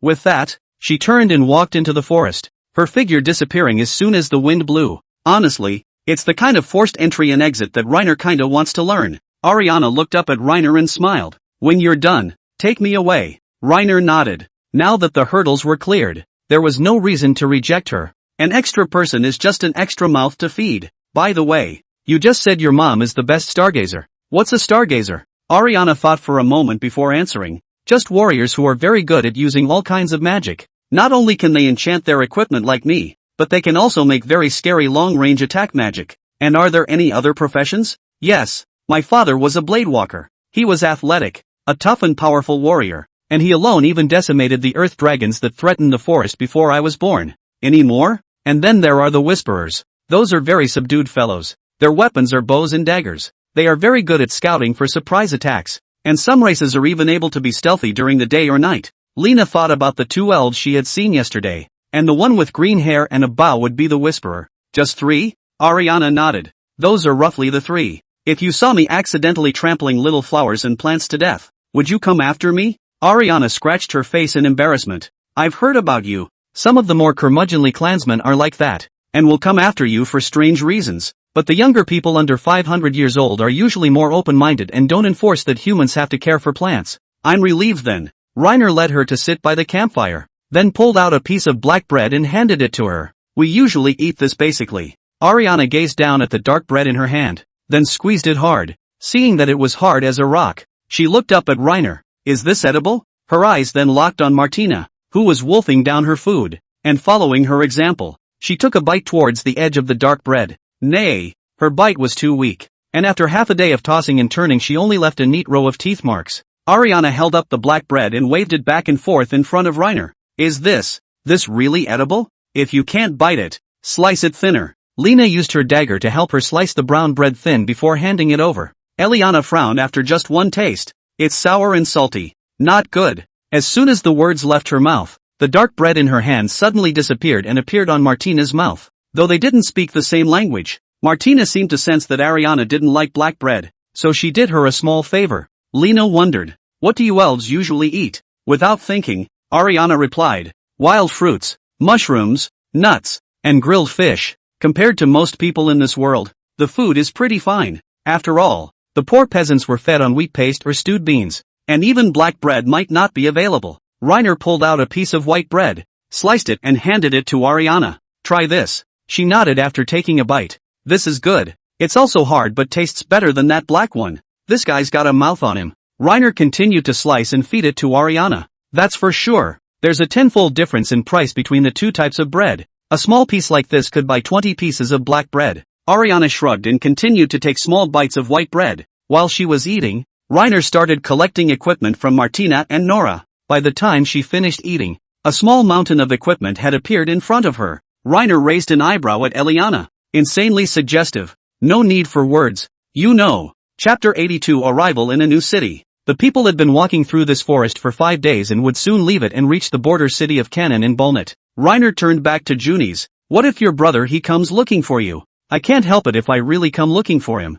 I can't avoid him for the rest of my life. Let's see if we can talk about it. I might need you to do me a small favor when the time comes. I'm helping? What can I help with? Reiner wondered. At the critical moment Junis sold out. You'll know when the time comes. Just then, an extremely cute whimper came from behind her. Ariana was clinging to Junis' waist, and a slight uneasiness flashed across her face. According to her, it was the first time she had ever left the forest. Reiner couldn't help but tease. Why don't you just go home now before you cry about it? Eliana reached out her staff and disliked Lena's ass hard, puffing out her cheeks. I am not a child anymore. I won't cry. The crowd continued their journey, and the trees around them gradually changed from dense to sparse, occasionally meeting hunters hunting nearby, who didn't seem surprised by the arrival of the outsiders. The line of sight opened up and several people left the forest completely. The next thing that came into view was a short city wall built from rubble. Both sides of the road leading into town were covered with snow and the road was not graveled. And most of the residents here seem to be wearing rough and thick animal skin clothes,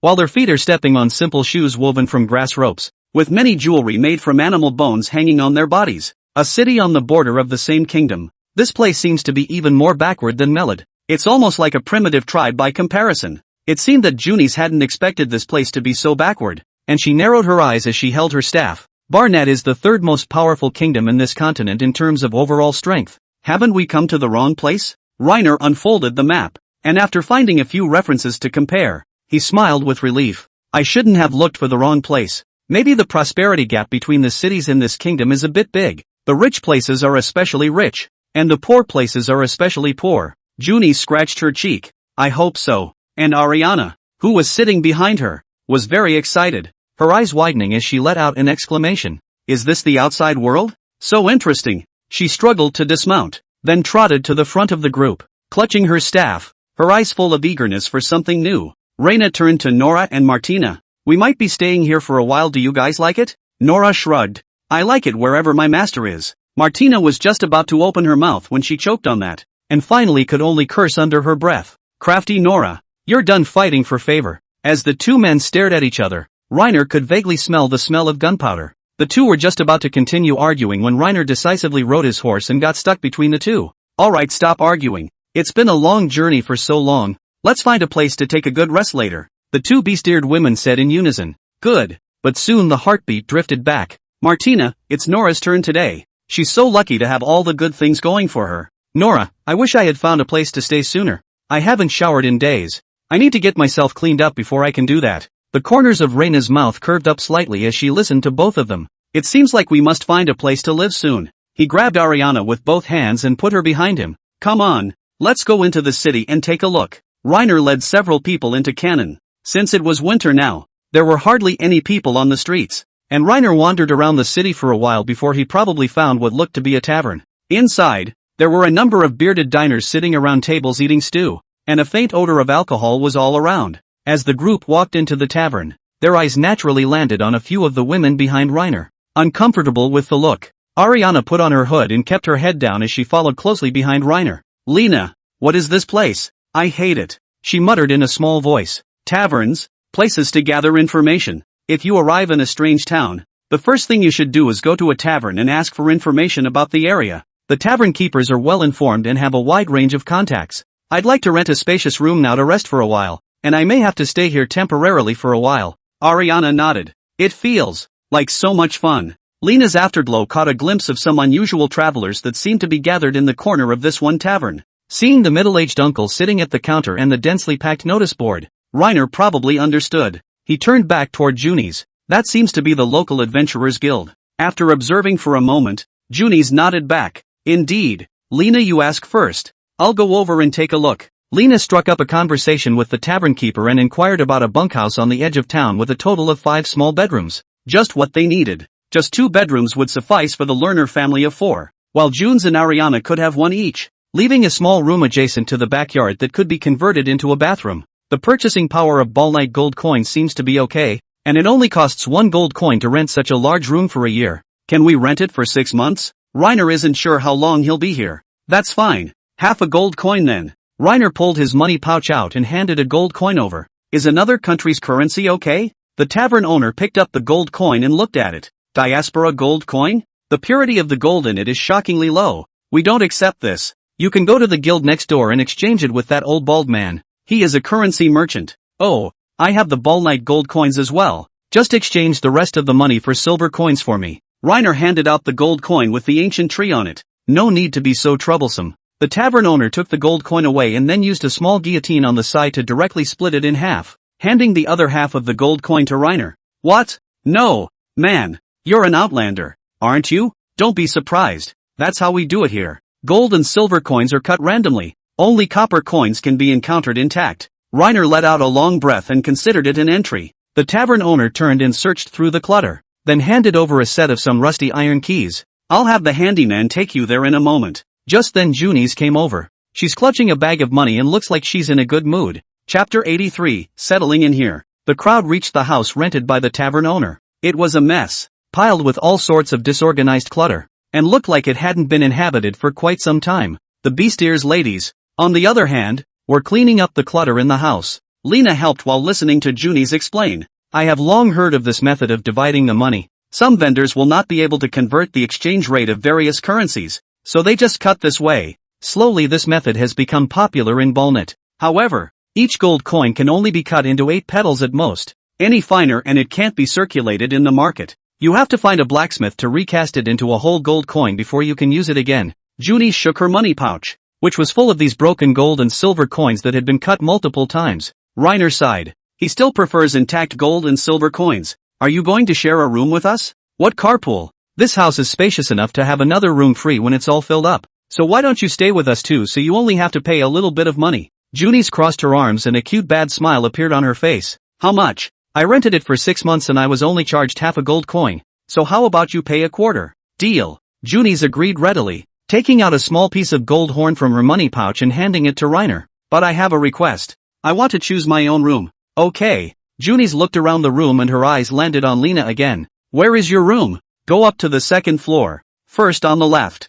Without thinking, Junis said, then I'll take the one on the first floor to the right as I enter. Curious if there was something to the room's location. Reiner couldn't help but ask. What's the deal? Of course. Think about it. You and Nora live together. Wouldn't I hear everything if I was next to your room? Not very convenient. Junis suddenly raised an eyebrow, as if to stifle a laugh. It was rare for her to show such an immodest expression, which made Lena slightly embarrassed. Nora's okay. Martina, that's really like killing a pig. We must find a way to gag her in the future. Then it's settled for now. I'm going to go clean up my room, which doesn't even have a bed. Just then, Ariana reached out with her small hand and gently tugged on Reina's shirt as she muttered in a small voice. So where do I live? Whatever. Take your pick. Ariana blinked and walked straight into the kitchen. Maybe the customs are different. The kitchen usually doesn't live in my old house anyway. Reiner led her out. Pick another room. Ariana dug into the kitchen next door this time. I'm staying then. Fine. You then clean up after yourself. I'll get a bed back later if it's still early. Reiner patted the dust from his hands. Aha. Watching her strain to push the clutter out, Reiner somehow suddenly felt a little sorry for him. Make it sound like he's an abusive stepfather to his daughter. Never mind. Let me help you. In 3 tries, Reina pushed the clutter from her room into the living room on the first floor, then helped her sweep the dust out of her room. Ariana, on the other hand, stood honestly holding her staff. When it was cleaned up, she timidly said thank you. Lena scanned Ariana up and down and asked with some curiosity, how old are you, anyway? So small. 18. Lena narrowed her eyes slightly and tried to make an appraisal of her. Identification complete. Current companion quality, unknown. Name, unknown. Age, unknown. Gender, unknown. Race. Looking at the litany of unknowns, Reiner let out a long sigh. As expected, the system's attribute appraisal was completely useless against species other than subhumans. He had tried to identify Junis before and ended up with a similar result. It seemed that in this life, this ability of attribute identification of his could only be used on subhumans. Is the world out there not quite what you thought it would be? It's not quite the same. Ariana nodded heavily, her voice changing slightly. Reiner immediately stuck his head over. Crying? Really crying? I'm not. Ariana's eyes widened in an effort to prove it to Reina. It's okay, cry if you want to. I'll just laugh at you twice at most. I used to cry all the time when I was a kid too. Reina patted her shoulder, then walked out of the room. He was going to go upstairs and see how Nora had organized her room. As soon as she entered, she ended up seeing her pounding a pile of broken boards. as if she was trying to put together a bed out of the junk. Don't get busy. Later we'll go to the market here and see if there are any wooden beds to buy, or if not I'll use rock magic to build a stone bed out of it. Now it wasn't hard for Reiner to get a foursquare out of a rock. Nora thought for a moment and then spoke. Let's use the stone bed then, or not waste money. It looks like the owner has been a bit strapped for cash lately. It's better to be frugal and just make do with a place to sleep. She's absolutely right. After giving Junis a sum of money and then buying 3 more horses, he really didn't have much money left on him. Now that the person has been delivered, this dog system is delaying the reward. Reaching out to rub her cat ears, Reiner narrowed his eyes and said, "You might get rheumatism from sleeping in a stone bed for too long." Nora blinked, her eyes growing suspicious. What? It's okay, master. Just make 2 more quilts. Let's make do with what we've got. Then, and change the bed when we have the money. Well, then I'll go ahead and unpack, so you can rest for a while. Master. Nora ran out of the room. Okay. Just then, the system that had been playing dead finally stirred. Mission, escort Junis to the city of Cannon. Current status, completed. Rewards have been issued. A gold coin appeared in Reiner's hand out of thin air. He casually put it in his money pouch. Quest update, assist the local population and repel an orc horde attack. Quest reward, 20 Barnet gold coins. Coming to life so soon. It's true that the next quests are centered around this area. Probably won't be going back to Melod for a while. Just then, the door to the room was opened a small crack. Martina poked half her head out to peek at Reiner. Is the room packed? Martina shook her head as she slowly walked over to Reina and delicately exclaimed, "Honey." The cry crunched Lena's bones. "I know what you're going to say, but either way it's time to take a shower first." Reiner moved to the side. He couldn't be tempted that easily in broad daylight. Nora's washing. I won't have a chance when she's done. Reiner waved his hand. Tomorrow then. Martina's little face fell and she pushed her mouth up. Then threatened. Then you're done for tomorrow night. Chapter 84, letting Nora hunt wolves alone. Master. It's cold. Early in the morning, Nora was pouting in Reiner's arms, not wanting to get out of bed for a long time. Looking at the snow outside the window, Reiner hugged her tighter. Then sleep a little longer, and get up when it stops snowing. It was clear that Cannon was less than 300 kilometers from Mellord, yet the temperature seemed to be quite a bit cooler than Mellord. Nora shook her head and muttered, I'd better get up. Aren't we going out to make money today? It can't be because I'm dragging my feet. Why are you like Martina? Our goal is to enjoy life and make money at the same time. Putting the cart before the horse makes you tired of living. Reiner kissed her. Nora opened her magic eyes and stared straight at Reiner. Master, why are you so nice to me? I really can't figure it out. The valuable things in my body. You also got. It should not be so good to me again. It's simple. I like cute cat ladies. Nora whispered. Cunning master. Watching her cheeks gradually turn red, Reiner couldn't resist a kiss. Want to warm up? Nora lowered her voice and asked. How warm? An hour later Nora came down the stairs red-faced, and Junis, who had already finished her breakfast and was studying her book on water magic, looked up at Reina. Up that late? It was a bit of an emergency just now. Junis narrowed her eyes and gave a meaningful smile. Reina walked over to the table and found Ariana eating a bowl of blackened paste with her head down and her face still flushed. This is the finished product that results after the dark bread has been cooked. Daisy had made a breakfast like this once before, but it tasted so unpalatable that it was finally stopped by Lena. Daisy said in a serious voice, Lena, this elf just talked to me, but I couldn't understand what she was saying, and it looked like she couldn't bite the black bread, so I made her a paste. Take this bowl down and give her white bread later. Yes. Daisy carried the bowl away and brought over the white bread that sat on a wooden tray. Ariana glanced up at Lena and beamed in aggravation. My fault for not explaining to the girls beforehand. It won't happen again. It's so troublesome not being able to communicate with others. None of them understand Elvish. Eliana cupped her hands around the white bread and put it in her mouth, chewing with some effort. Why don't you teach me the subhuman language? I'd rather suggest you learn some human languages. After all, don't you like to go exploring? Rosnorian, Diasporic, and Balnite. Those are the 3 you can prioritize learning. All 3 human countries are quite close to your forest. Which one do you use? Junis and I usually communicate in diaspora, but I'd recommend learning Balnite now. After all, now that I've left diaspora for a while, then I'll do as you say, and I'll come to your room to study every night from now on. At night? Reiner shook his head in a huff. I'm usually busy at night. I'll teach you when I'm free. Aren't you always in your room at night? I'll just be studying before you go to bed. Reiner was sweating. He really couldn't explain in detail to an innocent little loli, and could only casually reply. You'll understand when you grow up. I'll teach you when I have time. Ariana nodded honestly, though she was confused. Once breakfast was finished, Reiner took the group to the local adventurers guild. Junis stood in front of the notice board and looked at it for a while, and turned back towards Reiner and said, "There doesn't seem to be many adventurers in this city to take commissions.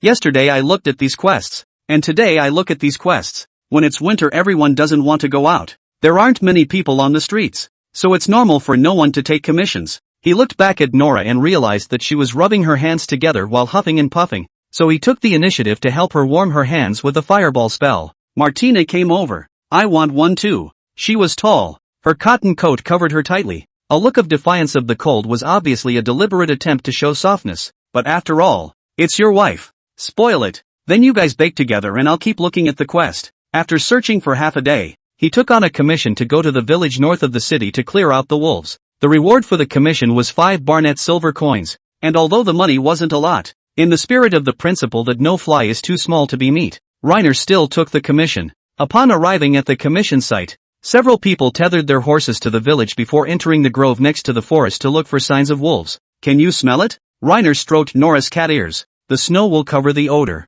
but I can try." Nora sniffed hard, then led the way. Soon, the few people drilled into the middle of the grove. Ariana gently tugged on Reiner's arm. "Reiner, where are we going with this? There's been a lot of coyotes around here biting a lot of people lately, and we need to come here to clear out the wolves. To kill them? Or what?" Reiner flinched slightly, then narrowed his eyes. "I can get rid of them. I've heard that certain elves love small animals, so maybe she does too." "You don't like wolves, do you?" Ariana shook her head decisively. "No, wolves are very cunning and greedy creatures. I prefer deer or horses in comparison. I just wanted to say that I might be able to help." How?" "I can ask the pixies to help me find the wolves." With that she closed her eyes as if praying with something. Nora urged, "Master, if we don't go over, the scent that was so hard to track is going to dissipate." Reiner patted Ariana on the shoulder and said, "Next time, let Nora play first this time." Well, several people continued to move deeper into the woods. In front of a grassy area, Nora suddenly stopped and turned back to the few people. "You guys wait, just let me go through alone." "How many? It smells like there are a dozen of them." "Don't worry, I can handle it alone." Nora pulled out the secret silver dagger at her waist. "Go on then, be safe. And be sure to call out to us if you're in danger." Nora had magic eyes, and with the aid of her invisibility ability, it was simple for her to kill a few people silently, and the wolves were too much for her. Nora nodded and then dug into the bushes. Martina wondered, just Nora alone? What if it's dangerous? Immediately afterward Daisy's heartfelt voice drifted in. "Doesn't he love Nora anymore?" Reiner hastily soothed.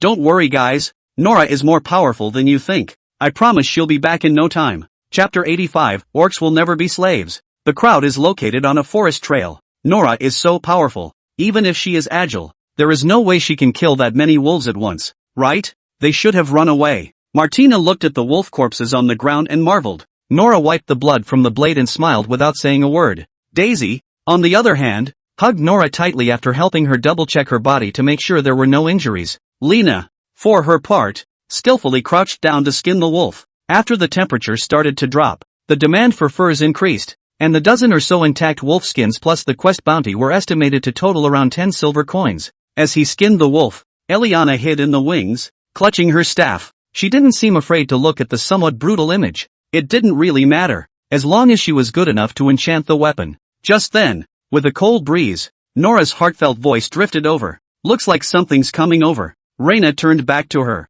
Nora was closing her eyes and sniffing around the scent. She suddenly opened her eyes to Lena as well, then ran all the way to hold Lena's hand. "Master, come with me. You guys stay here, I'll be right back." The two of them dug into the bushes and then went into stealth. After crouching in place for a while, the grass soon shook gently not far away. Two tall, fur-clad men emerged from it. At first Lena thought they were hunters, and upon fixing her eyes on them she realized they had a greenish complexion and boar-like tusks on the sides of their mouths. There's no mistaking it. It's definitely an orc. The system had just given the quest and was worried about where to find them, but they came here on their own. Lena squeezed Nora's arm tightly, signaling for her to wait. With Nora in the lead stealth situation, it was difficult for both to see each other, and sometimes they were too close to speak and talk. To facilitate the exchange of ideas, Reiner came up with a few instructions. Pat her on the arm when her status is unknown but she can relax. Hold her arms down when danger waits to strike. Prepare to strike just before poking her in the arm 3 times in a row.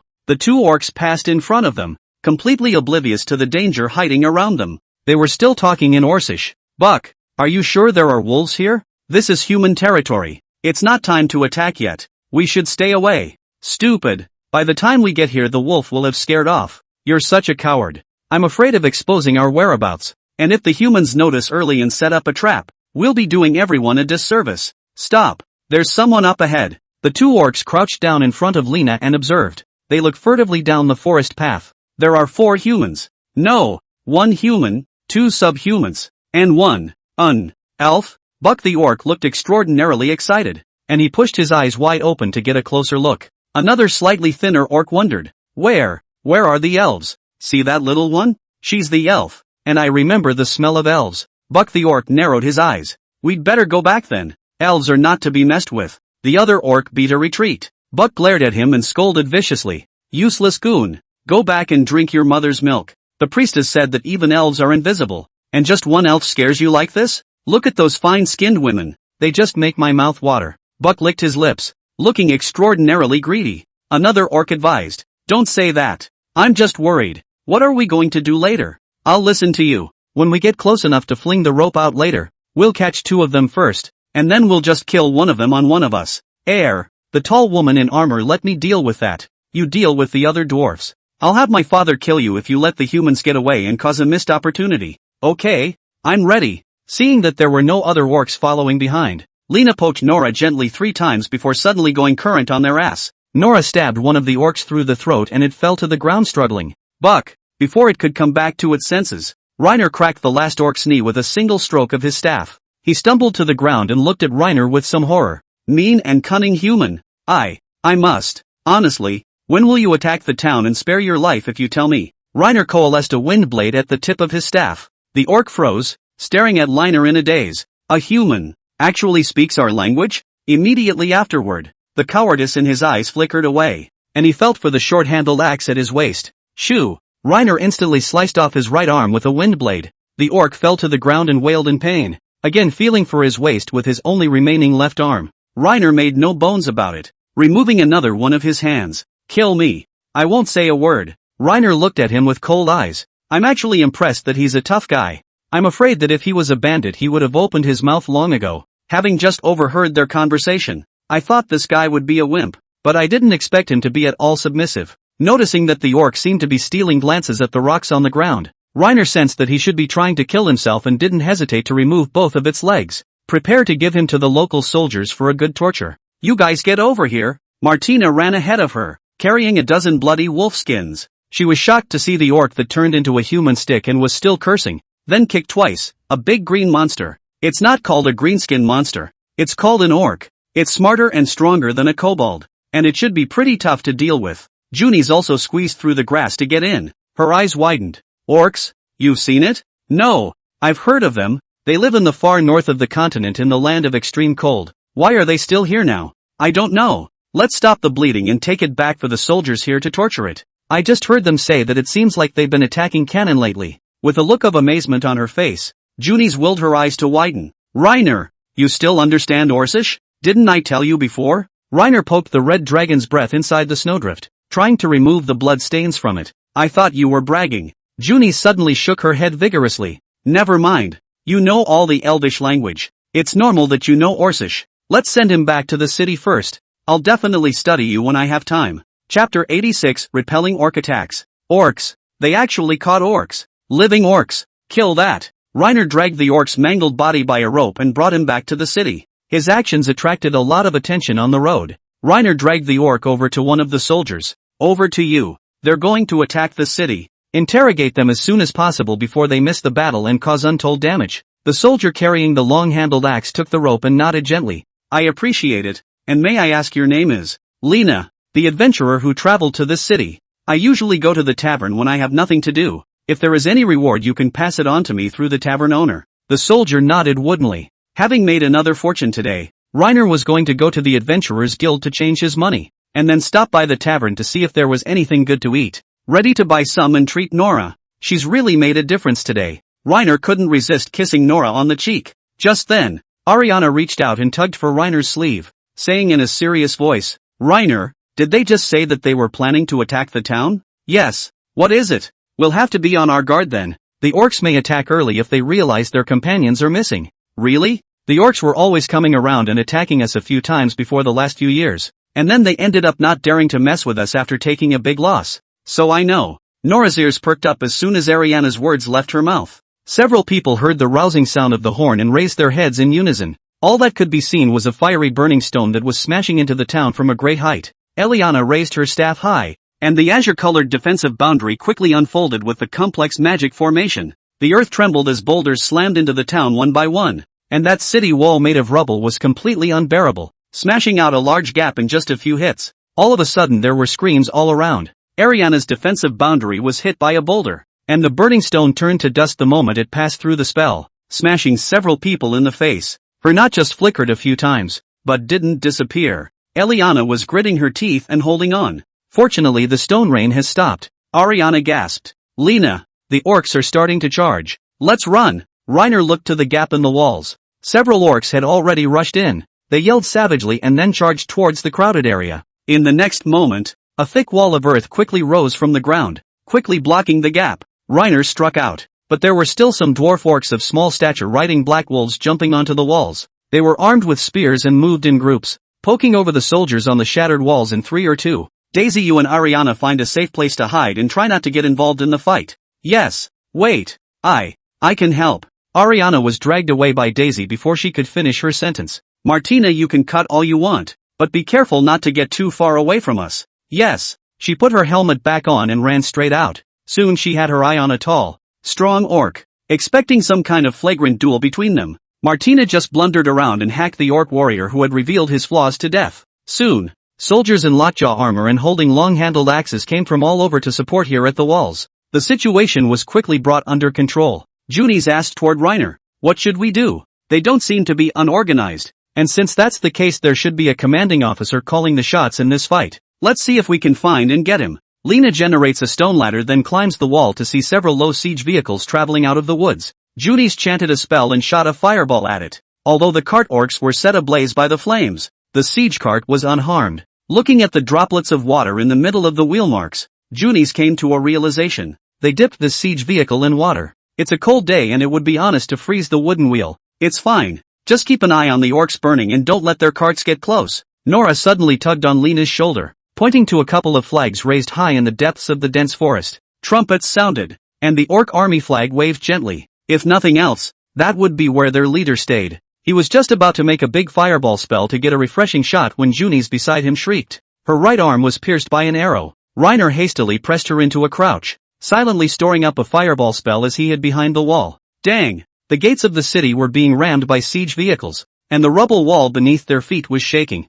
with stones constantly rolling downwards. Not caring about any Plant Protection Society elves, Reiner jerked his head up and sent a fireball, larger than half his body, toward where the flag was flying. As the fireball in the field of vision grew smaller and smaller, a few seconds passed before a powerful explosion occurred in the forest. He shot a little crookedly, but the fiery vortex of flames that rose high into the air burned the pile of flags to a crisp in only 5 seconds. Reiner crouched behind the wall and poked half his head out to peek. It was the first time he had visualized the power of his current full-strength strike. Really strong. That range was at least 200 meters, and almost a forest had turned into a sea of fire. If the 2 elves found out, he'd be in trouble again. Just then the dreary horn blew again. Unlike the previous exuberant excitement, this time it seemed to wilt a bit. Noticing that the orc soldiers were beginning to fall away, Reiner dropped the axe in his hand and slunk back into the forest. And the flames of the forest are extinguished at this moment. It was like a layer of dew had fallen from the sky, and it put the fire right out.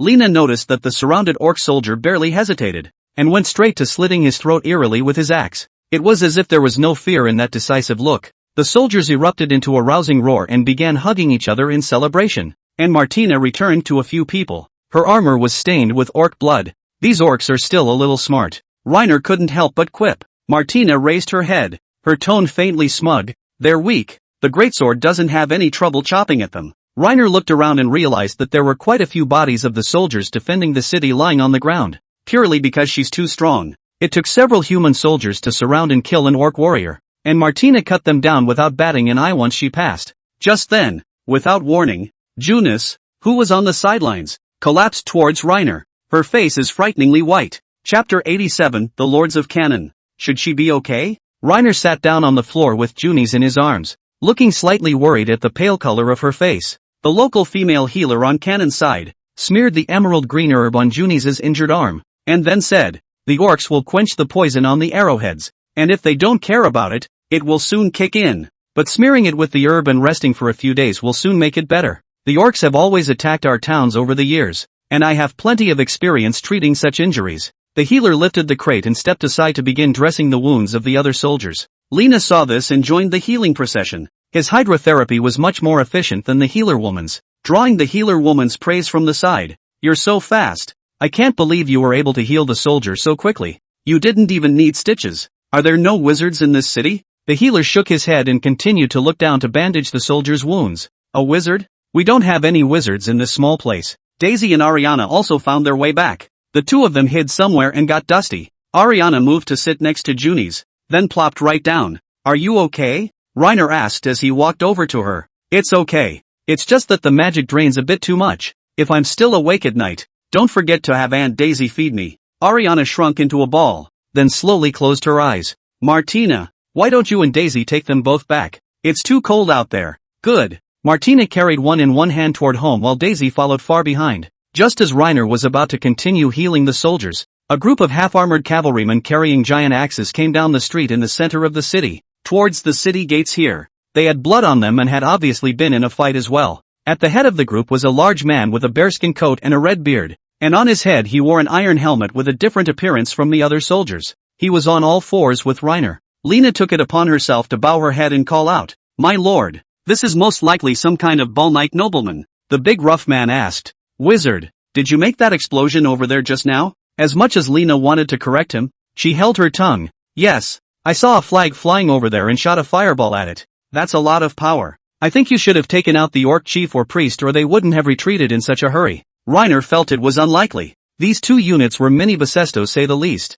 so how could they just give it a smooth ride? "Maybe." The rough big man looked him up and down, then asked, "You must be an outsider, right?" "Well, I'm an adventurer who is traveling around. What's your name?" "Lena. What about you?" "My lord, Aiden Mac Campbell, is the owner of this city. You just helped big time. Without you we would have lost even more than we did." Aiden angled his head, and a squire on horseback immediately handed Reiner a bag of coins. A few people then turned to leave. Reiner handed the money bag to Nora, who stepped aside, and then continued to help heal the soldier lying on the ground. It wasn't until mid-afternoon that Lena got busy. He finally had time to open the money pouch and look inside. Inside were clear Barnet gold coins, probably around 30 of them. The fatigue in Reiner's body instantly dissipated. His lordship is a very wealthy man. He reached out and wrapped his hands around the waists of the two bestier nymphs. "Come on, let's go to the tavern and see if there's anything good to eat, and improve the food today." Martina was bold enough to say, "Honey, I want white bread and you for dinner."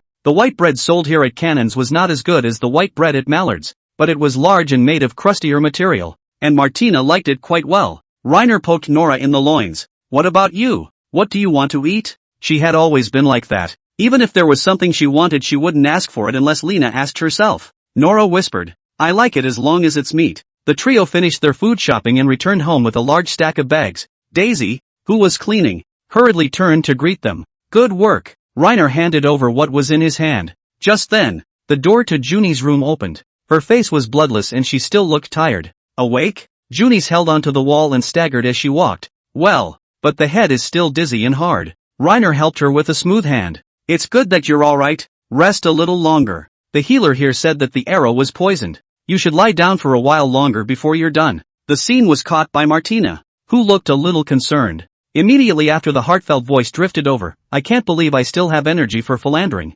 Nora is useless. Watch me today." As soon as she took her armor off and found her clothes she got into the cubicle. Junis waved her hand. "Never mind. I'll go back to my room and lie down for a while. Go on." Reiner sent her away and went upstairs himself. The system's voice reappeared just as he closed the door to the room behind him. "Mission, assist the local population and repel an orc horde attack. Quest reward, 20 Barnet gold coins. Current status, completed. Rewards have been issued." 20 gold coins appeared out of thin air on the bed, and Reiner put them all away. Shaking the money bag lightly and listening to the crisp sounds coming from within, he felt extraordinarily content. With this money, they can have a good and wonderful winter. Immediately after that, the system's voice sounded again. "Quest update, kill a Minotaur chief. Quest reward, a book of thunder magic from an unknown era. Bull Hunter. Launch. The Ray Grimoire is finally here. Get this book. And he'd be considered a wizard who knew a little bit about each attribute. Only, he felt he was still too weak.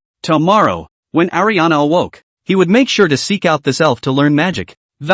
Nightfall. The door to the room was quietly pushed open. Martina sneaked behind the door and peeked at Lena. Come on in and go to bed. It's so cold out there. Martina hemmed and hawed and quickly dug into the room. She was covered in just a layer of burlap and her face was red from the cold. It's so cold and you're wearing so little. What if you get sick? It's easier this way. After squirming a few times, she began to pout with Reina. Honey, I'm really tired today. Can you rub my shoulders? I told you yesterday. I'm sure I won't let you off easy today. It's not certain who spared who. Reiner smiled slightly. Even if the guy is strong, he's just a guy that Lena is a henchman for. Martina's small face collapsed, and she said with some arrogance, You're my man. You're supposed to be stronger than me. Not to mention that you're not too much stronger than me. Cut the crap and start the one-on-one. Reiner blew out the candle directly beside the bed. Chapter 88, Pretending to be Junis' husband. Early in the morning a house full of people sat at the table for breakfast. Ariana looked at the plate of white bread as big as her face and stopped after a few bites.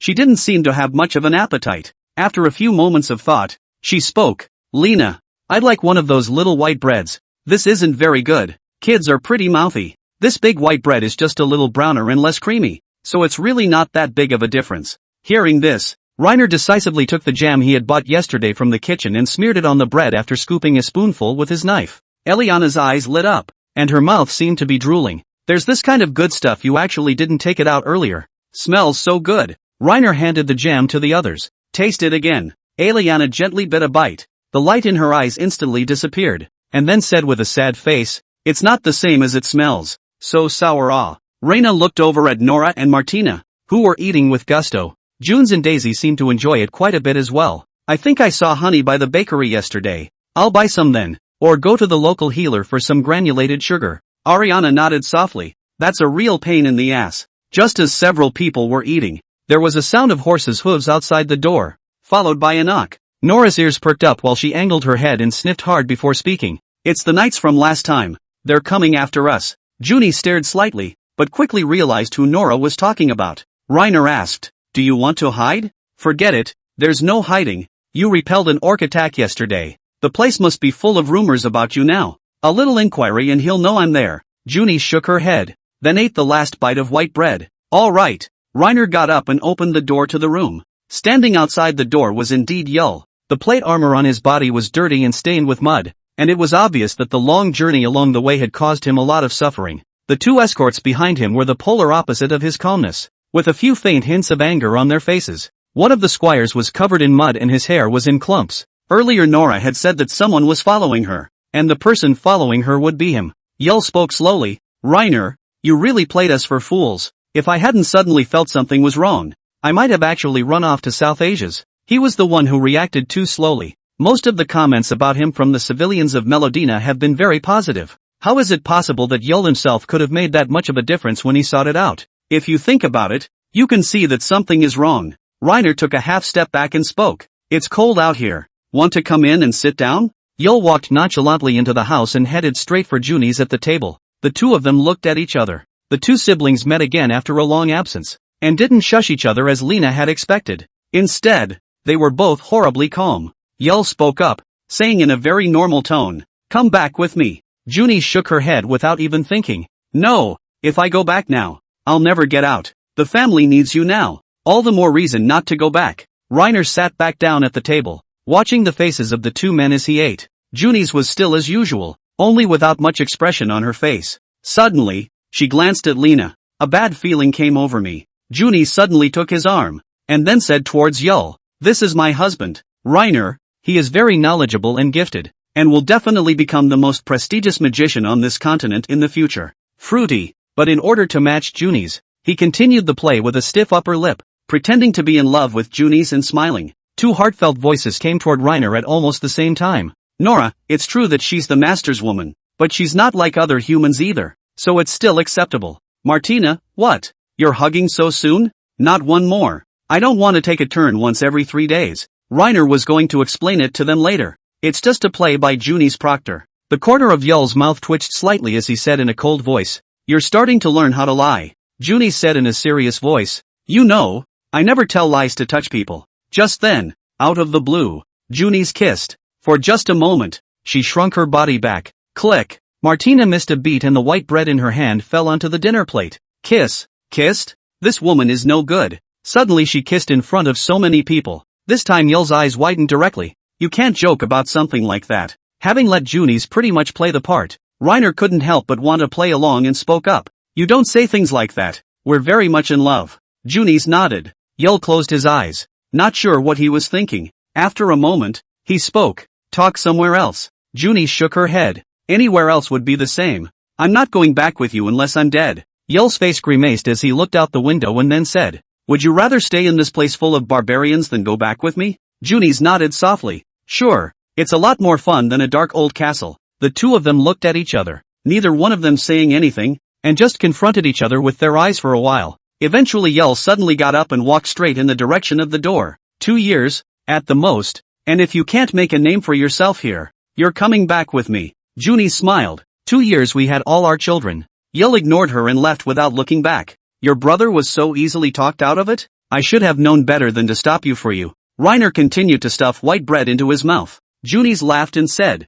or what? It's hard to believe that he could take me back. I'll escape halfway. A silence fell over the table immediately afterward. Nora and Martina were chowing down on white bread and acting like they were busy. Lena narrowed her eyes at Junis and asked in a serious tone. So, from now on, you're my wife too? Junis laughed and said in subhuman. Martina wouldn't approve. Martina pouted and answered her. I didn't say anything. It doesn't even matter as long as Reiner likes me. You guys like each other. I can't beat you. Junis shook her head. Martina gritted her teeth and said, I'll admit it if I can't beat you. Chapter 89, Lena the Unhuman. The crowd finished breakfast after Yell left. Each went back to their respective rooms to rest. Reiner had wanted to lie in bed for a while and wait until it was noon before getting up. Instead, Ariana ended up clutching her staff and bumbling her way to Lena's room. She didn't seem to have any defenses against the opposite sex, and when she saw Martina sprawled out on the bed, she went straight for Lena's bed as well. Do what? Teach me the ball night language. I want to be a great adventurer too,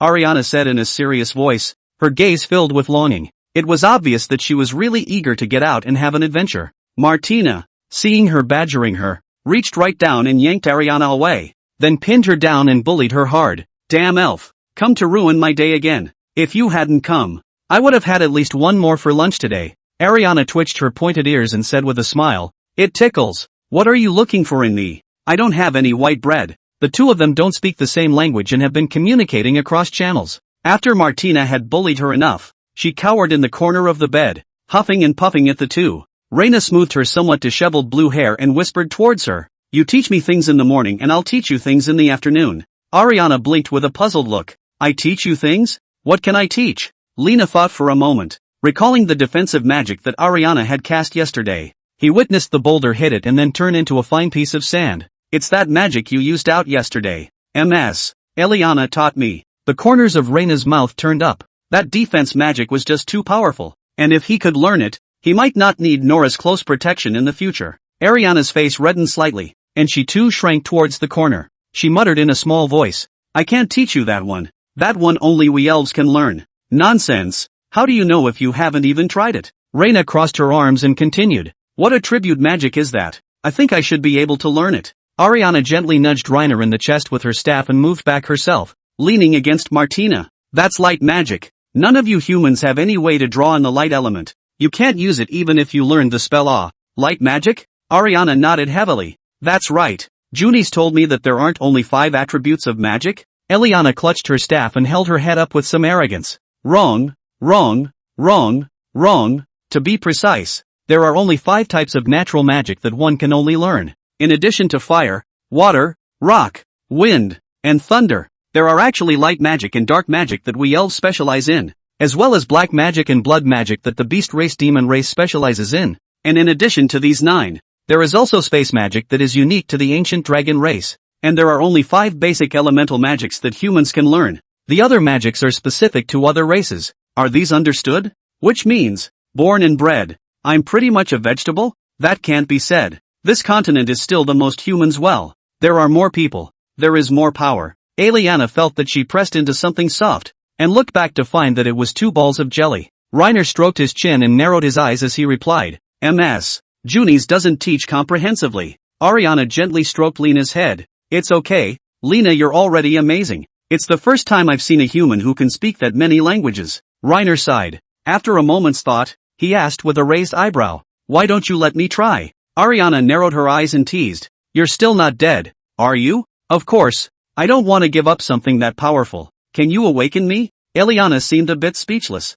Awakening? That argument only applies when you humans know nothing about natural magic. Light magic is a racial gift of our elves. There's really no way to get you to awaken as well. Try it. It won't take long anyway. Reiner grabbed her arm and softened it. Eliana let out a long sigh and said hopelessly, I really can't do anything about you, so I'll give it a little try. She slowly took Reina's hand and held it tightly, whispering a spell. Martina's heartfelt words drifted in at the same time. Why are you holding hands? Don't. Reina looked back at her, and the moment she met her eyes she put on another look like she was busy. Ariana tapped Lena on the head with her staff. Concentrate. Oh. Reiner closed his eyes, carefully feeling the subtle changes coming from his hands. The magic crystal that was located in the middle of the darkness and couldn't be seen at a glance had been tinted with a variety of colors after all this time of absorbing various elements. Just then, the system's voice rang in his ears. Other elements detected. New elemental powers being awakened for the host. Only a few seconds had passed, and the magic crystal,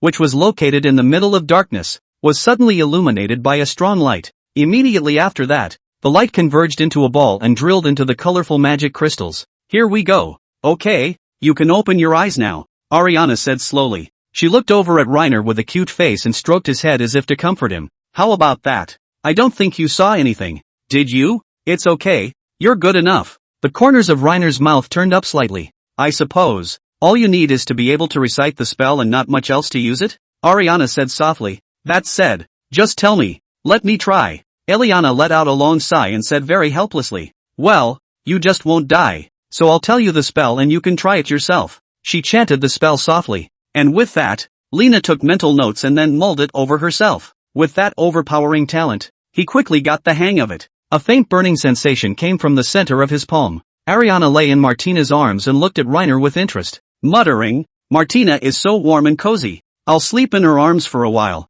You can wake me up in the afternoon. Don't go to sleep yet. See if that's the case. Reiner chanted an incantation and a spell was quickly generated in his hand, followed by an azure-colored defensive set that instantly unfolded and wrapped him completely. Eliana's eyes went straight and she rubbed them several times in succession to see that she wasn't blinking before she let out a gasp. The corner of Reiner's mouth was about to collapse. Talk, is that it? Ariana stayed quiet for a long time, just staring at one another. Reiner suddenly shivered. He felt like he was being watched by something. After a while, Ariana finally spoke up. Lena, I don't suppose you're human? Chapter 90, The Lord's Brother. Reiner went to a clearing somewhere outside the city and practiced with Junis using the magic he had just learned. The defense of this magic couldn't be better. As soon as Junis' fireball hit the barrier, it would instantly blow right up, while Reiner, who was hiding behind the barrier, was intact. However, this move wasn't completely without its drawbacks, which was that it consumed blue too quickly, and after just 2 uses,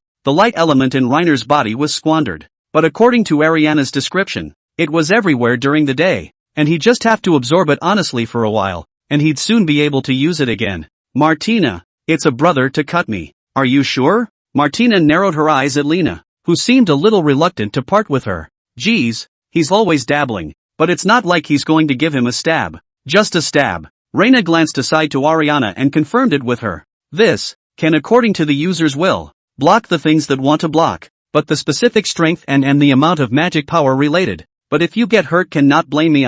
She is so strong, I cannot guarantee. Reiner hesitated slightly, but immediately and suddenly felt an inexplicable confidence, and patted his chest. Cut it, I can block it. Martina was no longer ambiguous and directly drew the greatsword behind her back, only to see her quickly take a stance, her 5 fingers gripping the hilt of her sword, and the muscles of her arms rapidly bulging. With a battle cry, the sharp greatsword slashed down. Lena, as if she had seen too much milk, took a step back in her haste. He clearly saw Martina's blade slice through the barrier. If she hadn't taken a step back, she would have murdered her own husband. Martina, you stupid. Don't know how to collect your strength at all. Nora huffed and came running and bonked her twice on the head. Martina held her head somewhat innocently. It was Reiner who told me to cut it. We just don't hold back when we spar with others. Stupid. Reiner let out a long breath. Sure enough, Martina's strength was too great, and the greatsword was still enchanted by Ariana to treat her as a regular target. Junis also came over and said, "Just be more careful next time." Lena crossed her arms and looked at Nora again. "Try it then." "Yes." Nora pulled out her dagger and stabbed the barrier gently at first. Seeing that she couldn't pierce it with her current strength, she added a little more force. After a few consecutive stabs, Nora began to build up her strength, then snapped out her dagger. Seeing that the shield was still unmoved, she spoke, "I can't poke through it with my current power." The secret silver daggers were extraordinarily sharp, and Nora's strength was no different from normal. It couldn't even be pierced by her full strength strike, and that would indeed block the vast majority of physical attacks. A delighted Lena hugged and kissed Nora, then Martina, followed by a subconscious readiness to lay hands on her co-presenter, Junis. Fortunately, he stopped it in time by inches. Junis narrowed her eyes, a meaningful smile on her face, and deliberately said in Asian, "Reiner, is it hard to believe that you're still not satisfied?" At these words, Martina on the side immediately glared. The heartfelt voices of the two beast-eared ladies came at the same time. "Nora, I expected this. After all, he's so good, there's no way around it." Martina, hooked by a wild woman. Lena muttered in a small voice, "Just something in passing." Junis laughed softly a few times before reaching over and patting Reiner on the shoulder. "I already kissed you in the morning. It was only on the cheek, but that's enough for now, right?" Reina nodded, then looked aside to Ariana. Frightened, she immediately took a few steps back. "I don't want it. You guys kiss it." "I don't want it. Who said I was planning to kiss you? I'm just curious. What's that thing you've been staring at with full attention since a while ago?" Reiner asked in a serious manner. "I just feel like you're not human." Although I knew she didn't mean any harm. Why did that sound so much like cursing? Reina couldn't help but snap back. "You're the one who isn't human." Ariana nodded and replied seriously. "I wasn't originally human. I was an elf. I've never heard of a human who can use the light magic we elves use, and that can't be called rare anymore. If I told my mom or sister, they'd be shocked by that too. Then please keep my secret. I don't want it to be known by too many people." "Okay, Lena. So elf, can you tell me what this light magic is called?" Ariana thought for a moment before answering. "Radiance Boundary. Counts as the most used defense magic for us elves. I've known it since I was a child." Reiner silently memorized the name. This magic was blue draining, but it was a good defense. Later in the game, when you become skilled, you can go straight to no chanting, and you can probably achieve instant casting. And a problem like blue depletion is not a problem at all with Reiner. Just absorb more light elements during the day. Just then, Lena's afterglow caught a glimpse of a group of warriors coming out of cannon, heading towards them. At the head of the group was a red-haired man wearing a bullhorn helmet. He was carrying a heavy double-bladed axe in his hand, and looked a bit imposing. After walking up to Reiner, he yelled, "You're Reiner, aren't you?" As soon as he opened his mouth, the air smelled strongly of onions. "I'm Reiner, please. Connor Mac Campbell. You met with my big brother only yesterday. I witnessed your valor with my own eyes. Turns out it's the Laird's brother." Lena looked at the dozen or so warriors following behind him and asked again, "What do you want with me, my lord?" "We found the location of the orc horde. They are going to pay for what they did yesterday. I lost dozens of my brothers." Connor pointed behind him to a dozen warriors carrying giant axes and shouted, "These are Canon's most powerful warriors, but even with their support, I still need your help to do so. There were at least 300 or so orcs responsible for attacking the town yesterday. There's only about a dozen of them in total. Aren't they just going to deliver?" Reiner shook his head. "My lord, there are too few of us. It's easy to steal a chicken. That's why I need your help. You give their tribe a powerful sorcery shot and then we run." "Ha ha ha." Reiner was deep in thought. To be honest, he wasn't short of money right now. Nearly 60 gold coins. According to the current consumption level, without buying equipment, it was enough for a family to use for a year or two. But if you want to be here for the long haul, then surely you can't do without the help of these nobles. Think of it as selling a favor and expanding your network. Chapter 91, Attack on the Orc Tribe. Why bring women and children? We don't need women and children to fight. They should be in a safer place more than anything else. Connor glanced back at Junis and Ariana, a flicker of doubt in his eyes. "Don't worry, my lord. They are all great warriors," Reiner replied in a serious manner. He turned back to Ariana. This guy was like a potato, following closely behind with small steps, and that shortness combined with his childish face really made him look like a little kid. Since it was her first time out exploring, she was happily humming a little tune at the moment, and inexplicably bouncing a few times as she walked. It's hard to see where the hell she's 18. It's so obvious she's a child. Ariana's gaze shifted upward to meet Lena's eyes. She queried, "What are you staring at me for?" Reiner replied, "He said you were short as a potato." Ariana puffed up her cheeks and poked Reiner's waist with her staff angrily. You're the one who's a potato. You must have said that yourself. After all, she recognized it. If she was as stupid as Martina, she might have just believed it. Reiner pointed out. Suggest you drink more milk. No drink. Drink it and you'll grow taller. And you'll become feminine. And then people won't say you're a child anymore. Ariana was definitely interested. Really? Nonsense. When have I ever lied to you? Starting from the day after tomorrow, I will buy you a glass of milk every morning. But in exchange, you need to teach me the magic of the elf clan. This radiance boundary was just too good to be true. And Ariana might have some more powerful magic hidden in her. Be sure to whore more away from her while she's still interested in the outside world. Just as Reiner was rambling, Eliana suddenly extended her staff and gently disliked his waist twice. Her cheeks were slightly red, with innocence written all over her face. Am I not feminine on me? Don't doubt it. Not at all. Reiner stroked her head. What do you need to be feminine when you're a child? Lena. An exasperated Eliana raised her staff and was about to strike him. For his part, Reiner picked up his pace slightly and followed Connor. What is your plan, my lord? Connor looked puzzled. The plan? Of course, it's to harass the horde of orcs and make them pay for what they did yesterday. What about more detailed steps? For example, where should we sneak in? Where should we retreat from once we've achieved our goal? And what should we do if we encounter any other situations in the middle of the way? Connor threw his hands in the air. No more details. Fight if you're spotted. Retreat if you can't win. Reiner looked back at Junis behind him, and both of them fell silent. After a moment he asked, Does Lord Aiden know about this? Of course. I spoke to him yesterday and he agreed to this. Connor nodded affirmatively. Reiner is in deep thought. My lord, could you show me the map? I'd like to see where the orc horde is, or maybe I can offer some better advice. Lena said softly. Of course. Connor handed over a cowhide map. Reiner unfolded it and scrutinized it. This map was centered on Cannon, with all of the surroundings marked out one by one. The patch of forest to the south of Cannon, Ariana's home, is labeled as Elven territory. The large forest to the north, on the other hand, is labeled Orc territory. Also, the specific coordinates of the tribe are well marked with black dots. Why are there so many orc tribes in this forest? Connor shook his head. In the last few years it has been getting colder and colder. The orcs have all started to migrate from the northern border to the south. In the beginning there were only 1 or 2 orc tribes in this forest, but now there are at least a dozen of them. Injustice has its price. So which tribe are we going to retaliate against? Connor pointed to a dark spot near the outside of the forest. This, the Black Wolf clan, is the one who attacked our town. They are the largest tribe of beasts in this forest. Reiner scratched his cheek. To be able to send around 300 orc warriors in the middle of an attack,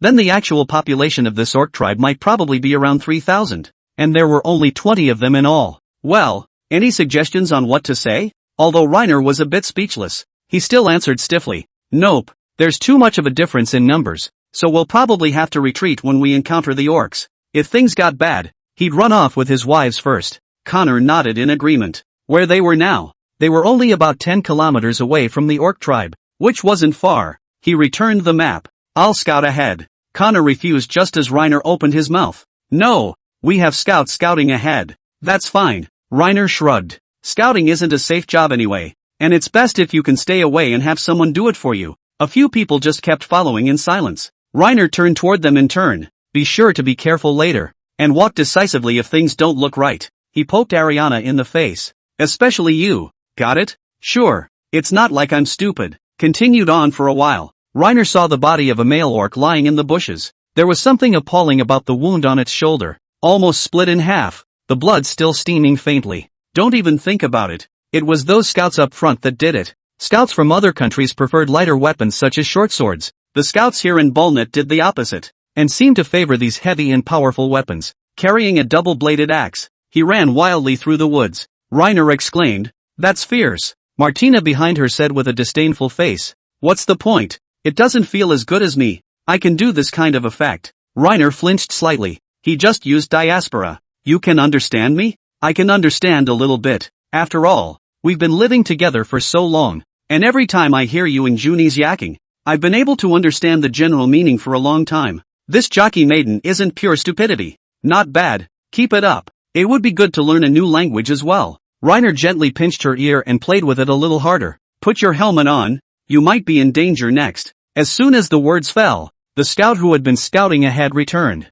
He was covered in orc blood and was whispering something in Connor's ear. After a short conversation, He immediately greeted the others and ducked into the bushes on the left side of the trail. Chapter 92, A Successful Attack. The group stalked through the bushes for a long time, and the scouts killed many patrolling orc warriors along the way, and they just casually threw the bodies into the bushes. Reiner also noticed that the group of Ball Knight warriors, it seemed, were a bit different compared to normal people. Their movements were swift and powerful, and each seemed to be a warrior capable of fighting on his own. Seeing the patrolling orcs, they wouldn't shy away from the battle in the slightest, and regardless of the circumstances, they went up and hit a jumping slash. Usually the orc warrior was already in pieces before he could react. Reiner admitted that he had slightly underestimated their fighting prowess earlier. The soldiers that we saw in the city before, it took several people to surround and kill a beast warrior, and this group of barbarian warriors in animal skin coats could easily kill a strong orc in a sneak attack. They're awesome, Connor said with great pride. Of course, they are 15 of Canon's most powerful warriors.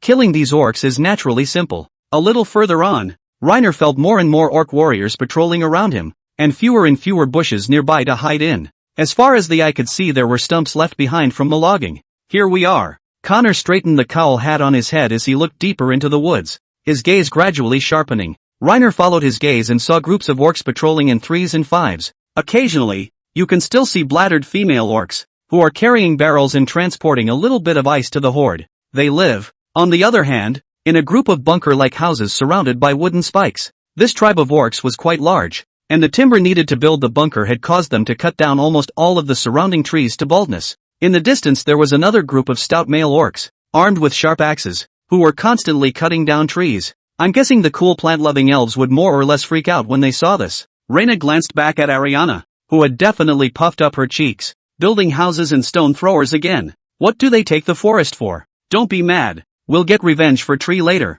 Reyna said softly in a comforting voice. Connor pressed down and glanced outside before saying, there are too many orcs patrolling. I guess it won't take long for us to be exposed. You just need to use witchcraft once inside and we'll run. No sooner had Connor's words left his mouth than an orcish growl came from behind him. Apparently, the bodies they had casually thrown on the ground had been discovered by the patrolling orc warriors. The orcs responded to the call, and soon the tribe was agitated, with soldiers patrolling nearby running towards the source of the sound. As one of the orcs passed by the bushes, his afterglow caught a glimpse of Reiner and his party hiding among them, though Nora's quick eyes threw a flying dagger and stabbed it through the throat. The movement of the collapsed beast was still noticed by the other orcs. The humans are all here. Everyone, kill them. Don't let them escape. Connor's grip on his double-headed axe tightened as the orcs swarmed around him. Damn, that was faster than I expected. Lena, hurry up. We'll help you hold the orcs off. The barbarian warriors formed a circle, shielding Lena in the center. Although their fighting strength was quite a bit stronger than the average soldier, I'm afraid that they would be hard-pressed to last more than 2 rounds in front of the large number of orc warriors. Reiner raised his staff high, and a golden fireball gradually coalesced at the top. Junis and Martina also threw themselves into the fray, while Reyna was still continuing to compress her magic into the fireball. Eliana actually clutched her staff and suddenly chanted. In an instant, the surrounding pine trees seemed to be given life and began to shake incessantly. The bark on their bodies gradually cracked, and finally 2 slender arms grew out of them, followed by roots that transformed into thighs, which were also pulled out of the ground. The ground trembled slightly with every step taken by the tall tree demons. They paused for a moment, then attacked the orcs around them. The rough, hard arms could easily penetrate the bodies of orc warriors before lifting them up and throwing them. For a while, the pressure on the barbarian warriors slowed down quite a bit. Connor looked up at the tree demon and muttered, "What is this?" Reiner didn't have time to explain in detail as he looked at the fireball at the top of his staff that had turned purple-blue and shouted, "My lord, we should retreat." Immediately after that he held his staff out and shot fireballs at the orc horde. There was only a loud bang and a heat wave swept in from the distance. The crowd couldn't help but let out a gasp as they watched the fiery vortex raging through the horde. So did the beasts, and despite the winter cold, they just feel warm inside at the moment. About a quarter of the bunker was completely ignited, and they succeeded. Retreat! Connor wielded his battle axe, and with the help of Martina and the tree demon, he killed a bloody path for the crowd. Reiner looked to his left and right, and when he saw that his wives were still there, he hurriedly tugged them along and started to run. Ariana commanded the tree demon to help break the back, then also clutched her staff and ran off in a huff after Lena's ass, and like a bare child who had done something bad, she couldn't stop giggling with excitement. The crowd didn't know how long they had been running like crazy, but they finally broke out of the woods full of orcs. Reiner was scared along the way, afraid of accidentally leaving any of his wives behind. Junis clutched her staff and panted, I thought it was going to be the end. Looking around, all the orcs scared me to death. And Nora and Martina, who had seen it all, didn't even take a breath. Nora, if I had been asked to scout just now, I would have still hidden it after I got the orc killed, and it definitely wouldn't have been noticed so quickly. Martina, even if it's just me, I can still break out with Reiner. Reiner wiped the cold sweat from his forehead. He wouldn't want to take such a risk next time. Ariana stood aside. She straightened her back and looked in a good mood. How was it? Wasn't I particularly useful just now? Aren't these tree demons awesome? Reiner nodded vigorously. It's awesome. Teach me when you get back. Humph. You should learn the radiance boundary by heart first. I just watched you fail to release it a few times in your chance. Ariana narrowed her eyes. At that time, it was purely unskillful, plus the rush to escape, so I couldn't make it work for a while. Fortunately, Martina knocked the approaching orc out with a single shield. Connor counted the number of people. The tightly frowned eyebrows will gradually stretch. He is a little excited to hug Lena. Yelled, a brother did not fall. This victory is really unprecedented. Obviously the situation is so dangerous. Go! Let's go to the tavern and have a drink together. It's my treat today. Chapter 93, Going for a Drink with Connor. Roy! There's no more liquor. 2 more kegs. Connor yelled at the tavern keeper as he stepped on a chair and held a wooden cup. The warriors were shouting at the tavern. Sometimes singing in a circle. Sometimes wrestling in a circle. Laughter after laughter. Their faces beaming with joy. And the restrained Lena looked a little out of place sandwiched between them. But so as not to spoil the fun, I would occasionally yell along with them and raise a glass. This beer has a strong odor, a somewhat bitter and tart mouthfeel, and occasionally what looks like woodchip impurities. For a college student like Lena, who rarely drank, the beer wasn't very good, and the beer was at an oddly high level, and after a few glasses he felt a little dizzy and hot in the head. The group was full of drunken monkeys. Drinking is just pure drinking. No downer at all. Raising his glass, he poured it hard into his stomach. Junis shakily hooked her arm around Reiner's shoulder and picked up her glass and disliked him in the face. Reiner, drink. Why did you stop? The beer here is really tasty. Ha ha ha. She's drunk. It was obvious that she wasn't much of a drinker either. You need to drink less. You're drunk as hell. Reiner snatched her glass away and set it on the table. The town isn't exactly safe, and you should always be on your guard no matter what time of day it is. He and Junis, one of them had to be awake at all times to be able to do that. It's okay, don't we still have you? Just have Martina carry me back later. Burp. Junis picked up her glass and took another big gulp. Lena sighed and ordered a couple servings of bean stew, leaving Martina and Nora to eat it on the sidelines. Martina seemed to be interested in the wine. Reiner, what is that yellow liquid? It smells so good. It has a faint smell of wheat. It's so nice. Beer? Have you ever had it before? Martina shook her head vigorously. No. Can I taste it? I can't right now, but someday I can buy a keg and keep it at home, so I can have a drink if I have nothing to do. He was afraid Martina would go on a drinking binge. With her physique and strength, if she went crazy, 7 or 8 people might not be able to hold her down. It's better to be on the safe side. Reiner looked to Nora,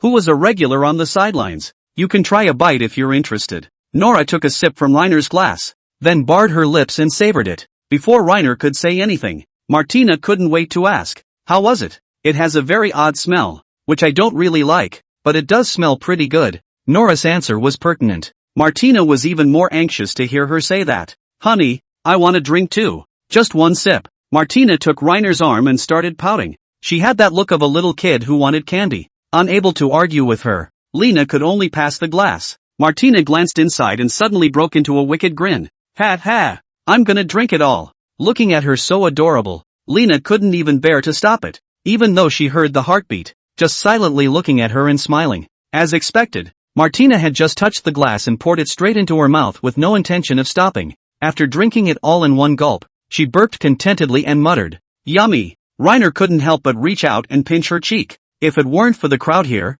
he would have had to hug Martina for a while to bully her. This racehorse lady is just adorable. But soon, Martina's face changed color and her gaze became a little misty. Needless to say, it was definitely drunk. It's true that it's easy to get drunk the first time you drink, but it's also true that she's a terrible drinker. Nora, watch her for me. I can't let her drink anymore. Yes. Just then, the tavern's waitress brought over a few more barrels filled with beer. After prying the lid off, the aroma of the wine hits your nose. Connor and the others grabbed their glasses and scooped wine into the barrel one by one. Martina licked her lips and was just about to go up when Nora yanked her tail. No more drinking, you idiot. Reiner patted her shoulder as well. If you like it, I'll buy a keg of wine back tomorrow for you to drink, but only if you bear with it for now. You know the saying about bitterness and sweetness, don't you? Endure it. Martina pouted and dutifully plopped down on the table. Just then, Connor came over and handed the glass to Reiner. Keep drinking. Don't stop. Our beer in Cannon is quite tasty.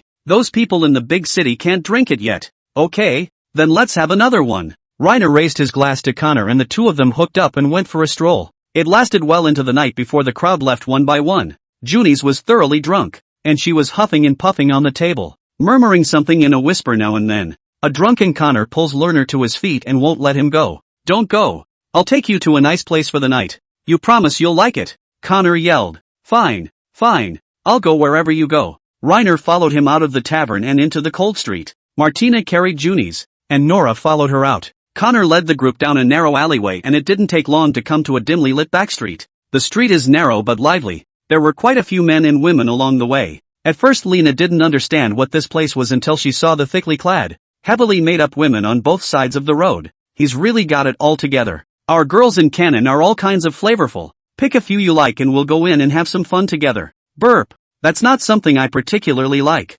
Looking at the older women, Reiner had no appetite at all. You're still young. When you're my age, you'll know. Burp. Women are like wine. The older they get the better. With that said, Connor burrowed into one of the small stores and a large, rugged-looking woman offered to greet him. I thought your lordship had forgotten me, not coming over for so long. The woman was strong as a tank, but she did have a few flirty eyes. Her gaze quickly fell back to Lena, giving a jolt of fear. Connor waved his hand and slurred, take care of him, and in the morning, less money for you. Behind them, Martina and Nora. Simultaneous heartbeats drifted in. Martina, you can't touch such women. Am I not as good as them? Nora doesn't want her master to go in. Reina turned back to the two of them. Nora said in a slightly lost tone. Then Martina and I will go back first. Have fun, master. Reiner quickly waved his hand. I didn't say I was going in there. They're no match for my fragrant, soft wife. These round women don't fit his aesthetic. Lord Connor, I'm going to head back and come here with you next time. Next time? That's okay. Vomit. Seeing him throw up all over the place, Reiner took a few steps back, and after a brief goodbye, he led a few people out of the back streets. Chapter 94, A Gentle Trap. Why are you wobbling when you walk? Seeing Martina walking upside down in front of her, Reina held her shoulders. The guy does drink too much. One glass and he's like this. Lena had drunk far more than she had, but her head was only slightly dizzy and she could still walk in a straight line. When the wind blows, I feel my body better floating. Seeing that she was about to fall, Reiner hastily reached out and held her up. Forget it, I'll carry Junis. Don't fall. Here you go. Reiner picked up Junes and carried it behind his back. This guy may look slim, but he's actually kinda heavy, though she'd never asked her how much she weighed. Carrying her like this, Reina felt she was around 120 pounds. Just then, Junis suddenly stirred, then slowly opened her eyes. Reiner? It's me. The corners of Junis's mouth curved up slightly, and then she let out a very cute and silly laugh.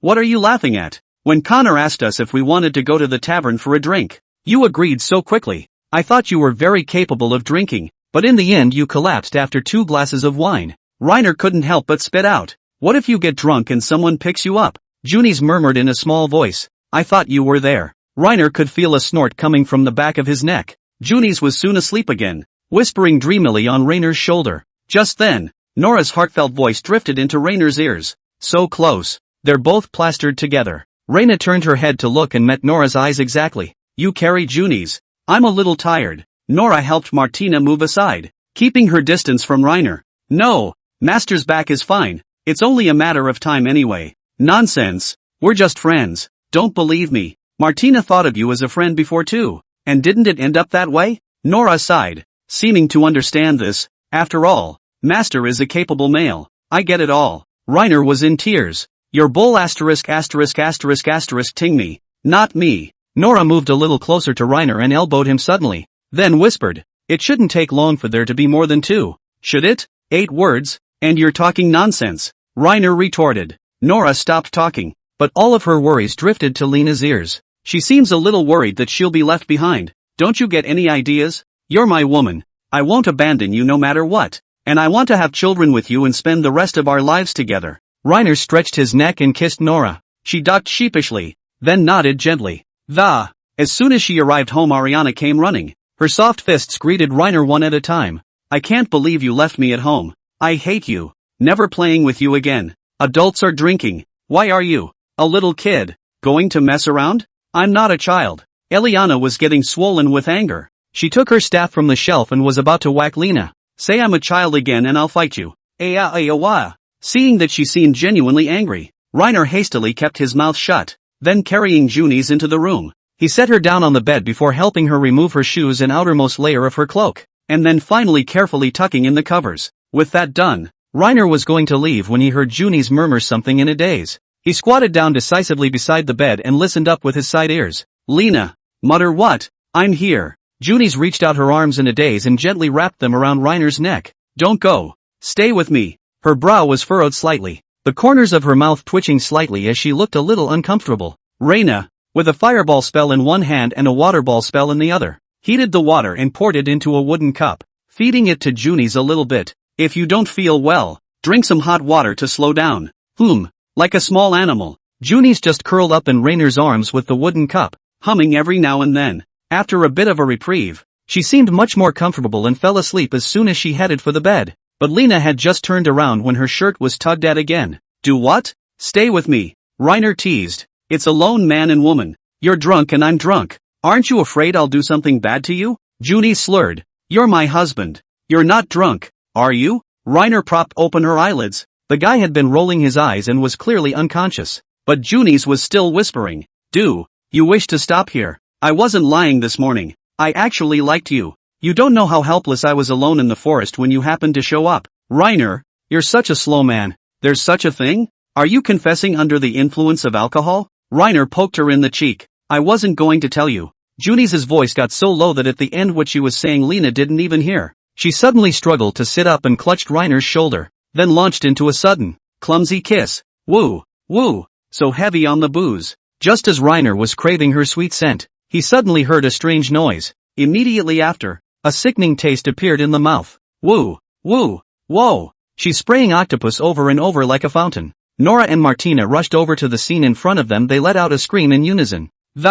Junis, I hate you. After breakfast, Lena said to Junis, who was sitting at the table reading a book, clutching her staff, she asked rhetorically with some confusion. What's wrong? Do you remember what happened last night? I don't remember. I still have a headache. I should have known better than to drink so much. Junis held her forehead and took a sip from her glass of water. I just remember I was still drinking and then I don't know anything else, Lena said with a bit of a grudge. You threw up. Junis smiled. No wonder the covers on the bed have been replaced and the room still smells faintly sour. What a pain in the ass. She narrowed her eyes, the corners of her mouth curving up slightly. I'm not supposed to throw up on you, am I? Lena commiserated. I won't forgive you. The image can be painful just to remember. This. Sorry, where are the dirty clothes? Let me help you wash it. Junis was full of apologies. You didn't puke on my clothes. Junis was even more puzzled. So where's the puke? Mouth. Chapter 95, Female Orcs. I have a question. How the hell did I spit in your mouth?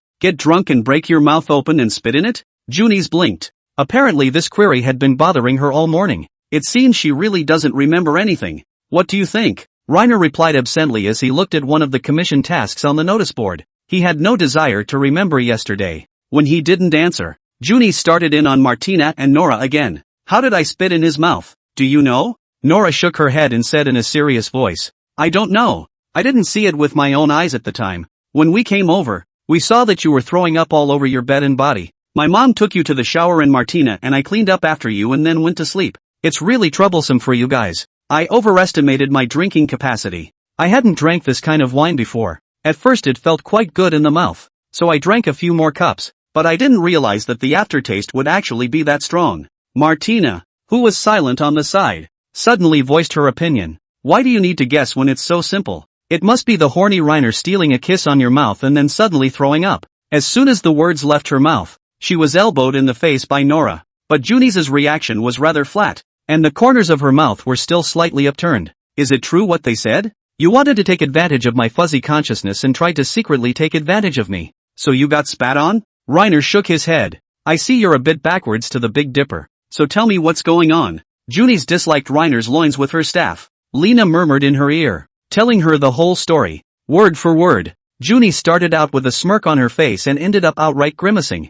Finally the face is completely red. Well, is that clear? Reiner asked rhetorically, narrowing his eyes. Junis lowered her head in some embarrassment, and finally disliked Reiner violently with her staff. You're talking nonsense. You must have made those words up. Thanks for being able to say such a shameful thing out loud. Look, another rush. That's the right reaction for the flavor. It seems those were really from her heart. Despite being spat on, Junis' reaction was a great relief to Reiner. Anyway, I don't admit that I said anything of the sort. Junis shrugged, feigning indifference, though Lena couldn't hear her heart. Still, her slightly flushed cheeks revealed her true thoughts. Reiner patted her shoulder. Alright, what I just said was all bragging. Let's get going. It's still that small village outside the city. There are slimes nearby that we need to clean up. The commission pays 1 silver coin. Let's go. Junis puffed her cheeks out slightly and kicked Lena lightly. The group arrived outside the city, and Junis poured all her negativity into the slime. A fireball blew them apart.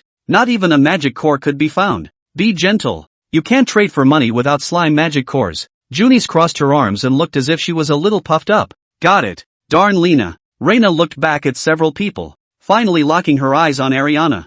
This guy was sitting on a stake, holding his staff and was fishing. As soon as Reina approached, she was immediately alert. What for? She had half her face buried in her scarf, and her 2 big eyes were staring straight at Reiner. I'd like to take a break too, so go over there. Ariana moved aside, looking at Lena with a rather wary gaze. She looked extraordinarily funny with that look. What? I owe you money? To stare at me like that? Ariana said fiercely. If you make fun of me for being short, I'll fight you. Reiner narrowed his eyes. To fight for your life? A potato bite incident? What are you laughing at? You're so annoying, I won't play with you anymore. Ariana lowered her head in aggravation. No, I braved the cold this morning to go to the market to get you fresh milk. Heated it up and put honey in it just to give you the nutrients you need. Isn't it about time you made good on that promise? Ariana hummed softly and whacked Lena with her soft little fist. Say, what do you want to learn? It's the same magic you used yesterday. The one that directly turns the surrounding pine trees into tree demons. Ariana's eyes changed, looking very clear and cute. You can't learn. Ordinary tree demons won't listen to humans' orders. Really? I knew you wouldn't believe me. Come over here and I'll show you. Ariana walked over to the pine tree and started chanting a spell. Soon the pine tree in front of him changed. With a shudder, the dark-colored bark crumbled and slender arms grew. The molded tree demon just stood still for a moment. Eliana communicated with him in Elvish. Give me your hand. I'm going to stand on it. The tree demon dropped to one knee and placed his arm on the ground. Ariana just stepped on it and she lifted it easily. Lena followed her lead and said in Elvish as well. I want to stand up there too. All of a sudden, the air was quiet. The tree demon was impassive and didn't even bother with Reiner. Damn. So it's true. Even if you learn it, it's useless. So you might as well learn something else. Eliana touched the tree demon and said softly. Tough on you. You go on back to sleep. So what else can you teach me? Reiner yawned. Eliana walked over to Reiner with small steps. Do you want to learn light healing? It can be much more powerful than your hydrotherapy, even if your hand is broken. If you heal it long enough you can join it back together. Of course, according to the law of conservation, some seemingly powerful magic must have a corresponding weakness. It either takes a long time to build up power or is extremely magic intensive. However, hydrotherapy spells had limited healing effects on injuries, and Lena was now in desperate need of a more powerful healing spell. I'm interested. MS. Eliana, teach me. Okay, we'll start with. No sooner had Ariana's words left her mouth than Nora's heartfelt voice reached Lena's ears. Looks like something is hiding in the bushes. Wait a minute. Something's up. Reina ran over to Nora. Something wrong? Did you find something again? There are 7 orcs hiding in the bushes and they seem to be watching us. In which direction? Nora was just about to open her mouth. The bushes shook in the distance. A green-skinned female orc stepped out of it. Martina's blade was up to her brow, and she pressed down, ready to charge up and slash. She threw her hands up in the air and shouted in broken Ballnight. I mean no harm. Please don't attack me. Chapter 96, The greater the mass, the greater the gravity. It was Lena and Junis' turn to be surprised. But if you think about it, orcs don't seem to be a simple-minded species, and it's not impossible that they could learn the languages of other races. It was rare for an orc to be able to spit out human words, and Lena decided to give her a chance. He patted Martina's hand, signaling for her to put her sword down. I won't kill you for now, so tell me, what is it that you want from us? Lena took a long look at the orc woman. She seemed to be different from the other orcs. Her limbs were long and slender, and she looked extraordinarily aesthetically pleasing. and the 2 piles of fat on her chest were breathtaking, even more expansive than Martina's. He was really hungry. It's okay to look at Junis's, but why not even the orcs? Reiner glanced at Martina and the 2 locked eyes. It really isn't what she thinks it is. It is well known that the greater the mass of the sphere, the greater the gravitational pull, and it is fairly normal that the eye would be attracted to it. What's more, Reiner just looked at it a couple times more and didn't get any messed up ideas, because although the orc woman in front of her had a superb body, her face wasn't particularly pretty. She could only get 70 out of 100. If she changed her skin to white and removed the fangs on either side of her mouth, she should be able to look quite a bit better. I am a priestess of the Mountain Rock clan. We are in a hostile relationship with the Black Wolf clan. I watched your valor when you fought them yesterday. I hope to cooperate with you to defeat the Black Wolf clan and drive them out of this forest. He was not at all proficient in Belnurktic. It took a brief moment of thought for Lena to listen to her before she could make comprehension. And it was even more painful for Junis, who needed to comprehend longer to hear what she meant. Orcs are going to kill each other. I don't know. Let's just see. Reiner shrugged. The orc woman in front of her fell into self-doubt when she saw that they didn't T-react much, and she muttered, "Could they not understand what I said? Shouldn't Reiner spoke up. Just go straight to Orcish. I can understand it." The orc woman in front of her was first shocked, then her eyes widened. "You actually speak Orcish? That's right. What's your name?" "Fiona Sandfox. I am a half-orc. My father was an orc and my mother was a human slave. So I understand human language." So it was a mixed blood. No wonder the looks were different from those female orcs. She was obviously a bit more beautiful. "My name is Reiner." Reiner introduced himself as well, then angled his head toward her and continued, "Stop hiding and let your companions out." Fiona was slightly stunned, then turned toward behind her and said, "Come out, all of you." As soon as the words left his mouth, the orc warriors came out of the bushes in turn. They were carrying short-handled axes and looked rather scared. A slightly older orc spoke up. "Fiona, let's go. Humans are devious and untrustworthy. Let me take care of it. The tribe is at the point of life and death, and if we don't go for help, what awaits us is death." The orcs were silent, listening to Eliana. The orcs, along with humans and elves, were hostile the vast majority of the time, and they would never seek help from humans unless they were in a desperate situation. Fiona held her hands high and walked slowly towards Reiner, finally coming to a slow stop 3 meters apart. "You just said that you want to work with us. How exactly?" "The Black Wolf clan is the #1 clan in this forest. They are brutal and bloodthirsty. They are a great threat both to you humans and to us orcs. I hope we can work together to drive them out of this forest. Is there any benefit beyond that? If it is agreed, we, the Mountain Rock clan, are willing, for 20 years, to live honestly in this forest, and no longer encroach on your human territory." Reiner looked at her, unsure of what to say. There were only 5 of them in total, so they certainly weren't much help. "It's going to take a trip to Connor. It's probably lying in some woman's tender spot right now. Where is the chief of your tribe? Perhaps we need to meet before we can do so." Reiner scanned the few orcs before him and spoke slowly. Fiona sighed, seeming a bit sad. "Killed a week ago in a battle with the Black Wolf clan. I'm now the only one left in the tribe who is the most prestigious. The chiefs are gone. Then this orc tribe is more than likely about to die out as well. Perhaps soon they would disband themselves and be absorbed by other orc tribes." Reiner waved at Fiona. "Come with me. Take you to the person who can run this." Fiona had just nodded when an orc yanked her back. "Don't believe him. If you really go to their city, you're asking for death, leaving our protection. These humans might turn against us. They're the most devious and cunning." Reiner smiled slightly and said in a cold voice, "There are 7 orcs in total, and 6 of them are guards. So if I wanted to, I could kill you all in less than half a minute, even if it's useless to run away." Fiona quickly waved her hand. "We're not here to fight. I'm willing to go with you." Reiner took the black cloak off his body and handed it to her.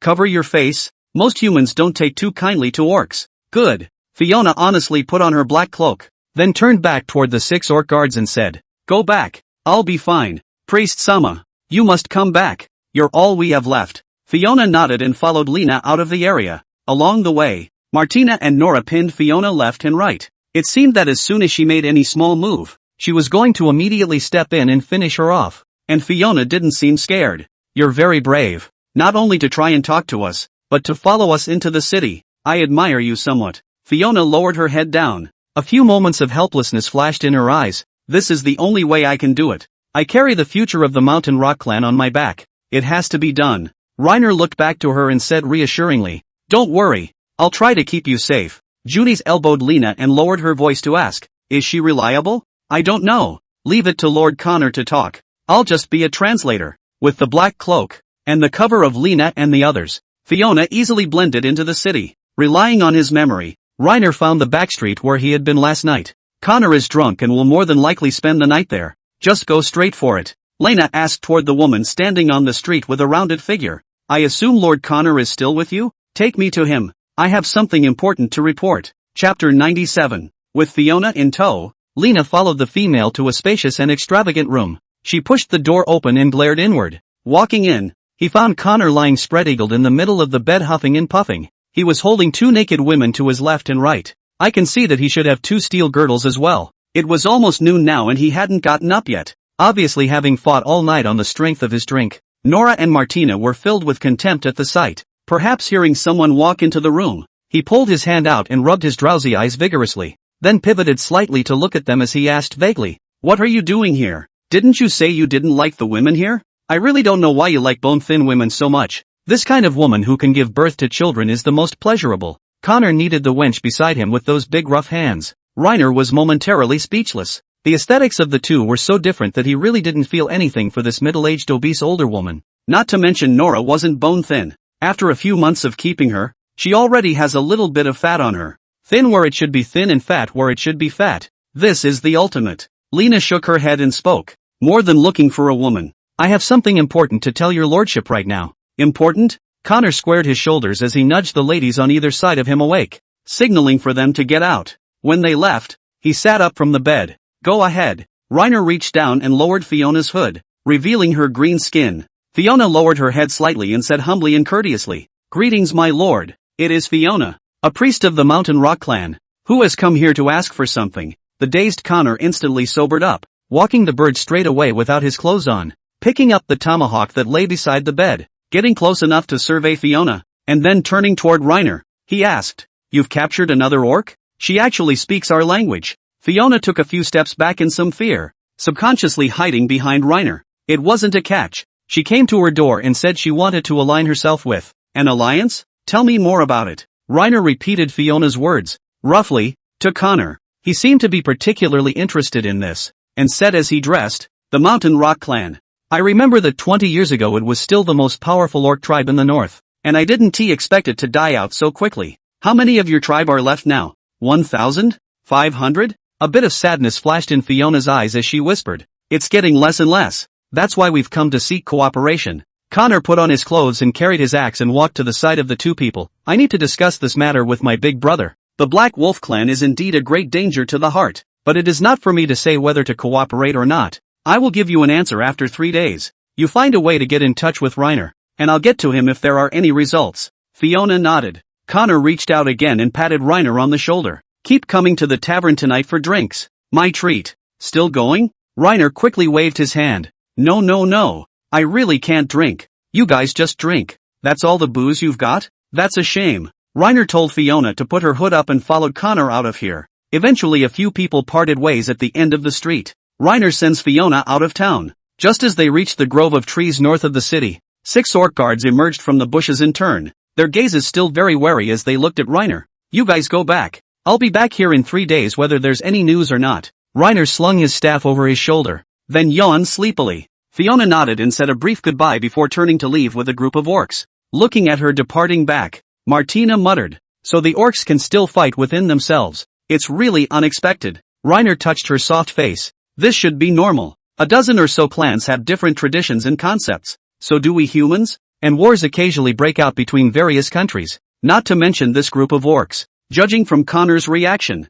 this Mountain Rock clan of orcs should not have launched any attacks on humans, and it would be a good thing to work together to get rid of that warlike Black Wolf clan. Junis nodded in agreement. Reiner poked Ariana, who was poking at him. She raised her eyebrows slightly and said, What for? Have the orcs of this clan ever launched attacks on you elves? Ariana fell into deep thought. After a short moment of reflection she shook her head. Nope, it's basically just the Black Wolf clan, and besides them, no one else dares to mess with us elves. Reiner shrugged, continuing to kill slimes in this neighborhood. After completing the commission, he took a few people back to the city. 3 mornings later, there was a knock on the door of Reiner's room. Aiden and Connor stood in the doorway on horseback with a band of Ball Knight warriors behind them. Without waiting for Reiner to greet him, Aiden took the lead with an expressionless face. Take me to the orc. I need to talk to her. Clearly a brother, but he gave off a completely different vibe than Connor. His words were short and forceful, and he always exuded a faint sense of majesty. Connor, on the other hand, is much more approachable and seems to become friends with people just by having a drink with them. One moment, my lord. Reiner greeted the people in the house as they put on their gear, then took charge of leading the way, quickly arriving at the meeting place he had agreed to with Fiona. Just as they approached, several orcs, led by Fiona, emerged from the bushes. A crowd of bandit warriors subconsciously raised their axes. The orc guards saw this and raised their respective weapons. It wasn't until Fiona spoke up to stop it that she put it down. Aiden said coldly, "Drop your weapons and don't move without my orders." He dismounted with Connor, then turned back to Reiner. "You come with me too. We'll talk next to no one." Yes, Reiner followed them there alone. On the sidelines, she acted as a translator for Fiona, who was still not very proficient in Ball Night. This conversation lasted about half an hour. In the end, Fiona promised that after settling the Black Wolf clan, she wouldn't think twice about human territories, and that she would still need to supply a certain amount of food every month, before Aiden agreed to make an alliance. From the conversation, they learned that they would be conducting a raid on the tribe inhabited by the Black Wolf clan in 2 days, preparing to completely wipe them out. Aiden led a frontal attack, while all Fiona needed to do was to lead an ass-stealing team and cut off the retreat of the orcs who had scattered and fled. Aiden turned around and suddenly said, "Reiner, we need your help." Chapter 98, I can do it. Is it really just us? Junis muttered in a low voice as she crouched beside Reiner. It was now late at night, and they were hiding in the bushes somewhere on the outskirts of the orc tribe under the cover of the moon. Every now and then a patrolling orc warrior would pass by them, but the surroundings were so dark that they didn't even realize that someone was hiding in the bushes. We can try. When Aiden launches his raid, the orc chiefs and priests will definitely come out to command the battle. We can just hide here and wait for the opportunity to sneak attack. If it's a close battle, Martina might actually have a chance to kill them. The task that Aiden assigned to several of them was to behead the orc commander while the two armies were fighting. This quest to kill the Minotaur chief has been stuck for ages. I also wonder if the chief of the Black Wolf clan is this Minotaur. It'll definitely work with me. It's just a mere orc. I can cut one down in one go. Martina was confident in herself. She cradled her greatsword in her arms and looked as if she was a little eager to try it out. Reina looked back to Ariana and said with great concern, "When the fight breaks out later, just summon the tree demon to make trouble one by one. And then take care to protect yourself. You won't necessarily be able to care about you during the fight." Ariana gave the impression of being a little kid who didn't know anything. Honestly, Lena would have preferred to leave her at home if she hadn't been crying and insisting on coming along. "I'm not a child. You don't underestimate me," Ariana huffed. Reiner couldn't help but shift his gaze downward, flat as a tabletop. "Isn't that a child? Anyway, protect yourself." While he waited, Reiner's hand unconsciously touched Nora's cattail, playing with it for a moment. He didn't take his hand back until Nora's whining heartbeat came through. "I can't concentrate when my tail is being touched." "Stop it. Go back and play again." After a long ambush in the bushes, there was a cacophony of voices in the distance. Orc sentries yelling at the top of their lungs. "The cunning humans are at it again. Don't even sleep." Before long, the orc horde gradually lit up with fire. Undressed orcs ran out with axes, the darkness around them dispersed by torches. Reina pressed her body lower while Martina went straight to the ground. "So many orcs are heading over to Aiden's. At least 400 of them. They're really all over the place." Junie's pupils snapped open and she too suddenly got down. "There are marauders coming." The marauders she spoke of were gnome orcs riding black wolves. "These guys are incredibly fast and always launch a surprise attack." Lena squinted her eyes and peered through the leaf slits toward the outside. A marauder happened to pass in front of him. The wolf seemed to spot Reiner and suddenly stopped in front of the bush, sniffing around. The gnome orc riding him was urging, "What are you doing? This is no time to dawdle. Move." The black wolf on his hips suddenly bared its teeth, not waiting for them to react. A cold light flashed in the bushes, and a dagger slammed through the gnome orc's throat. The blade flipped and stabbed the black wolf in the head again. It just let out a wail and died before it could fight back. As soon as Nora dragged the bodies into the bushes, Lena skillfully released a stream of water to cover them. Several people continued to ambush the bushes. After another moment, a strong green light flashed within the orc horde. Reiner remembered it well. It was a glow that belonged to evil energy. Not long after, a dozen or so orc warriors with a greenish glow and extreme exuberance rushed out of the tribe and ran towards the south of the forest. They're supposed to be going after Aiden. For this nighttime raid, though, Aiden had assembled 400 warriors who could take part in the battle. These guys were superhumanly fit. Lena had seen it all before. He didn't think that a dozen elite monsters would do any damage to them. Nora suddenly spoke up. "It looks like something's coming." As soon as the words left his mouth, Reiner saw a black-robed, bone-thin, masked orc trembling out of the horde. He held a stone staff in his hand, and his exposed limbs were covered in cream-colored bandages. Unsurprisingly, this would be the orc priest. Should I get on? Martina inquired in a small voice. She was on the ground, also peeking through the leaf slits toward the outside. Wait a little longer. Not yet. Just then, the orc horde blew a rousing horn, followed by the heart-shaking sound of drums. The orc warriors were like chicken blood, surging out like a tidal wave. Four lanky minotaurs stepped out of the tribal gates, their horns raised high in the air, still struggling to blow. After another 10 seconds or so, a giant minotaur also appeared in front of the crowd, his bright eyes seemingly burning with rage. The muscles of his upper body bulged, and a heavy-looking bronze drum hung from his waist. Needless to say, this was definitely the target of his mission this trip. The Minotaur Chief. Kill it and you get a book of thunder magic. Just as Reiner was rambling on, his eardrums suddenly felt a slight tingle. Knock knock. Knock knock.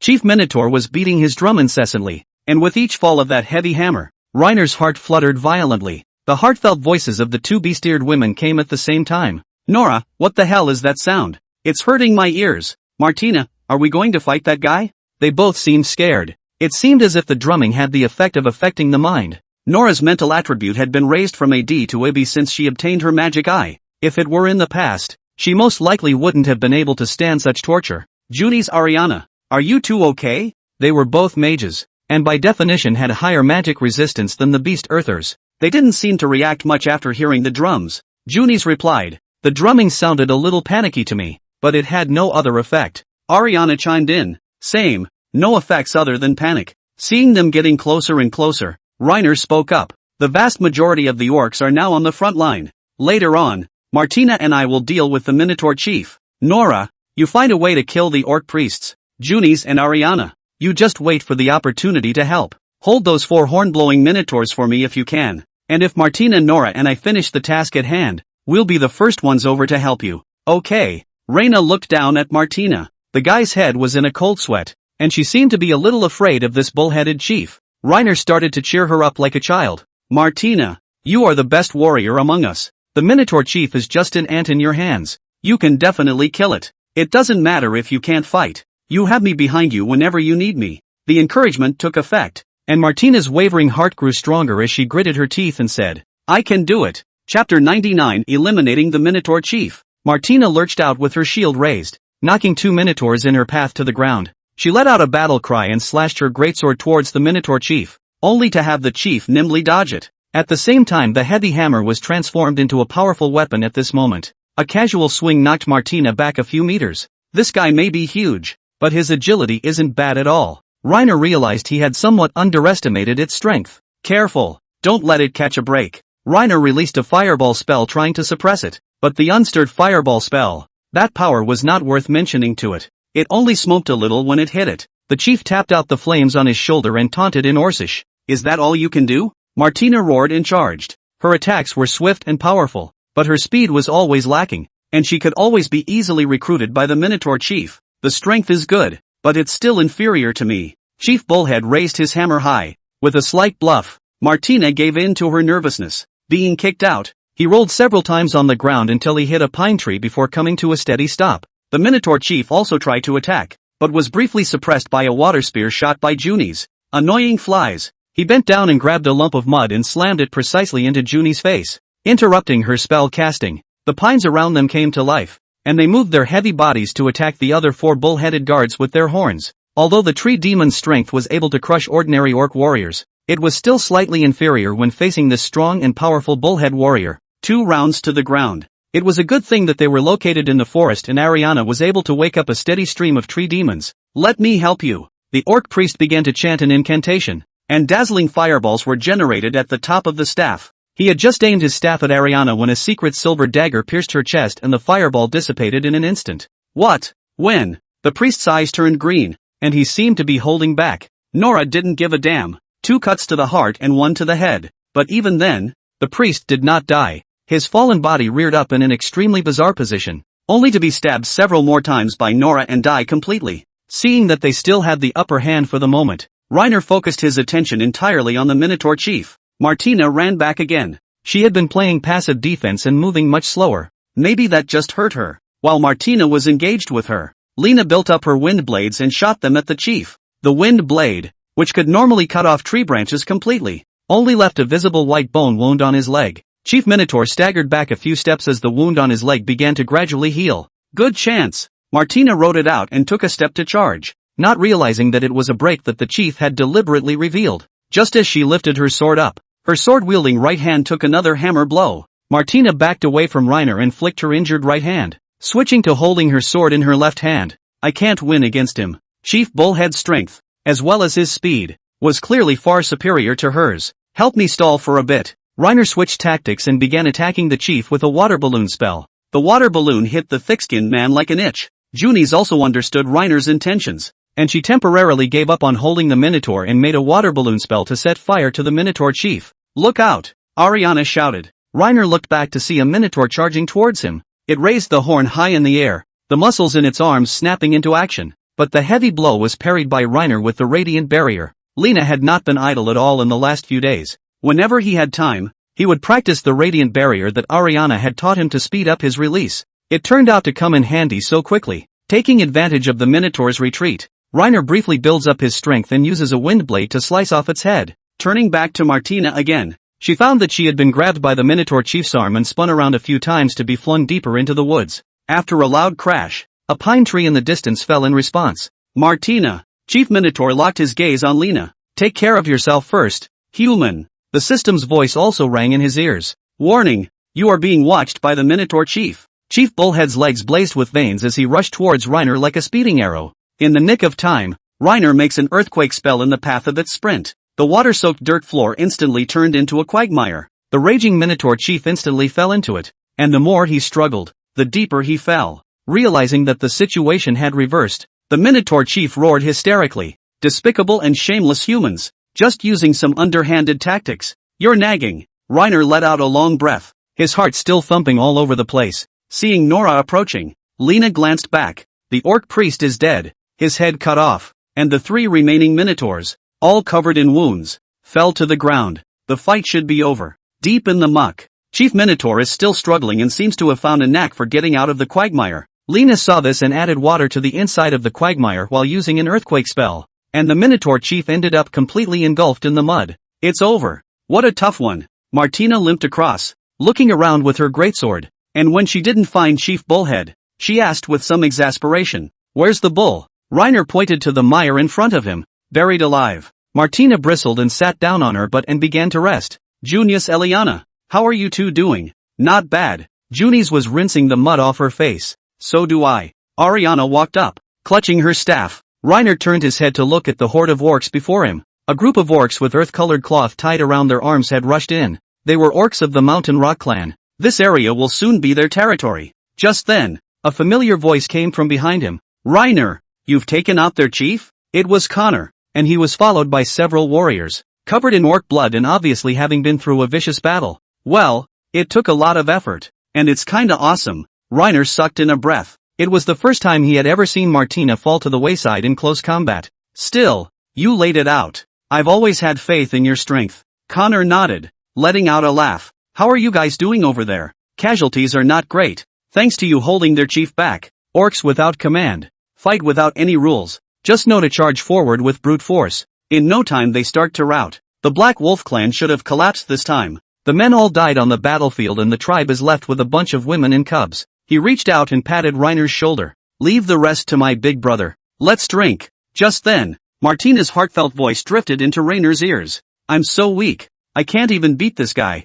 I must find a way to get stronger. Reina turned back to Martina. She's looking down in contemplation. Chapter 100, A Magic Tailored for Martina. Reiner had just opened his eyes, only to find a different person lying beside him. He clearly remembered that it was late last night when he came back from drinking, and the person she was resting with was clearly Martina. But now the woman sleeping on the pillow was Nora. Forget it. It's all the same. The kitten's eyes were wide open as she scrutinized Reiner's face, and the heartbeat came slowly. The owner is so handsome. The more I look at him, the more I like him and want to bite him. Seeing Reina's eyes open, she closed them and kissed them, and it was a long time before the two of them slowly parted. Good morning, master. A little dizzy. Why are you in the room too? Nora put her head down and carefully explained. I was going to wake you up, but then you suddenly held me in your arms. so I slept under the covers for a while too. Reiner reached out to rub the small of her back. It's been 4 months since I brought Nora home. She now had a thin layer of fat on her stomach and was no longer skin and bones.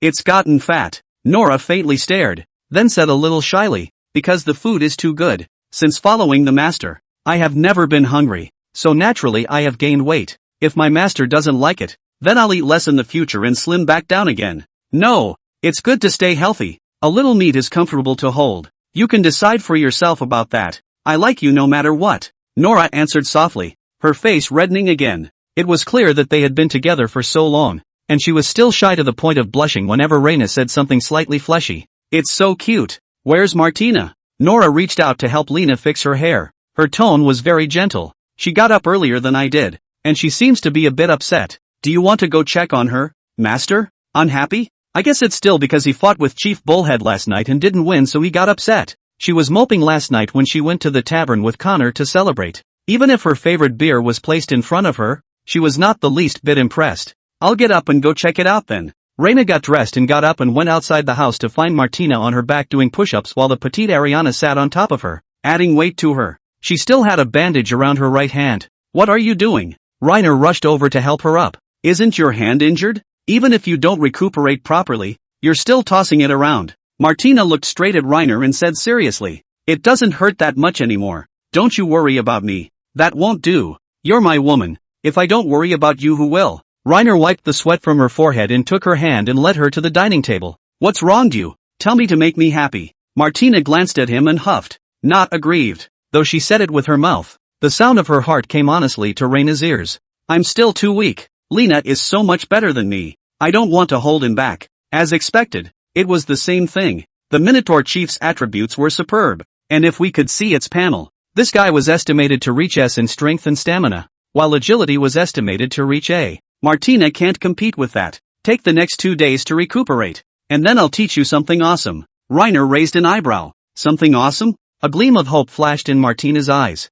Reiner nodded. He reckoned that the Bullhead Chief had also been killed, and it was time for the rewards to be handed out. When the time comes, learn something awesome from the top of the Ray Grimoire and then teach it to Martina. After all, as long as she could improve her strength, she would be happy. Reiner returned to his room alone after breakfast. He sat up in bed and coughed dryly, hinting frantically at the system. Ahem. You know, with the mission done, shouldn't the rewards be arranged as well? Soon. The system's voice rang in his ears. Coming. Quest, kill a Minotaur Chief. Current status, completed. Quest rewards have been issued. A brand new dark purple book appeared on the bed. Reiner picked it up and couldn't wait to flip through it. The book is written in diasporic script and doesn't look particularly old. Note that this grimoire was written by a certain elven stargazer who was good at thunder magic 5,000 years ago. The original is in Elven, and for the sake of easy reading, this system has translated it into diasporic for you. Reiner shrugged and then said, can I translate?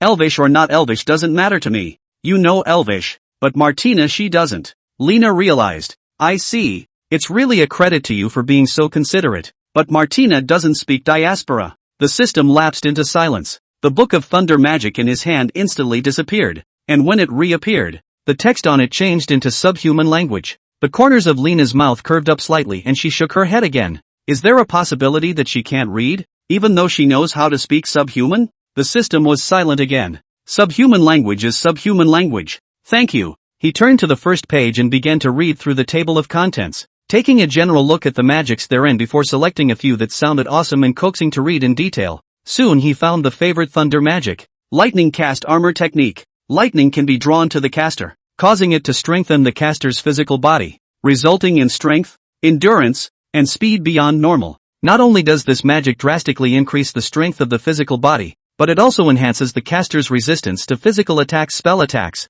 and this magic casting can last once until the magic power is exhausted, without the need to cast additional spells in the middle. To Martina, the magic was practically made for her, because all she does when she fights is slash and burn. Any magic is thrown out the window. She's learned the wind blade, but she's never seen her use it in real combat. Reiner continued to flip through the pages carefully, and he saw that the last line had very prominent large letters. Although the Thunderlight armor casting technique is capable of strengthening the body, overuse will take a toll on the caster's body, and the time of use of this technique needs to be strictly controlled. I can't believe there are side effects. Reiner silently closed the book. he suddenly felt that the spell didn't suit Martina all that well either. The guy was prone to haste, and she would never control the casting time if the fight went to her head. However, if this move was offered as a crushing kill move, it might be possible to give it a try. Before he could teach it to Martina, he had to learn the magic himself before trying it for her. He could only teach it to Martina if the side effects were within his acceptance. Reiner turned the book over again and read it carefully with wide eyes.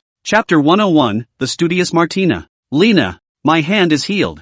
You said you were going to teach me awesome things. Now do it. Martina approached with gusto. For the past 2 days Lena had been in her room delving into magic. He had already initially mastered the Thunder Light Cast Armor technique, and also completed the most basic experiments. He used it for 3 hours uninterruptedly, only to feel every inch of his body tingling as if he had been stabbed with needles. The longer you use it, the worse this damage to your body becomes. He couldn't teach this magic to Martina in its entirety. After meditating for a few hours, he worked out a castrated version of the Thunderlight Armor casting technique. It's not as effective at lifting the body as one half of the original, but it's better than safe. At least after using the castrated version of the Thunderlight Cast Armor, he didn't feel any physical pain. Of course, I keep my promises, so hurry up and get your gear on and I'll show you a little bit when we get out of town. Yeah. Martina was happy as a baby and ran out of the room cheering. Half an hour later, Reiner led several people to a snowy field outside of town. Martina shouldered her greatsword and looked at him with anticipation.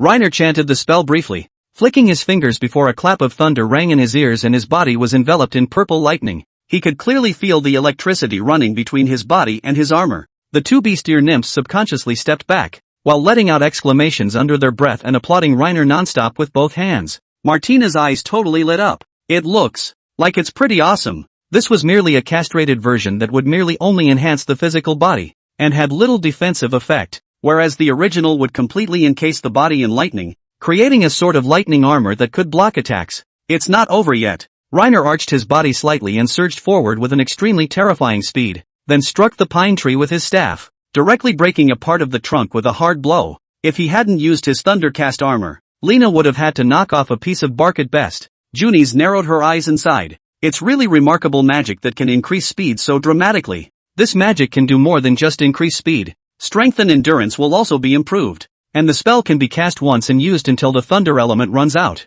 I feel it's especially suitable for Martina. Without waiting for him to finish, Martina ran over ecstatically and shook Reiner's shoulders hard. Honey, I love this. I want to learn. Teach me. Seeing her impatience made Lena's heart grow fonder. He purposely sold out. Give me a kiss. Martina kissed her without even thinking about it, ending with a lick of Lena. Paste me in the face. Can you teach me now? Reiner nodded. But this magic is a bit hard to learn, and you have to be proficient in 2 other types of magic before you can learn it. The first was the simplest lightning strike spell, as well as the slightly more complex lightning storage spell. After learning these 2 spells, by using the lightning storage technique first, and then using the lightning strike technique on oneself, the lightning is stored in a special form in the caster's body, which continues to stimulate the muscles, thus providing a strengthening effect. In fact, with the addition of a thunder release technique, a full Thunderlight Cast armor could be released, but it is this last step of discharging that can cause damage to the user's body. In short, this spell works by first turning the caster into a charge with a lightning storage spell,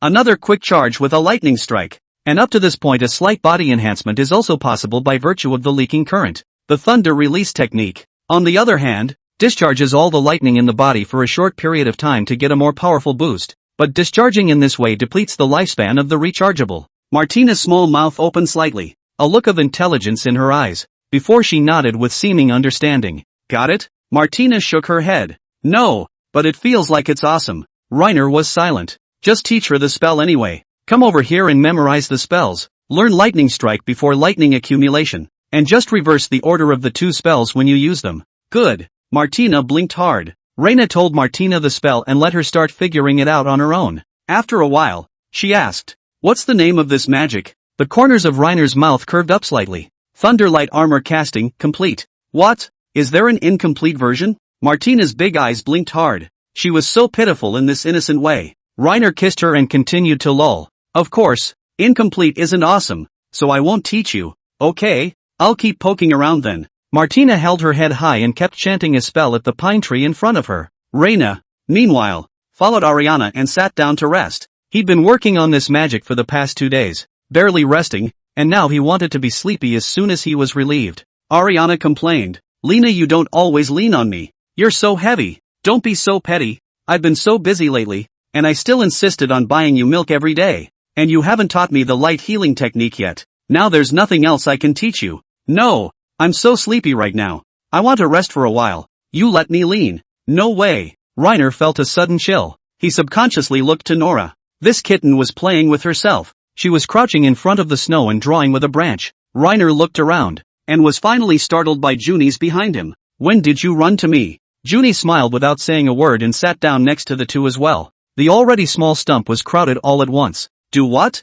You're smiling creepy. Junis patted Reiner on the shoulder and teased. You're such a womanizer. Are you getting ready to go down on the elf? Reiner shook his head decisively. Nope. I'm not going to do it to a kid any more than I have to. That's hard to say. And isn't she an adult? Pixie? You're questioning my aesthetics. As soon as Reiner's words left his mouth, the bushes in front of him shuddered. A green-skinned orc emerged from it. Several people raised their weapons in unison. The orc ducked back in fear as he shouted in broken Balnite. Good orc, come to pay tribute. Just then, a familiar figure appeared from the bushes. It's Fiona, she said softly. Lord Lena, we are not here to fight. After the alliance we need to pay tribute to Lord Aiden for food every once in a while. So, let us pass. Several orcs carrying crates pushed their way out of the bushes as they waited for Martina to make way. Reiner stepped forward and yanked the racehorse lady aside, watching the orcs carry the food back and forth. Chapter 102, A Conversation with Fiona. Lord Lena, I have something I happen to want to see you about. Could you come with me for a moment? Fiona said respectfully. Lena nodded, said hello to Nora and the others and followed. After walking slightly away, Fiona suddenly stopped and bowed towards Reiner. Lord Reiner, allow me to thank you. What's the point of thanking me? I'm just a translator. You're being modest. The chief of the Black Wolf clan is very powerful. He killed quite a few of his compatriots in the Mountain Rock clan, and if you hadn't stepped in to eliminate him, I'm afraid we would have had to encounter this even more difficult enemy. Reiner was silent, watching Fiona's expression intently. And I don't know what she's got in her gourd. Normally, communicating with Nora, Martina relied too much on overhearing his heart. So much so that when he saw Fiona he always wanted to eavesdrop on her as well. Surely there's more to me than just a thank you? Fiona nodded heavily and after further hesitation continued. I'd like to ask you a favor. Help? That's right. You're by far the most powerful human I've ever seen, and I want your help. I want to unify the orc tribes of this forest. And now that our clan is stronger than ever after absorbing the members of the Black Wolf clan, I want to strike while the iron is hot and absorb the other clans one by one. Reyna angled her head, signaling for her to continue. There are a few clan chiefs who are a hindrance to us, and I need to get rid of them for the tribe to grow further. Turns out they were hired to do the dirty work. With Nora's stealth ability, it wasn't difficult to assassinate an unsuspecting orc chief. Granted, Fiona's clan and Aiden are currently in an alliance, but it may be that the covenant will be torn up at some point. Doing her a favor runs the risk of raising a tiger. Although Reiner didn't say a word, Fiona seemed to see through his thoughts and said softly, Don't worry, at least for the next 40 years. We won't encroach on human territory, so Lord Reiner doesn't have to worry about being an accomplice. I believe that peaceful development and exchange of commerce between the various races is the general trend, which is more in line with the common interests of us orcs and humans. If I am unfortunate enough to have a conflict with a foreign race, even if I have superior strength, I would prefer to solve the problem in a peaceful, cooperative, and negotiated manner. War is always the least efficient means of achieving a goal,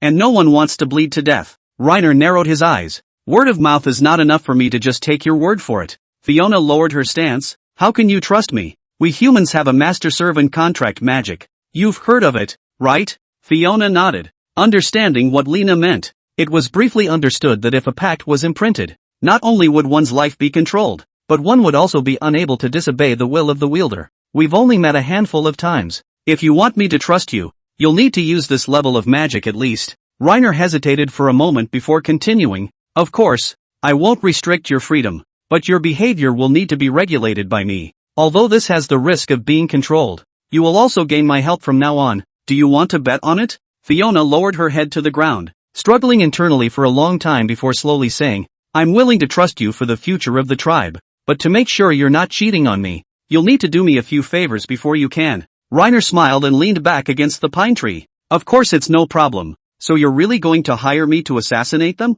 If the negotiation breaks down and no consensus can be reached, then this is the only step to take. The reason why the living environment of our orcs has become more and more hostile in recent years has nothing to do with those stubborn and old-fashioned, warlike and bloodthirsty chiefs. Of course, Lena-sama, if you do me a favor, I will not only sign a contract with you, but I will also pay you accordingly. For payment. I heard that you orcs specialize in black magic and blood magic. Can you teach me that stuff? Ever since he had seen Ariana's magic, he had become interested in the magic of other races. Fiona laughed. Lena-sama, you're a human. There's no way you can use black magic even if you know the spell. Reiner waved his hand. Don't worry about that. I naturally have a way. When the time comes, do as you're told and let Fiona help enlighten you. The system would surely give him another new spell. Alright. It would be a miracle in a way if Lena-sama could learn black magic, and I'd love to be a witness to that miracle. With that said, Fiona let out a laugh. She pressed on, not taking Lena's words seriously. I'm not kidding.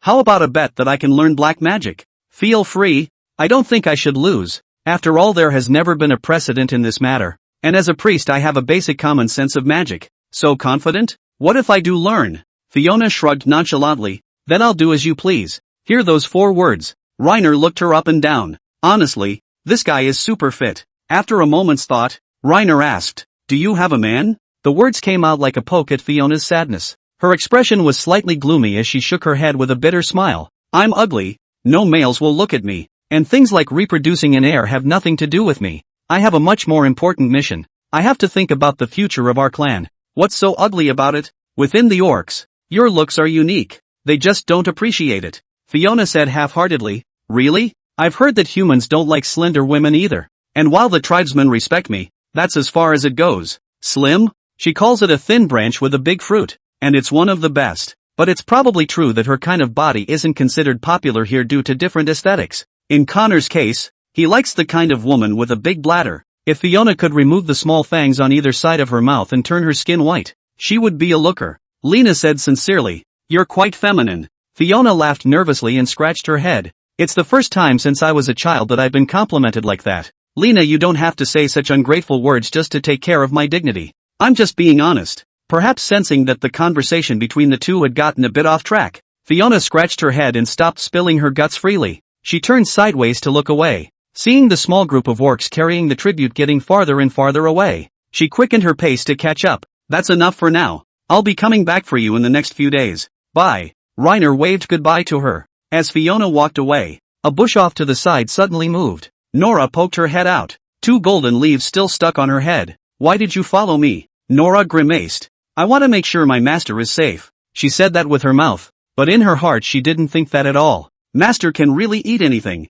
Even orcs are interested, but that female orc does count as pretty. Junis, Ariana, and the female orc. Reina got the leaves off her head and then rubbed her cat ears hard. What are you rambling on about? Nothing. Nora suddenly opened her mouth and bit hard on Reiner's hand before fleeing in a puff of smoke. Chapter 103, Martina. Fast to the blur. Why hasn't Martina come to dinner yet? Usually she's definitely the first one to sit at the table as soon as the meal starts, but even the white bread isn't tempting her now. Nora picked up a chicken leg and brought it to her mouth. This guy had been delving into the Thunderbolt armor casting technique for days. During this time she was not active in eating, sleeping, or even bathing, and she devoted all her energy to her studies. It was obvious that she had reached the point where she had wasted her sleep and food in order to become stronger. Lena, while she also loved magic, wasn't at the level she was at. I'll go upstairs and call her down. Daisy rose slowly. Reiner reached out and stopped her. No, let her mull it over. It's rare to be that interested in something, as long as she doesn't starve.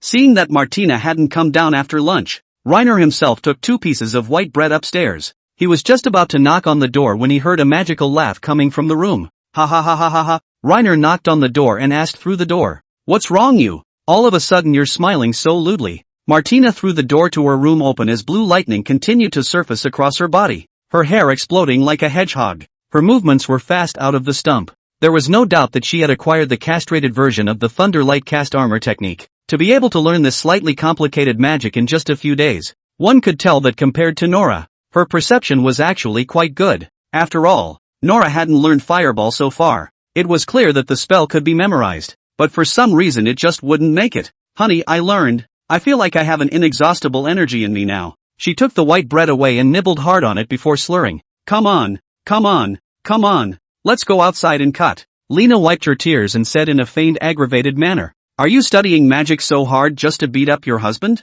A woman's hands are for fighting the world, not for beating men. It's too sad. Most of all, He probably couldn't beat this guy right now. Before she learned Thundercast armor, she might have been able to restrain her with Earthquake and limit her movement. And now, it was estimated that she could jump more than 20 meters just by jumping after boosting, and the effect of the Earthquake spell on her had become unknown. Martina was slightly stunned and narrowed her eyes up. It's just a cut to try and see exactly how it works. I must be stronger than anyone else. That way I can protect you. I should be the one to say that. In the late afternoon, taking advantage of the bright sun outside, Reiner led the crowd out of the city together, ready to spar with Martina, and in the meantime, try out her exact strength after learning the Thunderlight cast armor. All along the way Martina had been giggling and her heartbeat had continued to reach Lena's ears. Can't hold back a laugh at the thought of being able to torture Lena later. Reiner glanced at her and couldn't help but tease. You want to beat me up that bad? Martina denied it outright. No, I was just trying to cut a deal. But the heartbeat betrayed her outright, punching in the side during the cut. Reiner narrowed his eyes. Upon arriving at the place, Martina slammed her greatsword into the ground and began to warm up. She chanted an incantation. Then with a growl, she made a Thundercast armor. Junis exclaimed, pulling Ariana and Nora to sit on a stump aside and began to watch the battle with wide eyes. Nora pulled out half a piece of white bread from her bosom and nibbled it with relish. Then instructed as if she remembered something. Martina, you should restrain yourself. Don't always strike without mercy.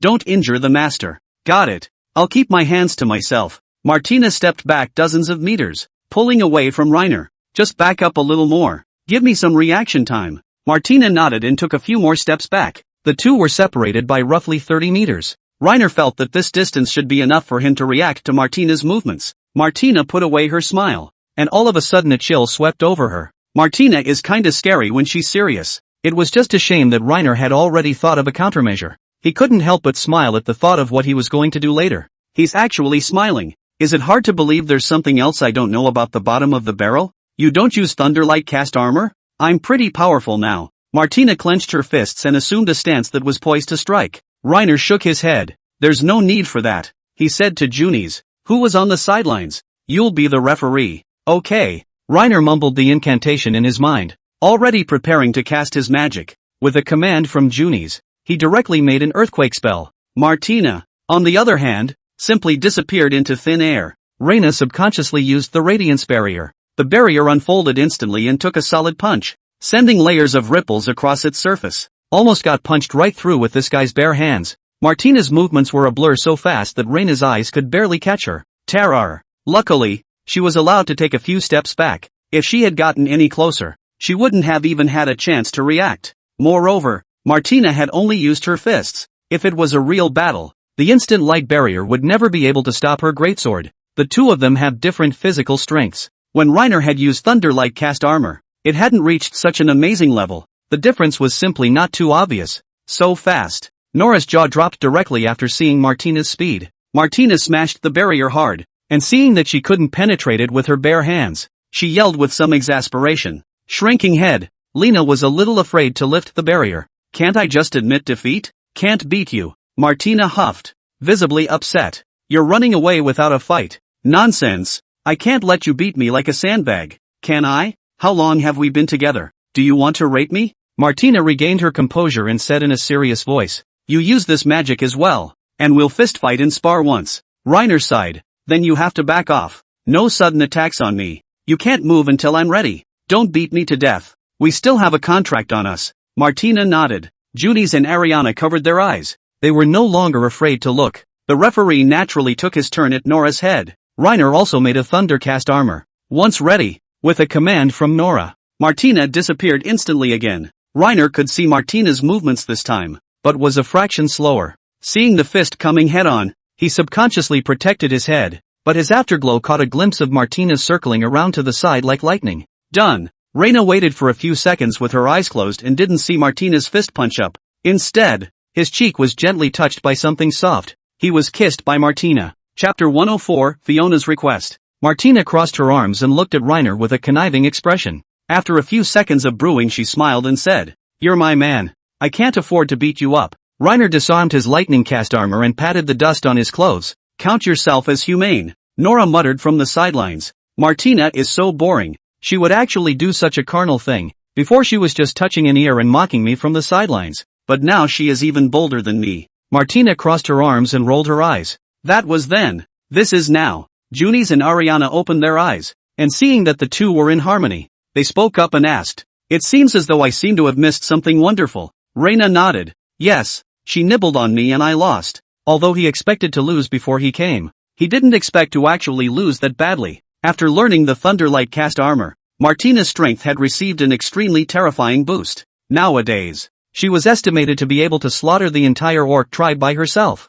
Luckily, the Minotaur chief died early, or else he would have been skeptical when he ran into Martina. Martina opened her arms and hugged Reiner. "I am your woman, and my power is your power." Reiner narrowed his eyes at her. "This guy is getting greasy. You just bullied me, so it's my turn to bully you during the rest of the night." Reiner raised an eyebrow slightly. The corners of Martina's mouth curved up slightly in disbelief. "Feel free, I've been holding it in for days anyway." Just as the two were flirting, Nora's heartbeat came. "There are orcs coming." Nora came over and tapped Reiner on the shoulder. "Master, that orc friend of yours is hiding in the bushes. Do you want me to get her?" Reina looked in the direction of her finger. Fiona suddenly appeared as she wondered. "Lord Lena, are you guys cutting a deal?" "Yes, she's learned a very powerful magic. I'll accompany her to practice." Lena paused for a moment before continuing. "Just call me Lena directly. No need to add a big person behind it. It sounds awkward." Fiona nodded. She didn't say anything, as if something was brewing.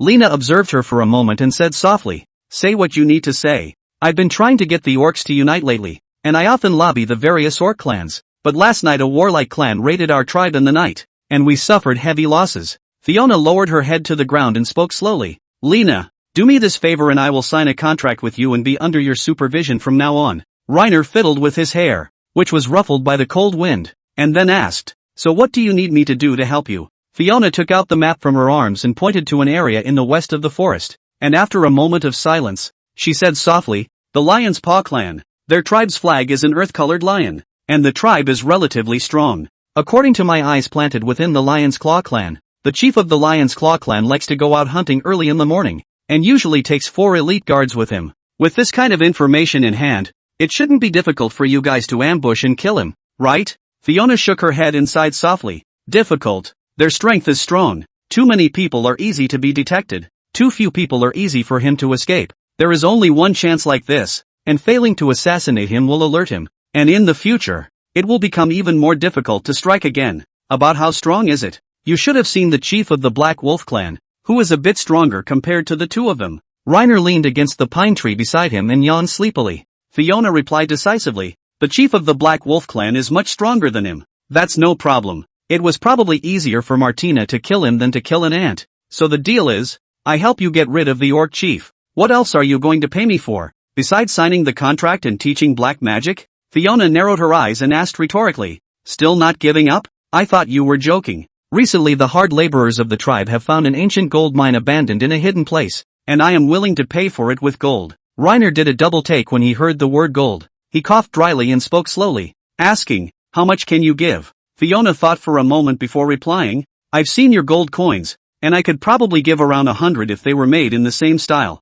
Reiner gulped. "It's a real moneymaker here. I've heard that humans like to wear gold jewelry, and I can have an artisan create a set for you if you like, as long as it didn't have a bonus effect." It was something flashy in Lena's eyes, and wearing too much jewelry makes you vulnerable to thieves. Junis had earlier preferred to cover the jewel at the top of her staff with a black cloth. Again for this reason. Forget the trinkets. 70 gold coins the size of Balnean gold coins. And how about the rest of the gold as a fee for hiring you as my black magic tutor? Reiner held up 2 fingers. Fiona sighed softly. "Not giving up yet? You can't blame me if you can't learn when the time comes. It's unheard of for a human to learn black magic. Besides, I'm actually kinda busy, so I probably don't have that much time to teach you black magic. How about letting my father teach you? He is a much better priest than I am." Reiner said very seriously, "I prefer beautiful women as my teachers. The main thing is that certain concepts of orcs are very different from people." Lena can be extraordinarily comfortable with Fiona, but whereas with other orcs that may not be the case. Fiona scratched her cheek in some embarrassment. "Please stop teasing me. That's all for now. You go about your business. Besides, I'd prefer if he disappeared quietly if possible." Fiona bowed slightly, then burrowed back into the bushes. "Please, Lena." Reiner yawned. It was too easy for him. Martina came over and wondered, "What were you guys talking about?" "She intends to hire us to take care of her political enemies." "Can we kill orcs again?" A flash of excitement passed through Martina's eyes. It was obvious that she couldn't wait to try out the real-world power of the Thunder Light cast armor. Let's go back and recuperate first. We'll do it in the morning. Martina replied, a little lost. Okay. She suddenly reached out and grabbed Reiner by the shoulders, gazing at Reiner very seriously. What for? Martina then spoke slowly. Darling, Nora and I would be uncomfortable inside if you were too flamboyant. She was referring to Fiona. Martina continued. Junis is definitely the same, but she's shy so she won't say it. Junis interrupted directly. I admit that Reiner is brilliant. Not only funny but also talented. We were just acting at the time. You're just being tough. My instincts are sharp. You can't fool me. Martina walked up to Junis and met her eyes wide open. Say what you just said again. Junis opened his mouth slightly, but his eyes kept darting sheepishly away. Chapter 105 Becoming an Otherworldly Capitalist. Reiner had hidden in the bushes with Junis and Ariana, and his butt hadn't even warmed up when a bloodied Martina returned with Nora. She couldn't stop the corners of her mouth from rising. It was obvious that she was quite satisfied with her strength. Lena looked to Nora and asked, solved? I don't think we killed the wrong one, did we? Do the features all match? Don't worry, master. It's all right. No one else found out, did they? Well, I was alerting the perimeter when Martina did it, and there were only 6 guards, and no one else followed. Nora paused for a few seconds and then continued. According to the master, their bodies will never be found. Fiona had specifically instructed them to disappear as quietly as possible. Where is it hidden? Dug a hole and buried it straight away. Martina dug deep and fast. We've taken care of it. Nora nodded softly. Martina's greatsword was covered in dirt. Lena guessed that she should have just used the sword as a shovel. How's it going? Is the new magic working well? Martina smiled without saying a word and tugged up a finger. Without waiting for Reina to open her mouth to ask what she meant by that, the heartbeat came through. It only took me a split second to tackle 7 orcs. Reiner wasn't surprised. After all, the speed she had displayed during the cut yesterday was capable of reaching that level. Martina, Nora, you guys are awesome. Lena complimented. Although the 2 beastier nymphs didn't have much of a reaction on their lips, they were both secretly happy in their hearts. He washed the blood off Martina with a stream of water and warmed her with a fire. Seeing that the corners of the guy's mouth couldn't stop rising, Reiner couldn't help but ask, even though he'd already overheard the heartbeat, what are you smiling about? Martina said with a beaming smile, with me being so strong and my dear being so proficient in magic, the offspring will be ridiculously strong. Nora was silent, but the heartfelt message came silently. Mine surely isn't bad, and will be a very resourceful child. The cold wind blew. Lena shivered and he touched both of his ears, no longer wanting to spend another second in this freezing cold. With that done, the next thing to do was to make a trip back out of town in a couple days and wait for Fiona to deliver the gold coins. Come on, let's go to the tavern and buy something to eat. We're running out of white bread at home, and we're running out of meat. I saw what looked like beef and lamb for sale the other day, so I'll change my tastes today. On the side, Ariana spoke up. Lena, there's no more honey at home. Buy some honey. Reiner flinched slightly. He had just been talking to Nora and Martina in subhuman, but she actually understood. You can understand subhuman language. Ariana nodded. I can understand when I've lived together long enough. You guys talk a lot about white bread and jam at the table, and I can probably understand what some of the words mean after a while. And then you just said white bread and chicken, and I could probably connect the dots today when I saw that the kitchen was almost out of white bread. This little elf was as smart as a potato, but there was no doubt that the head was still pretty smart. As we move into time winter, bees have virtually stopped producing honey, resulting in higher and higher prices for drugstore honey. But considering that Ariana was half an enlightened teacher, it was time to buy it. Got it. Reiner stroked her head. A few people arrived at the tavern, and Junis took Nora and the girls to get something, while Lena walked over to the notice board in the corner. There were more and more commission tasks on it, all stacks and stacks of yellow paper. Reiner looked through several in a row and realized that many of the tenure commissions had expired. When he first arrived in Canon, Reiner assumed it was the season. That was why no adventurers were taking on commissioned quests. After learning from many sources, I realized that the reason for the abundance of quests here was entirely due to the scarcity of local adventurers, which had always been in short supply. If Lena had been in Canon when she crossed over, she would probably have been able to save up a lot of money by borrowing the quest. Just as he was flipping through the commission, the bald uncle on the side handed over a commission slip. It is? Reiner looked at the price first. The payment for this commission was gradually raised from 5 silver coins at the beginning to 1 gold coin. Yet still no one was willing to take it. The commissioners are a group of market vendors. Their destination is Meredith Diest. They've been waiting here for almost a week now. And if no more adventurers take the commission, they're going to go to the Lord of Lords for help. Going to Meroda. That road I have also traveled. It is indeed a bit dangerous. Not only do you have to traverse complex forests, but there are also occasional bandits that block the road. Reiner took the commission sheet and gently shook it. Is it because the difficulty is too high so no one wants to take it? There's a little bit of both, I guess. The main reason is that we have fewer adventurers here. Only a dozen or so in total by count. I've been to Diaspora and they have far more adventurers there than we do here. Reiner scratched his chin, lost in thought. He suddenly thought of a great way to make money. Capitalist mode activated. Reiner hasn't spent much money in all this time. 55 Barnet gold coins remain on hand. When Fiona sends the money, he'll have another huge amount. If you use that money to buy slaves, train them briefly, and then let them take on commission tasks. He wanted to invest a little money to test the waters. I'll take this mission. Reiner rolled the commission into a ball and placed it in his arms. The bald uncle nodded. That's a good thing. Junis had already finished buying food and was walking towards Reiner, still looking at the mission. Ha! Reiner leaned in close and whispered mysteriously in his ear. I've found a business opportunity. Business opportunity? You're going to start making money? Reiner nodded. Of course, who would mind having less money in their pocket? Seeing the two beast-eared maidens snogging aside, Lena said to them, let's go around the slave market here later. Nora and Martina said in unison. Yes, since buying Daisy back, the girls have learned that as soon as they are bought by Lena, their future will change forever. Other than that, at least you won't go hungry again. In a world that is cruel to subhumans, this counts as a hard-won favor. Reiner's expression was serious as he said in a serious manner. Also, I want you to understand one thing. I will only buy the kind of slaves that are well-talented,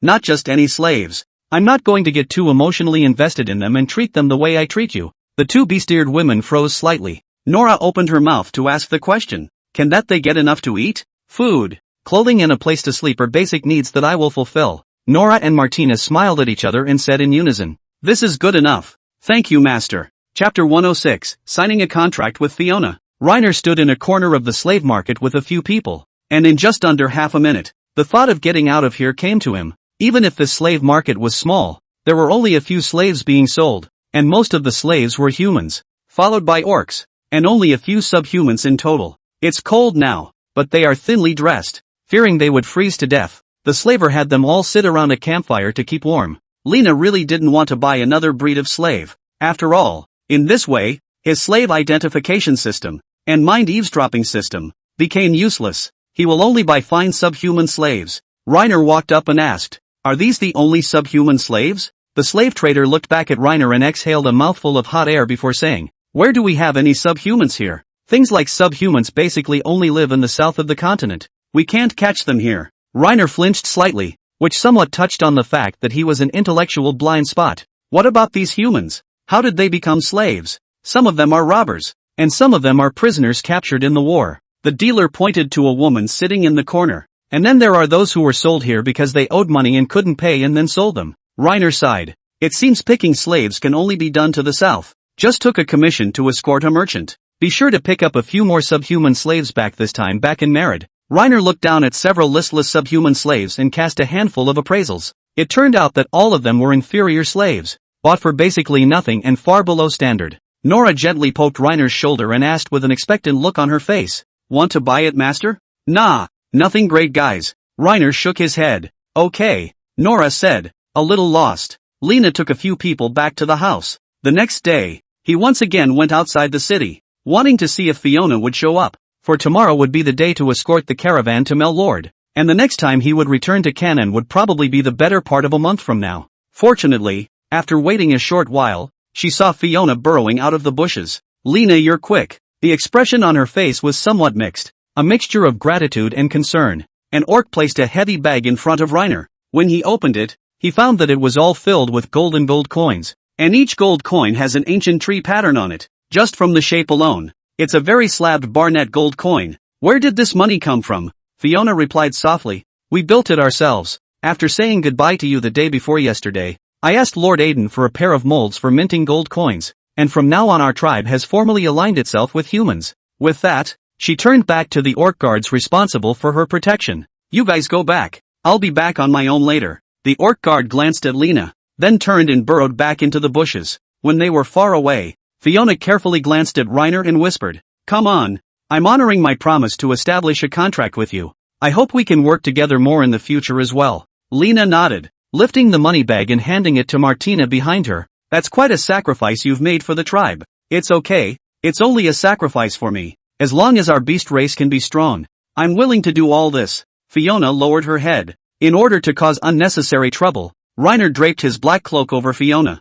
Fiona spoke slowly. Actually, as long as the soldiers guarding the city saw that the orc coming was me, they basically wouldn't stop me. Lord Aiden had greeted them. I don't like to draw attention to myself, so it's better to disguise myself. And as far as I can tell, despite your alliance, the civilians here are still more or less prejudiced against you. Fiona nodded. That's true.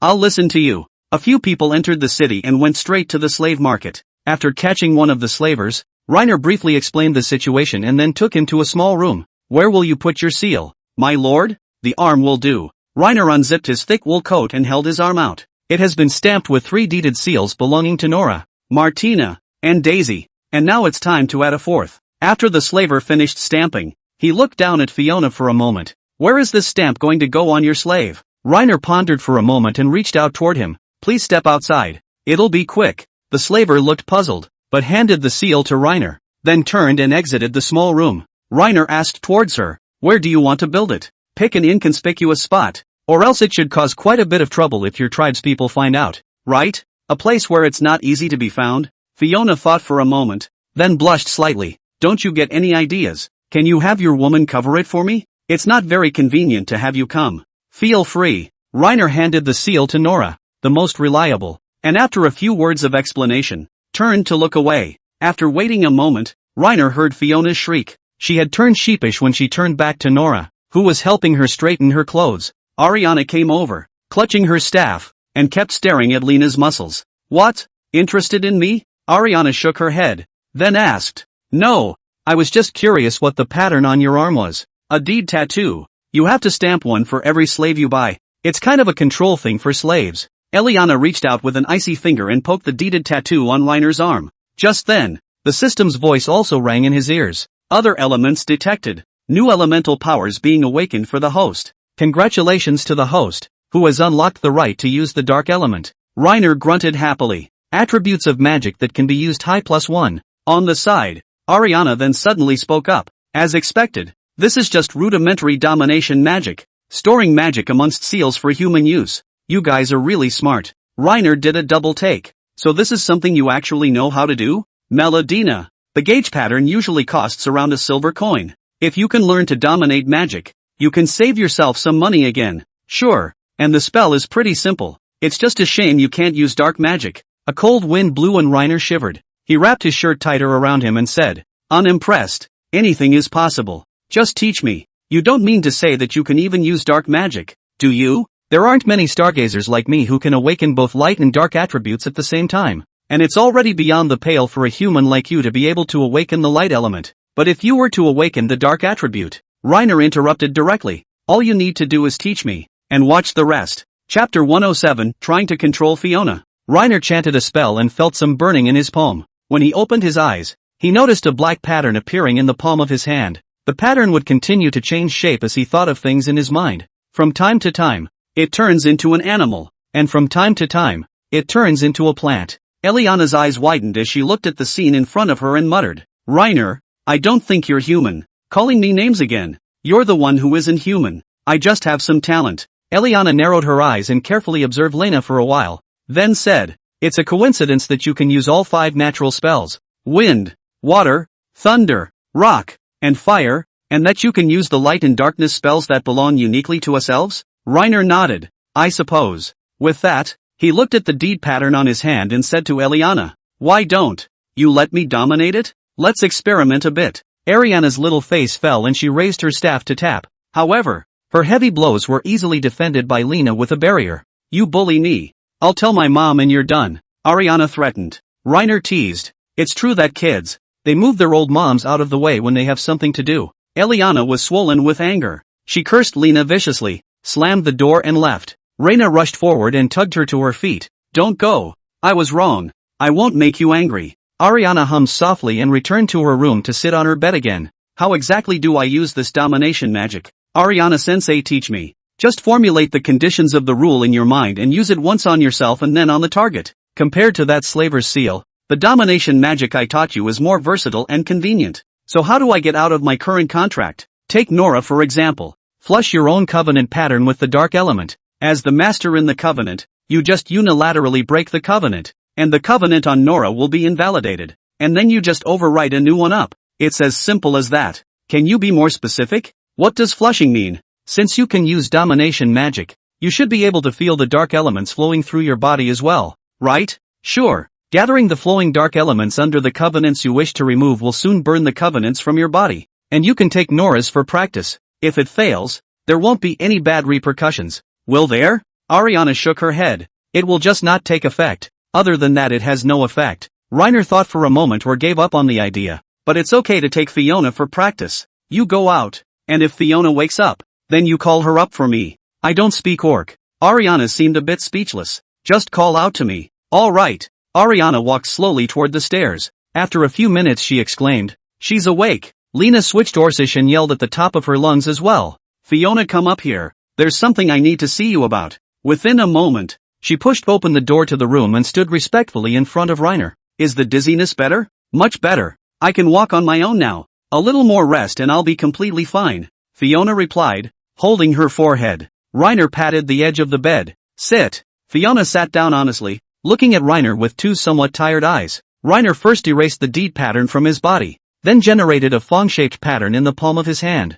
Following the method Ariana had taught him, he pressed it on himself before turning toward her. "I'm going to get you a new covenant tattoo again, so you can see where it would be better to imprint it." Fiona flinched slightly as she seemed to hesitate. After a long moment of thought, she slowly unwrapped the cloth wrapped around her waist and then lifted the corner of her thick woolen coat slightly. "Doesn't matter. I'm not a pleasant female anyway." Fiona sighed and tilted her face to the side. "Lena, since you're not interested in me, there's no need for me to guard you anymore." Nice long legs. She was nothing like the bladdered and stout beast women. Not only does it have the slender softness of Nora, but it also has the ripples of Martina, which is kind of perfect. If it had been 6 months ago, Lena would have had a nosebleed when she encountered this scenario. But all this time Martina and Nora's rounds of exercise had turned him into a strong-willed man. He didn't blink in the face of such temptation. Lena said sincerely, "You're as beautiful as an emerald." Fiona blushed. You can tell she's not resistant to earthy sentiments. Her gaze averted and her tone was a bit displeased.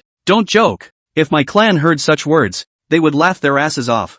"I'm not kidding. Maybe you don't even realize your own charm." Reiner moved closer to look at the coven imprinted on her, then said, "I'm going to try out the new coven now." Fiona nodded. "You try." With a movement of Lena's mind, Fiona, who had received the command, shuddered slightly, and then her body went limp and collapsed on the bed. Wanting to see just how strong the control of domination magic was, he put on an unsuspecting face and slowly approached her. "Reiner, what are you doing?" "You guess." Fiona opened her mouth slightly and looked pitifully at Reiner, covering her clothes even tighter. I didn't agree to sign a pact with you at that time for this kind of boring thing. Please don't do this." Reiner continued to move closer and gently pinched her cheek. "Anyway, it's already signed, and the final interpretation is up to me." Ha ha ha ha ha. Fiona then lay on the bed as if resigned to her fate, muttering under her breath, "Never mind. If it's Lord Reiner, then I'm willing to." "What? Why don't you fight back?" "I'm testing. Tried that. Couldn't resist. Can't use my black magic. Come on." Seeing that things weren't going quite right, Reiner released the control. Fiona had also recovered, and she covered her chest, an imperceptible loss flashing across her face. She muttered, "As expected, no male will like me, even if I don't move a muscle, and won't touch me." After a moment's thought, Reiner replied, "You're very good looking. It's just that others don't appreciate it, but as a foodie, I can detect your charms at a glance." Fiona moved aside and whispered, "Lena, you're teasing me again." As soon as the words left his mouth, two somewhat familiar dry coughs sounded behind him. Ahem! He slowly turned back just in time to see 4 men sprawled out behind the doorway peeking. Chapter 108. I've always treated you as the closest person to me. The crowd had followed the caravan and had set out on the road to Melod. The 6 of them rode at the head of the pack, and the caravan's wagon followed close behind. The dense forest was not suitable for wagons to move forward, and the people circled around and around, finally finding a big road suitable for wagons. There were hardly any magical creatures in this forest, and the only threats were beasts like tigers, wolves and bears, so a few of them are fairly loose. Along the way, Junis and Martina had been teasing Lena about what she had done yesterday. Martina said with a grimace, "Honey, if you keep messing around like that, I'm going to have to elbow you." Junis, on the other hand, smiled and said, "Reiner is not only exceptionally gifted in magic, but his speed in finding a woman is also astonishing, and he has set his sights on the orc priestess in just a few days. But in all honesty, she really is the best-looking female orc I've ever seen. Martina clasped her hands in disbelief and said, "Not as good as me. You each have your own strengths." Reiner scratched his cheek and tried to weasel out of it. "I just wanted to tease her a little bit. I had no intention of carrying on." Martina's mouth quirked up in a somewhat conspiratorial manner. "Who knows, by the time we get up here, maybe you'll all be done carrying on." What? It was pure slander, and just 10 minutes wasn't enough time for him to finish the fight. "I can't believe you questioned your man's toughness," Martina continued. "I'll admit that you're better at that sort of thing than I am, but you might not be able to do it quickly if you want to." Reiner narrowed his eyes. Her intellect was all used up in the mess. "Don't get any ideas? Big deal. I'll make it up to you some other time." Martina grunted softly and casually snapped off a branch, gently smashing it against Nora, who was walking at the front of the group. "Why don't you make a comment?" Nora turned back to the few and said in a serious voice, "I'm going to concentrate on scouting. I've heard you guys talking. I just don't feel like it matters. I just want my master to be happy. How does it not matter? Be honest when you don't get a turn once every 10 days or so." Martina glared at Reiner. "This kind of thing is actually okay. Just have it once in half a month. It's not good for your body to play too much, and you tend to get tired the next day. In that case, you can let me have Reiner from now on. You don't need it anyway." Martina narrowed her eyes, her cheeks tinted with color. "I can't stand it if you can stand it. I can't sleep without Reiner holding me." Nora laughed, and while she didn't say anything on her lips, she was cricketing her in the back of her mind. "I don't know who was laughing at me at the time, but now it's as if I'm a different person, and I've thrown away all my previous words. I'm not letting you have it." Confirmation complete. "It's a vindictive kitten." Nora shook her head. "No, it's too cold in the winter. I want to sleep in a huddle with my master. Then let me have the summer. No give." "Martina, you're so annoying." Nora waved her hand, refusing to continue the exchange. Reiner peeked at the two of them, the corners of his mouth curving up slightly. Just then, he felt the arm around his waist loosen. Reiner's left hand held up Ariana, who was about to fall. "You didn't get much rest yesterday? That's a good way to fall asleep." Reina looked back at her. Eliana covered half of her face with her scarf as she squinted her eyes. "Looking sleepy?" "No. I just tend to get sleepy when I'm idle." She looked rather cute in this listless state. "You've been tossing and turning after me for so long, and we just happen to be passing through the forest right now. Should I take you home?" Ariana shook her head and hugged Lena tightly. "I haven't stayed long enough to go back. It's such an interesting world out there, and I love following your adventures." "You don't want Mom?" "Kind of like." "Then go back and see her. I think this is the first time you've been away from home. She'll probably be worried about you." Ariana narrowed her eyes and scrutinized Reiner for a while, then slowly spoke. "Are you trying to get rid of me because you think I eat too much? My mom will come visit me if she misses me." "Don't worry." Reiner scratched his cheek and stopped trying to persuade her. Several men rode through the forest for 5 days. After it got dark, Reiner took the caravan to find an open place to rest. Prepare to continue the journey early tomorrow morning. And this clearing, coincidentally, is where Lena found Junis at that time. He picked up some branches and rocks to make a campfire. Several people sat around the campfire taking small bites of white bread. Junis looked around in thought. Reina glanced at her, puzzled. "What's wrong? Do you remember this place?" Reiner nodded, brushing a layer of honey onto the bread. "Of course, an old tree demon showed me the way, and then I found you here. And you're so stubborn. You won't even walk back when you're robbed. I was thinking that I should be able to make it to Cannon with a little hunting on the way, but I overestimated my abilities and was already in a bit of a dilemma when I tried to head back. I can only eat some weeds every day to fill me up, and it's a good thing you came to find me, or I might have really starved to death in the forest." Junis looked down and nibbled on her white bread, then asked, "So, why did you come to me then? You've asked this question before. You didn't believe me when I said I was worried about you." Reiner replied. Junis put the white bread down and stared straight into Reiner's eyes. "So, you're really worried about me? It's impossible to say I'm not worried. After all, we're friends. Not to mention you're my magic initiation teacher." Junis laughed. "Geez, it's true that it's right to make more friends, but time passes so quickly. A month has passed in a flash." She seems to have something in her words. It was completely dark by the time we finished eating. Martina pouted as she burrowed into Reiner's arms. "Sleep together, darling. You guys go to sleep, and Nora and I will switch shifts for the second half of the night. Hard work." Reiner leaned against the tree and gently stroked Martina's ear. A few people were snoring. Just then, Junis came sneaking up on Reiner. "You don't sleep?" "Not sleepy yet. I'll keep watch with you." She hugged her knees and sat down on the side, looking at the sleeping Martina, and slowly spoke. She looks happy.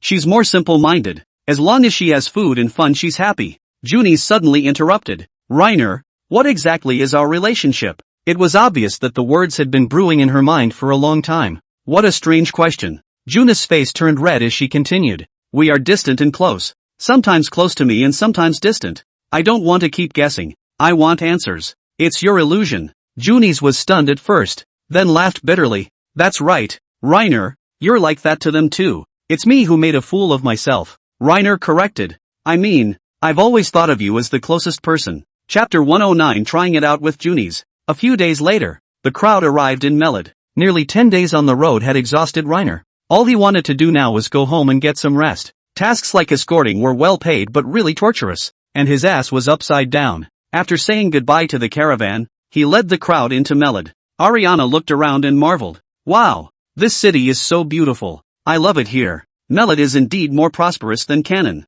At least the main road here is paved with gravel, which is quite a bit more aesthetically pleasing than a dirt road. Watching Eliana's eyes glaze over, he was suddenly a little curious about what the place where the elves lived looked like. Say, you elves have towns in the forest? This one stumped Ariana. She thought for a moment and then shook her head. Would you believe me if I told you that we elves actually live in the trees and don't have any so-called towns? Reiner froze. Live in a tree? How do you live in a tree? Do you dig a hole in the tree and get in? Or do you stand on the branches like a bird? It was his imagination that was so poor that he didn't know how the trees were going to be inhabited. If the house was built on a branch, it would probably collapse when the wind blew, but if it was a hole in the tree, the interior space would be cramped. Ariana whacked Reiner a few times with her small, weak fist and cursed, "You're the bird." Just then, the patrolling soldiers guarding the city saw Reiner and greeted him warmly. While there were quite a few people in Canaan who knew him, there was absolutely nothing like this when he normally went in and out of town. Ariana added, "You seem to be pretty famous here."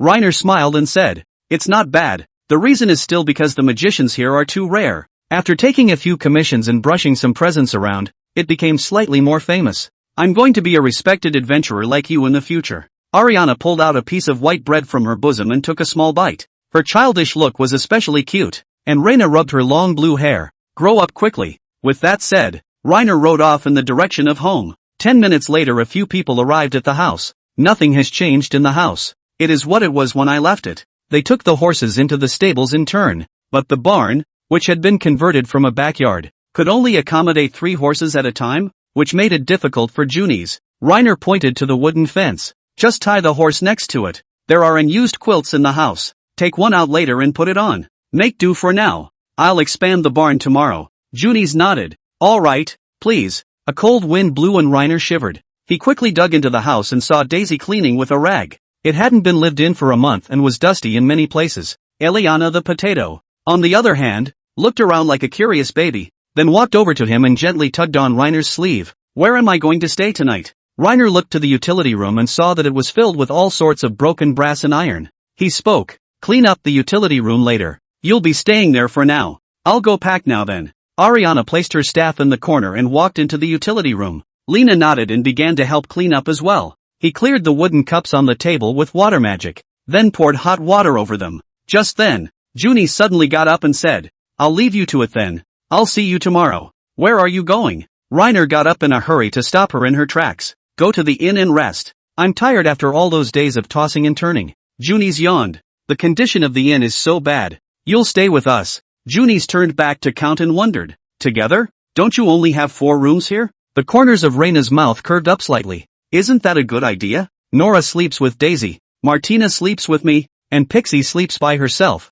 so that leaves 1 room free." Junis leaned in close and asked, "Is it convenient?" "Of course. Normally we'd have 1 room empty, and after we've packed out the utility room, we'll have 2 empty, exactly as we did in Canaan. And with the 2 of you and Pixie, it's not a huge problem." Junie scratched her head, then asked towards Martina, who was unloading her armor, "You're taking the night off with Reiner?" Scratching her cheek, Martina asked rhetorically, "What do you mean? To give up Lena to you?" At these words, the parlor fell silent. Junis gave a few awkward laughs. "What are you babbling about? Lena and I are just friends." As soon as the words were out of her mouth, Junie stole a glance at Reiner before adding, "A very close friend, to be exact." Martina shrugged. "Doesn't matter. It means pretty much the same thing anyway. I guess it won't be long before you're his woman." Her words were so blunt that they left Junis somewhat speechless, but her silence was exchanged for Martina's pursuit. I shouldn't be wrong, should I? You look at Reiner with trust, dependence, and adoration within your eyes, just like Nora. In her defense, Junis said, you're the one who thinks too much. Ha, you're a tougher talker than I am. Martina put her armor into the wooden crate. Seeing Junis's blush, Reiner hurriedly detached Martina. You go help Nora clean the room. This kid doesn't know how to save face. How can you poke at it to your face? He, learner, had his own arrangements. When Martina left, Junis turned around and left. Without a moment's hesitation, Reiner grabbed her once more. Isn't there an empty room? Where else are you going? Martina misunderstood us. I'd better go out and live. Girls tend to screw up at times like this. Even Junis. Reiner brewed for a few seconds and said cheekily, actually, it's not really a misunderstanding. I do mean that to you as well. The two of them looked at each other. Junis was silent for a moment before she finally opened her mouth. Reiner, just to double check, you like me? Yes. I'd like to sublimate a friendship with you. What do you think? Junis blushed completely and her eyes averted a little. You already have Nora and Martina. I consider them friends, and this will upset them. Why don't we try it for a while? Junis put her head down and said slowly, I'm going to have a solemn talk with them. With that, she turned and burrowed into Martina's room, locking the door securely behind her after a quick glance at Lena. After a long time, she finally stepped out of the room. Well? Reiner asked impatiently. Junis put her staff down and replied softly with her head bowed. You can try it first. Chapter 110, The White-Haired Fox. Early the next morning, Reiner simply ate some white bread and led the crowd out the door. The snow on the streets is beginning to melt and winter is coming to an end. He first went to the tavern to find the currency merchant, and then exchanged nearly 50 Ball-Night gold coins for diaspora gold coins. The gold coins of Barnet are indeed more valuable than the gold coins of diaspora. The exchange rate between the two is around 1:2.5. But the currency traders siphoned off a lot of money from it, and by the time it got to Lena it was only 120 diaspora gold coins. Reiner tossed the heavy bag of money and handed it to Nora for safekeeping.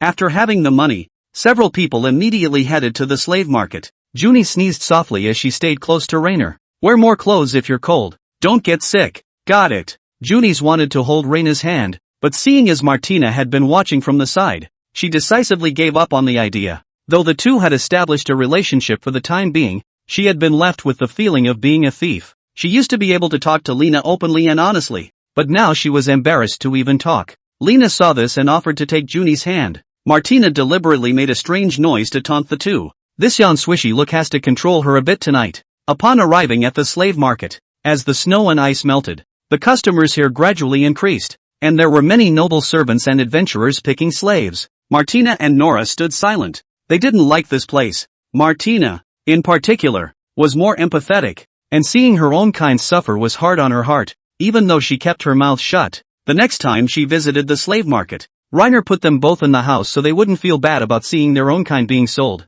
What else can you do with your wife? I'll spoil her. I'll start picking people out. Why don't you guys find a place to rest? Reiner raised an eyebrow. Junis understood and grabbed both of them by the hand, just leading them outside the market. We'll meet you at the gate. The elf looked back at Junis, then ran resolutely towards Lena. She tugged on Reiner's sleeve. Why did you guys split up? There's no point in letting them both in as well. They wouldn't have picked anyway. Reiner shrugged indifferently. Alright then, I'll follow you inside. Ariana followed her closely. Lena's current criteria for buying slaves are two. Slaves with at least rare talent and a skill can be bought on a break. For example, acute senses, or a high mental level. Intelligence can be low. Sometimes being too smart is not a good thing. The second is to be as female subhuman as possible. After all, the achievement bonus given by the system would allow him to easily gain favor with the beastier lady. It doesn't look like the difference between males and females is particularly large for something like a beast-eared lady anyway. Reiner walked over to the line of cheapest slaves and strolled around a few times,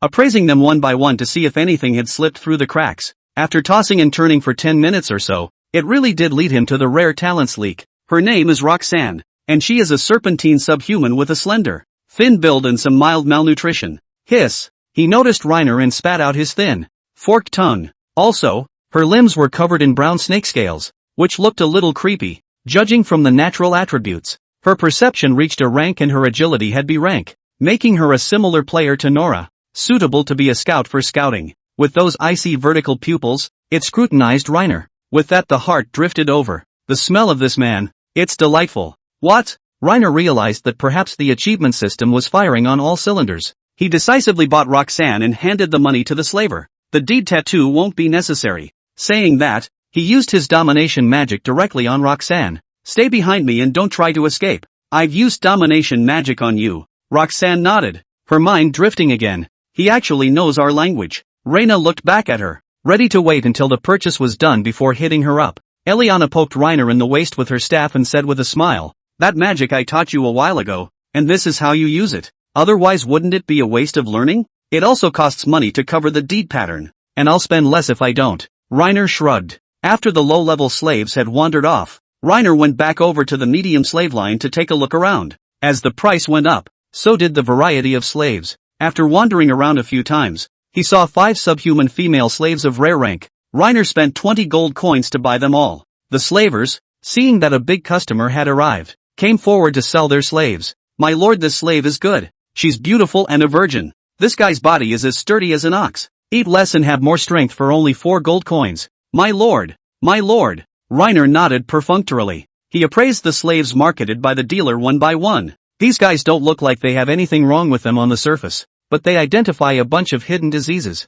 It's either contagious or lame. What a bunch of crooks. Although it looked like there were quite a lot of customers, it was assumed that they were all just coming over to have a look, and that not many people would buy, which was why they were selling it by any means necessary. Reiner wandered over to a group of high-ranking slaves. These slaves were more female and less male. They were outstanding looking and in good spirits. They looked like a group of fine products that had been bred and trained, and each one of them was priced at more than 10 gold coins. The slavers wrote their respective specialties and strengths on a sign and hung it on their chests. A number of these subhuman slaves even knew the diaspora language. Identification complete. 34 slaves in total, of which 2 are inferior, 9 are common, 19 are rare, 3 are epic, and 1 is legendary. Reiner froze slightly. Hastily, he looked down and counted the money in the bag. There are more than 90 gold coins left. Epic and legendary can be put away. As for those rarities, even if the cost-effectiveness of 10 gold coins was too low for him to consider for the time being, Reiner picked out the 4 subhumans.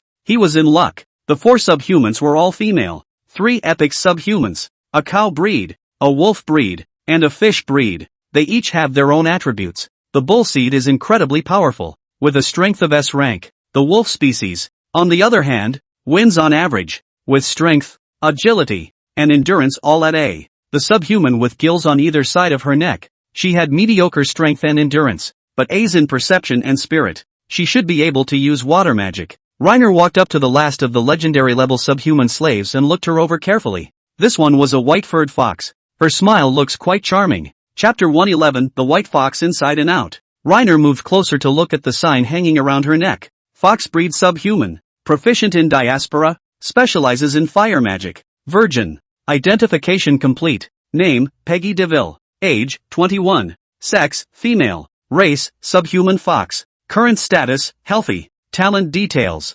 Strength, D. Endurance, C. Agility, B. Perception, B. Spirit, S. Intelligence, S. 3 circumference, 81/49/90. Spirit and intellect are in the S. After identifying so many subhumans, other than Daisy, this was the first time he had seen such a highly intelligent subhuman. Oof. Peggy let out an adorable giggle while revealing 2 sharp little tiger teeth and her big fluffy tail wagging gently behind her. Just by looking at her appearance, she looks like a simple-minded dumb white girl. The corners of Reiner's mouth curved up slightly as he was infected by her smile. Ariana poked Reiner in the loins with her staff and spat. "That's a walk in the park? Don't you think this guy is particularly beautiful? Not as good as me. You, just a potato." As soon as the words were out of his mouth, Reiner was violently hit with a series of blows with his staff by Ariana. Just then, Peggy's heartfelt voice drifted over. "What language is this? Blue hair and pointy ears. Looks a bit like an elf. This guy looks like he's rich. He actually picked so many subhumans at once, and his demeanor is very decent. He should be a good jumping off point. A little use might be able to work for me." "What?" Reiner flinched slightly. It seemed the guy had a lot of heart, but she was useless even if she was smart. And in front of Reiner, who could eavesdrop on her heart? The little calculations were useless. Peggy was the first to speak, in diasporic, somewhat fawningly. "Can you be my master? I really like you, and I want to go home with you. Buy me, district human. I'll have you mesmerized in no time." Reiner narrowed his eyes and gave an impishly bad smile. Just then, the slave trader came over. He raised 3 fingers and said with a wicked smile, "This subhuman slave is a fine product. It will cost at least 30 gold coins. If your lordship knows anything about subhumans, he will surely have heard of the fox breed subhuman. They are all natural beauties and know how to please men, so you will never regret buying one back." He hadn't even finished his sentence when Peggy's heartbeat came through. Damn slavers. Pleasing a man? When I release the deed tattoo, the first thing I'll do is come back to kill you. She wagged her tail and said without changing her face, "Master, you can buy me back. I can do many things with you." The corners of Reiner's mouth curved up slightly. It's kinda funny that this guy has 2 faces. Letting Martina off the hook for today. He was going to get the bad fox under control. Just then, the slaver came over. "Lord Lena, if you're going to buy her out, then it's my duty to remind you that this one is actually cunning as hell. So don't take her words seriously." Peggy covered her mouth and smiled. "I don't have any of those little thoughts. I mean it. You're dead." The slaver continued. "At that time in the forest, she fooled us all by herself. I had 50 subhuman guards with me at that time, but I ended up having half of them booby-trapped by her. If we hadn't used her sister as bait, we might not have caught her guy. Despicable human beings. Do whatever it takes to get what you want. Such disgusting people must be killed. To be able to kill your own countrymen without hesitation is more or less ruthless." Lena said in subhuman, "To kill so decisively against even your own kind. You are more ruthless than this slaver." Peggy was slightly taken aback, as if she hadn't expected Lena to speak subhuman. She replied in the same subhuman language, "How could I possibly be? I'm just a cute little fox. In the hands of human beings, life is worse than death. They have to be squeezed during the day, and at night they will be used to take out their anger. Death is a kind of relief for them. How can a mere human being understand that?" Peggy is especially good at hiding herself. She's full of murder, yet she still manages to squeeze out a soft, sweet smile when confronted by Lena and the slavers. Hatred of humans to such an extent that it was unlikely to want to be sensitized. And if you wanted her to be used for your own purposes, you could only control her by exploiting her weaknesses. Reiner asked toward the slaver. "She has a sister?" "Yes, but it escaped back there and was never caught." The slaver nodded. Reiner would smile and pull out the money to buy a few of the beast earthers off the table. Now he only had 30 or so diaspora gold coins left. "Come with me. I'll stamp your deeds for you. Especially this fox breed subhuman. You have to stamp more than one to get it right." An imperceptible smile flashed across Peggy's face. "Stupidity. This simple thing has been pretty much cracked for me for a long time now, and I'll be able to break free in a month at the most." "No, I know a little about it." Reiner reached out and patted Peggy's arm, imprinting the covenant on it. "The condition is set directly to the inability to go against the will and the same fate." When she got home, she was imprinting everyone in the house with Peggy's dominance pact, making it impossible to hurt anyone. After being subjected to Lena's use of domination magic, Peggy quickly sensed that something was wrong. She scratched hard at the deeded lines on her shoulders, her brow furrowing slightly. "This deed tattoo is not right. It's very complicated and strong. Not the same kind as the one used by that slaver." She looked to Reiner, saying nothing, but her mind had long since exploded. "How did he do that? I can't believe I can't solve it." Reina would smile. It was a modified domination magic of the elven ones that could only be unlocked by the caster or the elf, and it was futile for her to toss it around anymore. But in her heart, no matter how flustered she was, she still said without changing her face, "Master is so powerful. He actually knows everything." Reiner narrowed his eyes, the corners of his mouth curving up slightly. "It's no use kissing ass. Come home with me and I'll send you 100 straight draws in no time." Peggy said in disbelief. "Smack me? You're finished. There's no man in the world I can't charm. And for a small price, I can play with them." Reiner smiled slightly. "If it wasn't for the ability to eavesdrop on hearts and minds like this descending blow, I can't say that I would have really been fooled by this stinking woman. And this one's so full of backbones, she'll have to be healed twice before she's ready." "What's your name?" Reiner asked. "Peggy. What about you, master?" Her tail wagged extra cheerfully. "My name is Reiner.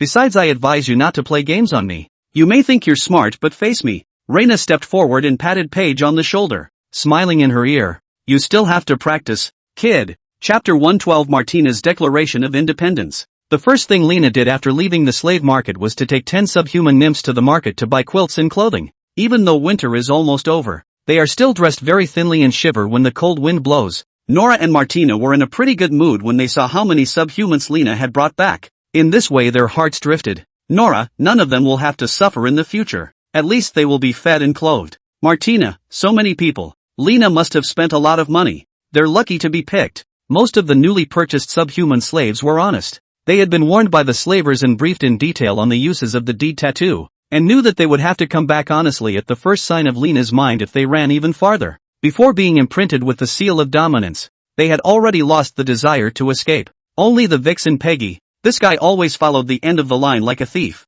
observing the surroundings with furtive eyes. She's acting this way now, exactly as she did when she first bought Nora back. Reiner lowered his voice in Nora's ear. Keep an eye on that white fox at the end for me. You report back to me if she does anything strange, and if she tries to attack you you can kill her. This one's good at disguises. Don't be fooled by her flowery words. Although Reiner could hear her mind and could probe her thoughts at any time, a double insurance policy had to be put in place to give him peace of mind. Nora nodded, then slowed her pace and walked naturally over to Peggy. Peggy saw Nora coming over and said enthusiastically, "You have such beautiful eyes. So beautiful." "Aha." Nora just replied back coldly and didn't say much else. Peggy then continued, "That's a nice armor you're wearing. Did the master buy it for you?" The unflappable Nora glanced at her and said with an expressionless face, "Don't get close to me." Reiner was slightly stunned. "Steady on, it's a sure thing to give it to Nora." Peggy pretended to be aggravated and put her head down so slowly that if Lena hadn't been able to hear her heart, she might have been fooled. "Traitor to mankind. I really don't know what sweetener he gave you to be so loyal. If it was a chance you'd be done for." Reiner suddenly remembered something. Turning back to Nora, she stamped her with a dominant steed tattoo, and now she was able to control Peggy as well. "Master this? Just in case, this deed will control the fox. Plus if she kills you, she will die herself." Peggy got a little anxious. He grabbed the hem of Reiner's coat and shook it as if he were pouting. "I just want my master to be my master. Why is this human so defensive of me? It's obvious that I've already ingratiated myself with him like this. No one would have been like this earlier." Her little plan was just too loud. This eavesdropping on hearts is just too much. The corners of Reiner's mouth rose slightly as he shook his head gently. "Poor Peggy. I'm so sorry. I'm sure I'm not the only one who owns you during this time. Get used to it." With that said, Reiner clapped his hands and returned to the front of the group. Peggy cursed in her mind but didn't dare to get mad, so she could only sneak a few glares at Lena. "Lucky for you all. Reiner is known as a great benefactor in this generation. He has been especially kind to us subhumans. You may not believe it now, but in time it is guaranteed that you will all serve him willingly." Martina was comforting her fellow subhumans. Needless to say, she was more socially gifted than Nora. She looked silly, and the subhuman slaves seemed willing to talk to her. SPHYNX asked cautiously to her, "Do you get to eat every day?" "Sure. You can eat 3 meals a day. You can eat at least 2 pieces of black bread bigger than your face at each meal." Epic Fish also asked, "Will they be mistreated? I've heard that it basically doesn't end well when you're bought back by a human." Martina recalled for a few seconds, her cheeks blushing slightly. "No, Reiner is the gentlest man I've ever met. He would always be very patient and teach me all sorts of things, and he didn't abandon me once I was in danger. So as long as you don't go overboard, he wouldn't mistreat you." Roxanne spat, her thick brown serpentine tail sweeping gently behind her. "He shouldn't be bad. I can smell people. Scum smells bad, and he smells sweet." Although the analogy felt a little strange to Reiner, it was at least a positive one anyway. Just when Reiner was feeling steady, Epic Wolf spoke up from the sidelines. "Gonna do weird things to us?" It was obvious that she had thought long and hard about this question before asking it. At these words, the subalterns who had just been chattering instantly shut up, and were listening to Martina's reply with their ears perked up. The Epic Cow even covered her proud breasts, fearing that Reiner would think something bad about them. Epic Wolf waved his hand vigorously. "I'm just asking off the top of my head,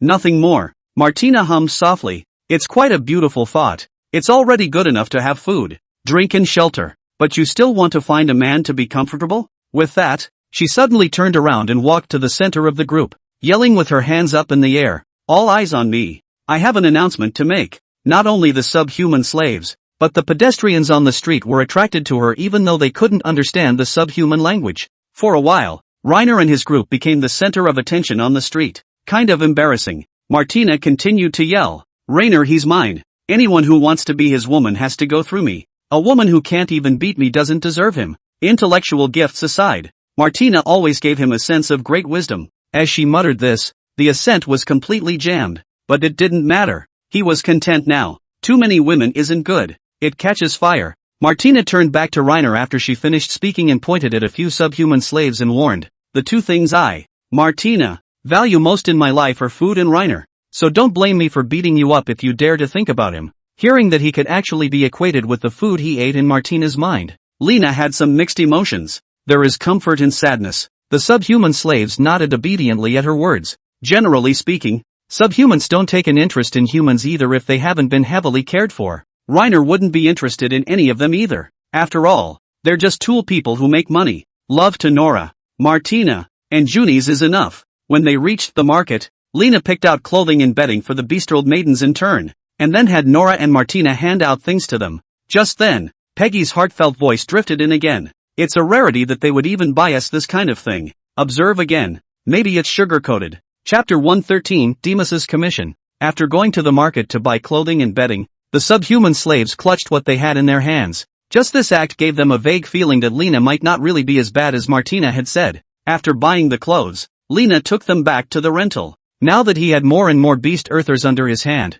together with himself there were a total of 16 people, and that one small room could accommodate up to 6 people. After all, it wasn't particularly convenient when there were more people. You couldn't have all 10 beast earthers bunking down in the living room. Empty houses near the east side of town? There shouldn't be any as far as I know, but there are quite a few empty houses on the west side of the city. Would you like to consider it? The tavern owner took a rag and wiped the wooden table in front of him. Forget it then. The west side of town was too far from where he lived to be considered at all. On second thought, he didn't know how long he was going to be here in Mellord. Maybe he'll go back to Canaan again after a while. There is more backwardness there, but there are probably more opportunities than in Mellod, and it's a good place to grow.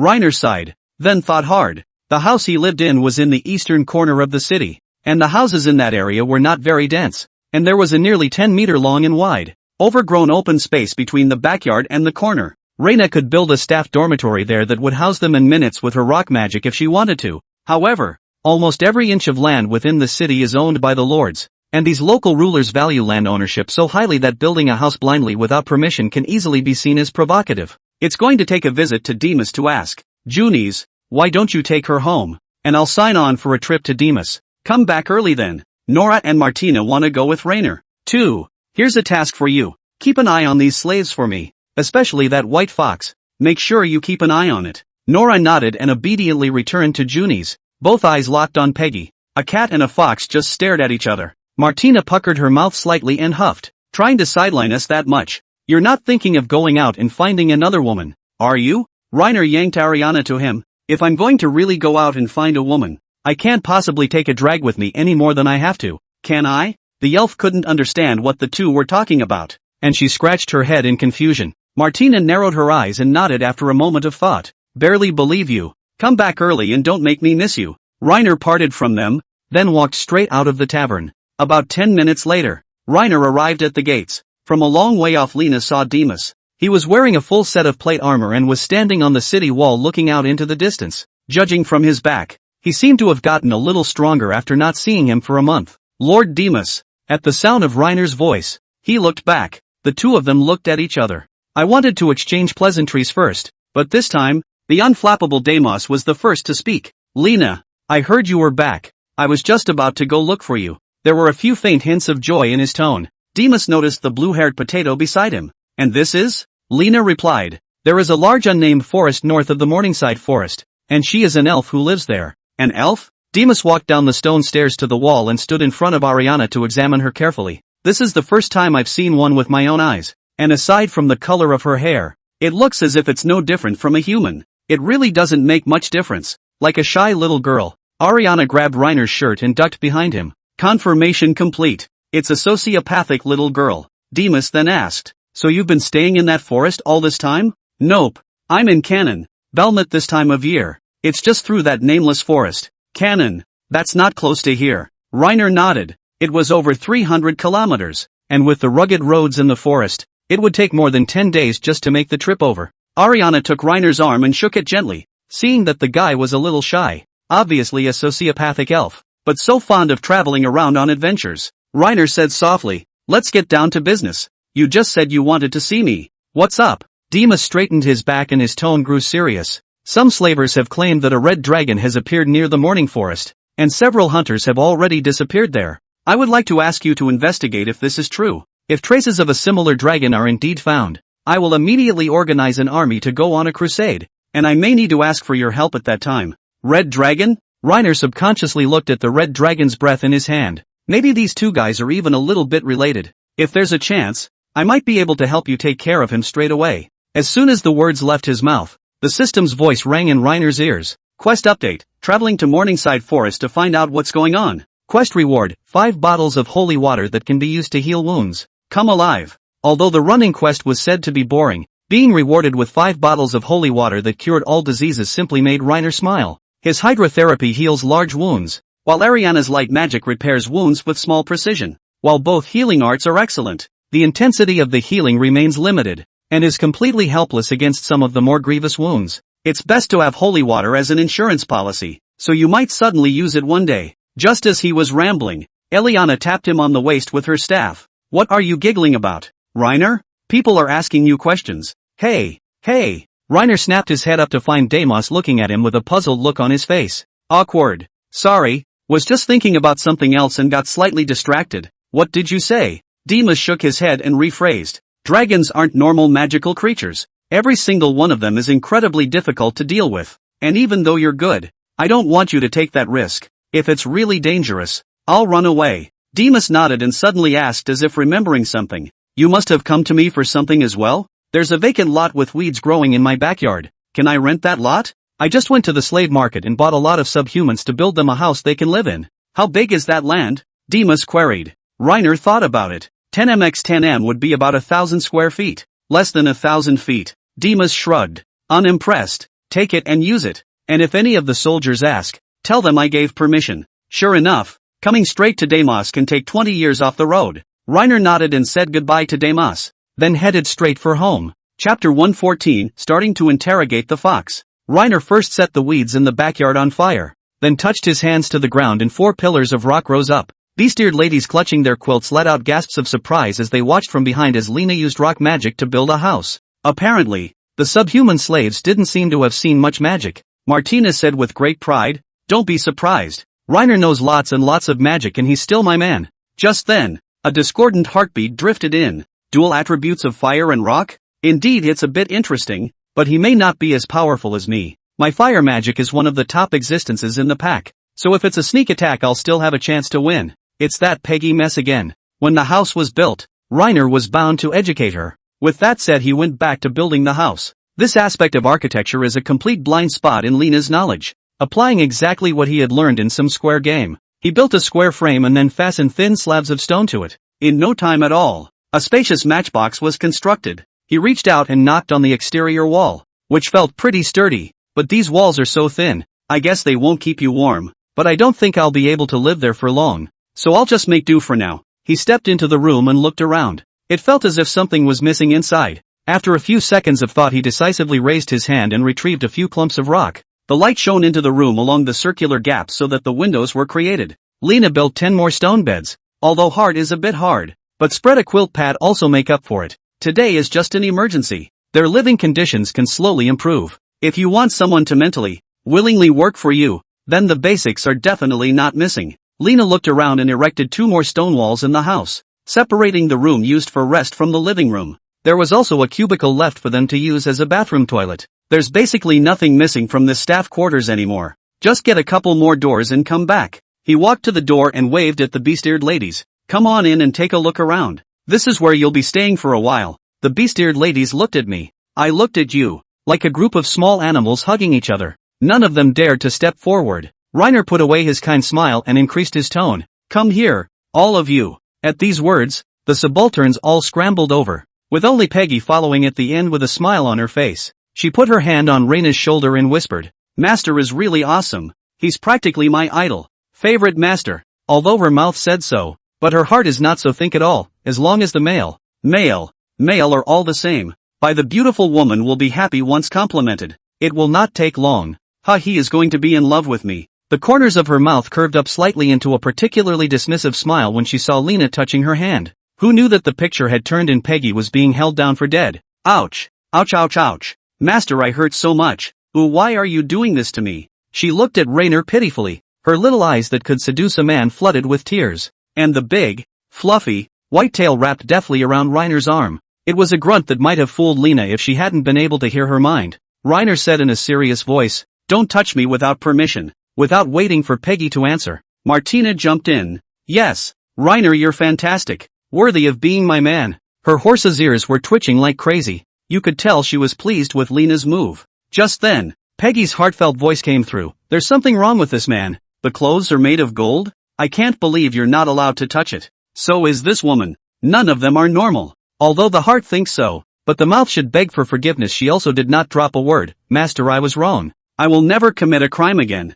Spare me. Oh. Seeing the eyes of the subhuman slaves drawn to her, Lena slowly released her hand, allowing her to stand. Peggy patted the dust off her body and puckered her mouth slightly. Simply too loaded. You're finished. How dare you make a move on me? Let's see how I'll deal with you later. Unimpressed, Lena continued. You won't have to go in and look around. You're sleeping with us. Peggy was slightly stunned, then deliberately amplified her voice and said, Master, didn't you promise us not to do that kind of thing? I've always treated you as the most honorable man, but why can't you wait to, tonight? Putting you in a room with us is just a sign that you're not being honest and need to be watched. Also, you smell faintly of urine, and I'm not a fan of women with heavy body odor. Peggy Red warmed, but smiled and replied, It's a shame that I don't please my master, but I'm not being dishonest. I'm willing to be loyal to my master. Where do I smell? This man is talking too much. You'll be finished when I find a chance. Of course Lena knew she didn't smell. She just looked at her ode swish and cursed her in passing.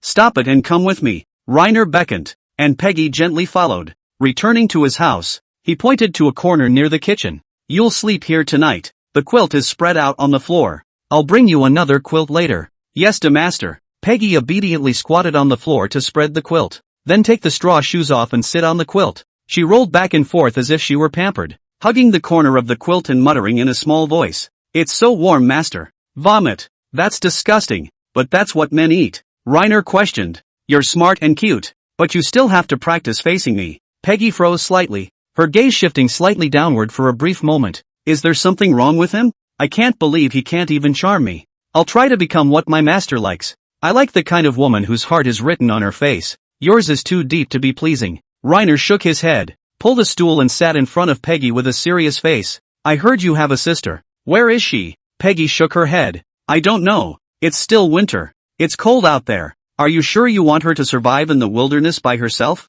Paige shook her head again. I really don't know where she is. Master, please believe me. But Reiner's words caused a slight wave to her. Neve isn't little anymore. She can survive on her own even without me. And this guy is trying to scare me. Neve? The corners of Reiner's mouth curved up slightly. Information that didn't just set in. Chapter 115, The Cunning White Fox. Honestly, where the hell is your sister? Reiner crossed his legs and continued to interrogate her. Having the ability to eavesdrop on her mind, getting something out of her couldn't be easier. With a little verbal coaxing, she couldn't help but make the association. And Reiner could take advantage of the opportunity to eavesdrop on the information. Peggy shook her head and stretched out her slender fingers, picking at Reiner's knee as if to please. Master, I really don't know where she went. She's my sister, and I'm worried about her well-being. I just want to find her faster than you. The corners of Reiner's mouth curved up slightly. Fine. I'll grant you that wish then. Honestly, there aren't many places to hide around this city. Either go to the wilderness around the city or hide in the woods in the small village east of the city. Peggy put her head down and pretended to be thinking, but she had already thought of a response. Pretend not to tell him first. Listen to him brag for a while. Pretend to believe it and then tell him a fake place. One way or another she won't be able to find anyone and will more than likely give up. Reiner narrowed his eyes. This system's abilities really do get more and more pleasurable the more you use it. And it's especially fun to watch her act. Even as cunning as Peggy, she was as white as a sheet of paper in front of Reiner. Master, she is my sister. You would never understand the emotions between our sisters. Reina nodded and continued to put words in her mouth. After a long time, Peggy put on a look of submission and murmured in a small voice. Master, why did you have to find her? Isn't that simple? It's because I'm a member of the Subhumans Protection Association, and I've spent my entire life fighting for the protection of the subhumans. Peggy clasped her hands together in front of her chest and looked into Reiner's eyes with a look of adoration. Master, you're so great. The devil will believe it. Cheat others can. Cheat me or forget. What sugarcoating to build a house for us to live in? After all is just a means to buy people's hearts. We subhuman before being persecuted by human beings. In the forest life can be much happier than this. It's not simple to try to penitentize such intelligent people. Reina didn't have time to gab with her, and just grabbed her sister in a bag honestly. It was a bit mean, but it was really the best way to control her at the moment. So you can tell me now? You have to promise to treat my sister well after you save her. I promise. Well then, she's actually hiding in that little forest east of the city. The location she was talking about was the same small village that Lena had lived in when she first crossed over. The forest next to the village would not only be home to a wide variety of magical creatures, but also a number of bandits who were hiding there. Let a subhuman hide there. Lena didn't even have to listen to her heart to know she was farting. So yeah, but then again, I feel like there should be a better hiding place. You're a smart fox, there's no way you wouldn't think of it. The wilderness west of the city? Peggy was silent, as if she had been hit square in the face. It's so well acted. It's just like the real thing. I kept silent and refused to communicate. He might have thought he had guessed the position. Reiner laughed softly and met the words directly. Not saying anything will be taken as a denial. This person is not right, but the more to this time the more cannot show a break. As long as I do not open my mouth, even if he guessed the location cannot be sure of the authenticity. It is useless. Peggy grimaced and shut her white fox ears. Reiner named several locations in turn that he thought would be good for hiding. Peggy was silent at times, and at other times she nodded her head and let out smoke bombs, so it was really not good for people to recognize the truth. That is, until Reiner said the name of the place. Morning Wood. Calm down. Calm down. I've already admitted it a few times in a row. It's more misleading to keep admitting it graciously. Lena was sure of it. Her sister was hiding in Morningside. But that place was not only filled with kobolds, but according to Demas there could also be the dreaded red dragon, and it wasn't very safe. It's nice that the two quests can be done together. Peggy smiled and spoke slowly. Still, you guessed it. My sister, she is in the morning forest. I'm so smart then. Let's leave for Morningside tomorrow. Reiner quickly got up, put the stool back, and then got up and walked into the kitchen. Peggy was left alone and confused in place. Reina went to the kitchen and got 2 pieces of white bread and a piece of black bread, handing the black bread to a still confused Paige. I have to stay calm now. Calm is the best thing to do at the moment. If I explain impatiently it's easy for him to see the difference. He's definitely not your average man. Reiner crouched in front of her and asked with a raised eyebrow. What? Not happy anymore? Is your sister not in Morningside? No matter what I say the master won't believe me. So take it as in. She took small bites of her black bread. She was clearly not in the mood for it but still put on an appetite. It's a shame not to be an actor when you're acting all the time. Aren't you tired? Acting all the time. Peggy laughed, pretending not to understand what Reiner was saying and looked back at him. What? Don't you get it? Your tricks don't work with me, and it'll take a few more years of practice. Peggy blinked and then said, What trick? I don't understand. What kind of god is this man? I obviously disguised myself well from the beginning to the end, but he was able to easily see through my disguise, and this is the first time this has happened. Previous encounters with men would only be played by me, but he always seemed to be able to perfectly guess what was going on in my mind. What was going on? Is it hard to read minds? This kind of magic only exists in legends. It's unlikely that he can, but he's giving me too strange a feeling. Reiner sucked in a cool breath. She was the first beast-eared lady to vaguely notice that her heart was being overheard. Being too smart really isn't a good thing. Still acting cute? I was already a very cute little fox. Peggy smiled gently, breaking off a piece of the black bread in her hand and handing it to Reiner with feigned carelessness. You must be hungry too. Master, have some. Peggy's really good at it. Despite knowing she was acting, there was still the risk of being charmed by her. Suddenly he could understand King Joe. Just then, Reiner was knocked by Martina. She puckered her mouth up and looked as if she was a little angry. I don't know when she came over. She walked without a sound, and the frightened Reiner complained. What?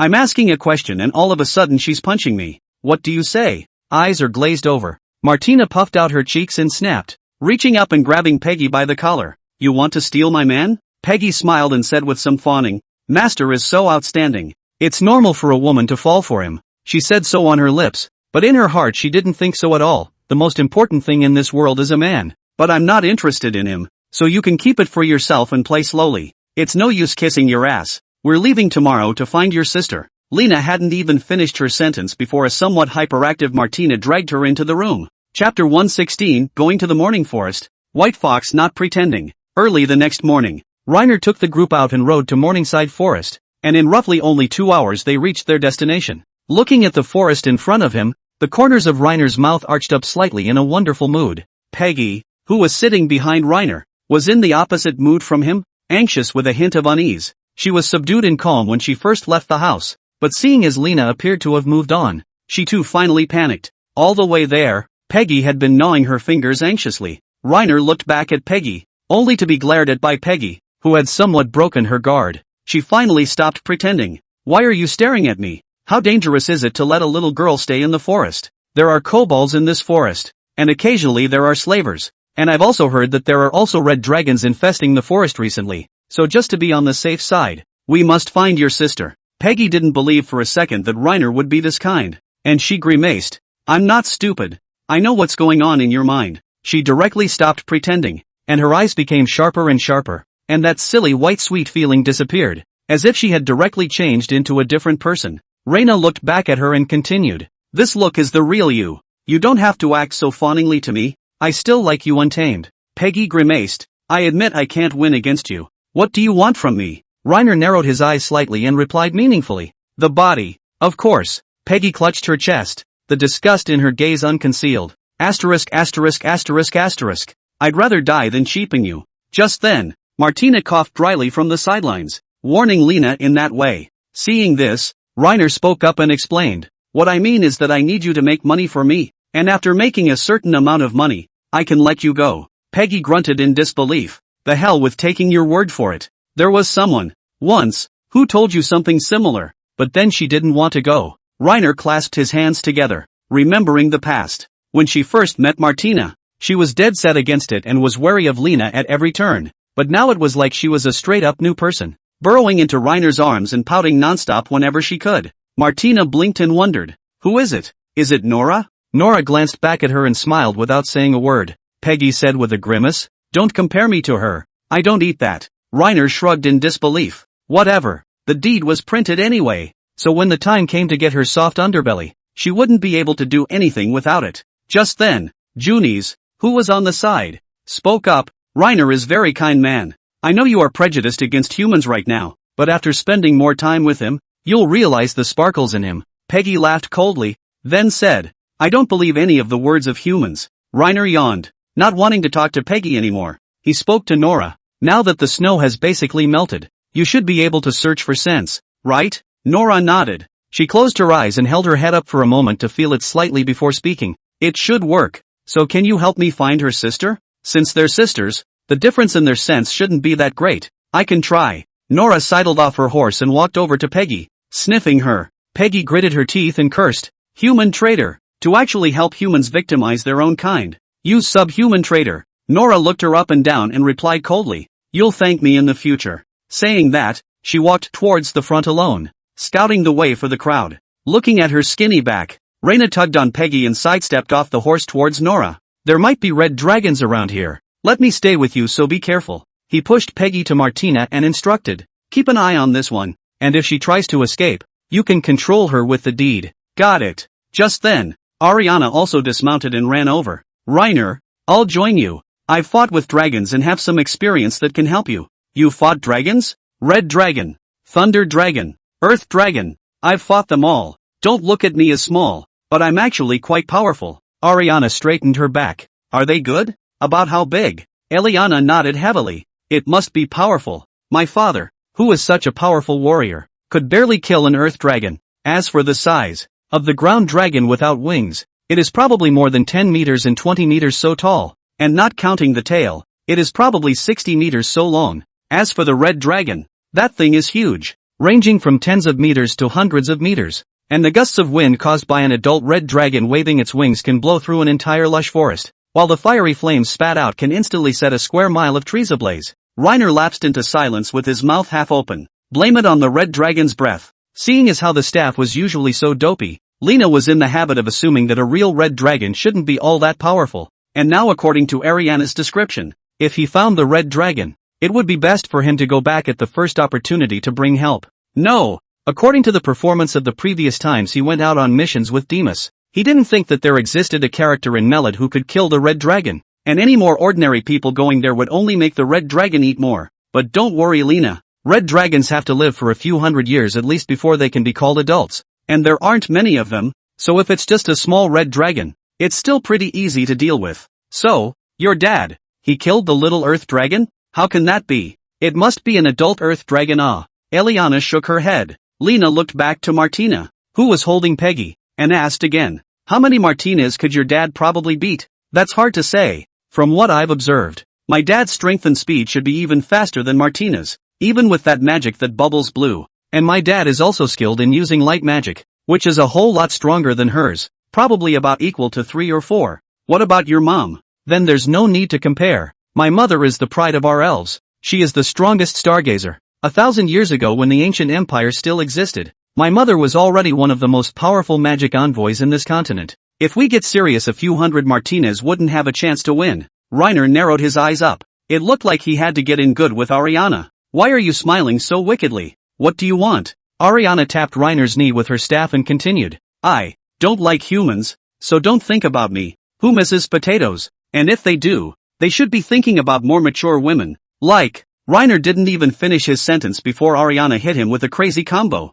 Chapter 117, Finding Peggy's Sister. Nora crouched down on the ground and sniffed around, then suddenly turned around and said, Master, I can smell her. She's not far from us. A few people had been tossing and turning all midday, with no encounters with either Peggy, her sister Neve, or the rumored gargoyles. Ariana yawned, leaning sleepily against Reiner. Finally, if I can't find anyone else, I was going to bother the elf to find them for you. Can you help me find where the red dragon is? Reiner stroked her head. Always asking them. They're going to get tired of me. Ariana grumbled softly before tapping Reina's knee twice with her staff. Reiner coaxed softly. Help out and I'll get you something nice on the way back. Whenever she didn't want to do something, Reiner would coax her with this. Bribing me with food again. I really can't do anything about you. Eliana reached out and grabbed the corner of Reiner's coat and slowly closed her eyes. Just keep walking forward. I'll just hold you. They followed Nora onward. After half a day's walk through the thick woods, Martina suddenly called them to a halt.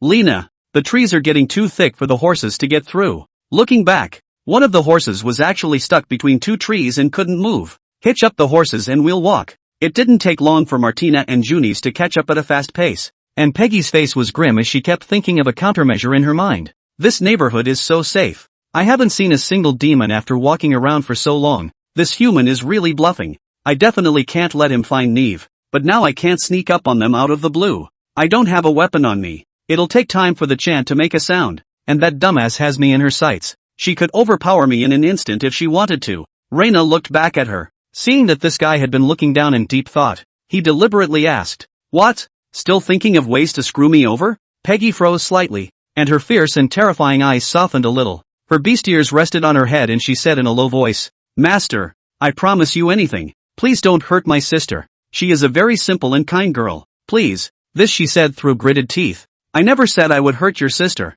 I just want you to help me make money. Other than that I'm not interested in you subhumans. Peggy nodded, but her mouth remained unconvinced. Lena didn't say any more. After all, she was smart and would always understand if she observed herself for a while longer. Suddenly, a chill came over him. Several people winced in unison. Junis leaned toward Lena. It feels like something is watching us. As soon as the words left her mouth, Ariana stopped in her tracks, and like a heavy anchor, she tugged on the clothes of both Reiner and Junis. The Pokemon say there is indeed a juvenile red dragon around here, and it's not very big, probably only about 20 meters long. Master, Nora, who was walking in front of them, waved at them, then pointed to a deep pit in the snow, and behind it was a series of paw prints that loomed, leading deeper into the forest. It wasn't long ago that this claw mark was born. The red dragon may have just left from here. Reiner came forward and compared his own hand to the claw marks, which were nearly half the size of his body. Eliana took a look and said with careful certainty, There's no mistaking it. It's the red dragon's claw mark. I've seen it a few times before. Peggy walked over to a few people and glanced over to the paw prints. Now shocked, what big footprints. He wasn't lying. There really are dragons in this forest. In which case Neve is in danger. She poked Reina's shoulder and said in an almost pleading tone, Master, help me find my sister. She's the only family I have left. Tears welled up in her eyes and her white fluffy tail drooped low. Reina glanced at her and spoke slowly. Didn't say I wouldn't help you find it. Try. Nora walked forward, probing for a moment, and turned to the group. Paw prints followed the scent past. Shall we follow? Well, let's see if we can find her sister first. As soon as the words left his mouth, the system's voice rang in Reiner's ears. Quest, travel to Morningside Forest to find out what's going on. Current status, completed. Rewards have been issued. Feeling his fanny pack grow a few pounds heavier, Reiner reached in and felt 5 neatly arranged bottles of holy water. He suddenly had a bad feeling. According to past experience, it was unlikely that the system would give her useless items for no reason. It was too much of a coincidence that Nora, Martina, Junis, Ariana, and Peggy were exactly 5. What kind of drugs are you selling in your gourd, Unico? It's just a randomly assigned reward. You're thinking too much. Mission update, save Peggy's sister. Quest reward, manic red dragon's breath can take on human form. No, man. Reiner looked to the staff in his hand. This thing, in human form? Obviously they're all words that you can read, but how can they be so strange when combined together? It's just a matter of doing the quest first. Get ready. There might be a fight later. Turning back to the crowd, he then asked towards Eliana as if remembering something. I don't think red dragons have magical scrying or anything like that. Do they? Don't have them. Just think of them as beasts. Martina cast her armor in advance with lightning. Okay. Martina began to chant a spell. Like a lighter with a lack of gas. She chanted several times in a row before making her magic. As the lightning surfaced on her body,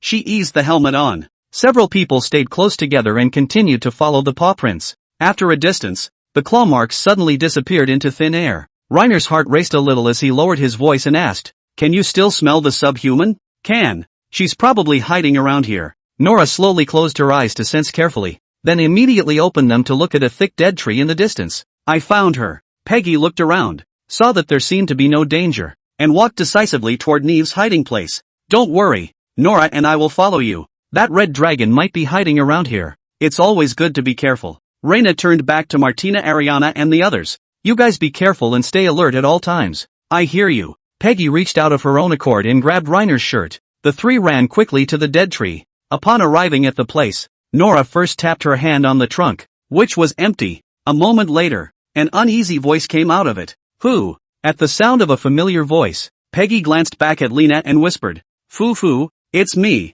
Chapter 118, Save My Sister First. Small cracks opened up in the trunk of the tree, and with a muffled thud a dark hole in the tree was presented to the crowd. A short-haired, white-furred fox-eared lady poked her head out of it, and she was happy to hear Peggy's voice, but as soon as she saw Lena she timidly ducked back in.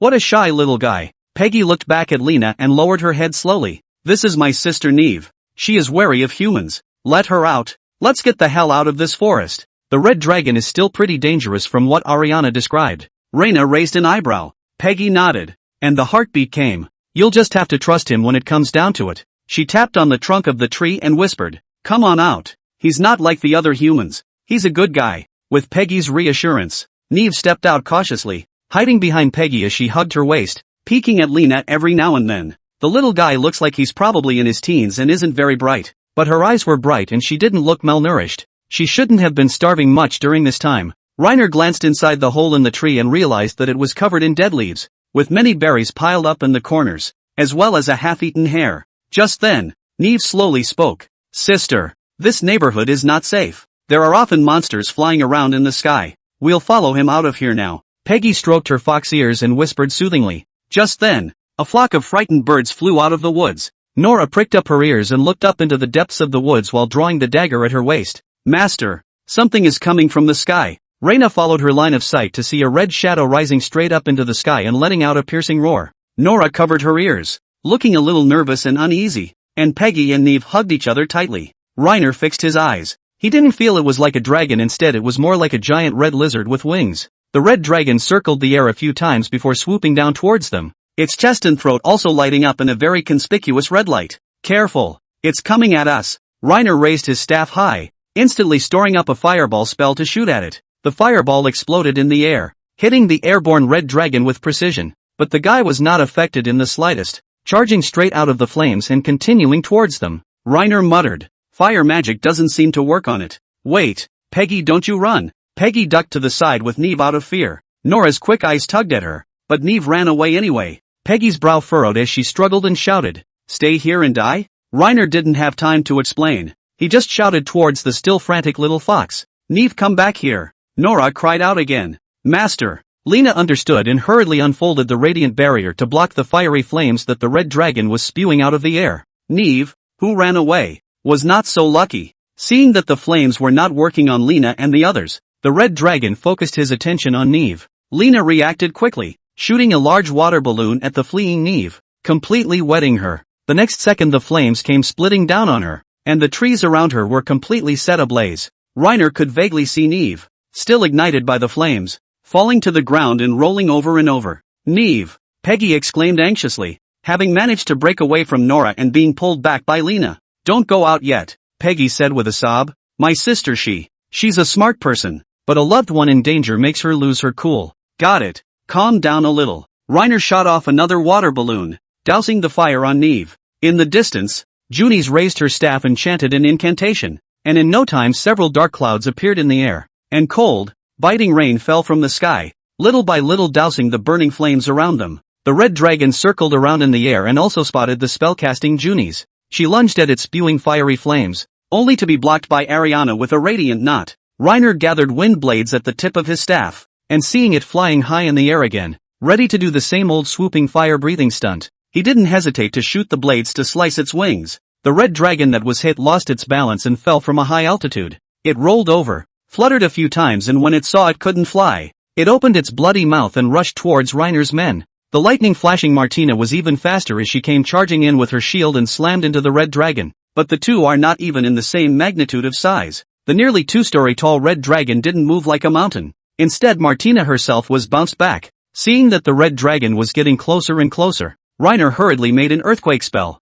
The red dragon's speed was cut down a bit, but it soon fluttered its wings again and came staggering towards Reiner. Reiner decisively used a wind blade to give its fragile membranous wings a large hole, rendering it completely incapable of flight. Seeing the red dragon fall to the ground, Martina leapt high into the air to slash at its neck. Clank! Martina's sharpened greatsword didn't cut off its dragon's head, only causing the red scales to shed a few pieces. Its skin is so hard, Martina complained as she slashed the red dragon furiously. The red dragon suddenly grasped the ground, the muscles of its upper limbs trembling slightly. Then its body swung, and its thick and powerful dragon tail lashed at Martina like a long whip. It wasn't fast enough for Martina to dodge easily. After pulling away some distance, the red dragon spat out a mouthful of dragon flame at a few people, and suddenly turned around and crawled quickly towards the fallen Neve. Bad! Martina dropped her shield and rushed forward with big steps. She clung to the red dragon's tail and tried to stop it from advancing, only to end up being thrown right out of the way. Nora watched Martina fly toward this and yanked Lena aside with both hands, and Peggy,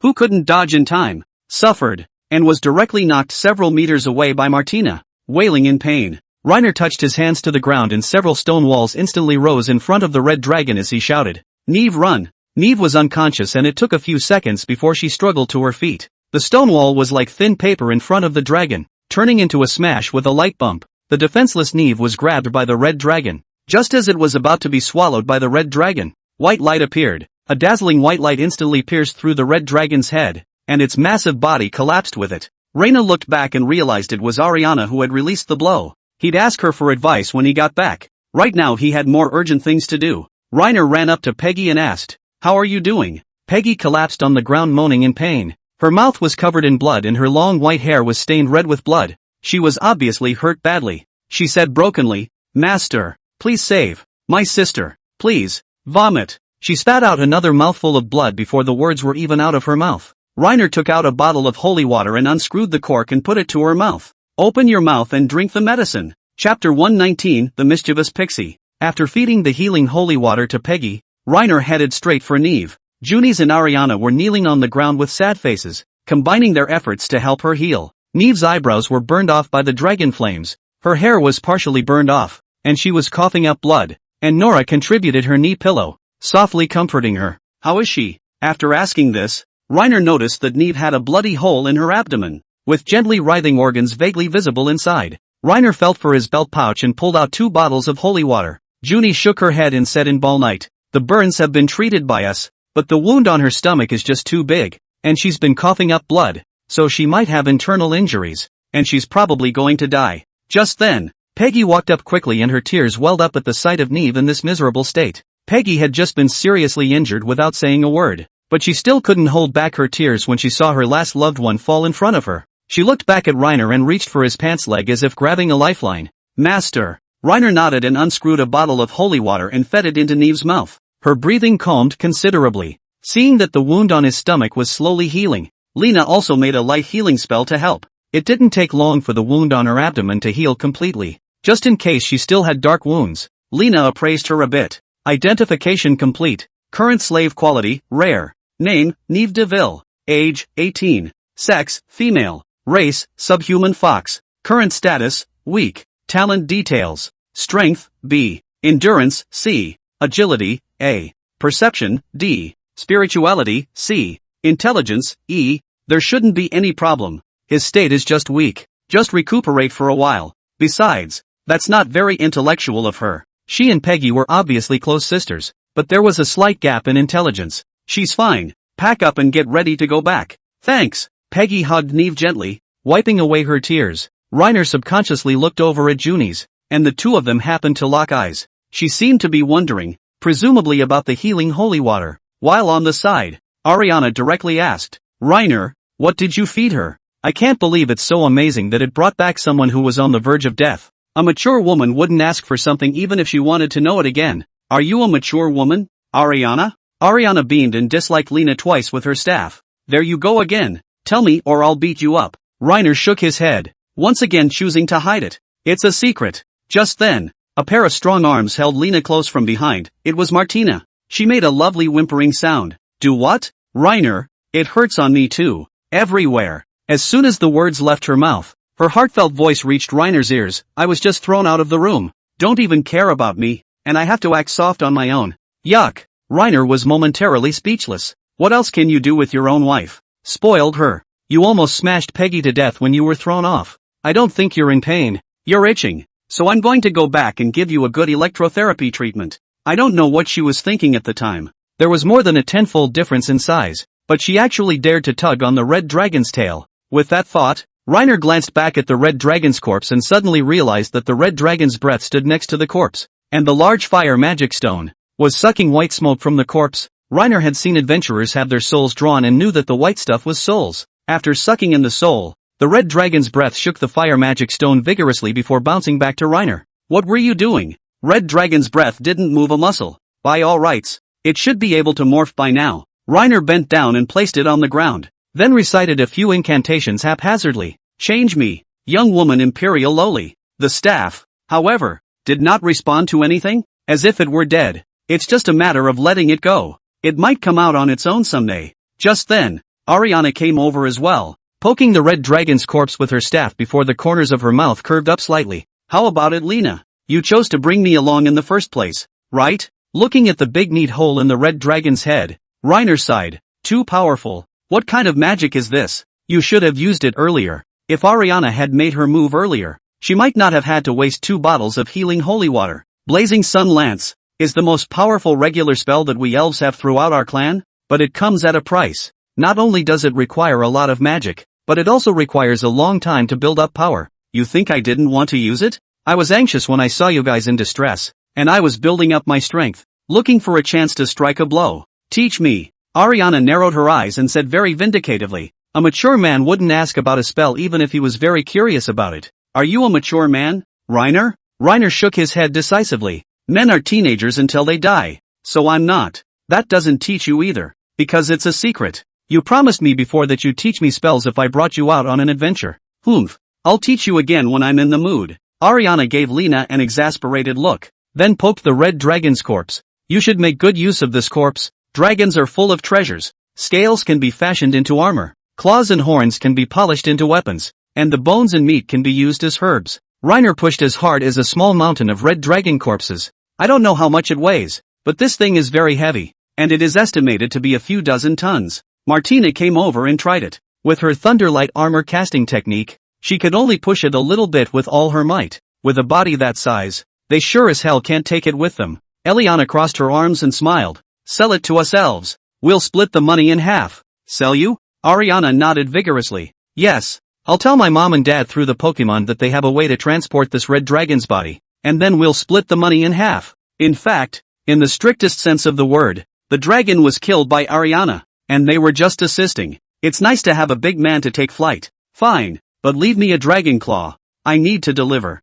No problem. Ariana closed her eyes and began to communicate with the Pokemon. Reynette explained a few things to Martina and she took the plunge and started removing claws. The heavy greatsword slashed at the red dragon's claws one at a time. Martina complained in a small voice. This damn dragon's claws are too hard. It can't be cut at all. The greatsword's blade was full of gaping holes, and there were several deep scratches in the blade, and the handguard had disappeared at some point. Apparently, the sword had reached the end of its lifespan. Reyna spoke decisively and asked, how are the weapons you elves forge? Chapter 120, Who the hell are you? Martina carried a giant dragon's claw and gleefully walked at the front of the group. The soldiers defending the city were looking at the dragon claw and whispering, Demas looked at the dragon's claws for a moment before looking back at Reiner with some disbelief. Did you really kill that red dragon? Not wanting to take all the credit on himself, Reina pointed to Eliana on the side. This elf killed it to be exact. I only played a supporting role. Ariana's ideal was to become an adventurer who traveled around. That being the case, accumulating reputation was important to her.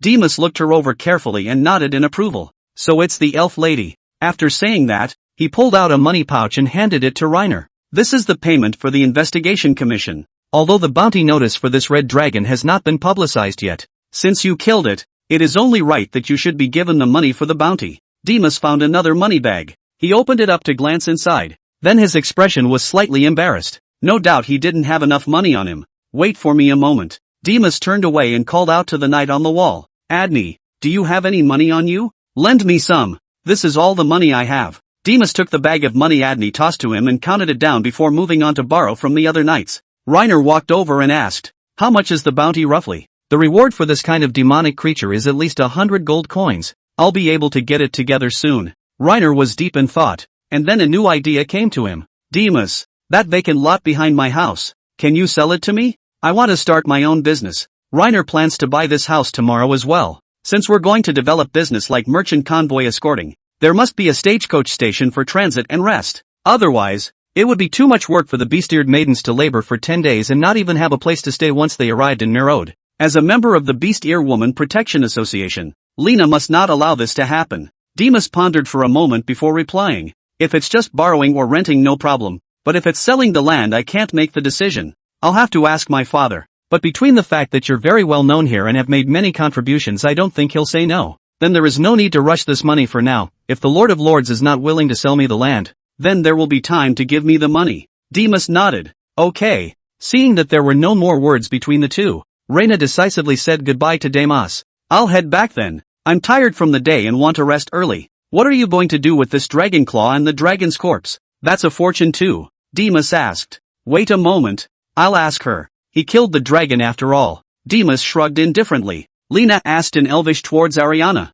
What to do with it? Sell it or keep it for yourself? Sell it if you can trust him. Isn't this something rare? I have no use for keeping it for myself. By all rights. Reiner hadn't heard of dragons a few times in the year or so since he'd traveled here. So the thing should be a very rare thing. At least it exists for a price. Dragon meat can be used as medicine. But it shouldn't be of much use to you. Eliana scratched her blue hair with her staff and then said, although dragons like this are rare, it's not something that's hard to come by in 100 years. We elves can still meet them often. So if you need it, I'll just buy it for you. I hear you. Reiner nodded. Wanting to establish a firm foothold here, the help of Demas would certainly be indispensable in the future. So letting him solve this dragon claw would be considered a personal favor to be sold. The red dragon's body was taken by the elves, and all I have left is this dragon's claw. Why don't you help me with it? I trust you. I help you? You mean in exchange for gold coins? Honestly, it's kind of a bargain for me. Reiner shrugged back. It's fine. Just deal with it. He yawned then said,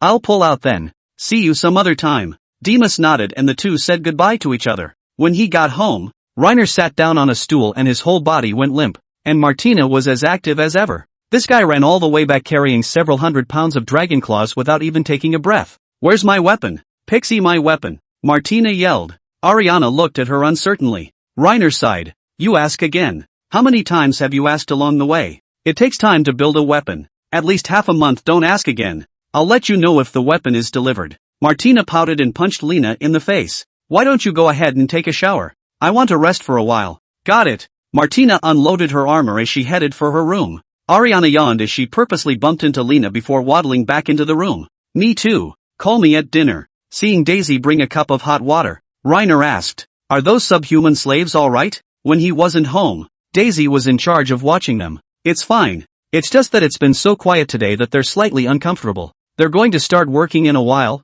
so let them enjoy this time of leisure. Aha. Nora walked over to Reiner and gently pressed herself against him. What's wrong? It's okay. Nora was face to face with Lena. She was being proactive. This kitten won't even say what's on her mind. She'll just use body language. By this she meant that she wanted to be close to Lena. When the relationship was first confirmed, Lena had to rely on eavesdropping on her heart to get a sense of what she was thinking. And now even without listening to the heartbeat, a simple gesture Lena could read her. Got it. It's a rare occasion when you'll take the initiative for once. Reina rubbed her fluffy cat ears. Well, Nora's cheeks flushed slightly as she suddenly opened her mouth and bit Lena a few times, leaving neat rows of teeth marks on her arm. I won't bother you with resting. I'm going to go tidy up the room a little. Nora walked happily back to her room. Reina had just closed her eyes when she heard a heartfelt voice come through. They should be in that kind of relationship as well. Cat breeds are mostly aloof, and it shouldn't be forced if she can make her like it that much. He sat up sharply and looked over at the two white foxes sitting in the corner.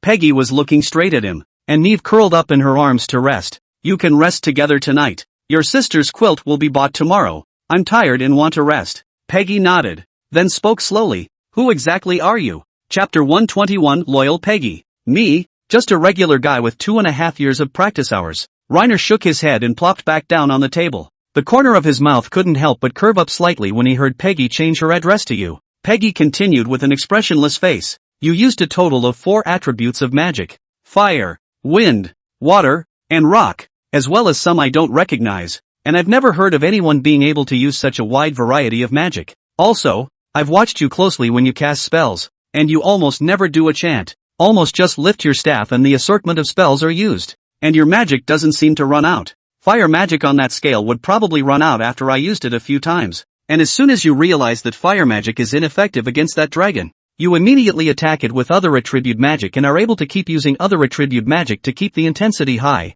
Also, I realized that you know at least 4 languages. And you seem to be younger than me. And your medicine was amazing. I could feel myself dying. But you just fed me a mouthful of it and I was revitalized in no time. Peggy spoke in one breath. And I have to say, she was quite observant. Lena said sleepily, correction. I'm actually 2 years older than you. I never told you my age. Where did you get that from? Peggy shook her head. Then said, never mind. There are so many bizarre things going on that this in turn makes me feel less strange. Don't you. I'm not used to hearing it. Just call me Lena. I'll keep that in mind. Peggy nodded. It was hard for Lena to keep from laughing at her respectful look. It had only been one day, but she was a different person from before. I still like you untamed. Peggy slowly got up and walked over to Reiner. Puzzled. I just can't figure out why you chose to save me and my sister. Reiner, an honest man, replied in no uncertain terms, saved you because you can help me make money. And it's too bad to get ass kicked by Martina. As for your sister,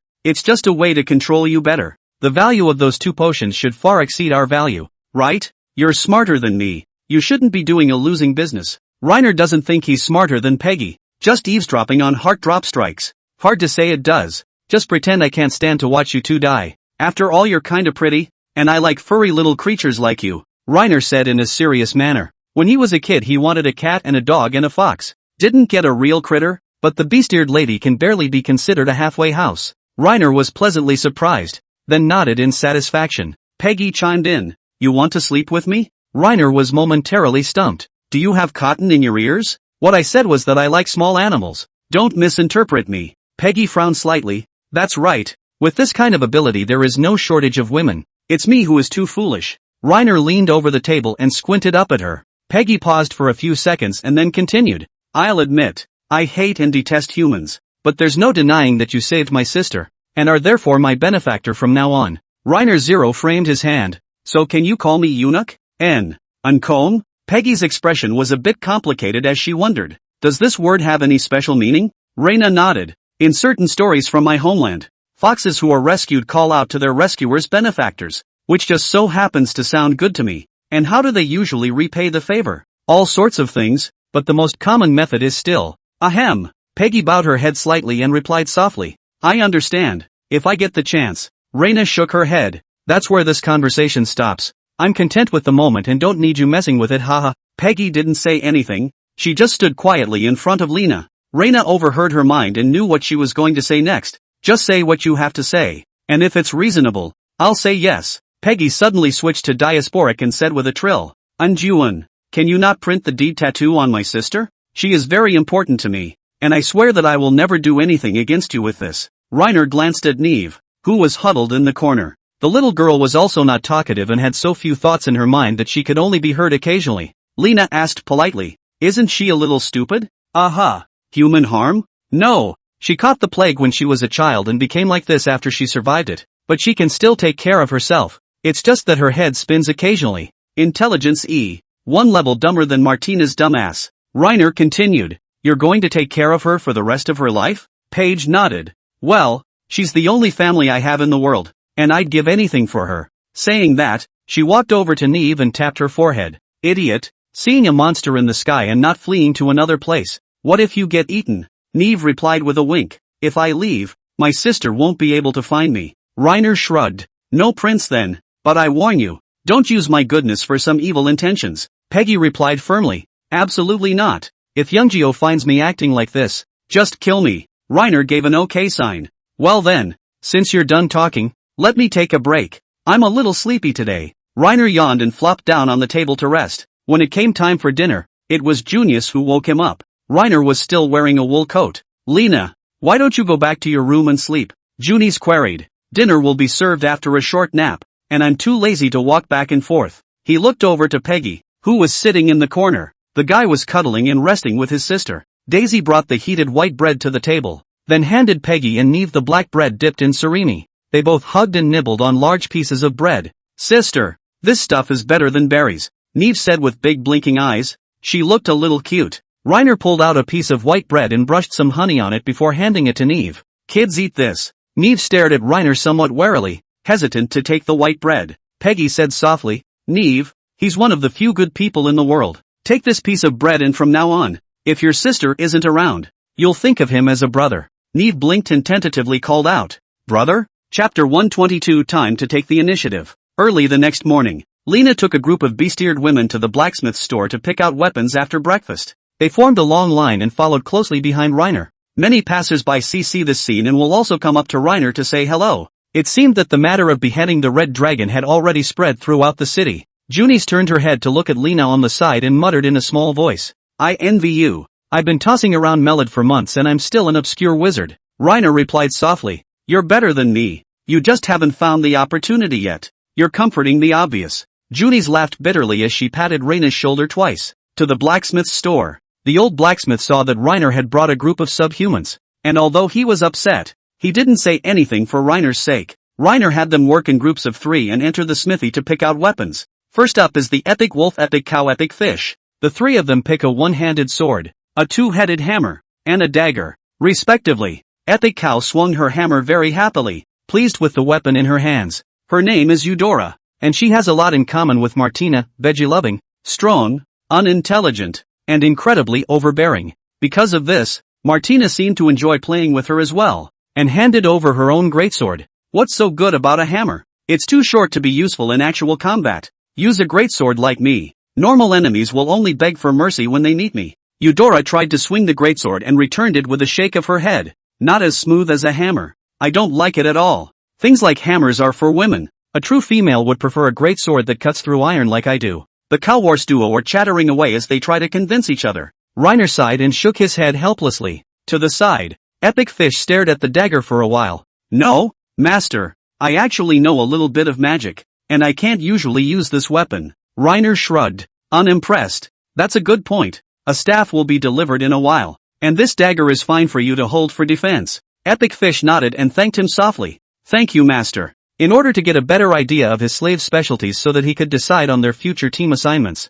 Reina had been watching them for the past few days. The Epic Fish's name is Pasha, and she's more withdrawn, making her a good fit for teaming up with the big-hearted Eudora. Stick the Epic Wolf with balanced attributes and a calm personality in there, and this 3-person squad would be complete. The beast-eared ladies continued to pick out their weapons. Once the weapons were purchased, Reiner proceeded to take them to pick out armor. Since funds aren't exactly plentiful, slaves above epic can be paired with half-plate armor similar to Nora's and Martina's, and rare slaves were only allowed to be fitted with a set of lockjaw armor and a simple helmet. The apprentice in the store was sizing up the subhumans with a worried frown. He couldn't communicate with them and had to ask Junis to help with the measurements on his behalf. On the other hand, Ariana, who was on the sidelines, had a face that looked even worse than his. Looking at the knives, guns, and clubs in the subhuman's fingers, she gently beamed and complained, Lena, you don't want me to enchant every piece of equipment, do you? Reiner gave a thumbs up and complimented. The lovely elf lady really anticipates things like God. The defensive performance of the lock armor alone is still too poor, but with your enchantment, the defensive performance will have a qualitative leap. Ariana cried out, tapping her staff against Reiner's waist a few times and saying with some sadness, I feel like I'm being seriously squeezed. Whoever told our Ariana to be so good? You're the only one who can enchant equipment. It's just great. You'll just wait until you're free to attach yourself. And if you're tired I can rub your shoulders and massage them. Ariana knocked Lena on the head and huffed and puffed as she crouched in front of the defense store. Just then, Peggy walked over, staring at Lena with an expressionless face, not saying a word, getting a growing sense that he's interesting to watch for a while longer. Reiner wondered, what are you staring at me for? It cost a lot of money to buy all this stuff, didn't it? Not bad. Arming you guys consumed about 100 gold coins, within budget. He still had 70 Ball Knight gold coins in his hand now, and he would have to find time to exchange them for money before he could do so. That's not a small amount, is it? It's getting harder and harder to understand why you're doing this. The equipment should be worth more than us, right? Reiner thought about it kinda. Buying them only cost a total of 70 diaspora gold coins, which was indeed cheaper than the equipment. It definitely wouldn't be possible to make back the money in a short period of time, but based on the number of commissions at Cannon's place, 3 squads of subhuman mercenaries, along with the money from the sale of the loot, half a gold coin a day shouldn't be a problem, together with daily expenses. It is estimated that the return of capital in a year is barely enough. If nothing else, after the payback it's pure money. This is still small, just a trial run. If you can really make money, you can expand after a while. If you can't make any money, then drop the idea decisively. It can't be helped that it's expensive. Being a mercenary is very dangerous. If you don't have defense gear, if you're not careful, you'll lose your life to bandits, magical creatures, and wild beasts, and my mom told me from a young age to love the critters. So this is something that should be there all the time, Reiner said in a serious manner. Peggy was speechless. This human is scary and adorable and it feels like it's getting more interesting to tease him. Peggy glanced at Reiner, then nimbly maneuvered past him with her hands behind her back. The furry fox tail also gently brushed against the back of his hand and scratched it. Cunning fox. If it had been before, Reiner would have been absolutely titillated. It's just a shame that after being subjected to Nora and Martina's workouts, he's become a steady man who will never be. Junis came striding over. Phew, I'm finally done. Not to mention, measuring is a pain in the ass, especially that snake subhuman named Roxanne. Her tail is always moving around. It's not easy to measure. She was followed by a group of beast-eared women who looked to have finished taking measurements. Tough luck. Let's go home. Reiner slipped his arm around Junie's waist. Her body shook suddenly, then froze. The two of them looked at each other with 4 eyes. This is purely and simply a reflex on Lerner's part, usually used to snuggling Nora. I didn't think much of it when I saw Junis around and just went along for the ride. Junis ruffled her hair behind her ear and whispered, "You snuggle up. You haven't been paying much attention to me the last few days. I almost forgot." What? It's just been a little busy the last couple days. Now that he was pretty much done with what he needed to do, he was pretty laid back for the duration of his return to Cannon. The time has come to be proactive. Chapter 123. On the way home, Reiner went to the tavern to buy a keg of beer. He intends to enhance his feelings with Junis. Yeah, there's wine. Martina shouldered the keg and bounded off in the direction of home. As soon as she arrives home she cracks the lid and scoops the wine from a wooden cup on the table. After taking a taste, she smacked her lips and said, "The flavor of this wine feels a bit bland, but it's not bad." Reiner spat. "And you're tasting the wine. Put the lid on it and drink it at dinner." As a result, Martina yelled directly at the top of her lungs, "Daisy, Reiner says he's hungry and wants to start dinner early. What a dog you are." Reina knocked Martina on the head, and she smiled thickly in disbelief. Within moments, Daisy came out of the kitchen with a plate of steaming white bread.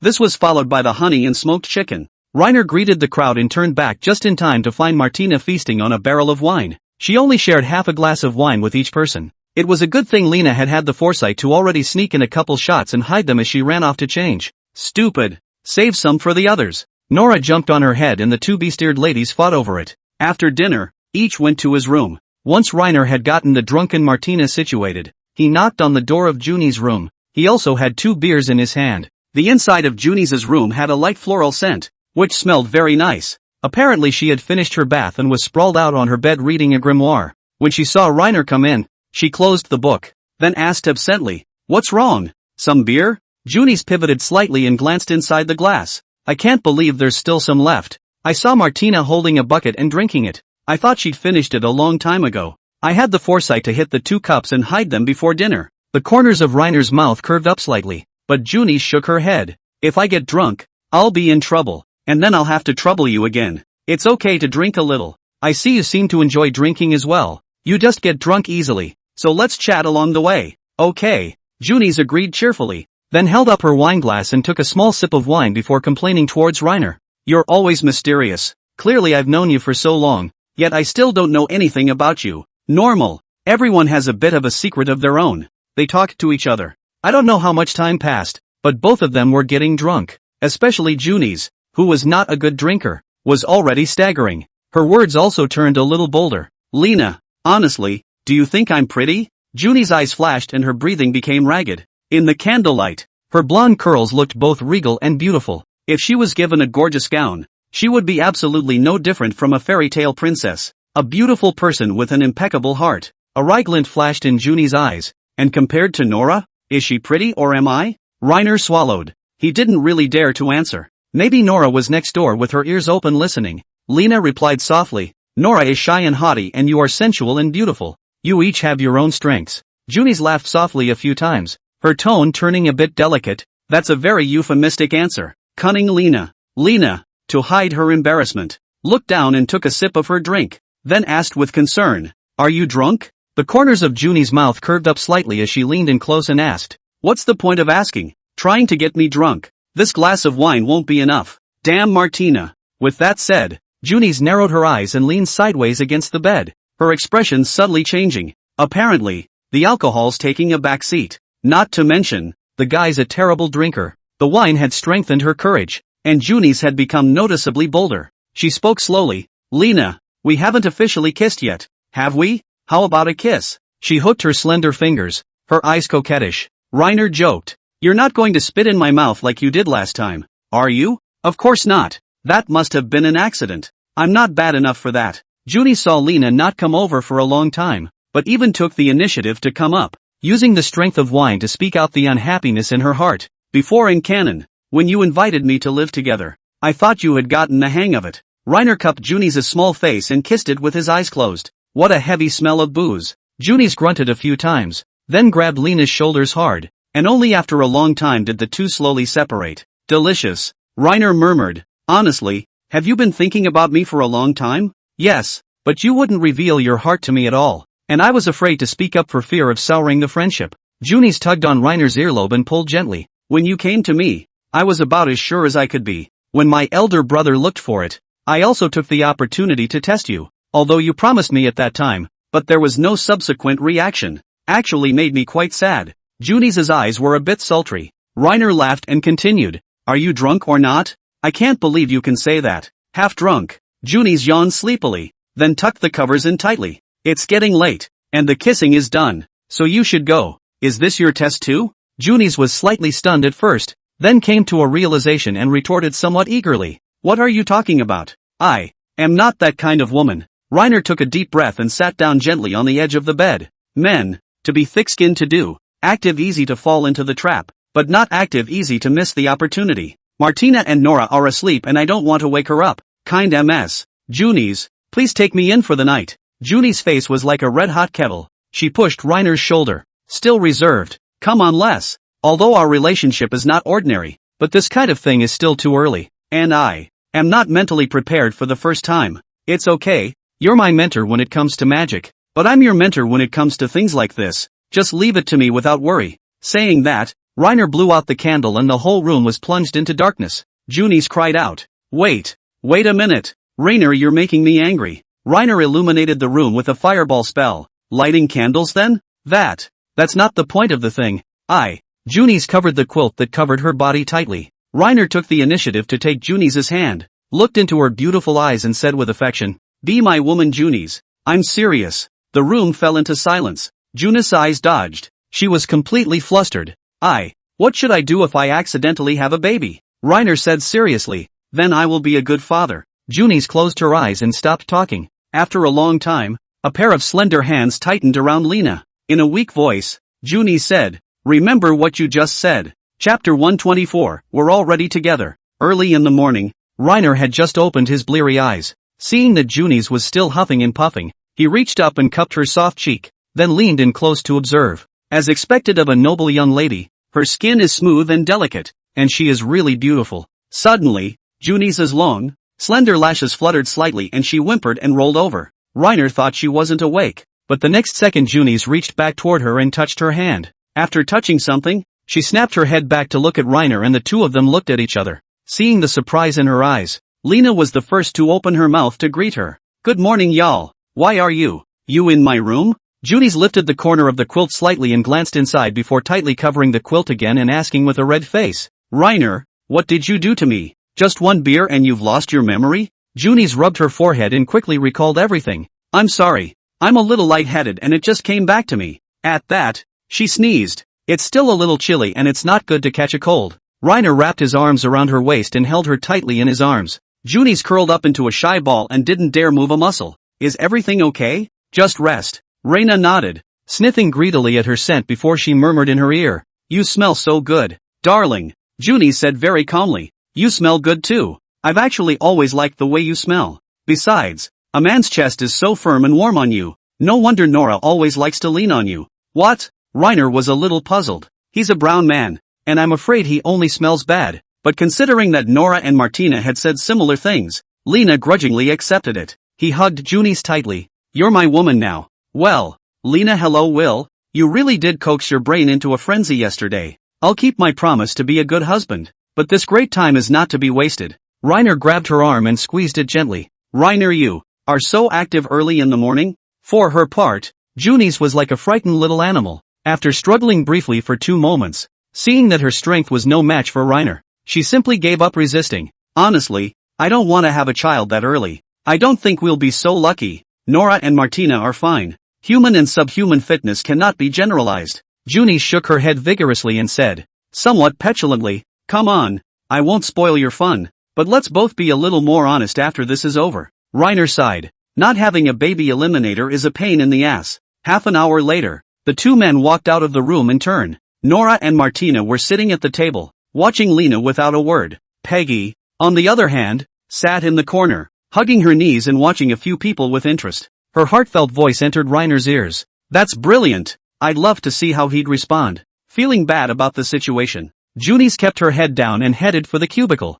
I'm going to go wash up. Reiner walked towards Martina and stroked her horse's ears, asking knowingly, what's wrong, baby? Something bothering you? I told you why you bought me a drink all of a sudden. So it was a premeditated plan to get me drunk to make it easier for you to move, wasn't it? Nora's a fool, too, and doesn't know how to stop her own man when he's running off with another woman. I thought you said Junis didn't matter? Nora retorted with a huff. Martina clasped her hands together. I don't care. You were wrong for not stopping Reiner anyway. Just then, Junis returned from her cubicle, feeling a little bad about leaving Lena alone in the living room. So she walked over to Martina and said with a red face, I like Lena too, and I hope to get along with you all in the future as well. I'd like to get in line behind you guys. Count on you having some. Martina swallowed back her half-said words. No, Nora, she's in front of me. Wouldn't I be a dick if I ranked her that way? She coughed dryly and then said, never mind. Since you like Lena too, that means your taste is as great as mine, and I,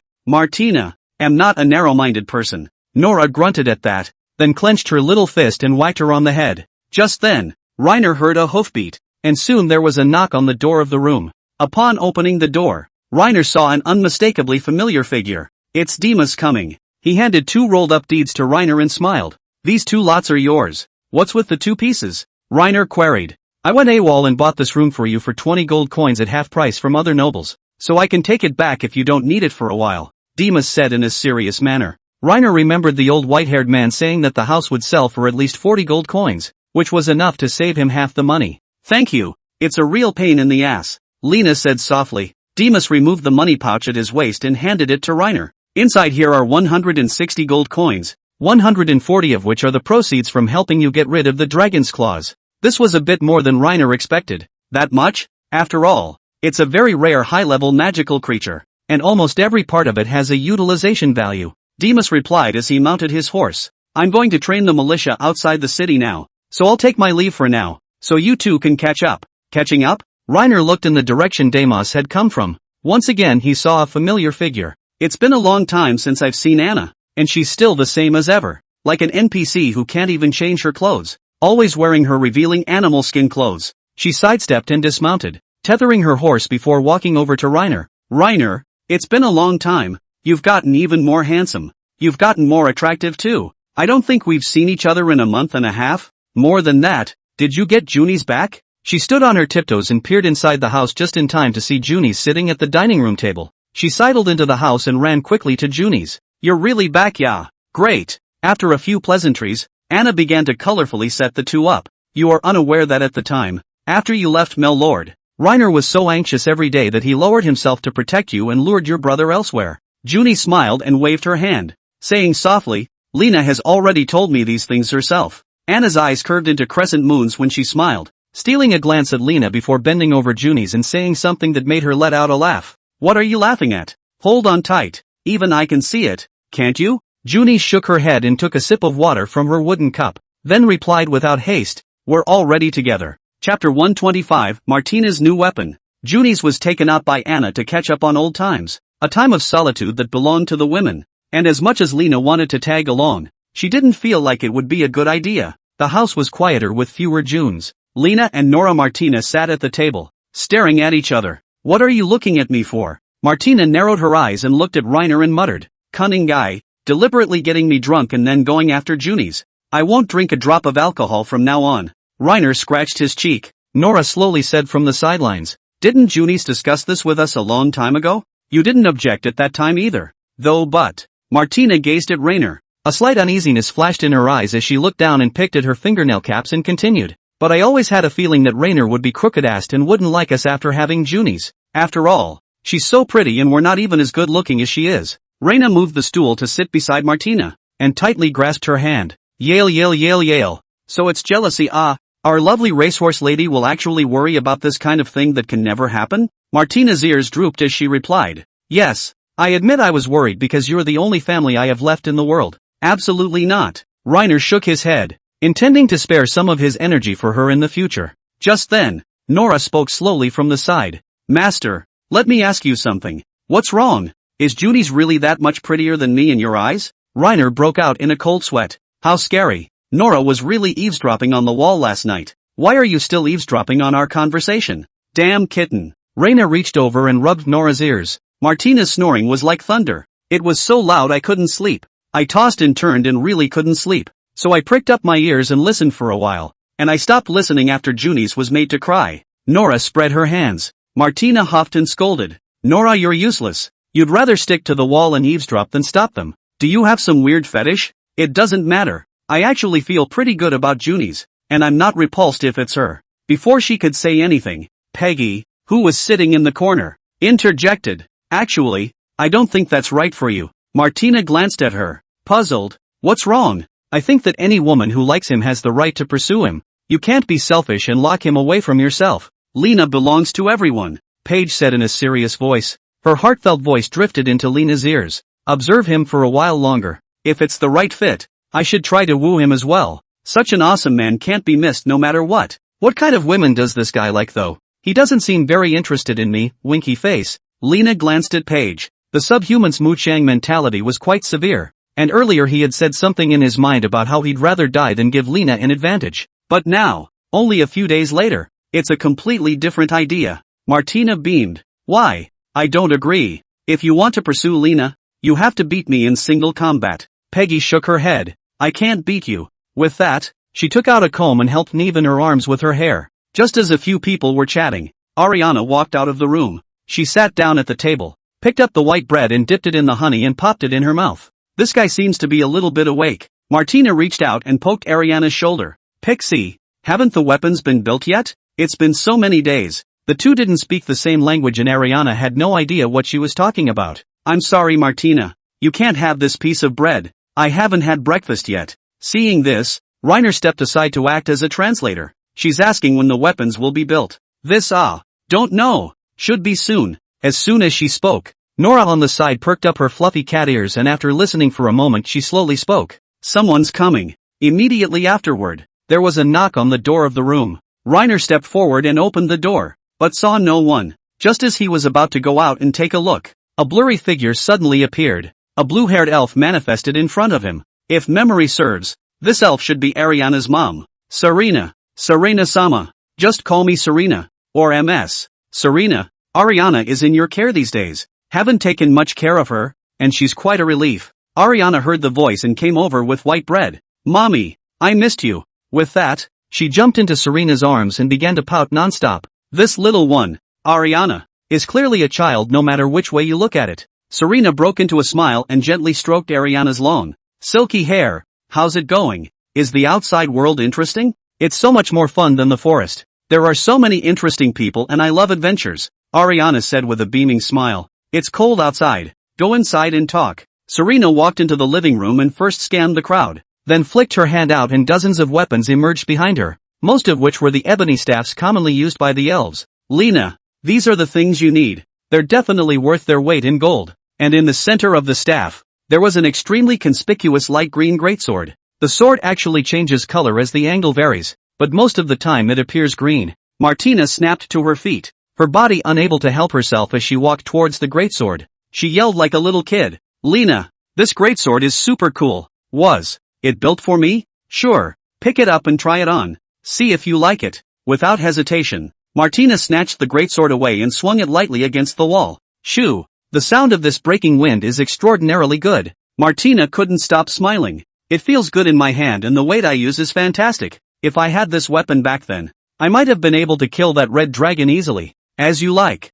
Serena said on the side in fluent subhuman language. Its name is Sylph's Wrath. It is completely forged from secret silver and has a very good compatibility with the element of wind. Only the best bladewalkers among us elves are qualified to use it. Martina's eyes were glowing. She didn't even bother with Serena. She took Reina's hand instead. My dear, accompany me, I'll go outside the city to try out this sword. Please. Chapter 126, The Red Dragon's Breath That Sneakily Followed Me. On the rare occasion that mother and daughter met, Serena took Eliana somewhere and didn't follow them outside the city. And Lena took Nora, Martina, and the 4 beast-eared nymphs with magical talents and prepared to assign them staffs. They are Peggy, Epic Fish Pasha, Rare Goat, and Rare Bird. Of the 10 beast-ear nymphs purchased so far, only the 4 of them had relatively good magical talent. The others have either a D or an E spirit, and basically no talent for learning magic. Seeing Nora and Martina looking for something to test their swords on, he too locked his eyes on the ebony staff in his hand. The staff has a colorless, transparent gem at the top, and it looks quite pretty, so I wonder how well it will work. Reiner released 5 different attributes of elemental magic in turn, attacking the distant stone. Soon the boulder turned to pieces and just a bit of slag remained. The staff was pretty good, with a decent bonus to all 5 attributes of magic, roughly having the consumption and doubling the power. It wasn't as powerful as the Red Dragon's Breath, but the quality should be about the same as Junis being a staff, so it should be considered a standout. Reina looked back to find the beast-eared ladies looking stunned. He can actually use 5 types of magic. Awesome! The master doesn't even need to chant a spell. What is this? It looks so awesome. And Peggy was obviously even more shocked. Her brow furrowed slightly as she became skeptical of this world. I can't believe that he can even use lightning attribute magic. This time he can already use 5 types of magic. There are so many bizarre things going on with him that I'm surprised I'm not surprised. Reiner said towards them. Don't just stand there. Line up and come get your staffs. Is your future weapons? Make sure you take care of them. The 4 subhumans quickly lined up and came to collect their staffs in turn. They were quite polite and thanked Reiner when they were done collecting their things. Peggy, in particular, would deliberately brush her tail past Lena's hand after she said thank you. The little fox is not honest at all. I have things to do now. I'll teach her a lesson some other time. Are there any of you 4 who don't know magic? Although through the appraisal, Reiner found that they possessed magical talent, there was a possibility that they might end up not being able to awaken their magic due to various reasons, and it was safer to ask first. As expected, the 4 beast-eared nymphs looked at each other in disbelief, and finally the goat and bird subhumans raised their hands in unison. Reina sighed and helped enlighten them, as Junis had done then. In a moment you will see a crystal, and various colored mists. Tell me the size of the crystal, and then tell me the color of the mist. The 2 subhumans nodded and closed their eyes to feel it. Suddenly, the sheep-breed subhuman whispered, I saw the crystal. It was like a round stone that I could barely hold after unfolding my arms. And as for the mist, I only saw the earth color. The bird species subhuman also said cautiously, so did I. I saw a crystal slightly larger than my body, and the mist was green. Reiner touched their heads and softly encouraged, you guys are great. The little sheep awakened rock elemental magic, and the little bird awakened wind elemental magic. They nodded woodenly. Later, when there was time, Reina planned to teach them the magic of their respective attributes. Reiner asked towards Pasha, what spells do you know? Just the most basic water balloon spell. I'll teach you hydrotherapy later. Without waiting for Reiner to say anything, Peggy came over and took the initiative. Eunuch, I know the fireball art, fire tornado art, and firewall art. Is there anything you want to teach me? Reiner muttered. You know more than I do. While it was true that Lena didn't know the incantations for these spells, he didn't feel the need to learn them. Pressurizing flames into a fireball spell can also naturally give birth to a fire tornado after reaching a certain level. And the firewall spell is even more crap. The defense against physical attacks is almost zero. And the defense against other spells is not so good. And it can only be used to block attacks of magic of the same attribute, and to impede the enemy's advance. The bottom line is that this thing is not an offhand technique. It does serve a purpose, but overall it's too chicken asterisk asterisk asterisk asterisk. If Reiner couldn't learn the Radiant Barrier, then surely he would have pushed the thing verbatim. But he's got a better uptempo replacement now. Really? Youngjio, you must be joking with me, right? I feel like there shouldn't be anything in this world that you wouldn't know how to do. Peggy came closer and closer. And she did it on purpose. Everything moves with its own caution. But if it had been a few months earlier, he would have been mesmerized by this white-haired fox. Reiner shook his head. You think highly of me? I'm just an ordinary man. But I have a book of fire magic. Do you understand the writing here in diaspora? If you understand it, I can lend it to you. But you have to protect the book before you can do so. Eunuch. It looks like I'm going to have to trouble you to teach me yourself. I don't really know how to read. Her mouth said this, but her mind came through. This will allow him to spend more time with me. It's only right to make the relationship work. Reiner shook his head, then said, Peggy, do you like being lied to? With her hands behind her back, she replied decisively, Of course I don't like it. Reiner said with a blank face, I don't like it when people lie to me either. Remember to put your little witticisms away when you talk to me. It only turns me off. I like people who are sincere. Peggy's forehead broke out in a fine sweat as she hurriedly apologized to Reiner. Yeah, I'm sorry. I was just joking around. So oppressive. He doesn't seem to mean a thing to me. What? Inexplicable. Reiner was just talking to her very seriously. Peggy replied softly, I'll break that bad habit. Reiner waved a hand. Not that you need to change it. You can wear a mask of disguise when you're out to people, but that won't be necessary with me. After saying that, he took out the book of fire magic that he carried with him, and handed it to Peggy, repeatedly instructing, This book is that blonde female magician, who gave me a gift before her departure, and it is very important to me, so if you don't take care of it when borrowing it, and I catch you, you'll be. Peggy covered her mouth and asked cautiously, Just what? Tie it up and send 100 straight draws. Don't worry Enron, I will love this book. Reiner nodded. Aha. He continued to play with the ebony staff, then let loose a few random spells. Just then, Nora walked over to Reiner and tapped him on the shoulder, pointing to a tree in the distance. The red dragon's breath had followed him at some point, and it was peeking out from behind the tree with its huge fire magic stone, peeking at Reiner. Maru Spice. Chapter 127, The Dragon Lady. Let me explain. It's not what you saw. The red dragon's breath didn't listen to Reiner's sophistry and took off directly, disappearing into the sky like a bolt of lightning, not even a shadow to be seen. When he left the house, Reiner was too cumbersome to hold so many staffs, so he left the red dragon's breath inside the house. I didn't expect this guy to sneak out and follow me. A staff can actually be jealous. Is this still a staff? Nora looked up into the sky and couldn't help but exclaim. It flies really fast. When did it come over? It's been a while. I've seen him sneaking around behind a tree peeking at you. I don't know what he's doing. Why didn't you tell me? Because the staff it usually peeks at you too. In the morning when you're still awake it creeps under the covers and when you're almost awake it goes off on its own. What? It's really getting to be a hunt. Reiner stayed outside the city for a while before taking the sub-people home. He wanted to see if the red dragon's breath had come home. As it turned out, just as they arrived at the door, they found Daisy standing outside with Neve, occasionally glancing towards the house. When she saw Reiner come back, it was as if she had grabbed a lifesaver. Reiner, you're finally back. A strange thing broke into the house. It's biting your pillow and trying to attack me and Neve. Reiner's first thought was red dragon's breath. You're not hurt, are you? Daisy shook her head vigorously. No, Lena, you go inside and check. I'm afraid she's eaten all the white bread. Martina volunteered to take a step forward. Dare to eat white bread? Let me do it. I'm worried about having something to practice on. Thunderous light emerged from her body, and her right arm, which was gripping the greatsword, was moving stupidly. Reyna hurriedly pulled her back. Don't you around.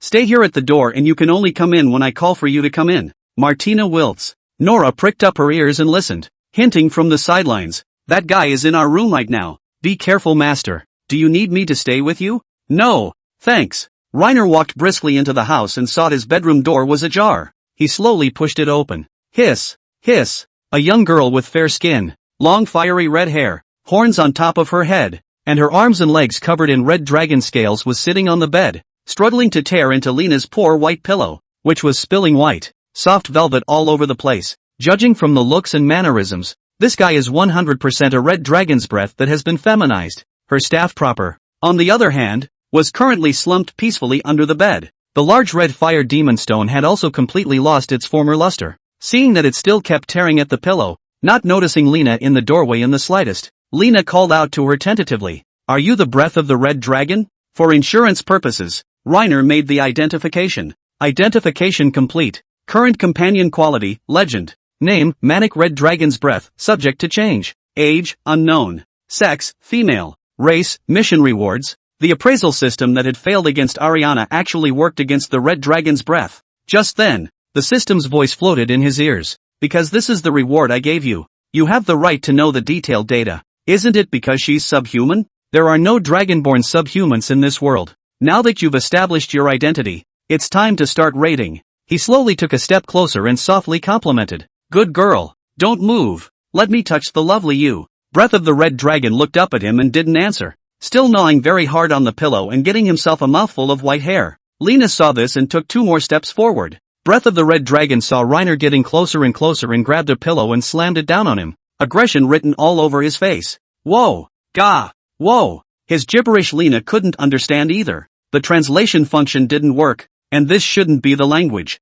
Are you unable to speak? Reiner asked cautiously. Taking a few more steps forward, she called out twice more. Click. Click. Click. The guy, for all his barking, never attacked Reiner. Be good. You listened to my explanation. I was just trying out the staffs. I definitely didn't have any strange thoughts about them. Just forgive me this time. I'll never touch any other staffs other than yours again. Breath of the red dragon called out again. Ka! Reiner had just reached out to touch its head, only for the red dragon's breath to open its bloody mouth and bite. Luckily, Lena pulled her hand back in time for her to bite it. This guy has sharp teeth, and a bite would probably take off a chunk of meat. Gathering his courage, Reiner held out his hand again. Don't you be mad. Good boy. After a short trial and error, he finally touched the long red hair of the red dragon's breath. Her hair, though it looked nice, was exceptionally hard, like stubble, and didn't feel good at all. Be good. Just then, Martina poked her head out of the window. Let me see what's going on. Lena was stroking the strange woman's head as she stared in confusion. No, I just didn't look for a while. Where did you find this wild woman? She's my staff, which for some reason suddenly took on human form. Martina was silent as she rubbed her chin in deep thought.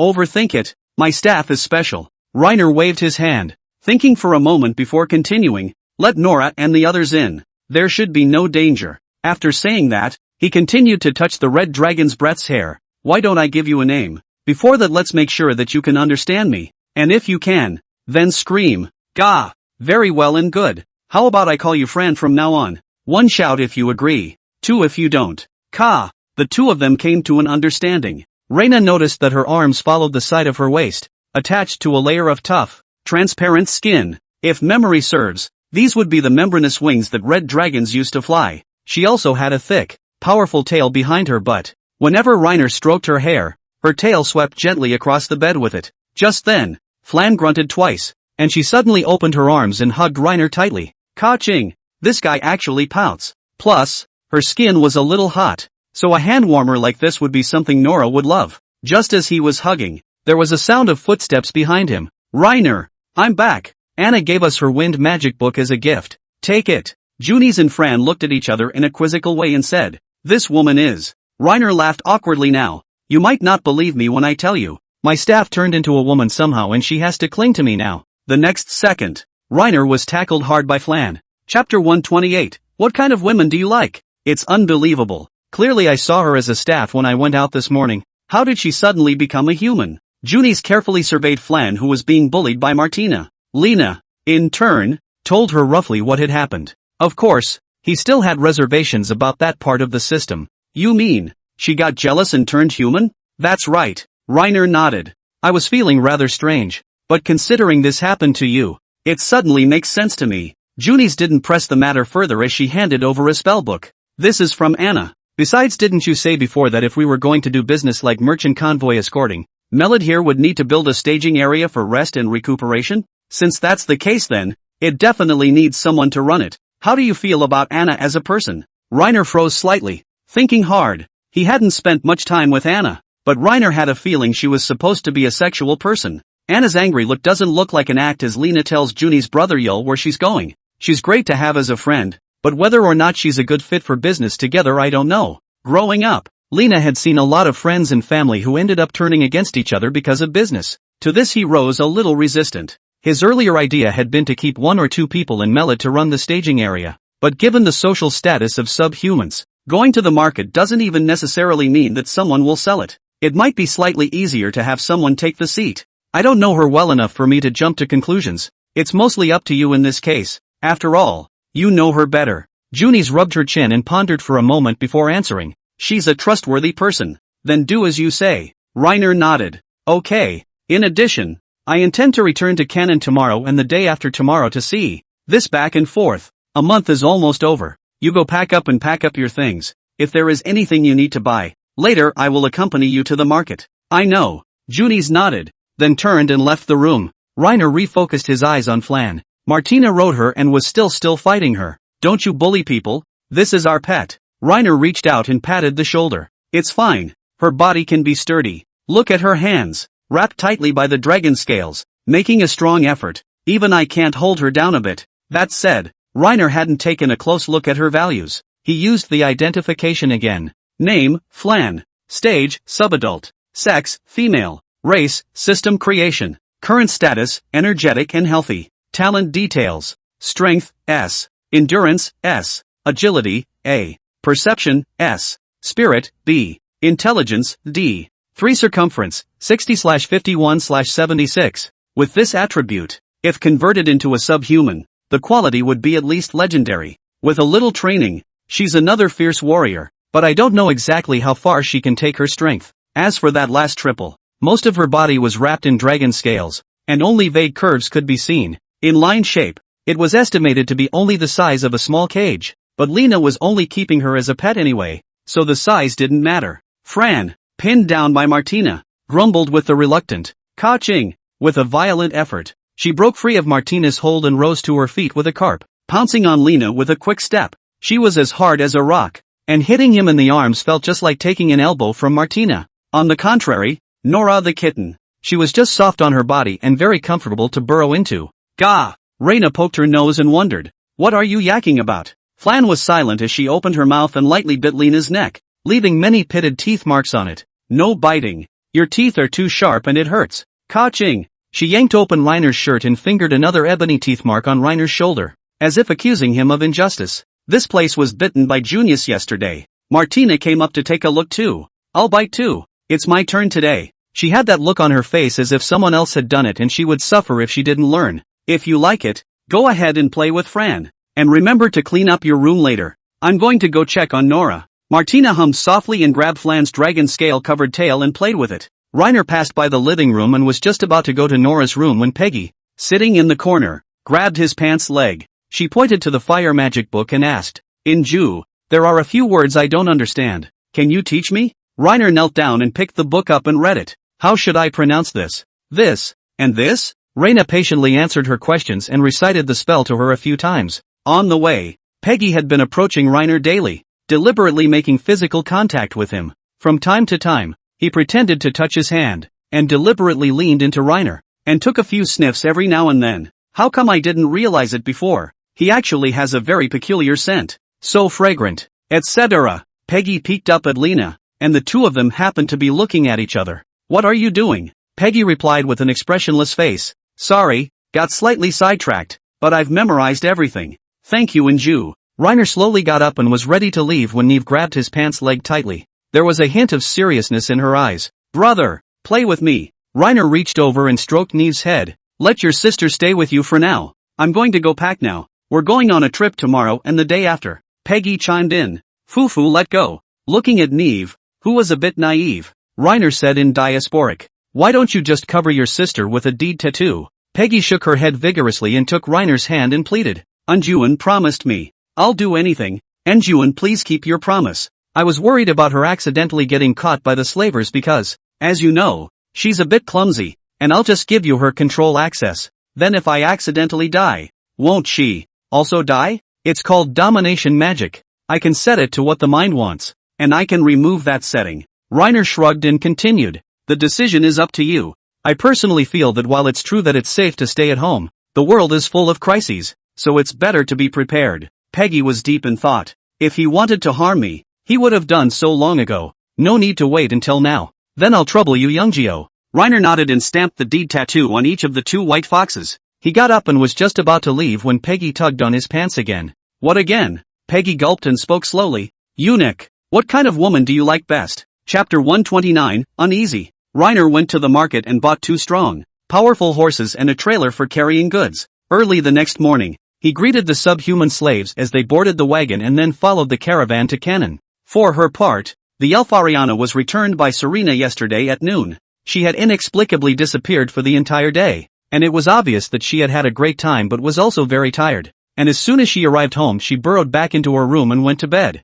sleeping from midday until early the next morning. She would have been reluctant to get out of bed if she hadn't been about to leave. Even the clothes were packed for her by Martina and Daisy. Lena, I'm slightly sleepy, so I'll rest first. Ariana yawned, taking out a rope to securely bind herself to Lena so she wouldn't fall off her horse. Wake me up when it's time to eat. The feeling of being wrapped around her waist was a little hard to bear, and Reina said with extreme reluctance, wouldn't it be better for you to go sleep in the carriage? Let the fragrant and soft subhuman ladies take turns holding you. Ariana closed her eyes and the sound from her mouth grew smaller as she whispered, that's better. That subhuman sister named Roxanne. She looks so scary, just like a snake. I don't like being around her. Reiner spat, reaching out to straighten her somewhat lopsided body. Nonsense. She's originally a snake species subhuman, and she's actually quite pretty, with almost no flaws other than a somewhat cold nature. I don't want to. I want to follow you. Don't make me fall. Oh. Just then, Martina followed on her horse. With a puzzled look on her face,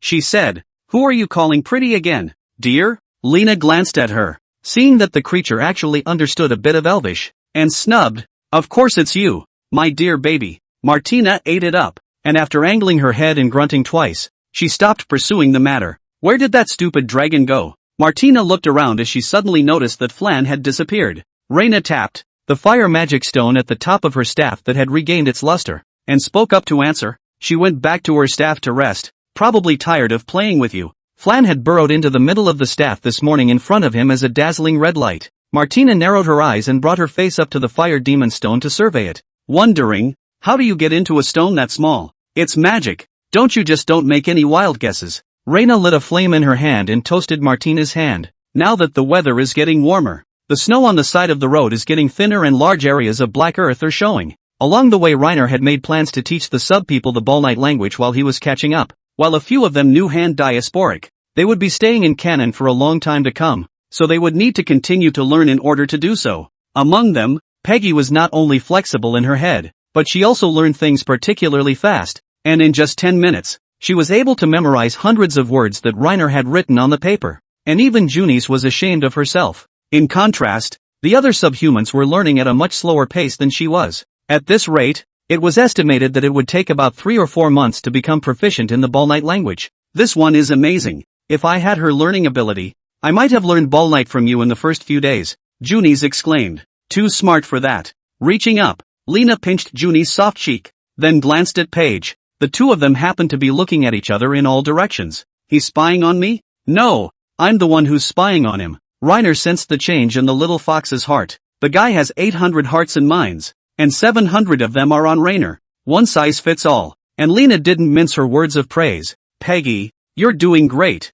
Keep up the good work. Complimented. Peggy did a double take. Lena smiled and rode to the front of the group, making small talk with Nora. After 2 days, Reiner was already in the unnamed forest north of the Morningwood. He looked around and finally picked up speed and walked over to the wagon made by the merchant's boss and spoke to him. This forest isn't very safe. I'll need to have to take a long detour. The merchant boss was a thin, dark old man. He stroked his white beard and answered without even thinking. You're more familiar with this, Lord Lena, so you'll be the one to make the call. Aha! Reiner led them around the corner and around the long way, finally stopping in front of a clearing, then camping and resting in place, waiting for tomorrow before moving on. If memory serves, it was about here. Reina followed Eliana to a pine tree and ran her hand over and patted its sturdy trunk. This old tree demon was motionless and rooted in place, and did not react to being touched. Ariana spoke up. Grandpa Tree, don't go to sleep. Lena is here to play with you. With that, She tapped the sturdy trunk with her staff. There was no response after tossing and turning for a while.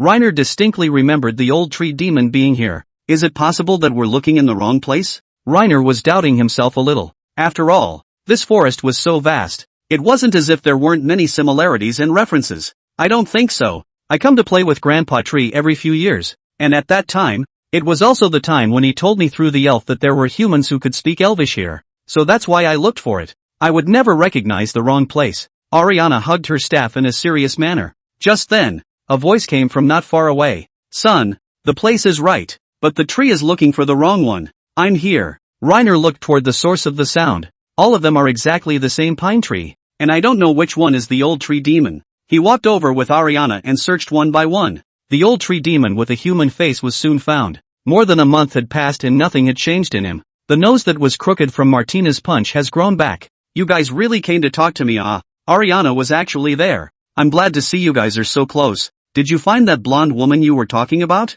It wasn't long after you left that I went back to my slumber. Found it. Thanks for the help with the directions. With that said, Reiner called out to Junis and then put his arm around her shoulders. Upon seeing the old tree demon, she greeted her in broken Elvish. Mud howl. The old tree demon laughed out loud and then asked, "It looks like you guys have an unusual relationship." I don't know if it was an illusion or not, but Lena felt as if it had something to say. Well, she's become my woman. Reina translated that to Junis as well, causing her to blush. Energetic young people are so nice. The old tree demon stretched out his two withered arms and moved them around. But the north side of the forest is getting rowdy lately. Young people should pay attention to safety. Reiner perked up his little ears as he vaguely smelled the mission. It's still looking for a few days of peace and quiet. Haunted means? The old tree demon cackled and then said, "You'll know when we leave the forest." Chapter 130, The Devil in the North. After nearly 10 days of traveling, Reiner finally led the caravan out of the forest. The first thing Lena did when she saw the crumbling walls in the distance was to tuck in the clothes she was wearing. The cold air that should have continued southward was held back by the great forest behind them, and it was almost spring in Mel Lord. While the snow here in Cannon had not yet begun to melt, the Beastier's ladies were also freezing and shivering, and all nestled around Peggy, who could use fire magic to roast the fire. Roxanne, in particular, looked like she was on the verge of hibernation with her motionlessness. Hiss, this place is cold. It's nothing like Merode. The merchant boss's teeth chattered. Lena nodded and pointed to the city not far away and said, "There's Cannon. Let's park just outside the city. Good luck with the money." He looked at Cannon a couple times more. It always seemed like the city was getting run down again after not seeing him for a month. There were quite a few workers working on the rubble walls. Ho ho ho. Thank you, Lord Reiner. Here's the payment. The merchant boss rubbed his hands together before handing over 2 diaspora gold coins, and then led the merchant team to continue towards the city. Looking at the caravan that was walking away, Reiner pondered for a moment and then turned back towards Junis and said, "My dear, you take the Asians to rent a house nearby and settle down for the time being. I'm going to go to the forest in the north of the city first, and look for Fiona." Quite a lot of things should have happened to them in the past month or so. Junis nodded. "Okay, come back early. Martina, you follow Junis into town. Nora, Peggy, you come with me." "No, why don't you take me with you?" Martina's eyes widened. "Junis is a girl and you are a strong female. The social status of women is lower on the Ball Knight side. It's not safe to let her carry so many subhumans. I'm more relieved to have you to hold down the fort. All in all, it is a very difficult task, and you are the woman I hold in the highest regard and can only give it to you." Martina scratched her head, and the corners of her mouth rose madly. "There's really nothing I can do about you. There are times when being too good is an annoyance.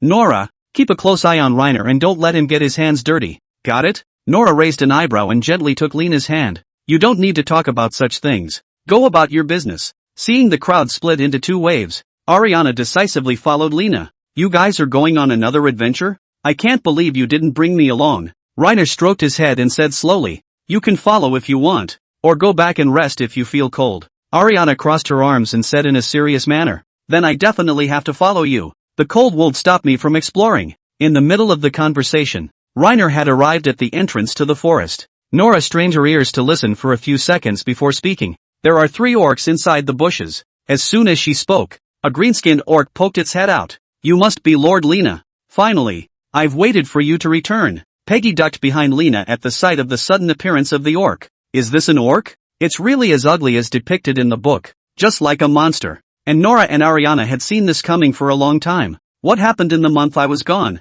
There is too much going on for us to say has gone to the chief." She will explain it to you in detail. Then the orc seemed to sense Peggy's fear and consciously took a few steps back. Chief? Well, several of the tribes elected Lord Fiona, a former priest-in-chief, to be the alliance chief. Reiner sweated. The Union chiefs are getting it on. This guy is pretty good. Standing still for a moment, Lena heard a sharp rustling sound, followed by Fiona, cloaked in a black cloak, emerging from it with several leaves hanging from her. Upon seeing Lena, she gave a smile like relief. Go back, all of you. I want to talk to Lord Reiner alone. Yes. The orc turned and burrowed back into the bushes and left the area. Seeing them go away, Fiona ran directly towards Reiner with impatience. He ended up tripping over his black cloak and falling into the white snow within a few steps. Peggy let out a laugh, and the heartbeat came through. The female orc is quite good looking, and so big, but seems to look a bit dull. Reiner stepped forward to help her up and said suspiciously, I can tell you've had a rough time of it. Fiona nodded heavily, tearfully saying, I formed an orc alliance while you were away, but this alliance is now in danger from both internal and external troubles. Reina felt that she had quite a bit of guts and means, but it turned out to be such a bad mix. I remember when I left, didn't you already have an alliance with Connor and the others, and had absorbed the remnants of the Black Wolf clan and joined forces with the other orc tribes? How did things take a sharp turn for the worse? The Viper clan north of the forest made a deal with the demon, selling their souls in exchange for unparalleled power, and 3 days ago he raided Cannon and our tribe, with considerable death and injury, and Lord Aiden was wounded for it. 2 tribes, today, broke away from the alliance out of fear of demons, and it's getting worse for us. Reiner scratched his cheek. No wonder Cannon looked as if he'd been in a disaster. So he'd been attacked again. Turning toward Ariana on the sidelines, he asked, is the demon thing powerful? Demons? I heard my mom say it's average, but they were sealed in the northernmost part of the continent in the land of extreme cold thousands of years ago. And you're asking me this question because a demon broke the seal and escaped? I'll ask again. Reiner relayed her words to Fiona. A demon escaped? Fiona said with a sad face. Yes, escaped many years ago. We beasts have been forced to migrate south to protect ourselves from the demons, and finally escaped here. But what I didn't expect was that just as soon as I had planted my feet, the demons came after me. The south side of the continent is all human territory. We may have to move west. Were there a large number of demons that escaped? About how many? The exact number is not clear. I have only heard of 4 demons in total. The demon traded with the Viper clan, named Sartoros of the Flame. He is a demon that makes good use of flames. His character is violent and loves to kill, and his strength is very strong. Reina asked towards Ariana, who was on the side. Sartoros of the Flame. Have you heard of this guy? Fiona says he's strong. Ariana looked down and thought, then shook her head softly. Never even heard of it. Reiner rubbed his chin. He was going to find a day to review it. Where is the Viper clan's tribe? Show me the map. I'll take a stroll tomorrow. Reiner hooked a finger at her. Fiona pulled out a map from her arms and pointed to a small circle in the north of the forest. It's roughly in this area. Lena-sama, you must be careful. If you're unfortunate enough to encounter a fiery Sartoros, please don't hesitate to run away straight away. Chapter 131, Building a New Home. Reiner looked at the half-collapsed house in front of him in deep thought. Somehow, the house was pierced by a boulder, and the second bedroom on the second floor, as well as Junis' room on the first floor, were crushed through by the pitched stone, and the subalterns are constantly moving debris out of the house. Junis, who was standing at the side, spoke up and explained. 4 days ago, a group of orcs attacked the town at night, and our house was unfortunately hit by a throwing stone. Reiner looked around. The road was full of ramshackle houses, and there were several piles of cleared debris on both sides of the road. He's only halfway there, and that's not the worst of it. Some of the houses took a bit of rock throwing and went straight to the foundation. Martina, who was also helping to move the stones, wiped the sweat from her forehead and muttered, it's a good thing the kitchen is fine, otherwise we wouldn't be able to eat. And with no room left, it looks like we'll be forced to squeeze in with our deer today. Reina, who had been a bit helpless, laughed inexplicably at her comment. Looking at the house, which was no longer habitable, Reiner fell into deep thought. The house was built entirely of stone, unlike Melad's mixed stone and wood structure, and it might not be difficult to try to blast it with stone magic. Darling, I'm afraid I can't do what you want. Martina scratched her head. Are you sure you can't eat? I don't see anything wrong with the kitchen. It shouldn't affect the heating of the bread, should it? Reiner was silent. It did seem that white bread was a bit higher in Martina's mind than his. He walked over to the house and greeted the Yavus as they came out. Okay, y'all step back. I'm going to work on the house. The crowd of subalterns dropped the rocks in their hands and retreated to the side of the road. Holding his hands against the wall, Reiner briefly conceptualized the idea in his head. then moved towards a slow injection of magic. Seconds later, the crumbling stone wall grew out of the wall little by little, eventually filling the gap in the first floor of the house and thickening the wall. He hadn't studied about construction or anything like that, but felt that the first layer needed to be load-bearing, so it was slightly sturdier and thicker. Soon, the stone walls of the second floor were also patched up, and after slightly reinforcing the walls, he proceeded to build the third floor. The beast-eared ladies who watched the houses being built higher and higher let out a gasp in unison. Wow! Building the third floor like building blocks. Lena stopped. Although the house was tightly fitted and the stones were fused together, he was afraid that if he built it too high the house would fall down if the wind blew. After all, there's no such thing as a reinforced concrete foundation here. Given the times, Reiner walked into the house, looked around a bit seeing nothing wrong, and went back up to the second floor to observe. The second floor is also fine, and the second bedroom has been repaired. He cut a hole in the ceiling and built an escalator to the third floor. The house he built was like a pyramid, with one floor smaller than the other. The third floor wasn't a very large space, probably only about 50 square meters, but it certainly wasn't a problem to stuff 9 beast-ear nymphs. As for Peggy and Neve, just stay with them on the second floor because she's being honest for now. With that in mind, he made a stone wall and enclosed a small 3x3 room in the corner for Peggy and the girls to rest in. It wouldn't be good to always have the two of them sleeping on the floor. Once the construction was complete, Reiner poked his head out of the second floor and called out to the subalterns downstairs. Come on up here all of you. I'll assign you places to live. Then lay out your own blankets. You'll probably be living here for a long time to come. The subalterns swarmed up, and soon they were all crammed onto the second floor. While they were making their beds, Lena found Ariana, who was helping Junis organize her room. Well, you don't need a child meddling in things like moving rocks. I have a more important thing to ask you. Ariana put the stone down and her staff nonchalantly greeted Lena. Say I'm a child again and I'll beat you to death. Reiner shrugged his shoulders in disbelief and continued to ask, do you have any ways to make the house sturdy?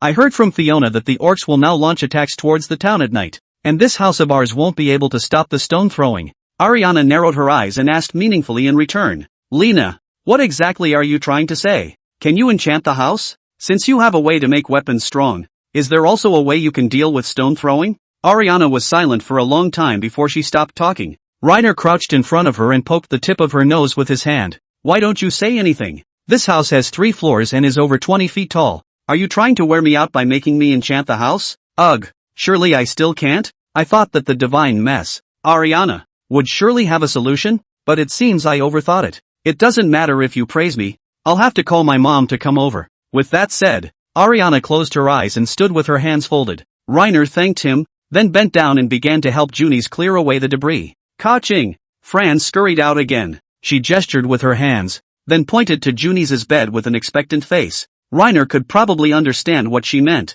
and after touching the dragon's horn on her head, he continued, don't you usually sleep inside your staff? What do you need a bed for? Ka! Reiner and Junis looked at each other in disbelief. Now he was totally confused. I think she wants to learn how we sleep in our beds too, right? After observing her over the past few days, I've noticed that Flan seems to enjoy learning our every move, especially Martina's, good habits and bad habits through and through. Junis shook her head. That's easy. How about I get you a bed next to the door and you sleep next to it? That's a good place to be. Gah! Fran nodded, smiling happily. Just then, there was a sound of horses' hooves outside, and before he could reach the door of the room, he heard a rough, strong voice. Reiner, are you there? Opening the door to the room, Lena saw Connor. After not seeing him for a month, he seemed to look a little haggard, and his left arm was broken, with a bloodied bandage on it. Behind him were several other warriors who were as miserable as he was, battered and bruised. Upon seeing Reiner, Connor smiled bitterly and shook his head.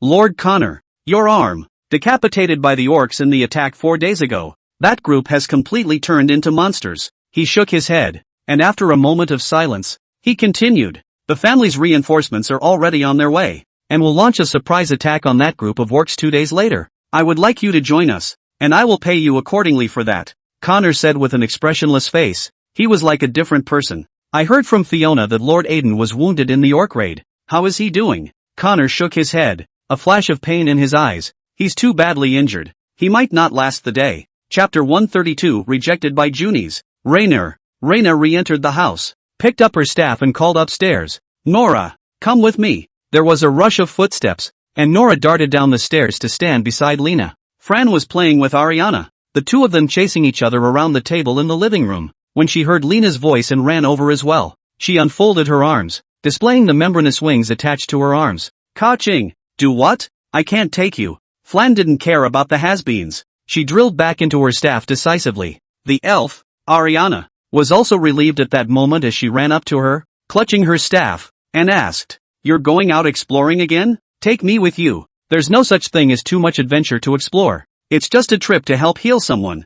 Be a good girl and wait at home. I'll be right back." Reiner took Nora's hand and headed for the door, then mounted his horse. The elf chased after him, spreading her arms to stop the horse. "Take me with you. I want to see the healing of people too." Lena couldn't argue with Ariana and carried her onto the horse as well. "It's okay to let her play the field if you can't." Connor's eyes widened in some disbelief as he asked, "You can really cure Aiden?" "I'm not sure, but let me try anyway. I know a little bit about healing magic," Reiner said modestly. In fact, as long as the man was still breathing, Reiner could try to pull him back from near death. Water healing spells, light healing spells in turn. And if that doesn't work, give it a bottle of holy water as a favor to sell to Aiden. Saving a lord's life is no small feat in a world that values honor over life. After following Connor for a long time, they were finally led to a low, dilapidated stone fortress in the center of the city. Lena wanted Cannon to be backward, but she didn't expect it to be so backward that the Lord would actually live in such a place. On the contrary, although the castle where Demas lived was not luxurious,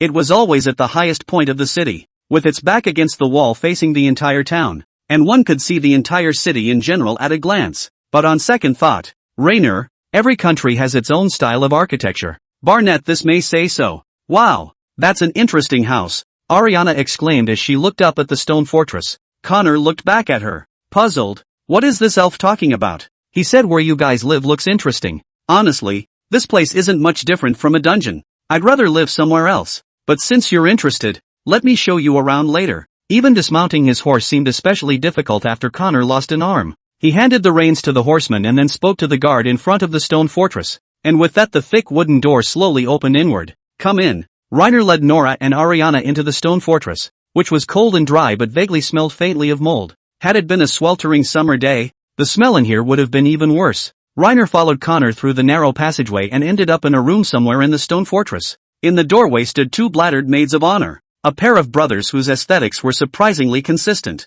As the maid pushed the door open, Lena followed Connor into the room and caught a glimpse of Aiden lying on the bed. He was covered in pale yellow bandages, and his left shoulder was stained red with oozing blood, so he looked badly hurt. Connor asked toward the physician accompanying the bedside, "How is he doing?" The physician shook his head. "The burns are too severe, may not last the night." Connor sighed and pointed at Aiden, who was lying unconscious on the bed. Turning back towards Reiner, he spoke. Not only was he slashed by the orcs, his body was also scorched by the flames, but he made it this far with his strong will. "Do you really have a way to be able to save him?" Reiner set his staff to the side, then still fist-pumping, "Let me try." He unwrapped the bandages from Aiden's body and saw his charred, pus-filled skin. With this world's medical standards, being burned like this and still able to live for 4 days is truly a miracle in this world. Reiner unleashed a ball of water to encase most of his body. Although the water healing technique is miraculous for treating burns, Aiden's burns have really dragged on for too long, and the skin on his body is baked. "Pixie, come help.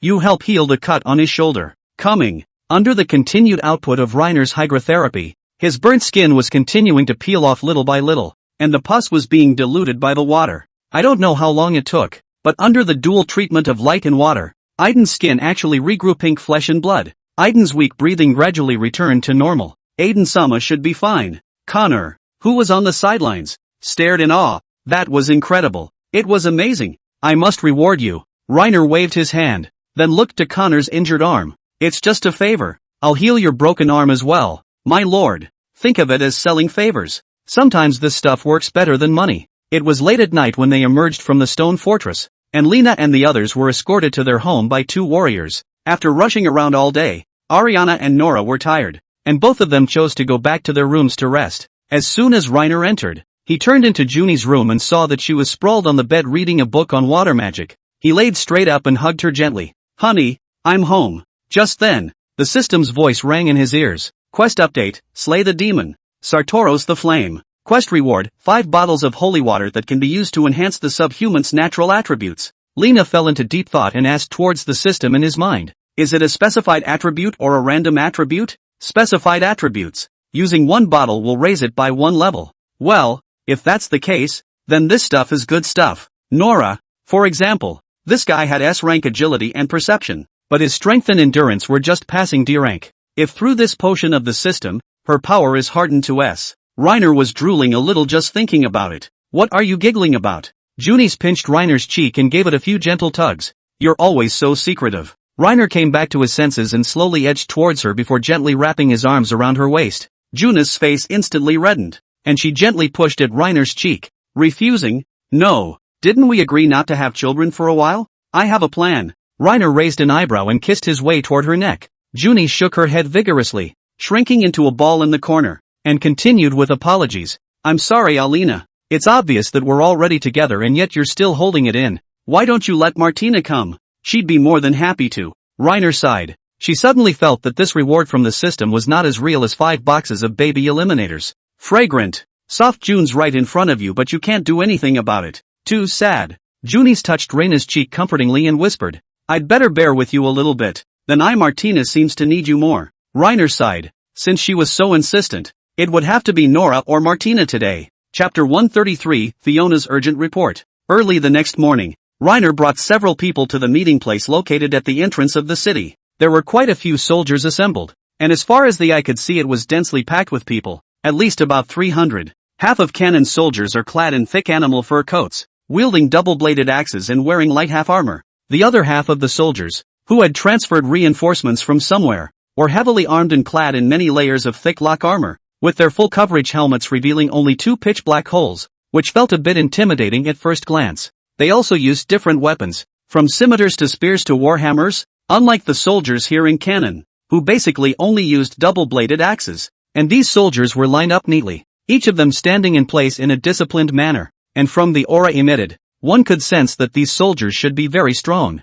Compared to the soldiers here in Cannon, it's almost as if there are wandering soldiers and elite troops. Just then he saw Aiden, who was commanding the soldiers from his horse. His original red hair and eyebrows had been burned away, and now all that was left was a thin layer of beard, and he didn't look very well. Reiner stepped forward quickly and greeted him respectfully. Lord Aiden. Aiden looked over at him, a hint of gratitude in his eyes. I heard from Connor that you saved me, and I'm grateful for that. So what kind of reward do you want? Just a show of hands. That's no good. I've never been one to owe favors. If there's anything you need just ask. I can help you within my means. Thank you Lord Aiden, but I really don't have what I need right now. Reiner replied softly, then changed the subject. Lord Aiden, what is the goal of our operation? Work with Fiona to completely eliminate the Viper clan of the orcs, and if conditions allow, kill the demons that work with them as well. Aiden replied softly. Reiner continued, have you seen the demon named Sartoros? Aiden fell into a short flash of memory and shook his head.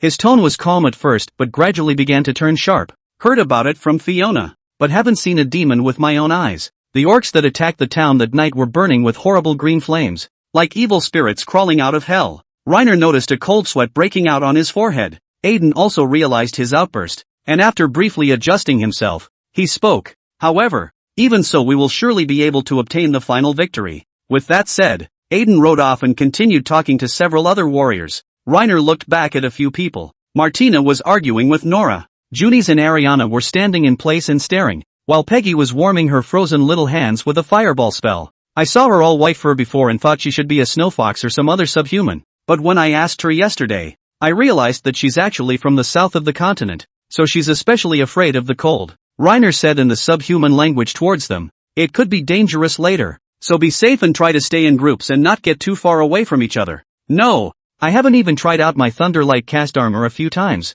I want to kill it. Martina raised the greatsword in her hand and continued, and this super powerful weapon. I haven't even tried it out properly yet. The enemies I've encountered along the way are all too weak. The enemy is different this time, and it's right to be cautious. Nora gave Martina a punch in the face and said without a word, why are you talking so much when you're told to listen? Reina stroked the heads of the 2 beast-eared women, then walked over to Nora and built a ball of fire to help warm her hands. Nora stole a glance at Reiner, and boldly, in a swift movement, stood on her tiptoes and kissed Reiner. Cunning woman. I want a kiss too. Martina kissed back, fighting Nora on everything. Kissing the face isn't enough. I want a kiss on the mouth. Reaching out, Reiner pinched her cheek and spat. You're so childlike. Just then, Peggy came along, an intriguing smile on her face. Seeing her approach, Martina self-consciously stepped in front of her, and then looked at her without expression. Must keep an eye on this woman to be sure. She's too demonic. Definitely can't let her near my man. Peggy moved a step to the left and she moved a step to the left,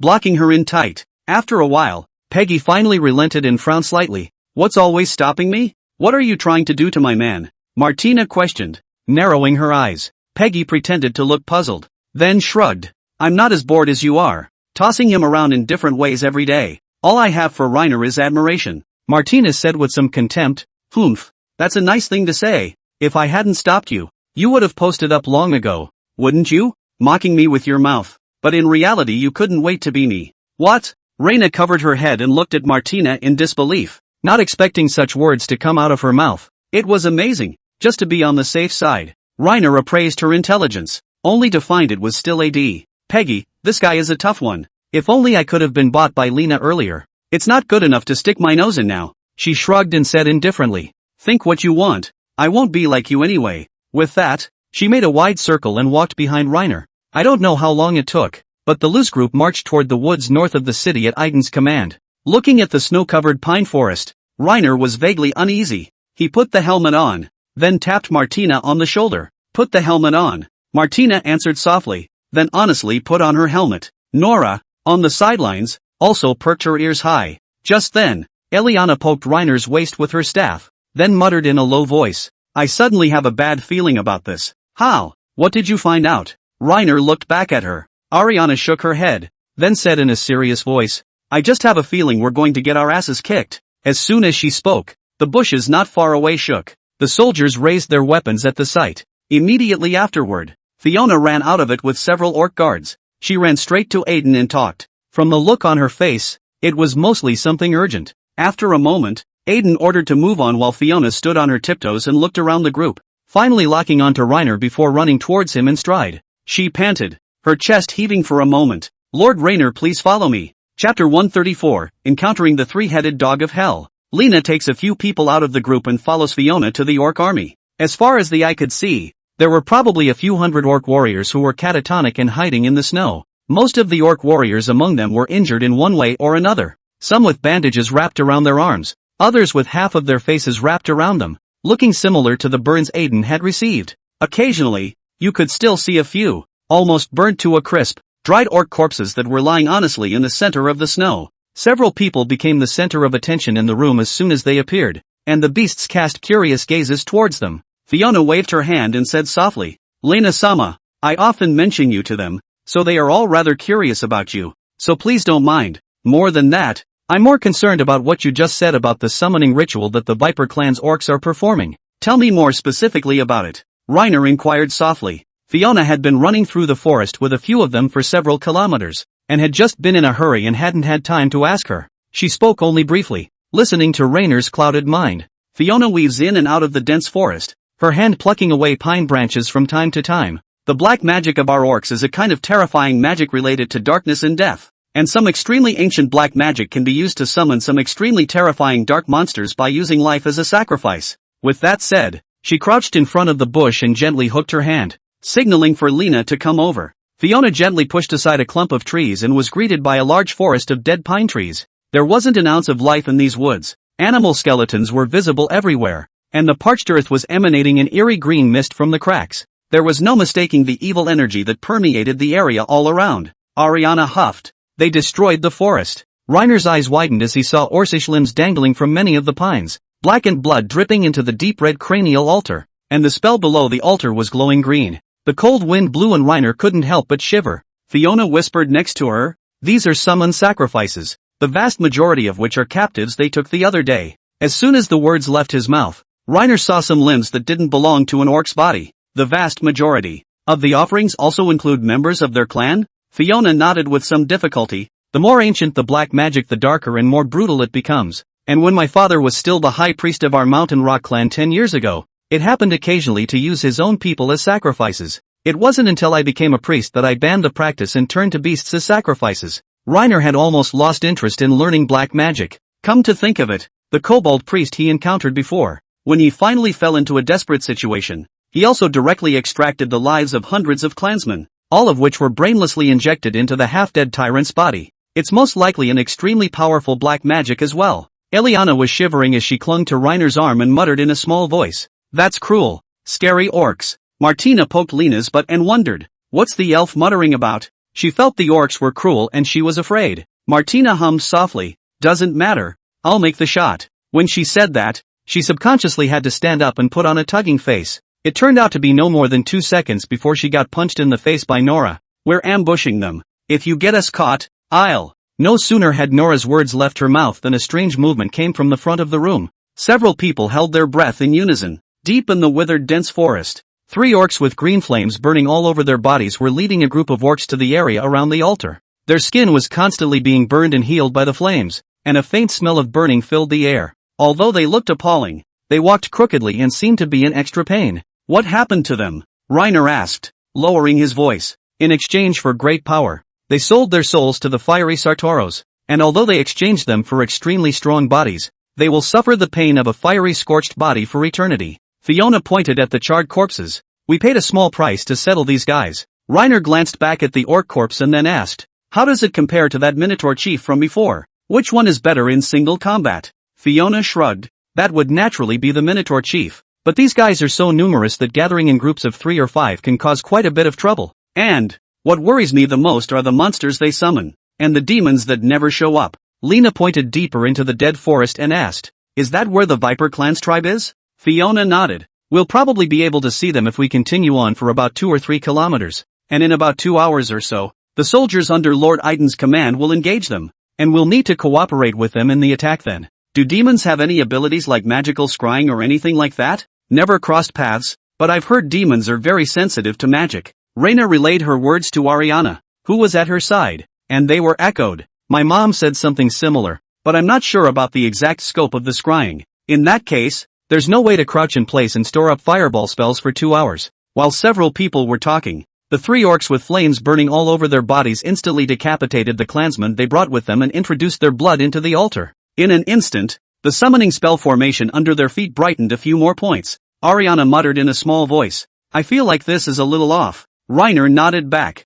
for he saw the corpses of the orcs around him dry up instantly. The summoning spells around the altar turned into silver-white mirrors. The thing seemed to be a passageway to another world, and every now and then you could see something poking out of it, sending up layers of waves. Seconds passed and a huge deep black dog's head poked out of it, followed by a second. Third. Reiner recognized it instantly. A 3-headed dog. The 3-headed dog that looked like it had come from hell leapt out of the teleportation spell. This guy's body was extraordinarily sturdy and strong, like a mighty giant elephant. After the 3-headed dog emerged from the spell, he first sniffed gently for a few moments. Then the pupils of his lava-like eyes swept around, finally locking onto the bush where Reiner was hiding. A few people were in a cold sweat. Reiner shouted, "It's targeting us! Hurry!" Before the words fell, the fiery flames from the mouths of the 3-headed dogs erupted towards the several people. In a flash, monstrous flames swept over, and the entire forest became a sea of fire. Chapter 135, Sartoros appears. The smoke cleared,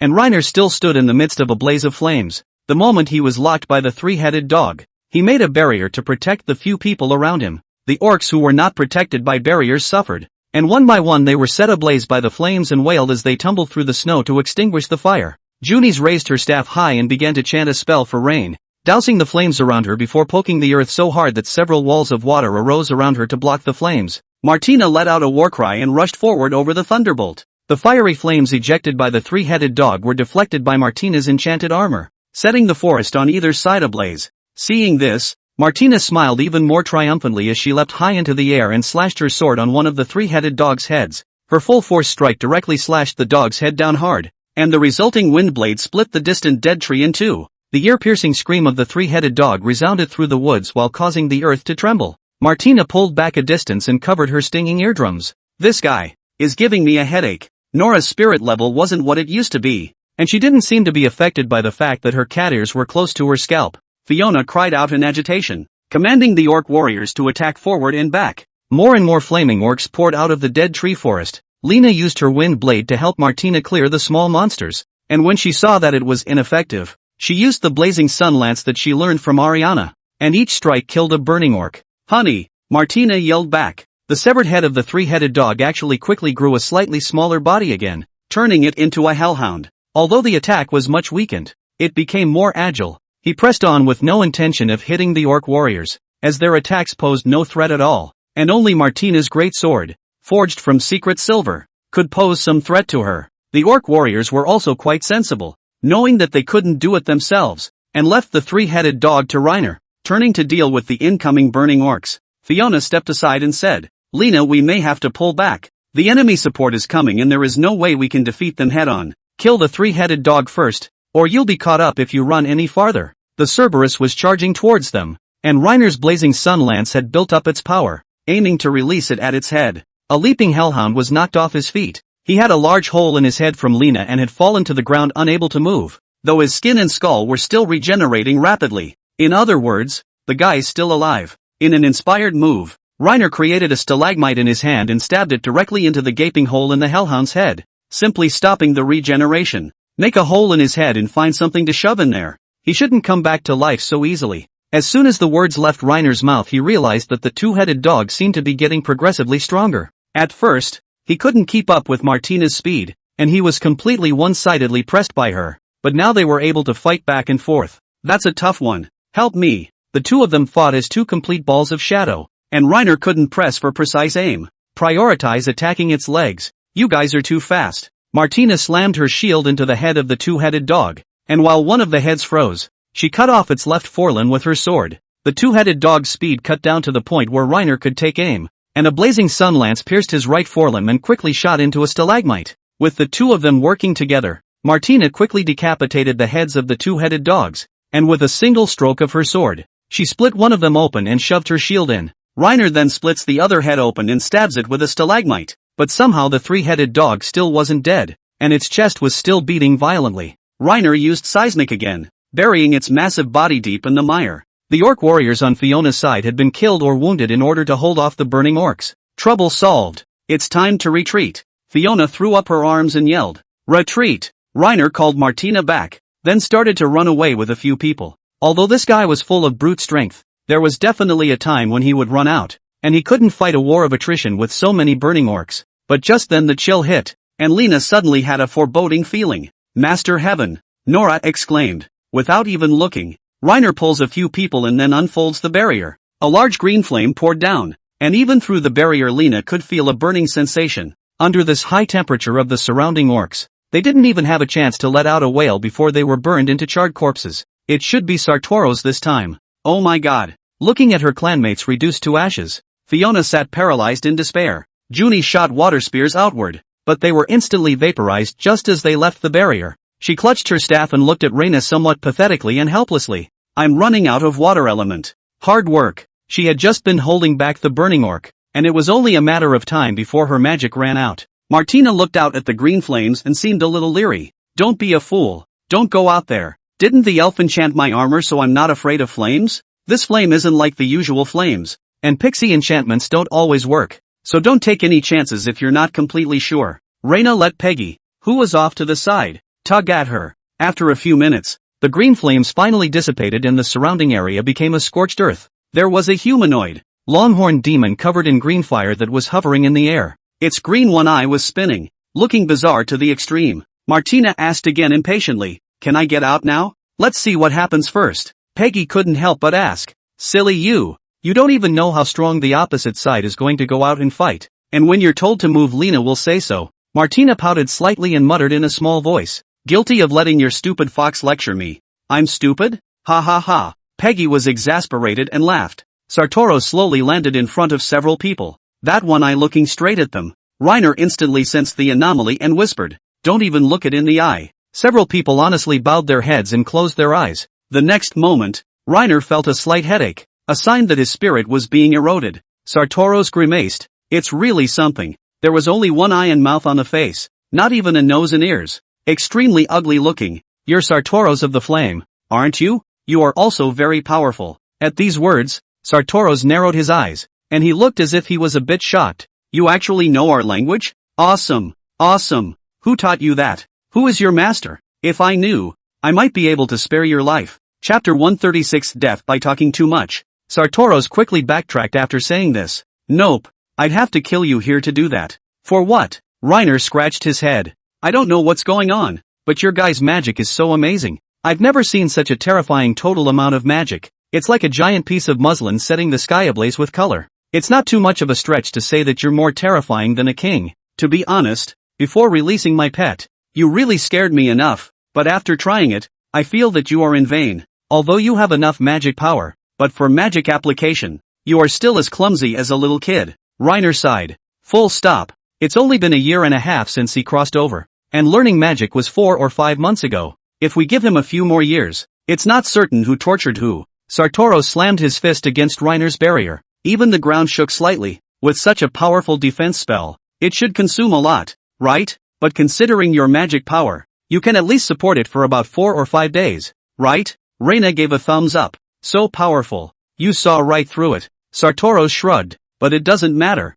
I can wait. All Reiner could hope for now was that Aiden's group would come over slower. Right now, no matter how many people came, they were dead. After Fiona was attacked by the three-headed dog, scouts were sent forward to report the news. Aiden is 80% on his way here at this point. Reiner licked his lips. Bro, you smell good. Sartoros grimaced. Don't bother. I'm not going to divert my attention. So, Reiner instantly fires his blazing lance, only for Sartoros to dodge it with a slight head deflection. His reflexes were strangely fast, at least on the same level as the three-headed dog's, or far above it. Sartoros grinned. Chantless spellcasting?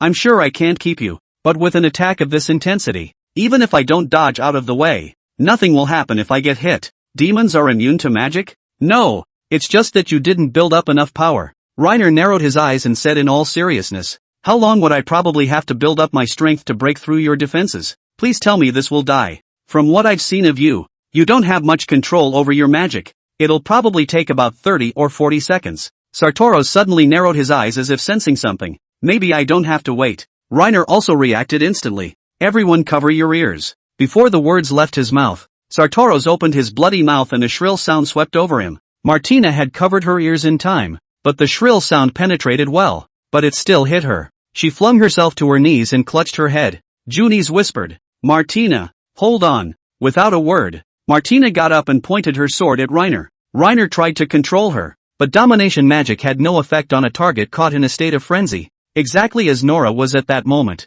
But Martina's will had not entirely yielded, and it was evident by her trembling hands that her faith was being tested. Ariana hid behind Reiner and asked in tears, aren't we friends? Don't do this. Who knows? This statement made Martina even more agitated. Who's going to steal white bread from me? Peggy stepped forward and said in a cold voice, Martina, do you know who you are pointing your sword at? Reiner is your man and your only family. He did everything he could to give you warmth and love, and this is how you repay him? It's truly chilling. The greatsword fell from Martina's hand, and she covered her head in pain as she fell to her knees and kept asking for Lena's forgiveness. Lena whispered, Fran, hold Martina, don't let her mess up. Ka-ching! Flan turned into a red light and quickly burst out of her staff and hugged Martina, who was kneeling on the ground, tightly. Sartoros narrowed his eyes again. What is this? I can't believe it can emerge from a staff. You're getting more and more beyond my imagination. All the more reason to kill you. Reiner picked up the greatsword on the ground and threw it at Sartoros outside.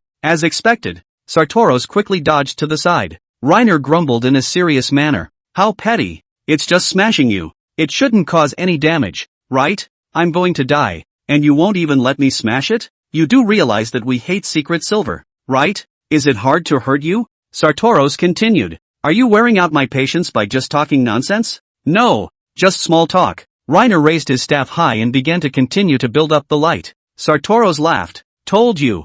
Your attacks can't hit me. Of course I know. I'm signaling to the others to stop coming over here to die. Sooner or later they're going to die. It doesn't really matter if they pass. Aren't you worried I'll suddenly shoot you? Sartoro's eyes were locked on the top of Reiner's staff. I'm focused. Reiner fakes a couple of low kicks, sending Sartoros dodging around in fear. He said with some exasperation, You're teasing me? I'll make sure that you die a death worse than death. Reiner shook his staff again, and Sartoros ducked and dodged as if in a tantrum. Lowly human, don't try to tease me again. When you run out of magic, amount. Before the words left his mouth, a secret silver dagger pierced Sartoro's throat. With Nora's cooperation, Lena shoots a blazing sun lance to hit Sartoros. His upper body was completely shattered in an instant. The demon, which does feel quite powerful, dies from being too honest as well as poorly informed. Nora, on the other hand, stepped out from behind a tree as if nothing had happened. Back when Sartoros was still setting fires, Peggy started talking to Nora about what to do.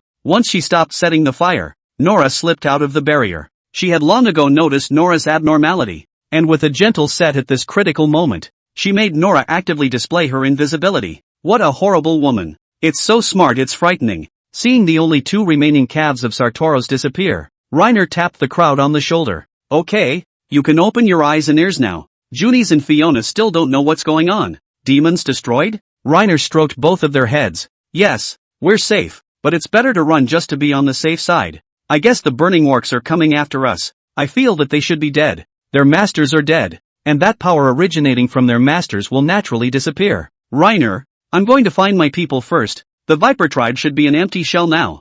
I'll have to take advantage of the opportunity to attack before I do. I'll come to you in person to thank you after a while, Reyna answered, then turned back to a grinning Peggy and gave her a look to make it her own. Looks like, is going to have to invite her to the room for an education today. Just then, Martina slowly got up. She took her helmet off and asked in a silly voice, what happened? Chapter 137 Rewarding Nora. Reiner met Aiden's group on the way back, and after a brief explanation of the situation, he returned directly to his home. As soon as he arrived home, he took Peggy into his room and then narrowed his eyes to observe her. Peggy this obediently sat toward the bed, then pretended to be shy and grabbed the quilt, grunted and said, Gong, you bad. Reiner grabbed her by her white fox ears and gently lifted her up. Peggy then put on a wave of pain and begged pitifully, oh, gently, not bad for a fox, and quite the fever, with talent points added in strange places. Reiner went straight to the point, not a word about Nora. Peggy covered her mouth and laughed, her eyes curving into a crescent moon,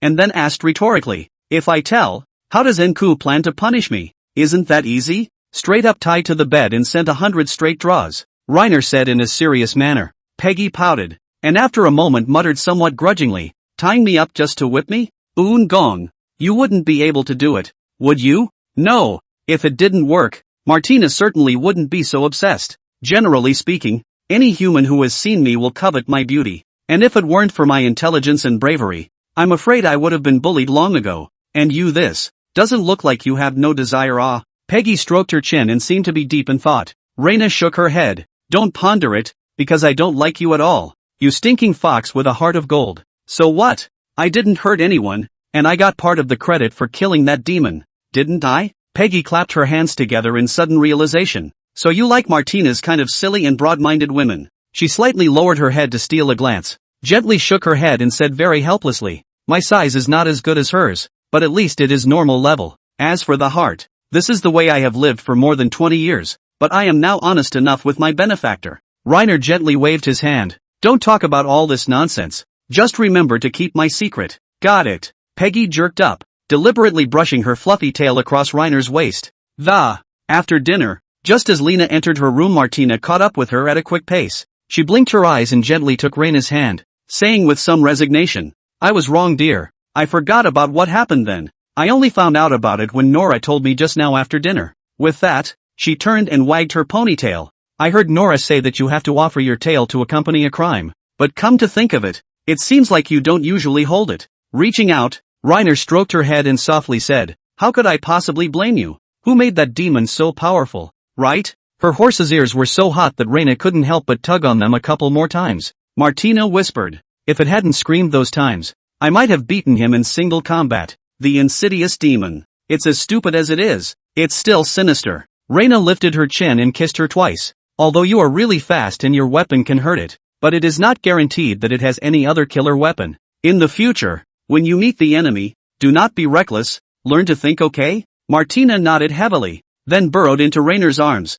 suggesting frantically, so, we're resting? Reiner shook his head. No, today to Nora, she took credit, but I've only praised her a few times so far, so that's a bit of a cold shoulder. I'm going to brag on her before I give her a few more treats along the way. Martina pouted, reluctant in her mind, but thinking about what she had done during the day, she agreed. Okay, then tomorrow to my. Reiner nodded, then together they walked out of the room and towards the side room. Cracking the door open, Lena saw that Nora was sitting on the bed with Daisy. She rubbed her belly and looked as if she was a little sad. Martina sat on the bed and patted Nora on the shoulder. Today you go to Lena's room and I'll sleep with Aunt Daisy. Nora blinked and looked to Lena for confirmation. Upon receiving an affirmative answer, she jumped into Reina's arms on both legs. On the way back to his room, Lena met Peggy, who had come down from the third floor. She looked a few times with some concern, and then sighed with a sigh. I really envy Nora. If only Youngjio would treat me like this. Ugh. Envy for not being bought by Youngjio earlier.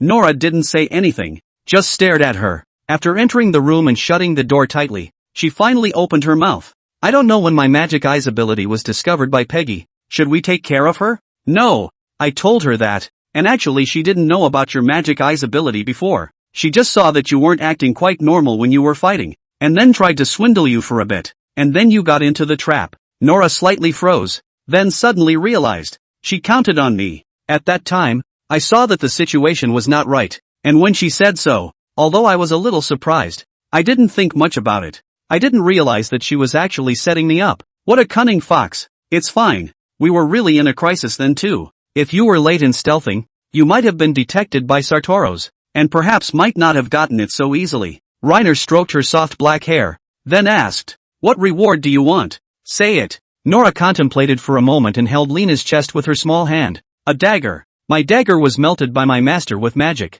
What a shame. It can't be helped. The situation is critical. The break is only momentary. If we don't catch it properly we could all die. Reiner hugged her tightly, then said, this isn't a reward, just a necessity. Say another one. Nora muttered vaguely. I want to have a child with my master, but why haven't I gotten pregnant for so long? Mom said you're human so it might be slightly harder and told me not to take it personally. Just go with the flow. Look at that idiot Martina. Didn't she? Just take your time. Reina gently pressed her small hand and pushed her along. What more reward? Nora's cheeks reddened and her breathing became rapid. She clutched her clothes tightly and slowly spoke. This is already a reward. As long as my master treats me well, I'm already satisfied and don't need any other rewards. Reiner poked her soft stomach with his finger, then began to draw slow circles. Like it? Nora averted her eyes and pressed herself against Reiner, muttering somewhat petulantly. I can't say it, but master must understand me. Chapter 138, The Disembodied Kitten.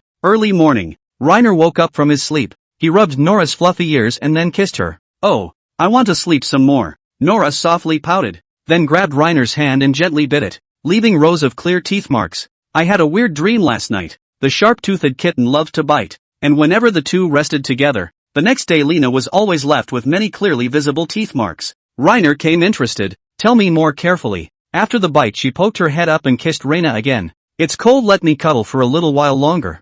I'll get up soon and tell my master then. Sleep. That's not good. Forget our agreement yesterday? The corners of Reiner's mouth curved up slightly. Suddenly awake, Nora touched her stomach and shared a smile with Lena before pulling up the covers to cover the two tightly. It was a long time before the two of them emerged from the room. Nora's face flushed and the corners of her mouth unable to stop rising. Peggy was standing in the doorway of her little room, looking at Lena with some strange eyes. Is this really that addictive in the morning? Nora looked at her as well, her eyes not friendly at all. Stinky fox, dare to count on me. Peggy was first stunned. Then the corners of her mouth rose slightly as she opened her mouth. Why are you staring at me again? I've already pledged allegiance to my family's benefactor. There's no need for you to stare at me every day. Who knows what's in your mind? You sly fox. Paige shrugged, then turned and walked back into the room to play with Neve. After breakfast, Reiner took Martina and Nora outside of town. He ducked behind a tree, then gave a few dry coughs. Unico, you know me. Don't make me rush you. Coming. Quest, slay the demon. Sartoros the Flame. Current status, completed. Rewards have been issued. As soon as the system's words fell, several bottles of holy water appeared out of thin air in his hands. This holy water was different from the crystal clear healing holy water, colorful as a rainbow in a bottle. This thing is only for subhumans? Can I use it myself? Can only be given to subhuman slaves? Each use can give one attribute a one-level upgrade. The current system recommended upgrade subhuman for Nora. Martina. Reiner nodded as he placed the holy water and then stepped out from behind the tree. In the snow, Nora was riding on Martina's head and playing with her. Seeing Reiner come out, she quickly jumped down from the jump and boarded up in front of him. Martina spoke up. Honey, I want kids too. Don't we always want it? Then why haven't you? Can't you hurry up? Reiner was a little confused. To have a baby, and fast? Never mind all that nonsense. I'll give you something even better. How to distribute the attributes later. Reiner already had his own idea in mind. To be honest, both Martina and Nora's attributes weren't bad, and the two of them complemented each other very well, with one in charge of attacking and the other in charge of detecting. And the occasionally stealthy Nora could still be surprisingly successful. One numerical perversion, one obscene mechanism. Their only shortcoming should be their lack of spirituality. Martina's spirit is more easily eroded, as exemplified against Sartoro's, and Nora's spirit is AB. The three-headed dog's snarl has little effect on her, and when waiting for an opportunity to sneak up on Sartoro's, she's affected by it very little, not even enough to make her stealthy presentable. The two of them were already beings who could hold their own, and the only thing they feared was mental attacks. It would be hard to handle if someone else took control one day. Lena pulled out the holy water. 2 bottles for Nora and 3 for Martina. Drink ye this water. Seeing that Nora only had 2 bottles, Martina said somewhat smugly, "Humph, looks like Master still loves me a little more." Reiner reached over and knocked her on the head. "I love you all equally. The only reason I gave you an extra bottle is because your flaws are more obvious." Martina's little mouth pouted and said a little sadly, You nonsense." Reiner's words turned reassuringly. "Your flaws are obvious, but so are your strengths. And everyone has their own strengths." Nora jumped up and knocked Martina on the head. "Cut the crap and drink." The 2 beast-eared nymphs drank the holy water in one gulp. Immediately afterward 2 add-on panels for the game appeared in front of them. Reiner narrowed his eyes. "I didn't realize that I could even raise my triple." But he wasn't going to waste this holy water on such frivolity. Nora and Martina were perfect enough. All total beauties. Reiner reached out and clicked a few times on their spirit levels before raising both of their spirit attributes to S rank. After assigning the attributes, the void panel naturally disappeared into thin air. He secretly prayed that it was the right choice to use up the precious holy water just like that. Martina wondered, "What are you poking at, dear?" Nora cast a similarly strange look. They couldn't see the system panel. "It's just something unimportant." Reiner waved his hand, and after a moment of silence continued, "Do you guys feel any changes in your bodies?" Martina shook her head. "Change? Didn't feel much." Nora glanced at her and replied softly, "I feel clearer in my head." Martina said as an afterthought, "I do feel a little clearer if you put it that way. I'm in high spirits. Try the Thundercast armor yourself. It should have become stronger by now. I'll go back with Nora for a bit." Saying that, Reiner took Nora's hand and stepped aside, burrowing into the middle of the woods. Nora was the first to speak. "Master, thank you." "Thank me for what? That water should be something that can boost my strength, right? Thank you for treating me like that." Reiner shook his head and continued, "You're my woman. Such trivial matters are of no concern.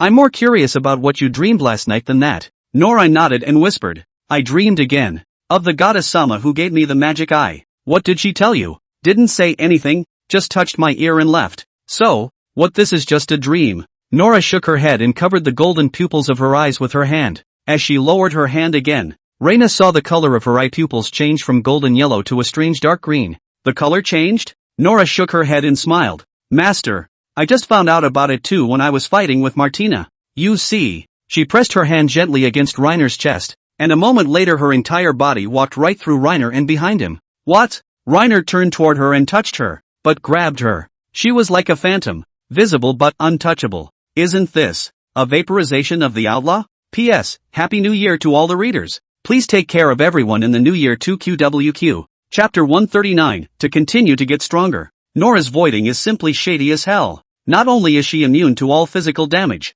even spell damage is equally ineffective against her. What fireball spells, wind blades, and blazing lances. As soon as it touched her it would instantly pass through her body, unable to do a single point of damage at all. Attacks generated through sound or sight are still effective against Nora, though. Lena used the light magic dazzle spell she learned from Ariana on Nora, which generally causes some kind of stun effect on enemies, but I don't know if it was because her spirit level had gotten higher, but other than some shaking of her eyes, she didn't feel any discomfort. Moreover, she was able to be stealthy while having her vaporization on, and even if someone passed by her, they couldn't detect it because the press couldn't touch the entity, just like an invisible ghost. That was incredible. Reiner couldn't help but exclaim. Nora hemmed and hawed, then walked over to Reiner with her hands behind her back and stood on her tiptoes to gently rub her head against Reiner's chin. "I'm getting better and better, so I'll definitely be able to help my master more in the future. Nora is awesome." Just then, a chuckle from outside cut Lena off.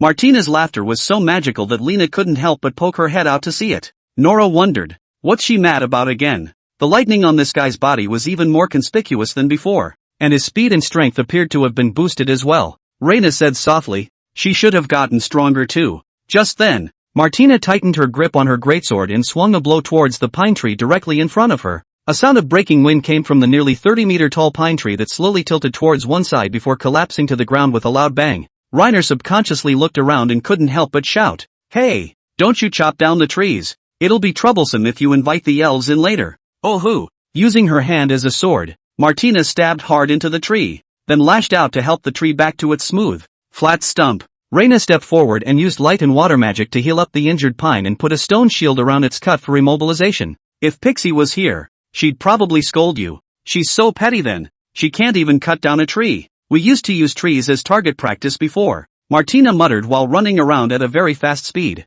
She's like a husky with a lot of energy but no release. All Reiner could see was a stump of a shadow bobbing about, then leaving a number of pitted footprints in the snow. Martina suddenly stopped and hooked her finger at Reiner and said very arrogantly, "Hit me honey, hit me once and you win." Regular play definitely won't work, but Lena has a killer plan against Martina. What a little naughty. With a movement of his mind Martina stood upright. Reiner reached up and pinched Martina's cheek, then released the control. Gotcha. The racehorse lady's face was all red. You tricked me. It's no fun controlling me like that. Just teasing. I can't beat you anymore. I couldn't hit you before, and I'm sure I can't hit you even more now. Reina touched her cheek. Count me out. The corners of Martina's mouth turned up slightly. It's okay. I'll let you beat me at night without moving a muscle. Nora walked over. She walked around Martina and wondered, so she still has the contract on her. I heard you say earlier that you left a mark of you when you broke all our contracts. Reiner nodded. Yeah, but Martina begged me to get it back again.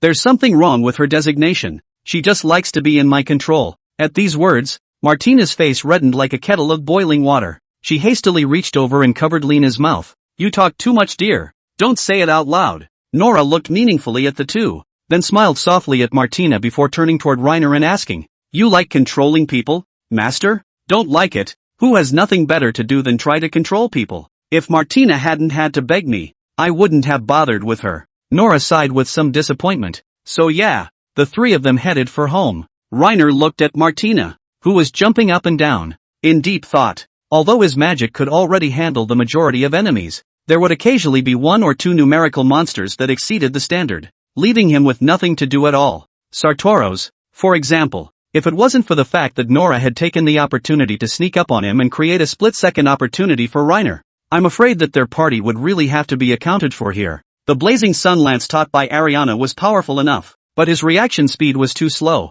making it really difficult to hit an enemy moving at high speed. Reiner was deep in thought. Just then, Martina poked Reiner in the cheek. What's the matter, honey? You're gawking again. Compared to you guys, I'm too weak now. That being said, I'm clearly the one who's too good, and I don't think Nora is as good as you are. Is she? Martina came up behind Reiner and rubbed his shoulders. Don't underestimate Nora. She's actually pretty good. Yeah? Why didn't I see that? Martina moved closer to Nora and scrutinized her. Nora glared at her. Then in one swift motion, two fingers poked her lightly in the eye. Ah! I'm blind. Martina covered her eyes and ran blindly in front of her, drawing puzzled looks from the surrounding residents toward her. Nora was momentarily speechless, and after a long time she cursed. Sick. I just poked it lightly. Seeing that things were falling apart, Martina returned to the two, then suddenly hugged Lena. It's okay, honey. Big deal. I'll protect you from now on. She was wide-eyed and could tell she meant it. Nora snorted a few times from the sidelines. You were still pointing your sword at your master, and if Peggy hadn't called your sanity back, you might have done something terrible. Martina's cheeks reddened as she was talked out of her defenses again by Nora.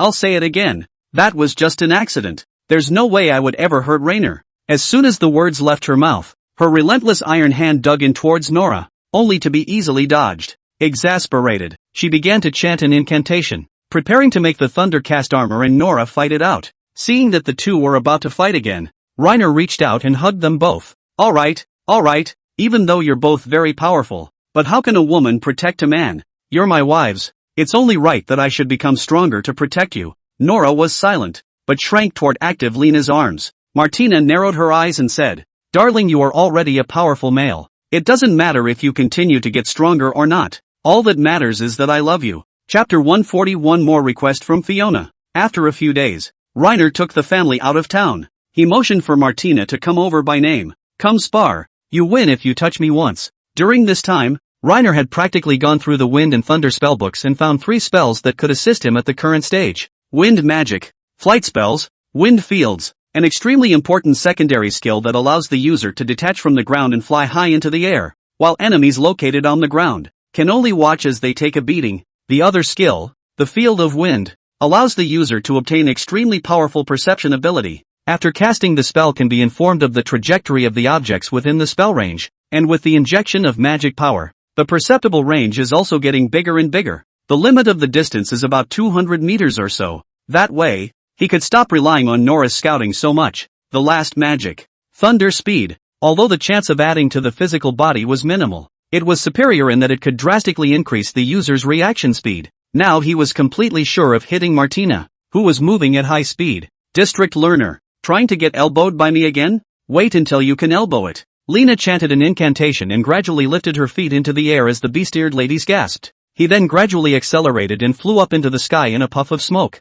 In the blink of an eye, Reiner had reached 100 meters in the air, and the cold wind here was like a bone-scraping knife, blowing his cheeks raw and painful. Looking down at the few people located on the ground, they had turned into little dots of varying colors in Reiner's eyes. Suddenly, Martina's body surface glowed with lightning, and her body bent slightly before she made a vigorous leap. It was only a shame that by about 50 meters she fell off, smashing a deep hole in the snow. The moment it fell, she cried out in exasperation. You cheated! Nora and Peggy tugged on one leg each, pulling her outward like a carrot. Reiner landed beside her and yanked her out of the snow with all his might. Not hurt? Martina grabbed Reiner's arm. Both eyes widened and the corners of her mouth turned up slightly. I won! Reina stroked her hot horse ears and said very dotingly. Yes, yes, yes, you win. Winning or losing doesn't matter to him. It's still most important that his wife is happy. Nora stormed Martina's head. That's boring. Peggy shook her head gently and chimed in. I thought you fell to your death and was about to be happy,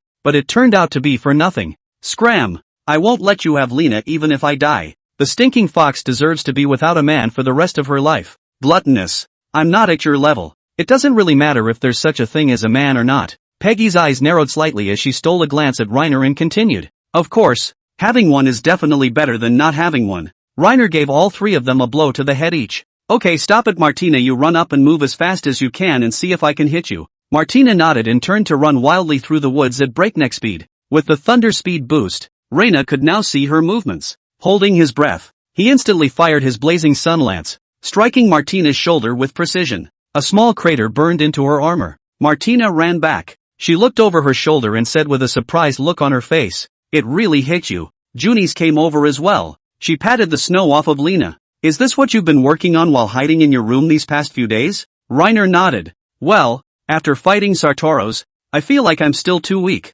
and that I have to get stronger to protect my woman. Junis sighed. Alas, how long has it been since then? And you've gone from knowing nothing about magic in the beginning to gradually becoming such a magician that's 100 times more powerful than me. She seemed a bit frustrated, picking up a branch and squatting down to draw circles on the snow. How can the gap between people be this big? Just half a year ago, I was still acting as your magic tutor, but it turns out that now it is. Reina crouched down and hugged her tightly from behind Junis. It's okay, you're already good. No matter what, you're my teacher. Junis turned back to him and narrowed her eyes as she asked. You're really getting good at pleasing girls. When I first met you, you were like a mook. Wives teach well. Junis reached out and knocked him on the head. Just then, Ariana, who was on the sidelines, finally spoke up. Humans are so mushy. I've never seen my mom and dad be that in love. They're all just plain and simple. Unlike you guys, it's all about kissing, then hugging, then something that will pollute your eyes and ears. Why don't you stop spitting for a minute and I'll ask you something?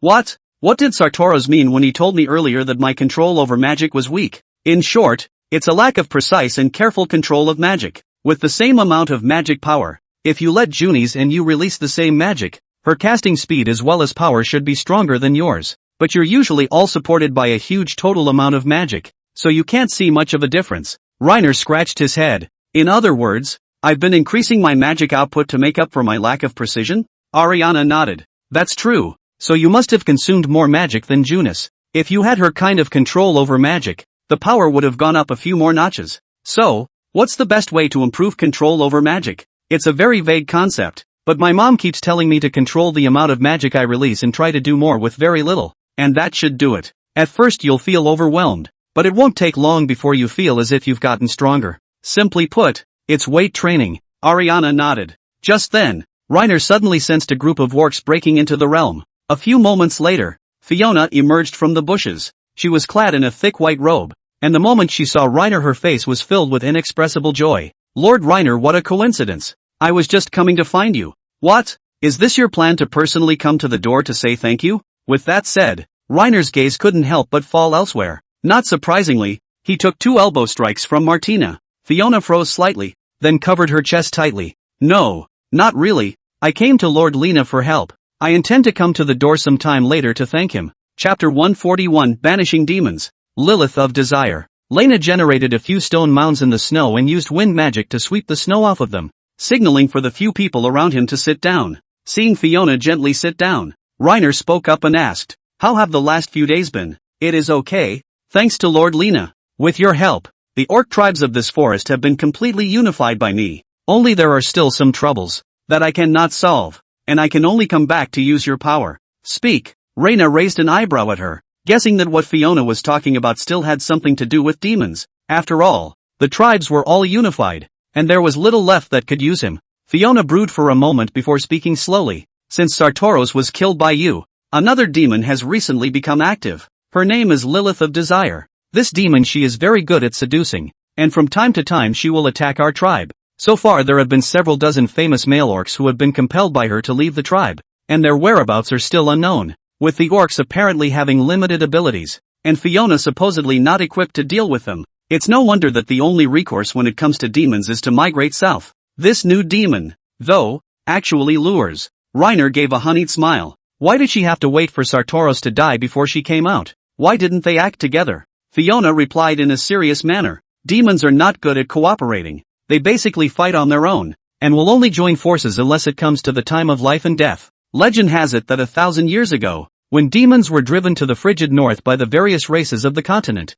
they joined forces to resist them, but the results were not good. Speaking of which, we orcs and humans were still a pair of interdependent allies back then." Reiner got it. The demons were all old sixes, all trying to sit on their asses. "That means that after killing this demon, only the last 2 demons active around here will remain?" Fiona shook her head gently. She seemed slightly helpless. "I'm not sure. Maybe there are more demons out there. They just haven't been discovered yet." "That lurries. Is there a specific location for her?" Reiner patted the snow on his shoulder. At these words, Fiona coughed dryly with some embarrassment, then slowly said, "No. Only know that she is often active in the north of the forest. Now as soon as I find her, I will report to you. Since there isn't one then there's no need." Reiner swept back to the few. "We're going to look for her now, and once we find her I'll destroy her outright." It was just a good time to test his real-world abilities and see if these magic combinations could pose a substantial threat to demons. "Wait. Should have let Aiden-sama and I gather our troops first and go over to search for the crusade together."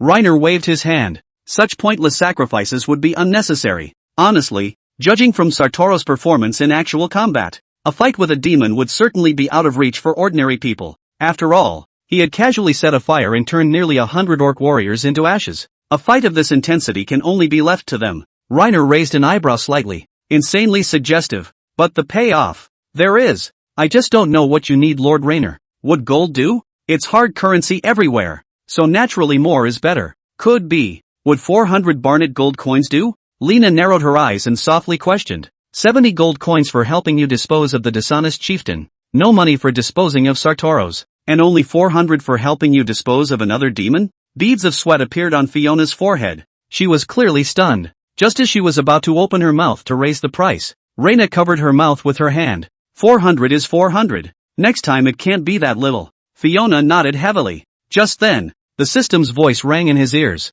"The main quest has been updated. Banish the devil. Lilith of Desire. Quest reward, appraisal module and heartbeat module enhanced and now available for characters with a certain level of favorability." "What's the certain favorability level? It's not like you're making it clear." "Toon-chan," Reina said with a bit of a grumble. He was tired of the system guessing around. E.g., Junes, Ariane, Fiona, Flan. This is good stuff. Reiner was tired of guessing what Fran meant by her words every day. The guy can't talk. All he does is clickety-clack every day. And communication between the two is all guesswork. The heartbeat module was enhanced so he could stop guessing every day. Also, he's slightly curious about the panel of Junis and the girls. The system proudly replied, "Of course. When have we ever treated you badly?" After these words were said, the system's voice completely disappeared without a trace. Returning to his senses, Reiner realized that Martina was pressed up against him, observing him with wide eyes. "Ha! Soul seems to be back." Nora's displeased voice came out.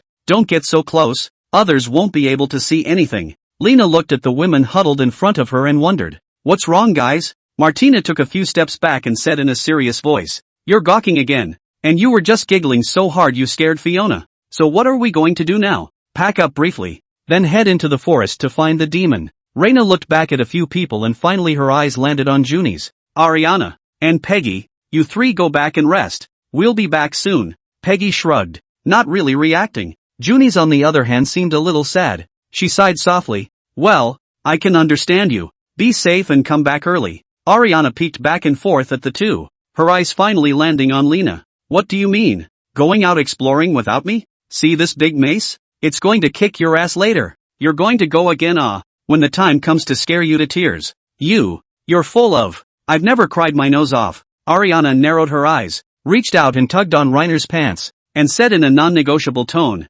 Take me with you. I promise I can help. Reiner sighed and hooked a finger at a few of the men. Come along then, all of you. But keep in mind that you will stay close to me no matter what happens. Although Junis didn't say anything, a trace of imperceptible delight flashed across her face. It was obvious that she really wanted to do Lena a favor. Fiona, who was standing by the side, said softly, Lord Lena, in that case I'll go back and wait for your good news. There are many things going on within the tribe during this period of time, and I'll definitely come to the door to thank you in person after some time. Reiner nodded, then dragged his family into the woods. Chapter 142, We'll meet again. Reiner opened the perception range of his wind domain to the maximum and searched back and forth between these forests with Nora's cooperation. Along the way he spotted a number of patrolling orcs. They didn't see the visitor clearly at first, and watched from where they were before they dared to advance, and they breathed a sigh of relief when they saw that the visitor was Reiner. Lord Reiner, you guys know me? Reiner looked to the orc patrol squad. They had a total of 3 members,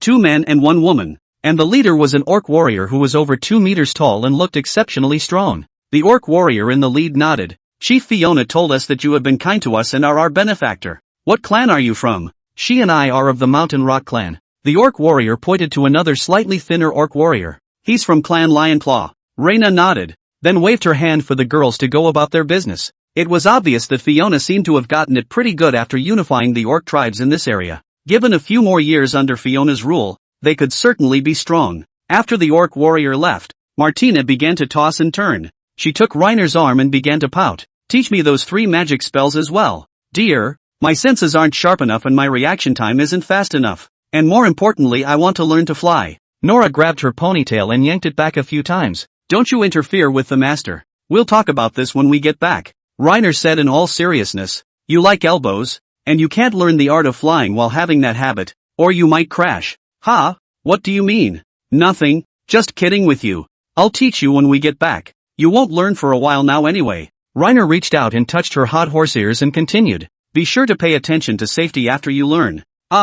Falling from a high altitude can be very painful. Even if your body is strong, you can't stand it. Martina hemmed and hawed. Got it. Several people carpet searched the forest, and eventually Nora followed the scent and brought the group to the outskirts of the woods. After walking for a long time, he finally saw a blurry figure standing in the wind and snow. She looks very different from Sartoro's, and from the looks of it is a completely sultry and pretty woman. Long, silky purple hair that fell to her waist, 2 curved brown goat horns on her forehead, and furry goat hooves below her calves. Behind it is a pair of black wings, and a very flexible black arrow-shaped tail. For sure, this guy is supposed to be the devil. I just didn't realize that the gap between demonic men and women was actually that pronounced. Sartoro's is ugly as an alien, while Lilith is so dainty and delicate that she's the complete embodiment of desire, especially her deep, dark eyes, which made her body hot just by looking at them twice more. This guy is just too. Lena was a bit tempted and had to go back and have some fun with Nora. Turning back to a few people,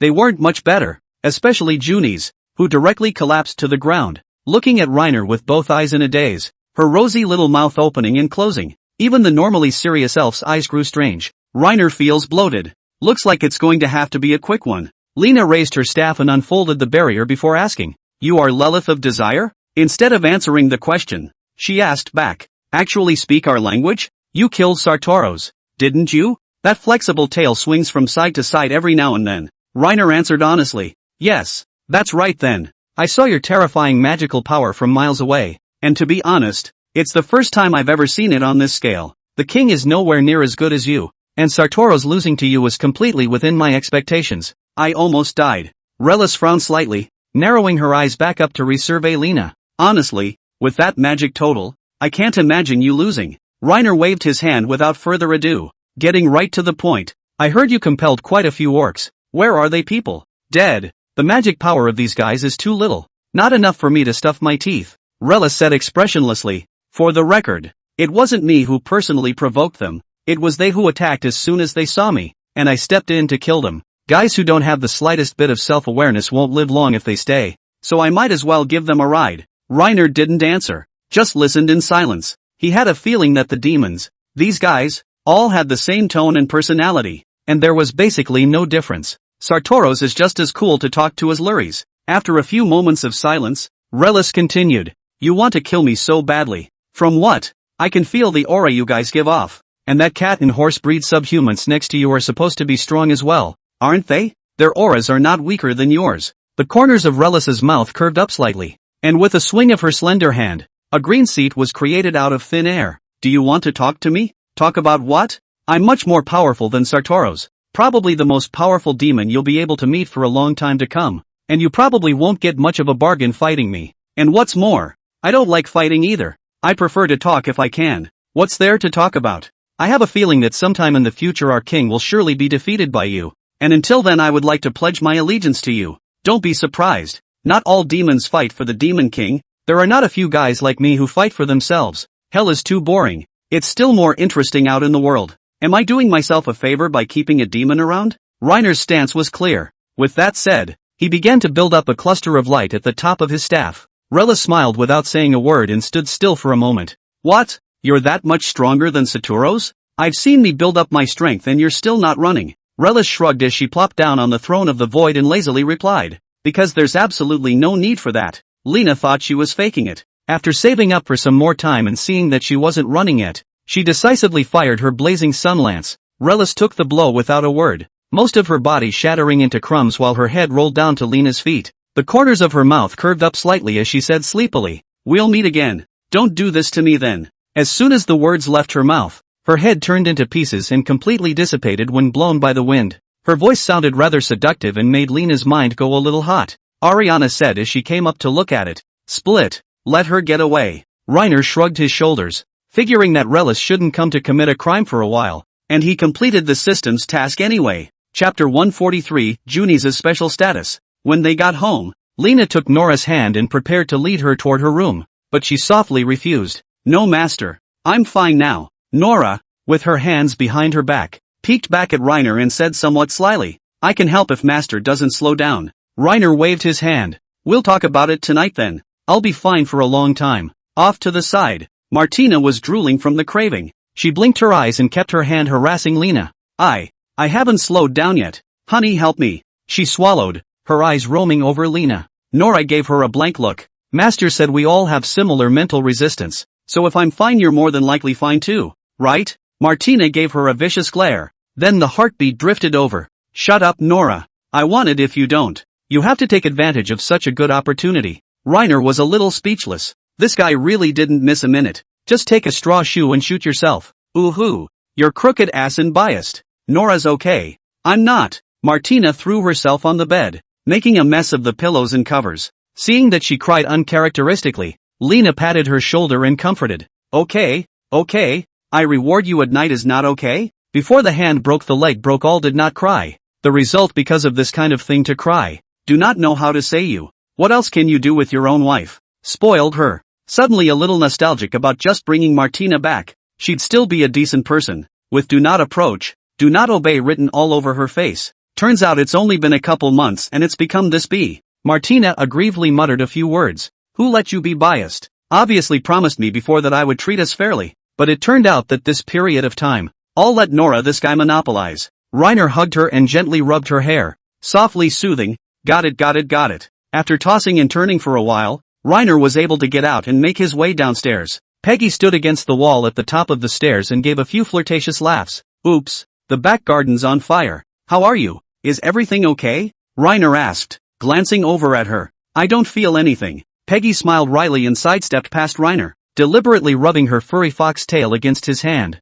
Reiner looked into the living room where the elf was sitting at the dining room table drinking several glasses of cool water. The scarlet on her face had faded and she looked as if she was back to normal. But Junis was completely missing. She was even more severely affected. And although she could still walk at the time, according to her, her head was full of random thoughts and she couldn't concentrate at all. "Where is everyone?" Reiner asked, turning toward Eliana. The elf's eyes narrowed slightly and she smiled a little lewdly. "The room." She dug in without slowing down after a few cups of cold water. This guy has learned the hard way now, and often makes inexplicable faces. Reiner walked up to the door of Junie's room and knocked gently. "Honey, can I help you?" The sound of tucking in came from within the room, and Junie swallowed and replied, "No, I'll be fine soon." Reiner shrugged. He could probably guess what Junie's was doing. Looking around the living room, her eyes finally landed on Ariana, which immediately put her on alert. "Go to Martina when you have nothing to do, and don't think of me all the time." Reina shook her head. "I'm not hungry for potatoes right now." As soon as the words left his mouth, he was chased by the elf. After ducking all the way into the cubicle used for washing, and seeing that Eliana wasn't coming after him again, Lena decisively questioned the system. "Where's my quest reward? How come it hasn't taken effect yet? You were talking about eviction before, right? I didn't kill her, but I kind of expelled her, right? Coming. I can't even sleep in peace." Quest, banish the demon. Lilith of Desire. Current status, completed. Rewards have been issued. Reiner's vision was covered by a series of blue jumbles made up of numbers and letters, but the jumbles quickly disappeared one by one. He strutted into the living room, then looked over at Ariana with a bad smile. Identification. Name, Ariane. Age, 18. Sex, female. Race, Elfday. Current status, healthy. Talent details. Strength, B. Endurance, B. Agility, B. Perception, A. Spirit, S. Intelligence, A. The overall quality of this companion is legendary. Current favorability, 85%. No wonder her staff hurt so much when she hit someone, so this guy's power had a B rank as well. But the intellect didn't feel right. She didn't usually show how smart she was, but she was quite knowledgeable and knew a little bit about almost everything. Ariana pouted and questioned, "What are you laughing at?" At the same time, her mind slowly drifted over. "Stinky Lena. Must be trying to tease me again. Let's see if I won't beat you to death then." Reiner shrugged and glanced at the staff at his side. "Flan, hurry up and get out of there." A red light flew out from the fire demon stone and finally quickly transformed into a humanoid shape. Ka-ching! Flan displayed her membranous wings, and the scales on her cheeks were fading fast, revealing her pale skin. Name, Flan. Current favorability, 95%. "What is it that you want to call me?" Reina looked him up and down, seeing that she hadn't changed much, and waved her staff again to signal for her to go back. "It's okay, you go back. There's nothing wrong with calling me out. You're purposely trying to torment me." Bite. Kaiga. Flan bit into Reiner's shoulder, then dug back into her staff. That's a great ability to eavesdrop on the heart. Just then, the door to Junie's room finally opened. She stepped out of it, fine beads of sweat covering her forehead, and her eyes a little averted as she looked at Reiner. Reiner reached over and wiped the beads of sweat from her forehead, smiling and teasing. "Why don't you invite me in to help?" Junis laughed and punched Reiner before sidestepping him and trying to get past him. "It's pretty much the same thing. I can take care of it on my own, so I don't need your help." After walking some distance away, she clenched her lower lip and looked back at Reiner. Reiner took the opportunity to make an appraisal. Name, Junis Poiterileta. Age, 19. Sex, female. Race, human. Current status, healthy. Pregnant. Talent details. Strength, D. Endurance, D. Agility, C. Perception, B. Mental, A. Intelligence, A. 3 circumference, 84/57/90. The overall quality of this companion is epic. Current favorability, 99%. Lena can read everything else, but the pregnancy on the status bar. Chapter 144, The Jockey Woman Wants It Too. Just then, Junis's heartfelt voice drifted over. "It's weird to say that it's been almost a month since I've been here, and I've always been pretty consistent, so it can't be that coincidental, can it? I only had that one time with Reiner. A prophecy has come true." Before, Junis had told her brother Yul that in 2 years' time maybe the baby was born. It turned out to be a real shot in the dark. Reiner was suddenly at a bit of a loss for words, but thinking of the promise he had made to Junis, he took a deep breath. He's a man and has to pay his fair share for what he's done. Reiner walked over to Junis and gently took her hand, saying softly, "Is there something you want to tell me?" Junis laughed and reached out to give Reiner a gentle shove. "Ha ha ha, what could I possibly have to say to you?" Reiner narrowed his eyes as he gazed at her. "Nothing at all you want to say to me?"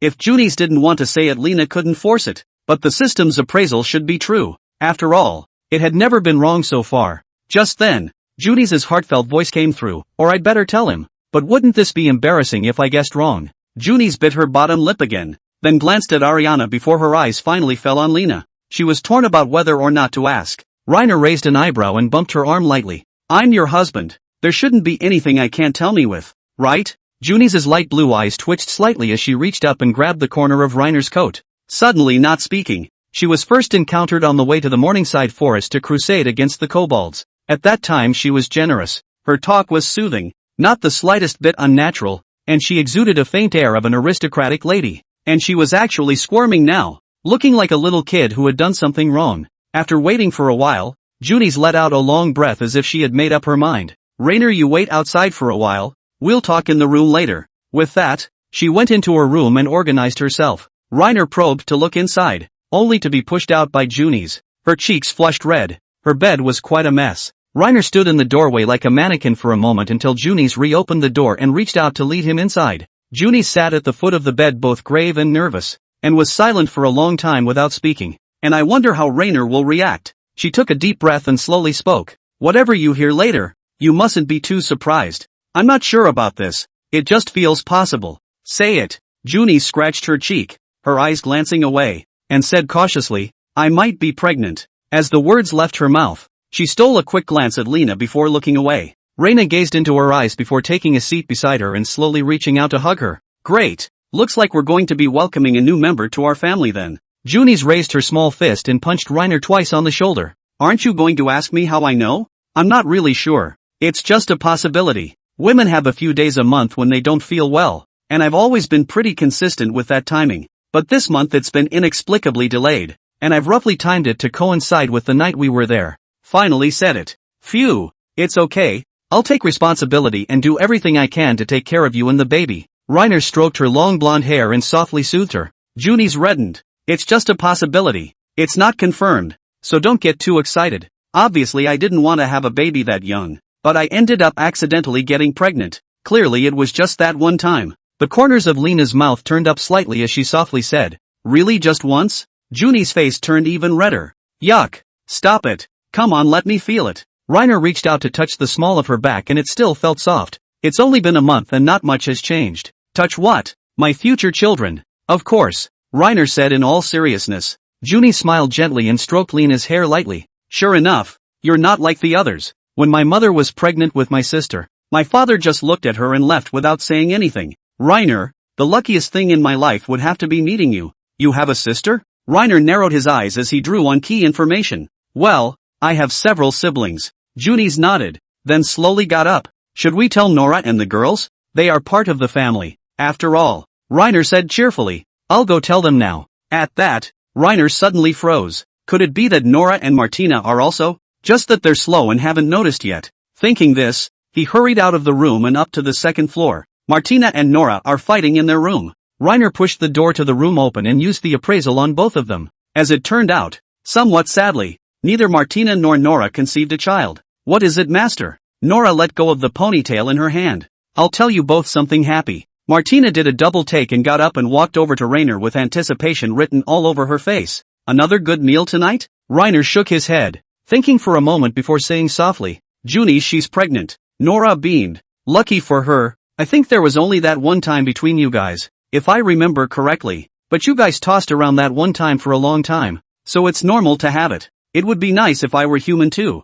Maybe I wouldn't have to work so hard to have children. Reina stroked Nora's head and turned to Martina, who was off to the side. And it couldn't have been simpler, and it blew her right out of the water. Her ears snapped up, but quickly dropped back down. It was obvious that she wasn't very happy about this. It's over. Junis is so beautiful and has a great body and personality. And now she even has a baby and is being followed by her. Guess it won't be long before Rainer won't be hitching a ride with me. Don't you get any ideas? You're my woman and I'll always love you. Reiner pinched her ear, then swept her up into his arms. Martina beamed. Did you two sneak in a little dinner while I wasn't looking? So soon. Without waiting for Lena to explain, Nora was the first to speak. My mom said that it's hard for subhumans and humans to have children. But keep at it like this and we're bound to have them too. Martina aggressively hugged Reiner and muttered in a small voice. I want it too. Now I want it.